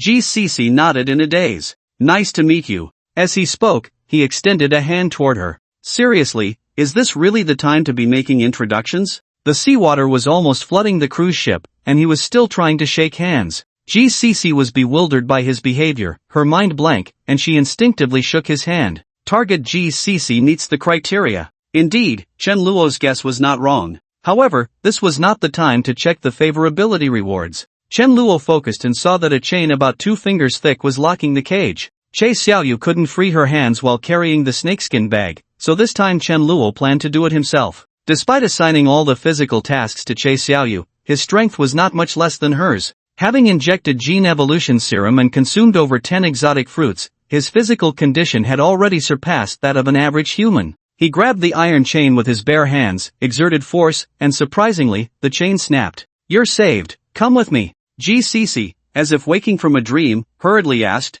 "Aren't you a crew member of this ship?" Chen Luo shook his head. GCC's eyes sparkled with a strange light as she gazed at the other person, her world regaining color in that moment. But Chen Luo did not give her time to feel moved. He waved his hand in front of her. "Stop daydreaming, do you want to drown?" His words directly shattered the emotions GCC had been nurturing. However, GCC did not blame Chen Luo. After all, without him, she would be doomed. The three of them had just taken 2 steps when Chen Luo heard the sound of bang bang bang again, the noise of something hitting the iron cage. "It's the big dog next to me." Without GCC saying anything, Chen Luo had already guessed. After thinking for a moment, he decided to save the giant dog. It was an easy task anyway. Strangely enough, when Chen Luo arrived at the iron cage holding the giant dog, it did not bare its teeth. Instead, it lowered its head, its belly pressed against the ground, its tail tucked between its legs, curled up into a ball. This posture indicated that it felt threatened by Chen Luo. Chen Luo did not say much. He simply broke the iron chain as he had before. Then, without paying attention to the giant dog, he led Che Xiaoyu and GCC out. After they had walked a distance, the giant dog realized it was free. It stepped out of the cage and excitedly rolled in the seawater. After venting its excitement, it looked in the direction Chen Luo had gone and started to follow him on all fours. When Chen Luo emerged from the cargo hold, he discovered that the situation outside had become extremely dire. The seawater had filled the bottom of the cruise ship, and he could clearly feel the ship gradually sinking. Everywhere were panicked survivors, flailing about like headless flies. Only a few people managed to keep their wits about them, knowing that there was a slim chance of survival only if they could escape to the deck. Chen Luo spoke to the 2 behind him, mainly addressing GCC. "Stay close, watch out for the seawater." At first, GCC did not understand what he meant by being careful of the seawater, but then she saw a man's head pop up not far ahead at the stairs, gasping for air. Clearly, he had just swum up from the already submerged lower deck. But before he could catch his breath, the seawater behind him suddenly came alive, as if transforming into a giant python, wrapping around him. Then it violently dragged him under the stairs, and everything returned to calm, as if nothing had happened. GCC's eyes widened at this unbelievable scene. Chen Luo also witnessed the seawater sweep away a living person, and he thought to himself that this mysterious creature must have the ability to control the seawater. The cruise ship was about to become the monster's domain, and fighting here was clearly not a wise choice. With Chen Luo's physical condition, he could hold his breath for at most half an hour. If he were dragged to the bottom of the sea, even he would be in danger. Thinking of this, Chen Luo reminded her again, "If you get swept away, I won't be able to save you either." GCC nodded seriously. Chen Luo led the 2 of them toward the control room. Generally speaking, the control room is located at the highest point of the ship, towards the middle and back. As Chen Luo stepped out of the cabin, he glanced around at the surroundings. The thick fog over the sea had still not dissipated, obscuring the sky and the water. Only on the deck could he see a little bit of what was happening. A few survivors who had escaped the cabin, in their panic, actually jumped off the ship. They thought the cruise ship was not far from shore and that they could swim to safety. However, they had barely swum a few strokes when they suddenly stopped, their expressions blank, silently sinking. Chen Luo noted this bizarre scene in his mind. It seemed that unless absolutely necessary, one should never enter the sea. All the way, Chen Luo moved unobstructed. Even when some recognized GCC, he had no time to care. They were all busy trying to escape, including the security personnel on the ship. When they reached the door of the control room, Chen Luo heard the sound of arguing coming from inside. It seemed someone was angrily cursing the crew. "You useless bunch, I didn't hire you to sit here and rest, think of a way. I can never agree to take the ship and everything on it are my property. You want me to abandon my property and escape? Absolutely not. What does it matter if more people die with me?" Chen Luo pushed the door open and walked in. "Who allowed you to come in? Get out!" Bang! Chen Luo set down the smoking gun, and a thin, small corpse lay on the ground. Chen Luo glanced at it casually, feeling that the corpse looked somewhat familiar, as if it had often made the news before. It was a successful person.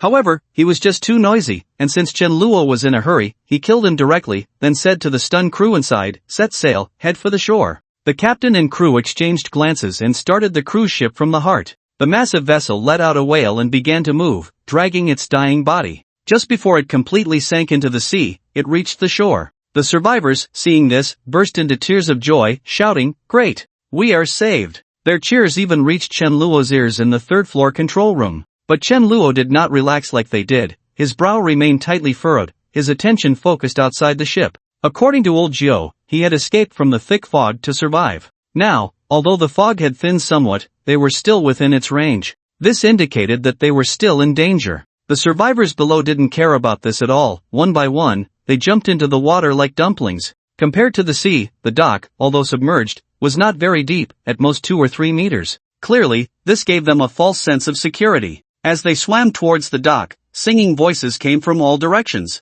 At the same time, a whirlpool appeared among the crowd. The survivors swam desperately, but the whirlpool suction was too strong, making it difficult for them to move, and they were being pulled back instead. From his vantage point in the control room, Chen Luo saw strange shadows swimming beside them. This whirlpool was clearly created by those shadows, but there was no time to hesitate now. The cruise ship was sinking faster and faster. If they didn't leave soon, they wouldn't be able to escape. Thinking of this, Chen Luo asked the crew, "Are there lifeboats on the cruise ship?" They were stunned for a second, and after the captain came to his senses, he quickly said, "Yes, at the stern." Chen Luo directly led Che Xiaoyu and Ji Cece towards the stern. Sure enough, there were more than a dozen lifeboats docked there. These lifeboats were not light, they usually had to be lowered into the water by a crane. However, Chen Luo didn't care about that. He simply lifted a lifeboat and threw it into the sea. The lifeboat began to inflate automatically and soon swelled up. Seeing this, Chen Luo flipped over and jumped down from the cruise ship, landing steadily in the lifeboat.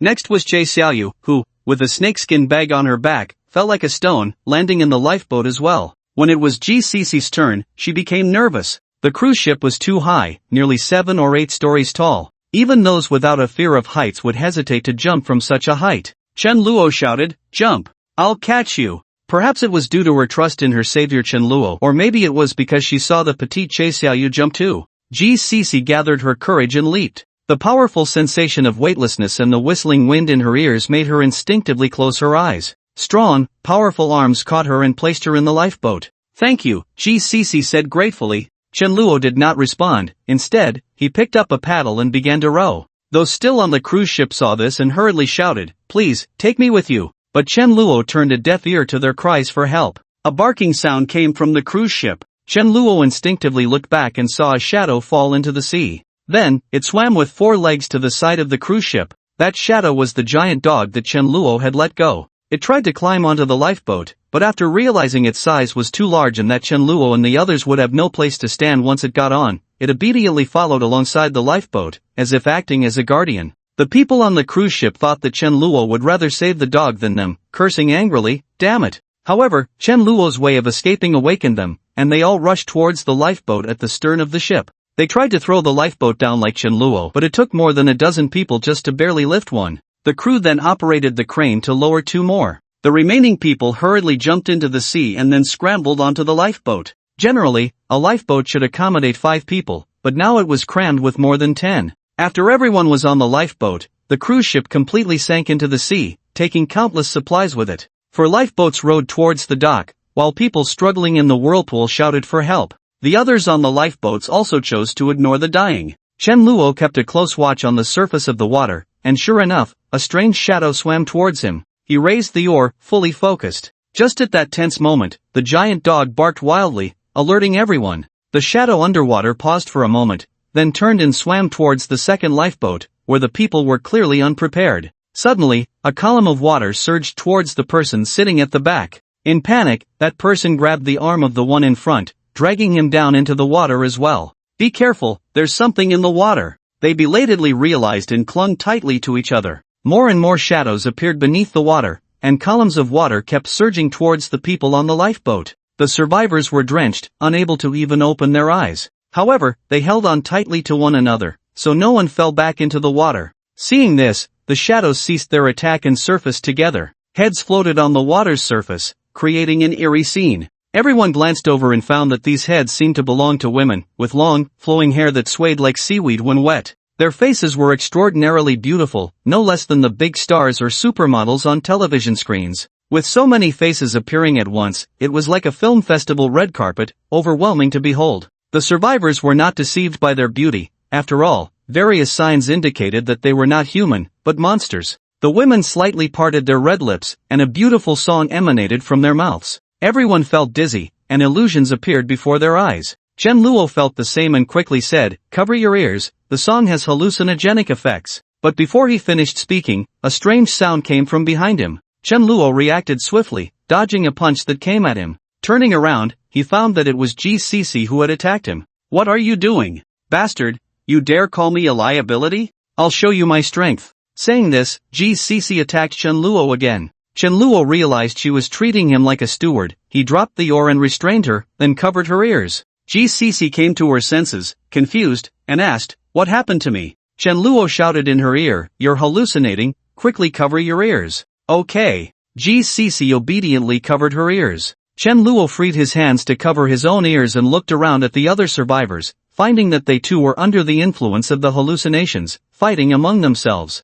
He remembered something and looked at Che Xiaoyu. He found her still looking innocent, unaffected by the song. After all, hallucinations are a reaction that affects the brain, and zombies clearly do not need a brain. So Chen Luo said to Che Xiaoyu, "Xiaoyu, you row the boat." Che Xiaoyu nodded, put down her snakeskin bag, and picked up the oar to start rowing. The giant dog following alongside the lifeboat was also affected by the hallucinations, but its symptoms were much milder than those of the humans. It only irritably shook its head, trying to shake off the song in its mind. Seeing Chen Luo leave, the giant dog couldn't care less about the singing and followed in a dog paddle manner. The monsters maintained their song while watching Chen Luo and the others depart. They did not choose to chase after them, seemingly wary of the giant dog beside them. Instead, they turned their attention back to the humans present. Under the influence of the song, the humans fought until their heads were bloodied. If this continued, everyone would die here. Only one was an exception. Compared to the other monsters, she was much smaller in both appearance and size. She sang absent-mindedly, her golden pupils fixed on GCC's back.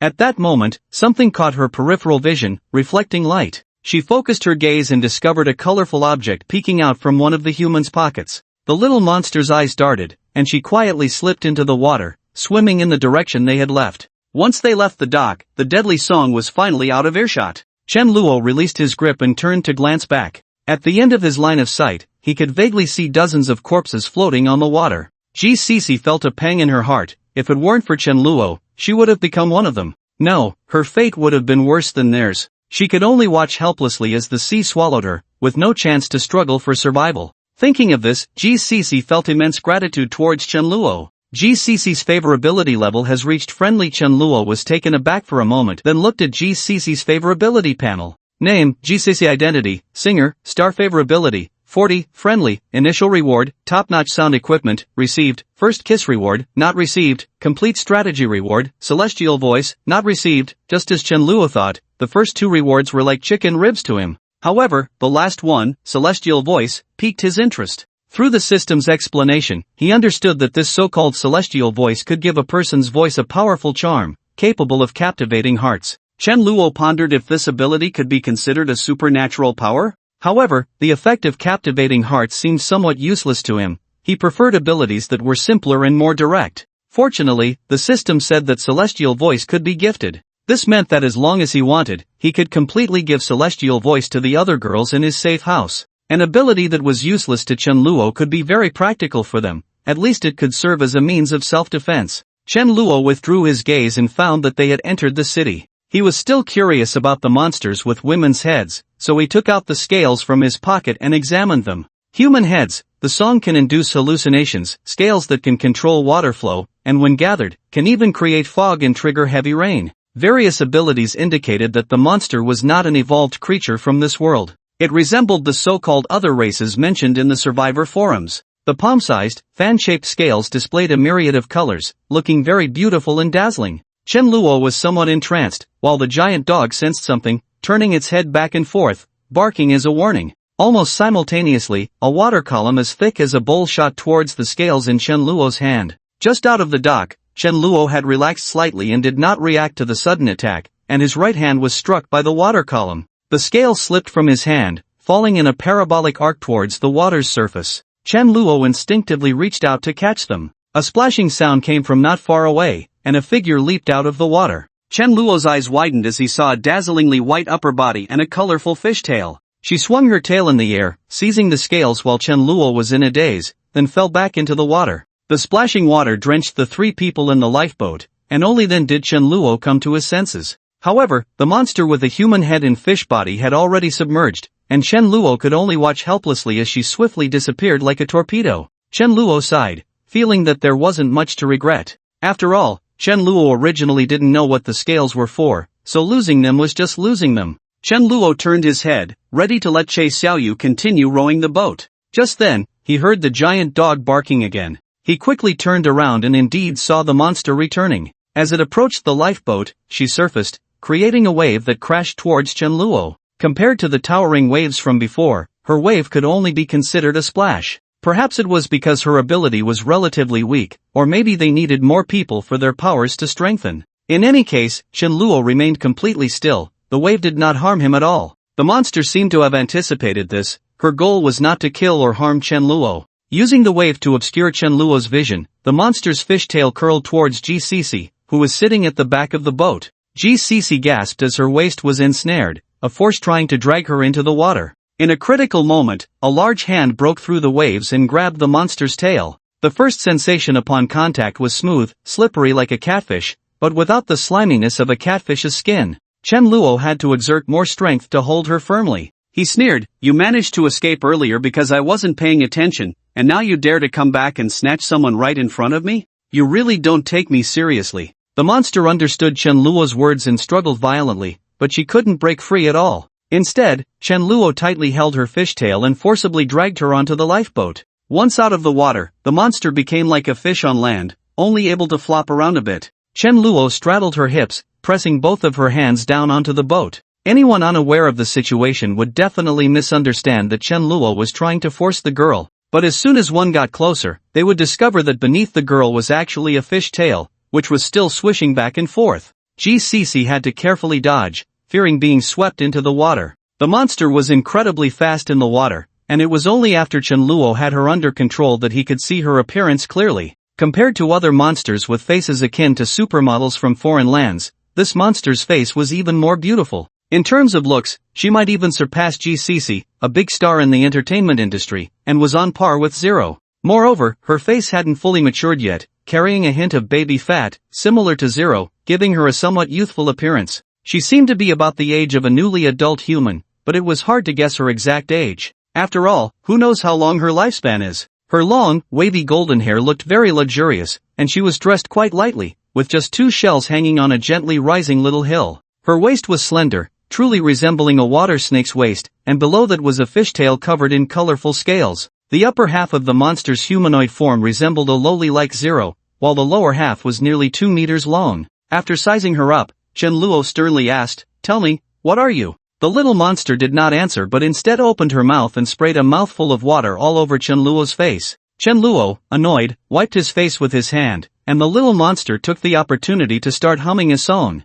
Hearing the song so closely, Chen Luo's mind was immediately entranced. In his eyes, the little monster kept changing. One moment she turned into Shi Lu, the next into Zhang Miao Miao, and then into others. They pitifully said to Chen Luo, "Boss, Chen Luo, the big brother, can you let me go? You're hurting me." Chen Luo knew very well that this was an illusion, but he was still affected. His brain simply couldn't generate aggression towards her, and she repeatedly deceived him. Chen Luo slowly loosened his grip, and the little monster's eyes lit up with joy, increasing her song. But Chen Luo was not fighting alone, there were others around him. Che Xiaoyu dropped the oar and ran towards the little monster. Upon hearing the commotion, a flash of panic crossed the little monster's eyes. She never expected that someone would be unaffected by her song. Fortunately for the little monster, her hands were freed. She quickly plunged her hand into the water and waved at Che Xiaoyu. A water ball the size of a basketball flew towards Che Xiaoyu. To the little monster's astonishment, just as the water ball was about to hit Che Xiaoyu, she punched it, bursting the water ball instantly.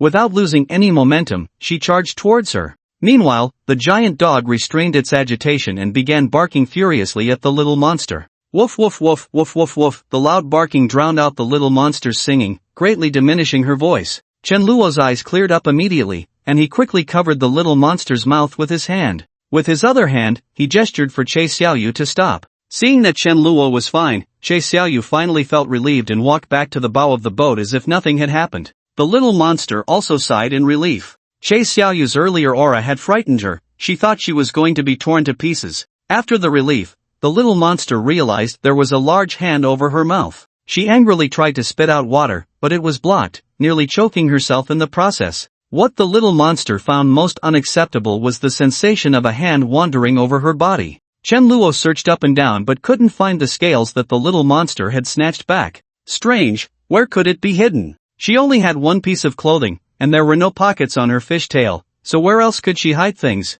Wait, clothing? Chenluo's eyes turned to the shell. The little monster struggled even more fiercely. Although her hands could move out of the water, her strength was about the same as an ordinary person. Her little fists landed on Chenluo's chest without causing any pain, more like a tickle. Ultimately, tears of humiliation streamed from her eyes. Chenluo took out the scales, which still retained warmth and a fragrance. He compared the scales to the little monster's fishtail and was puzzled. Although the colors were similar, these scales were clearly a size smaller than those on the little monster. This indicated that they did not belong to her but to another monster. These scales aren't yours, so why are you trying to snatch them from me? Seeing the little monster trying to speak, Chenluo warned, if I let go and you dare to sing, don't blame me for throwing your shell away. The little monster indeed looked frightened upon hearing this. Chenluo then released his grip. That is. The little monster's voice was quite soft and sticky. That is my mother's. Wait, you can speak Mandarin?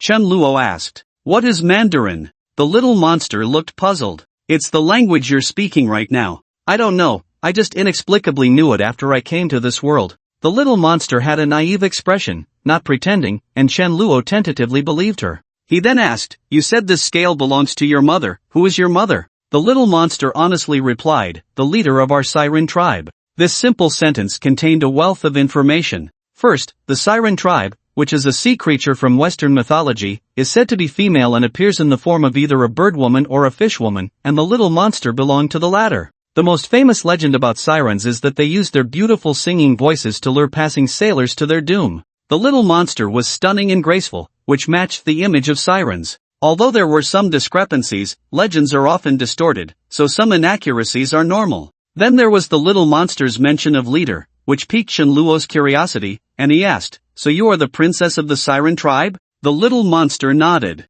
Chenluo pondered, it seemed this little monster held great affection for her mother. That's why she tried to snatch the scales from him. Then why did you steal the scales and come back to catch someone? The little monster said softly, she sings very beautifully, I want to take her back. GCC, as if awakening from a dream, said, so you were attracted by my singing? That's right, at first we thought you were a lost member of our clan, captured by humans, so we wanted to save you. Although they later realized that GCC was not one of their kind, but a human. However, since they had already taken action, they decided to eliminate her completely. Those not of our kind must have different hearts. To the sirens, humans had always been enemies competing for survival resources. Therefore, they would show no mercy. Chenluo thought of something and asked, do you have a name? Yes, the little monster replied, my name is Mina. Almost as soon as Mina finished speaking, a system prompt rang in Chenluo's ears. Chenluo opened the system panel. Name, Mina, identity, siren, princess, favorability, 0, initial reward, exotic fruit, obtained, pending collection, first kiss reward, 100 liters of mutated spring water, complete strategy reward, ability, water control or ability, celestial voice. Compared to the meager rewards from humans, the monster rewards were indeed generous.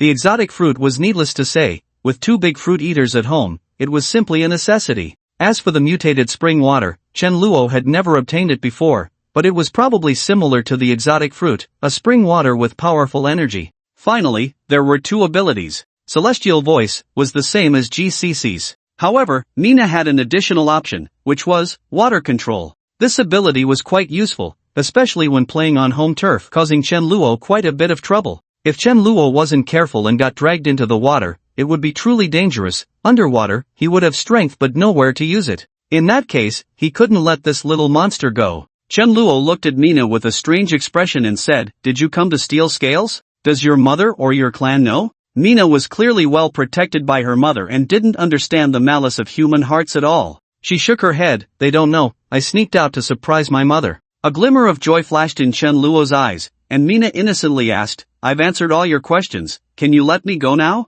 "Don't be in a hurry, I'm very curious about your clan. How about this, come with me for a visit, and tell me all about it. Once I finish talking, can I leave?" A smile appeared on Chen Luo's face. Of course. GCC felt puzzled. Why did he smile like a big bad wolf trying to lure a little girl? But soon she dismissed that thought. Chen Luo was her savior. How could he be that kind of person? So the strange trio of one corpse, one dog, and one fish rode towards Coastal University. On the other side at the coastal dock, the singing gradually stopped. Dozens of human corpses floated on the water. Some had drowned, while others had died in mutual conflict. Only a little over 10 sirens were still alive. Among them, one person seemed to be the leader. The leader was the most beautiful siren present. She had a stunning face, resembling Mina by 70%. The same golden hair that looked lively on Mina appeared noble and elegant on her. After seeing that all the humans were dead, she floated her upper body above the water. Her proud figure was an existence that shells could not conceal, revealing large areas of snow-white skin,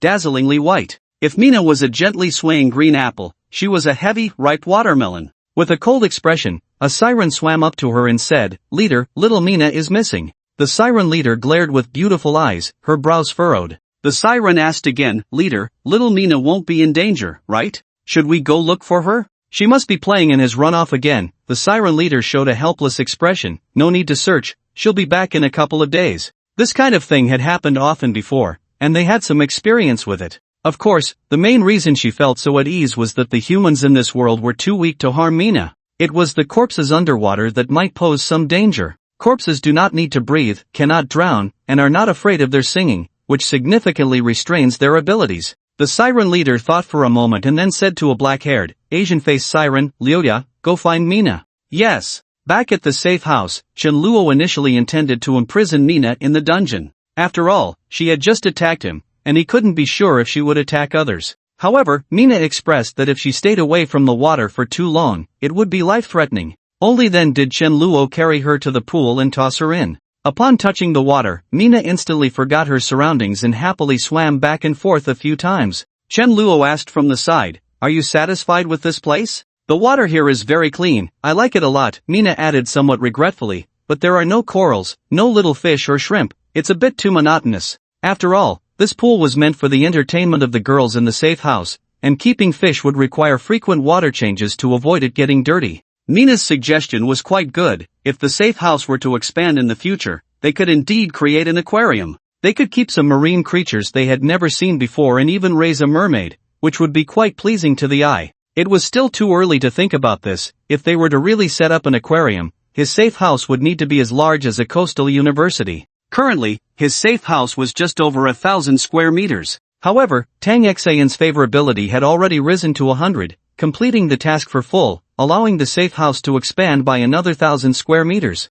The new blueprints were already being designed by Shi Lu. This time, Chen Luo reminded her to consider designing underground, to build an underground base. The land area was already large enough. Further expansion would be too conspicuous and could easily attract trouble. According to the information Chen Luo obtained from the Survivor Forum, other cities had disaster-level monsters. Coupled with the inexplicably appearing other races with various abilities, although Chen Luo was not afraid of trouble, it was better to avoid it when possible. In contrast, an underground base would be much more low-key, with higher concealment and safety. Back to the main topic, Chen Luo still had one person, GCC, who had not been arranged. He said to GCC, who had been anxiously following him, "Someone will come to take you to your room soon." GCC nodded repeatedly. "Okay. This is not a free place to stay," Chen Luo said coldly. "If you live here, you have to work for me. What can you do?" Hearing this, GCC actually breathed a sigh of relief. Having experienced being unsold and almost being given to the crew, she had already understood the survival rules of this world.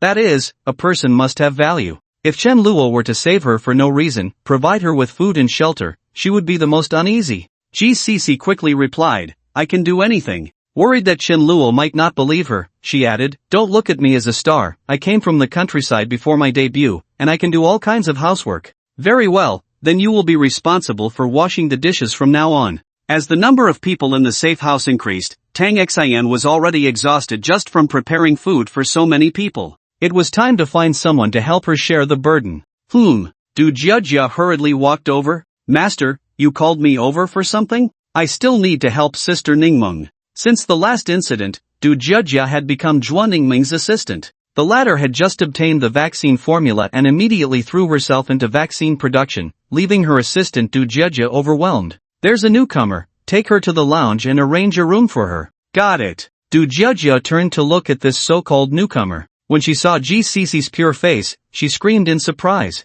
You, aren't you GCC? You know me? Of course I do. I'm your loyal fan, I've bought every one of your albums. Du Jiajia's excitement was evident. GCC was also surprised to meet a fan in such a situation and place. She immediately felt that Du Jiajia had become more approachable. Really? Thank you for your support. GCC and Du Jiajia shook hands, moving them up and down. By the way, Shilu and Miao Miao are also your #1 fans.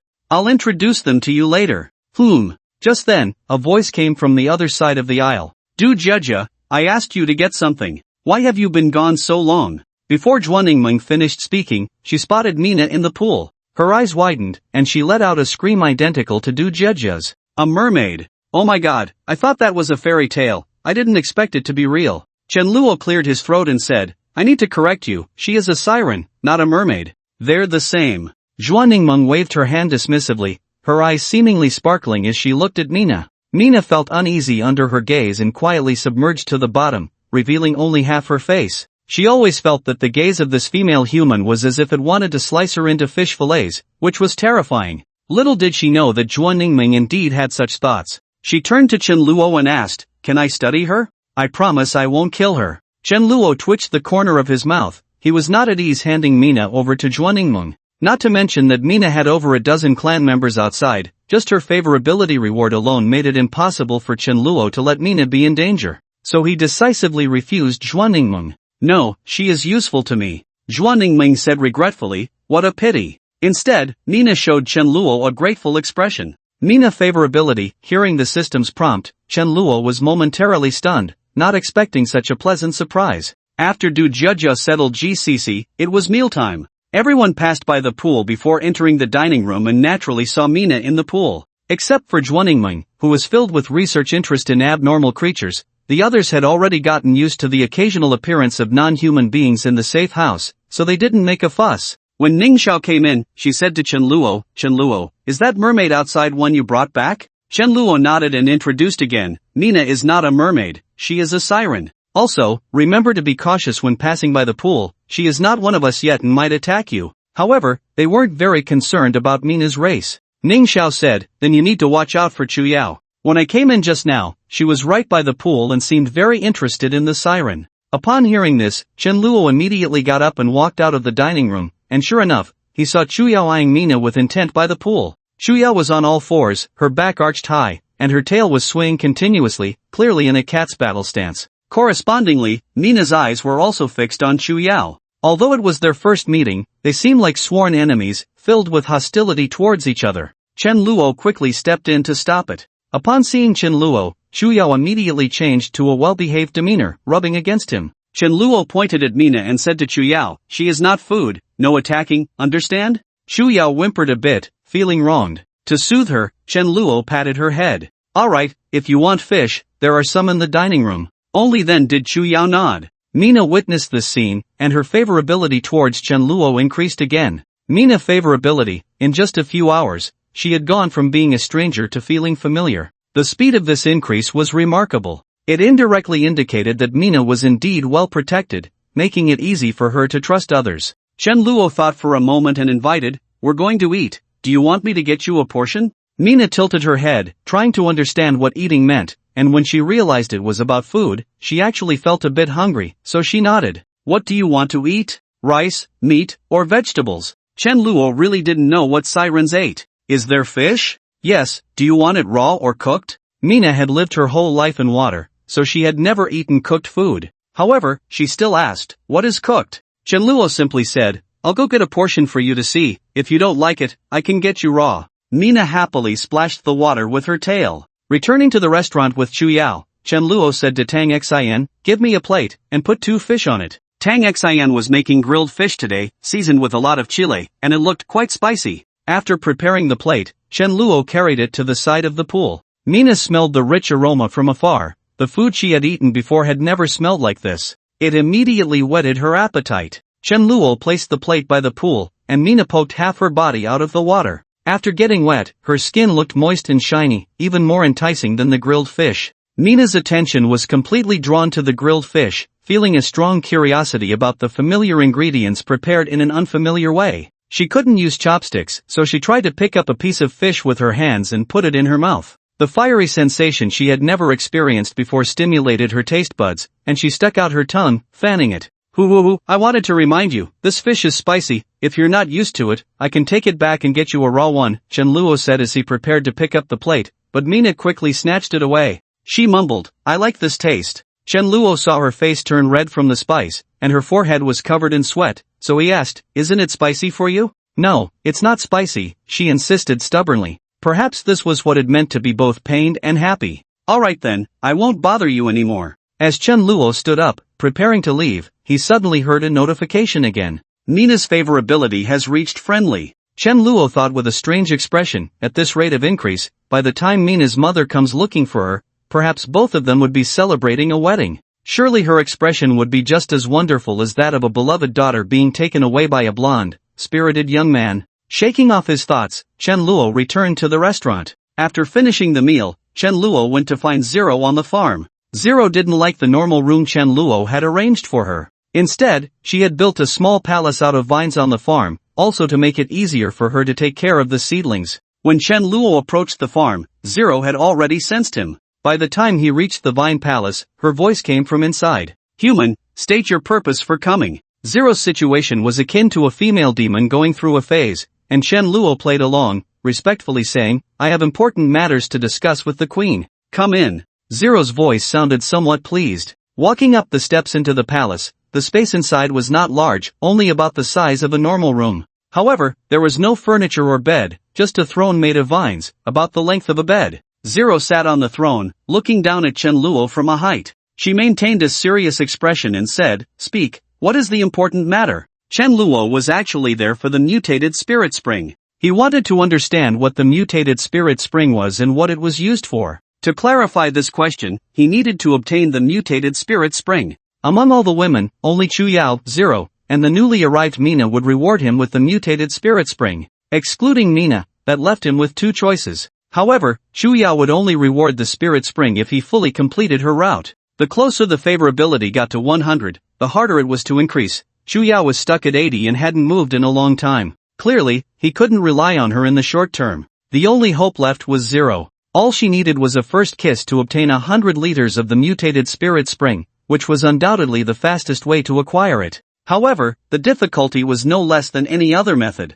Currently, her favorability with Zero was still at 59, merely friendly, not enough for her to kiss him. So, some tricks were necessary. Chen Luo straightforwardly said to Zero, "I want to kiss you." "What?" Zero was taken aback, nearly falling off her throne. But then she realized her image as a queen and sat back down. Forcing a stern expression, she said, "You damn human, you already have so many women. You have a cat, then a fish, and now you're setting your sights on me, the queen? You really are despicable." Chen Luo slowly replied, 20 mutated fruits for 1 kiss, how about that? "Are you kidding?" Zero couldn't hold her composure again. Cough, cough, that won't do. After all, I am a queen, and I would never exchange a kiss for a mere fruit. If Zero didn't agree, she could have just refused outright. Her lengthy response clearly showed she was wavering. Chen Luo pressed on, saying, "Additionally, I can give you 1 liter of the mutated spirit spring." Mutated spirit spring? What is that? Like the mutated fruit, but with more energy.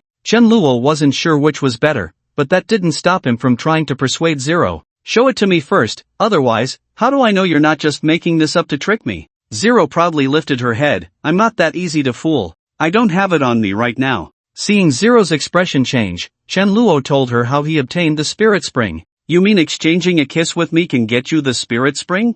Zero was skeptical. "How come I didn't know I had that ability?" Cough, cough, strictly speaking, it's my ability. Zero herself was not human and had no human sense of shame, She didn't even understand the meaning of a kiss, merely seeing it as an exchange of saliva, and going further was just an exchange of bodily fluids. Therefore, she didn't care much about it. What mattered to her was Chen Luo's identity. He was just a mere human, unworthy of touching her noble body. Of course, with the mutated fruit, that was another story. Even if Chen Luo was deceiving her and there was no such thing as a spirit spring, those 20 mutated fruits were enough to quickly restore her strength, to match her status, to regain the respect of Chen Luo and the other women. Zero thought that suffering a little was nothing. A queen must have an indomitable will. After telling herself this in her heart, Zero's gaze inexplicably became resolute. She said to Chen Luo, "Come on." As soon as she finished speaking, Zero closed her eyes and tilted her neck. Seeing her heroic sacrifice pose made Chen Luo want to laugh,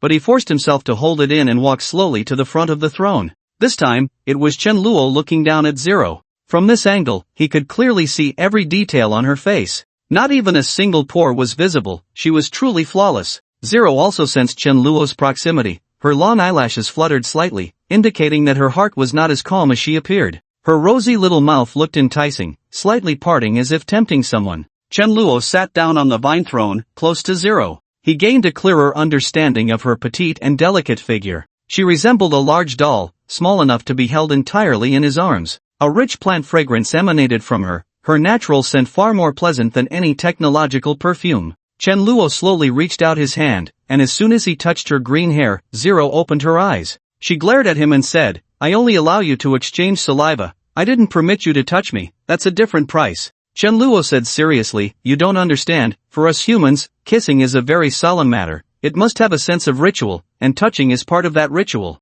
"Really?" Zero pouted, "You humans are really troublesome." Even so, Zero closed her eyes again. Chen Luo finally got his wish and touched her beautiful hair, running his fingers down. When he reached her neck, Zero's body trembled slightly. Chen Luo understood. It seemed her neck was a sensitive spot. Ignoring it for now, he continued down, touching her back, then her small but perky bottom. Zero furrowed her brows, almost managing to suppress her urge to resist. This was a rare opportunity. Usually, Zero was so haughty, but now she was so obedient. Chen Luo had to seize this chance. So he lowered his head and leaned in. As soon as his lips touched Zero's delicate neck, she suddenly pushed him away. "What's wrong?" Chen Luo feigned ignorance. The stimulation had been too intense. Zero had never known her body could react this way. She fell into doubt about her own body. Hearing Chen Luo's question, Zero said, "That's enough, something's wrong with my body." She attributed the trembling to the side effects of overexertion. Chen Luo secretly laughed.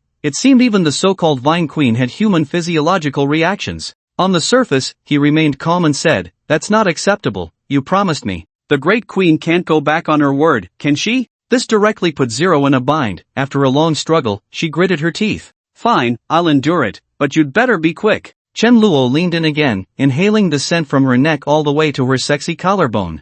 Zero indeed kept her word and did not push him away again. After Chen Luo pulled away, there was a glimmer in Zero's eyes. She didn't say a word. Her first action was to condense a green orb in her hand and press it against herself. But that strange feeling did not dissipate. "Something is really wrong with my body." Zero's voice trembled with a hint of tears. Her body felt so unfamiliar and out of her control. It was the first time Chen Luo saw Zero in such a vulnerable state, and he couldn't bear to bully her anymore, so he said, "Don't worry, you're fine." "Really?" She blinked her big eyes, looking pitiful, completely losing the haughty demeanor of her usual self. "Really, I promise." Zero broke into a smile. "Okay, I believe you." Zero's favorability officially reached 60, which meant she had developed feelings for Chen Luo. Seeing her emotional fluctuations so intense, Chen Luo said, "How about we postpone it for another day?" Zero wiped her tears and stubbornly said, "No need, I can still endure it." Seeing her insistence, Chen Luo didn't refuse.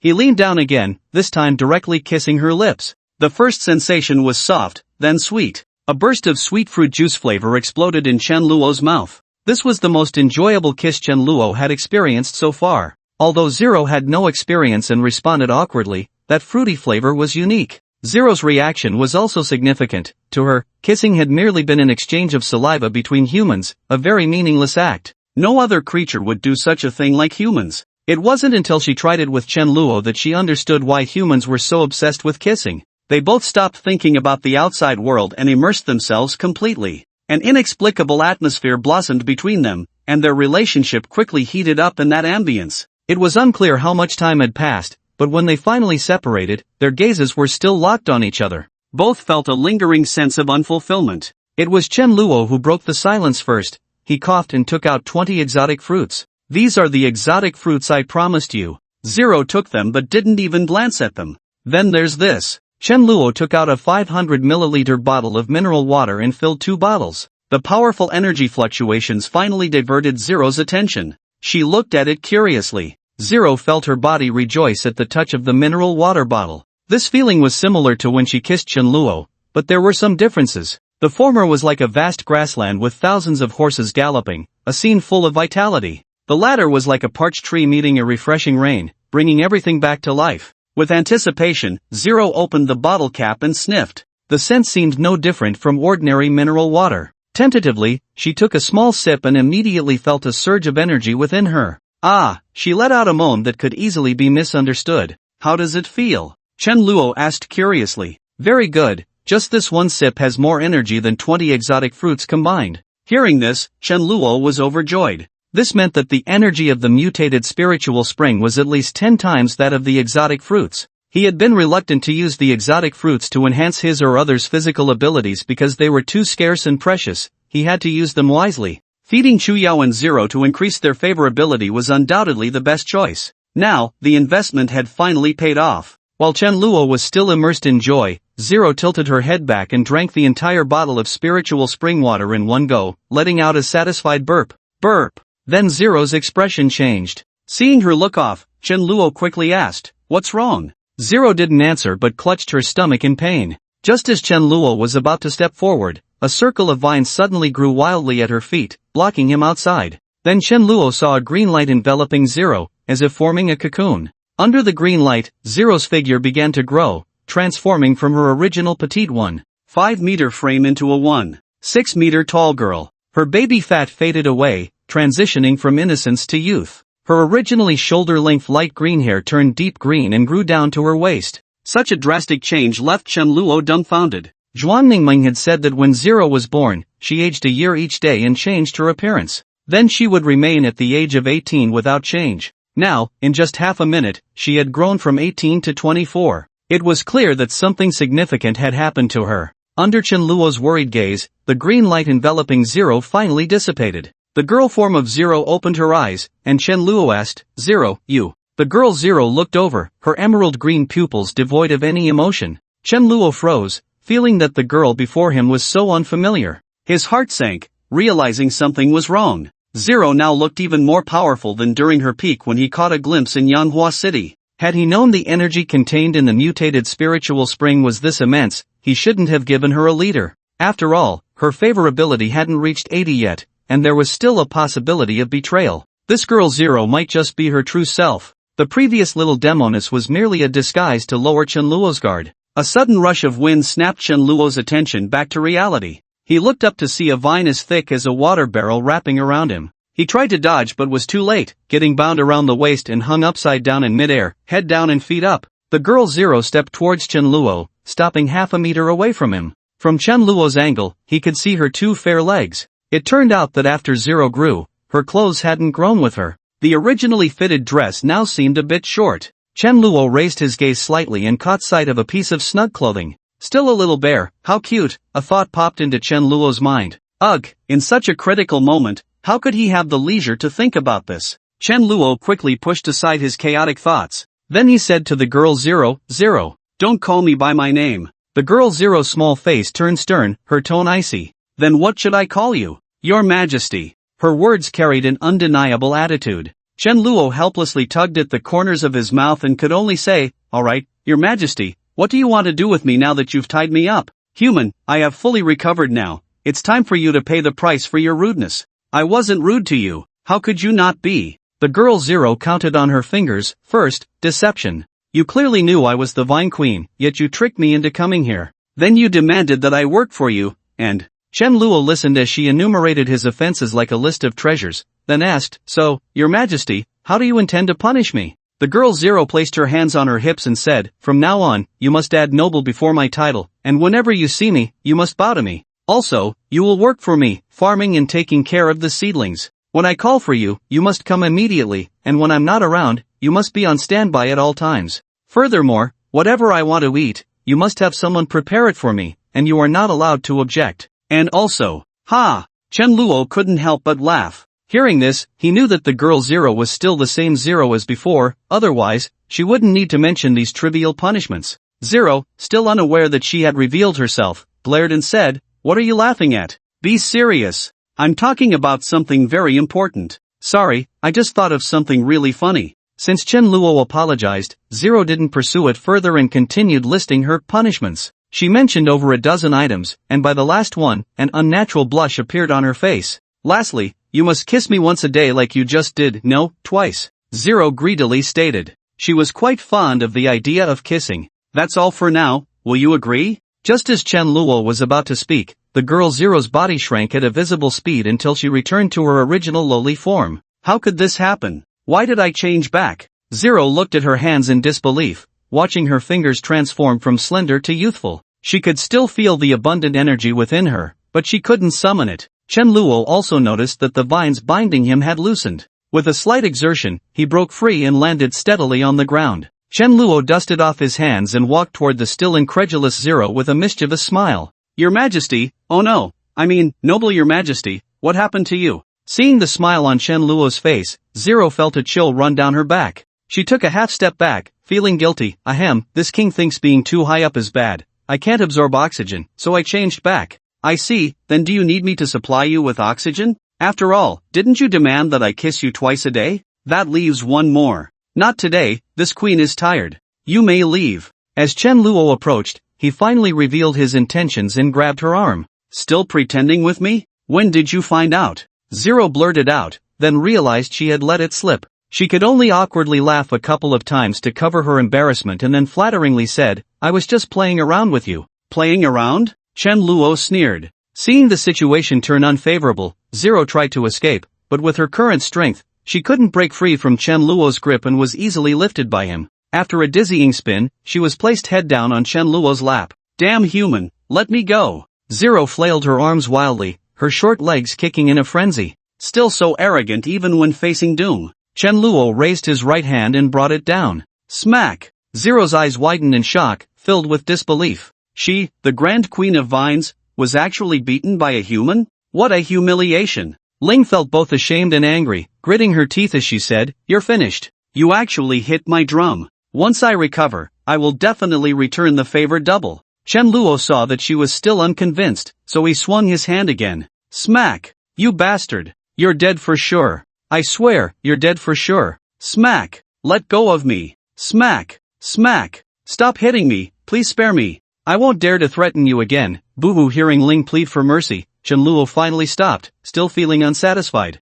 To be honest, Ling's hand was quite nice. Small, but very perky. When he slapped down, it bounced right back up, like hitting a rubber ball. Chen Luo was getting addicted to it, but unfortunately, Ling begged for mercy too quickly, so he couldn't continue. He asked, "Do you know your mistake?" "Ha? Oh, I know my mistake, I know my mistake." Ling hurriedly nodded. Chen Luo let go of Ling, and she immediately jumped to the side, her hands glowing green as she rubbed her bottom. She pouted, muttering to herself. Chen Luo vaguely heard words like bastard, damn it, and revenge. So, Chen Luo blared and said, "What did you say?" Nothing, I didn't say anything." Indeed, the arrogant little demoness needed a good lesson, otherwise, they would get too cocky. Chen Luo said with satisfaction, "I still prefer you like this." Ling clearly misunderstood something, her little face turning red as she turned her head dismissively and said, "Who wants you to like it?" Back to the serious matter, why did you change back again? Chen Luo shifted the topic and asked. "I don't know," Ling said distressed, "I just feel like there's a surge of energy building up in my stomach, but I can't use it."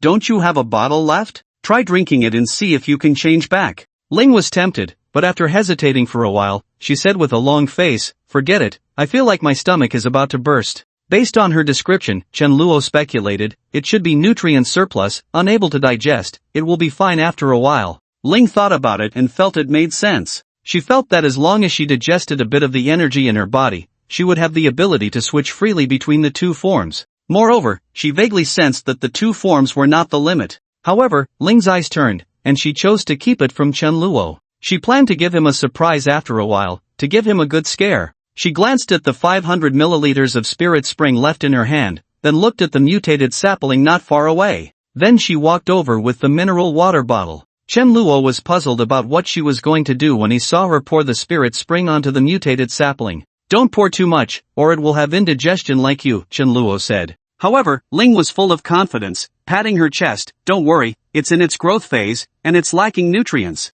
Ling cared much more about the mutated sapling than Chen Luo did. Ever since Chen Luo handed the sapling to Ling, he had neglected it, while Ling took care of it meticulously every day, watering and nurturing it with great attention. So Chen Luo didn't have to worry about her harming the sapling. A few seconds after Ling finished pouring the spirit spring, the sapling seemed to be activated by the spirit spring, excitedly swaying its young branches. It was like a 3-year-old child who had just tasted delicious food, spinning around and stomping its feet. Soon, the sapling grew visibly taller. In a moment, it had grown into a small tree. The originally bare branches sprouted green leaves. Ling looked up at the fruit tree that was already taller than her, dancing with excitement. Great! It won't be long before it bears fruit. Chen Luo was also very happy and suggested, I still have some here, how about we water it with 2 more bottles? Ling, very familiar with the fruit tree's condition, shook her head, we can't water it anymore today. Chen Luo felt a bit regretful, but more than that, he was joyful.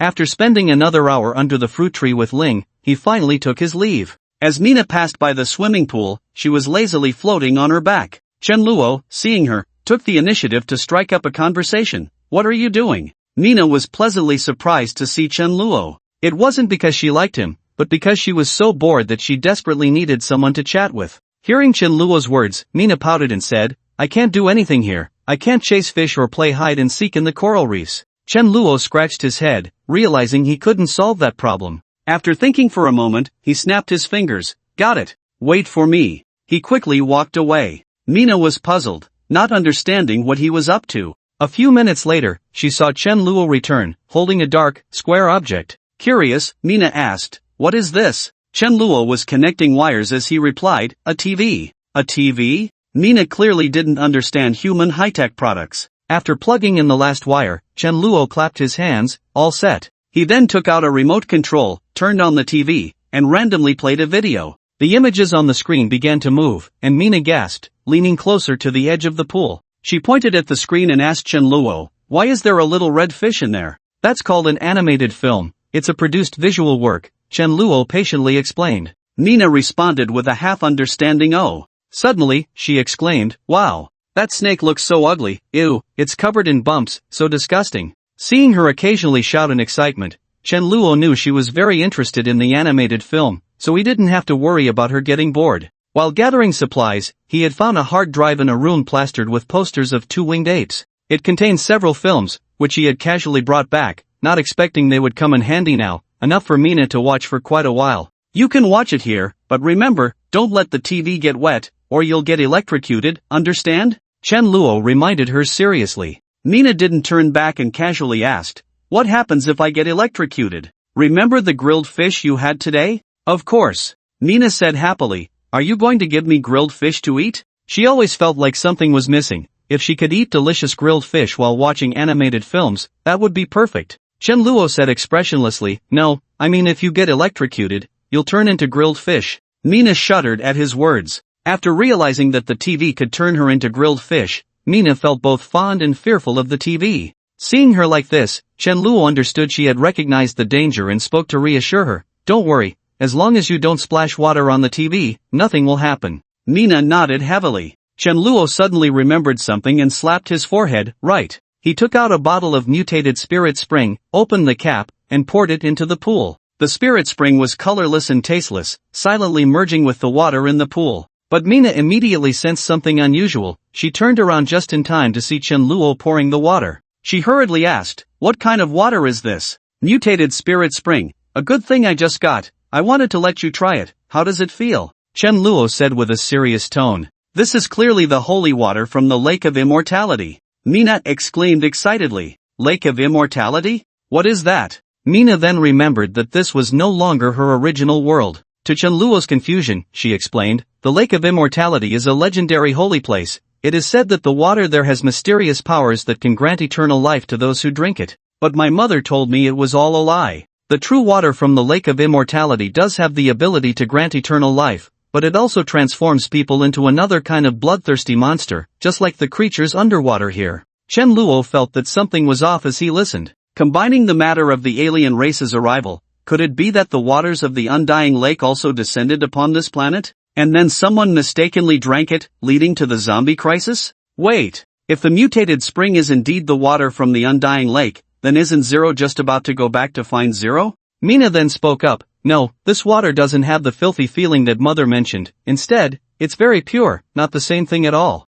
Why is Mina speaking while gasping for breath? Chen Luo was almost scared to death by her. The energy in the spring water is so abundant, soaking in it feels so comfortable, Mina said, squinting her eyes. Then she opened her eyes and looked at Chen Luo. This spring water must be very precious, right? If you use it for me, won't it be a waste? It is precious, but Chen Luo only poured her a bottle's worth, he had plenty more. Of course, Chen Luo wouldn't say that to Mina. You're a guest, so even if it's precious, using it to entertain you isn't a waste. Chen Luo waved his hand pretentiously, appearing unconcerned. Mina was indeed fooled. She was so moved that she held Chen Luo's hand against her chest. Chen Luo could feel the hardness of the shell and the softness that the shell couldn't contain. You're such a good person, not only forgiving me for attacking you but also treating me to such delicious grilled fish and such precious spring water. I'm really grateful to you. Mina's favorability reached like, Chen Luo was overjoyed to hear the system prompt. This siren princess was really a naive sweetheart, believing so easily.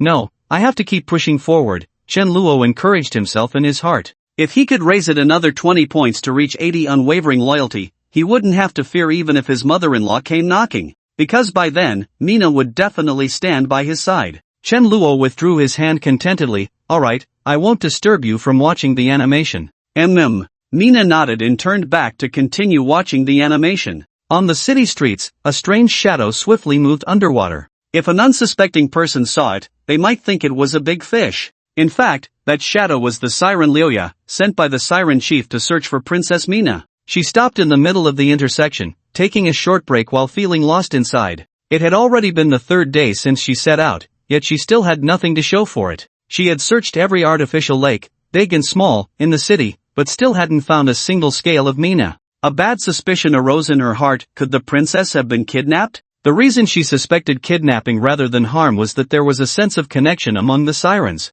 They could sense each other's existence, but it could only be activated within a certain distance. If they were too far apart, it became very vague, at most knowing that the other was still alive. In Liuya's imagination, the princess must have been kidnapped by those despicable humans. Perhaps she was locked away in a dirty, dark sewer, surrounded by rats and cockroaches. The once beautiful fishtail would start to rot and fester, becoming utterly disgusting. Just thinking of that scene made Liuya's heart ache. Princess, I will find you as soon as possible, she vowed silently. She stopped to rest and continued to search quickly throughout the city. After searching for several hours, as the sky grew dim, she arrived outside a large building surrounded by a fence. Liuya initially didn't want to go in, but noticing a small lake inside, she decided not to miss any opportunity and found the main entrance to swim in. However, not recognizing human writing, she didn't realize the large characters beside the door that read Coastal University. She also didn't notice the rotating machine on the wall flashing red light, capturing her every move.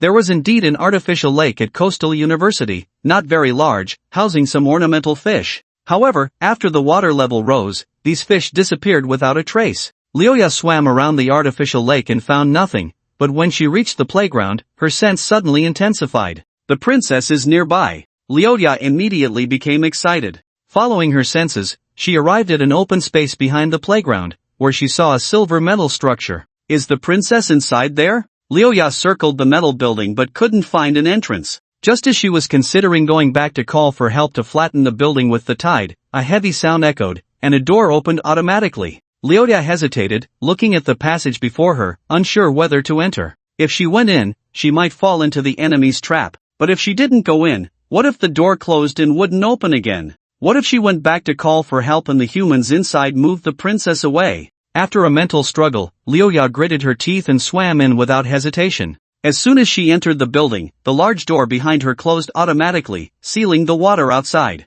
Now she was in a dilemma, with no choice but to continue swimming forward. It was more like gliding while expelling water. After sliding through the passage and arriving at a spacious hall, she immediately spotted a man standing ahead. Liuya squinted her eyes. You kidnapped Princess Mina? Chen Luo did not answer but looked at her in surprise. He hadn't expected to see an Asian face with black hair and black eyes among the sirens, and combined with her three-dimensional features and impressive figure, she was quite charming. Feeling the human man's gaze scrutinizing her, Liuya was furious. When did despicable humans dare to look at them sirens like that? She raised her hand to gather the water on the ground into a water ball. Due to the limited amount of water, the ball was only the size of a soccer ball. However, it was enough to kill a weak human. Liuya pointed forward, and the water ball shot out rapidly. Do all you sirens like to resort to violence at the slightest disagreement? Mina is like this, and so are you. As Chen Luo spoke, he punched the water ball, shattering it without even getting his clothes wet.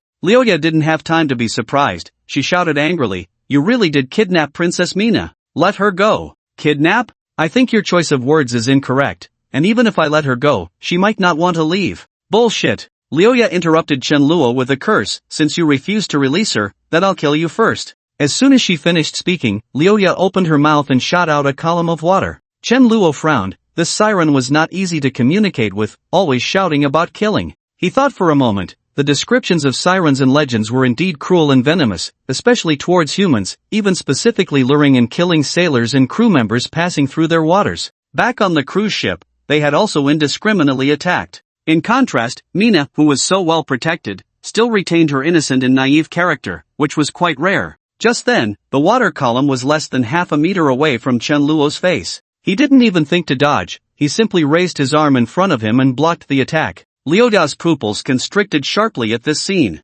She knew that the force of the water column she shot out was considerable, comparable to a fire truck's high-pressure water cannon. That power was enough to injure a human severely. Yet this human blocked it with one hand, and considering he had previously shattered her water ball, could he be a half-blood troll? Liuya hadn't intended to defeat him with the water column. Her actual goal was to wet the floor and turn this place into her home ground. With a flick of her tail, she glided like ice skating. Her speed was so fast it nearly matched Su Yulan's. Chen Luo focused and realized she was manipulating the water flow beneath her, allowing her to control her speed and direction. Liuya quickly circled behind Chen Luo, seizing the gap in his defense, and raised her large fish tail to smash down towards his head. If she hit, it would be a light punishment to leave him bleeding. But what she didn't expect was that this human could react so quickly. In a flash, he turned around and clasped his hands together, firmly catching her tail. With her upper body losing support, Liuya's back slammed heavily against the ground. Liuya winced in pain, letting out a muffled groan.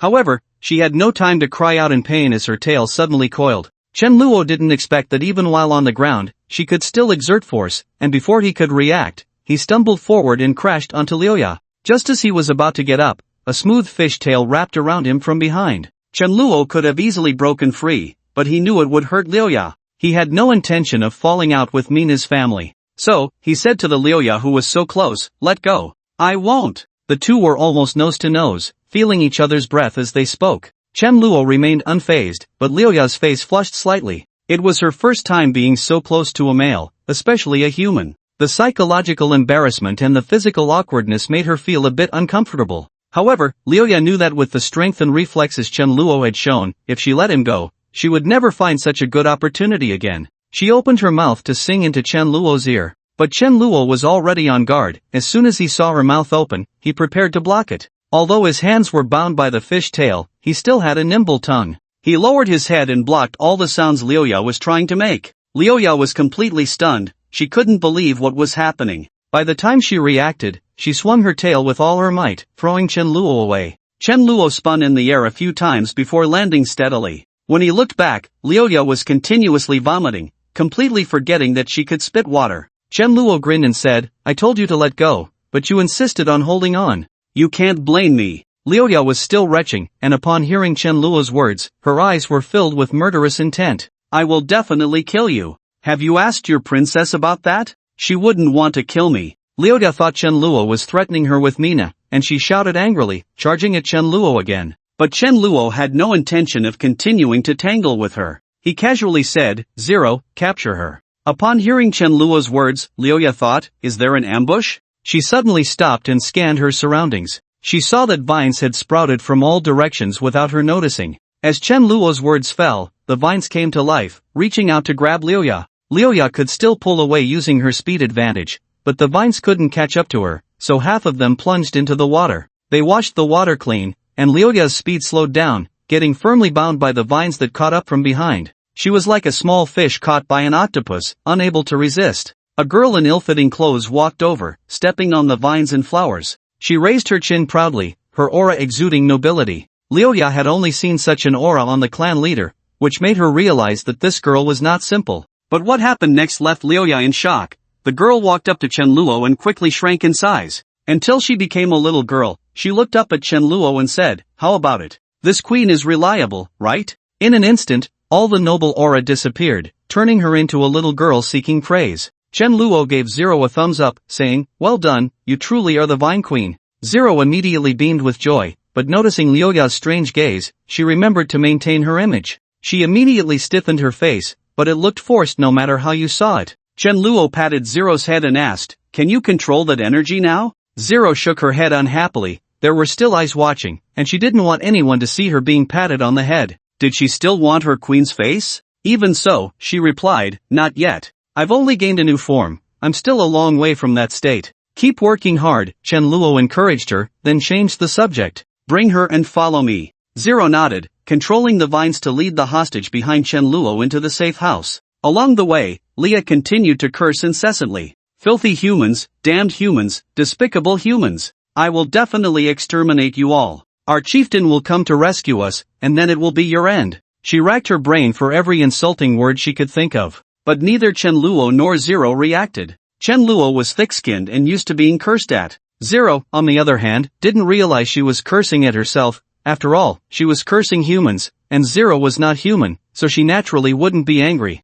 Otherwise, with Zero's temper, even if Chenluo tried to stop her, she would have to teach Leah a lesson. After walking a few dozen steps, Leah's voice suddenly stopped. She sensed that Princess Mina was right ahead. Looking forward, she indeed saw Mina. However, it was different from the hostage prisoner and filthy environment she had imagined. Mina was lounging comfortably on a deck chair not far from the pool, watching a glowing square box. On the table beside her was a cup of black, bubbling water, and a plate of nuts. Next to the deck chair, a machine was spraying mist to hydrate Mina, making her look quite refreshed. Leah could hardly believe her eyes. She stared blankly and said, "Princess Mina?" Hearing someone call her, Mina reluctantly shifted her gaze from the screen. Upon seeing Leah, she exclaimed in surprise, "Leah, what are you doing here?" Only then did she notice that Leah was tightly bound. "What happened to you?" Chenluo explained, "She kept trying to attack me, so I tied her up." Mina asked with concern, "Are you okay?" "I'm fine." Mina looked at Leah. "Leah, how could you attack Chenluo?" Chenluo? Princess Mina, what are you talking about? He's just a human." Leah tried to wake Mina up, but Mina, hands on her hips, said angrily, "I won't allow you to say that about Mr. Chenluo." "Ha?" Leah was confused. "Mr. Chenluo invited me over as a guest, treated me to good food and drink, and even showed me television. He is the best human in this world, and I won't allow you to slander him." Mina said very seriously. "Princess, have you been bewitched by this human?" Mina shook her head. "I'm very clear-headed. Anyone who has interacted with Mr. Chenluo would know he is a very, very good person." "A very, very good person would stick their tongue in someone else's mouth?" Leah wanted to retort, but it was too embarrassing. She couldn't bring herself to say it and had to bury it in her heart. After Mina's explanation, Leah finally understood what had happened after Mina left. When she heard that Chenluo had treated Mina with water as precious as that from the Lake of Immortality, she glanced at Chenluo in surprise. To be honest, seeing that Princess Mina was not only unharmed but also enjoying herself, Leah had to believe her words. Seeing this, Chenluo timely interjected, "I told you I didn't kidnap her, but you wouldn't listen to my explanation and just attack me. How was I to know that humans not only aren't afraid of us sirens but also invite us as guests?" Leah wanted to argue but felt it was pointless. She opened her mouth and uttered two words, "Sorry." "Alright, since you've apologized, Zero, let her go." After Zero released her, she withdrew the vines. "You two must have a lot to talk about now, so we won't disturb you." With that, Chenluo took Zero and left. "Mr. Chenluo is truly a gentleman." Mina gazed adoringly at his back. Over the past 3 days, Chenluo had been intentionally trying to please her. The effect was quite evident. Mina's favorability had successfully risen to 80. It can be said that even with her mother here, she wouldn't allow anyone to speak ill of Chenluo. This is the downside of watching too many Disney animations. Mina is like a blank slate, too easily influenced by the outside world. Originally pure, after watching those romantic animations, Mina has completely turned into a love-struck girl. Of course, Chen Luo's influence has played a part in this as well. When Leota saw the affectionate look in Mina's eyes, she thought to herself that this was bad and quickly said, "Princess, you don't mean to say you've fallen for that human, do you? How did you know?" Mina had no intention of denying it. Instead, she seemed a bit smug. "Am I that obvious? Oh dear, Mr. Chen Luo wouldn't have noticed, would he? How embarrassing." "No way!" Leota exclaimed, "You absolutely cannot be with that human." "Why not?" Mina countered. "Because the clan leader won't agree." "I'll convince my mother, she loves me so much, she won't disagree." "That won't work either. One of you is human, and the other is a siren, how can you be together?" Upon hearing this, Mina became even more excited. "A love that transcends races, how romantic. Just like the little mermaid and the prince, even if it turns into bubbles, I want to love bravely just once." She clasped her hands to her chest, her eyes dreamy. "Who is the little mermaid? And who is the prince?" Leoya was left with a head full of question marks. Mina pulled Leoya over to the lounge chair and skillfully used the remote to start playing the animation. At first, Leoya wasn't interested, but as the animation played, she couldn't help but get immersed in it. By the time the animation ended, she snapped back to reality, realizing that over an hour had passed. "Damn, I completely forgot about the main issue." Leoya said to Mina, "Princess, since that's the case, can you come back with me? The clan leader misses you." Mina didn't even look at her and said, "I'm not planning to go back yet. Just tell my mother I'm safe and that I want to play a bit longer before returning." But Mina impatiently interrupted, "Alright, if you want to go back, go by yourself, otherwise, shut up, you're disturbing me from watching TV." Leoya had no choice. She couldn't really go back alone, so she had to stay and think of ways to persuade Mina again. Leoya didn't expect that her stay would last a whole week. During this week, she tried every possible reason to trick Mina into going back. But Mina seemed to have suddenly become much more astute, and no matter how much Leoya tried to persuade her, it was useless. In desperation, she could only try to find a breakthrough from Chen Luo's side. One day, while eating grilled fish with Mina, both were enjoying their meal. Leoya couldn't help but exclaim, "I have to say, this grilled fish is really delicious." These days, following Mina, she had also enjoyed the treatment. She almost forgot her own home, let alone Mina. Just as this thought crossed Leoya's mind, she quickly reminded herself, "This is a human sweet trap, I absolutely cannot fall." With that thought, the grilled fish lost its flavor. She turned to Mina, who was eating fish and watching TV, looking like a homebody, and said, "Princess, when are we going back?" Mina impatiently replied, "I've told you so many times, just go back by yourself." Leoya didn't feel disappointed at this response, she was just asking casually. Their conversations had almost become formulaic. After being rejected, Leoya pondered how to find a breakthrough from Chen Luo's side to bring Mina back. Just then, she heard Mina's sad muttering, "Whoa, the little mermaid is so pitiful, she saved the prince, but the prince married someone else." Leoya turned to look and realized Mina was watching The Little Mermaid again. This animation could be said to be Mina's favorite. She had watched it over a dozen times and still enjoyed it. Every time she watched, she would immerse herself in the role of the little mermaid, lost in her longing for love and disdain for the prince. In Mina's view, the prince's actions were a one-sided betrayal. He had betrayed the little mermaid's love for him. Seeing Mina so indignant, Leah had a sudden inspiration. That's right, the princess hates the prince for betraying her feelings. If she finds out that the human has also betrayed her, and is utterly disappointed in him, wouldn't that mean she could come back with me? The more she thought about it, the more feasible it seemed, so she said to Mina, "Princess, have you ever considered that the human male you like is actually a scumbag?" Mina waved her hand, and her tears vanished without needing a tissue. She said bluntly, "Leah, I know you had an unpleasant experience with Mr. Chen Luo, but you can't slander him behind his back, can you?" Leah, feeling anxious, defended herself, "I'm not slandering.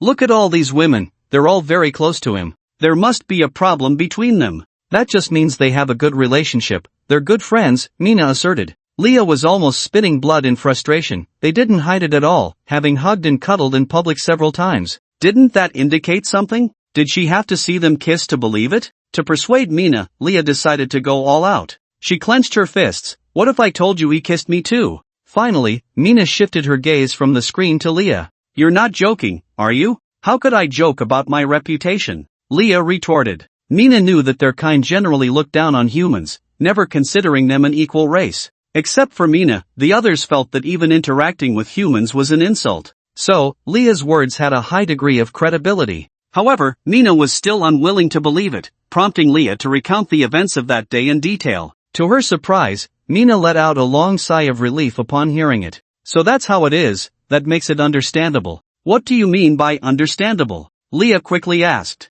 Didn't you say he warned you to let go? You didn't let go and kept singing. It's understandable that he acted in desperation. Leah was momentarily speechless. She hadn't expected Mina to be so biased in favor of Chenluo. Mina continued, if he does something even more excessive to you, then come back and tell me. More excessive? Leah couldn't think of anything more excessive than sticking out a tongue. They, the Siren clan, were all female and had never interacted with males. There were a couple of pairs of sisters within the clan who were relatively close, just hugging and kissing. Leah's only experience came from them. Other than that, she was completely clueless in this regard. Just then, Mina was selecting a movie and accidentally opened a folder. She said in confusion, so there are not just animated films in here. What is this? Study materials? Is it teaching fishing techniques? Or singing techniques? With her curiosity piqued, she clicked in and randomly played the first video. At first, she commented while watching, it looks like this uncle is the heroine's stepfather, he seems very kind to her.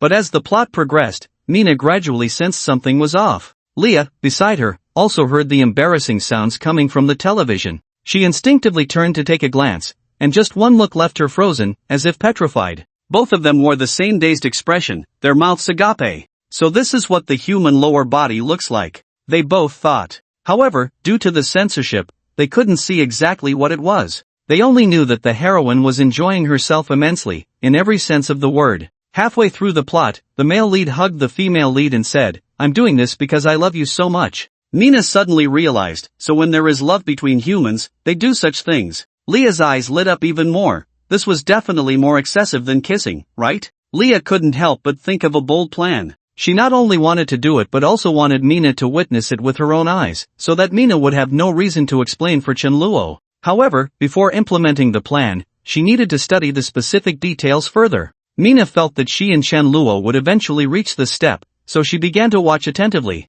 No wonder this folder was named Study Materials. Looking at the focused expressions of the two, it was clear they were eager and diligent students. They continued to watch several more videos until they heard footsteps, at which point they hurriedly closed the video. They didn't know why they were so flustered, just feeling inexplicably guilty like thieves. Upon looking again, they realized it was GCC coming to collect the dishes. GCC had common topics with both Mina and Leah. They all loved singing and sang beautifully. GCC wanted to learn the ethereal singing style of the siren tribe from them. Mina and Leah greatly appreciated the melodies created by GCC. This quickly advanced their relationship, and they soon became good friends. GCC noticed the unfinished grilled fish on the plate and curiously asked, Are you two not feeling well? Why did you eat so little? Mina and Leah naturally denied it. We just want to eat slowly. Alright, I'll come back later to collect the plates. After saying that, GCC prepared to leave, and Mina and Leah breathed a sigh of relief. But GCC suddenly turned her head, and their hearts sank again.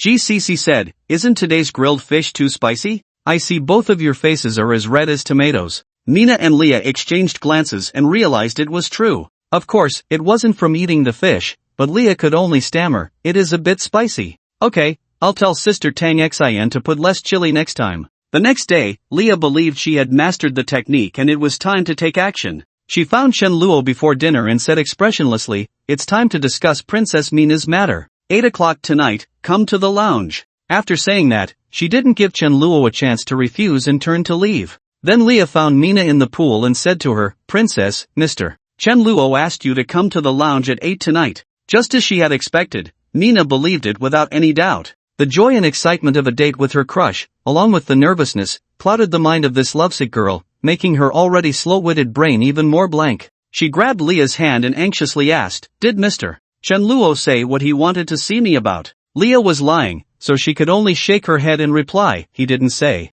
Although Mina felt a bit regretful about Leah's answer, she was more joyful. Did Mr. Chenluo not tell Leah because it was inconvenient to say or because he was shy? Mina preferred to believe the latter. The restlessness in her heart made her unable to focus on her favorite animated shows, so she started to swim on her back in the pool. She wanted to calm herself with the cold pool water, but the more she swam, the faster she went, indicating her inner turmoil was growing. Leah, watching from the shore, became more resolute in her heart. It couldn't be delayed any longer. If it dragged on, she might really refuse to leave. Before 8 o'clock that evening, Chen Luo, having nothing to do, had already arrived at the lounge, playing a game while waiting. Half an hour later, there was a knock on the lounge door. Chen Luo glanced at the bottom right corner of the screen. The time was frozen at 7:30. Come in. The door opened, and Mina swam in, splashing water behind her. Why are you here? Chen Luo was puzzled. Wasn't it Leah who invited him to discuss matters? Why was Mina the one who came in?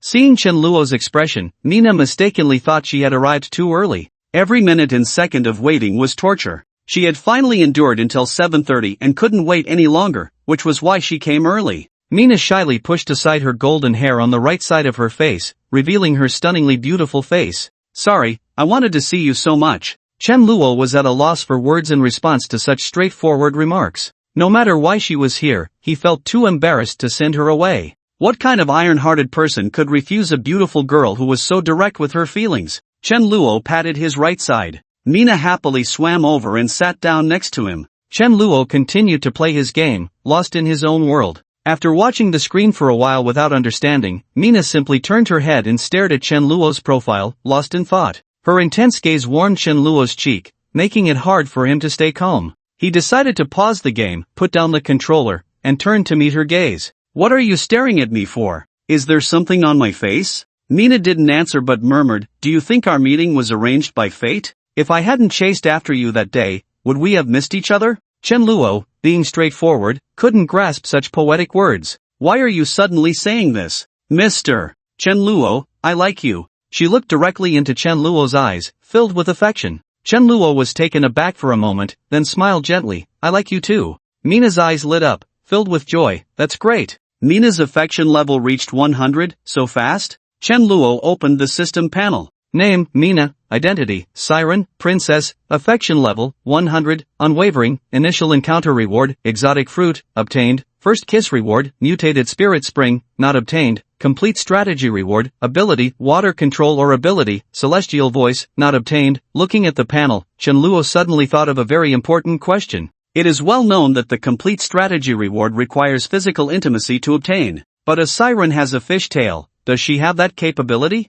Chen Luo instinctively looked down. Mina had no idea what Chen Luo was thinking. The sweetness of love had her completely immersed. She just wanted to repay Chen Luo with the knowledge she learned yesterday. Chen Luo snapped back to reality, looking at Mina in shock, and asked, what are you doing? Mina sincerely replied, I'm doing this because I like you so much. Although Chen Luo didn't understand her meaning, how could he refuse when she was willing to serve him? So he closed his eyes and enjoyed it. Just then, a knock on the door startled both of them. Oh no, someone's coming. Mina released her grip, glanced around the room, and then hid behind the sofa. Chen Luo, frustrated that their moment was interrupted, quickly put on his pants, his tone naturally a bit unfriendly. Come in. The door opened again, and in walked Leah. Why are you here now? Chen Luo complained that she had come too early. If she had come a little later, he would have been done. Now he felt stuck in an awkward position. Leah had intentionally chosen this time to come. She wanted to arrive before Mina to execute her plan,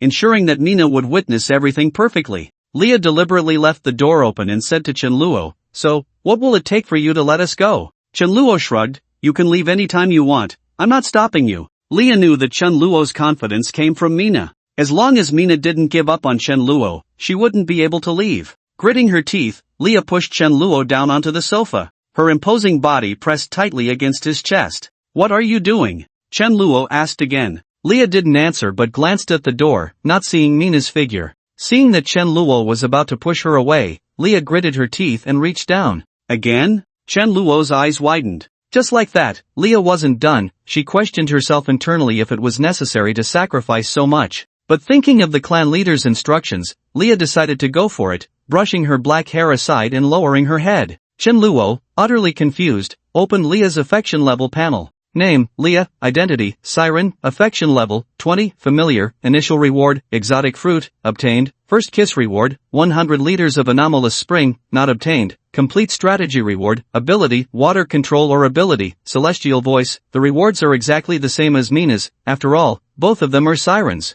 But the problem is, Mina at least has a high affection level, so doing such a thing can be said to be a result of the atmosphere, an uncontrollable emotion. What's with your 20 points of affection? And you went even further than Mina. However, at such times, there's no need to fuss over other matters. Sometimes being too clever leads to losing more, so it's better to play dumb. After all, he was forced into it, he was the victim. Half an hour later, Leah lifted her head, her eyes filled with pride. This wasn't too hard, she thought. By the way, Princess Mina should have arrived, right? Leah turned to look, but there was no sign of her at the door. This made her feel a bit down. After all, she had endured so much, yet no one was there to witness it. But it didn't matter, she had already obtained crucial evidence. Leah covered her mouth and prepared to leave to find Mina. But just as she turned, she noticed something was off. Why was there a dent on the sofa? Had someone been lying there before? Leah had just pushed Shenluo down, so it definitely couldn't be her doing. This meant Leah's pupils contracted, her sharp gaze fixed on the back of the sofa.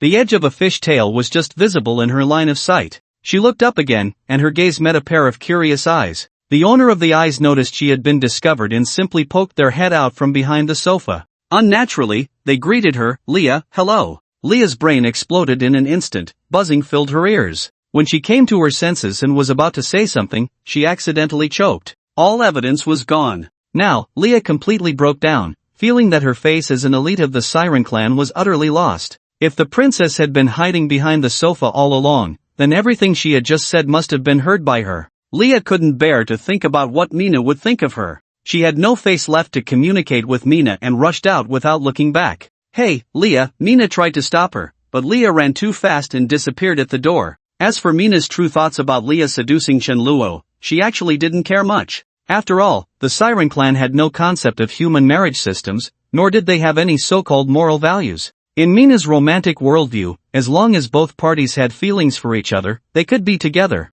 She and Shenluo and other girls, adding Leah into the mix was no problem. However, what Mina didn't know was that Leah had no feelings for Shenluo, or rather, she had no feelings for humans at all. The reason she acted this way was entirely because of Mina. Mina turned to Shenluo, hesitating to speak. Mr. Shenluo, Leah.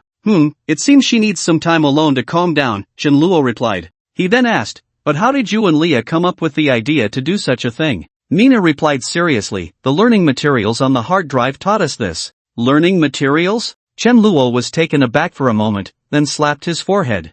I knew it. How could the two-winged monkey only have normal movies? I should have checked first. It's all the two-winged monkey's fault. Shenluo was the type to take advantage and then act innocent. Coming out of the lounge, Shenluo and Mina ran into Shilu, who was hurrying over from the monitoring room, panting. Boss. She gasped for breath. Take a breath first, what happened? Shilu took a couple of deep breaths and then said, Leah ran out. Hearing this, Shenluo and Mina exchanged glances. They probably had some idea about the reason for Leah's departure. Originally, Leah did not have the authority to open the door, but Shenluo granted her this permission to prove that he did not restrict the freedom of the two sirens. Boss, you don't think Leah will bring other sirens to trouble us, do you? Sheila said worriedly. Shenluo frowned slightly. There was indeed that possibility. A small hand grasped Shenluo's hand, and when he turned to look, Mina was giving him a comforting look. No matter what happens, I won't leave you. I believe Mother will see my feelings for you and won't stop us. Yes,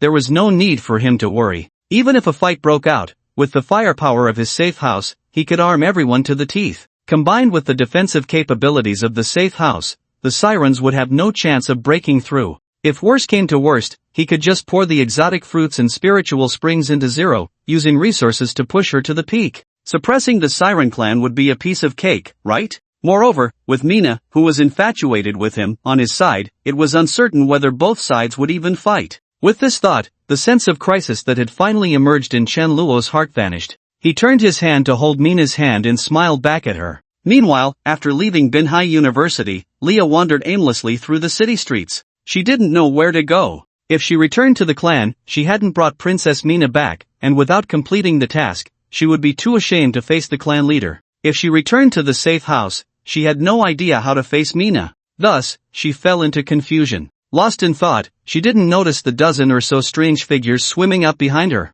By the time she realized, she was already surrounded. Just as Leah assumed a fighting stance, she saw the noble and cold face of the leader. Clan leader? Nasha frowned and said sternly, Leah, what's wrong with you? Why are you so distracted? And where's Mina? Didn't I tell you to find her? Leah was about to tell the clan leader Nasha everything that had happened to her. But in that moment of opening her mouth, she thought, if she spoke out, with the clan leader's strong personality, she might kill others and forcibly take the princess away. Leah worried that this matter would create irreconcilable conflicts between the mother and daughter, which would not be good. To Leah, Princess Mina was like a sister, and she didn't want to see Mina sad. So for the first time, Leah lied to the clan leader. I found her, but the princess doesn't want to come back right now. Doesn't want to come back? What do you mean? Nasha asked, looking at Leah. Under Nasha's authoritative gaze, Leah lowered her head but still gritted her teeth and continued the lie. The princess found a very interesting place and wants to play there for a few more days.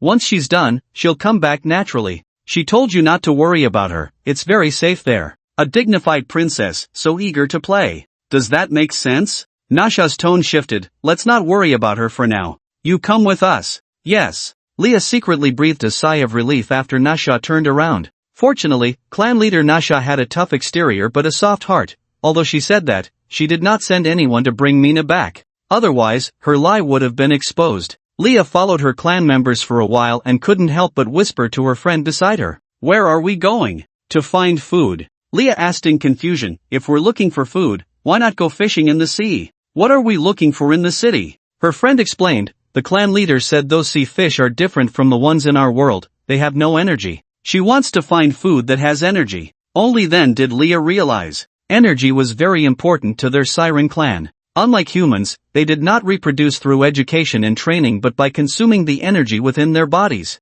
Once clan members reached adulthood, they could choose whether or not to reproduce. However, reproduction required energy for childbirth, otherwise, it could be life-threatening. Their clan originally had only a dozen members in this world, and if a few were to be lost carelessly, they could face extinction at any moment. Therefore, as the clan leader, Nasha naturally regarded the propagation of their kind as her primary duty. However, finding energy-rich food was not so easy. The clan leader, Nasha, had mentioned that the energy within the organisms of this world was undergoing a revival. But this process was quite slow, and it would take at least several hundred years to accumulate enough for their reproduction. Only a very few would mutate and accumulate a large amount of energy in a short time. But such occurrences were exceedingly rare. Since Leoya arrived in this world, she had only seen a few corpses mutate. The problem was, they were sirens, not ghouls. Corpses were not on their menu. Therefore, they had to seek other food sources. At this thought, Leoya suddenly remembered that the pool water in the safe house contained abundant energy.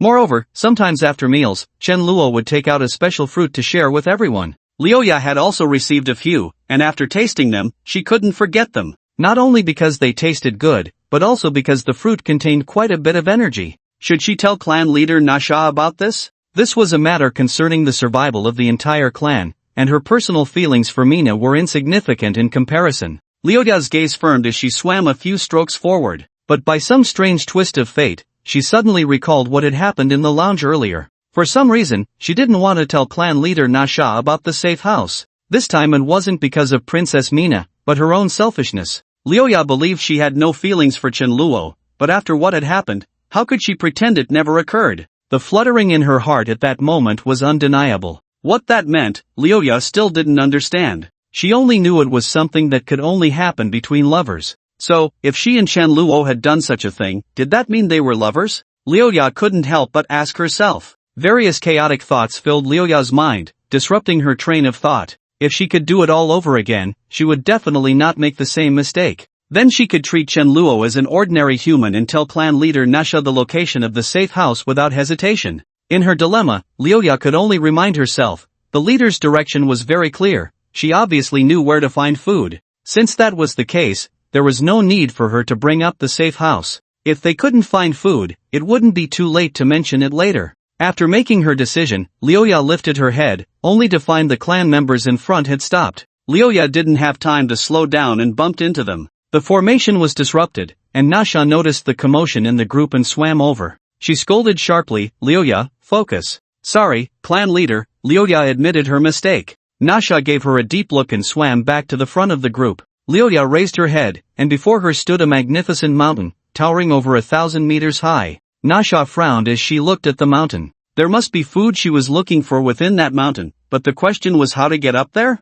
Another heavy rain to raise the sea level by 1,000 meters? Please, they were just sirens, not the sea god Poseidon. Helpless, Nasha could only say to the other sirens, Leoya, you take half the clan members to go around the left, and I'll take the rest to go around the right, looking for streams that can lead us up the mountain. But this mountain was so large, stretching for miles, it would probably take several days to circle around its base. This was just what Liuya needed, as she was worried about finding a way to buy time. After shouting understood, she led 7 or 8 clan members to swim left. After swimming for dozens of meters, Liuya suddenly realized that this mountain was none other than the back mountain of Coastal University. She surfaced to look into the distance, and sure enough, a large building gradually appeared before her eyes. Liuya felt relieved that Coastal University was in her direction. This meant that the information she had deliberately concealed could not be discovered by clan leader Nasha. Liuya's mood instantly lightened a lot. As long as she could find a way up the mountain and locate food that contained energy, she could protect Princess Mina and the safe house.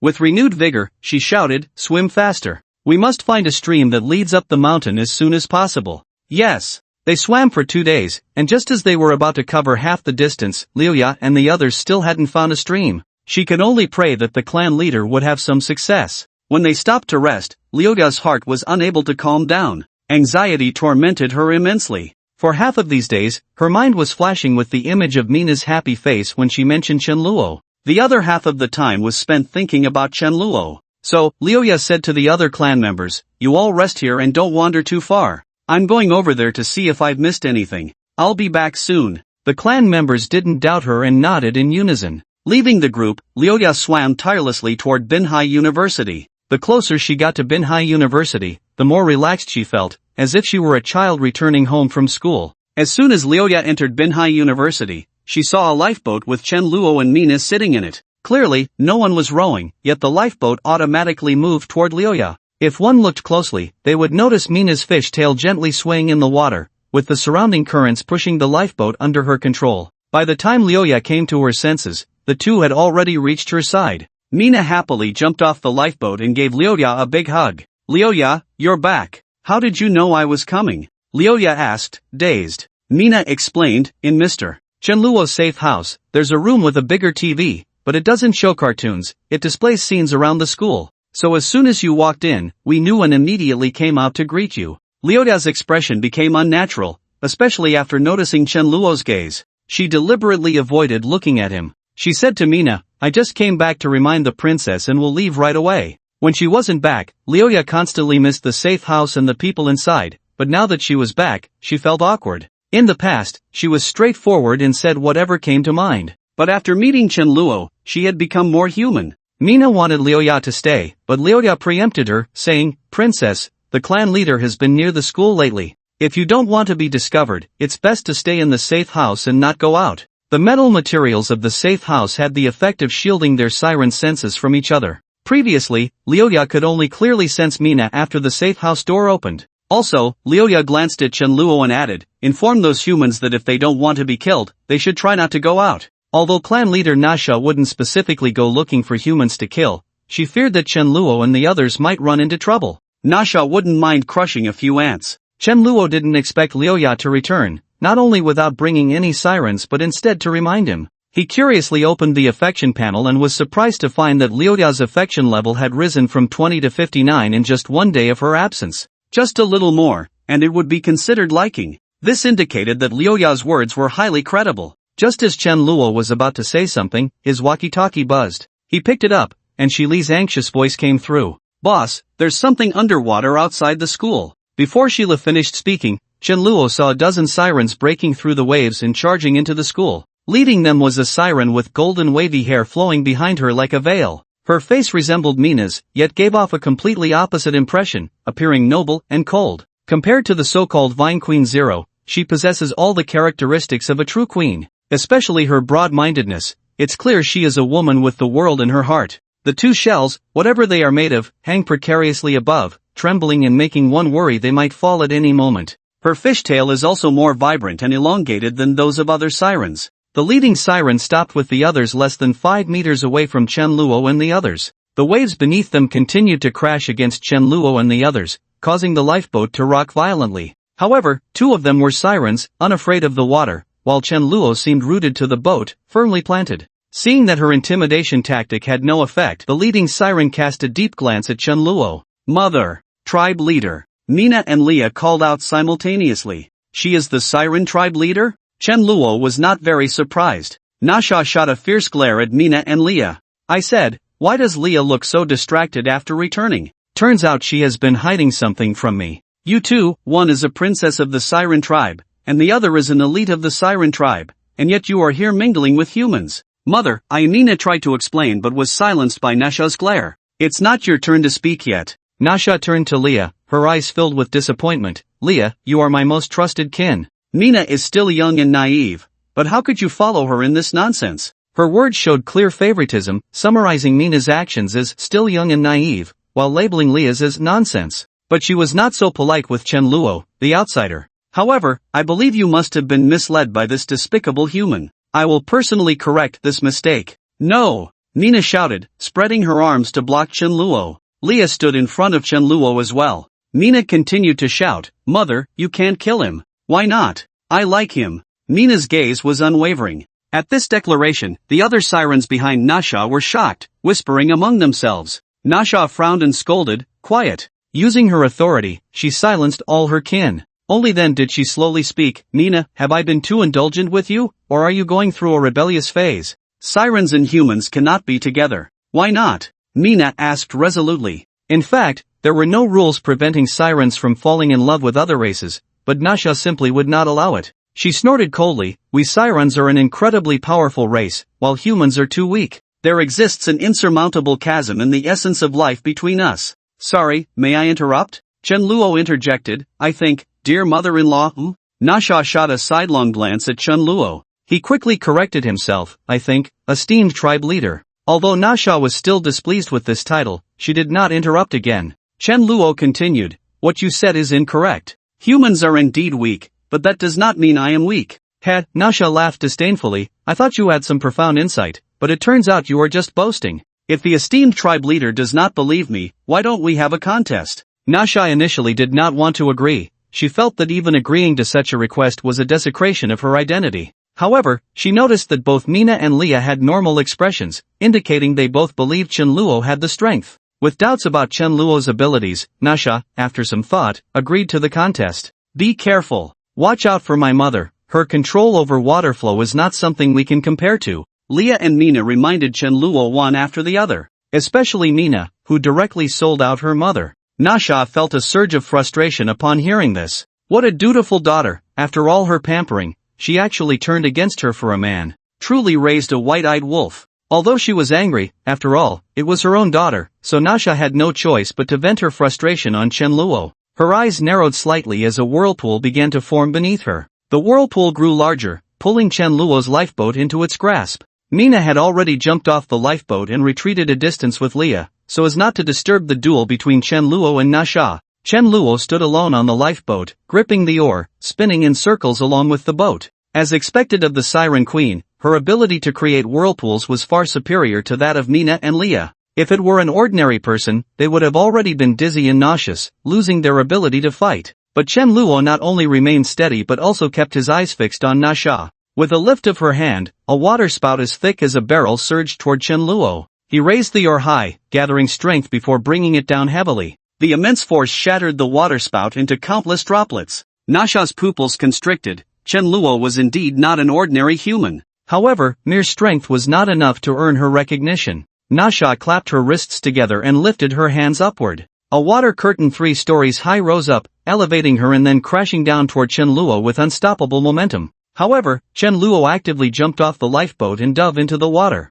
The huge wave merely pushed the lifeboat underwater, but it quickly floated back up as it filled with air. Nasha looked at the overturned lifeboat, suspecting that Chen Luo was hiding beneath it. She summoned a water column to flip the lifeboat over, but it was empty underneath. Where did he go? Nasha wondered. Just then, a figure emerged behind her. It was Chen Luo, using the oar like an axe to strike down. But Nasha was very sensitive to changes in the water flow. The moment Chen Luo surfaced, she had already noticed. Hearing the sound of wind breaking behind her, Nasha smirked. A long fishtail slammed into Chen Luo's waist from the side, sending him flying. Chen Luo! Chen Luo! The two spectators shouted in concern. Chen Luo fell back into the water, and Nasha had already swum up to him. In a moment of desperation, Chen Luo dove back underwater. Nasha sneered, looking for death. With that, she followed him into the water. Underwater was the absolute domain of the sirens. Chen Luo's decision to enter the water was undoubtedly a path to his own demise. The audience, all sirens, could clearly see what was happening below the surface. In their view, Chenluo swam to the bottom first, closely followed by their clan leader. Upon reaching the bottom, Chenluo turned around, pushing off the ground with his feet to leap above Nasha. He then landed on her back. This was Chenluo's plan, from pretending to be at a disadvantage and abandoning the boat to being knocked away by Nasha's tail. It was all a ruse. After battling Mina and Leah, Chenluo had gained rich experience in fighting sirens. The siren clan were all mages, with strong control abilities, and their songs could hard control people. When there was water, they also possessed considerable speed, making them very difficult to deal with. But in close combat, their advantages could not be utilized. It is well known that mages fear close combat the most. However, Nasha clearly could not be judged by common sense. She possessed terrifying water control abilities and considerable strength. As soon as Chenluo was on her back, she immediately began to spin. Her body was as slippery as an eel, and Chenluo nearly got thrown off, quickly clinging tightly to Nasha. In a moment of panic, his hands could only grab onto anything he could find. He grasped 2 shells, his fingers sinking into them. Wow! The sirens erupted in a commotion. Mina even covered her mouth in shock. Nasha, who was being grabbed in a sensitive area, though it was unclear if sirens were mammals, felt both shame and anger. "Let go!" she shouted. Chenluo didn't hear clearly, thinking she was insulting him, and instead tightened his grip. Nasha cried out in pain, leaving red marks. In order to shake Chenluo off her back, Nasha accelerated in the water. At the fastest speed, it suddenly made a 90-degree turn, then ascended to the water's surface before diving down again with another burst of speed. After a few rounds, Chenluo suddenly felt his grip loosen, and he was finally flung out. After flipping a few times in the water, he stopped and looked down to see 2 purple shells in his hand. Why do these shells look a bit familiar? Chenluo raised his head, and his gaze collided with Natasha, who was shielding herself with her hands, her eyes filled with indignation. "Give it back!" Natasha shouted angrily. "Oh!" Chenluo came to his senses and quickly swam forward, wanting to return the shells to Natasha. "Don't come over!" Natasha yelled, forcing Chenluo to stop. "Throw it over!" "Okay." Chenluo tossed the shells to Natasha, but misjudged the force and accidentally threw them over her head. Natasha instinctively raised her hands and caught the shells mid-air. She looked at Chenluo and found him staring intently at her. Only then did Natasha realize something was off and snapped, "Have you seen enough?" Chenluo, as if waking from a dream, turned his head. Natasha snapped the shells shut and looked at Chenluo's back, unable to swallow her anger. With a flick of her right hand, she splashed water all over Chenluo. After this incident, neither of them could continue their playful banter. Natasha snorted coldly and said, "I admit you have strength, I won't stop Mina from seeing you anymore."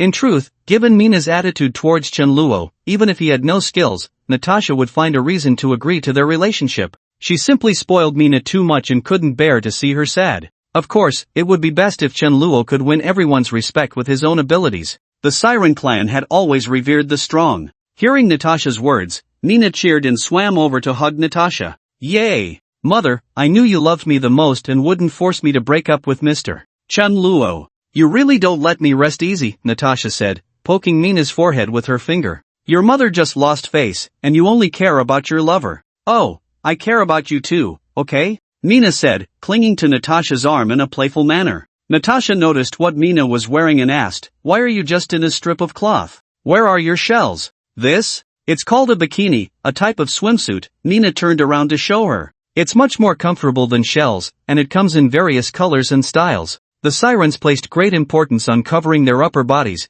often searching several bodies of water for suitable and beautiful shells. Seeing Mina's beautiful bikini, Natasha felt tempted as well. If the clan leader felt this way, it was needless to say how the other clan members would react. They surrounded Mina, admiring her swimsuit. The sirens buzzed around Mina, asking questions. "Princess, where did you get this swimsuit? Wow, it feels so soft, way better than hard shells. The color is beautiful too, it's my favorite rainbow color. But it's just held by a string, isn't it easy to fall off?" Mina proudly boasted to her friends, "It's much more secure than shells, and there are other styles that are even safer." The siren's eyes lit up with excitement. "So how can we get one?" Even the usually aloof Natasha quietly perked up her ears. Mina pointed at Chenluo and said, "Mr. Chenluo gave it to me, he gifted me an entire wardrobe." At this, all the sirens turned to look at Chenluo, their eyes sparkling as if they wanted to devour him. Under the gaze of so many beautiful supermodels, even Chenluo's thick skin couldn't help but flush slightly.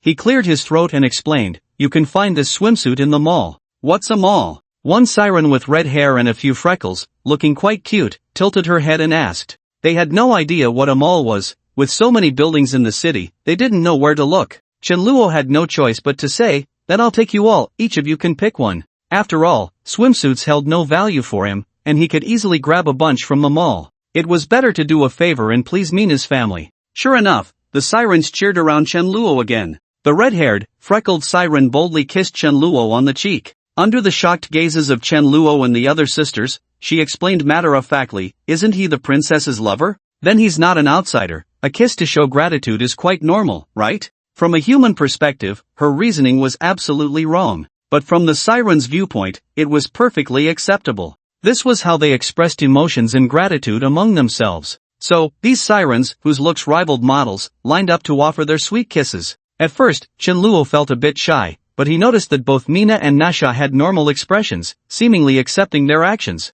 So, he didn't stop them. Besides, he had a selfish motive. These sirens probably met the system's standards. In other words, they equated to a bunch of exotic fruits, mutated spiritual springs, and special abilities. However, with Nasha and Mina present, he couldn't conveniently ask for names, lest they suspect he had ulterior motives. After everyone had kissed, Nasha said, "I want to stay here for 2 days to see if this human is worthy of your lifelong trust." Mina was naturally very happy. Being with her two favorite people made her feel blissful. But Chenluo wasn't as pleased. He felt like countless sons-in-law who were disliked by their mothers-in-law, feeling a headache at the thought of a visit from his mother-in-law. Of course, if all mothers-in-law in the world had Nasha's looks, those sons-in-law would have a lot less resentment. Nasha noticed Chenluo's expression and raised an eyebrow. "What's wrong? Are you unwilling?" "I don't mind, but with so many of you, it might be quite cramped." If they were human, Chenluo's room would be sufficient. But they were sirens and couldn't be away from water for too long.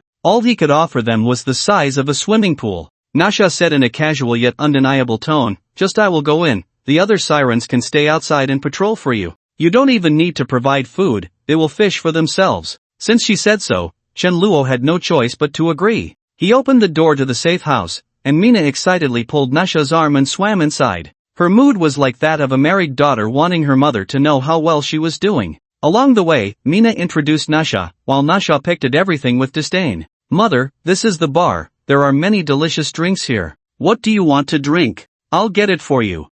No need. Drinks are unhealthy just by hearing about them." "Mother, this is the cafeteria, where everyone eats. I tell you, Sister Tang Xian's grilled fish is so delicious, you must try it later." Fish is best eaten fresh and raw. Grilled fish? What a waste." "Mother, this is Sister Ning Xiao, she's a doctor." Nasha huffed, saying nothing more. Finally, they arrived at the poolside. "Mother, this is the pool, I usually live here. The black box next to it is the TV, and there are many great cartoons inside." "Indulging in distractions, and he lets you live in such a small place? There's not even enough room to stretch your tail, this is abuse," Nasha exclaimed indignantly. Mina explained for Chenluo, "Mr. Chenluo isn't abusing me, he said living by the pool is just temporary." Sister Shilu was about to design a basement base with a large aquarium and transparent tubes leading to. Nasha impatiently interrupted, "It's all just empty promises, meant to deceive a little girl like you who knows nothing." Mina, constantly being dismissed, inevitably felt a bit upset. She turned her eyes and said, "Mother, why don't you try the pool for yourself? What's wrong with the water? Is there a problem?" Mina didn't intend to tell Natasha directly, she wanted to leave Natasha utterly speechless. What a trick! Isn't this just ordinary water? As Natasha spoke, she elegantly stepped into the pool. The moment her tail touched the water, a surge of energy flooded into her body, and Natasha was petrified, her eyes filled with disbelief. "How is it? The water is nice, right?" Seeing Natasha's expression, Mina felt an indescribable thrill. Natasha snapped back to reality, gripping Mina's arm tightly, and stared at her, asking, "Where did this water come from?" "Mr. Chenluo added it. He was worried I wouldn't be comfortable, so he poured in a bottle of something called mutated spirit spring. At first, I thought it was the water from the Lake of Immortality." Natasha shook her head. "It's not the water from the Lake of Immortality, that water isn't this clean, right?" "That's what I said." "You mean that human, Chenluo, was worried about your comfort and gave you a whole bottle of precious spirit spring?" Natasha asked again in disbelief. "Yes, so what? He didn't mistreat me, did he?" Mina lifted her chin. Natasha was left speechless. After searching for so long for energy-rich food without success, Chen Luo simply poured a whole bottle just to make Mina comfortable. How could that be mistreatment? It was practically treating her like a little ancestor. Even someone as proud as Natasha couldn't find fault with it anymore. Not only that, but there's this too. Mina took a leftover exotic fruit from the plate. From a distance, Natasha could smell the rich fragrance of the fruit, and her intuition told her that this exotic fruit was definitely not ordinary. Try it, it's a good thing. Natasha took the exotic fruit, put it in her mouth, closed her eyes, and savored it. Then she suddenly opened her eyes wide and asked Mina seriously, how much of this fruit and this water does Chen Luo have left? She had already confirmed that these two items could provide energy for their reproduction. If there was enough, they could even recreate the glory of the siren tribe in this world. As the tribe leader, how could Natasha not be excited? I don't know, I'll ask him for you later, Mina replied. Her words doused Natasha with cold water. Although Natasha was anxious, she had to calm down first. She had just had a conflict with Chen Luo, and if she asked him, he might not tell her. It was indeed the best choice to have Mina ask. You should go ask him now, this matter is very important to me and our people. Alright, wait for me here. With that, Mina went to find Chen Luo. Natasha idly surveyed the surroundings of the pool, her peripheral vision catching the animated show that was playing. What did Mina say this was? Television? She wanted to see what was so captivating about this thing called television that made Mina not want to leave. As Natasha watched, she couldn't help but comment, what's wrong with this queen? Just because she has magic, she locks herself up like a monster? In her original world, people referred to those born with magic as a divine gift, and they were revered by all. Natasha suppressed her desire to critique and continued watching. When she saw the queen abandon her country and subjects to run away, she almost couldn't hold back her expletives. But despite the cursing, she still had to watch. It wasn't until the animated show reached its conclusion that Natasha realized she had unwittingly watched an entire episode. Now she understood why Mina loved watching television so much. This thing truly had a kind of magic. At that moment, Chen Luo was in the dressing room with other sirens, selecting swimsuits. Although he couldn't let them all move in right away, it was still possible to win their hearts with a few small favors.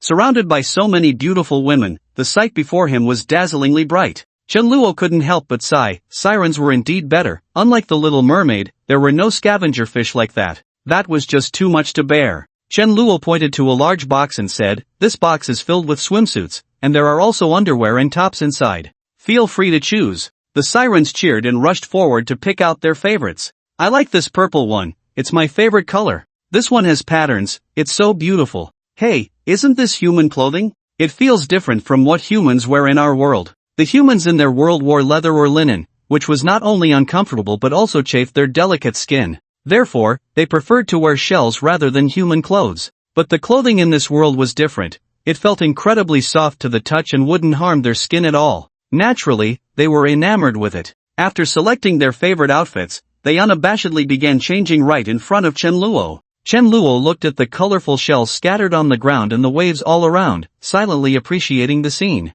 No wonder they were a race that could control the waves, each one was a beauty. At that moment, a voice calling his name came from outside the dressing room. Chen Luo recognized it was Mina calling him. So, he turned back 3 times as he walked out of the room and closed the door behind him. There you are, Mina said with surprise, I need to find you for something. What is it? Mother asked me to check if you still have those spirit springs and exotic fruits, and how many you have. I do have some, but I can't disclose the exact quantity. Mina understood, such precious items as the mutated spirit springs and exotic fruits were indeed not easy to quantify, even if the other party was her mother, especially since they had only just met. Got it, I'll go report back to my mother. After saying that, Mina hurriedly tried to leave. Wait, why is your mother asking about this? Chen Luo called out to her back. But Mina had already swum far away and didn't hear him. Just as Chen Luo was about to return to the dressing room, a voice came from the corner. I know the reason. Chen Luo focused his gaze and found it was Leah speaking. She continued on her own, the siren race needs sufficient energy to reproduce, and your exotic fruits and spirit springs can provide just that. Why are you telling me this? Chen Luo countered. Leah's emotions were complex. She didn't know how to answer Chen Luo's question and could only remain silent. When the clan leader, Nasha, suggested staying for 2 days, she knew Chen Luo would be targeted. Energy was of great significance to Nasha, and she worried that Nasha would disregard the mother-daughter bond and harm Chen Luo. Between her clan and Chen Luo, she chose the latter. Seeing her silent, Chen Luo guessed her thoughts and his gaze softened. This race had lived together since birth. Leah's warning was undoubtedly a betrayal of her leader and her people. The psychological struggle she faced and the pressure she felt were unimaginable. He said to Leah, "This time, don't leave, stay here." Leah looked up at Chen Luo in shock. After hesitating for a long time, she finally nodded under Chen Luo's expectant gaze. Almost as soon as she nodded, a voice echoed in Chen Luo's mind. Leah's favorability level has reached like.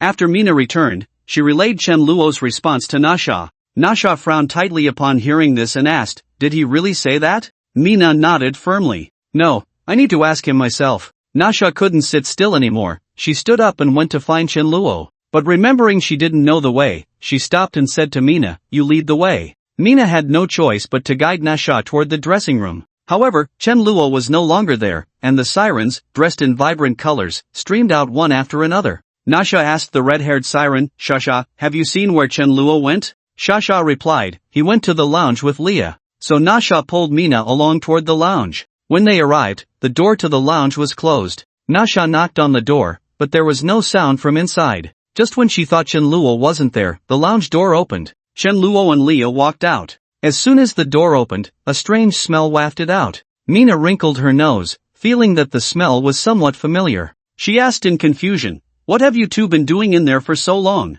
"Nothing, cough cough cough, nothing." Leah was about to speak but accidentally choked, coughing a couple of times. Mina still had questions and was about to press further when the impatient Nasha interrupted. "There's no time for that right now," Nasha said to Chen Luo. "I ask you, how many of those fruits and water do you have left?" With her attitude, Chen Luo naturally was even less willing to answer. "None, I've used them all up." "You?" Nasha trembled with anger. Then she realized it was her tone that was the problem. With Mina and Leah's concerned gazes on her, Nasha felt it was inconvenient to say what she wanted. So she said, "Come into the room with me." After saying that, she entered the lounge first. Just as Chen Luo was about to follow, his arms were grabbed by two women on either side. He turned around to see two pairs of worried eyes. "Chen Luo," they wanted to say something, but Chen Luo gave them a reassuring look. Then he gently patted their hands, and they finally let go. After Chen Luo entered the lounge, Nasha said, "Close the door." Chen Luo closed the door and was about to ask her what she wanted to say when he saw Nasha bowing to him.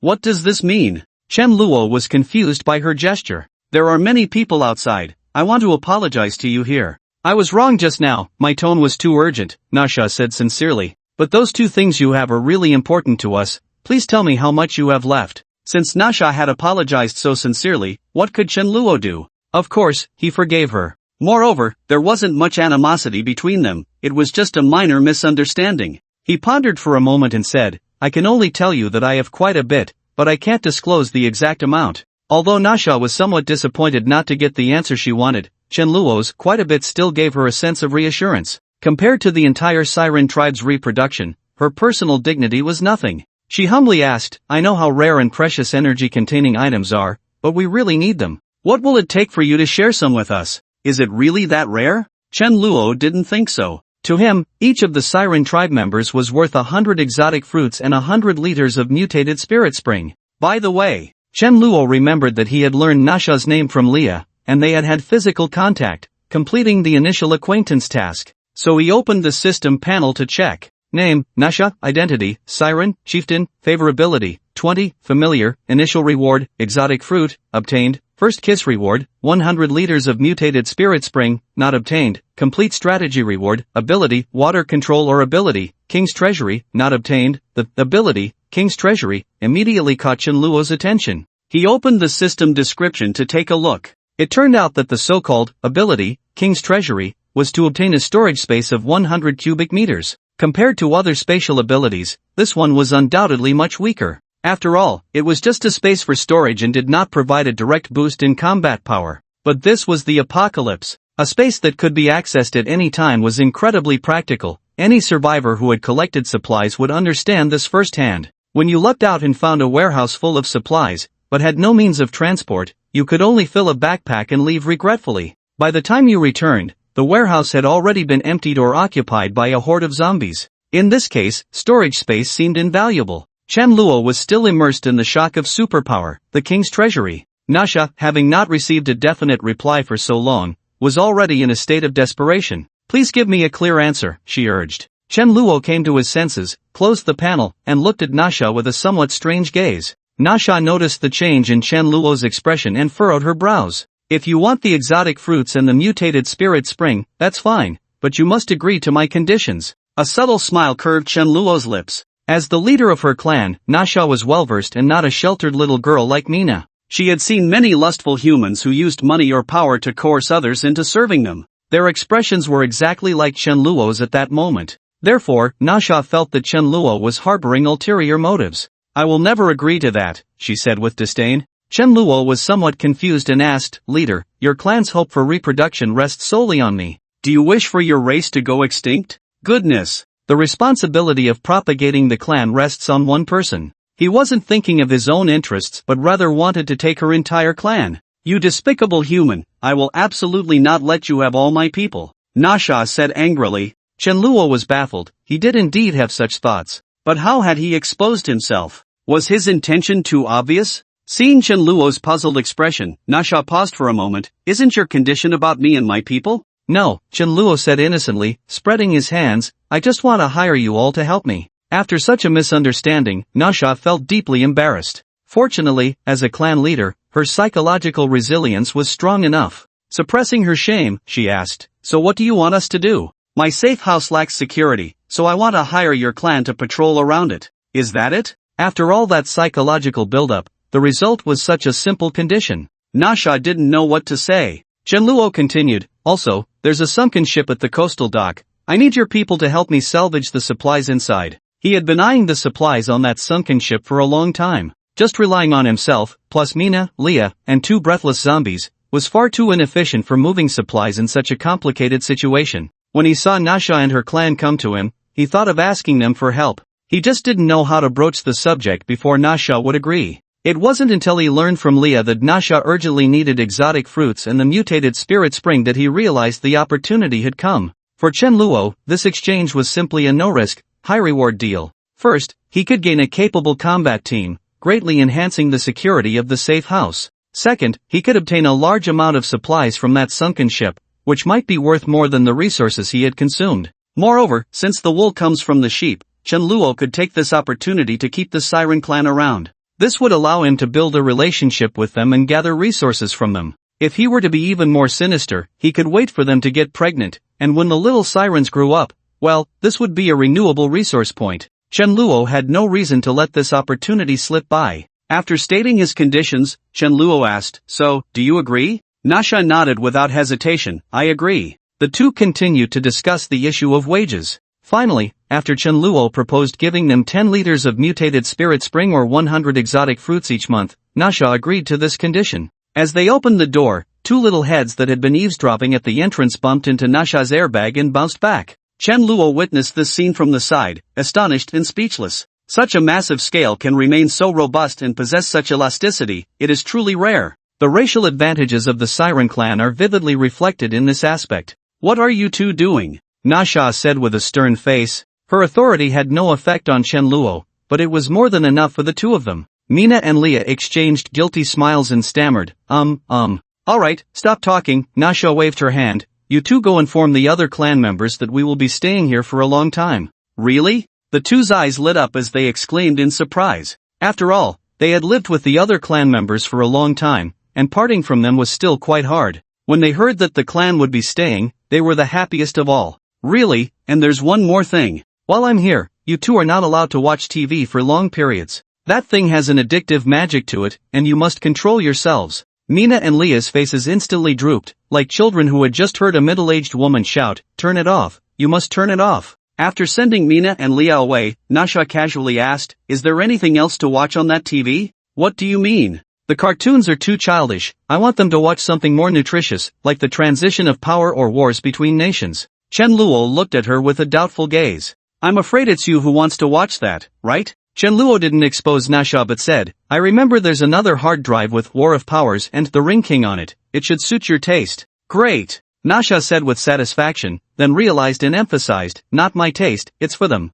Understood, Chen Luo replied perfunctorily. In the days following their agreement, the sirens gradually brought back a large amount of supplies. Chen Luo also gained a lot of favor from them through various flavors of grilled fish. He raised each siren's favor to above 40 but below 60, sitting between friendly and fond. Especially Nasha, with Mina around, she naturally grew fond of Chen Luo, making their relationship easier to approach. Plus, after Chen Luo found a hard drive for Nasha containing the top 100 rated films in the world, her favorability directly broke through to 60, reaching the level of fondness. Of course, this fondness was not the romantic kind between men and women, but rather like a mother-in-law growing increasingly fond of her son-in-law. One day, Sheila found Chen Luo and told him that the design plans for the underground base had been completed. Chen Luo took a look, and aside from the various rooms he requested, there was a cylindrical aquarium occupying half of the design plan. Originally, this design could have been completed days ago. However, Chen Luo thought that he couldn't let the other siren girls always stay outside the safe house, right?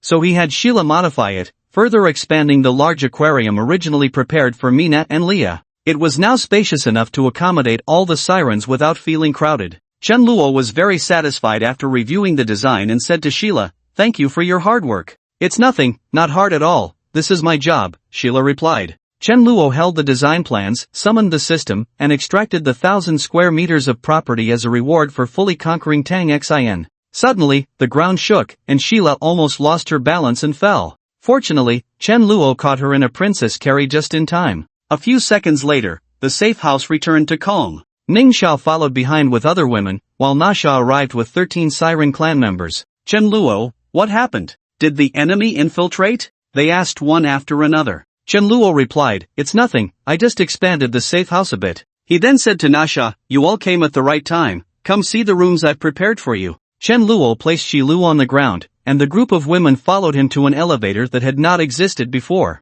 They took turns getting into the elevator and descended to the underground. When the elevator doors opened, everyone was stunned by the sight before them. Before them was a massive aquarium, and through the transparent glass, they could see the room on the other side. Despite being glass, its material was incredibly hard, even bullets could not penetrate it, so there was no need to worry about water pressure shattering the glass. Chen Luo said to the astonished sirens, "Do you like it? You will live here from now on." The women replied in unison, "We like it." The more lively red-haired, freckled siren, Sasha, asked, "Can I try going in now?" Of course. Sasha swam through the water exchange passage to the top of the aquarium and then jumped in with a graceful pose. She excitedly swam around inside and waved to her sisters through the glass. "Come in, it's so much fun in here." The sirens could no longer contain themselves and jumped into the aquarium one after another. They performed a perfect water ballet for Chen Luo and the others with their graceful body curves and elegant swimming styles. Chen Luo couldn't help but sigh.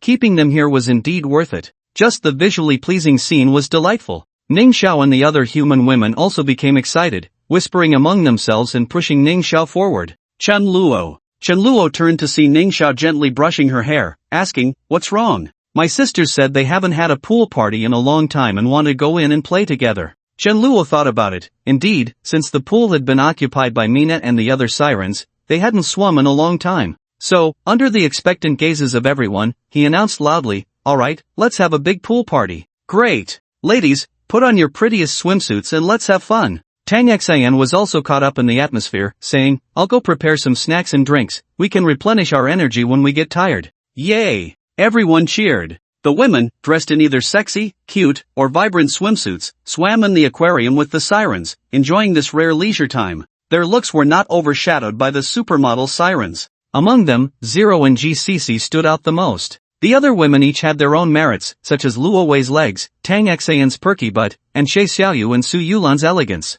These were all their plus points. The younger twin, Zhu Huihui, had just undergone surgery and was still in recovery, so her sister Zhu Wenwen stayed with her on the lounge chair. Zhu Huihui's face still bore the pale color of someone recovering from illness, but her cheeks were rosy, clearly recovering well. She said to Zhu Wenwen, "Sister, you don't have to worry about me, go play with the others." Zhu Wenwen shook her head, "I'll stay here with you and brother Chen Luo." At this point, she looked gratefully at Chen Luo, who was also not in the water, wearing only shorts and sunglasses. If it weren't for Chen Luo, her sister would have long been tormented to death by illness. She herself would surely have faced a fate of starvation. Chen Luo had changed the fate of her and her sister. Zhu Wenwen was very grateful to Chen Luo. She was a person who valued gratitude, but she didn't know how to repay him. She could only silently serve Chen Luo, acting as a little maid. She brought a glass of lemonade and a glass of milk, handing the milk to her sister while she squatted beside Chen Luo with the lemonade, positioning the straw towards him. Chen Luo comfortably enjoyed her service.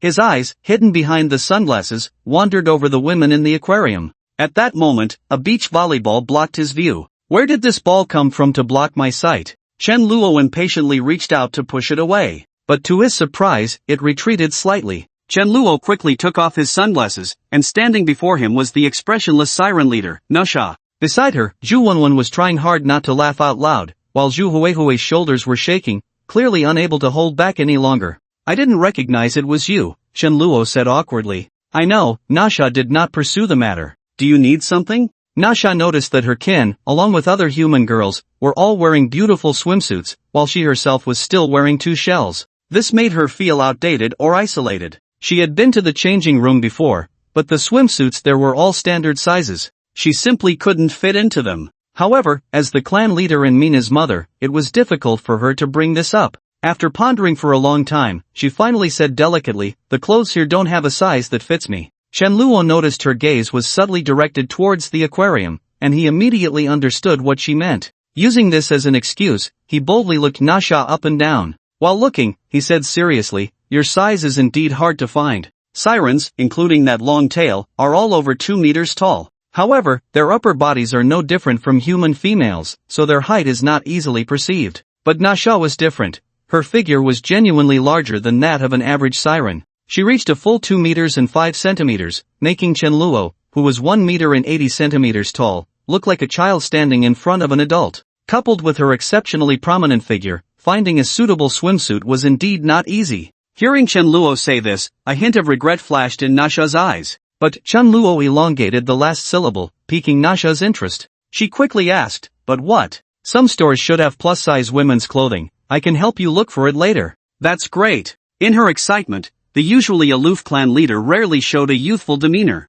Realizing her loss of composure, she quickly composed herself. "Ahem, thank you for your trouble." Saying this, Nasha lowered her head and left a fragrant kiss on Chen Luo's forehead. Seeing Chen Luo's dazed expression, Nasha explained innocently, "This is a blessing kiss from the clan leader to her kin." Chen Luo recalled that he had learned from Mina and Leah that for an outsider siren to join a clan, they must receive the blessing kiss from the clan leader. This kiss also meant formal acceptance, and from then on, both parties would be considered family. Chen Luo had originally thought that since he was not a siren, he would not receive this so-called kiss. Unexpectedly, Nasha still gave it to him. Because Nasha's expression was so serious, Chen Luo did not have any inappropriate thoughts. After the kiss, Nasha seemed to have accomplished something she had long wanted to do, letting out a sigh of relief. It was as if she had sought out Chen Luo mainly for this, with the swimsuit being a secondary matter. After Nasha left, Chen Luo was about to put on his sunglasses when a pair of long, fair, and smooth legs captured all his attention.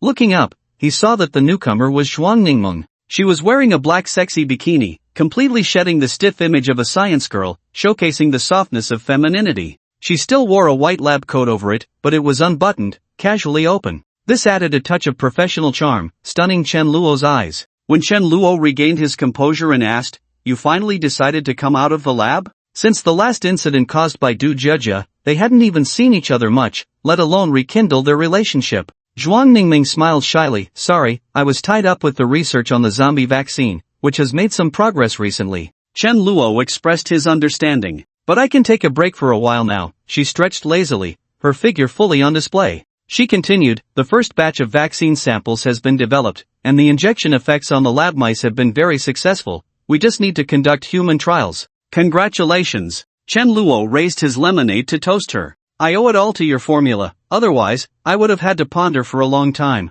Although zombies no longer posed a threat to Chen Luo, the danger of zombies lay in the fact that even a small scratch could transmit the virus. Chen Luo wasn't afraid, but the other girls were. He had already built a bond with them, and if someone accidentally got hurt and turned into a zombie, it would break his heart. So Chen Luo said, "Leave the human experiments to me. I know where to find suitable volunteers." Zhuang Ningming nodded. "By the way, I did a little research on that big dog you brought back last time." "Oh?" The big dog Zhuang Ningming referred to was the mutated Alaskan sled dog that had been auctioned off. Chen Luo had saved it on a whim, and it had been following him ever since. It had even helped him a few times when he was attacked by sirens. Seeing its obedience and loyalty, Chen Luo decided to keep it. After all, he didn't mind feeding a dog. Then Zhuang Ningmeng took the giant dog for research under the pretext of observation. Zhuang Ningmeng said, "I named the big dog Xiaoxue." "Xiaoxue?" Is it a female? Zhuang Ningmeng nodded. Xiaoxue has clearly undergone a mutation in size, and I found that as long as it has enough energy, its size can continue to increase. I'm not sure if there's a limit. Got it. Chen Luo nodded, not particularly concerned. He didn't lack Xiaoxue's combat power, he could just let it stay to guard the place. Alright, I need to start enjoying my vacation. Zhuang Ningmeng threw Chen Luo a flirtatious glance, swaying her curvy waist and hips as she walked towards the aquarium. Chen Luo felt dry-mouthed, and his mind involuntarily recalled that day. He believed Zhuang Ningmeng must also miss that time. It's decided. After the party, I'll go to the lab to find Zhuang Ningmeng. With the rain subsiding, the water level in Binhai City had dropped. The floors that were originally submerged were now visible, and the zombies underwater were able to surface. Chen Luo, carrying a backpack, comfortably emerged from the lab and paddled his lifeboat outward. Occasionally, he swung the oar to smash a zombie's head. After about half an hour of paddling, a tall building appeared before him. On the 5th floor, a young man with a telescope recognized Chen Luo and excitedly waved from below. It's Brother Chen. Chen Luo put down the oar and looked up. The young man seemed somewhat familiar, but he couldn't recall his name. Since the heavy rain and rising water levels, it had been a while since Chen Luo had visited this camp. However, the old-timers at the camp had a deep impression of him. After all, Chen Luo had previously delivered food and weapons and had demonstrated formidable combat power, making it hard for them to forget his appearance. Casually waving his hand, Chen Luo jumped off the lifeboat and walked in. Beside the young man, a chubby boy with a cute appearance asked, "Who is he? I've never seen him in the camp before." The young man, without any wariness, shared what he knew. "He's our camp's big benefactor, he provides a ton of food and ammunition every month. Our camp has survived to this day thanks to him and Officer Su." Upon hearing this, the chubby boy's eyes lit up, and he quickly ran off. On the stairs of the building, Chen Luo encountered Su Rue, who had come out to greet him. She couldn't hide her excitement and gave Chen Luo a big hug. After exchanging pleasantries, Su Rue asked, "What brings you here?" "It's been too long since I saw you, I missed you, so I came to see you." "Stop it." Su Rue said this, but the sweetness in her eyes was evident to anyone. "Also, I brought some good stuff." Chen Luo weighed his backpack. "What good stuff? Let's talk about it upstairs." The two of them arrived at the 5th floor, which marked the beginning of the living area in the camp. Chen Luo could see many people busy at work. He even spotted someone familiar among them. "Old Gio?" Chen Luo called out to the person's back. Old Gio turned around, and upon seeing Chen Luo, greeted him happily. "Oh, boss, what brings you here? Is the head also around?" He first greeted Su Rue before asking, "Boss, are you here to buy fish from me? But I've changed careers now, so I really can't help you." Chen Luo wanted to eat fish, but he could easily have the sirens catch some. Compared to fishing one by one, their efficiency was much higher. However, Chen Luo was still curious and asked, "Why on earth did you change careers?" Old Gio replied with a bitter smile, "Boss, do you remember the story I told you before? Is it the one about the fog in the song?" "Exactly. After the rising water level submerged the coastal pier, I and some fellow villagers joined this camp. That day, I went back to the pier to try and catch some fish, and I happened to see the dissipating fog in the stopped song. I was really curious, so I went in to take a look, and good heavens, there were bodies floating all over the water. It scared me so much that I just dropped my fishing rod and never dared to fish again." Old Gio continued indignantly, "When I got back, I told others there were monsters underwater, but they didn't believe me, which really pissed me off." He suddenly remembered something and exclaimed, "Oh right, boss, didn't you happen to go to the auction that day? You must have seen the monster, right?" Chen Luo's expression was strange, but he didn't admit it. "I went, but I didn't see any monster. Maybe I left too early." "That means you're a blessed person, boss, you managed to escape a disaster." Old Gio flattered him, "But you should be careful, those monsters might have already entered the city and could launch a surprise attack at any time." They indeed had entered the city and even stayed in my safe house, but a surprise attack was impossible. Sneaky visits, however, did happen from time to time. Chen Luo casually tossed him a can,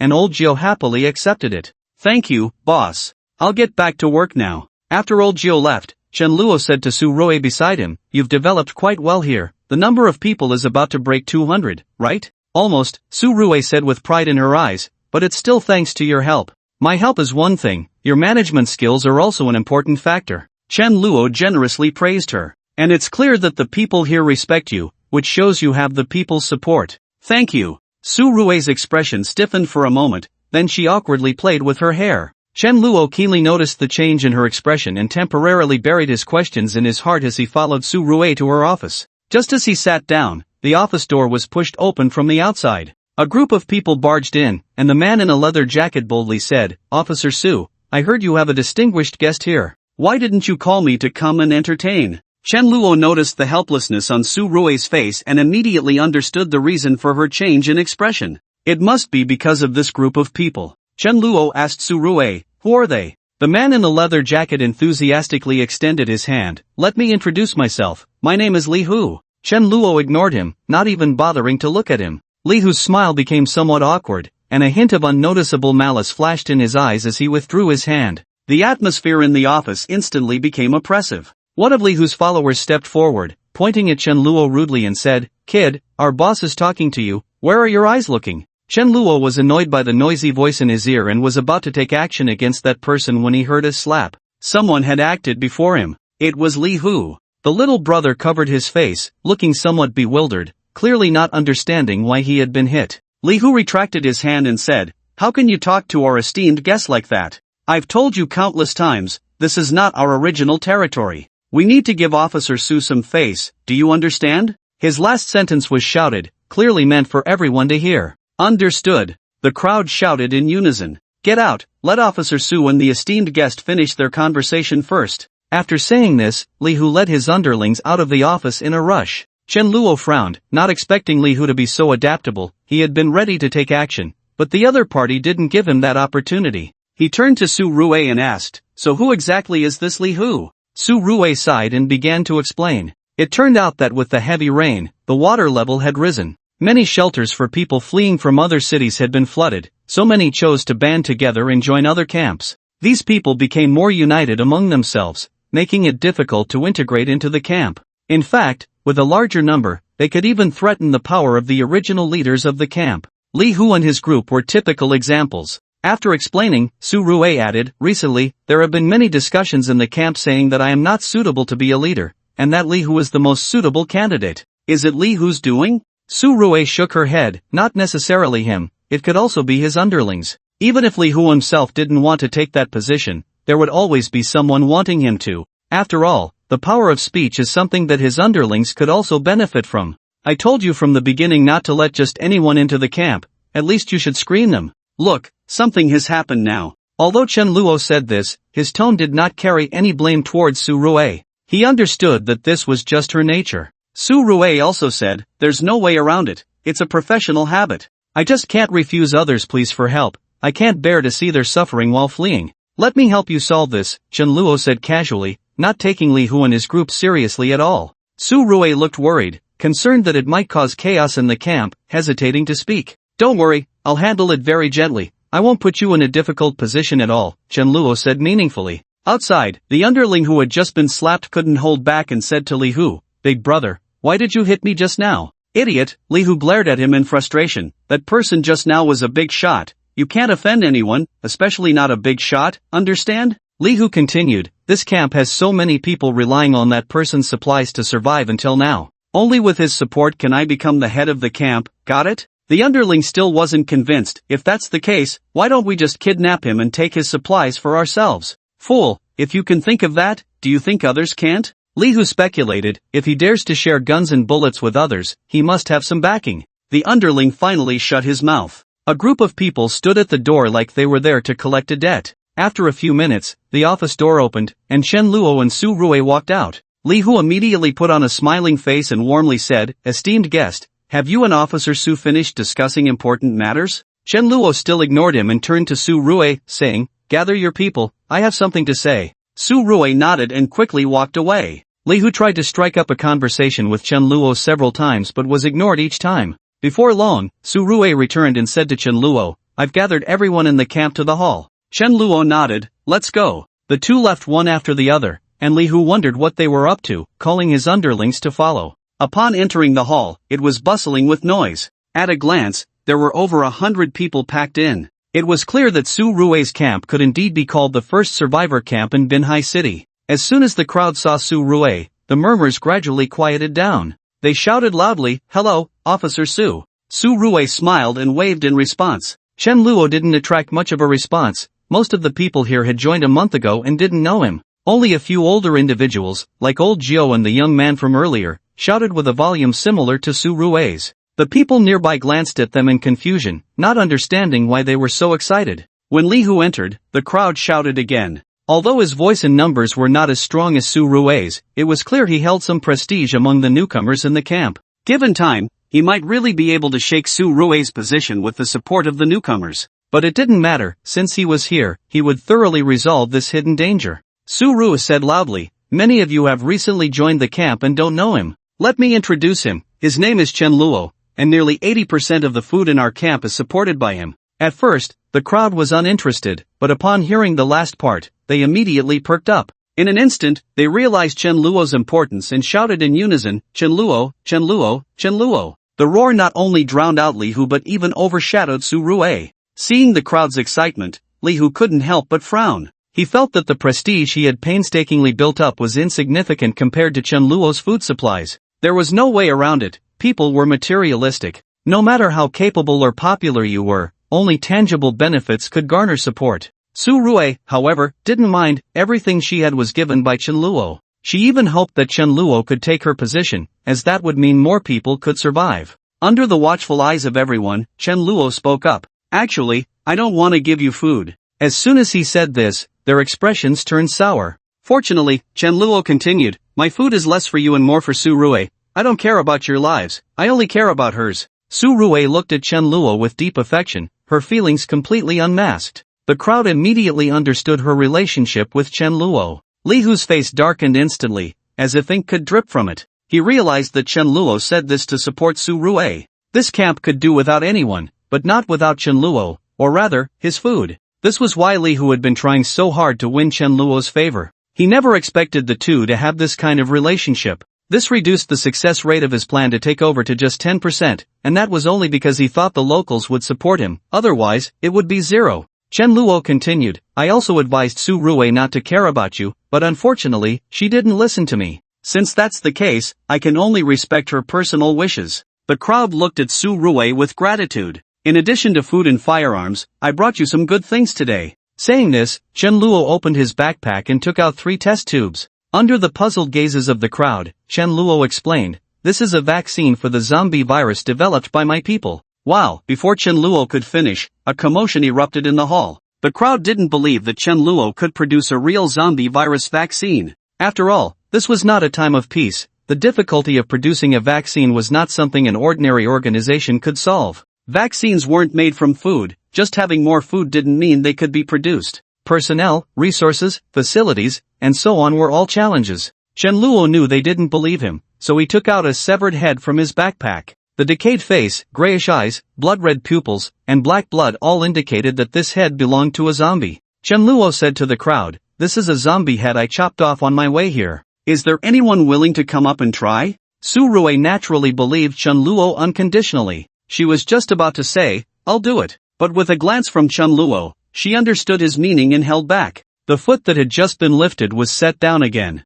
The people below hesitated. Other drug trials might have side effects, but this trial could cost a life. Li Hu felt a sense of pride. He believed Chen Luo wanted to use the drug trial to prove his status in people's hearts. It was like calling a deer a horse. Whether the drug was real or not didn't matter. The key was whether anyone dared to try it. In the end, Chen Luo had shot himself in the foot, overestimating himself. Chen Luo was not in a hurry and waited another half hour. As the crowd began to lose patience and started chatting, Su Rui quietly said behind Chen Luo, "Why don't I give it a try?" Chen Luo shook his head slightly. These drugs were just the first batch of samples and had not undergone human trials. He was not comfortable letting Su Rui try. Just then, someone finally shouted, "I'll do it." Stepping out from the crowd, Chen Luo focused his gaze. The volunteer was the young man who had greeted him upstairs. The young man walked up to Chen Luo and said, "Brother Chen, I believe in you." As one of the earliest members of the camp, the young man had witnessed Chen Luo's combat skills. At that time, Chen Luo had been surrounded by dozens of zombies, yet he remained unfazed and effortlessly dealt with all of them.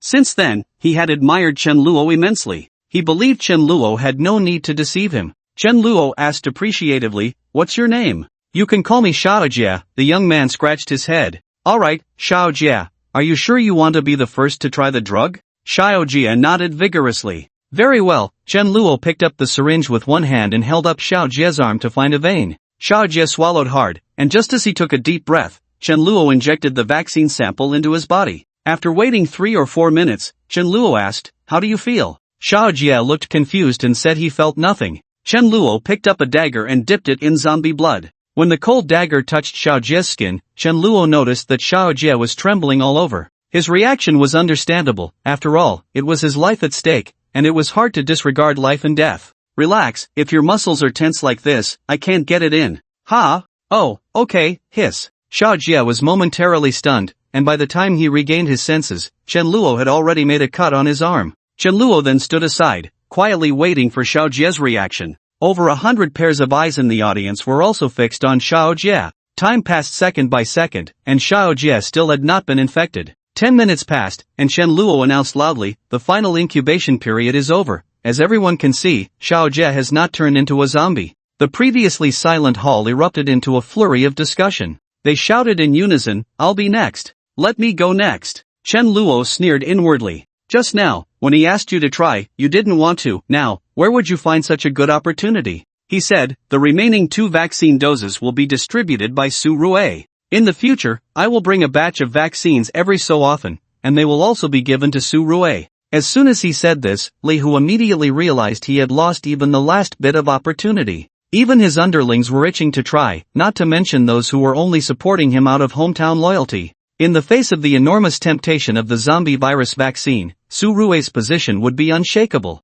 Li Hu sighed and silently turned to leave. A few of his underlings glanced reluctantly at the vaccine before following him. After walking a few steps, one of them suddenly said, "Hey, big brother, my stomach hurts, I need to go to the restroom." After saying that, he hurriedly left. Then the second one said, "I just remembered I left something in the hall, I need to go back." The third and fourth, everyone left, including the underling who had been slapped. They returned to the hall, tacitly pretending not to see anyone else, pushing forward from the audience. Su Rue's voice clearly reached everyone's ears. "I've decided to allocate these 2 vaccines based on contributions to the camp. First, Lao Jiao, although you joined the camp late, you have caught a large amount of fish for us and worked diligently, so I've decided that you will be the one to receive the second vaccine." Lao Jiao's face beamed like a blooming chrysanthemum as he excitedly ran up to the stage, first bowing to Chen Luo. "Thank you, Boss Chen." He then turned to Su Rue. "Thank you, Chief. I will definitely follow your lead from now on." Su Rue nodded. Lao Jiao took the vaccine syringe and injected it into his arm, waiting for 3 minutes before taking a dagger and making a cut on himself. Although Chen Luo hadn't asked him to do this, it was a matter of attitude. Lao Jiao was clever, he couldn't just remain silent. 10 minutes later, Lao Jiao was still lively and energetic. The crowd's eyes burned with anticipation, fixated on the last test tube. "For the last one, I've decided to give it to Zhao," he announced, and those who hadn't been called felt despondent. "Don't worry, everyone will have a chance as long as you contribute to the camp," Li Hu said as he walked to the balcony, leaning against the railing and pulling out a cigarette case from his pocket. Inside were a dozen cigarette butts, with only 3 being whole. Li Hu took out one whole cigarette, about to put it in his mouth, but after a moment's thought, he couldn't bring himself to do it. So he put it back and took a cigarette butt instead. In this post-apocalyptic world, cigarettes and alcohol were hard currency, and even he had to be frugal. Lighting it up, Li Hu took a deep drag, his face filled with ecstasy. After finishing, he tossed the cigarette away. As he turned, he had already given up on competing with Su Rue for the leadership position. Let her have it, being a minor leader isn't bad either. Maybe I'll get a chance to share a vaccine, he thought as he walked back inside, only to see the person he most wanted to see at the door. "Guest of honor, what brings you here? Are you looking for me?" Li Hu was overjoyed, thinking he might still have a chance. But Chen Luo didn't waste words with him, his figure flickered. Li Hu felt a flash before a sharp pain pierced his chest. He slowly looked down to see a knife embedded in his heart. After doing all this, Chen Luo took a step back, watching as Li Hu lost strength and collapsed to the ground. I. Li Hu wanted to say something, but his breath gradually faded, and he died without closing his eyes. Chen Luo discarded Li Hu's body along with the military knife down the stairs. He couldn't even be bothered to hide the body because he knew that even if someone discovered it and guessed it was him, they wouldn't dare to point fingers at Chen Luo, unless they no longer wanted the virus vaccine. This is the last one, Chen Luo thought. Since he had promised Su Rue to help her eliminate all hidden dangers, he naturally had to see it through. Before Li Hu, he had already dealt with everyone who had barged into the office. Of course, there would be some who slipped through the cracks, but with him around, it was destined not to stir up much trouble. On the way back, the survivors greeted him warmly. He entered the office and closed the door. Su Rui curiously asked, "Where did you go? Why weren't you around when the vaccines were being distributed?" Just went out for some fresh air," he replied. Su Rui didn't suspect anything and instead asked, "By the way, why didn't you let me try the vaccine in the hall? My identity is the most suitable. This batch of vaccines is the first sample. We can't be sure if there are any side effects yet. How could I let you try it?" Chen Luo responded. "Oh, so you're treating my subordinates as guinea pigs?" In the past, Su Rui would have been angry. But now, even if Chen Luo tied up her people and forced them into human experiments, she would only advise him a couple of times, and if he didn't listen, she would let it go. Previously, Su Rui prioritized the citizens, now, she prioritized Chen Luo. Facing Su Rui's teasing, Chen Luo sincerely replied, "I don't care about others' lives, I only care about yours." Such a simple statement struck a chord in the soft part of Su Rui's heart. She emotionally threw herself into Chen Luo's embrace, tiptoeing to give him a kiss. Just as she was about to leave, Chen Luo hugged her from behind. "What are you doing? You know the answer." "No, we can't do this here." "Why not? No one can see us." 2 hours later, Chen Luo emerged from the office, feeling quite satisfied. The system's notification still lingered in his mind. Complete of Su Rui, reward obtained, armory. The reward was secondary. What mattered most to Chen Luo was the wish he had long wanted to fulfill, and he finally got his wish. On the way back to the safe house, Chen Luo made sure to stop by the nearest mall. He found a large-sized swimsuit in a warehouse that sold swimwear. He took it back to the safe house and handed it to Nasha. Nasha happily accepted it and went into a nearby room to change. Just as Chen Luo was about to leave, he heard Nasha's voice coming from inside the room. "Chen Luo, how do you wear this swimsuit? How do I tie the buttons at the back? It's probably like this, and that, got it?" There was silence for a few seconds before her voice came again. "I can't do it, I really don't know how to tie it." When the siren girls changed clothes before, Chen Luo was there to guide them. They could help each other out. But Nasha, alone, was a bit lost. Chen Luo asked, "Should I call Mina or another tribe member to help you?" "No need to trouble them, just come in and help me." "Ha?" Chen Luo was taken aback, doubting if he had heard her correctly. "What do you mean?" The door opened from the inside, and a fair arm reached out, pulling Chen Luo inside. The sight before him almost gave Chen Luo a fear of large objects. Nasha faced him openly, while Chen Luo felt a bit shy and turned his head awkwardly. But his eyes became like a mine detector, occasionally glancing over. "What are you looking at? Look at me, hurry and help me put it on." Perhaps because of Chen Luo's relationship with Mina, Nasha regarded him as her own child, unaware of the unusual thoughts in Chen Luo's mind. After all, every boy has fantasized, to some extent, about being the driver of a big vehicle. After finally helping Nasha put on the swimsuit, Chen Luo was already sweating profusely. Those few minutes were more exhausting than fighting hundreds of zombies. Nasha admired herself in the mirror, clearly pleased with the bikini Chen Luo had brought back. In the swimsuit, she looked more like a runway supermodel. However, no ordinary supermodel could possess her physique, beauty, and charisma.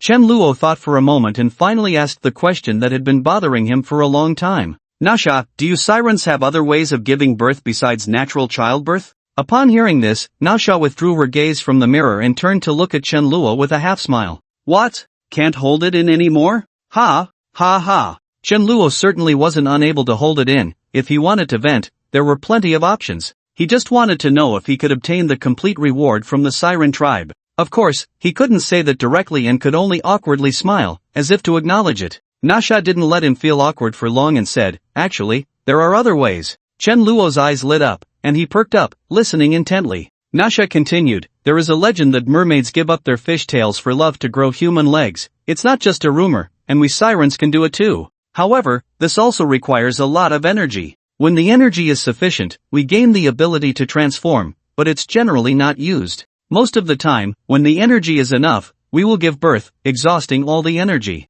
Without thinking, Chen Luo asked, "Do you have this ability?" He had asked casually, not expecting much. After all, if Nasha wanted to revitalize her tribe, she would act on it. If the energy was sufficient, she would give birth herself. However, to her surprise, Nasha nodded. Noticing Chen Luo's confusion, she explained, "As the clan leader, I must always possess the strength to protect all my clan members. If I were to become pregnant, I would fall into a state of weakness for a period of time." Chen Luo suddenly understood. But he had one last question, which was to see what a human body looked like. So, he asked Nasha if she could show him. With a favorability rating of 70, Nasha agreed without any hesitation. He watched as the scales on her fishtail gradually disappeared into her body, and then, starting from her hips, her snow-white skin began to appear bit by bit. As Chen Luo's gaze lowered, suddenly at one moment, his pupils constricted sharply, focusing on a particular spot. "Alright, that's enough of the display," Chen Luo quickly interrupted. "What's wrong?" Nasha asked, puzzled. She had just begun, so why was Chen Luo stopping her? It seemed she had already come to him several times today. If she transformed further, he feared he would have to find someone else. This way, he would waste more than half of his day. Such a life could easily lead to moral decay. Chen Luo did not want to become like that. His reason was that this was enough, there was no need to show more. Nasha seemed quite disappointed. "I was planning to wear a full set of swimwear. Since you don't want to see it, then forget it." Chen Luo rolled his eyes. It wasn't that he didn't want to see, he was afraid to look. If he continued to watch, he feared he would truly lose his reason. The colorful scales resurfaced, covering her snow-white skin. Chen Luo took one last glance and turned to leave the room. In his mind, he thought, "I didn't expect that fish don't grow cats." A week later, the siren girls were very efficient in their work. They moved all the supplies from the sunken ship to the safe house, with nearly 10 barrels of gasoline alone. For a long time, Chen Luo wouldn't have to worry about running out of fuel for power. Additionally, there was a large amount of high-end cigarettes and alcohol. He could never afford them before, but now he could casually drink from the bottles. After finishing the salvage work, the sirens had more free time. They also found some beautiful corals and ornamental fish from the sea to decorate the aquarium. When Chen Luo saw this, he generously poured 2 bottles of mutated spirit spring into the aquarium. This way, the corals and fish wouldn't die so easily and wouldn't need to be replaced too frequently. This action increased his favorability rating among the sirens by another 5 to 10 points. One day, Chen Luo was in the monitoring room checking the surveillance when Sasha bounced in from outside. The term bouncing could indeed be used to describe this girl with a fishtail, showing just how lively she was. "Chen Luo," Sasha sang out his name in a melodic tone. She jumped onto Chen Luo, wrapping her arms around his neck in a very intimate manner. Among all the sirens, besides Mina and Luya, she had the fastest increase in favorability towards Chen Luo, even surpassing the originally leading Nasha. Name, Sasha. Identity, siren. Favorability, 85, loyal and unwavering. Initial meeting reward, mutated fruit, obtained. First kiss reward, 100 liters of mutated spirit spring, not obtained. Complete strategy reward, ability, water control or ability, heavenly voice, not obtained. Pulling his attention away from Sasha's panel, Chen Luo asked, "Did you need something?" Just as Sasha was about to speak, another person barged in. It was Luya. She immediately put on a serious face and said, "Sasha, get off Chen Luo." Sasha was unwilling and asked, "Why?" "Chen Luo is the princess's man, you can't be hugging him like this." Luya, with her serious personality, had been studying human knowledge during this time. She had gained a relatively comprehensive understanding of human marriage systems and moral concepts. After that, she began to impose strict standards on her other sisters, but they didn't take her seriously and continued to act as they pleased. Especially Sasha, her personality is bold, lively, and cheerful. She clashes the most with the serious, earnest, and meticulous Leah. For example, right now, Sasha defiantly lifts her chin. "Don't think I don't know you were looking for Chen Luo behind the scenes." The other sisters saw it too. "Not only did you hug Chen Luo, but you also." Leah quickly covers Sasha's mouth with her hand, stopping her from continuing. The two start to playfully tussle, with Sasha wriggling in Chen Luo's arms, her fiery red hair swinging back and forth, brushing against Chen Luo's nose several times, almost making him sneeze. So, Chen Luo stops Leah and says, "Enough playing around, let's get to the point. What do you need me for?" "Chen Luo, while we were fishing, we found a person on the sea, and it's a woman." "Oh?" Chen Luo isn't very interested. "We were going to leave her there, but the other sisters found out she was still alive, so we took it upon ourselves to bring her back." Chen Luo looks helpless. "Even if she's alive, there's no need to bring her back. This isn't a garbage collection station." But Sasha says, "You won't blame us once you see her." This piques Chen Luo's interest. "Alright, I'll go with you to see what she looks like." He pats Sasha's tail. The texture is smooth, and beneath the hard scales, he can feel the soft flesh underneath. Quite nice. Sasha jumps down, and along with Leah, leads Chen Luo to the medical room. Inside the medical room, Ning Xiao is examining a girl. "Breathing normal, pulse normal, heartbeat normal, congratulations, you're out of danger." "Thank you," the girl says gratefully. At that moment, Chen Luo and the others walk in. The girl recognizes Sasha and Leah as her saviors and excitedly tries to get up.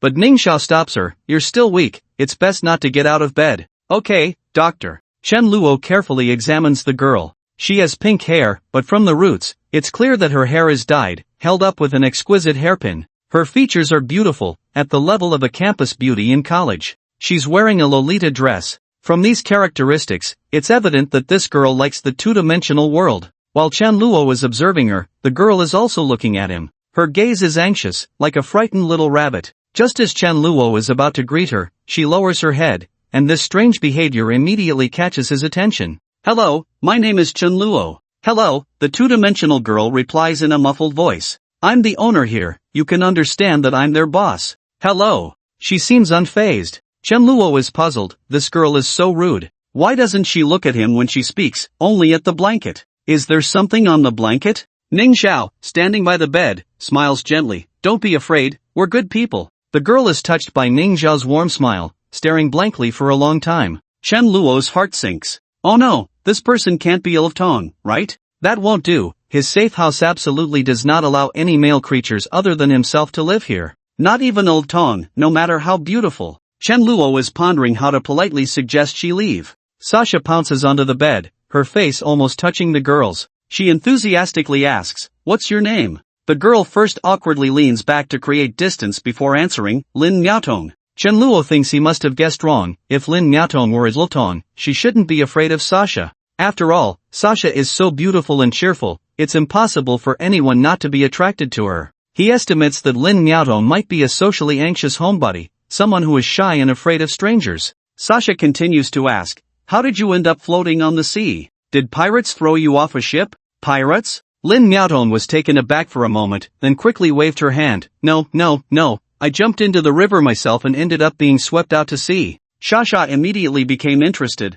How could someone jump into the river by themselves? Lin Miaotong awkwardly explained, I'm from Linhai City, originally living in a villa on Lake Heart Island. After the apocalypse hit, I just stayed at home. Lin Miaotong introduced her identity. Chen Luo didn't expect her to be a little rich girl, living in a villa on Lake Heart Island. Her status must be either wealthy or noble. Moreover, she liked to play and was into the second dimension, which are both very expensive hobbies. Could it be that 9 out of 10 Lolas are rich, and the last one is exceptionally wealthy? But her identity before the apocalypse no longer mattered. Chen Luo was more curious about how she ended up in Binhai City. After all, there was still a Yanghua City between Linhai City and Binhai City. Lin Miaotong continued, because I don't like going out, I hoarded a lot of food at home, enough to last 2 or 3 years. But not being able to communicate with others online made me feel lonely over time, so I set up a forum specifically for survivors to communicate. Chen Luo suddenly realized, you are the founder of the Survivor Forum?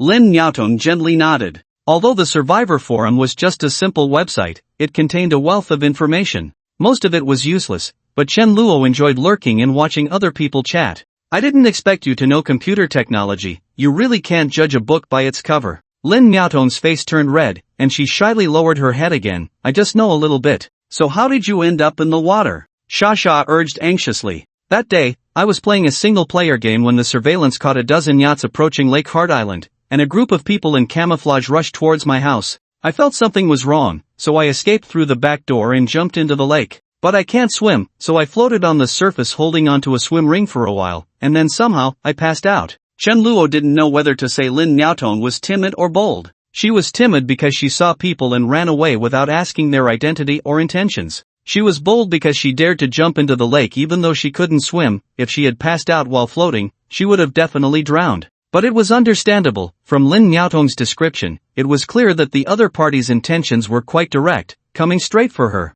And Lin Miaotong wasn't like Chen Luo, who had the strength to back herself up. As a girl without any power, what else could she do besides run away? You really are lucky. Drifting from Linhai City to Binhai City would take at least 2 days, and you didn't drown. Ning Xiao said, surviving a great disaster must bring good fortune. You were saved by us, right? Lin Miaotong nodded vigorously, quite in agreement. Chen Luo suddenly remembered something, took out his phone, and pointed to a photo, asking Lin Miaotong, are these the people you mentioned? Lin Miaotong took the phone, focused on it, and exclaimed, that's them. The one leading is this guy in sunglasses. Looks like it's confirmed. Chen Luo said solemnly, do you know who they are? Chen Luo nodded and explained, they belong to a multinational pharmaceutical company, which has several branches and research institutes in the country, searching everywhere for strange races and evolved beings. Lin Miaotong suddenly understood, then I know why they are looking for me. It must be because of the data on my computer. The information uploaded by survivors to the forum would have backups on her computer,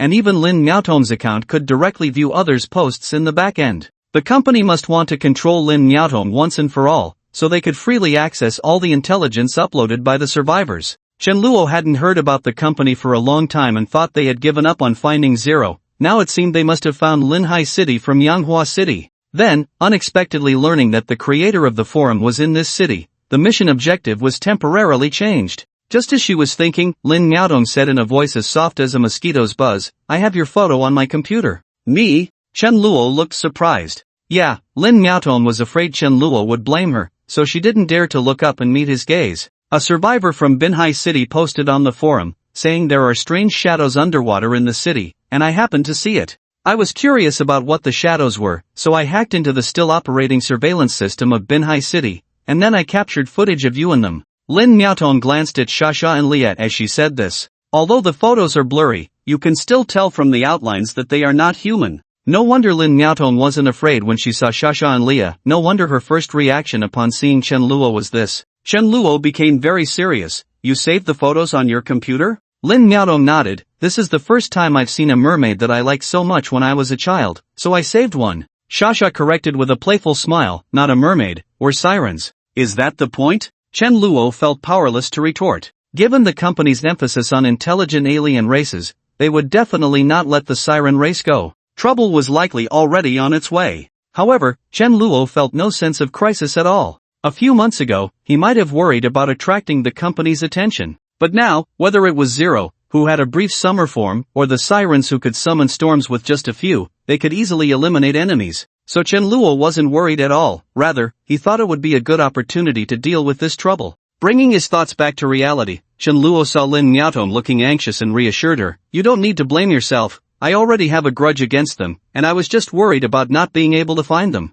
Although he said this, Chen Luo still had some doubts about Lin Miaotong's identity. What if she was a spy sent by the company to gather information on him? So, Chen Luo extended his hand to Lin Miaotong. Lin Miaotong dazedly shook hands with Chen Luo. Name, Lin Miaotong. Identity, Otaku, ACG enthusiast, hacker favorability, 5 initial encounter reward, hacking equipment, obtained, first kiss reward, complete network system, not obtained, complete strategy reward, satellite surveillance system, not obtained. From her identity, Lin Miaotong hadn't lied. However, that wasn't enough for Chen Luo to fully trust her. After thinking for a moment, Chen Luo felt that if Lin Miaotong was from the company and had a mission, then she must know Zhuang Ningming or Luo Wei. If she didn't know either of them, she would definitely know Zero. So Chen Luo said, let me show you around here, and introduce you to the people here. Ning Xiao frowned, about to say that the patient was weak and shouldn't move around. But based on her understanding of Chen Luo, he was definitely not a reckless and thoughtless person. There must be a reason for Chen Luo to do this. So Ning Xiao didn't stop him. Instead, she brought a wheelchair, helped Lin Miaotong out of bed, and placed her in the wheelchair. Chen Luo pushed the wheelchair, walking while introducing, this is the monitoring room, and over there is the dining room. In the corridor leading to the laboratory, Chen Luo and Lin Miaotong happened to run into Luo Wei, who was carrying a fruit platter. Master, I was just about to bring you some fruit. At this moment, Luo Wei completely regarded herself as a maid, showing no instinct as a female assassin. Lin Miaotong looked at Luo Wei's maid outfit in white stockings, her eyes revealing a sense of envy. Her own Lolita dress was wrinkled from being soaked, and now she was wearing a white patient gown. Chen Luo had been paying attention to Lin Miaotong's expression and saw that she didn't show any shock, secretly nodding. Let me introduce, this is Lin Miaotong, discovered and brought back by Shasha and the others from the sea today. Luo Wei also didn't know her and politely greeted, hello, my name is Luo Wei. Lin Miaotong felt uncomfortable in front of strangers. She merely nodded and said, hello, please wait a moment, I need to talk to Luo Wei. Sure. After walking to the corner with Luo Wei, and confirming that Lin Miaotong wasn't paying attention, Chen Luo said, do you think Lin Miaotong looks like someone from the company? What company? Luo Wei couldn't recall at that moment. Chen Luo rubbed his forehead, the company you used to work for. Unpleasant memories resurfaced for Luo Wei. Why are you asking this? I suspect Lin Miaotong is a spy sent by the company. Luo Wei furrowed her brows and looked at Lin Miaotong, who was sitting in a wheelchair with her back turned to them. The other party seemed completely unguarded, looking around. Doesn't seem like it, Luo Wei shook her head, I don't see any signs of training on her. If she were a killer or a spy trained by the company, she wouldn't be like this. Is it possible she's a specially hired non-professional employee, meant to confuse us? Then I wouldn't understand. Alright, I'll ask Xuangningming, she should know more about the company's regular employees. Just as Chen Luo was about to leave, Luo Wei grabbed his wrist. What's wrong? Luo Wei said expressionlessly, you don't suspect I'm lying? Covering for a colleague's identity? Chen Luo looked at her and burst out laughing. What's so funny? Luo Wei said, annoyed and embarrassed, punching Chen Luo lightly. Be serious, I'm serious. Chen Luo, of course, had no doubts because Luo Wei's favorability had already reached 100, she could never betray him. Chen Luo put away his smile and replied earnestly, I believe you. Luo Wei immediately relaxed, her eyes sparkling with laughter. Your answer is satisfactory, I'll let you off this time. Oh, Chen Luo became interested, what if you weren't satisfied? I'd put laxatives in your fruit and make you suffer. Although she said that, Luo Wei's beaming smile showed she was just joking. After exchanging playful banter with Luo Wei, Chen Luo returned to Lin Miaotong. Are you done chatting? Lin Miaotong looked like a child brought to a distant relative's house, feeling awkward and restrained. Sorry to keep you waiting. No, I just waited a moment. Before they reached the lab, Xiao Xue had already caught Chen Luo's scent from afar and ran over. A creature as big as a sedan running towards you would scare anyone. Lin Miaotong's small face turned pale, but she saw that the creature ignored her and instead ran past, excitedly wagging its tail in front of Chen Luo. Good girl, Xiao Xue. Chen Luo patted Xiao Xue's head. Is Zhuang Ningmeng in the lab? Xiao Xue nodded. Lin Miaotong's mouth dropped open in surprise. It can understand human speech? Evolved creatures, amazing, right? He. Lin Miaotong actually knew a bit about evolved creatures.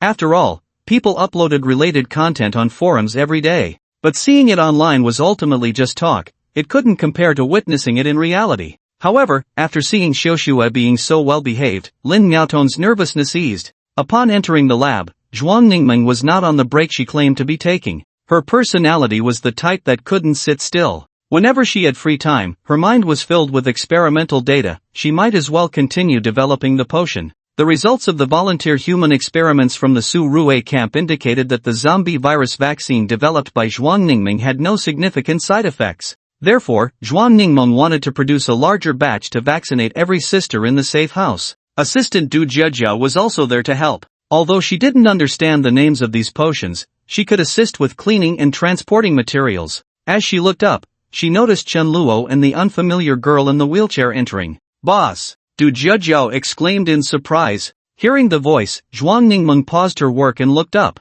First, she glanced at Chen Luo, then looked at the unfamiliar girl in front of him, and finally turned back to Chen Luo. She nodded at him, signaling something, and then continued with her work. Seeing that Zhuang Ningmeng also didn't recognize Lin Miaotong, Chen Luo said, since you are busy, we won't disturb you. After saying that, he pushed Lin Miaotong out. She was neither a company-trained agent nor an ordinary employee of the company. Chen Luo had already ruled out the possibility of her being a spy. However, since they had come to the planting room on the farm, Chen Luo decided to take her to meet Zero. Inside the farm, this round of crops had already matured, and the heavy fruits bent the stalks down. No matter how harsh the times, a bountiful harvest always fills people's hearts with hope. Chen Luo was in a good mood. He looked around and finally spotted a green shadow on a tree beside the field. So he changed direction and walked towards the tree. As he got closer, he could see a girl in a green dress lying on the branches, leisurely humming a melody that was out of tune. Her sweet voice, even if completely off-key, was still very pleasant to hear, giving off a carefree vibe.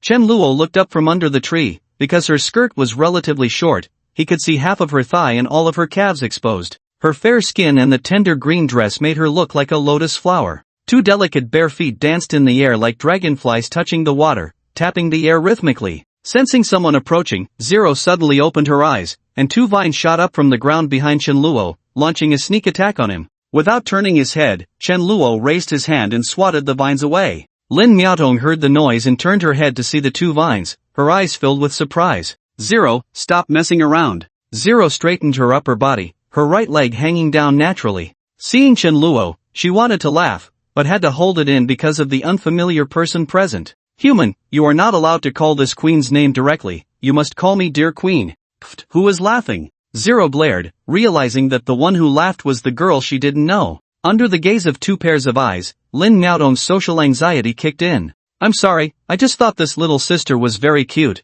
but calling herself a queen is such a contrast, so I couldn't help but laugh, she hurriedly explained. Little sister? Cute? Zero puffed up her cheeks, facing Lin Miaotong with her palm. Are you insulting this queen? Before she finished speaking, a vine lashed out at Lin Miaotong. Lin Miaotong was startled, frozen in place, forgetting to dodge. Chen Luo was quick to react, grabbing the vine and discovering that its strength was not heavy. It was about the same as the playful strength from before. This indicated that Zero had learned to control her strength, knowing that being too rough would upset Chen Luo. If it had been the previous Zero, this strike would have definitely left Lin Miaotong injured and disfigured. Zero gave Chen Luo a look, signaling him not to expose her. Chen Luo understood. It seems Zero wanted to establish her authority in front of the newcomer. She has vines growing from her hands. The earlier glimpse had only allowed Lin Miaotong to see the two moving vines. It could still be explained as being blown by the wind. But now, with vines growing from her hands, it was impossible to describe it as normal human behavior.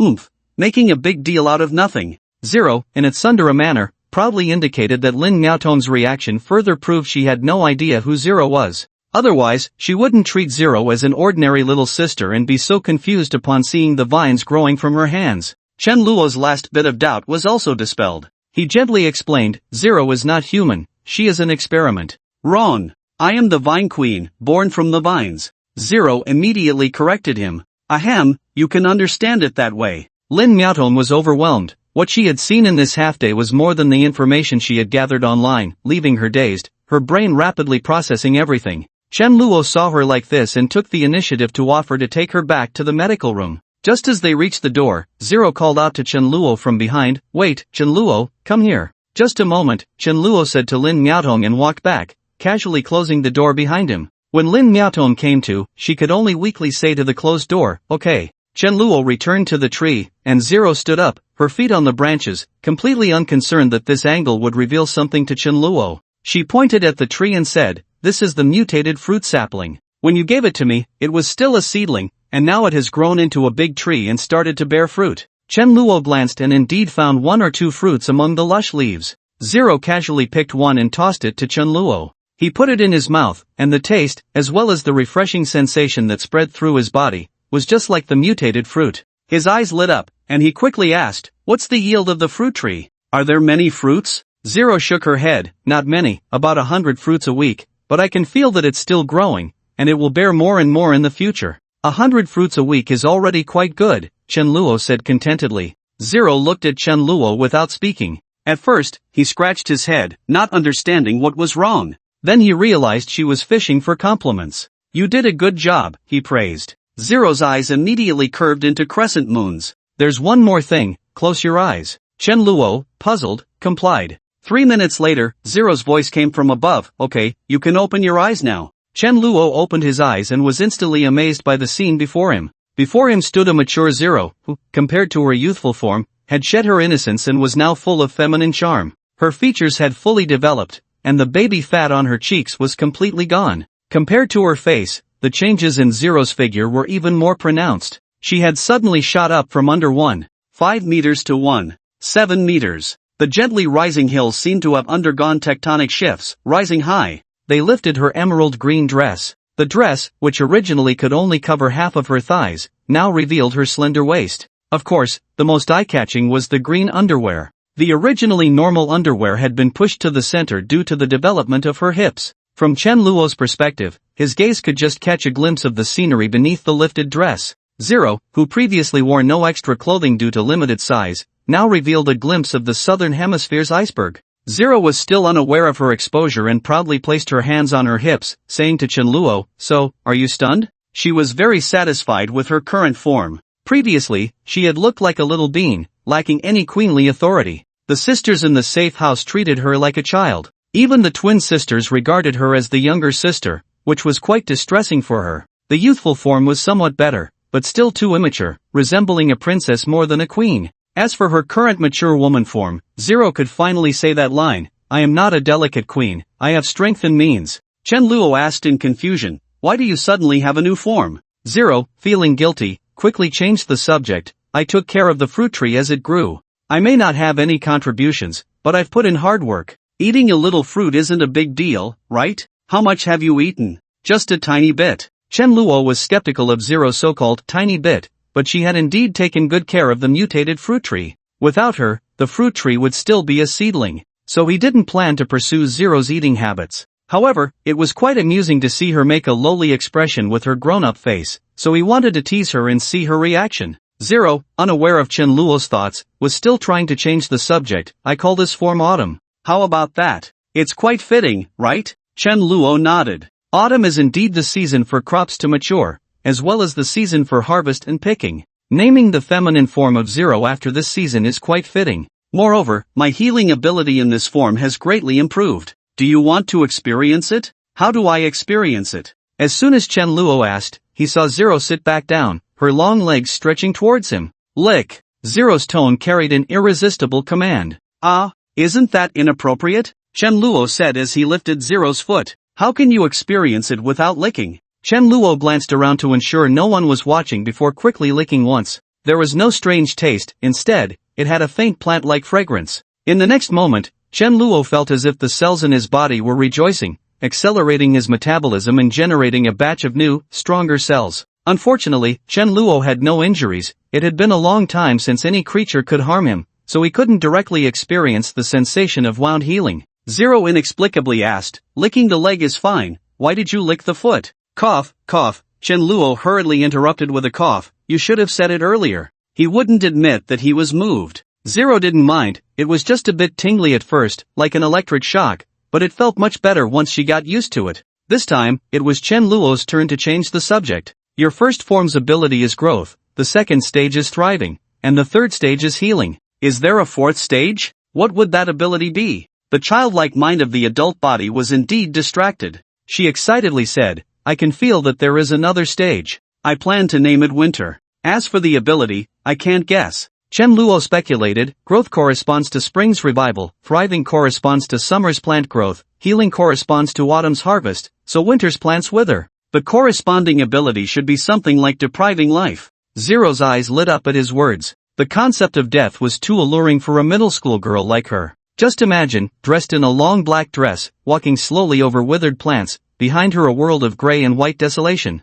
How captivating that aura would be. Just thinking of that scene made stars appear in Zero's eyes. The main point was that the previous three forms were summoning, controlling, and healing. If the last form really was as Chen Luo said, then she finally had a direct means of attack. By the way, how long can you maintain this form? Chen Luo's question pulled Zero back to reality. In autumn, I can maintain it for about 10 minutes, in summer, I can maintain it for half an hour. Zero trusted Chen Luo completely, unguardedly revealing her greatest weakness to him. She asked in confusion, why do you want to know this? Chen Luo chuckled, this form of Zero was simply too attractive. Seeing Chen Luo smile, Zero understood something. She was also somewhat tempted. It's just past 7 minutes, I can still maintain it for 3 minutes. That's enough. Chen Luo stepped out of the farm and wiped his mouth. It was only then that he remembered Lin Miaotong, who was sitting in a wheelchair, struggling to keep her eyes open. Sorry to keep you waiting. The sudden voice startled Lin Miaotong awake, almost making her jump out of the wheelchair. When she realized it was Chen Luo, she breathed a sigh of relief.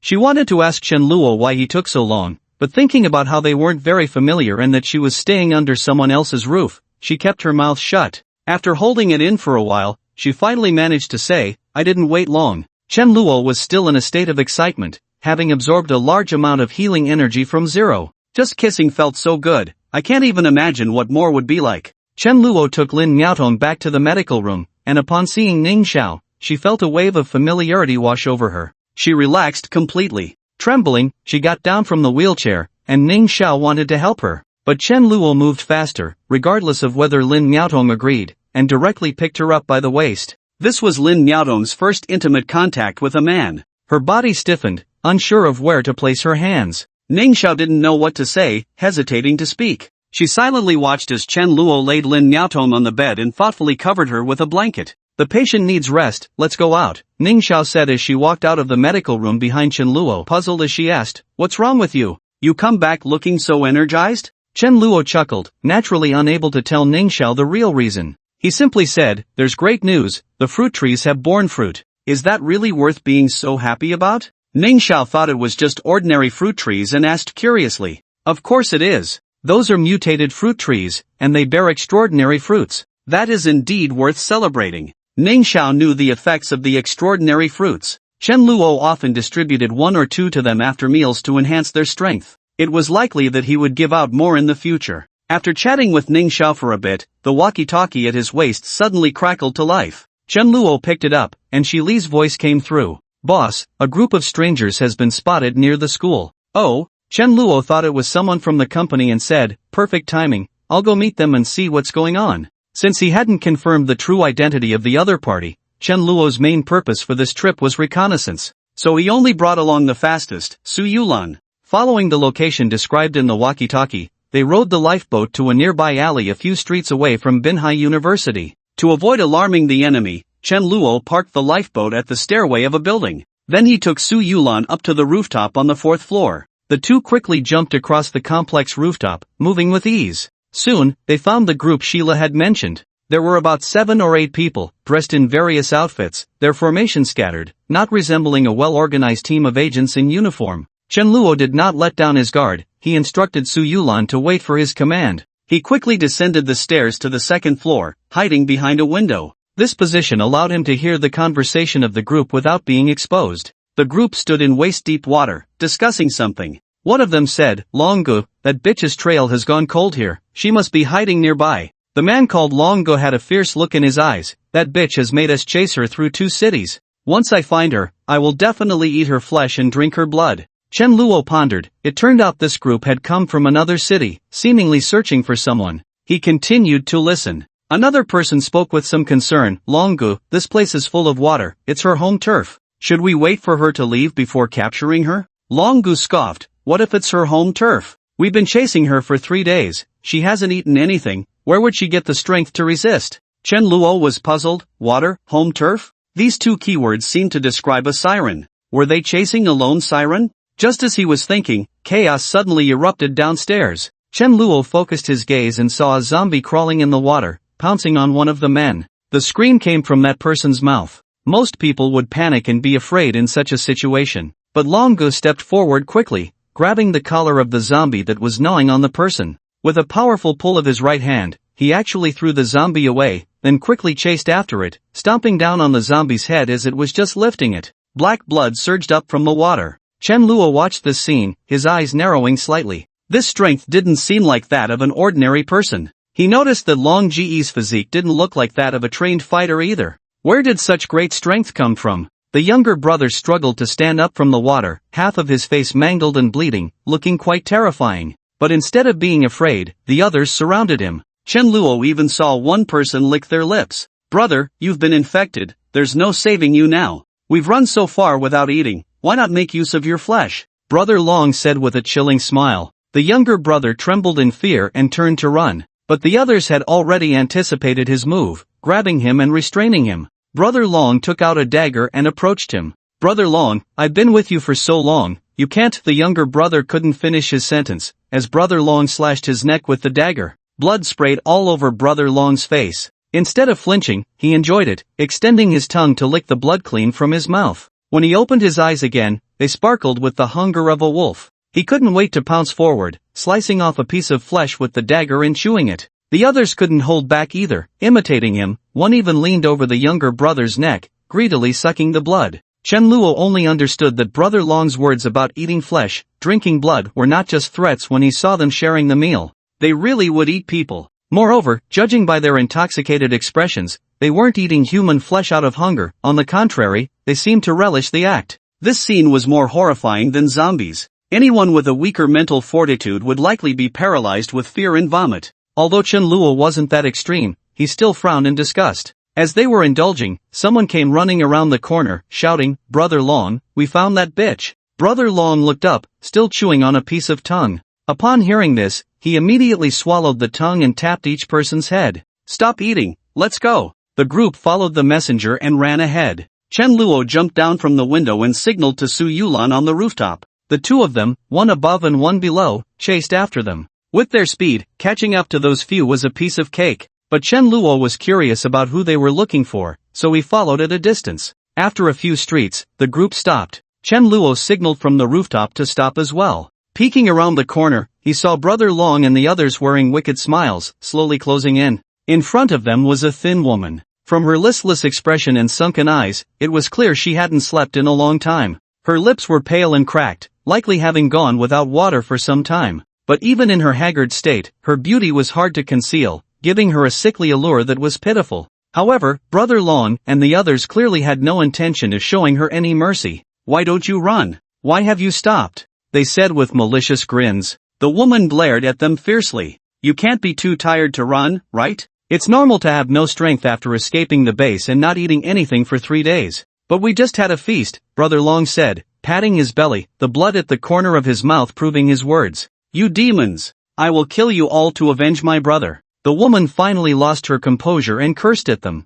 Brother Long laughed heartily. "Your brother? Oh, that little boy, I remember how old he was." The younger brother beside him quickly chimed in, 12 years old. "Right, 12 years old, the perfect age for tender meat, mmm." He savored the thought. The woman's eyes turned bloodshot, as if they would bleed. She roared, "Beasts! I will make you pay with your lives." As her words fell, a wave of cold air erupted from her, and the temperature around them dropped instantly. The water beneath him had frozen solid, spreading out into the distance. Long Gu and the others were submerged up to their waists, instantly frozen in place, unable to break free. 50 meters away, Chen Luo saw the ice creeping toward him and quickly bent his legs, jumping up to grab the air conditioning unit above him. Looking down at the frozen surface of the water, Chen Luo's pupils constricted. Could this be a supernatural ability? The woman had frozen herself as well, and it seemed that her earlier outburst had exhausted her remaining strength. She lay weakly on the ice, gasping for breath. Long Gu and the others, witnessing this scene, felt their hearts drop back into their stomachs.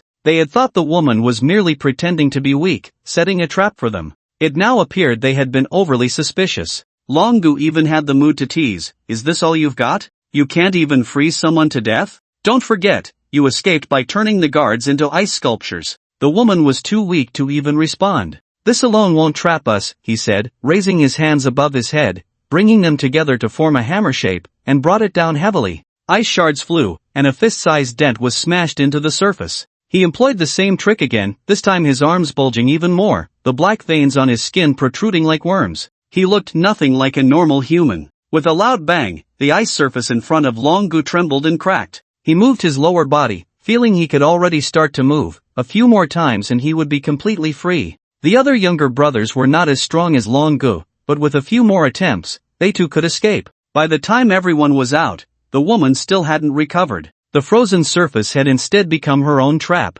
Long Gu smugly said, "You brought this on yourself, you might as well go back and become our feast. Once we eat you, who knows, we might gain your powers." The woman glared at him fiercely. If looks could kill, Long Gu would have been riddled with wounds. Just then, a voice rang out behind them. "Sorry, she can't go with you, she has an appointment with me." Everyone turned around to see Chen Luo letting go and jumping down. "Who are you?" Long Gu was momentarily taken aback, then asked suspiciously. "Who I am isn't important, you just need to know that I want her," Chen Luo replied. Long Gu and the others, used to being the arrogant ones, had never encountered someone even more arrogant than themselves. They immediately began to shout, "Arrogant! I'll grind you to dust. Just right, I wasn't full earlier, now I can have a second helping. We are new humans, if you mess with us, you've hit a brick wall." Chen Luo seemed to have heard the biggest joke. "New humans? You lot? A bunch of cannibalistic trash?" They jumped up in protest. "What do you know? We are evolving, possessing powers far beyond ordinary people. Eating people is nothing, we even eat zombies." Goodness, eating zombies. If they got an oral ulcer or had internal bleeding, wouldn't they be directly infected? But if they claimed eating people was a condition for evolution, could it be that their powers came from this? Chen Luo pondered, while Long Gu shouted, "Stop wasting time with him, hurry up and kill him, our master is waiting for us to bring people back." Master? This word piqued Chen Luo's interest. It seemed there were others behind this group. The few of them, looking down on Chen Luo, didn't take him seriously at all. They only sent one person to deal with Chen Luo, while the others prepared to dig the woman out. That person clasped his fists and leisurely walked up to Chen Luo. Without further ado, he threw a punch at Chen Luo's face. The punch came quickly and went just as fast. With a dull thud, the man was sent flying back, spitting out blood mid-air before crashing onto the ice, motionless. Long Gu and the others turned to see this scene, all utterly astonished. They quickly turned around to see a slender girl with waist-length black hair appear beside Chen Luo. "What's going on? Xiao Hu is dead. How is that possible? Who is that woman?" They were momentarily confused about the situation. Chen Luo scoffed, is this the power of your arrogance? You can't even defeat a frail girl, and you dare to call yourselves new humans? Was it that woman who knocked Xiao Hu away? How could that be? The few of them were unwilling to believe it. Chen Luo yawned, impatiently saying, alright, I've lost interest in you. Yulan, kill them all. Perhaps due to her past obsession, Su Yulan originally only killed zombies, not humans. But after her favorability reached its peak, Chen Luo's orders took precedence over everything, even over her own will. Upon receiving Chen Luo's command, Su Yulan's figure flickered and vanished from sight. This scene left Long Gu and the others even more shocked, their pupils trembling. That woman disappeared? Just as they were puzzled, a sudden crack sound came from the side. They turned their heads and saw Su Yulan grabbing one person's neck and effortlessly snapping it. Then, like tossing away garbage, she casually discarded the body and transformed into a fleeting shadow once more.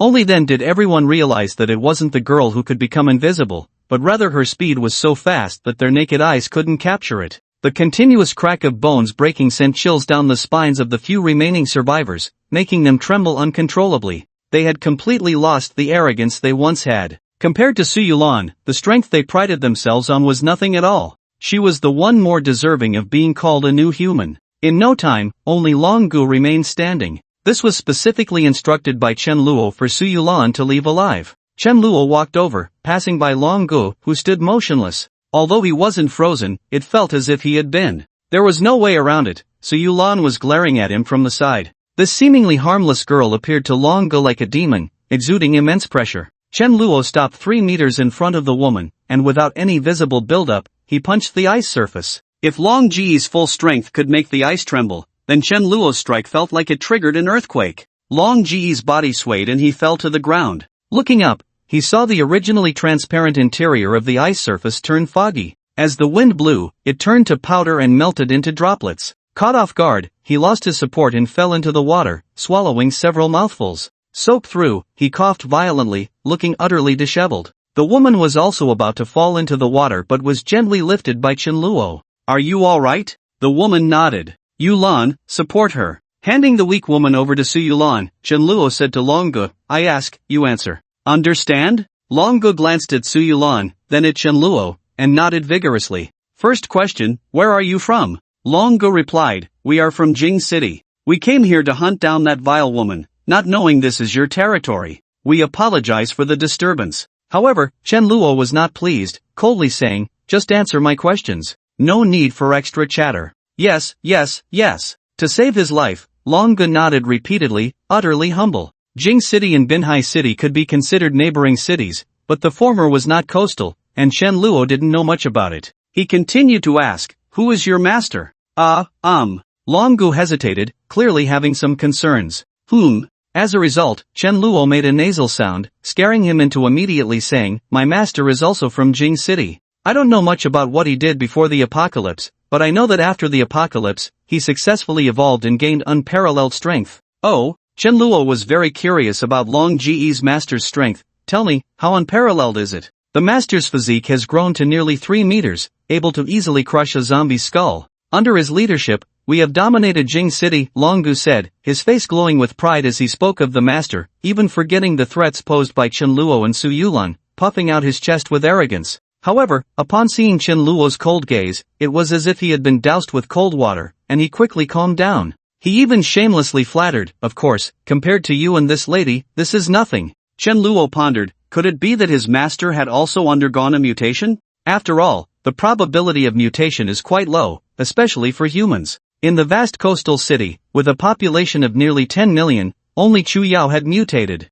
The probability for zombies is higher, and it's possible that some people were infected right after their mutation, leading to about a dozen mutated zombies in coastal city. Could the master that Long Gu spoke of also be one of the lucky ones? But what about Long Gu and the other little brothers? Had they also mutated? Chen Luo's gaze fell on Long Ji's arm, where black veins were slowly sinking beneath the skin, as if lying in wait. So what's your situation? Long Gu muttered softly, there are rumors in the base that the master became stronger by eating human and zombie flesh, so we subordinates followed suit, and unexpectedly, our strength really did increase. Is there such a saying? Seeing that Chen Luo was skeptical, Long Gu took the initiative to defend, look, zombies eat humans too, and they can grow bigger and stronger, which means there must be some kind of nutrient in the human body, just like calcium and iron. The more you eat, the stronger you become. His reasoning coincided with Zhuang Ningming's hypothesis. Zhuang Ningming speculated that after the apocalypse, all living beings developed a mysterious substance within them, which she named Source. The amount of Source accumulated varied among different species, and even among individuals of the same species. When a certain amount of Source accumulates, it can lead to evolutionary phenomena. Zhuang Ningming believed that zombies devour all living beings insatiably not because they lack a sense of fullness, but because they instinctively seek to acquire Source. This was a bold guess of hers, as she had never extracted this substance. What Chen Luo did not expect was that someone would learn from zombies to acquire Source in reverse. Moreover, zombies do not eat their own kind, these people were actually eating zombies. The flesh on the zombies must be rotting and oozing black water by now, right? To be able to swallow that is quite something. Chen Luo voiced this doubt. Long Gu smiled awkwardly. We also find it hard to swallow, we can only eat a little bit each time. Compared to that, we prefer to eat human flesh. You have no idea how good human flesh is, especially that of women and children. It's richer in fat, unlike men, who are tougher. Fat people are also good, more meat, but a bit greasy. He shamelessly rambled on, interrupted impatiently by Chen Luo. So everyone in your base eats meat? Of course not, that wouldn't be enough. We request survivors from other camps under the pretense of protection, but in reality, it's to stockpile food. Those guys have no idea, foolishly not thinking about where the people they send every so often go. That bitch and her brother were sent to the base like that. We finished her brother and were about to eat her when she found out, and then. As Long Gu spoke, the weak woman, hearing this, was reminded of her painful past, her anger surging, and she fainted. Luo, she has fainted. Su Yulan tugged at Chen Luo's sleeve. Got it. Concerned for the woman's life, Chen Luo decided to take her back immediately and hand her over to Ning Xiao for treatment. As for Brother Long, he had asked most of the questions he needed to, and the remaining ones could wait until the woman woke up. Chen Luo's gaze towards Brother Long became somewhat subtle. Brother Long clearly noticed the change in the other's eyes and realized he was in grave danger. He gritted his teeth, lowered his head, and a fierce glint flashed in his eyes. Taking advantage of Chen Luo's approach, he suddenly sprang up, using all his strength to strike at Chen Luo's temple. This was his desperate gamble. He believed that if Chen Luo was hit by this punch, he would surely suffer a severe blow and lose his fighting capability. Then he would only need to be cautious of the fast-moving girl. Even if he couldn't defeat her, it didn't matter. With two injured companions, she definitely wouldn't be able to catch up if he ran. With this thought, a spark of hope seemed to ignite in Brother Long's eyes. Die! He roared, his right forearm swelling to the thickness of a barrel, the skin stretching and oozing blood. After a loud collision, Brother Long lifted his head, his face filled with disbelief. He saw that Chen Luo had caught his full-force strike with just one palm. How is that possible? Are you also a new human? Brother Long doubted that Chen Luo had also consumed human flesh, otherwise, it made no sense. But Chen Luo merely glanced at him disdainfully, offering no explanation, and twisted his hand back. The excruciating pain made cold sweat break out on Brother Long's forehead. He suspected his arm was broken. When Chen Luo released his grip,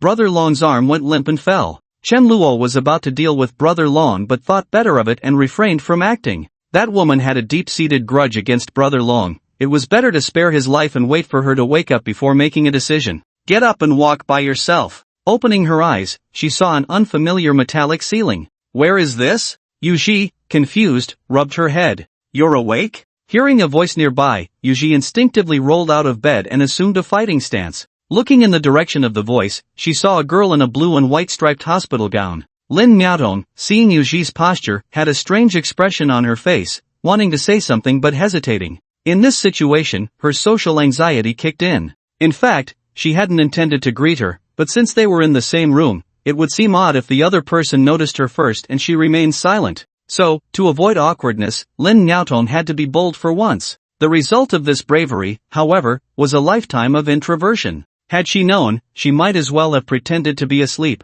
Who are you? A clear voice pulled Lin Miaotong's chaotic thoughts back. Hello, my name is Lin Miaotong. I just arrived here not long ago, and Lin Miaotong hurriedly introduced herself, speaking so fast it was almost a blur. Only then did Yuji remember what had happened before she lost consciousness. Were those two the ones who brought her here? Yuji relaxed and sat back down. So where is this? They call this a safe house. Safe house? Yuji murmured, just as the door to the room was suddenly opened from the outside. Hearing the noise, Yuji raised her hand and shot out an ice spike. A large hand caught the ice spike and broke it. Ning Xiao, still shaken, patted her heaving chest. It was Chen Luo standing in front of her. Chen Luo, thank goodness you warned me, or I would have had more holes in me, she said, still feeling scared. Not to that extent, the ice spike is fast, but its hardness is quite average, so it can't cause much harm. While the two were talking, Lin Miaotong's eyes widened in disbelief at everything happening before her. She couldn't believe her eyes, that ice spike had shot out from the palm of the woman beside her.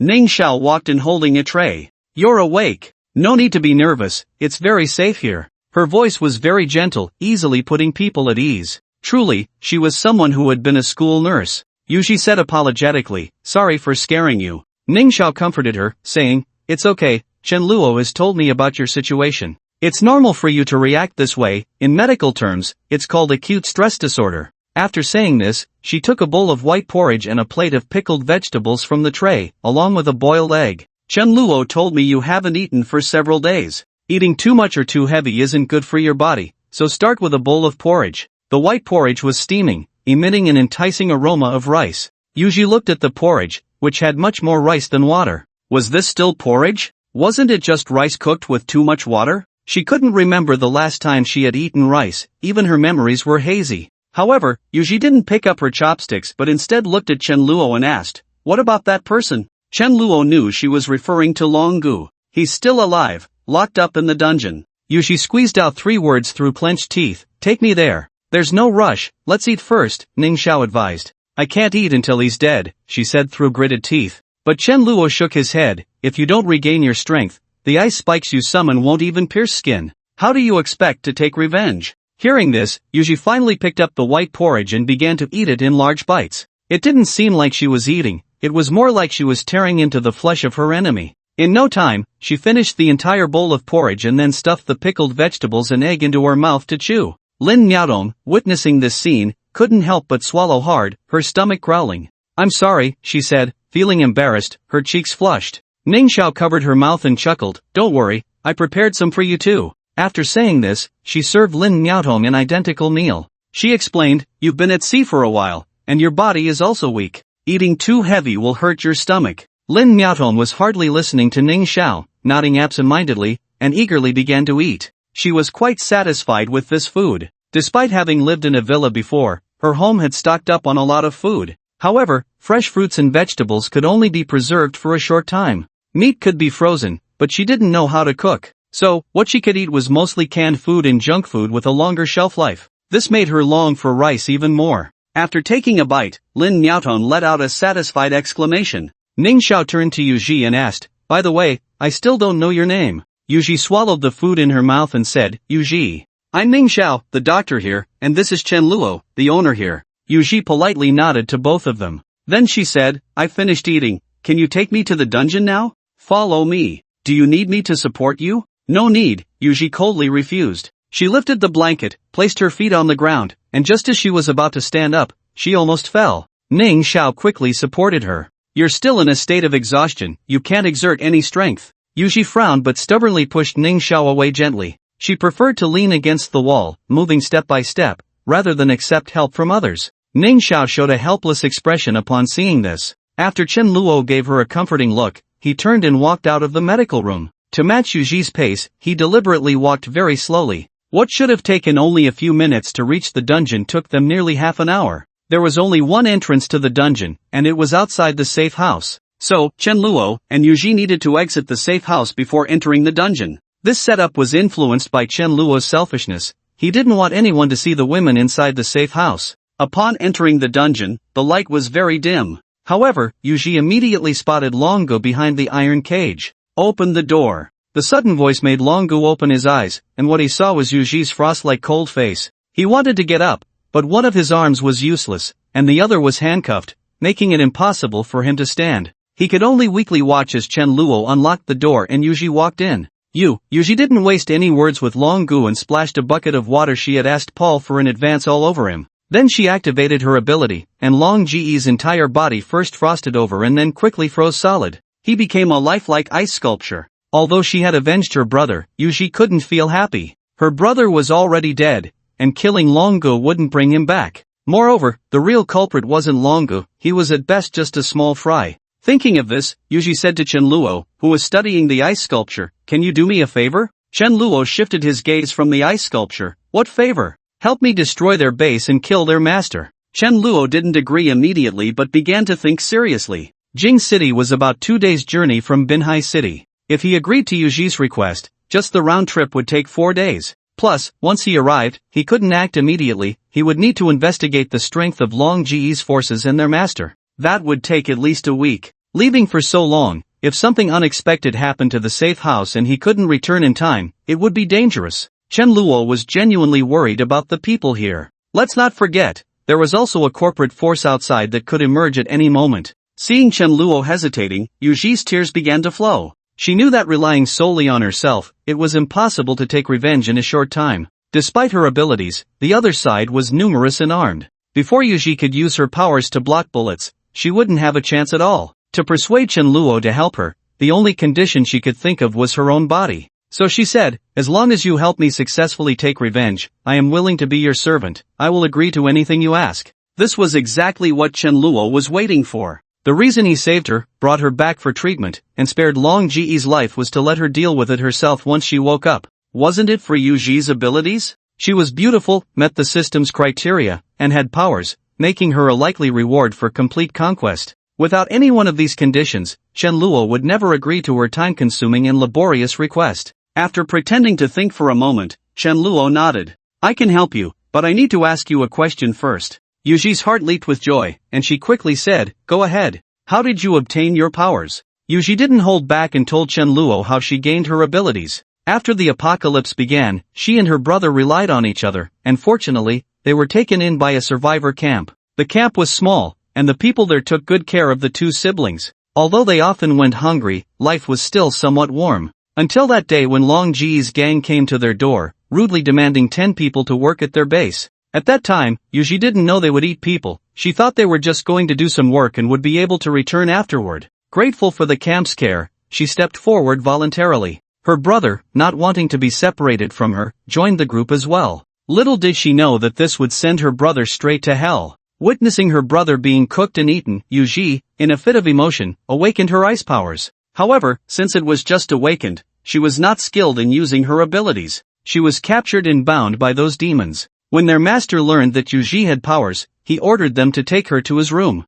It was during this time that Yuji froze the guards and escaped. Is it related to emotions? Or personal reasons? Chen Luo thought. Just from Yuji's description, he still couldn't figure out how she awakened her powers. Chen Luo did not dwell on it too much. After all, he could obtain supernatural powers through the system and did not necessarily need to understand how others acquired theirs. Seeing that Yuji seemed a bit down, it must have been due to some sad memories triggered by the surroundings. Chen Luo comforted her, don't be sad, being sad can harm your health. You still need to avenge your brother. Yuji perked up again, thank you. Before we set off, I need to make some preparations. You should take this time to rest and recuperate. Okay. Yuji nodded. Yuji's favorability. Chen Luo heard the system's prompt and instinctively opened Yuji's favorability panel. Name, Yuji. Identity, athlete, supernatural being. Favorability, 20, familiar, initial reward, exotic fruit, obtained, first kiss reward, gym and fitness equipment, not obtained, complete strategy reward, supernatural ability, ice system, not obtained. With a calm expression, he closed the panel and said to Yuji, let's go back. On the way, Chen Luo offered to help again. This time, Yuji did not refuse. She didn't let Ning Xiao help because she wasn't familiar with her. Her personality was such that she wouldn't trouble others unless absolutely necessary. But after asking Chen Luo for help and receiving his agreement, in Yuji's heart, Chen Luo was no longer a stranger but a reliable friend. 3 days later, Chen Luo found Yuji and asked, how's your recovery? Yuji was momentarily taken aback, then realized it was time to set off. She quickly replied, I've fully recovered, see? To prove she wasn't lying, Yuji clasped her hands behind her back and did a frog jump. Alright, I know you're recovered. Chen Luo stopped her and handed her a set of gear. Your old clothes are all torn and can't be worn anymore. This is Luo Wei's outfit. You and her have similar figures, so it should fit. Yuji took a look and saw it was a short-sleeved top paired with shorts. Quite simple and unadorned, but practical and convenient for movement. Thank you. Yuji entered the medical room, and 2 minutes later, she changed out of her hospital gown and into the clothes Chen Luo had prepared for her. Chen Luo looked at Yuji, now dressed, and was momentarily stunned. He hadn't expected the outfit to fit her so well. Yuji was originally an athlete specializing in track and field, and her muscular lines were quite developed. The outfit was very form-fitting, showcasing Yuji's ample bosom, abdominal muscles, and the lines of her waist perfectly. Beneath her tall frame were two long, athletic legs, and her tan skin radiated a healthy beauty. To top it off, Yuji had a face that was both delicate and captivating. With a small face and exquisite features, her brows seemed perpetually furrowed. It was hard to reconcile this fragile face with her agile, leopard-like physique. Yuji also noticed Chen Luo's gaze. She wasn't shy at all and instead confidently showed off to him. She even asked, "How is it? Does it fit? It's even better than I expected." "Thank you, when do we set off?" "After lunch, I need to discuss some matters with Ning Xiao." Yuji nodded. After lunch, Chen Luo and Ning Xiao went to the lounge. Chen Luo instructed Ning Xiao, "During the time I'm away, you all should try not to go out, including Siren and the others. Reduce the number of times you go out fishing and stay vigilant around the safe house." Ning Xiao nodded and said, "You should take Xiaoyu and Su Yulan with you, they can help you. At the very least, you should bring Xiao Shui." But Chen Luo shook his head. "I'm not very familiar with the situation in Jing City. If I take Xiaoyu and the others, it won't be convenient for movement. It's better to leave them here to protect you." Ning Xiao knew that once Chen Luo made a decision, he wouldn't change it, so she stopped persuading him. "By the way," Chen Luo added, "I left 1,000 exotic fruits and 100 liters of mutated spirit spring in the warehouse. If there are enemies that Nasha and the others can't handle, you should give all these resources to Zero." "Give them to Zero?" Ning Xiao hesitated a bit. She didn't really understand Zero's true strength and was misled by her seemingly harmless face. In Ning Xiao's mind, Zero was just a child who liked to act tough. Chen Luo said seriously, "That's right, don't be fooled by how unreliable Zero seems, she's actually quite strong." Exactly. A voice from outside agreed. "Who's eavesdropping?" Chen Luo looked towards the door. "Oh no, I've been found out. Zero, I told you not to speak. This queen doesn't stoop to such sneaky things." Goodness, from the sound of it, there were quite a few eavesdroppers. "Come on in." Chen Luo helplessly rubbed his forehead. The door opened, and Zero, Du Jejia, Mina, Xu Huihui, and Leah walked in. Except for Zero, who crossed her arms and tilted her head defiantly, the other four looked down sheepishly. "What were you doing outside?" Chen Luo asked. Du Jejia hesitated. Zero, without a hint of embarrassment, said, "This queen just happened to pass by and heard someone calling my name, so I wanted to see if someone was talking bad about me." Mina nodded vigorously. That's right.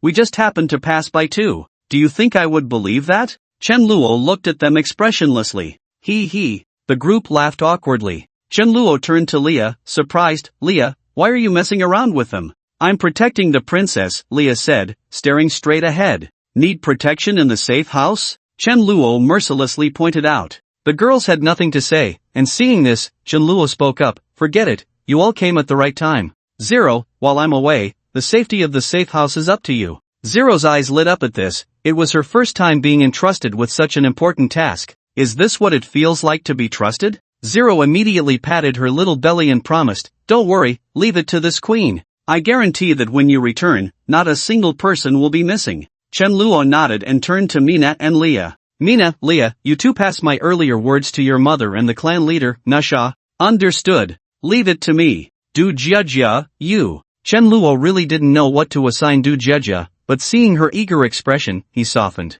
"You'll be in charge of the safe house's work arrangements. I promise to keep the safe house in order," Du Jejia assured. What about me? Xu Huihui said excitedly. "You just focus on taking care of your health, don't make your sister worry." Xu Huihui's little face instantly drooped. Ning Xiao walked over and gently patted her head. "Alright, don't be sad. Once you're better, you can be my little nurse." Understanding, Ning Xiao knew that despite Xu Huihui's cheerful demeanor, she was actually quite sensitive inside. During her illness, it was her sister who took care of her. After arriving at the safe house, everyone treated her well. So Xu Huihui had always been looking for a chance to repay the kindness, or else her conscience wouldn't be at ease. Hearing Ning Xiao's words, Xu Huihui indeed perked up. Outside the safe house, the fully armed Yuji had been waiting for a while. She was anxious and could only tell herself over and over. She had already waited 3 days, so a little longer wouldn't matter. But it was no use, the flames of revenge had burned into her brain, making it hard for her to regain her composure. Fortunately, Chen Luo didn't make her wait any longer. He drove an off-road vehicle up to Yuji. "Get in." Yuji opened the car door and sat down. The off-road vehicle restarted and drove towards the outskirts of the city. After 2 days of travel, the outline of a city appeared before the two. Yuji was already impatiently pressing her face against the window, looking outside. Chen Luo asked, "Is there a place to stay in the city?" Without turning her head, Yuji replied, "Yes, there's a camp where we can rest." "Alright, you lead the way." Once they entered the city, Chen Luo found that the situation here was quite different from that in Binhai City and Yanghua City. The number of zombies was very low, on the contrary, there were many survivors, visible everywhere. Unlike other places where people hurried about, here, people even chatted on the streets. Chen Luo vaguely heard them discussing something when one of them spotted the SUV, walked over, and knocked on the window. Chen Luo rolled down the window and asked, "Is there something you need?" "Hello, you must be newcomers, right? Are you interested in joining our camp?" he said enthusiastically. Chen Luo declined, "Sorry, not interested." "Alright then." The man didn't seem disappointed and turned to leave. Chen Luo rolled up the window and said to Yuji in the passenger seat, "Has it always been like this here?" Yuji nodded and explained that since Jing City had been dominated by the base's forces, other survivor camps had to regularly supply people, otherwise, they couldn't establish themselves in Jing City. So these camps were very eager to recruit new members. But before I went to the base, this situation wasn't so rampant. Yuji's expression showed some confusion. Did something happen in Jing City while she was away? She buried her doubts for now and focused on giving directions. After nearly half an hour of driving, they arrived at the entrance of a factory. "This is it." Yuji unbuckled her seatbelt, eagerly opened the car door, and got out. Chen Luo followed her into the factory, observing the surroundings as they walked. It seemed to be an old car factory, with car shells parked nearby and tires scattered all over the ground. Along the way, they didn't see anyone until they reached the depths of the factory, where they found more than 30 people sitting in a circle. Some were sitting on tires, while others sat directly on the ground. Each person wore a worried expression, occasionally sighing. As soon as Yuji saw them, she excitedly shouted, "Grandma Qian, Uncle Zhang, everyone, I'm back." Upon hearing her voice, everyone looked up, and upon seeing Yuji, their faces lit up with surprise and joy. An elderly woman with graying hair but still agile stood up, rubbing her eyes in disbelief. "Is it really you, Yuji? I must be getting old and seeing things." Yuji quickly ran up and hugged Grandma Qian's arm. "It's really me, Grandma Qian, I'm back." Grandma Qian trembled as she said, "It's good that you're back, so good." "Yuji, weren't you sent to the base?" a handsome man with gold-rimmed glasses and an elegant demeanor asked. Mo Wenfei, Yuji recognized the man and greeted him by name, then said, "I escaped from there." She then detailed her experiences at the base to everyone. Upon hearing this, they fell silent, exchanging glances. Grandma Qian gently stroked Yuji's head. "Child, you must have suffered a lot, right? You must have been very sad when your brother died. I wish I had been by your side then." Grandma Qian, woo woo woo, the strong Yuji completely broke down in Grandma Qian's embrace and began to cry. It's alright. Grandma Qian gently patted Yuji's back, comforting her. The others, listening to Yuji's cries, couldn't help but be affected, feeling sorrowful and lowering their heads. Chen Luo, who had been observing them, noticed something was off. However, he could only suppress his thoughts for now. After Yuji finished crying, her eyes were red and slightly swollen, but it didn't matter. Chen Luo took the opportunity to voice his confusion. "By the way, I saw you all looking worried just now. Have you encountered some trouble?" Mo Wenfei countered. "And you are?" "He is my savior. I owe my survival to him," Yuji explained. "Thank you for saving Xiaoji," Mo Wenfei said, extending his hand amicably. "I am Mo Wenfei, the person in charge here." After shaking hands with him, Mo Wenfei continued, "Before you arrived, the base sent someone again, and this time they want us to provide 10 people. Uncle Zhang interjected resentfully, "They are asking for people more and more frequently. At this rate, we won't even need them to take action, our camp is too small to exist." Mo Wenfei sighed, "Originally, we could maintain things by trying to gather some people. But Xiaoji said that place eats people, sending more people there would just be pushing them into hell.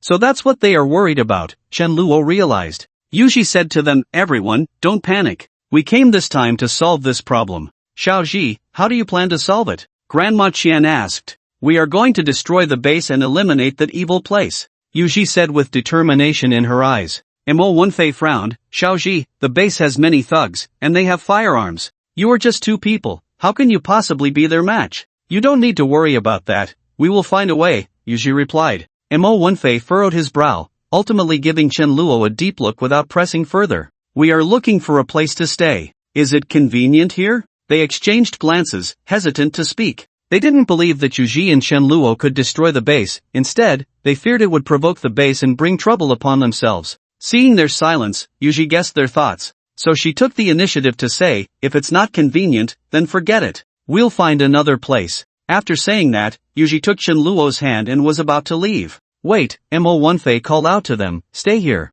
Aren't you afraid we will bring trouble to you? We are family, if something happens, we will face it together, Mo Wonfei said sincerely. Yes, what's yours is ours, we are all family. Xiaoji, just stay, Grandma Chen chimed in. Yuji turned to Shenluo, what do you think? Shenluo nodded. Yuji looked back at them, alright, then we will stay. Don't worry, we will only be here for a few days and will leave soon. You can stay as long as you want, the room for you and your brother has always been reserved. You two can rest there, Mo Wonfei said. The group dispersed, and Yuji led Shenluo to the factory's staff dormitory. Looking at the two adjacent rooms, her expression became a bit dazed. Shenluo asked with concern, are you alright? I'm fine. This is my room, and that is my brother's. You can stay in that one, she replied. Okay, you can put your things down first, then come to my room. Or I can go to yours, let's discuss our plan, Shenluo suggested, worried that she might get lost in memories in her brother's room. Yuji said, understood, and entered her room, closing the door. Shenluo also entered his room, which was just an ordinary staff dormitory with some daily necessities, likely belonging to Yuji's brother. He casually placed his backpack on the bed, stirring up a cloud of dust. After tidying up the room a bit, Shenluo checked the time and went to knock on Yuji's door. Come in, Yuji's voice came from inside. Shenluo pushed the door open. It was indeed a girl's room. Although it was simple, it looked much cozier and cleaner than his own. So, what is your plan? Yuji asked as she saw Shenluo get straight to the point. Isn't the base coming to this camp to collect people? I decided to use this opportunity to sneak in and gather some information. What about me? They should all recognize me. I can't blend in. Shenluo clearly already knew this situation, so I have to act alone. No way. Yuji said firmly, that's too dangerous. What if you get discovered? Don't worry, I value my life even more than you think. There are still a group of people in Binhai City waiting for me to return. If the situation goes wrong, I'll immediately give up on helping you take revenge and head back. Shenluo's words weren't pleasant, but Yuji felt relieved. She was afraid that Shenluo would risk his life to help her take revenge, and then she would truly feel guilty for the rest of her life. I won't act recklessly until I grasp the opponent's true strength and weigh the differences. As Shenluo spoke, he took out a walkie-talkie and tossed it to Yuji. Take this, I'll contact you with it if anything happens. The next day, when Shenluo found Mo Wonfei, he was moving supplies with others. Brother Wonfei, where should I put this? Put it in the warehouse. This batch of supplies has a long shelf life, so there's no need to worry about it going bad. Okay. Mo Wonfei wiped the sweat from his forehead, wearing a warm smile like sunshine.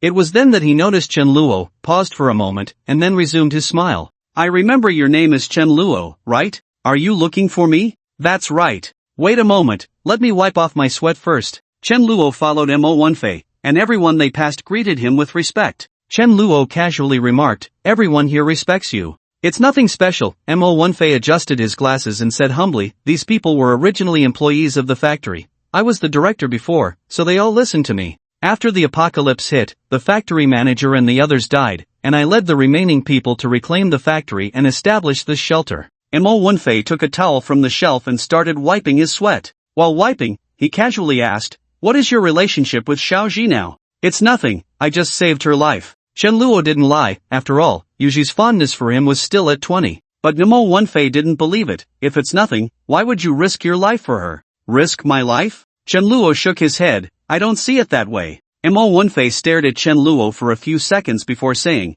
it seems you're very confident. Not bad, what about you? What is your relationship with Yuji? Shenluo countered. You might laugh, but I've actually had a crush on Xiaoji for a long time. Oh? Shenluo raised an eyebrow, somewhat surprised. A graceful lady is a gentleman's good match. Xiaoji is beautiful and has a good personality. It's normal for me to like her, Mo Wonfei explained. That's very normal, Shenluo said with an even expression. Alright, Mo Wonfei washed the towel and hung it back up. What did you want to talk to me about? Have the people for the base been gathered? As soon as this was mentioned, Mo Wonfei's expression became serious. Not yet. I can't just send these old employees to their deaths, can I? Count me in. Ha? Mo Wonfei doubted if he heard correctly. Sorry, I didn't catch that. Could you say it again? Add me to the list of people going to the base. This time Mo Wonfei understood, and after hesitating for a while, he said, does Yuji know? I've told her. In that case, I can only agree. Regardless of the outcome, I thank you on behalf of the factory staff. Mo Wunfei solemnly extended his hand and shook it firmly with Chen Luo. When will they come for people? Tomorrow, we have one more day to gather everyone. Understood, have someone come to call me then. After Chen Luo finished speaking, he turned and left. A day later, there was a knock on the door of Chen Luo's room. When he opened the door, he saw an old man behind it. Uncle Zhang had a flattering smile on his face. Wunfei asked me to come and get you.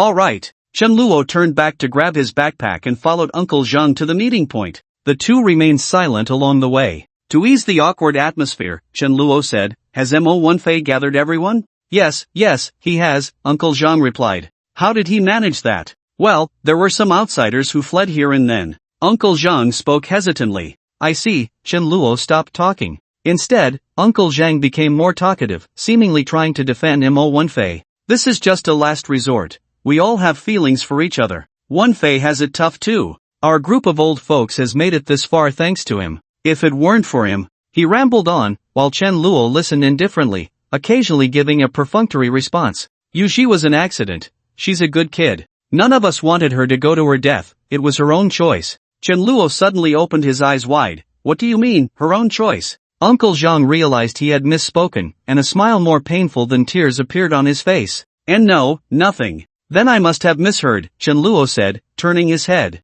In reality, his mind was racing. Uncle Zhang's words indicated that they had long known going to the base meant death. At least before Yuji had suggested it, they had already known. But they hadn't told her. This meant they were also murderers, complicit in leading the living to the tiger's den. Right, you must have misheard, Uncle Zhang muttered, and then fell silent. Sweat beads covered his forehead, already drenched. Chen Luo was curious about how many others were aware of the truth. Did Mo Wunfei, as the person in charge, know more? What role did he play in all this? If Yuji knew that the person she trusted most was watching her go to her death with her brother without saying a word, how would she feel? It seemed that this camp was not as simple as he had imagined. Chen Luo came back to his senses and found that he and Uncle Zhang had arrived at the factory's entrance. 9 people were already standing there, each with a smile, excitedly discussing. Their conversations were filled with curiosity and anticipation about the base, believing that as the largest force in Jingcheng, they wouldn't have to worry about safety once they joined.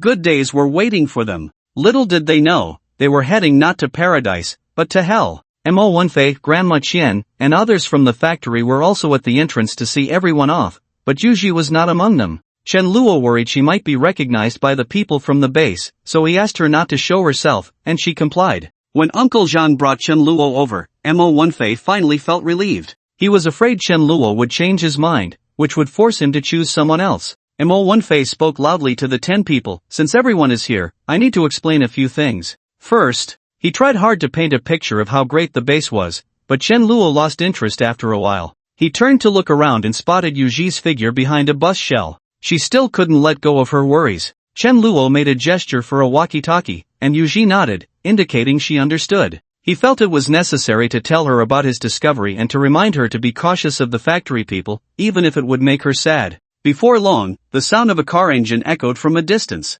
As the rumbling grew closer, a dilapidated bus appeared before everyone. Chen Luo instinctively turned back, but Yuji's figure had already vanished. He sighed in relief and turned back. The bus stopped less than 3 meters in front of everyone, kicking up a cloud of dust. Chen Luo reacted quickly, ducking behind someone to avoid it. The others weren't so lucky, getting dust all over their faces and unable to stop coughing and sneezing. The bus doors opened, and several strong men stepped out. Chen Luo focused on their arms, and when he saw the clearly visible dark veins, his pupils contracted. Long Ji's group only showed their veins when they exerted themselves, but these people had theirs exposed at all times. Chen Luo boldly speculated that these individuals must have consumed more than Long Gu and his crew, and it was even possible that they had started eating zombies. As they drew closer, Chen Luo took another look. Sure enough, the pupils of these people were blood red. Although they were not as pronounced as those of zombies, they were definitely not the eyes of normal humans. Moreover, a faint, unpleasant odor wafted from them, reminiscent of decaying corpses.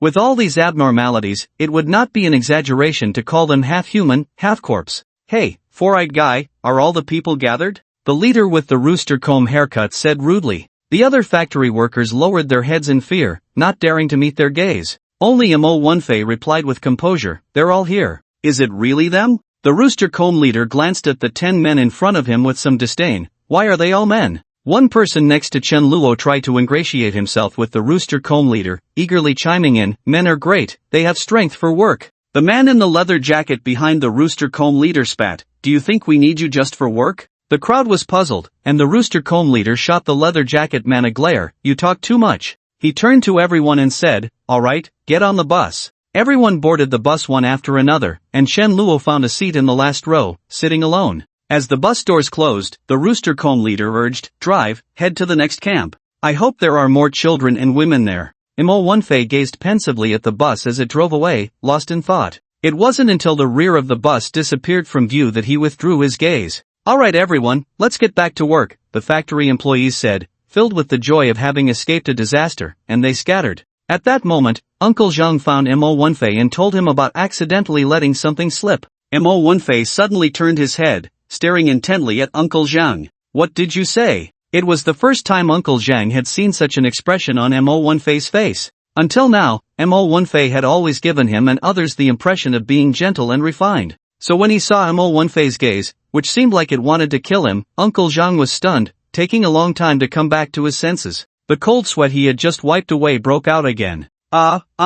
Forget it, I'll handle this. If it happens again, you just get on the bus, understood?" Half of Mo Wunfei's face was obscured by shadow, making it impossible to see his expression, which felt incredibly unfamiliar. Uncle Zhang could only nod quickly, "Understood, understood." On the bus, about 50 seats were not fully occupied, with only around 2/3 filled. A few members of the base's faction began to grumble. Chen Luo, relying on his excellent hearing, caught some of their conversation. "Damn it, we only brought back over 30 people, more than 20 fewer than we expected. Some camps said they really couldn't gather enough people, asking us to be lenient. If they can't meet the quota, just use their own people to fill in. Are they trying to fool us with just 3 or 4? I think some camps don't even need to exist anymore. It's just right to make an example of them, to show the others what happens if they don't deliver on time." As they were talking, the rooster comb leader's walkie-talkie buzzed at his waist. He casually picked it up and held it to his ear. 3 minutes later, his expression turned serious as he glanced toward the back of the bus. Chen Luo felt a stirring in his heart, sensing something bad was about to happen. Sure enough, the rooster comb leader stood up and slowly walked toward the back. When all eyes in the bus were on him, the rooster comb leader spoke, "Everyone, hand over all your personal belongings." As soon as he said this, everyone immediately became unhappy. Who didn't have 1 or 2 precious supplies on them? Those were all things they had risked their lives to obtain. Other camps do not force them to hand over all their supplies when they join. Isn't this base being a bit too domineering? Some people were immediately unhappy and stood up. "How can you ask for supplies before we even enter? This is too much. I'm not joining anymore. Stop the vehicle, let me leave." Others echoed, "That's right, well said." The man with the rooster comb tilted his head, and in the next moment, he pulled out a handgun from his waist and shot the person in the head. The latter's body slumped back into the chair. The person next to him was startled and trembled. The rooster comb man said sternly, "Once you get on this vehicle, you can't get off until we reach the base. Getting off means death." He added, "What I just said was not a request, but an order. Is there anyone else who disagrees?" The gun in his hand was still smoking as he scanned everyone. When he aimed at Chen Luo's heart skipped a beat. He couldn't tell if it was his illusion, but he felt that the rooster comb man stared at him a little longer than the others. Moreover, the look in his eyes seemed to be a warning. Suppressing these thoughts for the moment, Chen Luo cooperatively handed over his backpack. Fortunately, he had anticipated such a situation. Before coming, he had entrusted his backpack to Yuji for safekeeping. He himself carried an empty backpack, which contained only a walkie-talkie and a small amount of food. As for the walkie-talkie being taken away, it didn't matter much. After getting on the bus, he quietly shared his findings and speculations about the staff with Yuji while sitting in the last row. If Yuji didn't believe him, Chen Luo could only suspect that there was something wrong with her mind. With such intelligence, there was no need to bring her to his safe house, otherwise, she would eventually endanger others. As for her favorability reward, it was better not to have it. After all, the siren girls each received a special ability as a reward, so they didn't lack her. After seeing Chen Luo obediently hand over his backpack, the rooster comb man satisfiedly put away his gun. A few minutes later, the bus stopped in front of a tall building. Chen Luo looked up and saw that the building had 24 floors, nearly 100 meters high. "Everyone get off! Hurry up!" The rooster comb man and others urged everyone to disembark. Under their pushing, the crowd got off the bus. 4 people walked out of the building, their arms nearly as thick as a normal person's thigh, exuding an intimidating aura. Are they the new batch? That's right, the Rooster Comb Man nodded. There's a corpse on the bus, you'll need to handle it later. The 4 men brightened up. Understood. The Rooster Comb Man turned to the anxious crowd and said, follow me. Under his lead, everyone walked toward the building. Chen Luo kept observing the surroundings. He noticed that all the windows of the building were sealed, and only the main door was open. It was as if a giant beast with its mouth wide open was waiting to devour people. Before entering the building, Chen Luo looked back. He happened to see the 4 strong men dragging the corpse off the bus. Curious about where they were taking the body, a figure blocked his view. Chen Luo looked up and saw the Rooster Comb Man's unfriendly gaze. What are you staring at? Get inside. He pushed Chen Luo a bit. With the Rooster Comb Man's strength, it wasn't enough to actually push Chen Luo. However, to avoid alarming the snake, Chen Luo pretended to stumble, taking 2 steps back and nearly falling. Why yes, Chen Luo timidly lowered his head, not daring to look any longer. Seeing this, the Rooster Comb Man became smug and spat on the ground. I thought you would be hard to deal with, but it seems you're already scared out of your wits? Once inside the building, the windows were all sealed, and there was no electricity for lights, making the first floor quite dim. It was as dark as night, and he could only see a dozen pairs of bloodshot eyes. The owners of these eyes were all so-called new humans, like Long Gu. Their eyes were fixed intently on the newcomers. One person even licked his lips and couldn't help but walk over. But he was pushed back by the rooster-headed man with a cold glare. If you come here, you must follow the rules here. It was unclear whether he was speaking to the other person or to Chen Luo and the others. In any case, after he finished speaking, even if the others were eager to move, they did not step forward again. The elevator was out of order, so the rooster-headed man led everyone up the stairs. As they walked, he began to explain the rules of the place. From the 2nd floor to the 10th floor is where you will live. Every morning, someone will take you to work. From the 11th floor to the 20th floor is where you will work, and you cannot go any higher. Someone boldly asked the question that Chen Luo had in mind. Why can't we go up? The rooster-headed man did not answer directly but smiled coldly. Trust me, you wouldn't want to know what is up there. The others felt a chill run down their spines upon hearing this. The rooster-headed man continued, as for the 1st floor, none of you can go there. Otherwise, we will suspect that you want to escape, and we will kill you on the spot. Lastly, and most importantly, you must never go to the 24th floor, that is our master's floor. Master? The crowd was puzzled. The master is the supreme being of this building and the entire Jing city. The rooster-headed man said with a fervent expression. He possesses immense power and can easily eliminate all zombies. The reason there are so few zombies in Jing city is because of him. The crowd remained silent, not responding. To be honest, they did not really believe what the rooster-headed man was saying. But he acted like a cult follower, and interrupting him at that moment would surely provoke his wrath. Once the rooster-headed man calmed down, they continued moving forward. He brought Chen Luo and the others to the 5th floor and stopped. Alright, you will live here. After saying this, he left them behind. The group was unsure of what to do next, and after a moment of awkwardness, they began to introduce themselves to each other. Hello, my name is Yang Fan, you can call me Old Yang. Hello, my name is Panbu. I am called. Chen Luo did not join their conversation and walked deeper into the 5th floor on his own. The middle-aged man named Yang Fan called out to Chen Luo's back, Young man, this doesn't seem like a good place. Being a lone wolf is not a good idea. Chen Luo didn't need anyone to tell him how dangerous it was here and left without looking back. Hey, Yang Fan tried to call Chen Luo back but was stopped by the others. Forget it, let him go. Yang Fan heeded the advice and stopped calling out, instead discussing with the other 8. Meanwhile, Chen Luo discovered that the 5th floor seemed to be an office building. There were no rooms for people to live in, let alone beds. There were only tables pushed together and computers piled on the floor. There were quite a few normal people on the 5th floor, and they all looked at Chen Luo with indifference. Not a single person chose to speak to him. Compared to the office area, the privacy of the offices was clearly better, but they had already been occupied by a group of people. Chen Luo did not intend to start a conflict right after arriving,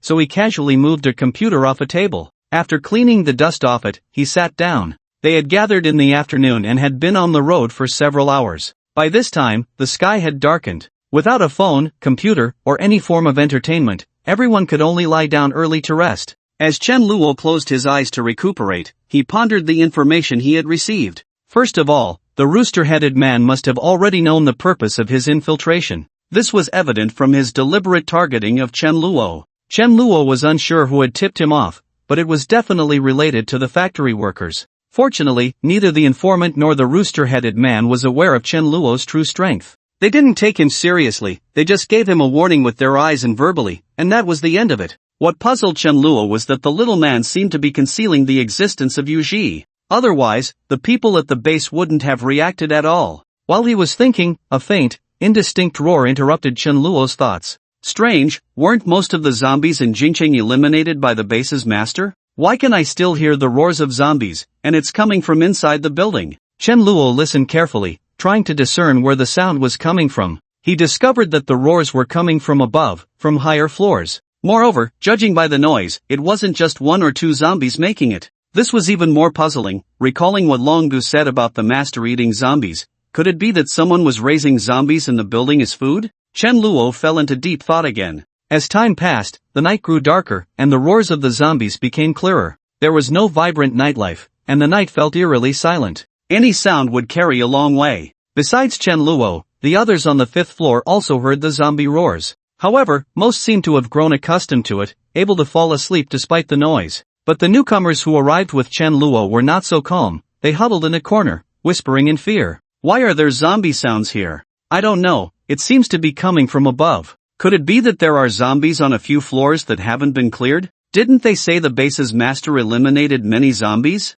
Why would they leave some in their own home? It's so creepy to hear this at night. Perhaps their discussion was too loud. As one person nearby opened his eyes, he cursed at them. Can you be a little quieter? Others need to sleep. Panbu, who was more straightforward, immediately retorted, the zombies didn't wake you up, but our quiet talking did? Who would believe that? I think you're just looking for trouble. The man didn't respond but looked at Panbu with the eyes of someone staring at a corpse. Panbu regretted his words the moment they left his mouth. He wasn't a fool and knew he shouldn't provoke someone who had been there longer. Unfortunately, he was blunt and had spoken without thinking. And now it was too late to take it back. He stubbornly held his ground and met the man's gaze. Fortunately, Yang Fan stepped in to play the peacemaker. He said to the man, sorry, we just arrived and don't know the rules. Please don't hold it against us. He even pressed down on Panbu's head to apologize, and Panbu reluctantly bent down. The man stopped staring and lay back down on the table. Yang Fan breathed a sigh of relief and turned to scold Panbu. Is there a tumor growing on your shoulder? Can you think before you speak? If there's a next time, I won't care about you. Those who had survived until now were all sharp-witted. It was rare to find someone as reckless as Panbu. Yang Fan couldn't help but worry about being dragged down by him, so he laid down the law up front. At that moment, Panbu had completely lost his earlier bravado, his eyes filled with gratitude. Thank you, Brother Yang. If it weren't for you just now, I really wouldn't know what to do. Alright, just be more careful in the future. This isn't a good place, everyone should be cautious. Upon hearing this, everyone sighed in unison. This place was completely different from what they had imagined before coming. It was only now that they realized they had been deceived. They blamed their naivety for being fooled by those who had the heart of a beast but the face of a human, claiming to be the biggest force in Jingcheng. Thinking about it, if there really was such a good thing, how could it fall to them? They would have jumped at the chance long ago. That night, many people were destined to lose sleep. Chen Luo, however, fell asleep quickly, and when he woke up the next day, he found that the people who had come with him looked listless and dispirited. However, he did not take it to heart and went to the bathroom instead. The conditions here were not even comparable to Chen Luo's safe house, let alone the factory. There was not a drop of water. This also showed that the people here did not regard them as human beings at all. Chen Luo could only helplessly give up on his plan to wash up and walked out of the bathroom. A person walked in, shouting loudly at everyone. Get up! Your task today is to clean the 2nd floor. The 2nd floor? Chen Luo's heart stirred. Isn't that the floor where the other ordinary people are? Why do we have to clean it? Soon, he understood why. Under the supervision of the new humans at the base, Chen Luo and the others went to the 2nd floor. Before they even entered, he smelled a strong stench of blood. Goodness, that smell was overwhelming. Even a slaughterhouse couldn't be this bad, right? With a bad premonition, everyone pushed the door open, and sure enough, the entire floor was stained red with blood, leaving no space untouched. Those who didn't know might think this was the style of decoration here. But when Chen Luo and the others stepped on it, their feet felt sticky, indicating the viscosity of the blood.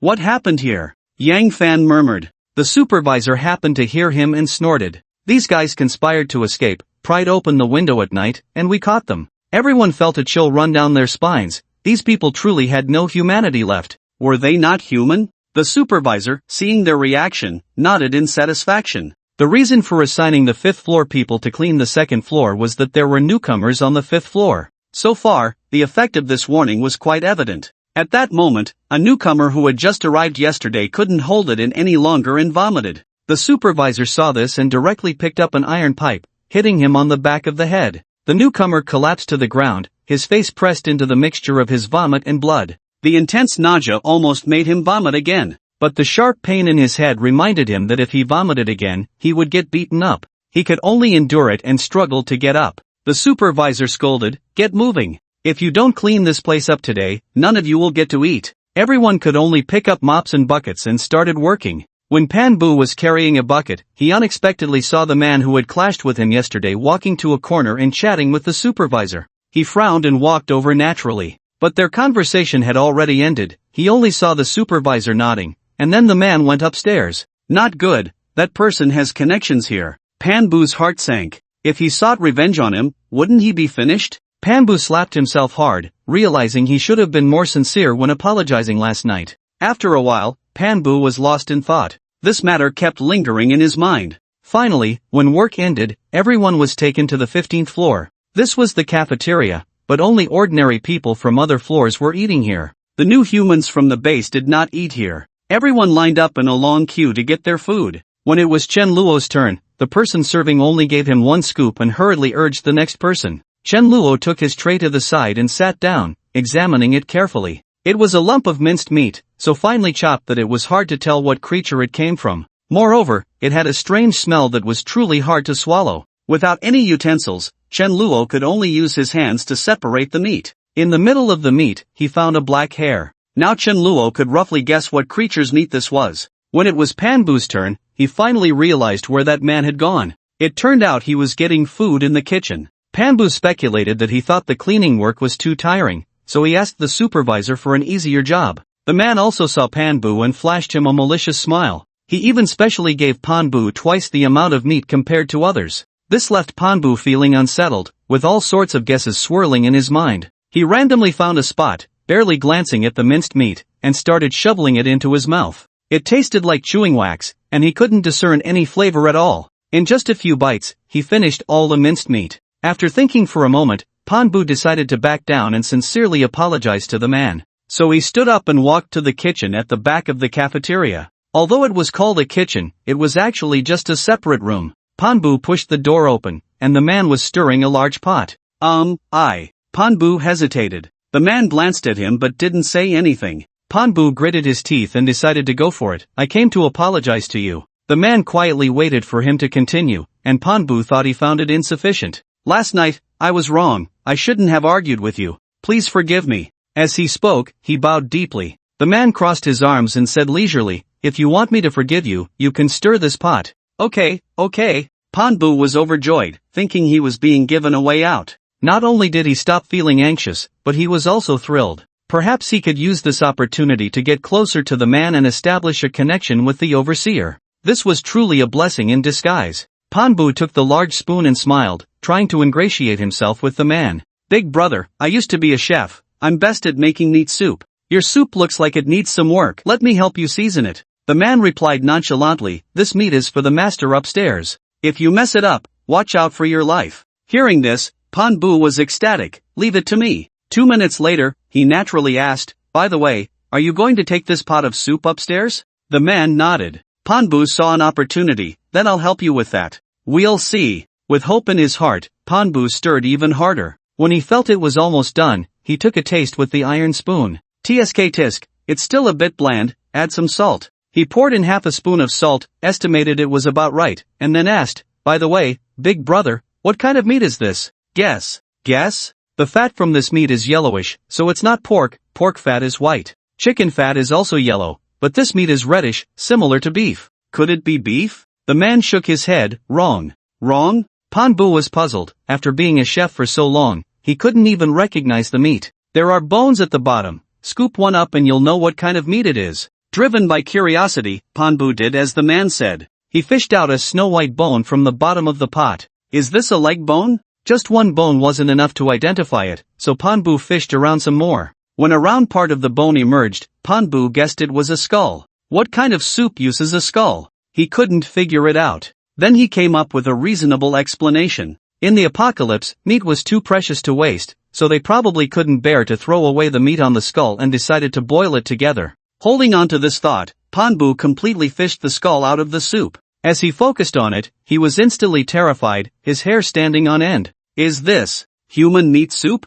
He stammered. That's right, the man nodded. The soup you just drank, including the minced meat you ate, was made from human flesh. How does it taste? Panbu suddenly recalled the minced meat he had just eaten, feeling a strong wave of nausea rise in his throat. He couldn't hold it back and vomited into the soup. The man's lips curled into a triumphant smile. He turned and left the kitchen, returning with someone from the base behind him. It's him. He vomited into the pot and ruined the food for the adults. The person quickly walked to the pot and glanced inside. Sure enough, he saw a pool of foreign matter floating on top of the soup. He was furious, glaring at the fallen Panbu. You dare! He grabbed Panbu by the collar and yanked him up from the ground, black veins bulging on his arms. Panbu stammered in a panic. The new human landed a punch in Panbu's stomach. With an already empty belly, Panbu vomited up even his bile, spraying it all over the new human's face. Enraged and humiliated, the new human threw Panbu out. Panbu crashed into the door, sending it flying, a testament to the new human's strength. The loud noise drew the attention of everyone in the cafeteria. Yang Fan saw Panbu and was about to go help him, but when he saw the new human storming out, he immediately stopped and pretended not to know him, stepping aside. Damn it, you dare to spit in my face, the new human shouted, raining down punches on Panbu's face. He kept hitting until Panbu was unrecognizable, a bloody mess, before finally stopping. But Panbu had already taken his last breath. Bastard, the new human spat, addressing the man who had used him as a weapon, drag him inside. Since Panbu had ruined their food, they naturally intended to use him to make up for it. Yes, the man nodded and bowed, dragging Panbu into the kitchen. The door had been knocked off its hinges and could not be closed. The sound of bones being chopped echoed clearly in everyone's ears. Curiosity about what was happening inside filled the air, but the new human stood blocking the door, still dripping blood from his fists after just killing someone. No one dared to provoke him at that moment. While everyone's attention was drawn elsewhere, Chen Luo discreetly dumped the meat paste from his plate.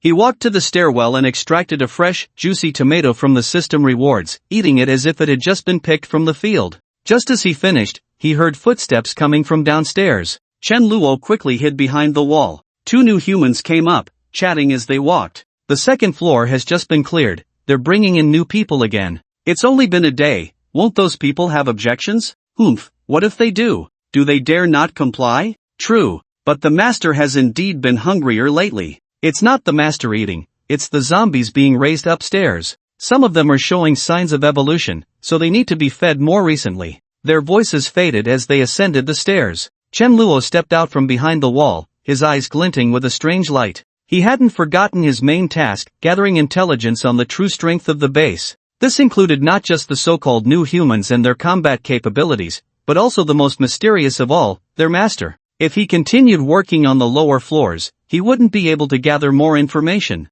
The first night he didn't act was because he was new and unfamiliar with the situation. Now he had a rough understanding of which floors housed the new humans and which housed the master. Tonight would be the best opportunity for him to act. As night fell, Yang Fan found it hard to sleep due to the zombies' growls and his hunger. They only provided one meal a day, a meat paste the size of a ping-pong ball, which was hardly enough. Getting up from the ground, Yang Fan noticed someone in the distance who also couldn't sleep. Upon closer inspection, he realized it was a young man who had arrived on the same day but was acting alone. Yang Fan initially didn't want to talk to him, as it was likely to be a case of a warm face meeting a cold butt. However, after tossing and turning for an hour without falling asleep, he saw that the other person was still awake. An idea suddenly struck Yang Fan. He carefully maneuvered around other tables and approached Chen Luo. Hey! Chen Luo heard the voice beside him and looked down. Yang Fan was squatting on the ground, looking eager to please. Hey, do you have a way to leave here? Chen Luo glanced at him in surprise, unsure how he had figured it out. Had he been too obvious? The answer was no, Yang Fan was merely guessing. Seizing any opportunity, Yang Fan said, when you leave, could you take me with you? Chen Luo turned his head away, no longer looking at him. Yang Fan grew anxious. I'm begging you, I can't die here. I still have to go back to find my wife and child. Chen Luo still ignored him. Yang Fan could only continue speaking to himself. I was just a farmer, working in the city to support my wife and child. Who would have thought this would happen? I can't die here. What will they do if I die? The more he spoke, the sadder he became, but he didn't dare to cry out loud. He was afraid that his sobs would wake others. After all, that's how Panbu had died. The latter's tragic death was still fresh in his mind. Finally, after crying for half an hour, Yang Fan seemed to have cried himself out, or perhaps Chen Luo's indifference had driven him to despair. He staggered back to his bed, lay down, and closed his eyes. A few minutes later, his breathing became even, clearly having fallen asleep. Chen Luo opened his eyes. Since all the windows were sealed, he couldn't judge the time by the moonlight. His intuition told him it should be around 2 in the morning, the most drowsy time of the day. Now was the most suitable time to act. To be honest, if Yang Fan delayed Chen Luo any longer, he would really take care of this hindrance to himself. The story he told was very real and touching, but so what? Were there not enough survivors with broken families in this apocalypse? Were they not much more pitiful than Yang Fan? Chen Luo had no time to care about others, nor did he want to. After judging the time, Chen Luo nimbly weaved through the cluttered tables. He made no sound and smoothly reached the stairway. He climbed 5 steps at a time to the 15th floor. From this level onward, there were individual rooms, about 20 rooms per floor. Those new humans lived in these rooms, and Chen Luo could still hear snoring coming from behind the doors. Without alarming anyone, Chen Luo continued to climb. From the 15th to the 20th floor, a total of 5 floors, 100 rooms. If each person had a separate room, it meant there were at least 100 of these new humans. They were not ordinary people, but half-dead, half-human beings with immense strength,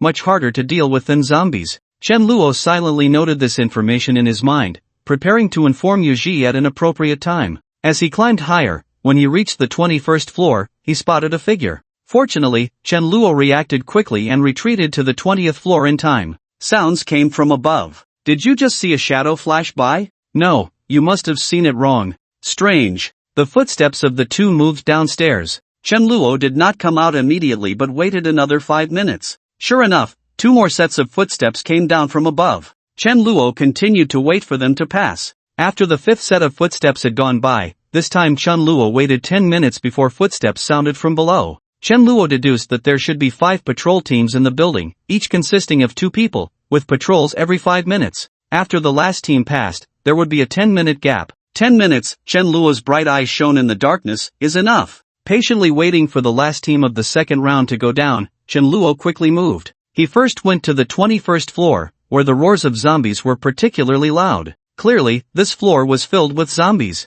Out of curiosity, Chen Luo took a look inside. Indeed, there was a large group of zombies locked up inside. However, Chen Luo only glanced briefly. They were all ordinary zombies. Worried that the zombies would see him and roar, attracting the patrolling people, he did not venture further in. Continuing upward, the 22nd floor was the same. It wasn't until the 23rd floor that as soon as Chen Luo stepped onto the floor, he heard a deafening roar from inside. That roar was completely different from ordinary zombies, as if it were shouting right next to a person's ear. Chen Luo only felt a sharp pain in his brain, as if thousands of needles were stabbing him. No, this sound isn't produced by an ordinary zombie. There must be an evolved zombie in here. And it's evolved in terms of sound wave attacks. Chen Luo covered his ears, trying to minimize his suffering. Fortunately, the sound didn't last long, and Chen Luo let go of his hands, sighing that this feeling was truly unbearable. He could still endure physical attacks thanks to his strong physical constitution, but mental attacks were a different story.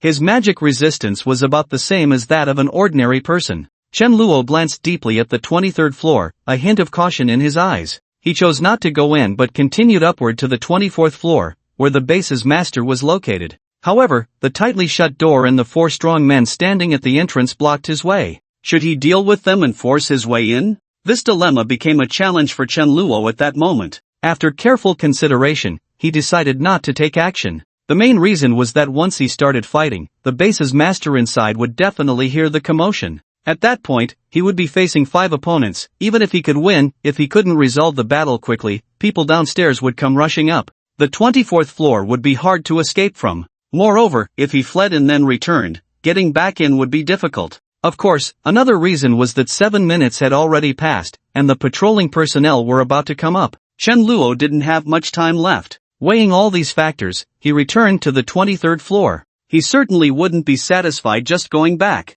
Remembering what he had overheard during the day, the base's master raised zombies to let them evolve and then eat their flesh. He could use this to increase his own power. Since that was the case, Chen Luo naturally had to give him some trouble. With this thought in mind, Chen Luo entered the 23rd floor. Unlike the 2 floors below, the zombies on this floor were all kept in individual confinement. Steel pipes were forcefully inserted into the floor, creating individual cells. Each cell held a zombie. Chen Luo looked at the first cell, where there was a zombie over 2 meters tall, with long legs measuring about 1 meter 80. With such a body proportion, Chen Luo didn't need to guess that this was a zombie evolved in speed. However, it seemed that it hadn't fully evolved, as it didn't exhibit the oppressive aura of an evolved zombie. Chen Luo extracted a silenced rifle from the armory he had completely conquered from Su Rue. Aiming at the center of the long-legged zombie's forehead, he fired, and the zombie was instantly killed. Chen Luo then moved on to the next one, which was a zombie with enhanced defense. Its bare body had a layer of hard, insect-like exoskeleton on the surface of its skin, looking incredibly tough. But like the first zombie, it also hadn't fully evolved. The only weakness of a zombie, the head, had significantly weaker defense compared to other parts, covered only by a thin layer. Chen Luo fired a burst, smashing its head to pieces, like a crushed watermelon. Then came the 3rd, 4th, and 5th zombies. It must be said that the variety of evolved zombies here was truly abundant. In other places, it was unlikely to see so many at once. Moreover, their abilities were diverse, with no repetitions at all. This caught Chen Luo's attention. If the base's master cultivated evolved zombies to eat and increase his own power, then he would naturally accept any incoming mutations, raising them all. But the zombies here were clearly selected, with only one of each type of ability. Could it be that the base's master could gain their abilities by consuming evolved zombies? Chen Luo speculated while stroking his chin. If that were the case, he couldn't wait for these zombies to fully evolve. Chen Luo increased his speed in killing zombies. Thanks to the narrow structure of the individual cells, there was hardly any space to turn around. These zombies couldn't evade at all and could only be taken down one by Chen Luo. When Chen Luo arrived at the last room, he focused his gaze and saw a small, hunched zombie inside. Due to the severe decay of its face, it was impossible to tell whether it was a child or a dwarf. Upon seeing it, Chen Luo felt a strong intuition that this zombie had definitely fully evolved. It emitted a faint but distinct sense of oppression unique to evolved zombies. Remembering the soul-piercing roar he had heard at the stairway, Chen Luo was certain that it had come from this very zombie. He maintained a distance of 30 meters, raising his gun to aim at it. This distance was perfect. It was close enough not to attract the zombie's attention, yet far enough to ensure that the bullet would have enough power to kill in one shot. This was the experience Chen Luo had gained from killing so many zombies. Just as his finger was about to pull the trigger, the small zombie suddenly opened its eyes and stared directly at him. Chen Luo was momentarily stunned, but quickly reacted, wanting to pull the trigger. However, the small zombie was faster. It opened its mouth and emitted a powerful noise that was neither a cry nor a wail.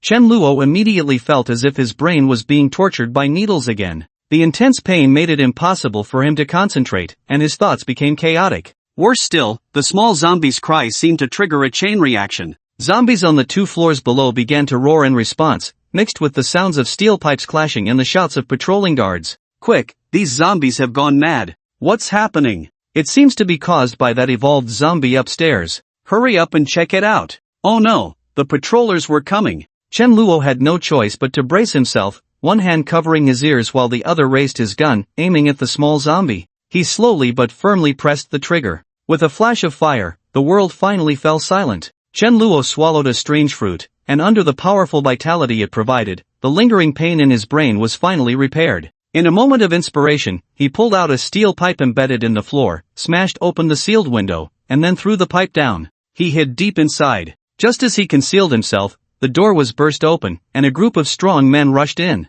Upon seeing the zombie corpses inside, their brains momentarily short-circuited. Did someone kill the master's reserve food? We're done for, we can't bear the master's wrath. Quick, find the murderer. At that moment, a crisp sound came from outside the window. Everyone's attention was instantly drawn to it, and when they saw the broken window, the first thought that popped into their minds was that the murderer had jumped out. Leave 2 people to watch the corpses, especially the one in the back. Everyone else, follow me. Everyone rushed out, leaving only 2 people heading deeper inside. Behind a pillar on the left, the 2 discovered an unfamiliar face. Who are you? They blurted out instinctively. Then they realized that this person must be the killer. With the intention of achieving merit, the 2 ran towards Chen Luo, wanting to capture him. But Chen Luo was faster, knocking both of them away with a punch. He turned back, broke 2 steel pipes, and threw them like javelins, hitting both men in the chest. It's a pity there's no gasoline here, otherwise, I would set this place on fire, leaving not even the corpses for the base owner. Chen Luo shook his head regretfully and quickly went downstairs. He jumped down a floor, and with this speed, he returned to the 5th floor in less than a minute. The people here had just been awakened, and in their drowsy state, they didn't notice when an extra person had appeared. What's all the noise outside? I don't know, it seems quite loud. Could it be that people from other floors have escaped? Upon hearing that someone might have escaped, Yang Fan's first reaction was to look in Chen Luo's direction. But Chen Luo was sitting in his original position, as if he had always been in that posture. Yang Fan's suspicions were successfully dispelled. The people on the 5th floor endured their fear until dawn broke. But the foreman who usually came to wake them up for work did not appear. They rarely had the opportunity to rest, but no one felt happy. Instead, everyone was on edge. Finally, around noon, the new employees of the base barged in. Leading them was the rooster-headed man, followed by a dozen burly men. The rooster-headed man's expression was exceptionally grim as he scanned each person's face with sharp eyes. When his gaze landed on Chen Luo, he paused for a moment. However, Chen Luo's expression remained unchanged, showing no signs of weakness, prompting him to look away. Last night, someone infiltrated and killed 2 of our companions. The most outrageous part is that they killed the zombies raised by our master. This is simply unforgivable. Now I give you an opportunity. If anyone among you notices suspicious behavior, you can step forward and report it to me. Those who provide useful information will be promoted, and we will grant you the chance to become a new human, gaining the same powerful abilities as us. As he spoke, the rooster-headed man exerted himself, and black veins and bulging muscles appeared on his face, arms, and thighs. He looked like the Hulk from a Marvel movie, having swollen up considerably. But his appearance was so grotesque that everyone stepped back in fear. The rooster-headed man opened his mouth and emitted a dull sound. Do you see this? The power my master has bestowed upon me. With this power, zombies are nothing to fear. In this vast world, you can go wherever you want. Upon hearing this, many people's expressions changed. Becoming official members of the base meant they wouldn't have to worry about surviving until tomorrow. For those like them, who lived day by day, the allure was immense. Especially for Yang Fan, who wanted to return home to find his wife and children. After hearing the rooster-headed man's words, hope reignited in his eyes. Speaking of suspicious behavior, he indeed had a target in mind. Yang Fan glanced at Chen Luo. However, in the end, it was merely suspicion without concrete evidence. If he were to cause the death of an innocent person with just a word, his conscience would be troubled. Moreover, the rooster-headed man and his group were not fools. If they discovered he had reported someone without evidence, it would backfire on him. As a middle-aged man with a family and concerns, he had to be cautious. After much internal struggle, Yang Fan ultimately decided to abandon the idea of reporting Chen Luo for the time being. The rooster-headed man's size returned to normal, and seeing the crowd silent, he threatened in a harsh tone, "No one is speaking, huh? Good, then none of you will eat today. If you can't find that person by the end of the day, you won't eat for the entire day." With that, they left. The remaining people looked at each other, confusion on their faces, and could only pass the time idly. The rooster-headed man repeated the same words to each floor. Although some stood up to expose others, after verification, they were all ordinary people, not the ones they were looking for who could kill their companions with bare hands. As for how they verified it, it was, of course, through one-on-one confrontations with his subordinates. If someone was killed, it meant they were fake. Those who reported out of turn were suspected of stalling for time and were also killed. After going through all the floors without any gains, the rooster-headed man arrived at the highest level, in front of the door to the 24th floor. The guards at the door did not stop him as he pushed the door open and walked in. Before him was a spacious area with no obstructions. At the far end was a large, white, fleshy mass that was writhing. Upon closer inspection, one could see a smaller fleshy mass on top of it, surprisingly possessing human features. Compared to its plump and massive body, its head appeared much smaller, resembling a pimple.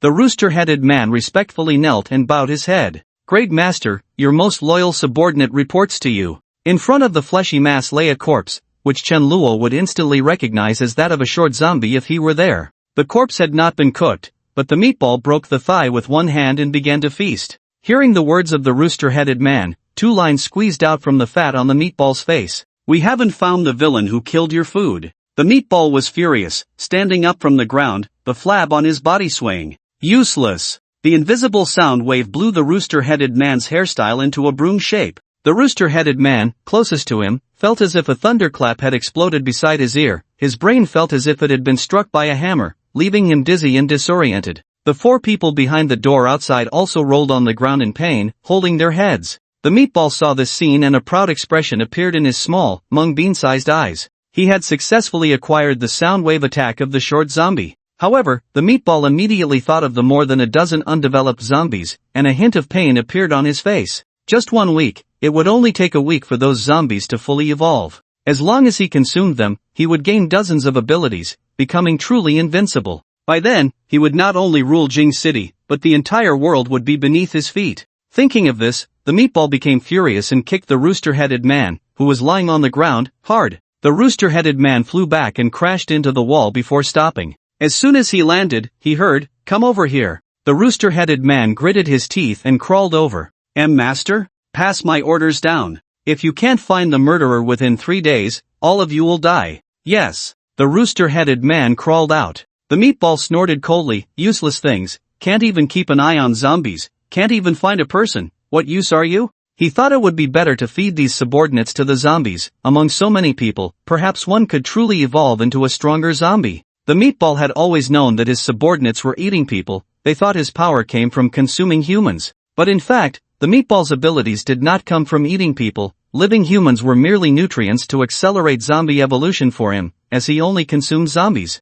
However, even if they learned to eat zombies themselves, it would be useless. At most, they would gain a bit of strength and size, but they couldn't gain abilities like he did. In fact, this ability wasn't even his own. Before the apocalypse, he was just an ordinary person with a very ordinary name, Zhang Gang, working in telemarketing, right in this building. When the zombie crisis broke out, Zhang Gang was slacking off in a bathroom stall, narrowly escaping disaster. However, there was no food in the bathroom, and Zhang Gang survived for 7 days relying on the water in the toilet, starving to the point of seeing stars. Unable to endure any longer, he opened the stall door and stepped out. It seemed the zombies had gone to other floors, leaving only dozens of corpses behind. Zhang Gang rummaged through all the drawers on the floor but found nothing edible. Just when he thought he was going to starve to death, he saw a peculiar corpse. It was a zombie's body, which, after so many days, had not rotted but instead emitted a strange fragrance. Upon smelling it, Zhang Gang's mouth began to salivate uncontrollably. The hunger and survival instinct, combined with the aroma of the corpse, forced Zhang Gang to make a decision: eat the zombie.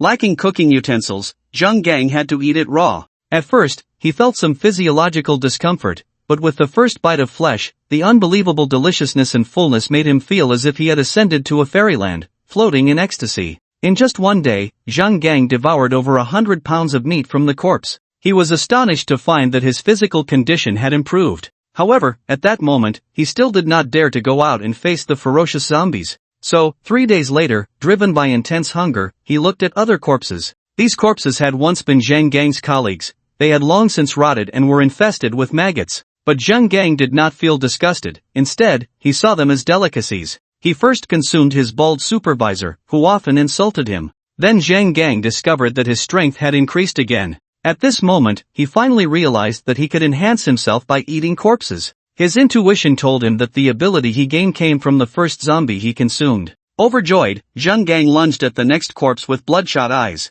This time, he chose the female secretary, the goddess he secretly admired. As he devoured the flesh of the goddess he had longed for, Zhang Gang felt an unprecedented pleasure. It was even more exhilarating than his love for Zhua AI, and he immediately became stronger. At the same time, his digestive abilities were enhanced. In just 1 day, he consumed all the corpses. Zhang Gang was now 30 centimeters taller and weighed an additional 100 pounds. He could easily lift the office desk, which weighed hundreds of pounds. The confidence brought by his newfound strength led Zhang Gang to leave the company and search for zombies on other floors. As the memory faded, Zhang Gang, nearly 5 meters tall and 5 meters wide, resembling a giant ball, looked towards the door. Outside, 4 guards had just recovered from the sonic attack. They gazed in awe and envy. Zhang Gang noticed their stares and snorted with pride and disdain. Without that fragrant zombie corpse, no matter how much human flesh they consumed, they would only end up as something neither human nor corpse. Now that the zombies he had cultivated were all dead,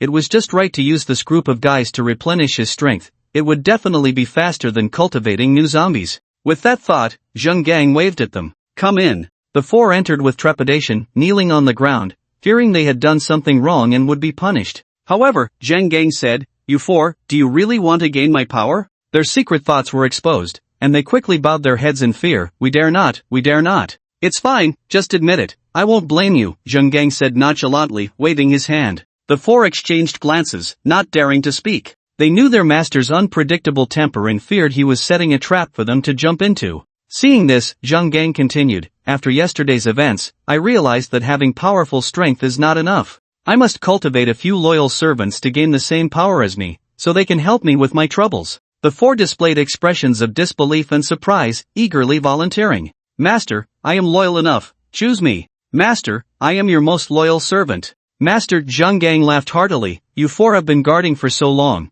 I naturally trust you the most. Now, I will tell you how to gain my abilities. The four perked up, their expressions extremely serious. Zheng Gang tossed a dagger, the one he had just used to cut zombie flesh, still stained with blood. Master? The four were puzzled. Use this dagger to cut your skin. But master, won't we get infected and turn into zombies? One of them couldn't help but ask. Of course not, as long as you cut your skin and eat zombie flesh, you won't be infected, Zheng Gang said earnestly. I see, they realized. Although they didn't understand the principle, since it was their master's words, they believed he wouldn't deceive them. So, they all cut their palms, mixing zombie blood with their own. Just as they were about to eat the zombie flesh, Zheng Gang suddenly swatted them away, one by one. Master? They looked at Zheng Gang in confusion. Ha, you worthless fools, do you think you can touch my delicacies? The meat of these evolved zombies was a rare delicacy for Zheng Gang, and he naturally couldn't bear to share it with these four. The guards thought Zheng Gang meant for them to eat ordinary zombie flesh.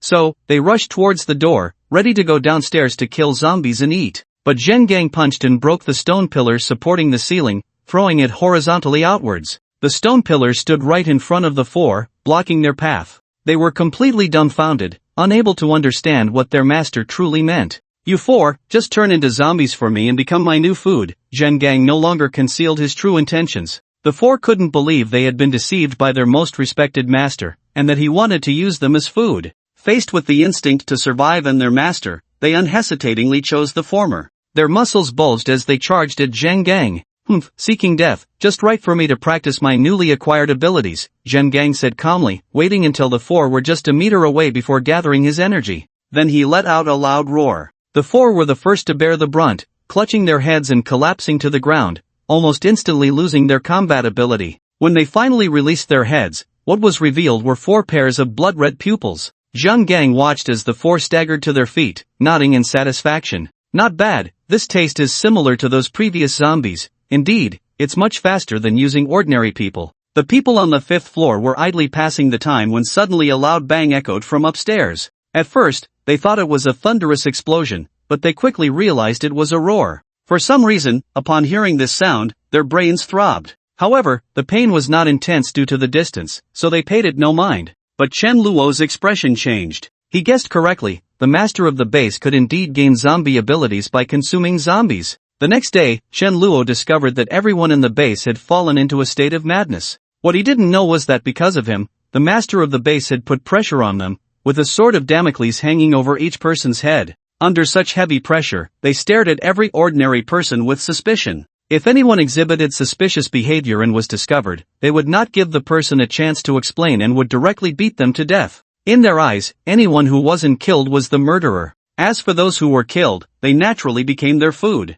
Ordinary people had to endure hunger and fear, with everyone's mental state in a state of decline. For survival, they too watched those around them with bloodshot eyes. Once they noticed anything, they would immediately report it to the base. In such an atmosphere, whether new humans or those who had been deceived, everyone was on edge. Yet even so, the people in the base still did not give Chen Luo and the others any free time. Instead, they vented their frustrations by increasing their workload. They even threatened everyone that if the tasks were not completed by the end of the day, everyone on the same floor would receive a beating. The 5th floor, where Chen Luo was, had just replenished its manpower and barely completed the tasks. The other floors were not so lucky. When Chen Luo and the others returned to the 5th floor to rest, they could still hear the screams coming from the other floors. The relief of the 5th floor's people for completing their tasks in time to avoid punishment dissipated under the horrific cries, leaving only a chilling sense of despair. They all knew that as long as they continued to be trapped inside, it would eventually be their turn. As night fell, the building once again fell into a deathly silence. Each person, with their own thoughts, lay down on the tables to sleep early. After the events of the day before yesterday, the number of patrolling personnel in the building had doubled. Even every 5 minutes, someone would come in to check around. When another person came in to inspect, Chen Luo slightly opened his eyes and saw that the person had a walkie-talkie clipped to their waist. Chen Luo's heart stirred as he recognized it as his own, and he closed his eyes as the person turned around. The patrolling individual noticed nothing unusual and walked out. Chen Luo opened his eyes, quickly rolled off the bed, crouched low, and followed the person out of the 5th floor. Just as he reached the stairway, he heard the person chatting with others from the patrol team. Is there any situation on the 5th floor? No abnormalities at all. The two fell silent for a moment, and the first to speak broke the silence again. Guess what I found when I patrolled to the 24th floor just now? What? The 4 brothers guarding the door have turned into zombies. No way? Did the zombies from the 21st and 22nd floors escape and infect them? Do you think ordinary zombies could be their match? The second person nodded. True, so what happened? Maybe the master was in a bad mood and took it out on them. The two fell silent again, but Chen Luo, who was eavesdropping, silently noted this down. So, the 24th floor is currently unguarded? That was an unexpected gain. It was unclear who spoke next. In any case, we must find someone quickly. If it really doesn't work, we can just find someone to take the blame. What if the master finds out? It's better than waiting to die. Just now, the master called up 4 more brothers, and they haven't come down yet. With that, the two ended their conversation, parting ways, one going up, the other down. After waiting for half a minute, Chen Luo followed the one holding the walkie-talkie. The man reached the 4th floor, pushed the door open, and went inside to check. Chen Luo patiently waited at the door. A few minutes later, the other party walked out unguarded. With a crack, Chen Luo twisted his neck from behind. He took the walkie-talkie and clipped it to his waist. Chen Luo quickly hid the body and then ran up the stairs in 2 steps. Along the way, he encountered patrolling personnel. He dodged when he could. If he couldn't avoid them, he acted directly. Because it was late at night and too dark to see clearly, and since Chen Luo was attacking by surprise, the other party often only managed to let out a single ah before falling silent. Similarly, Chen Luo knew they could be discovered at any moment. He raced against time and finally arrived at the 24th floor. Before him stood the same tightly closed door as before, but the original 4 guards were nowhere to be seen. Chen Luo stepped forward and pushed the door. The door was not locked. Taking a deep breath, his expression turned extremely serious, and he resolutely walked inside. In the empty 24th floor, Chen Luo's eyes immediately fell upon a mound of white flesh. Just as he was astonished by what kind of monster it was, the mound also noticed Chen Luo at once. Looks like a little mouse has come in. The mound slowly stood up, its excess flesh wobbling like a water-filled balloon. Are you the master here? Chen Luo asked calmly. Indeed, Zhang Gang replied, only able to see Chen Luo's silhouette, unable to make out his face. He asked, which company sent you? Company? Chen Luo's expression changed. He hadn't expected to hear that word here. Which company are you talking about? Zhang Gang casually replied, I don't remember, seems like it was a pharmaceutical company, saying they wanted to collaborate with me. I've heard enough of that nonsense at work, so I turned them down. So it was them. These people are just like cockroaches, always lurking around, Chen Luo thought. Zhang Gang continued, just a bunch of ants coveting my divine power, they are, and so are you. He shifted his tone, but you shouldn't kill the food I raise. He shouted the last part in a roar. An invisible sound wave surged toward Chen Luo, utterly unresistible. Chen Luo faced the impact directly. Even though he was prepared, he still felt a strong pain. The only consolation was that Zhang Gang's counterfeit power was not as strong as the real one, and it hadn't reached an unbearable level. After enduring it, Chen Luo shook his head to calm himself down. A hint of surprise flashed in Zhang Gang's narrow eyes. You can actually withstand it. No wonder you could kill the evolved zombies. Zhang Gang had originally thought Chen Luo had shot the small zombie from a distance, which was why he hadn't been killed by the pain. Now it seemed that he had endured the damage to kill the zombie. Zhang Gang became serious for the first time, holding a broken stone pillar as a club and swinging it at Chen Luo. To his surprise, the other party did not get knocked away but firmly caught the broken pillar. Zhang Gang couldn't believe that this human, whose build was no thicker than his calf, could unleash a strength equal to his own. Good, he said with a forced laugh, you are much stronger than your peers. Chen Luo was very attentive to the company's information, missing no piece of intelligence. In this tense moment, he even had the presence of mind to ask, who is that peer you mentioned? What abilities does he have? You should take care of yourself first. Zhang Gang opened his mouth to shout. Chen Luo was quick-witted, breaking off a stone the size of a ping-pong ball from the pillar and accurately throwing it into Zhang Gang's throat. Cough, cough, cough, cough, cough. Zhang Gang began to cough violently, his sound wave attack interrupted. Just as Chen Luo was preparing to launch an attack, he saw Zheng Gang turn to flee. But the only exit was right behind him. Where could he run? However, Zheng Gang's intention was clearly not to escape. While coughing, he unfastened the iron chains and pulled out 4 zombies from the depths. These 4 zombies were even uglier than ordinary ones, their muscles swollen as if engorged. But their color was not red, it was black. In this dark night, it was very difficult to see them clearly. Chen Luo had to carefully listen to the footsteps to discern the direction of the zombies. Seeing Chen Luo distracted by the zombies, Zheng Gang tried to dig the stone out of his throat, but his fingers were too thick to reach inside. Helpless, he had to find a way to swallow the stone. He struggled to control his throat muscles, desperately swallowing until he finally got the stone down. Zheng Gang let out a long breath. Turning around, he was shocked to see Chen Luo break the neck of the last zombie. How is that possible? He couldn't believe it. It should be known that these 4 servants were difficult to deal with even when they were alive. Together, even Zheng Gang couldn't take them down in a short time. That was why he had used deception, letting them get infected with the zombie virus before taking action. After they became zombies, they gained a more troublesome viral infection ability. Zheng Gang had to be cautious in dealing with them to avoid getting hurt. Yet Chen Luo had resolved all 4 zombies in just a few minutes. Could it be that his strength was greater than his own? Zheng Gang was a cautious person, and the thought of retreat began to form in his mind. He unfastened another iron chain and released 4 more zombies. These 4 were clearly just infected, their engorged state not yet obvious. Then Zheng Gang watched how Chen Luo dealt with his zombie servants. Chen Luo showed no fear of getting close to the zombies, each time narrowly brushing past them. Then he would twist and break the zombies' necks. With such reckless abandon, it was no wonder his efficiency in dealing with zombies was so high. Is he not afraid of the zombie virus at all? Zheng Gang was puzzled. At the same time, he felt relieved. This at least indicated that Chen Luo's strength was not much greater than his own. He could still handle him.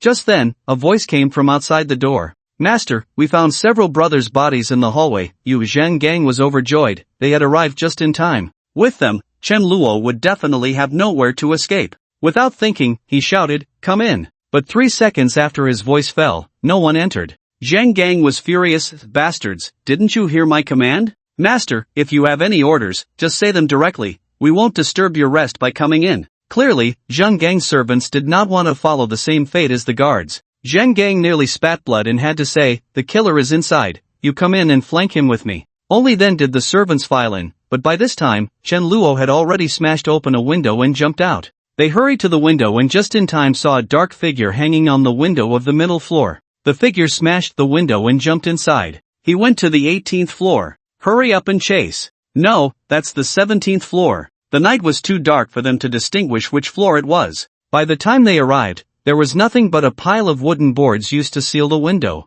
They could already imagine how terrifying the master's anger would be when they returned to report. Chen Luo returned to the 5th floor without making a sound. He entered the bathroom, took out the walkie-talkie, and adjusted the frequency. After matching the signal, Chen Luo, with a mindset of just trying, said, "Hey, are you there?" He originally thought that it was so late that the other party should be asleep. Unexpectedly, Yuji's voice immediately came through the walkie-talkie. Safe house. Binhai University. This was their code to prevent the walkie-talkie from falling into enemy hands and being discovered, which would lead to exposure. Yuji's voice was filled with excitement. You finally replied. Sorry, I ran into some trouble and just got the walkie-talkie. If you had taken any longer, I was ready to come rescue you. Chen Luo had no doubt about the truth of Yuji's words. It's so late, you haven't rested? Yuji's voice became low, can't sleep. With the enemy who killed her family right in front of her, Chen Luo would also be unable to sleep. Let's not talk about that. How's the intelligence gathering at your base?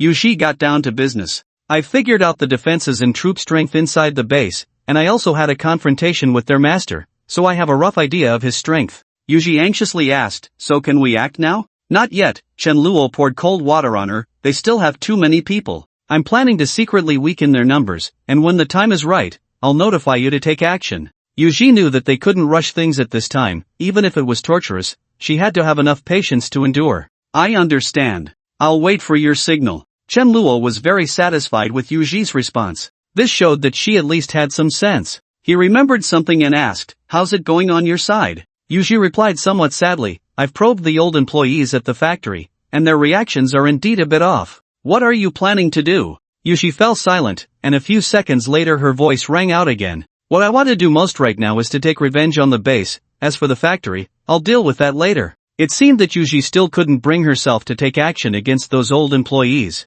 Chen Luo could understand, after all, the emotions cultivated in dire situations are always hard to forget. Until Yuji completely gives up on them, she wouldn't be able to harden her heart. Chen Luo didn't plan to say anything more. There could be someone coming in at any moment, and he was at risk of exposure. So, after saying stay safe, Chen Luo ended the call. Back at his bed, Chen Luo had just lain down for a short while when a pair of eyes lit up in the darkness. Before dawn, a group of people kicked open the door to the 5th floor, rushing in to beat up those who had not yet woken up. The others quickly woke up and huddled together in a corner. The cold voice of the crew cut man echoed in everyone's ears on the 5th floor. Listen, I'm giving you one last day. If you don't find the real murderer by today, all of you will die. Without giving Chen Luo and the others a chance to ask questions, the crew cut man hurriedly took his men to notify others on different floors. Last night, 10 of their brothers were killed by that dark figure. Failing to catch the murderer, the master, in his anger, turned another 8 brothers into zombies.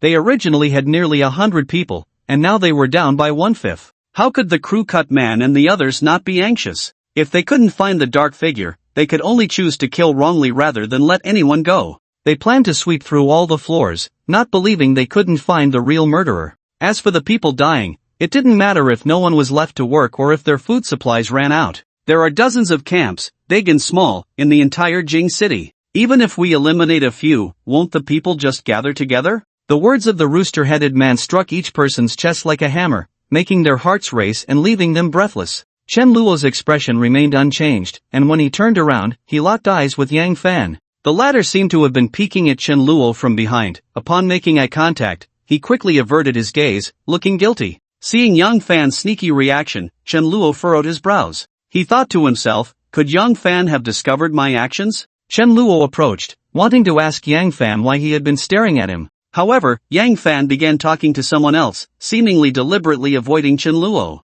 With no choice, Chen Luo had to stop in his tracks. Although Yang Fan might report him, Chen Luo was not flustered. At worst, he could just run away. The people here couldn't stop him. When the time came, he would block the base's entrance and kill anyone who came out. Sooner or later, he would wear them all down. On the other side, after seeing Chen Luo stop and turn to leave, Yang Fan let out a sigh of relief. After saying a few words to others, he headed to the 6th floor. The rooster-headed man and others were inside issuing the final ultimatum. Although Yang Fan already knew, hearing the last day and everyone must die still made his heart leap into his throat. He couldn't die here. His wife and children back in the countryside were still waiting for him to return. He had barely survived the initial zombie crisis and the nearly 100-degree cold wave. He absolutely could not fall here. But even if he successfully reported, would these people really tell him how to gain power and let him go? Yang Fan was deeply skeptical. From his interactions over the past few days, he was convinced that these guys had no humanity at all. The likelihood of them keeping their word was almost zero. After some consideration, Yang Fan abandoned the idea of reporting Chen Luo and turned to go downstairs. On his way down, he saw someone else. It was a man from the same floor who had designed to kill Panbu after a minor conflict. What is he doing here? Yang Fan wondered, is he here to report others to save his own skin? Yang Fan didn't dwell on it for long and brushed past the man. Unbeknownst to him, the man had been staring at his back until he entered the 5th floor, at which point he withdrew his gaze. Just then, the rooster-headed man and others came out from inside. The man approached them with a face full of eager smiles. After coming out from the 5th floor, the rooster-headed man's mind was filled with Chen Luo's face. From the moment Chen Luo got into the car, the rooster-headed man had received a tip-off that something was off with Chen Luo. However, due to Chen Luo's cooperation and his own confidence in the base, the rooster-headed man hadn't taken it seriously. But ever since Chen Luo arrived, strange things had been happening frequently. He undoubtedly had the greatest suspicion. Just a moment ago on the 5th floor, the rooster-headed man had thought about taking action. But considering the shadow's strength was on par with the master, acting rashly would only alert the snake. So, the rooster-headed man decided to stabilize Chen Luo first and then notify the master. He turned to his brothers and said, "You all continue, I'm going to find the master." Before he finished speaking, they saw the man approaching and saying, "I want to report." The attention of the rooster-headed man and others shifted to him. "You want to report?" "That's right," the man nodded. "I suspect a middle-aged man with glasses on the 5th floor. His behavior is very suspicious." Upon hearing it wasn't Chen Luo, the rooster-headed man lost interest. He regarded the man as just another one reporting false information. So, he ignored him and prepared to go upstairs. Seeing the rooster-headed man disregard him, the man became anxious and hurriedly said, "I have evidence. He was eavesdropping outside for a long time and didn't go in. I discovered him and he left in a hurry." The rooster-headed man found this somewhat suspicious and asked, "Are you telling the truth?" The man felt a surge of joy and continued, "Of course it's true, and he just arrived a few days ago. Ever since he came, all sorts of things have been happening in the base. Don't you find that strange? So this person was also new?" This indeed aligned with his own suspicions, but he had guessed wrong. It wasn't Chen Luo, but the bespectacled middle-aged man reported by the person in front of him? The rooster-headed man was half convinced. "Do you have more evidence?" The man didn't have enough evidence, so he simply made up a story. That kid who added stuff to the adults' food a few days ago was very close to him and even spoke up for him. I suspect he instigated it, wanting to poison all the adults. Various pieces of evidence did point to the middle-aged man. The rooster-headed man believed him and said to the man and his brothers, "You all hold your positions for now. I'll go inform the master and wait for his orders." Yes, Chen Luo had just found a moment to sneak out and kill a few overseers. When he returned, he saw Yang Fan, who seemed to have been waiting for a while. Chen Luo remained calm and naturally asked, "You looking for me?" Yang Fan nodded, "I know it was you." "So what?" Yang Fan was puzzled. "Are you worried I'll report you?" "If you were going to report me, you wouldn't have come to find me," Chen Luo said. "So, what do you want?" Before coming, Yang Fan had indeed considered using this to blackmail Chen Luo to save himself. But seeing Chen Luo's attitude, it was clear he didn't take it to heart. Thus, his only bargaining chip lost its value. Yang Fan sighed and changed the subject, asking, "What were you doing just now?" "Killing." Chen Luo replied flatly, as if it were a trivial matter. "With your skills, you could leave at any time, right? So what do you really want to do?" Chen Luo didn't hide it and spoke the truth. "Someone has a grudge against this place and asked me to help eliminate it." Yang Fan's eyes lit up at this. The originally dim hope rekindled.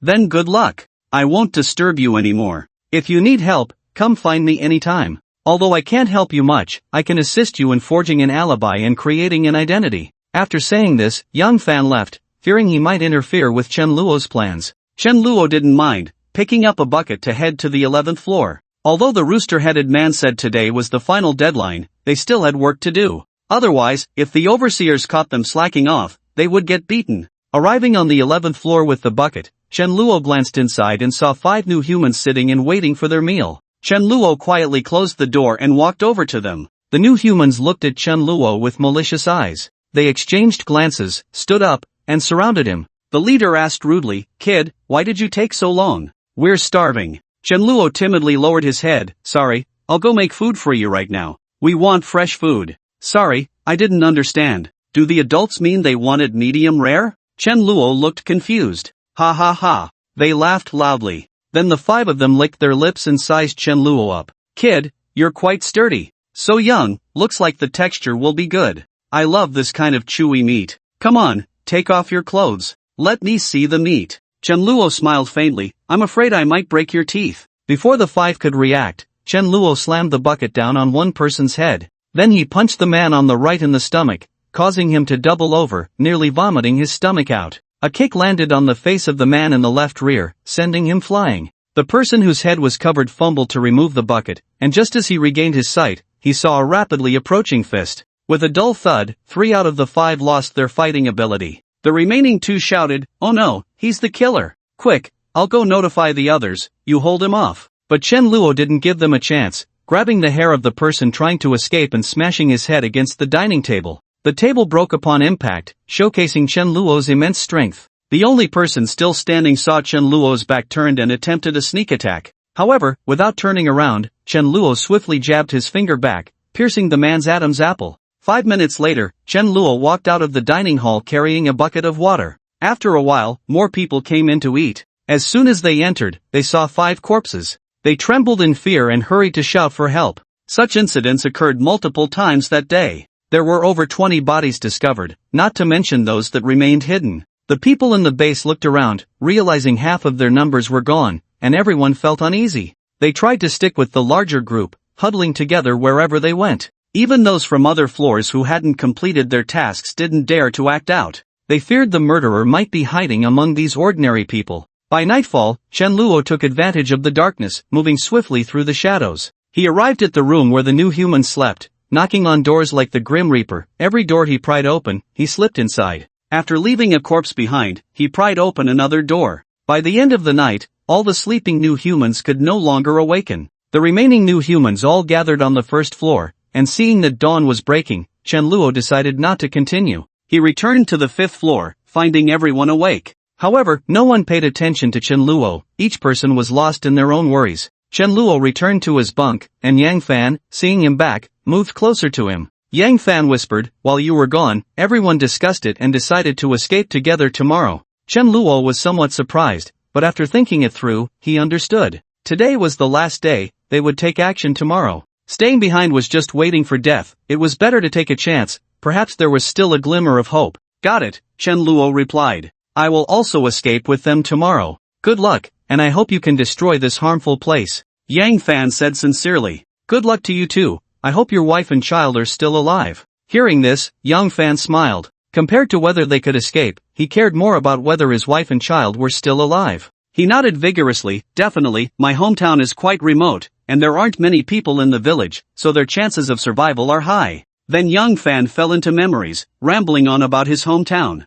Chen-luo, having nothing else to do, listened to him, occasionally responding. Time passed second by second in their idle chatter. Suddenly, a chaotic sound of footsteps erupted outside. Someone shouted, "They're moving!" And everyone stood up, rushing out of the fifth floor. Chen-luo blended into the crowd as they ran toward the first floor. "What are you doing? Do you want to escape?" At the foot of the stairs on the first floor, two new humans picked up iron rods and began to strike wildly. A few unfortunate souls were hit on the forehead, bleeding profusely. Chen-luo seized the opportunity, grabbing the iron rod swinging toward him, snatching it away, and then smashing it against the opponent's head. He swung at another person nearby. Yang Fan, following Chen-luo, witnessed the scene and gave him a thumbs up in his heart. What impressive skills! The crowd rushed out of the stairs and into the hall. As soon as they appeared, a barrage of bullets came flying in. The people in the front row fell dead on the spot, while the rest quickly ducked behind the walls. "What do we do? They have guns."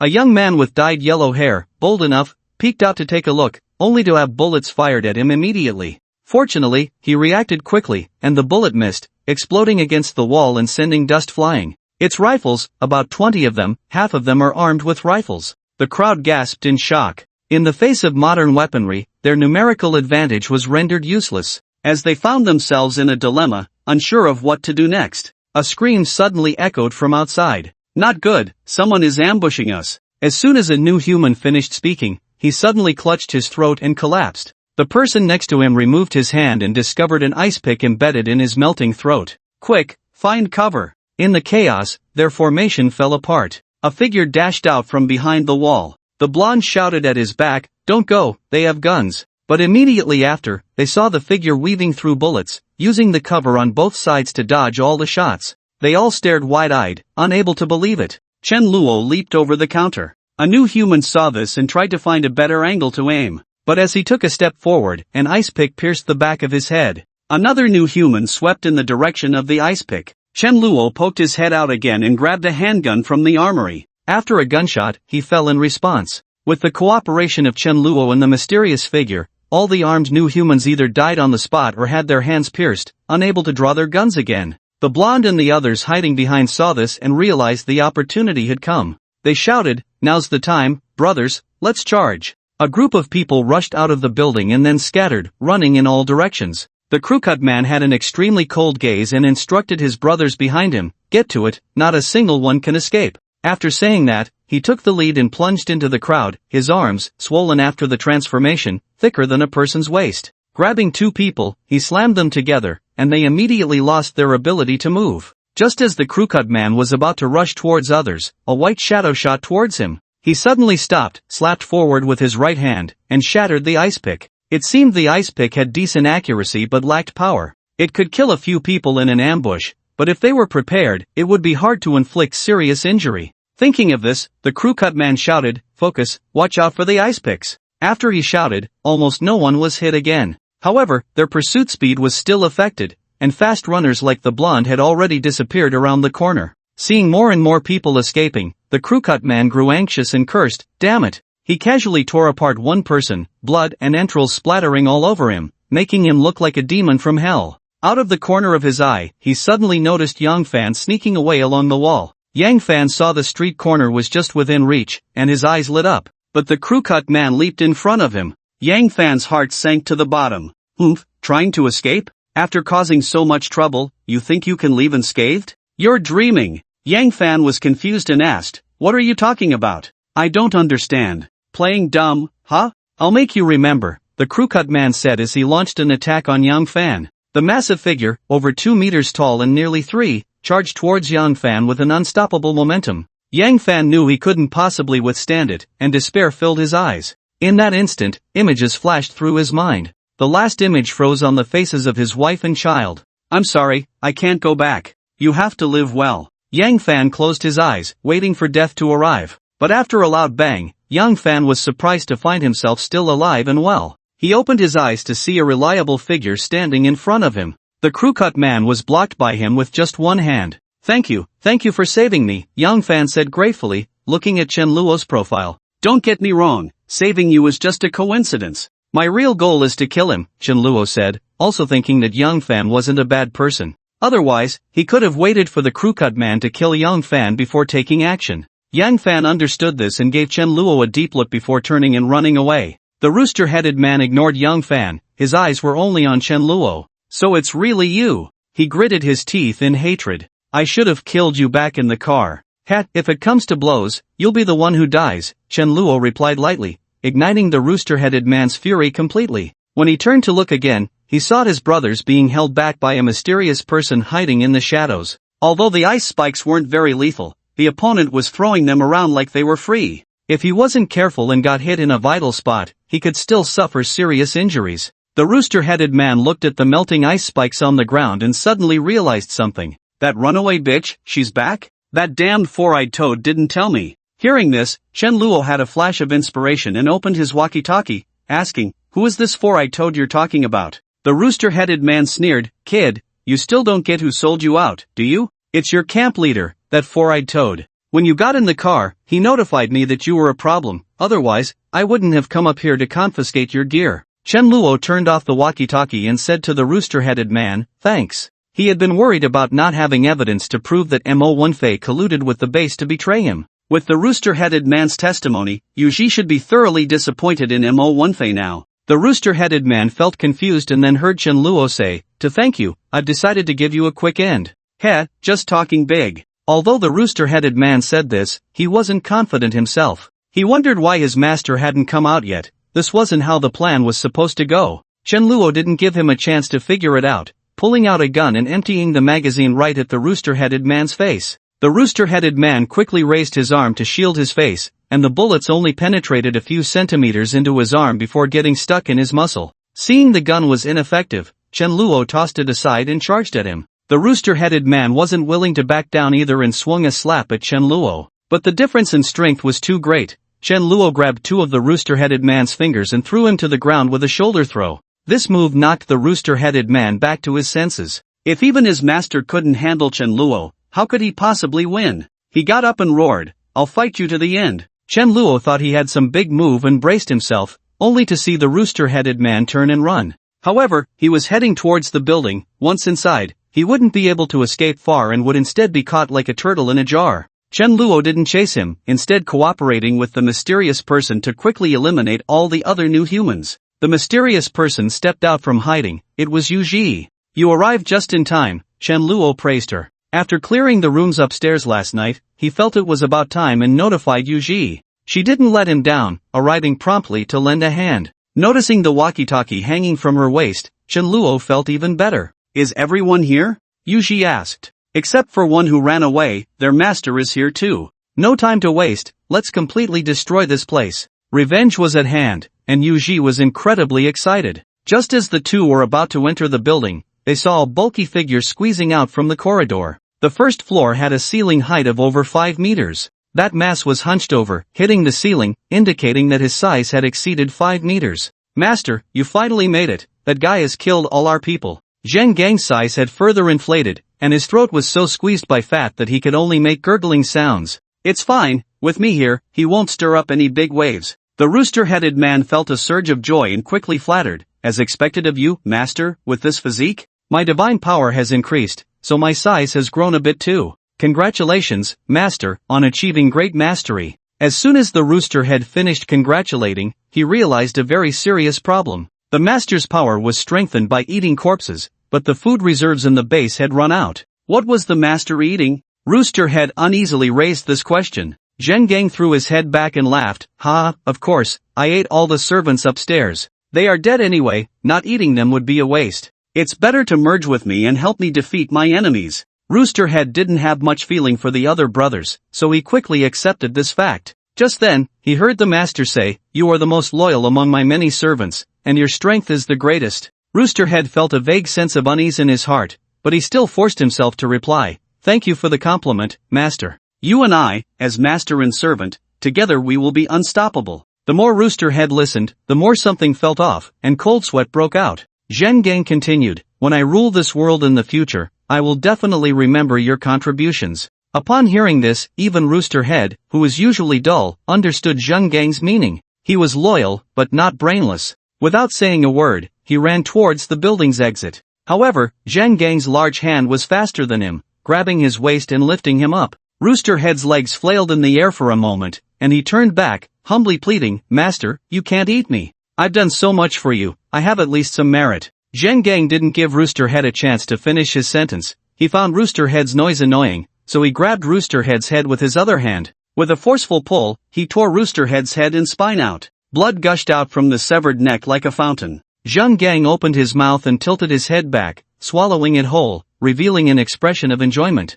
Once the blood was drunk dry, Zheng Gang began to gnaw at the flesh. Feeling that this was too slow, his head actually enlarged several times. After a few bites, he finished eating Rooster Head entirely. He wiped the corners of his mouth, and at that moment, Chenluo and Yuji had finished dealing with the others and witnessed the scene. Seeing the cannibalistic act, Yuji couldn't help but think of her brother's death. She clenched her fists and angrily scolded, "You are the master here? The head of this group of cannibals? So what if I am?"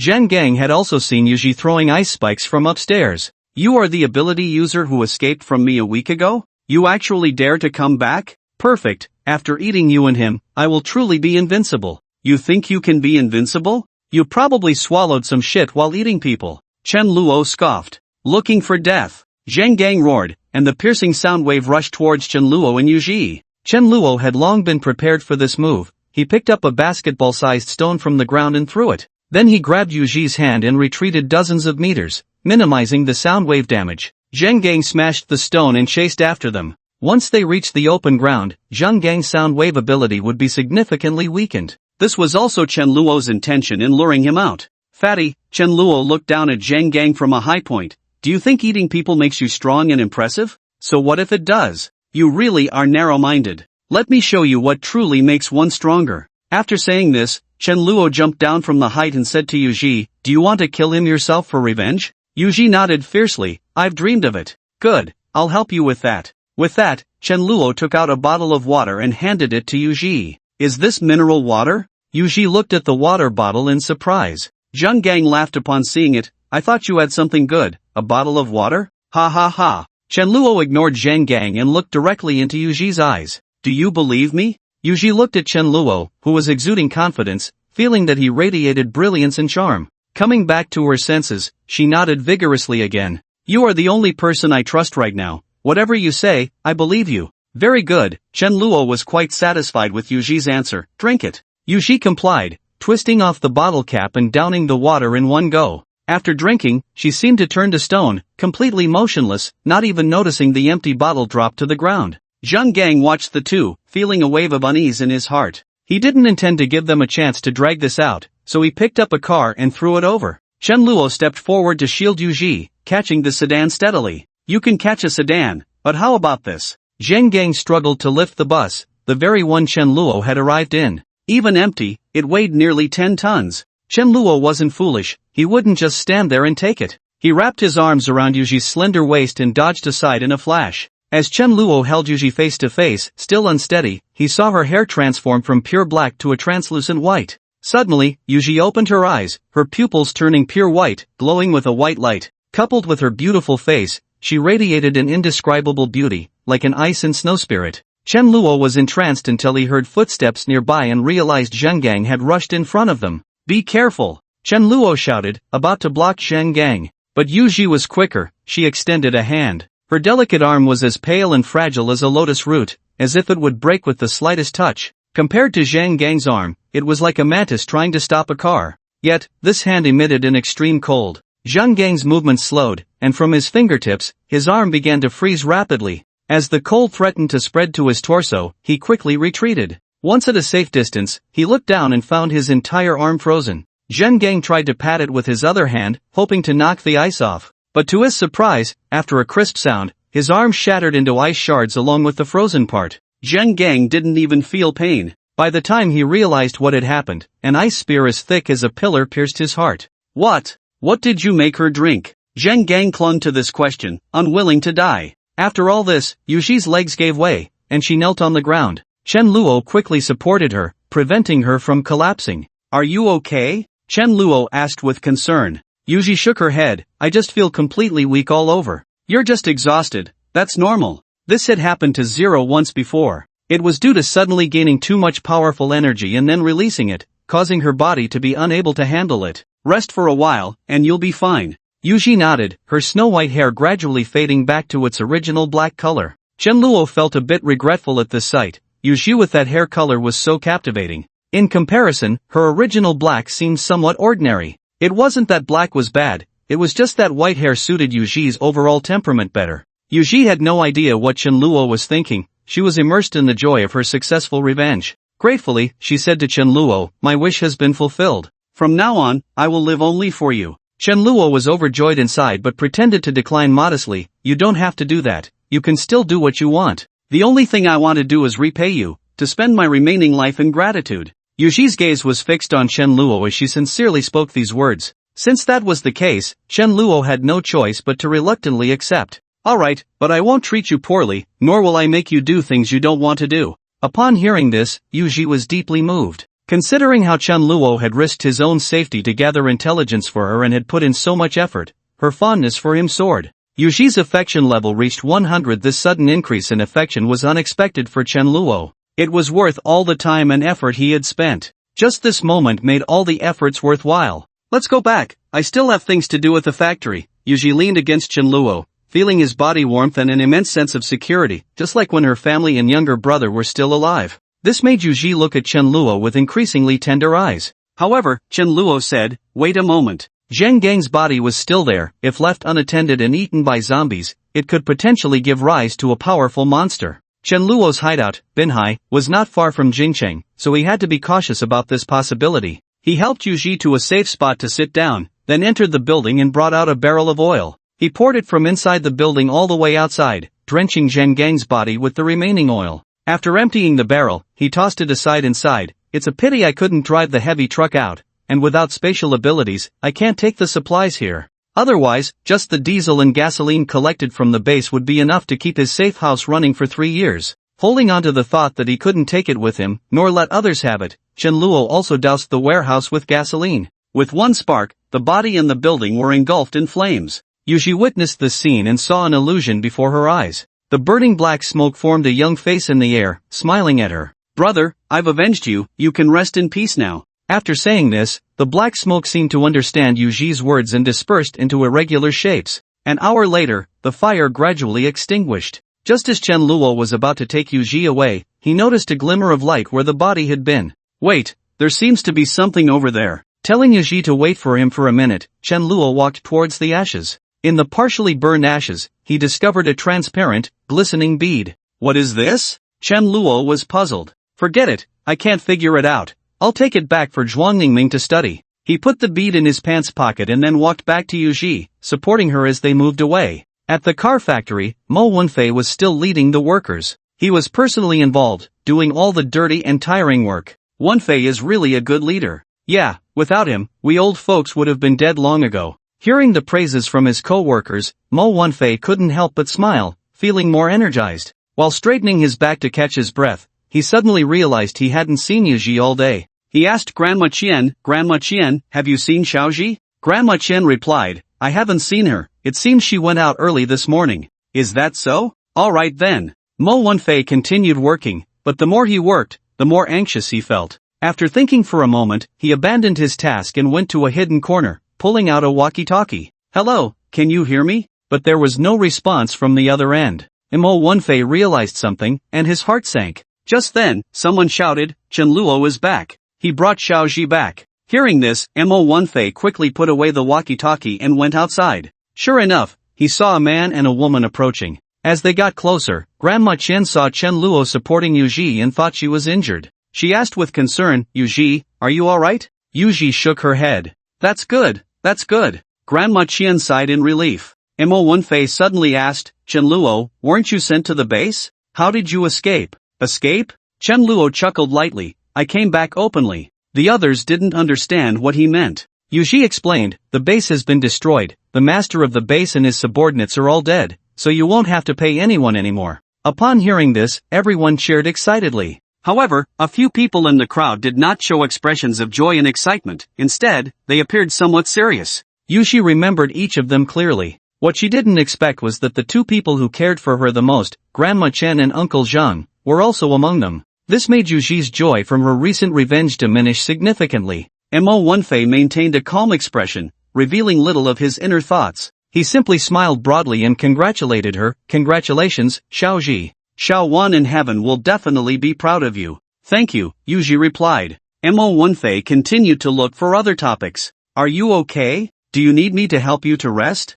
"No need." Yuji suddenly spoke with excitement, startling Mo Wunfei. He didn't know what to say, and after a long pause, he finally managed to say, "Alright." In fact, Yuji had mostly recovered, at least she could walk on her own. However, she was reluctant to part from the sense of security she felt leaning against Chen Luo, so she stayed close. She turned to Chen Luo and said, "Take me to my room." Her breath was fragrant, a fresh scent that tickled Chen Luo's face. "Okay." Mo Wunfei watched as Chen Luo and Yuji walked away. The gaze hidden behind his glasses was deep and indifferent. He and Yuji had not made any eye contact throughout, and she seemed to be intentionally avoiding him. Moreover, her sudden outburst had Mo Wunfei lost in thought. "Damn it," Mo Wunfei muttered under his breath, "those guys wouldn't have spilled the beans on me, would they?" Uncle Zhang, who was closest, heard Mo Wunfei's words and cautiously asked, "Wunfei, what should we do now?" Mo Wunfei took a deep breath. "Stay calm. What they said may not be true. You go to the base and check the situation there."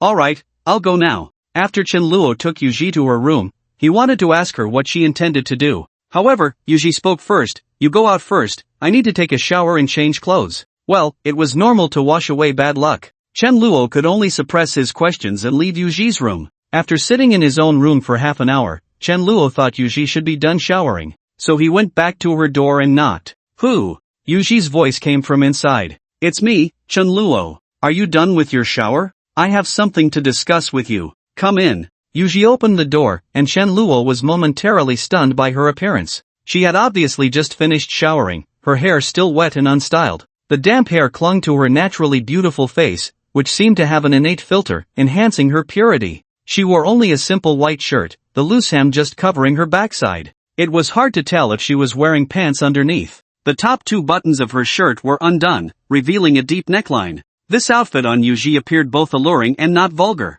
Chen Luo was captivated, but Yuji unabashedly said, "Aren't you coming in?" "Oh, right." Chen Luo replied, still dazed. After closing the door, his brain finally started functioning again. He hesitantly asked, "Should I wait outside until you change?" "No, I'm wearing this for you to see." "Ha?" Chen Luo was taken aback again. "Come here." Yuji patted the bed, exuding a commanding presence. Chen Luo walked over stiffly. After sitting down, Yuji pushed him gently. Despite Chen Luo's strong physique, he was easily toppled onto the bed by Yuji's delicate hand. Immediately, Yuji raised her impressive thigh and straddled him. A fleeting glance confirmed for Chen Luo that she was not wearing pants. Isn't this a bit inappropriate? This was the first time Chen Luo encountered someone so forward. Yuji rolled her eyes. "You're already like this, and you're still pretending? Or do you prefer me this way?" As she spoke, her hair suddenly turned a snowy white. Her entire demeanor shifted from a gentle goddess to a cold, aloof one,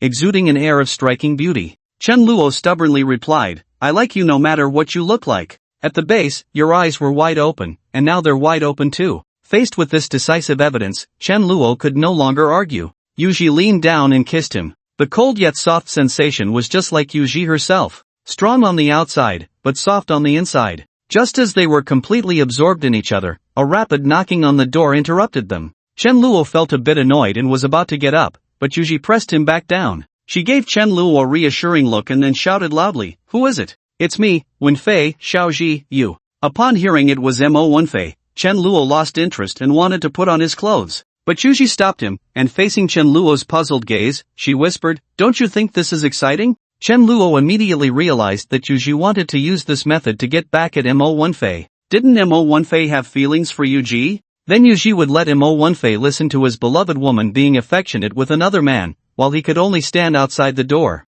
Mo Wenfei waited at the door for a while, not hearing a response from Yuji. He frowned and continued to speak earnestly. "Yuji, did you hear some rumors outside? You have to believe me, no matter what, I am only thinking of the factory. I admit that what happened between you and Xiao Wan was my fault, but..." A soft moan interrupted Mo Wenfei's words, leaving him momentarily stunned. He pressed his ear against the door in disbelief. Wow, so cold. Ah, so hot. At this point, Mo Wenfei could no longer pretend to be oblivious to what was happening. Realizing he was being humiliated, he angrily took off his glasses and smashed them against the door. The arms of the glasses broke, and both lenses fell out. "Dog, man and woman." Mo Wenfei raised his hand to smash the door, trying to stop the two, but just as his hand was about to hit the door, he stopped. First, he had no identity or qualification to stop them. Second, he had already done something wrong. Feeling guilty and in the wrong, he reluctantly withdrew his hand and lingered at the door for a few more minutes. Finally unable to endure the intense humiliation, he picked up the broken glasses and left.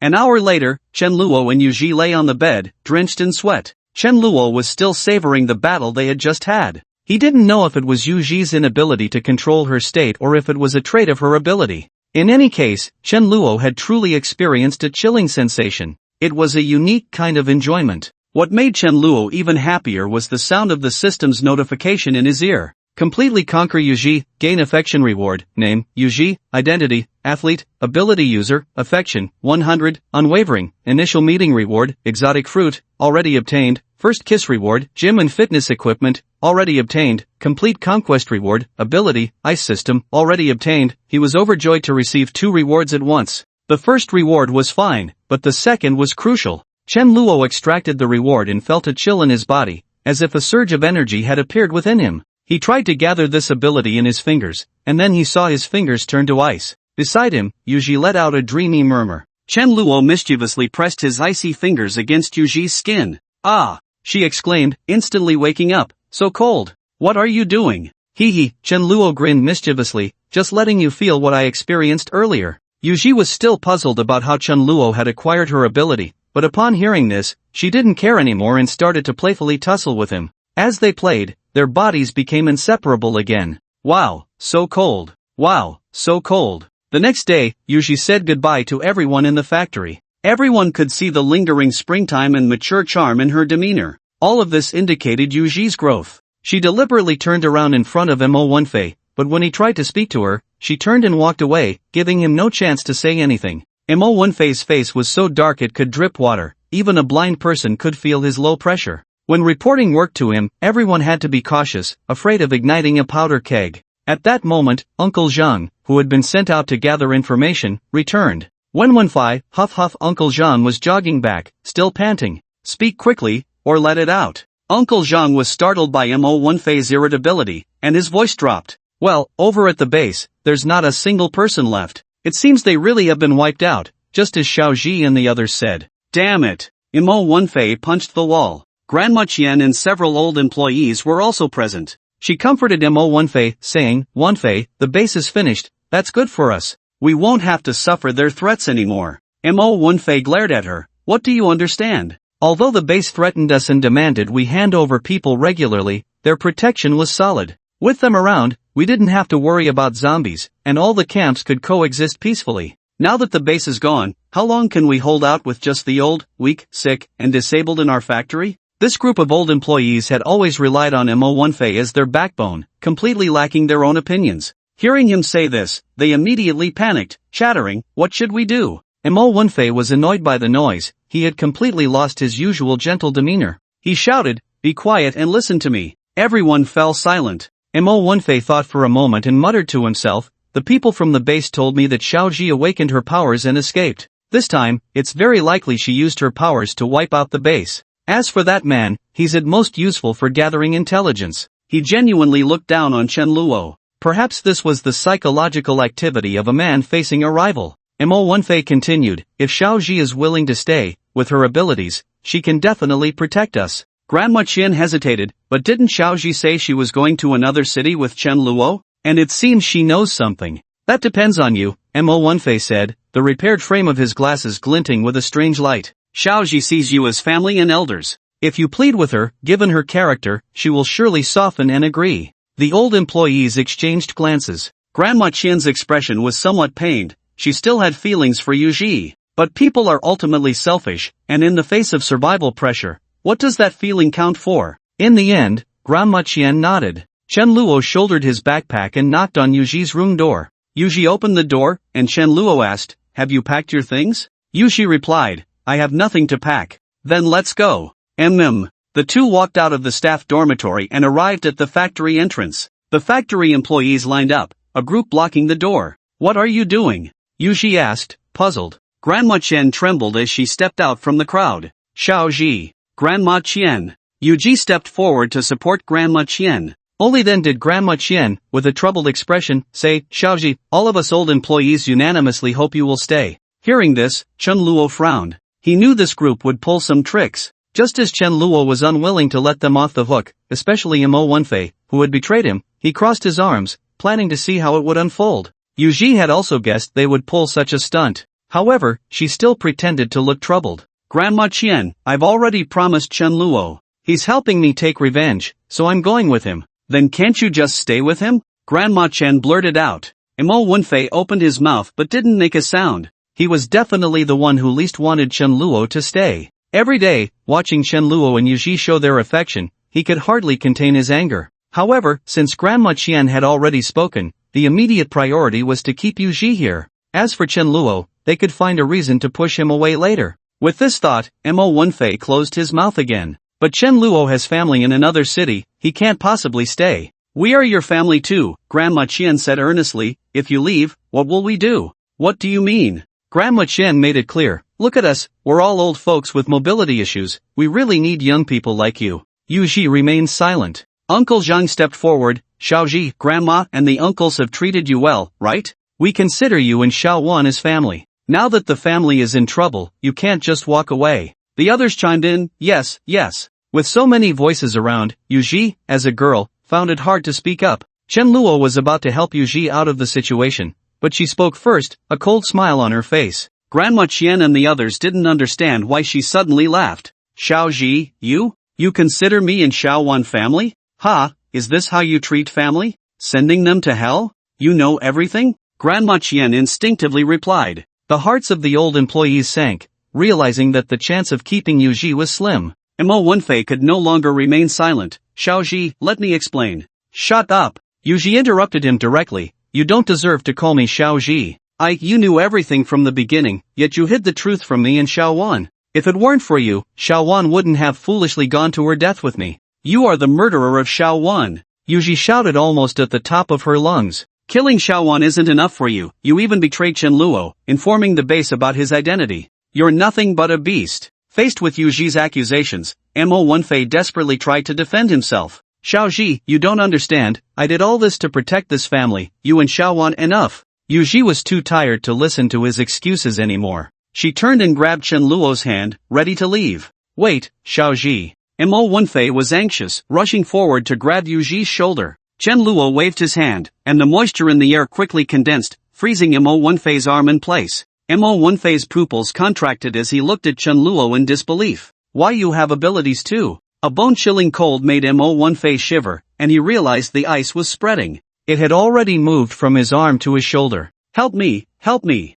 Mo Wenfei's lips trembled, his words shaking. Uncle Zhang and another person rushed forward to help. One used a wrench to break the ice, while the other tried to warm Mo Wenfei's body. But it was all in vain. As long as Chen Luo didn't stop, the freezing would continue. The two who had physical contact with Mo Wenfei, Uncle Zhang and the other, also began to freeze. Now they were completely panicked, desperately seeking help from the others. Save me, save me. Grandma Qian and the other employees, seeing that Uncle Zhang and the other were also affected, dared not help anymore. They all retreated, watching helplessly as the three were turned into ice sculptures. Yuji witnessed everything in silence, tacitly approving of Chen Luo's actions. If her abilities were usable, she would have acted herself. Chen Luo continued to look at Grandma Qian and the others behind him. His unfriendly gaze made them panic. Grandma Qian pleaded with Yuji, Xiaoji, everything was Mo1 Fei's idea, we were just following orders. Now he is paid with his life, please let him go. Grandma Qian cried out loud as she spoke, as if she truly regretted her actions, yet her words shifted all the blame onto the oblivious Mo1 Fei, as if she were pure and innocent.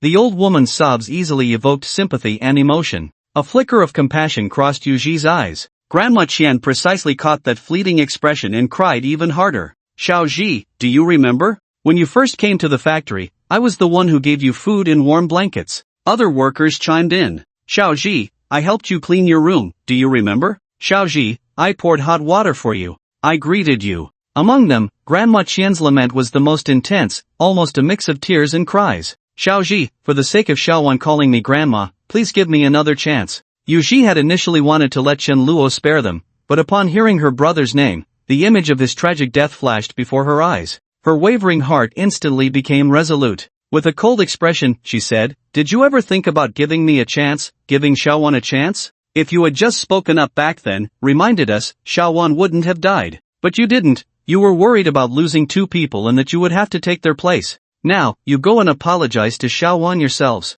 After saying this, Yuji turned away, ignoring the tragic and noisy voices behind her. Chen Luo unleashed all the energy of his abilities. Grandma Qian and the others felt the temperature around them plummet to several degrees below zero, as if they had returned to the cold wave from months ago. Their expressions gradually froze at that moment. Chen Luo looked at the scene before him, nodding in satisfaction. The weakness within him was very uncomfortable, so he took out a fruit of his abilities and swallowed it. The feeling of emptiness instantly vanished, and his body felt replenished. Yuji turned back when she heard silence behind her. In the open space in front of the factory, there were suddenly more than a dozen lifelike ice sculptures, their expressions so vivid, the craftsmanship so exquisite, it was truly a masterpiece. Yuji sighed, then her gaze regained its determination. She had severed all ties to the past, from now on, she would embrace a brand new life and a new self. The two of them got into a car and left Jing City, Binhai City. In the safe house of Binhai University, the women sat together reminiscing about Chen Luo. A week had passed since Chen Luo left, and according to his promise before departing, he should have returned by now. This was the first time Chen Luo had been away for so long. With no news from him, they all felt a bit worried. Sheila could no longer bear to wait and stood up. I'm going to find Chen Luo. Who's coming with me? Xu Wenwen, the Zhu sisters, Du Jiejia, Zhang Miaomiao, and several younger ones raised their hands. The more rational science girl, Zhuan Ningmeng, frowned. Chen Luo told us not to go out. The mature Tang Xian also said, that's right, you have no preparations, going out like this is too reckless. The youngest among the sirens, Princess Mina, asked, what if Chen Luo is in danger? What if he needs help? Clan leader Nasha seemed to be the least anxious person present. She casually replied, though it's embarrassing, I have to admit that Chen Luo is stronger than all of us. She stretched, her graceful body curve fully revealed. If he encounters difficulties he can't solve himself, you going would only be a hindrance. This statement doused the excitement of the younger ones with cold water. Ling crossed her arms, her small stature radiating a significant presence. Then let this queen take action, I will definitely bring the human back. Alright. Support. We can help too. After every meal, Chen Luo would feed them a few fruits of his abilities, and with the emergence of the spirit spring, he would also make them soup. Now, each of them had physical qualities comparable to the top athletes among humans. No wonder they had the confidence to say help. At this moment, Ning Xiao spoke up, Zero, don't forget, Chen Luo's task for you is to protect the safe house. Zero huffed, looking defiant, without humans, what's the point of keeping this safe house? If the safe house is gone, how will you explain it to Chen Luo? Zero was instantly at a loss for words. The others, hearing Ning Xiao's words, also fell silent. Although Ning Xiao was not the oldest among them, her authority was certainly the greatest. She was the big sister among them. The girls continued to wait in boredom. At that moment, Sheila noticed the surveillance footage on the screen out of the corner of her eye. Her eyes lit up, and she excitedly shouted, Chen Luo is back. The girls looked over and indeed saw him, quickly rushing out to greet him. The door of the safe house opened automatically, and Chen Luo was greeted by a crowd of cheerful faces. They lined up on their own, each giving Chen Luo a hug. When it was Natasha's turn at the end of the line, Chen Luo hesitated. Do you want one too? Of course. In our siren clan, when a siren returns from being away, the clan leader has to give her a big hug, Natasha said, and she boldly embraced Chen Luo. Welcome back, my child. Due to their height difference, Chen Luo's feet dangled off the ground, which made him a bit awkward, but thankfully Natasha soon set him down. As soon as Natasha let him go, Chen Luo felt two pairs of eyes watching him from the side. He turned to see Che Xiaoyu and Su Yulan. Suddenly, the two of them moved, eagerly reaching for Chen Luo's lower half. Oh no, there are still innocent girls watching, Du Jiejia said, covering her eyes and peeking through the gaps in her fingers. Zhang Miaomiao retorted, innocent? That word has nothing to do with you, right? Du Jiejia exclaimed in exasperation, I meant Zhu Wenwen and Zhu Huihui, is that okay? Everyone was already used to their bickering. At first, Chen Luo misunderstood, but then he realized and pulled out a transparent round ball from his pocket, which contained a gas. Sure enough, Che Xiaoyu and Su Yulan's attention was immediately drawn to it. What is this? Zhuang Ningming asked, curious about the round ball, leaning in for a closer look. Chen Luo explained, I found this after cremating an enemy's body. They can enhance themselves by consuming corpses. Sounds a lot like zombies. Zhuang Ningming adjusted her glasses and speculated, could it be that this round ball contains the source? Chen Luo asked, do you want to study it? Zhuang Ningming was somewhat tempted. For a researcher like her, anything unknown held great research value. Not to mention she had been studying the source for a long time, and this round ball could very well lead to a breakthrough in her research. However, Zhuang Ningmeng glanced at Che Xiaoyu and Su Yulan, who were eyeing the ball hungrily. She shook her head, forget it, you've given me the formula for the gene evolution potion for so long, and I haven't even produced a single sample yet. Adding this round ball would be too greedy, that's a big no-no in research. Another important reason Zhuang Ningmeng didn't mention was that Che Xiaoyu and Su Yulan seemed to want the round ball even more than she did. In the past, even if Zhuang Ningming had a project, she would never give up something like this. After all, such things were too rare. What if she couldn't get them in the future? That would be a huge loss for science. But now, science was no longer her top priority. A few days before Chen Luo left, her feelings for him had risen to 100. That's how the formula for the gene evolution potion came about. Chen Luo guessed her thoughts and comforted her. Alright, once you finish researching the gene evolution potion, I'll find you another one. If you want me to work overtime, just say so, Zhuang Ningmeng joked, then returned to seriousness. If this round ball really contains the source, then it's understandable why they want it so badly. Based on my speculation, zombies eat living beings to obtain a source, it's their instinct for evolution. Are you saying this sphere can help Xiaoyu and Yulan evolve? But haven't they already evolved? Chen Luo was puzzled. Who says evolution can only happen once? Perhaps zombies can undergo secondary evolution, or even multiple evolutions? Chen Luo was taken aback. He had never considered this question before, but it was indeed a possibility. So what would happen if they evolved a second time? Would they gain an additional ability, or what? Zhuang Ningmeng shrugged, I don't know. Why don't you try it? Try it? Chen Luo looked at the sphere in his hand, then at the two who were staring intently at it. Judging by their reactions, the sphere should not be harmful to them. So Chen Luo made a decision, he would give it a try. As for whom to give it to, he didn't hesitate long and decisively chose Che Xiaoyu. It wasn't that he doubted Su Yulan, both of them were equally loyal to him, after all, their unwavering affection was evident. Chen Luo mainly considered that Che Xiaoyu had spent the most time with him and had done the most dirty and tiring work, thus earning the most credit. It was only right, both emotionally and logically, to give it to her. Before giving it, he also said to Su Yulan, this time I'll give it to Xiaoyu, next time it'll be you. As a zombie, Su Yulan didn't have many human emotions, so she naturally wouldn't feel jealous.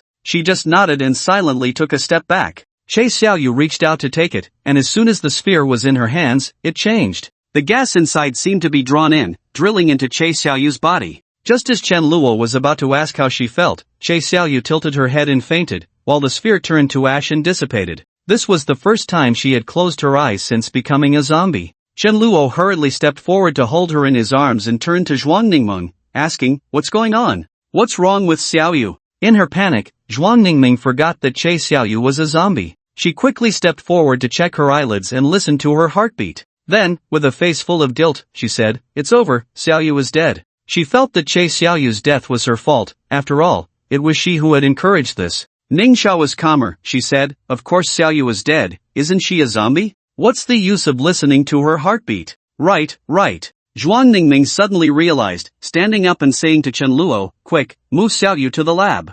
Half an hour later, Zhuang Ningmeng, wearing a white coat and gloves, walked out of the lab. The other women inquired about Che Xiaoyu's condition with concern. Zhuang Ningmeng gave them a reassuring look. Xiaoyu is fine, her cells are very healthy and active. As for why she is unconscious, it should be related to the evolution. Everyone breathed a sigh of relief. Chen Luo said, in that case, Xiaoyu should stay with you for now, please help take care of her. Leave it to me. I'll come to help too. Du Jiejia remembered her duties as a little assistant. Chen Luo nodded and said to the others, alright, you all disperse, I'm going to the monitoring room. It had been a while since he went out, and there had been some changes in Binhai University and the entire Binhai city. For example, the water level had completely receded. For other less obvious changes, Chen Luo would need to check the surveillance footage from the past week. After everyone dispersed, Nasha found Mina. Mina, do you have something on your mind? Mina was surprised. Mother, how did you know? Nasha patted her head. You called me mother. Which mother doesn't know her child well? She explained, I guess it has to do with Chen Luo, right? Ever since he came back, you've been distracted. Sort of, mainly because I don't know how to talk to him. Mina looked troubled, her hands fidgeting. Then tell your mother about it. I'll help you think of a way. That's great. Mina excitedly hugged Nasha and whispered a few words in her ear. Nasha widened her eyes in surprise. Are you serious? Mina nodded affirmatively, and her scales gradually faded away, revealing the skin beneath. This skin was even whiter and more lustrous than the finest pearl, as if it could be broken with a touch. Any man who saw this scene would lose control. Unfortunately, only Nasha was there to appreciate this beauty. After examining it carefully, Nasha exclaimed in delight, this is a good thing. It means Mina, your body is ready to bear offspring. For Nasha, who dreamed of increasing their population, this was incredible news. Then Nasha wondered why there was anything bad to tell Chen Luo. Suddenly, she thought of something and gasped in shock. Could it be that Chen Luo is incapable? Mother, what are you talking about? Mina said, both shy and angry, stamping her foot. Chen Luo is perfectly normal. Not just normal, he was extraordinary. Mina had seen enough to know. Hearing this, Nasha was even more confused. Then what is the reason? I don't have much experience, and I'm afraid Chen Luo won't be satisfied and will dislike me, Mina stammered. How dare he? Nasha shouted angrily, if Chen Luo dares to dislike you, even if I can't beat him, I will fight him to the death. Mina looked at Nasha with gratitude. Thank you, mother, but I heard in movies that if there is disharmony between a man and a woman, it will affect their relationship. That is indeed a possibility. That's what I'm worried about, mother. What do you think I should do? Faced with Mina's sincere gaze, Nasha instinctively avoided it. Why don't you ask Leah? Oh, Leah is even worse than I am. Then you can ask Ning Xiatangson and the others, they have more experience. Mina replied, they are humans, and human experience is useless to us sirens. Nasha was at a loss. But Mina clung to her arm and acted coy. Mother, I am your daughter, you must know a lot about this, right? Nasha suppressed the urge to roll her eyes. Yes, she had given birth to Mina, but that was through her own delivery, how would she know? However, saying so in front of her daughter would make her seem useless as a mother. So, to save face, Nasha lied, of course. Then can you teach me? I can, Nasha said, feeling guilty. That's great. Mina excitedly hugged Nasha again. Nasha forced a smile in return. After they separated, Mina stared at her with curious eyes. So, mother, what does it feel like to do that kind of thing? After thinking for a long time, Nasha gave a vague answer, it's very comfortable. Mina's eyes lit up, and she leaned close to Nasha's ear, whispering a question. This time, Nasha truly couldn't answer. She found an excuse to slip away. I just remembered that Nono is looking for me, he has something to report. I'll come back to answer your question later. Hey, mother, Nasha didn't give Mina a chance to finish and quickly swam away from the scene. In the monitoring room, Chen Luo was playing back at high speed and had already reached the third day. At that moment, he heard the sound of a door opening behind him. Chen Luo pressed pause and turned to see Nasha rushing in as if fleeing from a plague. Who are you hiding from? He asked in confusion. Faced with Chen Luo, Nasha felt no need to maintain her composure. She rolled her eyes, it's Mina. Mina? Chen Luo was even more puzzled. Nasha didn't explain, after all, her daughter had instructed her to keep it a secret, and she was still very indulgent towards Mina. Her eyes darted around, and since the main person was right there, it was better to ask her directly. So Nasha said to Chen Luo, I have a question for you, and you must answer truthfully. Go ahead. Nasha opened her mouth but felt a bit embarrassed to say it directly. She leaned in close to Chen Luo's ear, but since he was sitting, Nasha had to bend down. This action made her snow-white front stand out even more. Ji Huan felt dizzy from Chen Luo's gaze. I ask you, seemed to be a characteristic of the Siren clan. There was a hint of moisture in her speech. Like the sea breeze, it made Chen Luo's ears itch. He restrained the impulse to scratch, and after hearing Nasha's question, he shot up from his chair.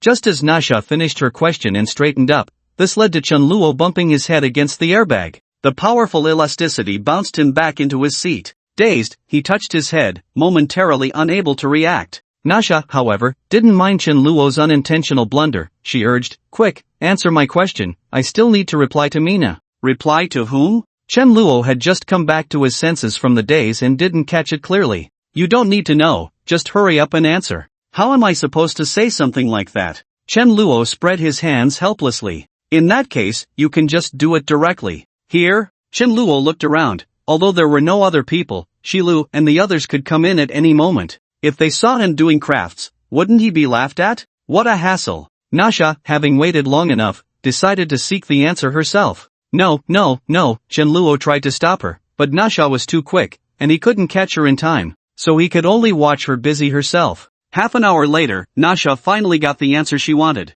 In Chen Luo's shocked gaze, she took a taste. Then, with a look of disdain, she summoned a water ball to wash her hands clean. Leaving Chen Luo, who was still in shock, she swayed her fishtail and left. Chen Luo looked at the open door, feeling utterly helpless. What was this all about? Nasha hurriedly found Mina and said, "Mina, I know the answer. It's similar to the taste of sea fish, refreshing." Mina, however, reacted flatly, "Oh, I already knew that." Nasha's expression froze as she asked, "How did you know?" "Luya knows, she told me." It turned out Mina remembered the day Luya had stirred up her relationship with Chen Luo. She had only gotten hands-on, but Luya had spoken up. So Mina had asked Luya for clarification. Nasha took a deep breath, forcibly suppressing her anger. If Mina weren't her daughter, she would have wanted to spit water at her. Mina still didn't realize how close she had come to danger. She then asked, "I have another question. How do sirens do that with humans?" Luya doesn't know either. "Mother, can you teach me?" Mina blinked her big eyes.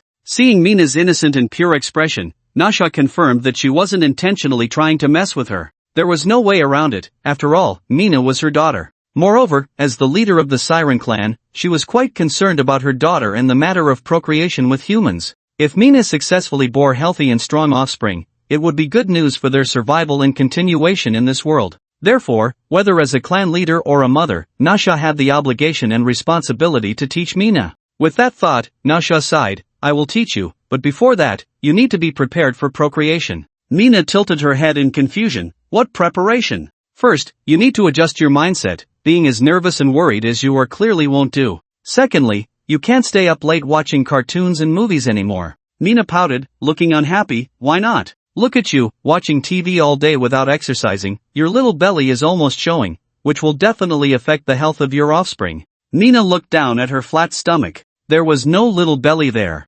However, compared to the abs and curves of her other sisters, she had indeed gained some weight during this time. Mina had her own thoughts. Chen Luo liked her a bit meatier, as it was more comfortable to hold. But under Nasha's sharp gaze, Mina didn't dare to retort and could only remain silent. Also, let Chen Luo give you some exotic fruits and spiritual spring water. You really need energy right now. Don't eat spicy grilled fish anymore. Ask Tang Xin to prepare something light for you. Mina could accept the first sentence, but she immediately interrupted the second. Is spicy food not allowed? That's right. Why? Mina insisted on asking. Nasha couldn't give a specific answer. She couldn't just say that spicy food is bad for the body, could she? They had lived in the sea all their lives and had never eaten spicy food before coming to the safe house. However, Nasha had indeed seen in palace dramas that the imperial physician would advise pregnant concubines to eat light meals. So, Nasha imitated that to showcase her professionalism. In short, you can't eat spicy or sour food before pregnancy. Is it that troublesome?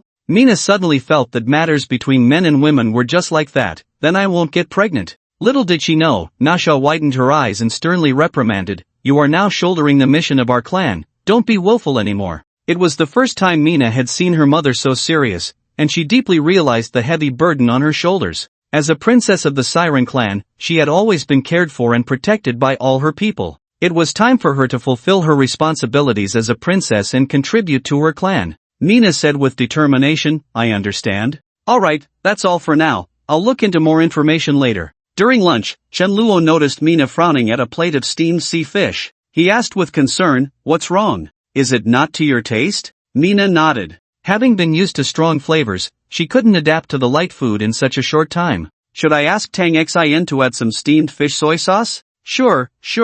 Mina nodded vigorously. Add what? Nasha, elegantly enjoying her own meal, interjected, dousing Mina with cold water. She can't eat anything too strong right now. Chen Luo was puzzled. Mina, are you feeling unwell? Should we have Ning Xiao check on you? No, I'm fine. Although Mina felt wronged, she still started eating. Chen Luo was even more confused, but he didn't ask further. After all, he had just done that with Nasha. Although he was forced, he still felt a bit guilty towards Mina. The meal ended in an awkward atmosphere. After dinner, Nasha found Chen Luo. He instinctively protected himself. Nasha rolled her eyes. What are you thinking?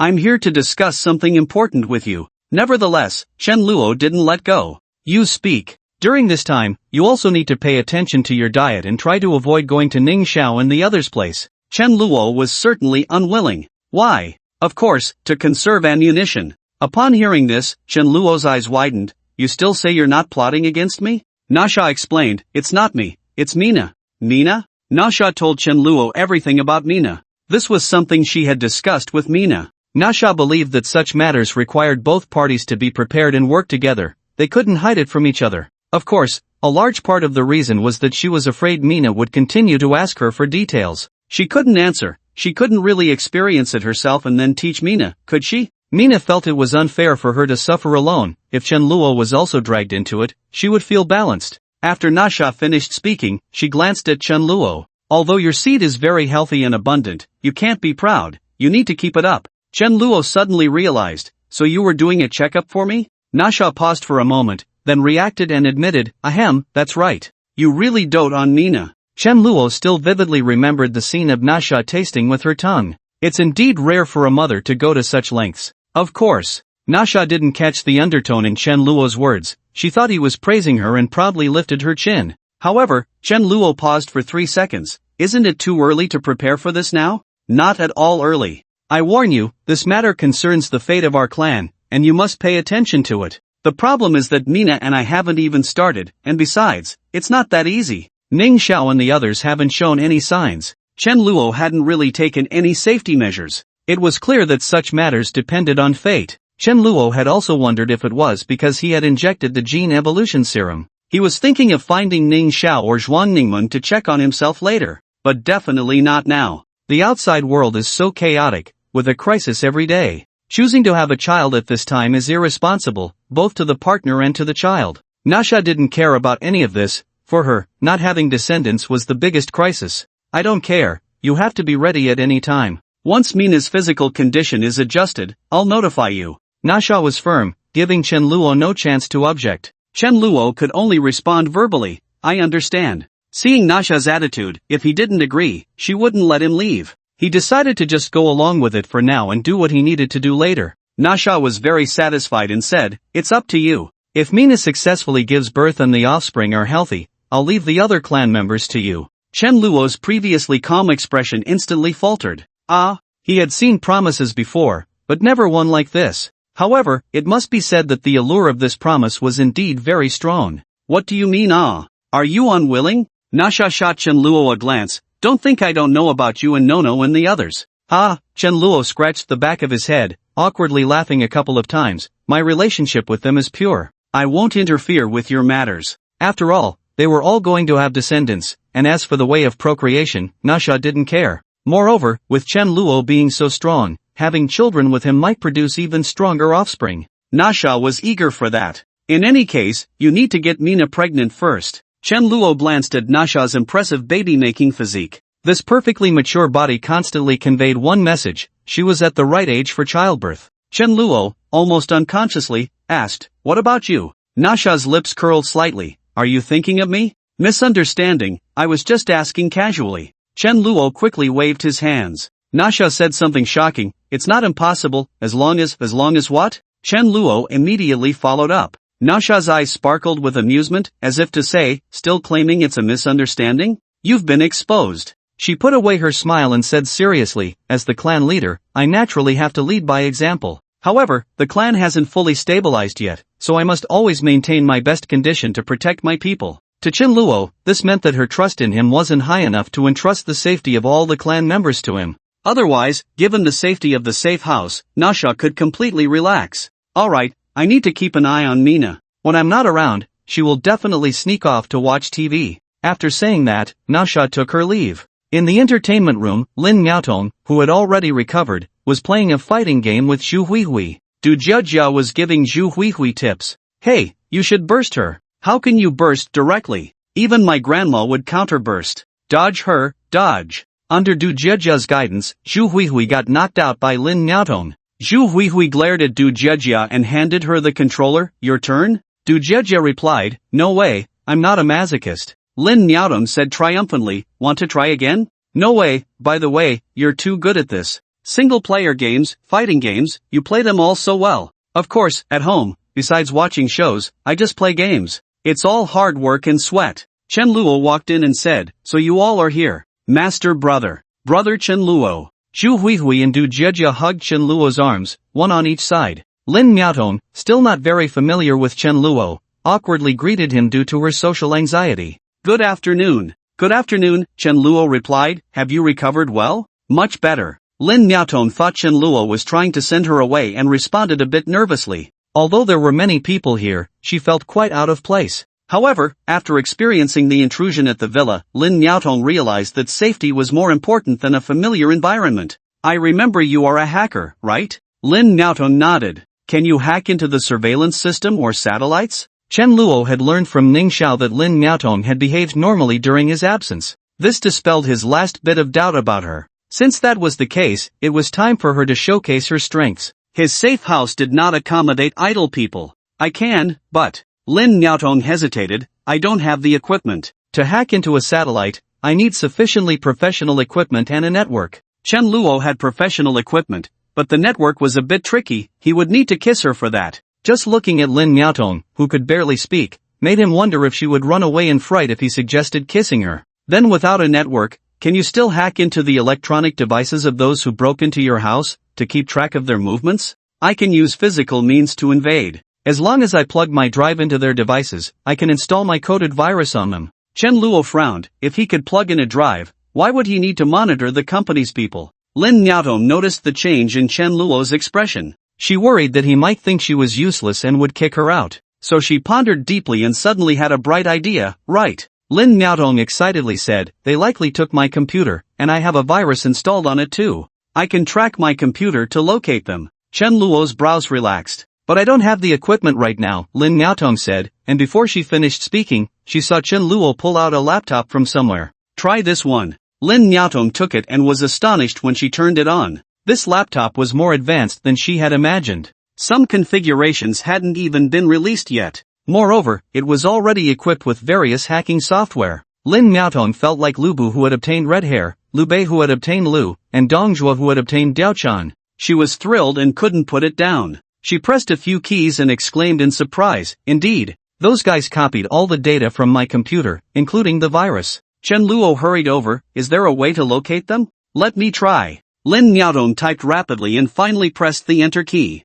Then she shook her head in disappointment at Chen Luo. No, they're too far away. I can only track them within the range of Binhai City. Chen Luo wasn't too disappointed. Achieving this step was already sufficient. As long as the company's people entered Binhai City, he would receive news in advance. This time was enough for him to prepare to welcome them. Seeing Lin Miaotong a bit down, Chen Luo comforted her, don't blame yourself, you're already amazing. This laptop is a gift for you. Really? Lin Miaotong couldn't believe it as she hugged the laptop. This laptop would have cost hundreds of thousands before the apocalypse. He just gave it to her so easily? What would I lie to you for? This laptop was originally a reward for Lin Miaotong, meant to enhance her favorability. Lin Miaotong excitedly said thank you, and she no longer felt so distant from Chen Luo. An electronic mechanical voice echoed in Chen Luo's mind. Lin Miaotong's favorability has reached 40, friendly, enough, a laptop that no one but Lin Miaotong would use. Exchanging for 20 points of goodwill is already quite worth it. In the following days, Chen Luo saw Natasha studying with a book every day. When he passed by, he glanced at the titles, which were things like Guide for Pregnant Women and Parenting Handbook. Mina, sitting next to her, was also forced to read along, her small face showing clear signs of reluctance. Natasha even wanted to hand Chen Luo a copy of New Dad's Tips, leaving him both amused and exasperated. Chen Luo understood that the siren tribe had no experience with pregnancy at all. They were like oviparous fish suddenly turning into viviparous mammals. All the tribe members were completely in the dark and could only rely on their own exploration. Chen Luo found Zhuang Ningmeng, who studied biology, hoping she could provide Natasha and the others with some proper scientific knowledge. However, Zhuang Ningmeng said, "I don't have any free time, the development of the potion is in full swing, and I have to keep an eye on Xiaoyu. I really can't get away." She suggested to Chen Luo, "You should go find Ningxiao, she studies medicine and knows much more about physiological knowledge than I do. Or you could ask Zhu Wenwen." Zhu Wenwen?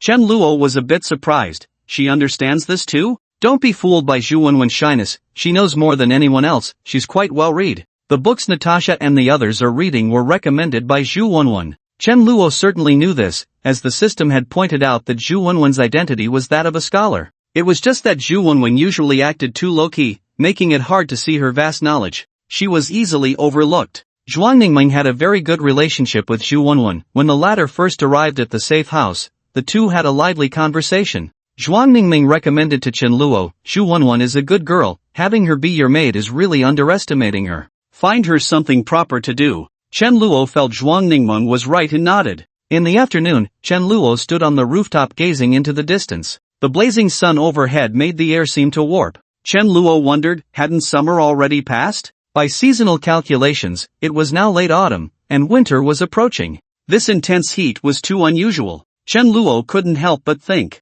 This unpredictable extreme weather was clearly a sign that the apocalypse was gaining momentum again. He didn't know how long this high temperature would last or if it would continue to rise. There was no shade on the rooftop, and after just 3 minutes, Chen Luo's face was flushed and he was drenched in sweat. As he stepped off the rooftop, he bumped into Zhu Wenwen, who was holding a cup of juice. Brother Chen Luo, Zhu Wenwen always blushed when she saw him, but she never shied away. Instead, she looked at Chen Luo with a deep gaze, as if he were the only one in her eyes. No, it should be two, as she showed the same expression when she saw her sister. Zhu Wenwen handed the juice to Chen Luo. After he took it and had a sip, he found the juice was at room temperature and not refreshing at all. So he squeezed the cup, and soon the inner wall of the cup was covered with a layer of mist, quickly forming ice crystals. Chen Luo took another sip, comfortably squinting his eyes. This was the refreshing feeling he wanted. "By the way," Chen Luo opened his eyes, "I was just about to look for you." Zhu Wenwen stood obediently in place. "Luo Wei complained to me recently, saying you took all her work." Zhu Wenwen hurriedly defended herself, "I didn't mean to, I just wanted to repay you."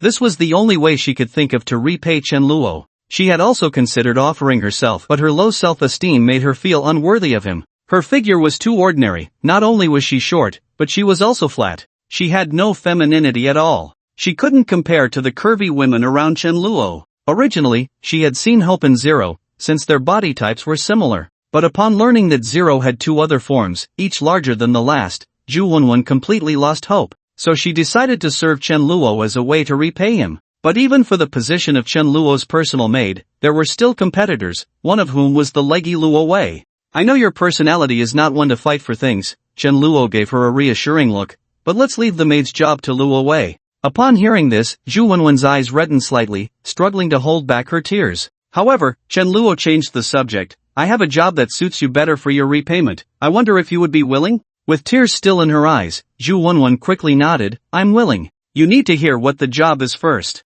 Chen Luo shared her idea of opening a classroom with Zhu Wenwen, saying, "For now, you just need to teach and educate the people of Nasha about physiological knowledge. If other members want to learn, they can also ask you for advice. Additionally, if I have children in the future, I would like you to be their teacher." Although Chen Luo had no plans for children at the moment, it was better to be prepared for any eventuality. Chen Luo liked to be well prepared for everything. Zhu Wenwen was stunned. To entrust her with teaching children? This statement undoubtedly revealed Chen Luo's immense trust in her. Moreover, Zhu Wenwen was very fond of this job, as it allowed her strengths to be put to good use. So she looked at Chen Luo with determination and said, "Leave it to me, I will teach them well." Chen Luo clapped her hands, "Then it's settled. We'll have a trial class tomorrow, and I'll have Nasha, Mina, and the others come to attend." "Ha? Tomorrow?" Zhu Wenwen's newfound confidence instantly vanished. "Isn't that a bit rushed? I haven't prepared the lesson yet." "It's fine," Chen Luo patted her shoulder, encouraging her, "the course should be gradual, it doesn't have to be too professional at the beginning." Despite this, Zhu Wenwen was still extremely nervous. "I need to hurry and prepare the lesson." After saying this, Zhu Wenwen turned and jogged away. Hey, Chen Luo raised her empty cup, but Zhu Wenwen could no longer hear her voice. Forget it, I'll take it down myself. The next day, Zhu Wenwen's small classroom officially opened. Chen Luo, having received her invitation, came to audit the class. With him there, Zhu Wenwen could relax a bit. The classroom was chosen in a relatively large empty room. Desks and chairs were moved from the teaching building of Binhai University. The students in class included the serious Nasha, the earnest Leah, the distracted Mina, and the sirens like Nono, who whispered to each other and occasionally glanced at Chen Luo, giggling. At that moment, Zhu Wenwen, dressed in a professional suit, walked in. A black suit jacket over a white shirt, with a black knee-length skirt and black stockings, gave her a dignified appearance. However, Zhu Wenwen had always given off a petite and cute vibe, making it hard for people to feel intimidated by her. If there had been such a female teacher when Chen Luo was in school, the more mischievous boys in class would definitely have teased her. Zhu Wenwen was also aware of her shortcomings in appearance as a teacher. Therefore, she had specially styled her hair up into a more mature look and wore a pair of gold-rimmed glasses. But the effect? From the moment she entered, the chatter in the back row, where Nono and the others were, didn't stop, which showed how effective it was. Nasha turned her head and glared with her beautiful eyes. Her authority was clearly much higher than Zhu Wenwen's, and Nono and the others immediately shut their mouths and lowered their heads. Zhu Wenwen cast a grateful glance at Nasha. She walked to the podium and cleared her throat. Ahem, welcome everyone to my physiology class. Today, let's start our first lesson by getting to know the structure of the human body. Chen Luo secretly nodded, it seemed quite impressive. Zhu Wenwen continued, first of all, humanity is divided into men and women, though in some countries there may be other genders, such as intersex, asexual, non-binary, and gender fluid. She opened her mouth and rambled on. Mina felt dizzy listening to her and couldn't help but say, so many genders? Is this still humanity? It's like a lanternfish monster. The lanternfish monster is a sea creature from their world. Its lantern on top can transform into whatever a person's heart most desires, luring them closer to be preyed upon. Nasha didn't understand either, but that didn't stop her from scolding Mina. If you don't understand, why aren't you writing it down? Mina, unconvinced, turned to Chen Luo and asked, Chen Luo, can you remember so many genders? Chen Luo scoffed, there should only be 2 genders. Zhu Wenwen nodded, agreeing with Chen Luo's words. In some countries, the number of genders has increased to over 100, but I share the same view as Chen Luo, so we only need to remember these 2. Mina raised her eyebrows at Nasha with pride, see, even the teacher said so. Nasha shot her a glare, and she quickly put away her playful smile. Today, we will learn about the female gender. From the back, Nono interrupted, Teacher Wenwen, we're already very familiar with females, can we skip to males? Well, Zhu Wenwen's expression showed some difficulty. This was different from her planned lesson. However, Nono had a point, not to mention they lived and ate with so many human females and often swam together. They already had a clear understanding of the female body structure, so there really wasn't much to discuss. Thus, Zhu Wenwen apologetically said, I overlooked that, the lesson plan is unreasonable, so let's move directly to the second class understanding male body structure. Everyone perked up except for Chen Luo. Especially Leah, who, being quite serious by nature, even took out a notebook to start taking notes. The difference between males and females lies in their primary sexual characteristics, which for females include, while for males, it must be said that when Zhu Wenwen got serious, she truly had the demeanor of a teacher. The boring class became very lively under her teaching, and everyone listened with great interest, including Nasha. Of course, this did not include Chen Luo. He had already learned this in middle school. So, his attention was more focused on Zhu Wenwen. Compared to when she first arrived at the safe house, looking emaciated, Zhu Wenwen now appeared much fuller. Despite her petite frame, her body proportions were unexpectedly good. When she turned, her round and full little backside stretched her dress tightly, and her short legs were accentuated by black stockings. Coupled with her being a lowly teacher, the contrast in her identity was quite striking. Chen Luo couldn't take his eyes off her. Nono caught a glimpse of Chen Luo's profile out of the corner of her eye. Noticing he was staring at Zhu Wenwen, Nono's eyes lit up with a mischievous idea. She raised her hand, Teacher, I can't understand just by listening. Can you give us some examples? Examples? There was no small blackboard here, and even if Zhu Wenwen wanted to draw for them, she couldn't. In desperation, Zhu Wenwen said, I have a textbook here, you can pass it around and take a look. But Nono replied, Teacher, looking at something on paper won't leave a lasting impression. We'll forget it as soon as we turn our heads. Then what do you want to do? Is there a way for us to see it live? To intuitively feel the male body structure? Nono's eyes sparkled, looking somewhat excited. Zhu Wenwen frowned, I don't have any teaching models here.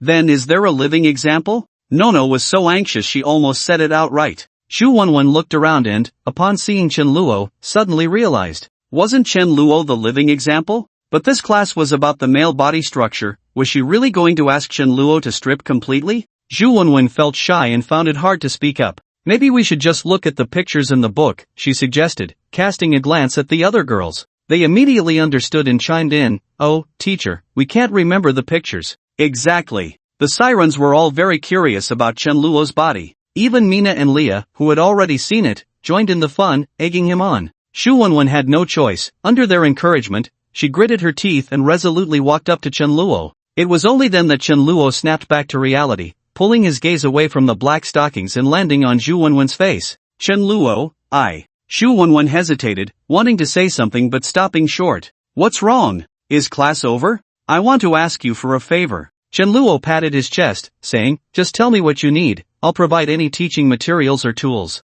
That's great, Xu Wenwen said excitedly, then please take off your clothes. 3 question marks popped up over Chen Luo's head. Xu Wenwen explained, I need a model to demonstrate to my students. Can you help me with this? Nonsense. Chen Luo scolded her with a stern face. If it were a private matter, he would definitely agree. But in front of so many people, asking him to strip down for a demonstration was something he couldn't bear, no matter how thick-skinned he was. Chen Luo wanted to shout, but Xu Wenwen looked at him with pleading eyes. Considering Xu Wenwen's naturally introverted personality, she had only agreed to be a teacher because he had asked her to. So, his tone unconsciously softened. Wenwen, why does teaching have to involve a model? Can't we just look at pictures? Xu Wenwen pouted. The students say they can't remember just by looking at pictures. Chen Luo turned around and indeed saw many sly eyes watching him. Now he understood who was really trying to set him up. Nono, was it you who said that? Nono, with her big red waves that looked like flames, showed an innocent expression upon hearing Chen Luo's words.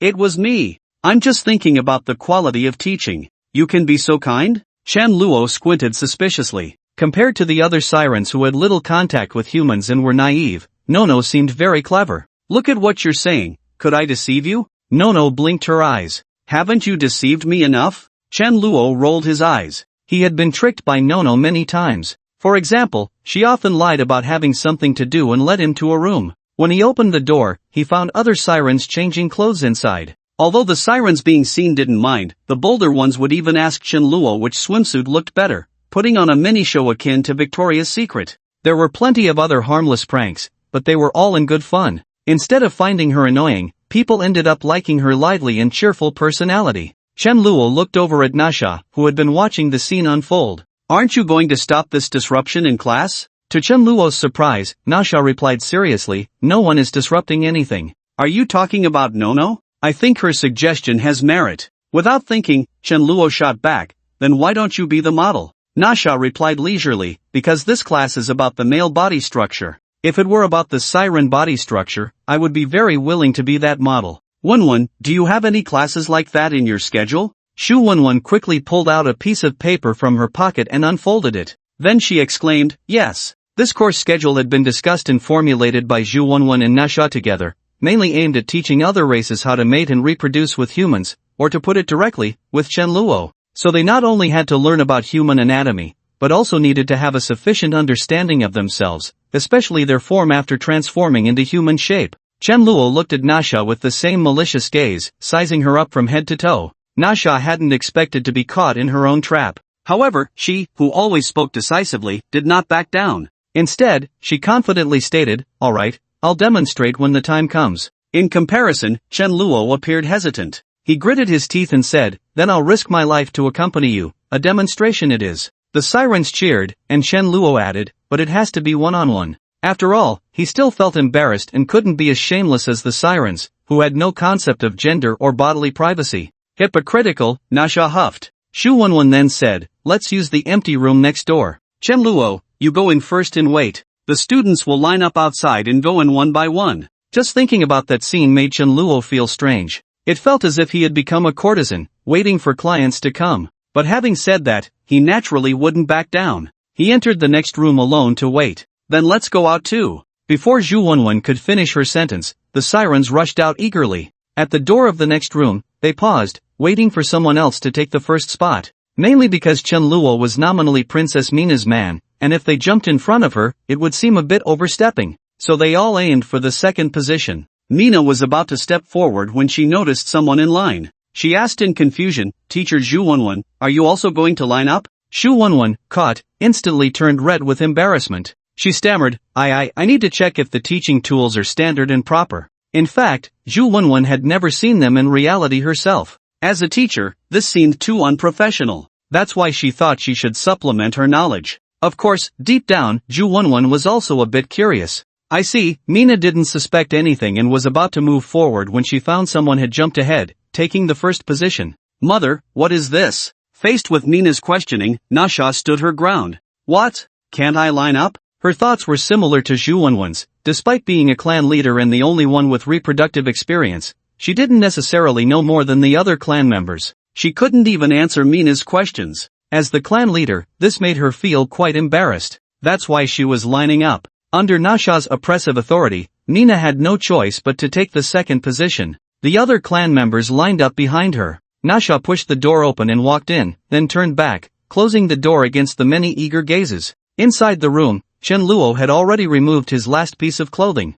Hearing someone enter, he looked up in surprise and asked, "Why are you here?" Nasha replied with the same question, "What? Can't I come in? Haven't you seen it before? Didn't Mina see it too? Didn't Leah see it? They are going to reproduce with me, are you too?" Nasha raised an eyebrow and said in a very ambiguous tone, "Did you forget? I mentioned before that if the clan is stable, then as the clan leader, I must lead by example and personally engage in the task of reproducing the clan." Chen Luo was left speechless. "Hurry up and take it off," Nasha urged, "they are all waiting outside." Chen Luo had no choice but to grit his teeth and remove the last piece. Nasha's gaze naturally locked onto below. She asked in confusion, "Why is it different from what I saw last time? Is it only this little?" Any man would likely find it hard to accept such a statement. Chen Luo rolled his eyes and explained, "This is a calm state. It's different in battle mode." "What I want is the battle mode," Nasha said. "Right now, it has no educational significance at all." Chen Luo spread his hands, "There's nothing I can do about it."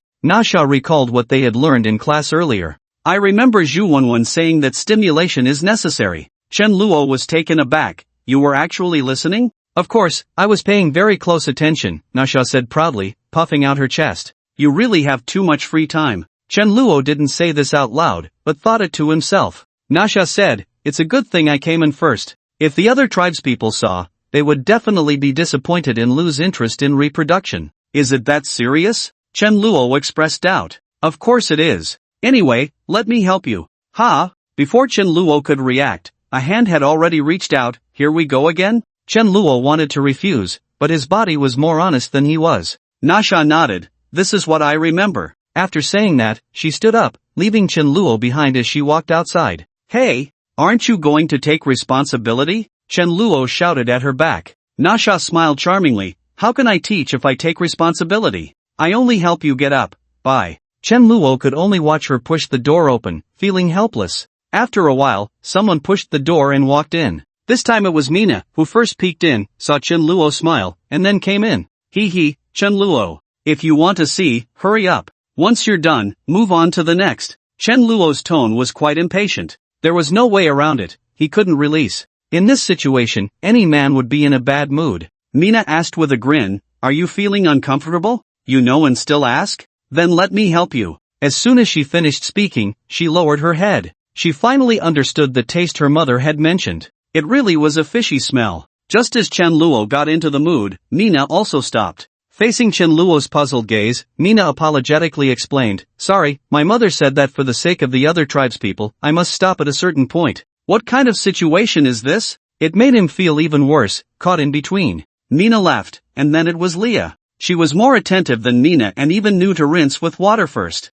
After Leah came the fourth, fifth, and who knows how many others. Until a timid figure walked in. Upon seeing the person's face, Chen Luo instinctively pulled his clothes over himself. "Wenwen, how did you get in here?" Zhu Wenwen's face turned as red as an apple. She explained softly, "What you learn from paper always feels shallow. To truly understand, you must practice, so I wanted to see for myself." "Forget it, one more person doesn't make a difference." Chen Luo gave up, tossing his clothes to the ground and standing up boldly. "Ah!" Zhu Wenwen exclaimed, covering her eyes with her hand. Then she opened a small gap to peek outside. So ugly. Chen Luo rolled his eyes. If you want to see, then see. If not, move on to the next. Xu Wenwen quickly lowered her hand. I want to see, I want to see. After saying that, she took out a notebook and a pen, starting to sketch Chen Luo. Soon, she put down her pen, nodding in satisfaction. All done. Chen Luo leaned in to take a look. Wow, it was actually quite good. The simple sketch captured Chen Luo's handsome, strong, and tall figure.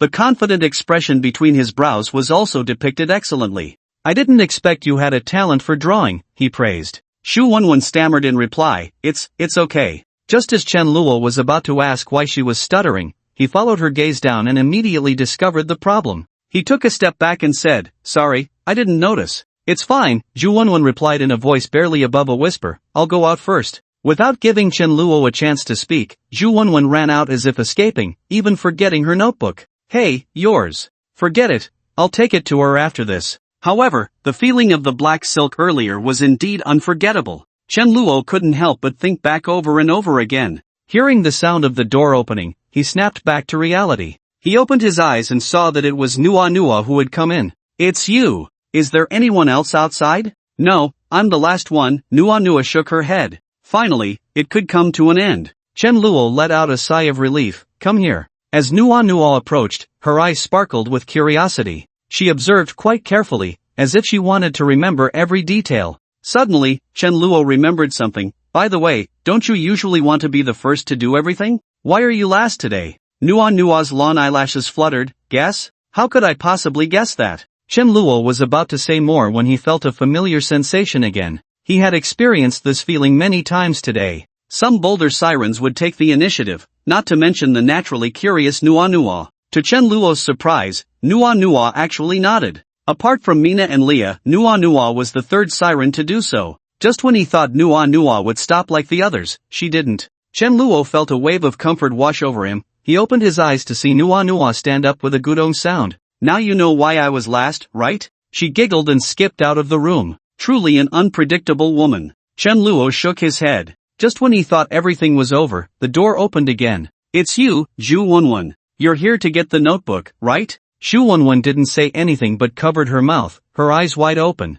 Chen Luo held the notebook and walked towards Xu Wenwen. Xu Wenwen snapped back to reality and took the notebook, but her gaze never left Chen Luo. What's wrong? Haven't you seen it all? Chen Luo asked, puzzled. Xu Wenwen shook her head. Chen Luo suddenly realized, this is another state you haven't seen before, but you'll be able to switch back soon. As soon as he finished speaking, he had already recovered thanks to his strong physique. Chen Luo was quite confident in this regard, swaying his body proudly. See, now you recognize me, right? He looked at Xu Wenwen, who still wore a surprised expression, her mouth agape. Chen Luo suddenly remembered that Xu Wenwen was wearing professional attire with black stockings today, but the Xu Wenwen in front of him was dressed differently. This didn't seem like Xu Wenwen's style, it was more like Xu Huihui. It can't be you, right? Once Xu Huihui realized she had been recognized by Chen Luo, she stopped pretending. With a smile in her eyes, she teased, Chen Luogij, you all are having quite the fun. Don't get me wrong, we're doing this for educational purposes. Chen Luo's face flushed, and he hurriedly picked up the clothes on the floor to put them on.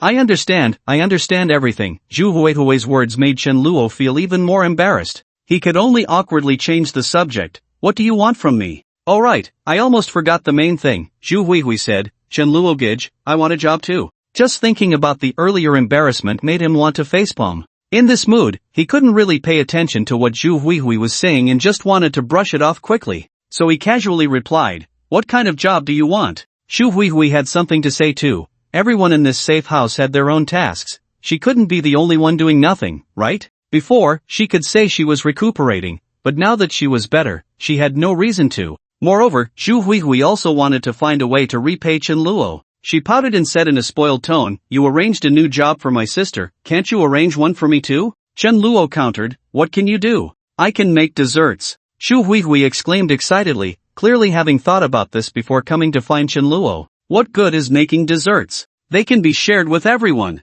Desserts can lift people's spirits. During these tough times, they can help boost morale. No matter how grandly Xu Huihui spoke, Chen Luo was not very interested. If it were a usual day, he might have readily agreed due to his good mood. However, he had just come out of a sage state, and rationality was still prevailing. Therefore, he analyzed logically, the risks of going out to find tools for making desserts are negligible compared to these effects. He added, if you had brought it up earlier, it would have been fine, but it's so hot outside now, it's really hard to find tools for you. Upon hearing this, Zhu Huihui's small face fell, and she became dejected. Chen Luo saw her like this and remembered something, opening the system. Name, Zhu Huihui, identity, female university student, campus belle, dessert chef, favorability, 100, unwavering, initial meeting reward, appendicitis surgery medication, obtained, first kiss reward, dessert shop, not obtained, complete strategy reward, gene evolution potion, not obtained. With the favorability maxed out, Chen Luo was not surprised. Zhu Huihui was inherently simple-minded, and her favorability had reached 50 right from their first meeting. She had the highest starting favorability among all targets. The subsequent increase was also relatively easy. Chen Luo hadn't deliberately given her any benefits, yet she filled it up on her own. The identity of the patient had been replaced by that of a dessert chef following the successful surgery and recovery. After reviewing the rewards, Chen Luo closed the panel and said to the downcast Zhu Huihui, "It's not impossible for you to make desserts." Zhu Huihui's eyes lit up, eagerly waiting for more. "You just need to kiss me." This method was indeed the simplest and quickest. But Zhu Huihui didn't know that Chen Luo could gain rewards through kissing. She thought Chen Luo had feelings for her and wanted to take advantage of her. Shyly, she clasped her hands behind her back and hesitated, saying, "Isn't that inappropriate for you and my sister? Aren't you in that kind of relationship?" "What relationship?" Chen Luo didn't understand. "That kind of relationship, didn't you both meet openly?" Earlier, Chen Luo had mistakenly taken Zhu Huihui for her sister Zhu Wenwen.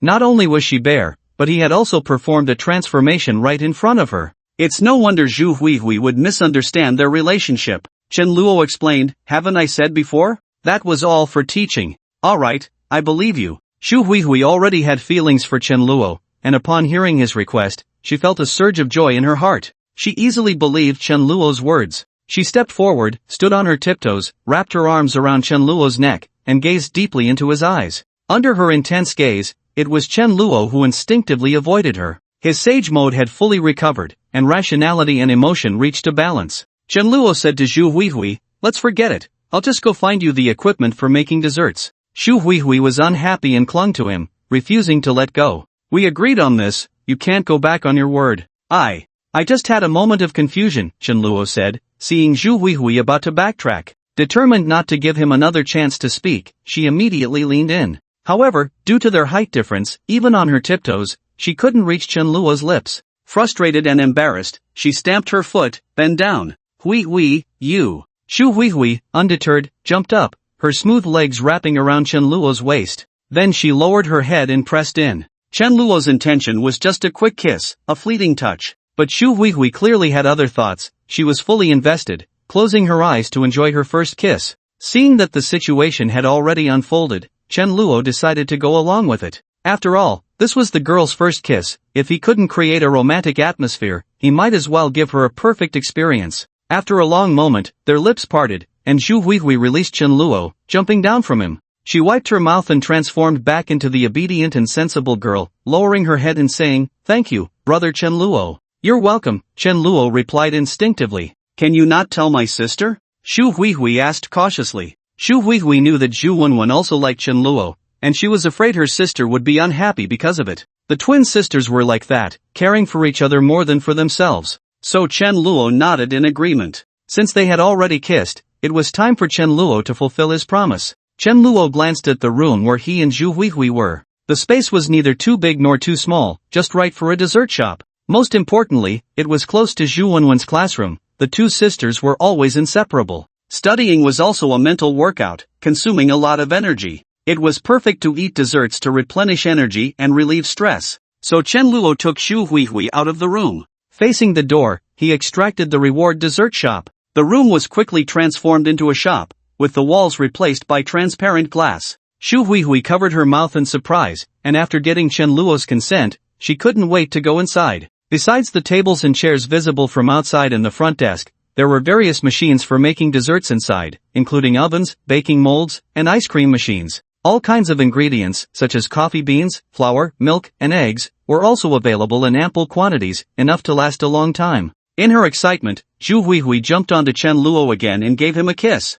After kissing, she didn't immediately get down but leaned close to Chen Luo's ear and said ambiguously, "Brother Chen Luo, if you want to kiss me again in the future, you can come find me anytime." Her warm breath brushed against Chen Luo's earlobe, making him feel a tickle. Shu Huihui added, "Just don't let my sister find out." Her sneaky demeanor resembled that of a sister-in-law with a close relationship with her brother-in-law. Chen Luo almost entered a battle mode again. The temperature in Binhai City continued to rise, with the perceived temperature nearing 50 degrees Celsius. It was known that even during the hottest times in the past, Binhai City had never exceeded 40 degrees. This bizarre high temperature made every survivor in Binhai City aware of the abnormality. Chen Luo and his group, relying on their ample supplies, stayed indoors. But other survivors had no choice. They had to brave the scorching weather to search for food, quickly moving through the shadows of the buildings. Once exposed to the blazing sun for more than 10 minutes, they risked heat stroke. It was important to note that outside there were zombies, creatures that were neither afraid of heat nor cold.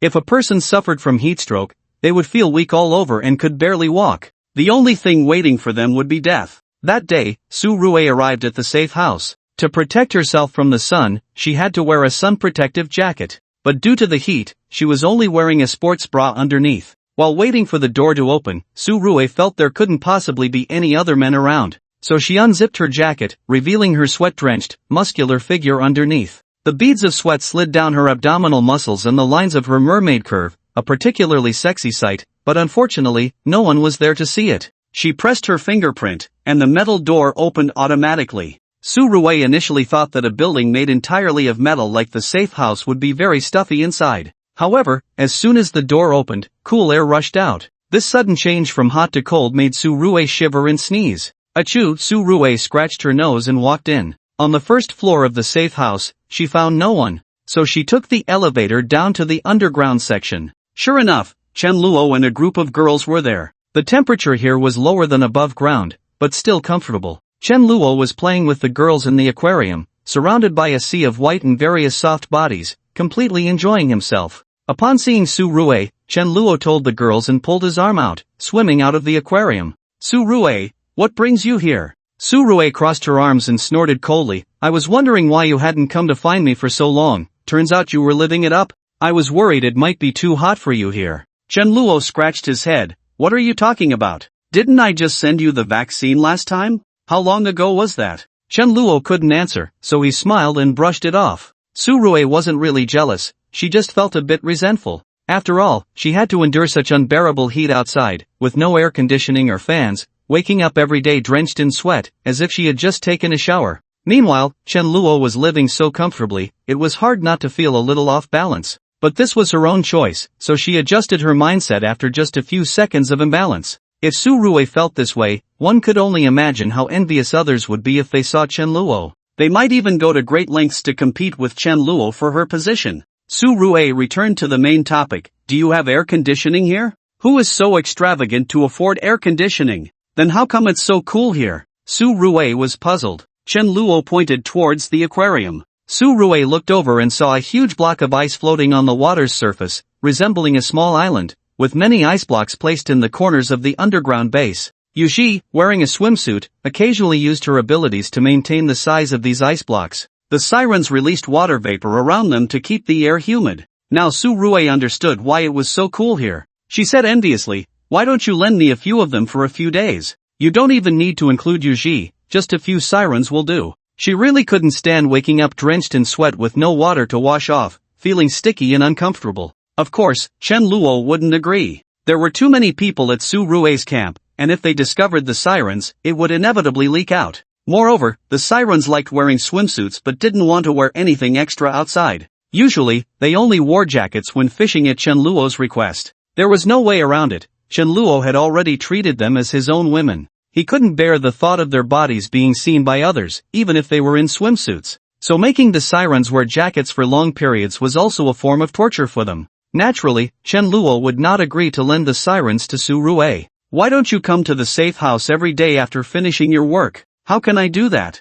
I'm the leader of the camp. How can I abandon them and enjoy myself?" Chen Luo fell silent. It wouldn't be appropriate to continue that line of conversation. The idea of borrowing people was just a casual remark from Su Rui, and she reminded Chen Luo, during this time, don't let them go out to avoid being discovered. "What's wrong? The weather has been too hot lately, and water has become the most precious resource. If people find out that the sirens can create water, they might take risks. Su Rue explained that although Binhai City was a coastal city, the rivers and lakes in the city had already dried up. As for seawater, not everyone knew how to distill it. Another issue was the low efficiency. Most of the water distilled had already turned into vapor, unable to provide the amount of water needed in this weather. Therefore, the survivors in the city were frantically searching for various freshwater resources. According to the information brought by survivors fleeing from other cities that Su Rue received, this heat wave was not limited to just Binhai City. It was, like the last cold wave, a nationwide and even worldwide phenomenon.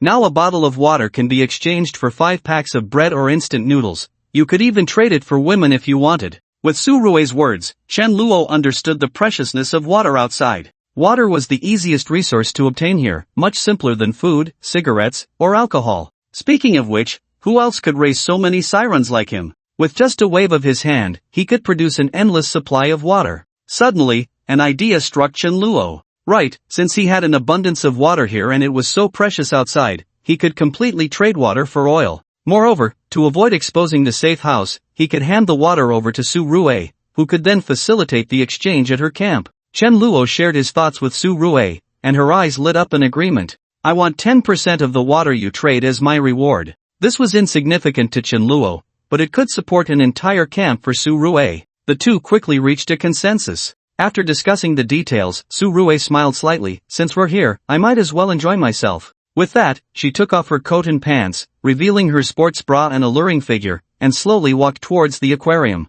Chen Luo watched, astonished. After enjoying herself in the aquarium and spending 2 hours in the office with Chen Luo, Su Rue drove the heavy truck from the safe house, hauling 3 massive blocks of ice away from Binhai University. A day later, she returned with a truckload of various supplies. Chen Luo climbed into the truck to take inventory. He counted 5 barrels of diesel, 3 barrels of gasoline, several cans of meat, and 3 boxes of snacks. The return on investment was nothing short of astonishing. Chen Luo instructed Che Xiaoyu to move the supplies inside while arranging for 3 sirens to create water. He then found Su Rue. Did all the water from yesterday sell out? Su Rue nodded. The water just arrived at the camp, and before the news could spread, it was snatched up by our own people. She never forced the camp members to hand over all their supplies, so many had hidden some resources for themselves. Seeing Su Rue return with a heavy truck carrying ice blocks excited them immediately. If it were just water, that would be fine. But this was ice. Not only could it be consumed, but it could also cool things down. In this hellish weather, it was far more appealing than drinking water. When they learned that this truckload of ice belonged to Chen Luo, they abandoned any bad thoughts and went back to retrieve their hidden supplies to buy some. Su Rue added, there are still many people who haven't bought any. You should get more, preferably ice. Chen Luo hadn't expected that freezing the water would yield such great results. All he had expended was a bit of energy. Eating a few exotic fruits or resting for a day would restore him. No rush, scarcity makes things valuable. If I make too much, it won't be worth anything. Su Rue rolled her eyes. You're such a shrewd businessman. Ha, Officer Su, are you going to arrest me? Chen Luo flirted with her. Oomph. One day I'll bring you to justice. Then I'll be waiting here for Officer Su. By the way, I want to play a cop. Do you want to come to the office with me for a bit? Su Rue's expression showed some interest, but she shook her head. You always take so long. By the time you're done, the water will have evaporated. Let's save it for next time. I can just recreate it after it evaporates.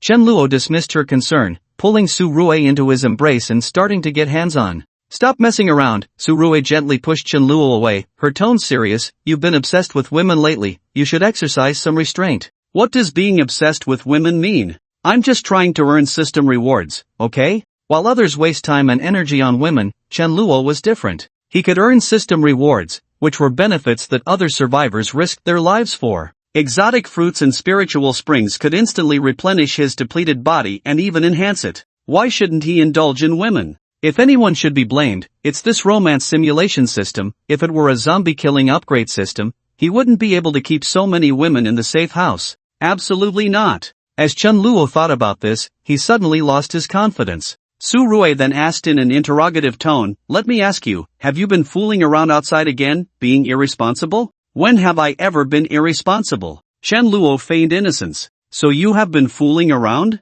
Let me think. Chen Luo pondered for a long time but still couldn't recall. It couldn't possibly be Lin Keqing, could it? She had died long ago, and her body should be nothing but bones by now. Surely she couldn't have come back as a ghost to claim his life? Shenluo gave up thinking. I can't remember. You might as well tell me what happened. A little girl came to our camp asking everywhere if anyone knew someone named Shenluo. Can you say it wasn't you? I really didn't. Shenluo protested his innocence. What's her name? Yang Xiao. She looks like she's from the countryside, dressed quite plainly, but with some dressing up. She should be very pretty. Su Rui thought of something and added with a strange expression, if you had seen her, you would definitely have a deep impression of her. Yang Xiao? Shenluo racked his brain but couldn't recall any relevant information. He was sure that whether before or after the apocalypse, he didn't know such a person. Could it be a namesake? Maybe she's not looking for me? The problem is she can describe every feature of yours. Oh, Shenluo was puzzled. Seeing Shenluo's gloomy expression didn't seem fake, Su Rui chose to believe him.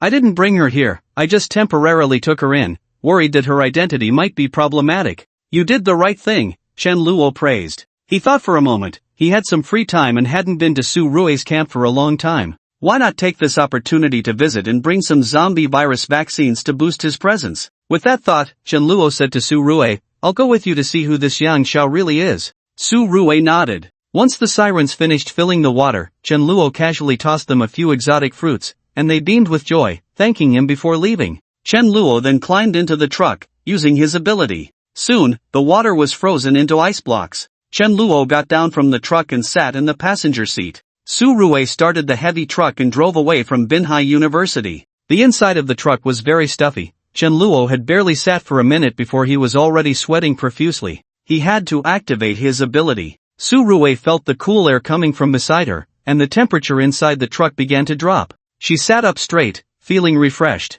She enviously said, Your ability is really convenient. It's like a mobile air conditioner. Shenluo thought about how the average favorability of the sirens had reached 80 to 90, with a few even maxed out. He speculated that it wouldn't be long before he received the complete reward. So he said, I'll get you one too. Su Rui's eyes lit up at his words. Shenluo added, but not like mine, it would be the sirens kind, with their enchanting songs or water control. That works too, I'm not picky, Su Rui replied. The two chatted casually. Under the influence of Shenluo, the human air conditioner, Su Rui didn't feel the heat as much and drove leisurely. Through the truck window, Shenluo saw some survivors rushing through the city, not wanting to waste a second outside. None of them were riding motorcycles, which would expose them to the sun. They preferred inconvenient cars that could easily get stuck in traffic. Half an hour later, the heavy truck stopped at the entrance of Su Rui's camp. Compared to before, the camp had become more professional. There were various obstacles and iron fences at the entrance. It even had an official name now. A sign hung at the main gate, reading Binhai City Disaster Relief Shelter. Armed guards stood at the sentry post, always on alert for zombies approaching the camp. Upon seeing the heavy truck, they did not stop it, clearly recognizing it as the vehicle used by Shenluo and Su Rui. The truck entered the camp without obstruction. As the number of people in the camp increased, in addition to the initial building, several surrounding buildings had also been reclaimed by Su Rui. So when the heavy truck entered the camp and arrived at an open area, many people could be seen coming in and out of the buildings. Of course, everyone was in a hurry. When they saw the heavy truck, they exclaimed, Officer Su is back. People on the upper floors heard the commotion and leaned out to look. Upon seeing the familiar truck, they quickly pulled back and rushed downstairs anxiously. Soon, dozens of people, braving the scorching sun, surrounded the heavy truck. The leader, Lao Jiao, said, Officer Su, you finally returned. We were about to melt. Is there ice in this truck? Su Rui opened the door and stepped down. The door of the passenger seat opened as well, and when they saw Shenluo, a look of surprise flashed in the eyes of Lao Jiao and most of the others. Lao Jiao dropped Su Rui and approached with a flattering smile. Boss Chen, it's been a long time since we last met. What brings you here today? Just came to take a look and brought some things along. Shenluo indicated the backpack on his back. Everyone except Lao Jiao's eyes lit up. They guessed what was inside. It must be the zombie virus vaccine that Shenluo brought last time. Ice and water were certainly essential, but compared to that, the vaccine was even more important. With the vaccine, they dared to venture deeper into the mall and the warehouses of large supermarkets. They could obtain resources that hadn't been completely looted yet, including drinking water. Thinking of Lao Jiao and Xiao Jia, who were among the first batch of people to receive the vaccine, they had become squad leaders in the expedition team. Not only had they brought back a lot of supplies, but they had also accumulated a great deal of merit. They had hoarded some for themselves, making them quite comfortable among the survivors.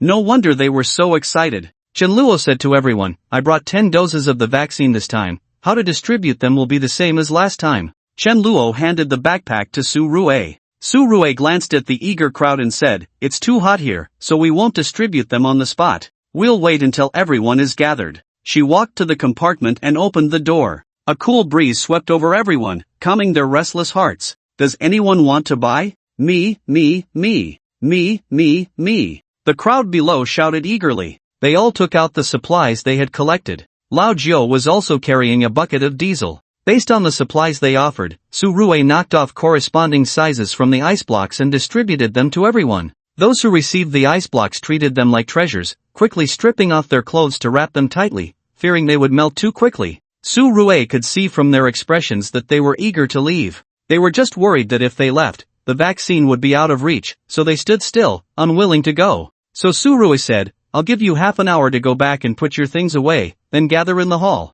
Only then did everyone leave with peace of mind. Su Rue called out to Lao Jiu, go get Yang Xiao. Got it. Chen Luo followed Su Rue into the building and arrived in the office. The two waited for 3 minutes before they heard a knock on the door. Come in. Chen Luo looked towards the door. A girl wearing a plaid shirt and with 2 braids entered. Chen Luo had only seen this hairstyle when he first met Shi Lu, but even she no longer wore such an outdated hairstyle now. The girl was petite, comparable to a loli, but she had a completely different body shape with a bust that almost rivaled her head, lifting her shirt high. The size was no less than that of mature women like Tang Xin, and it even seemed to surpass it slightly. Among the women Chen Luo knew, only Na Sha was above her. But Na Sha was over 2 meters tall, so it was normal for her to be big. Proportionally, this girl was not inferior. No wonder Su Rue said that once Chen Luo saw her, he would definitely remember her. It turned out to be this kind of impression, indeed deep enough. Officer Su, I heard from Lao Jiu that you were looking for me?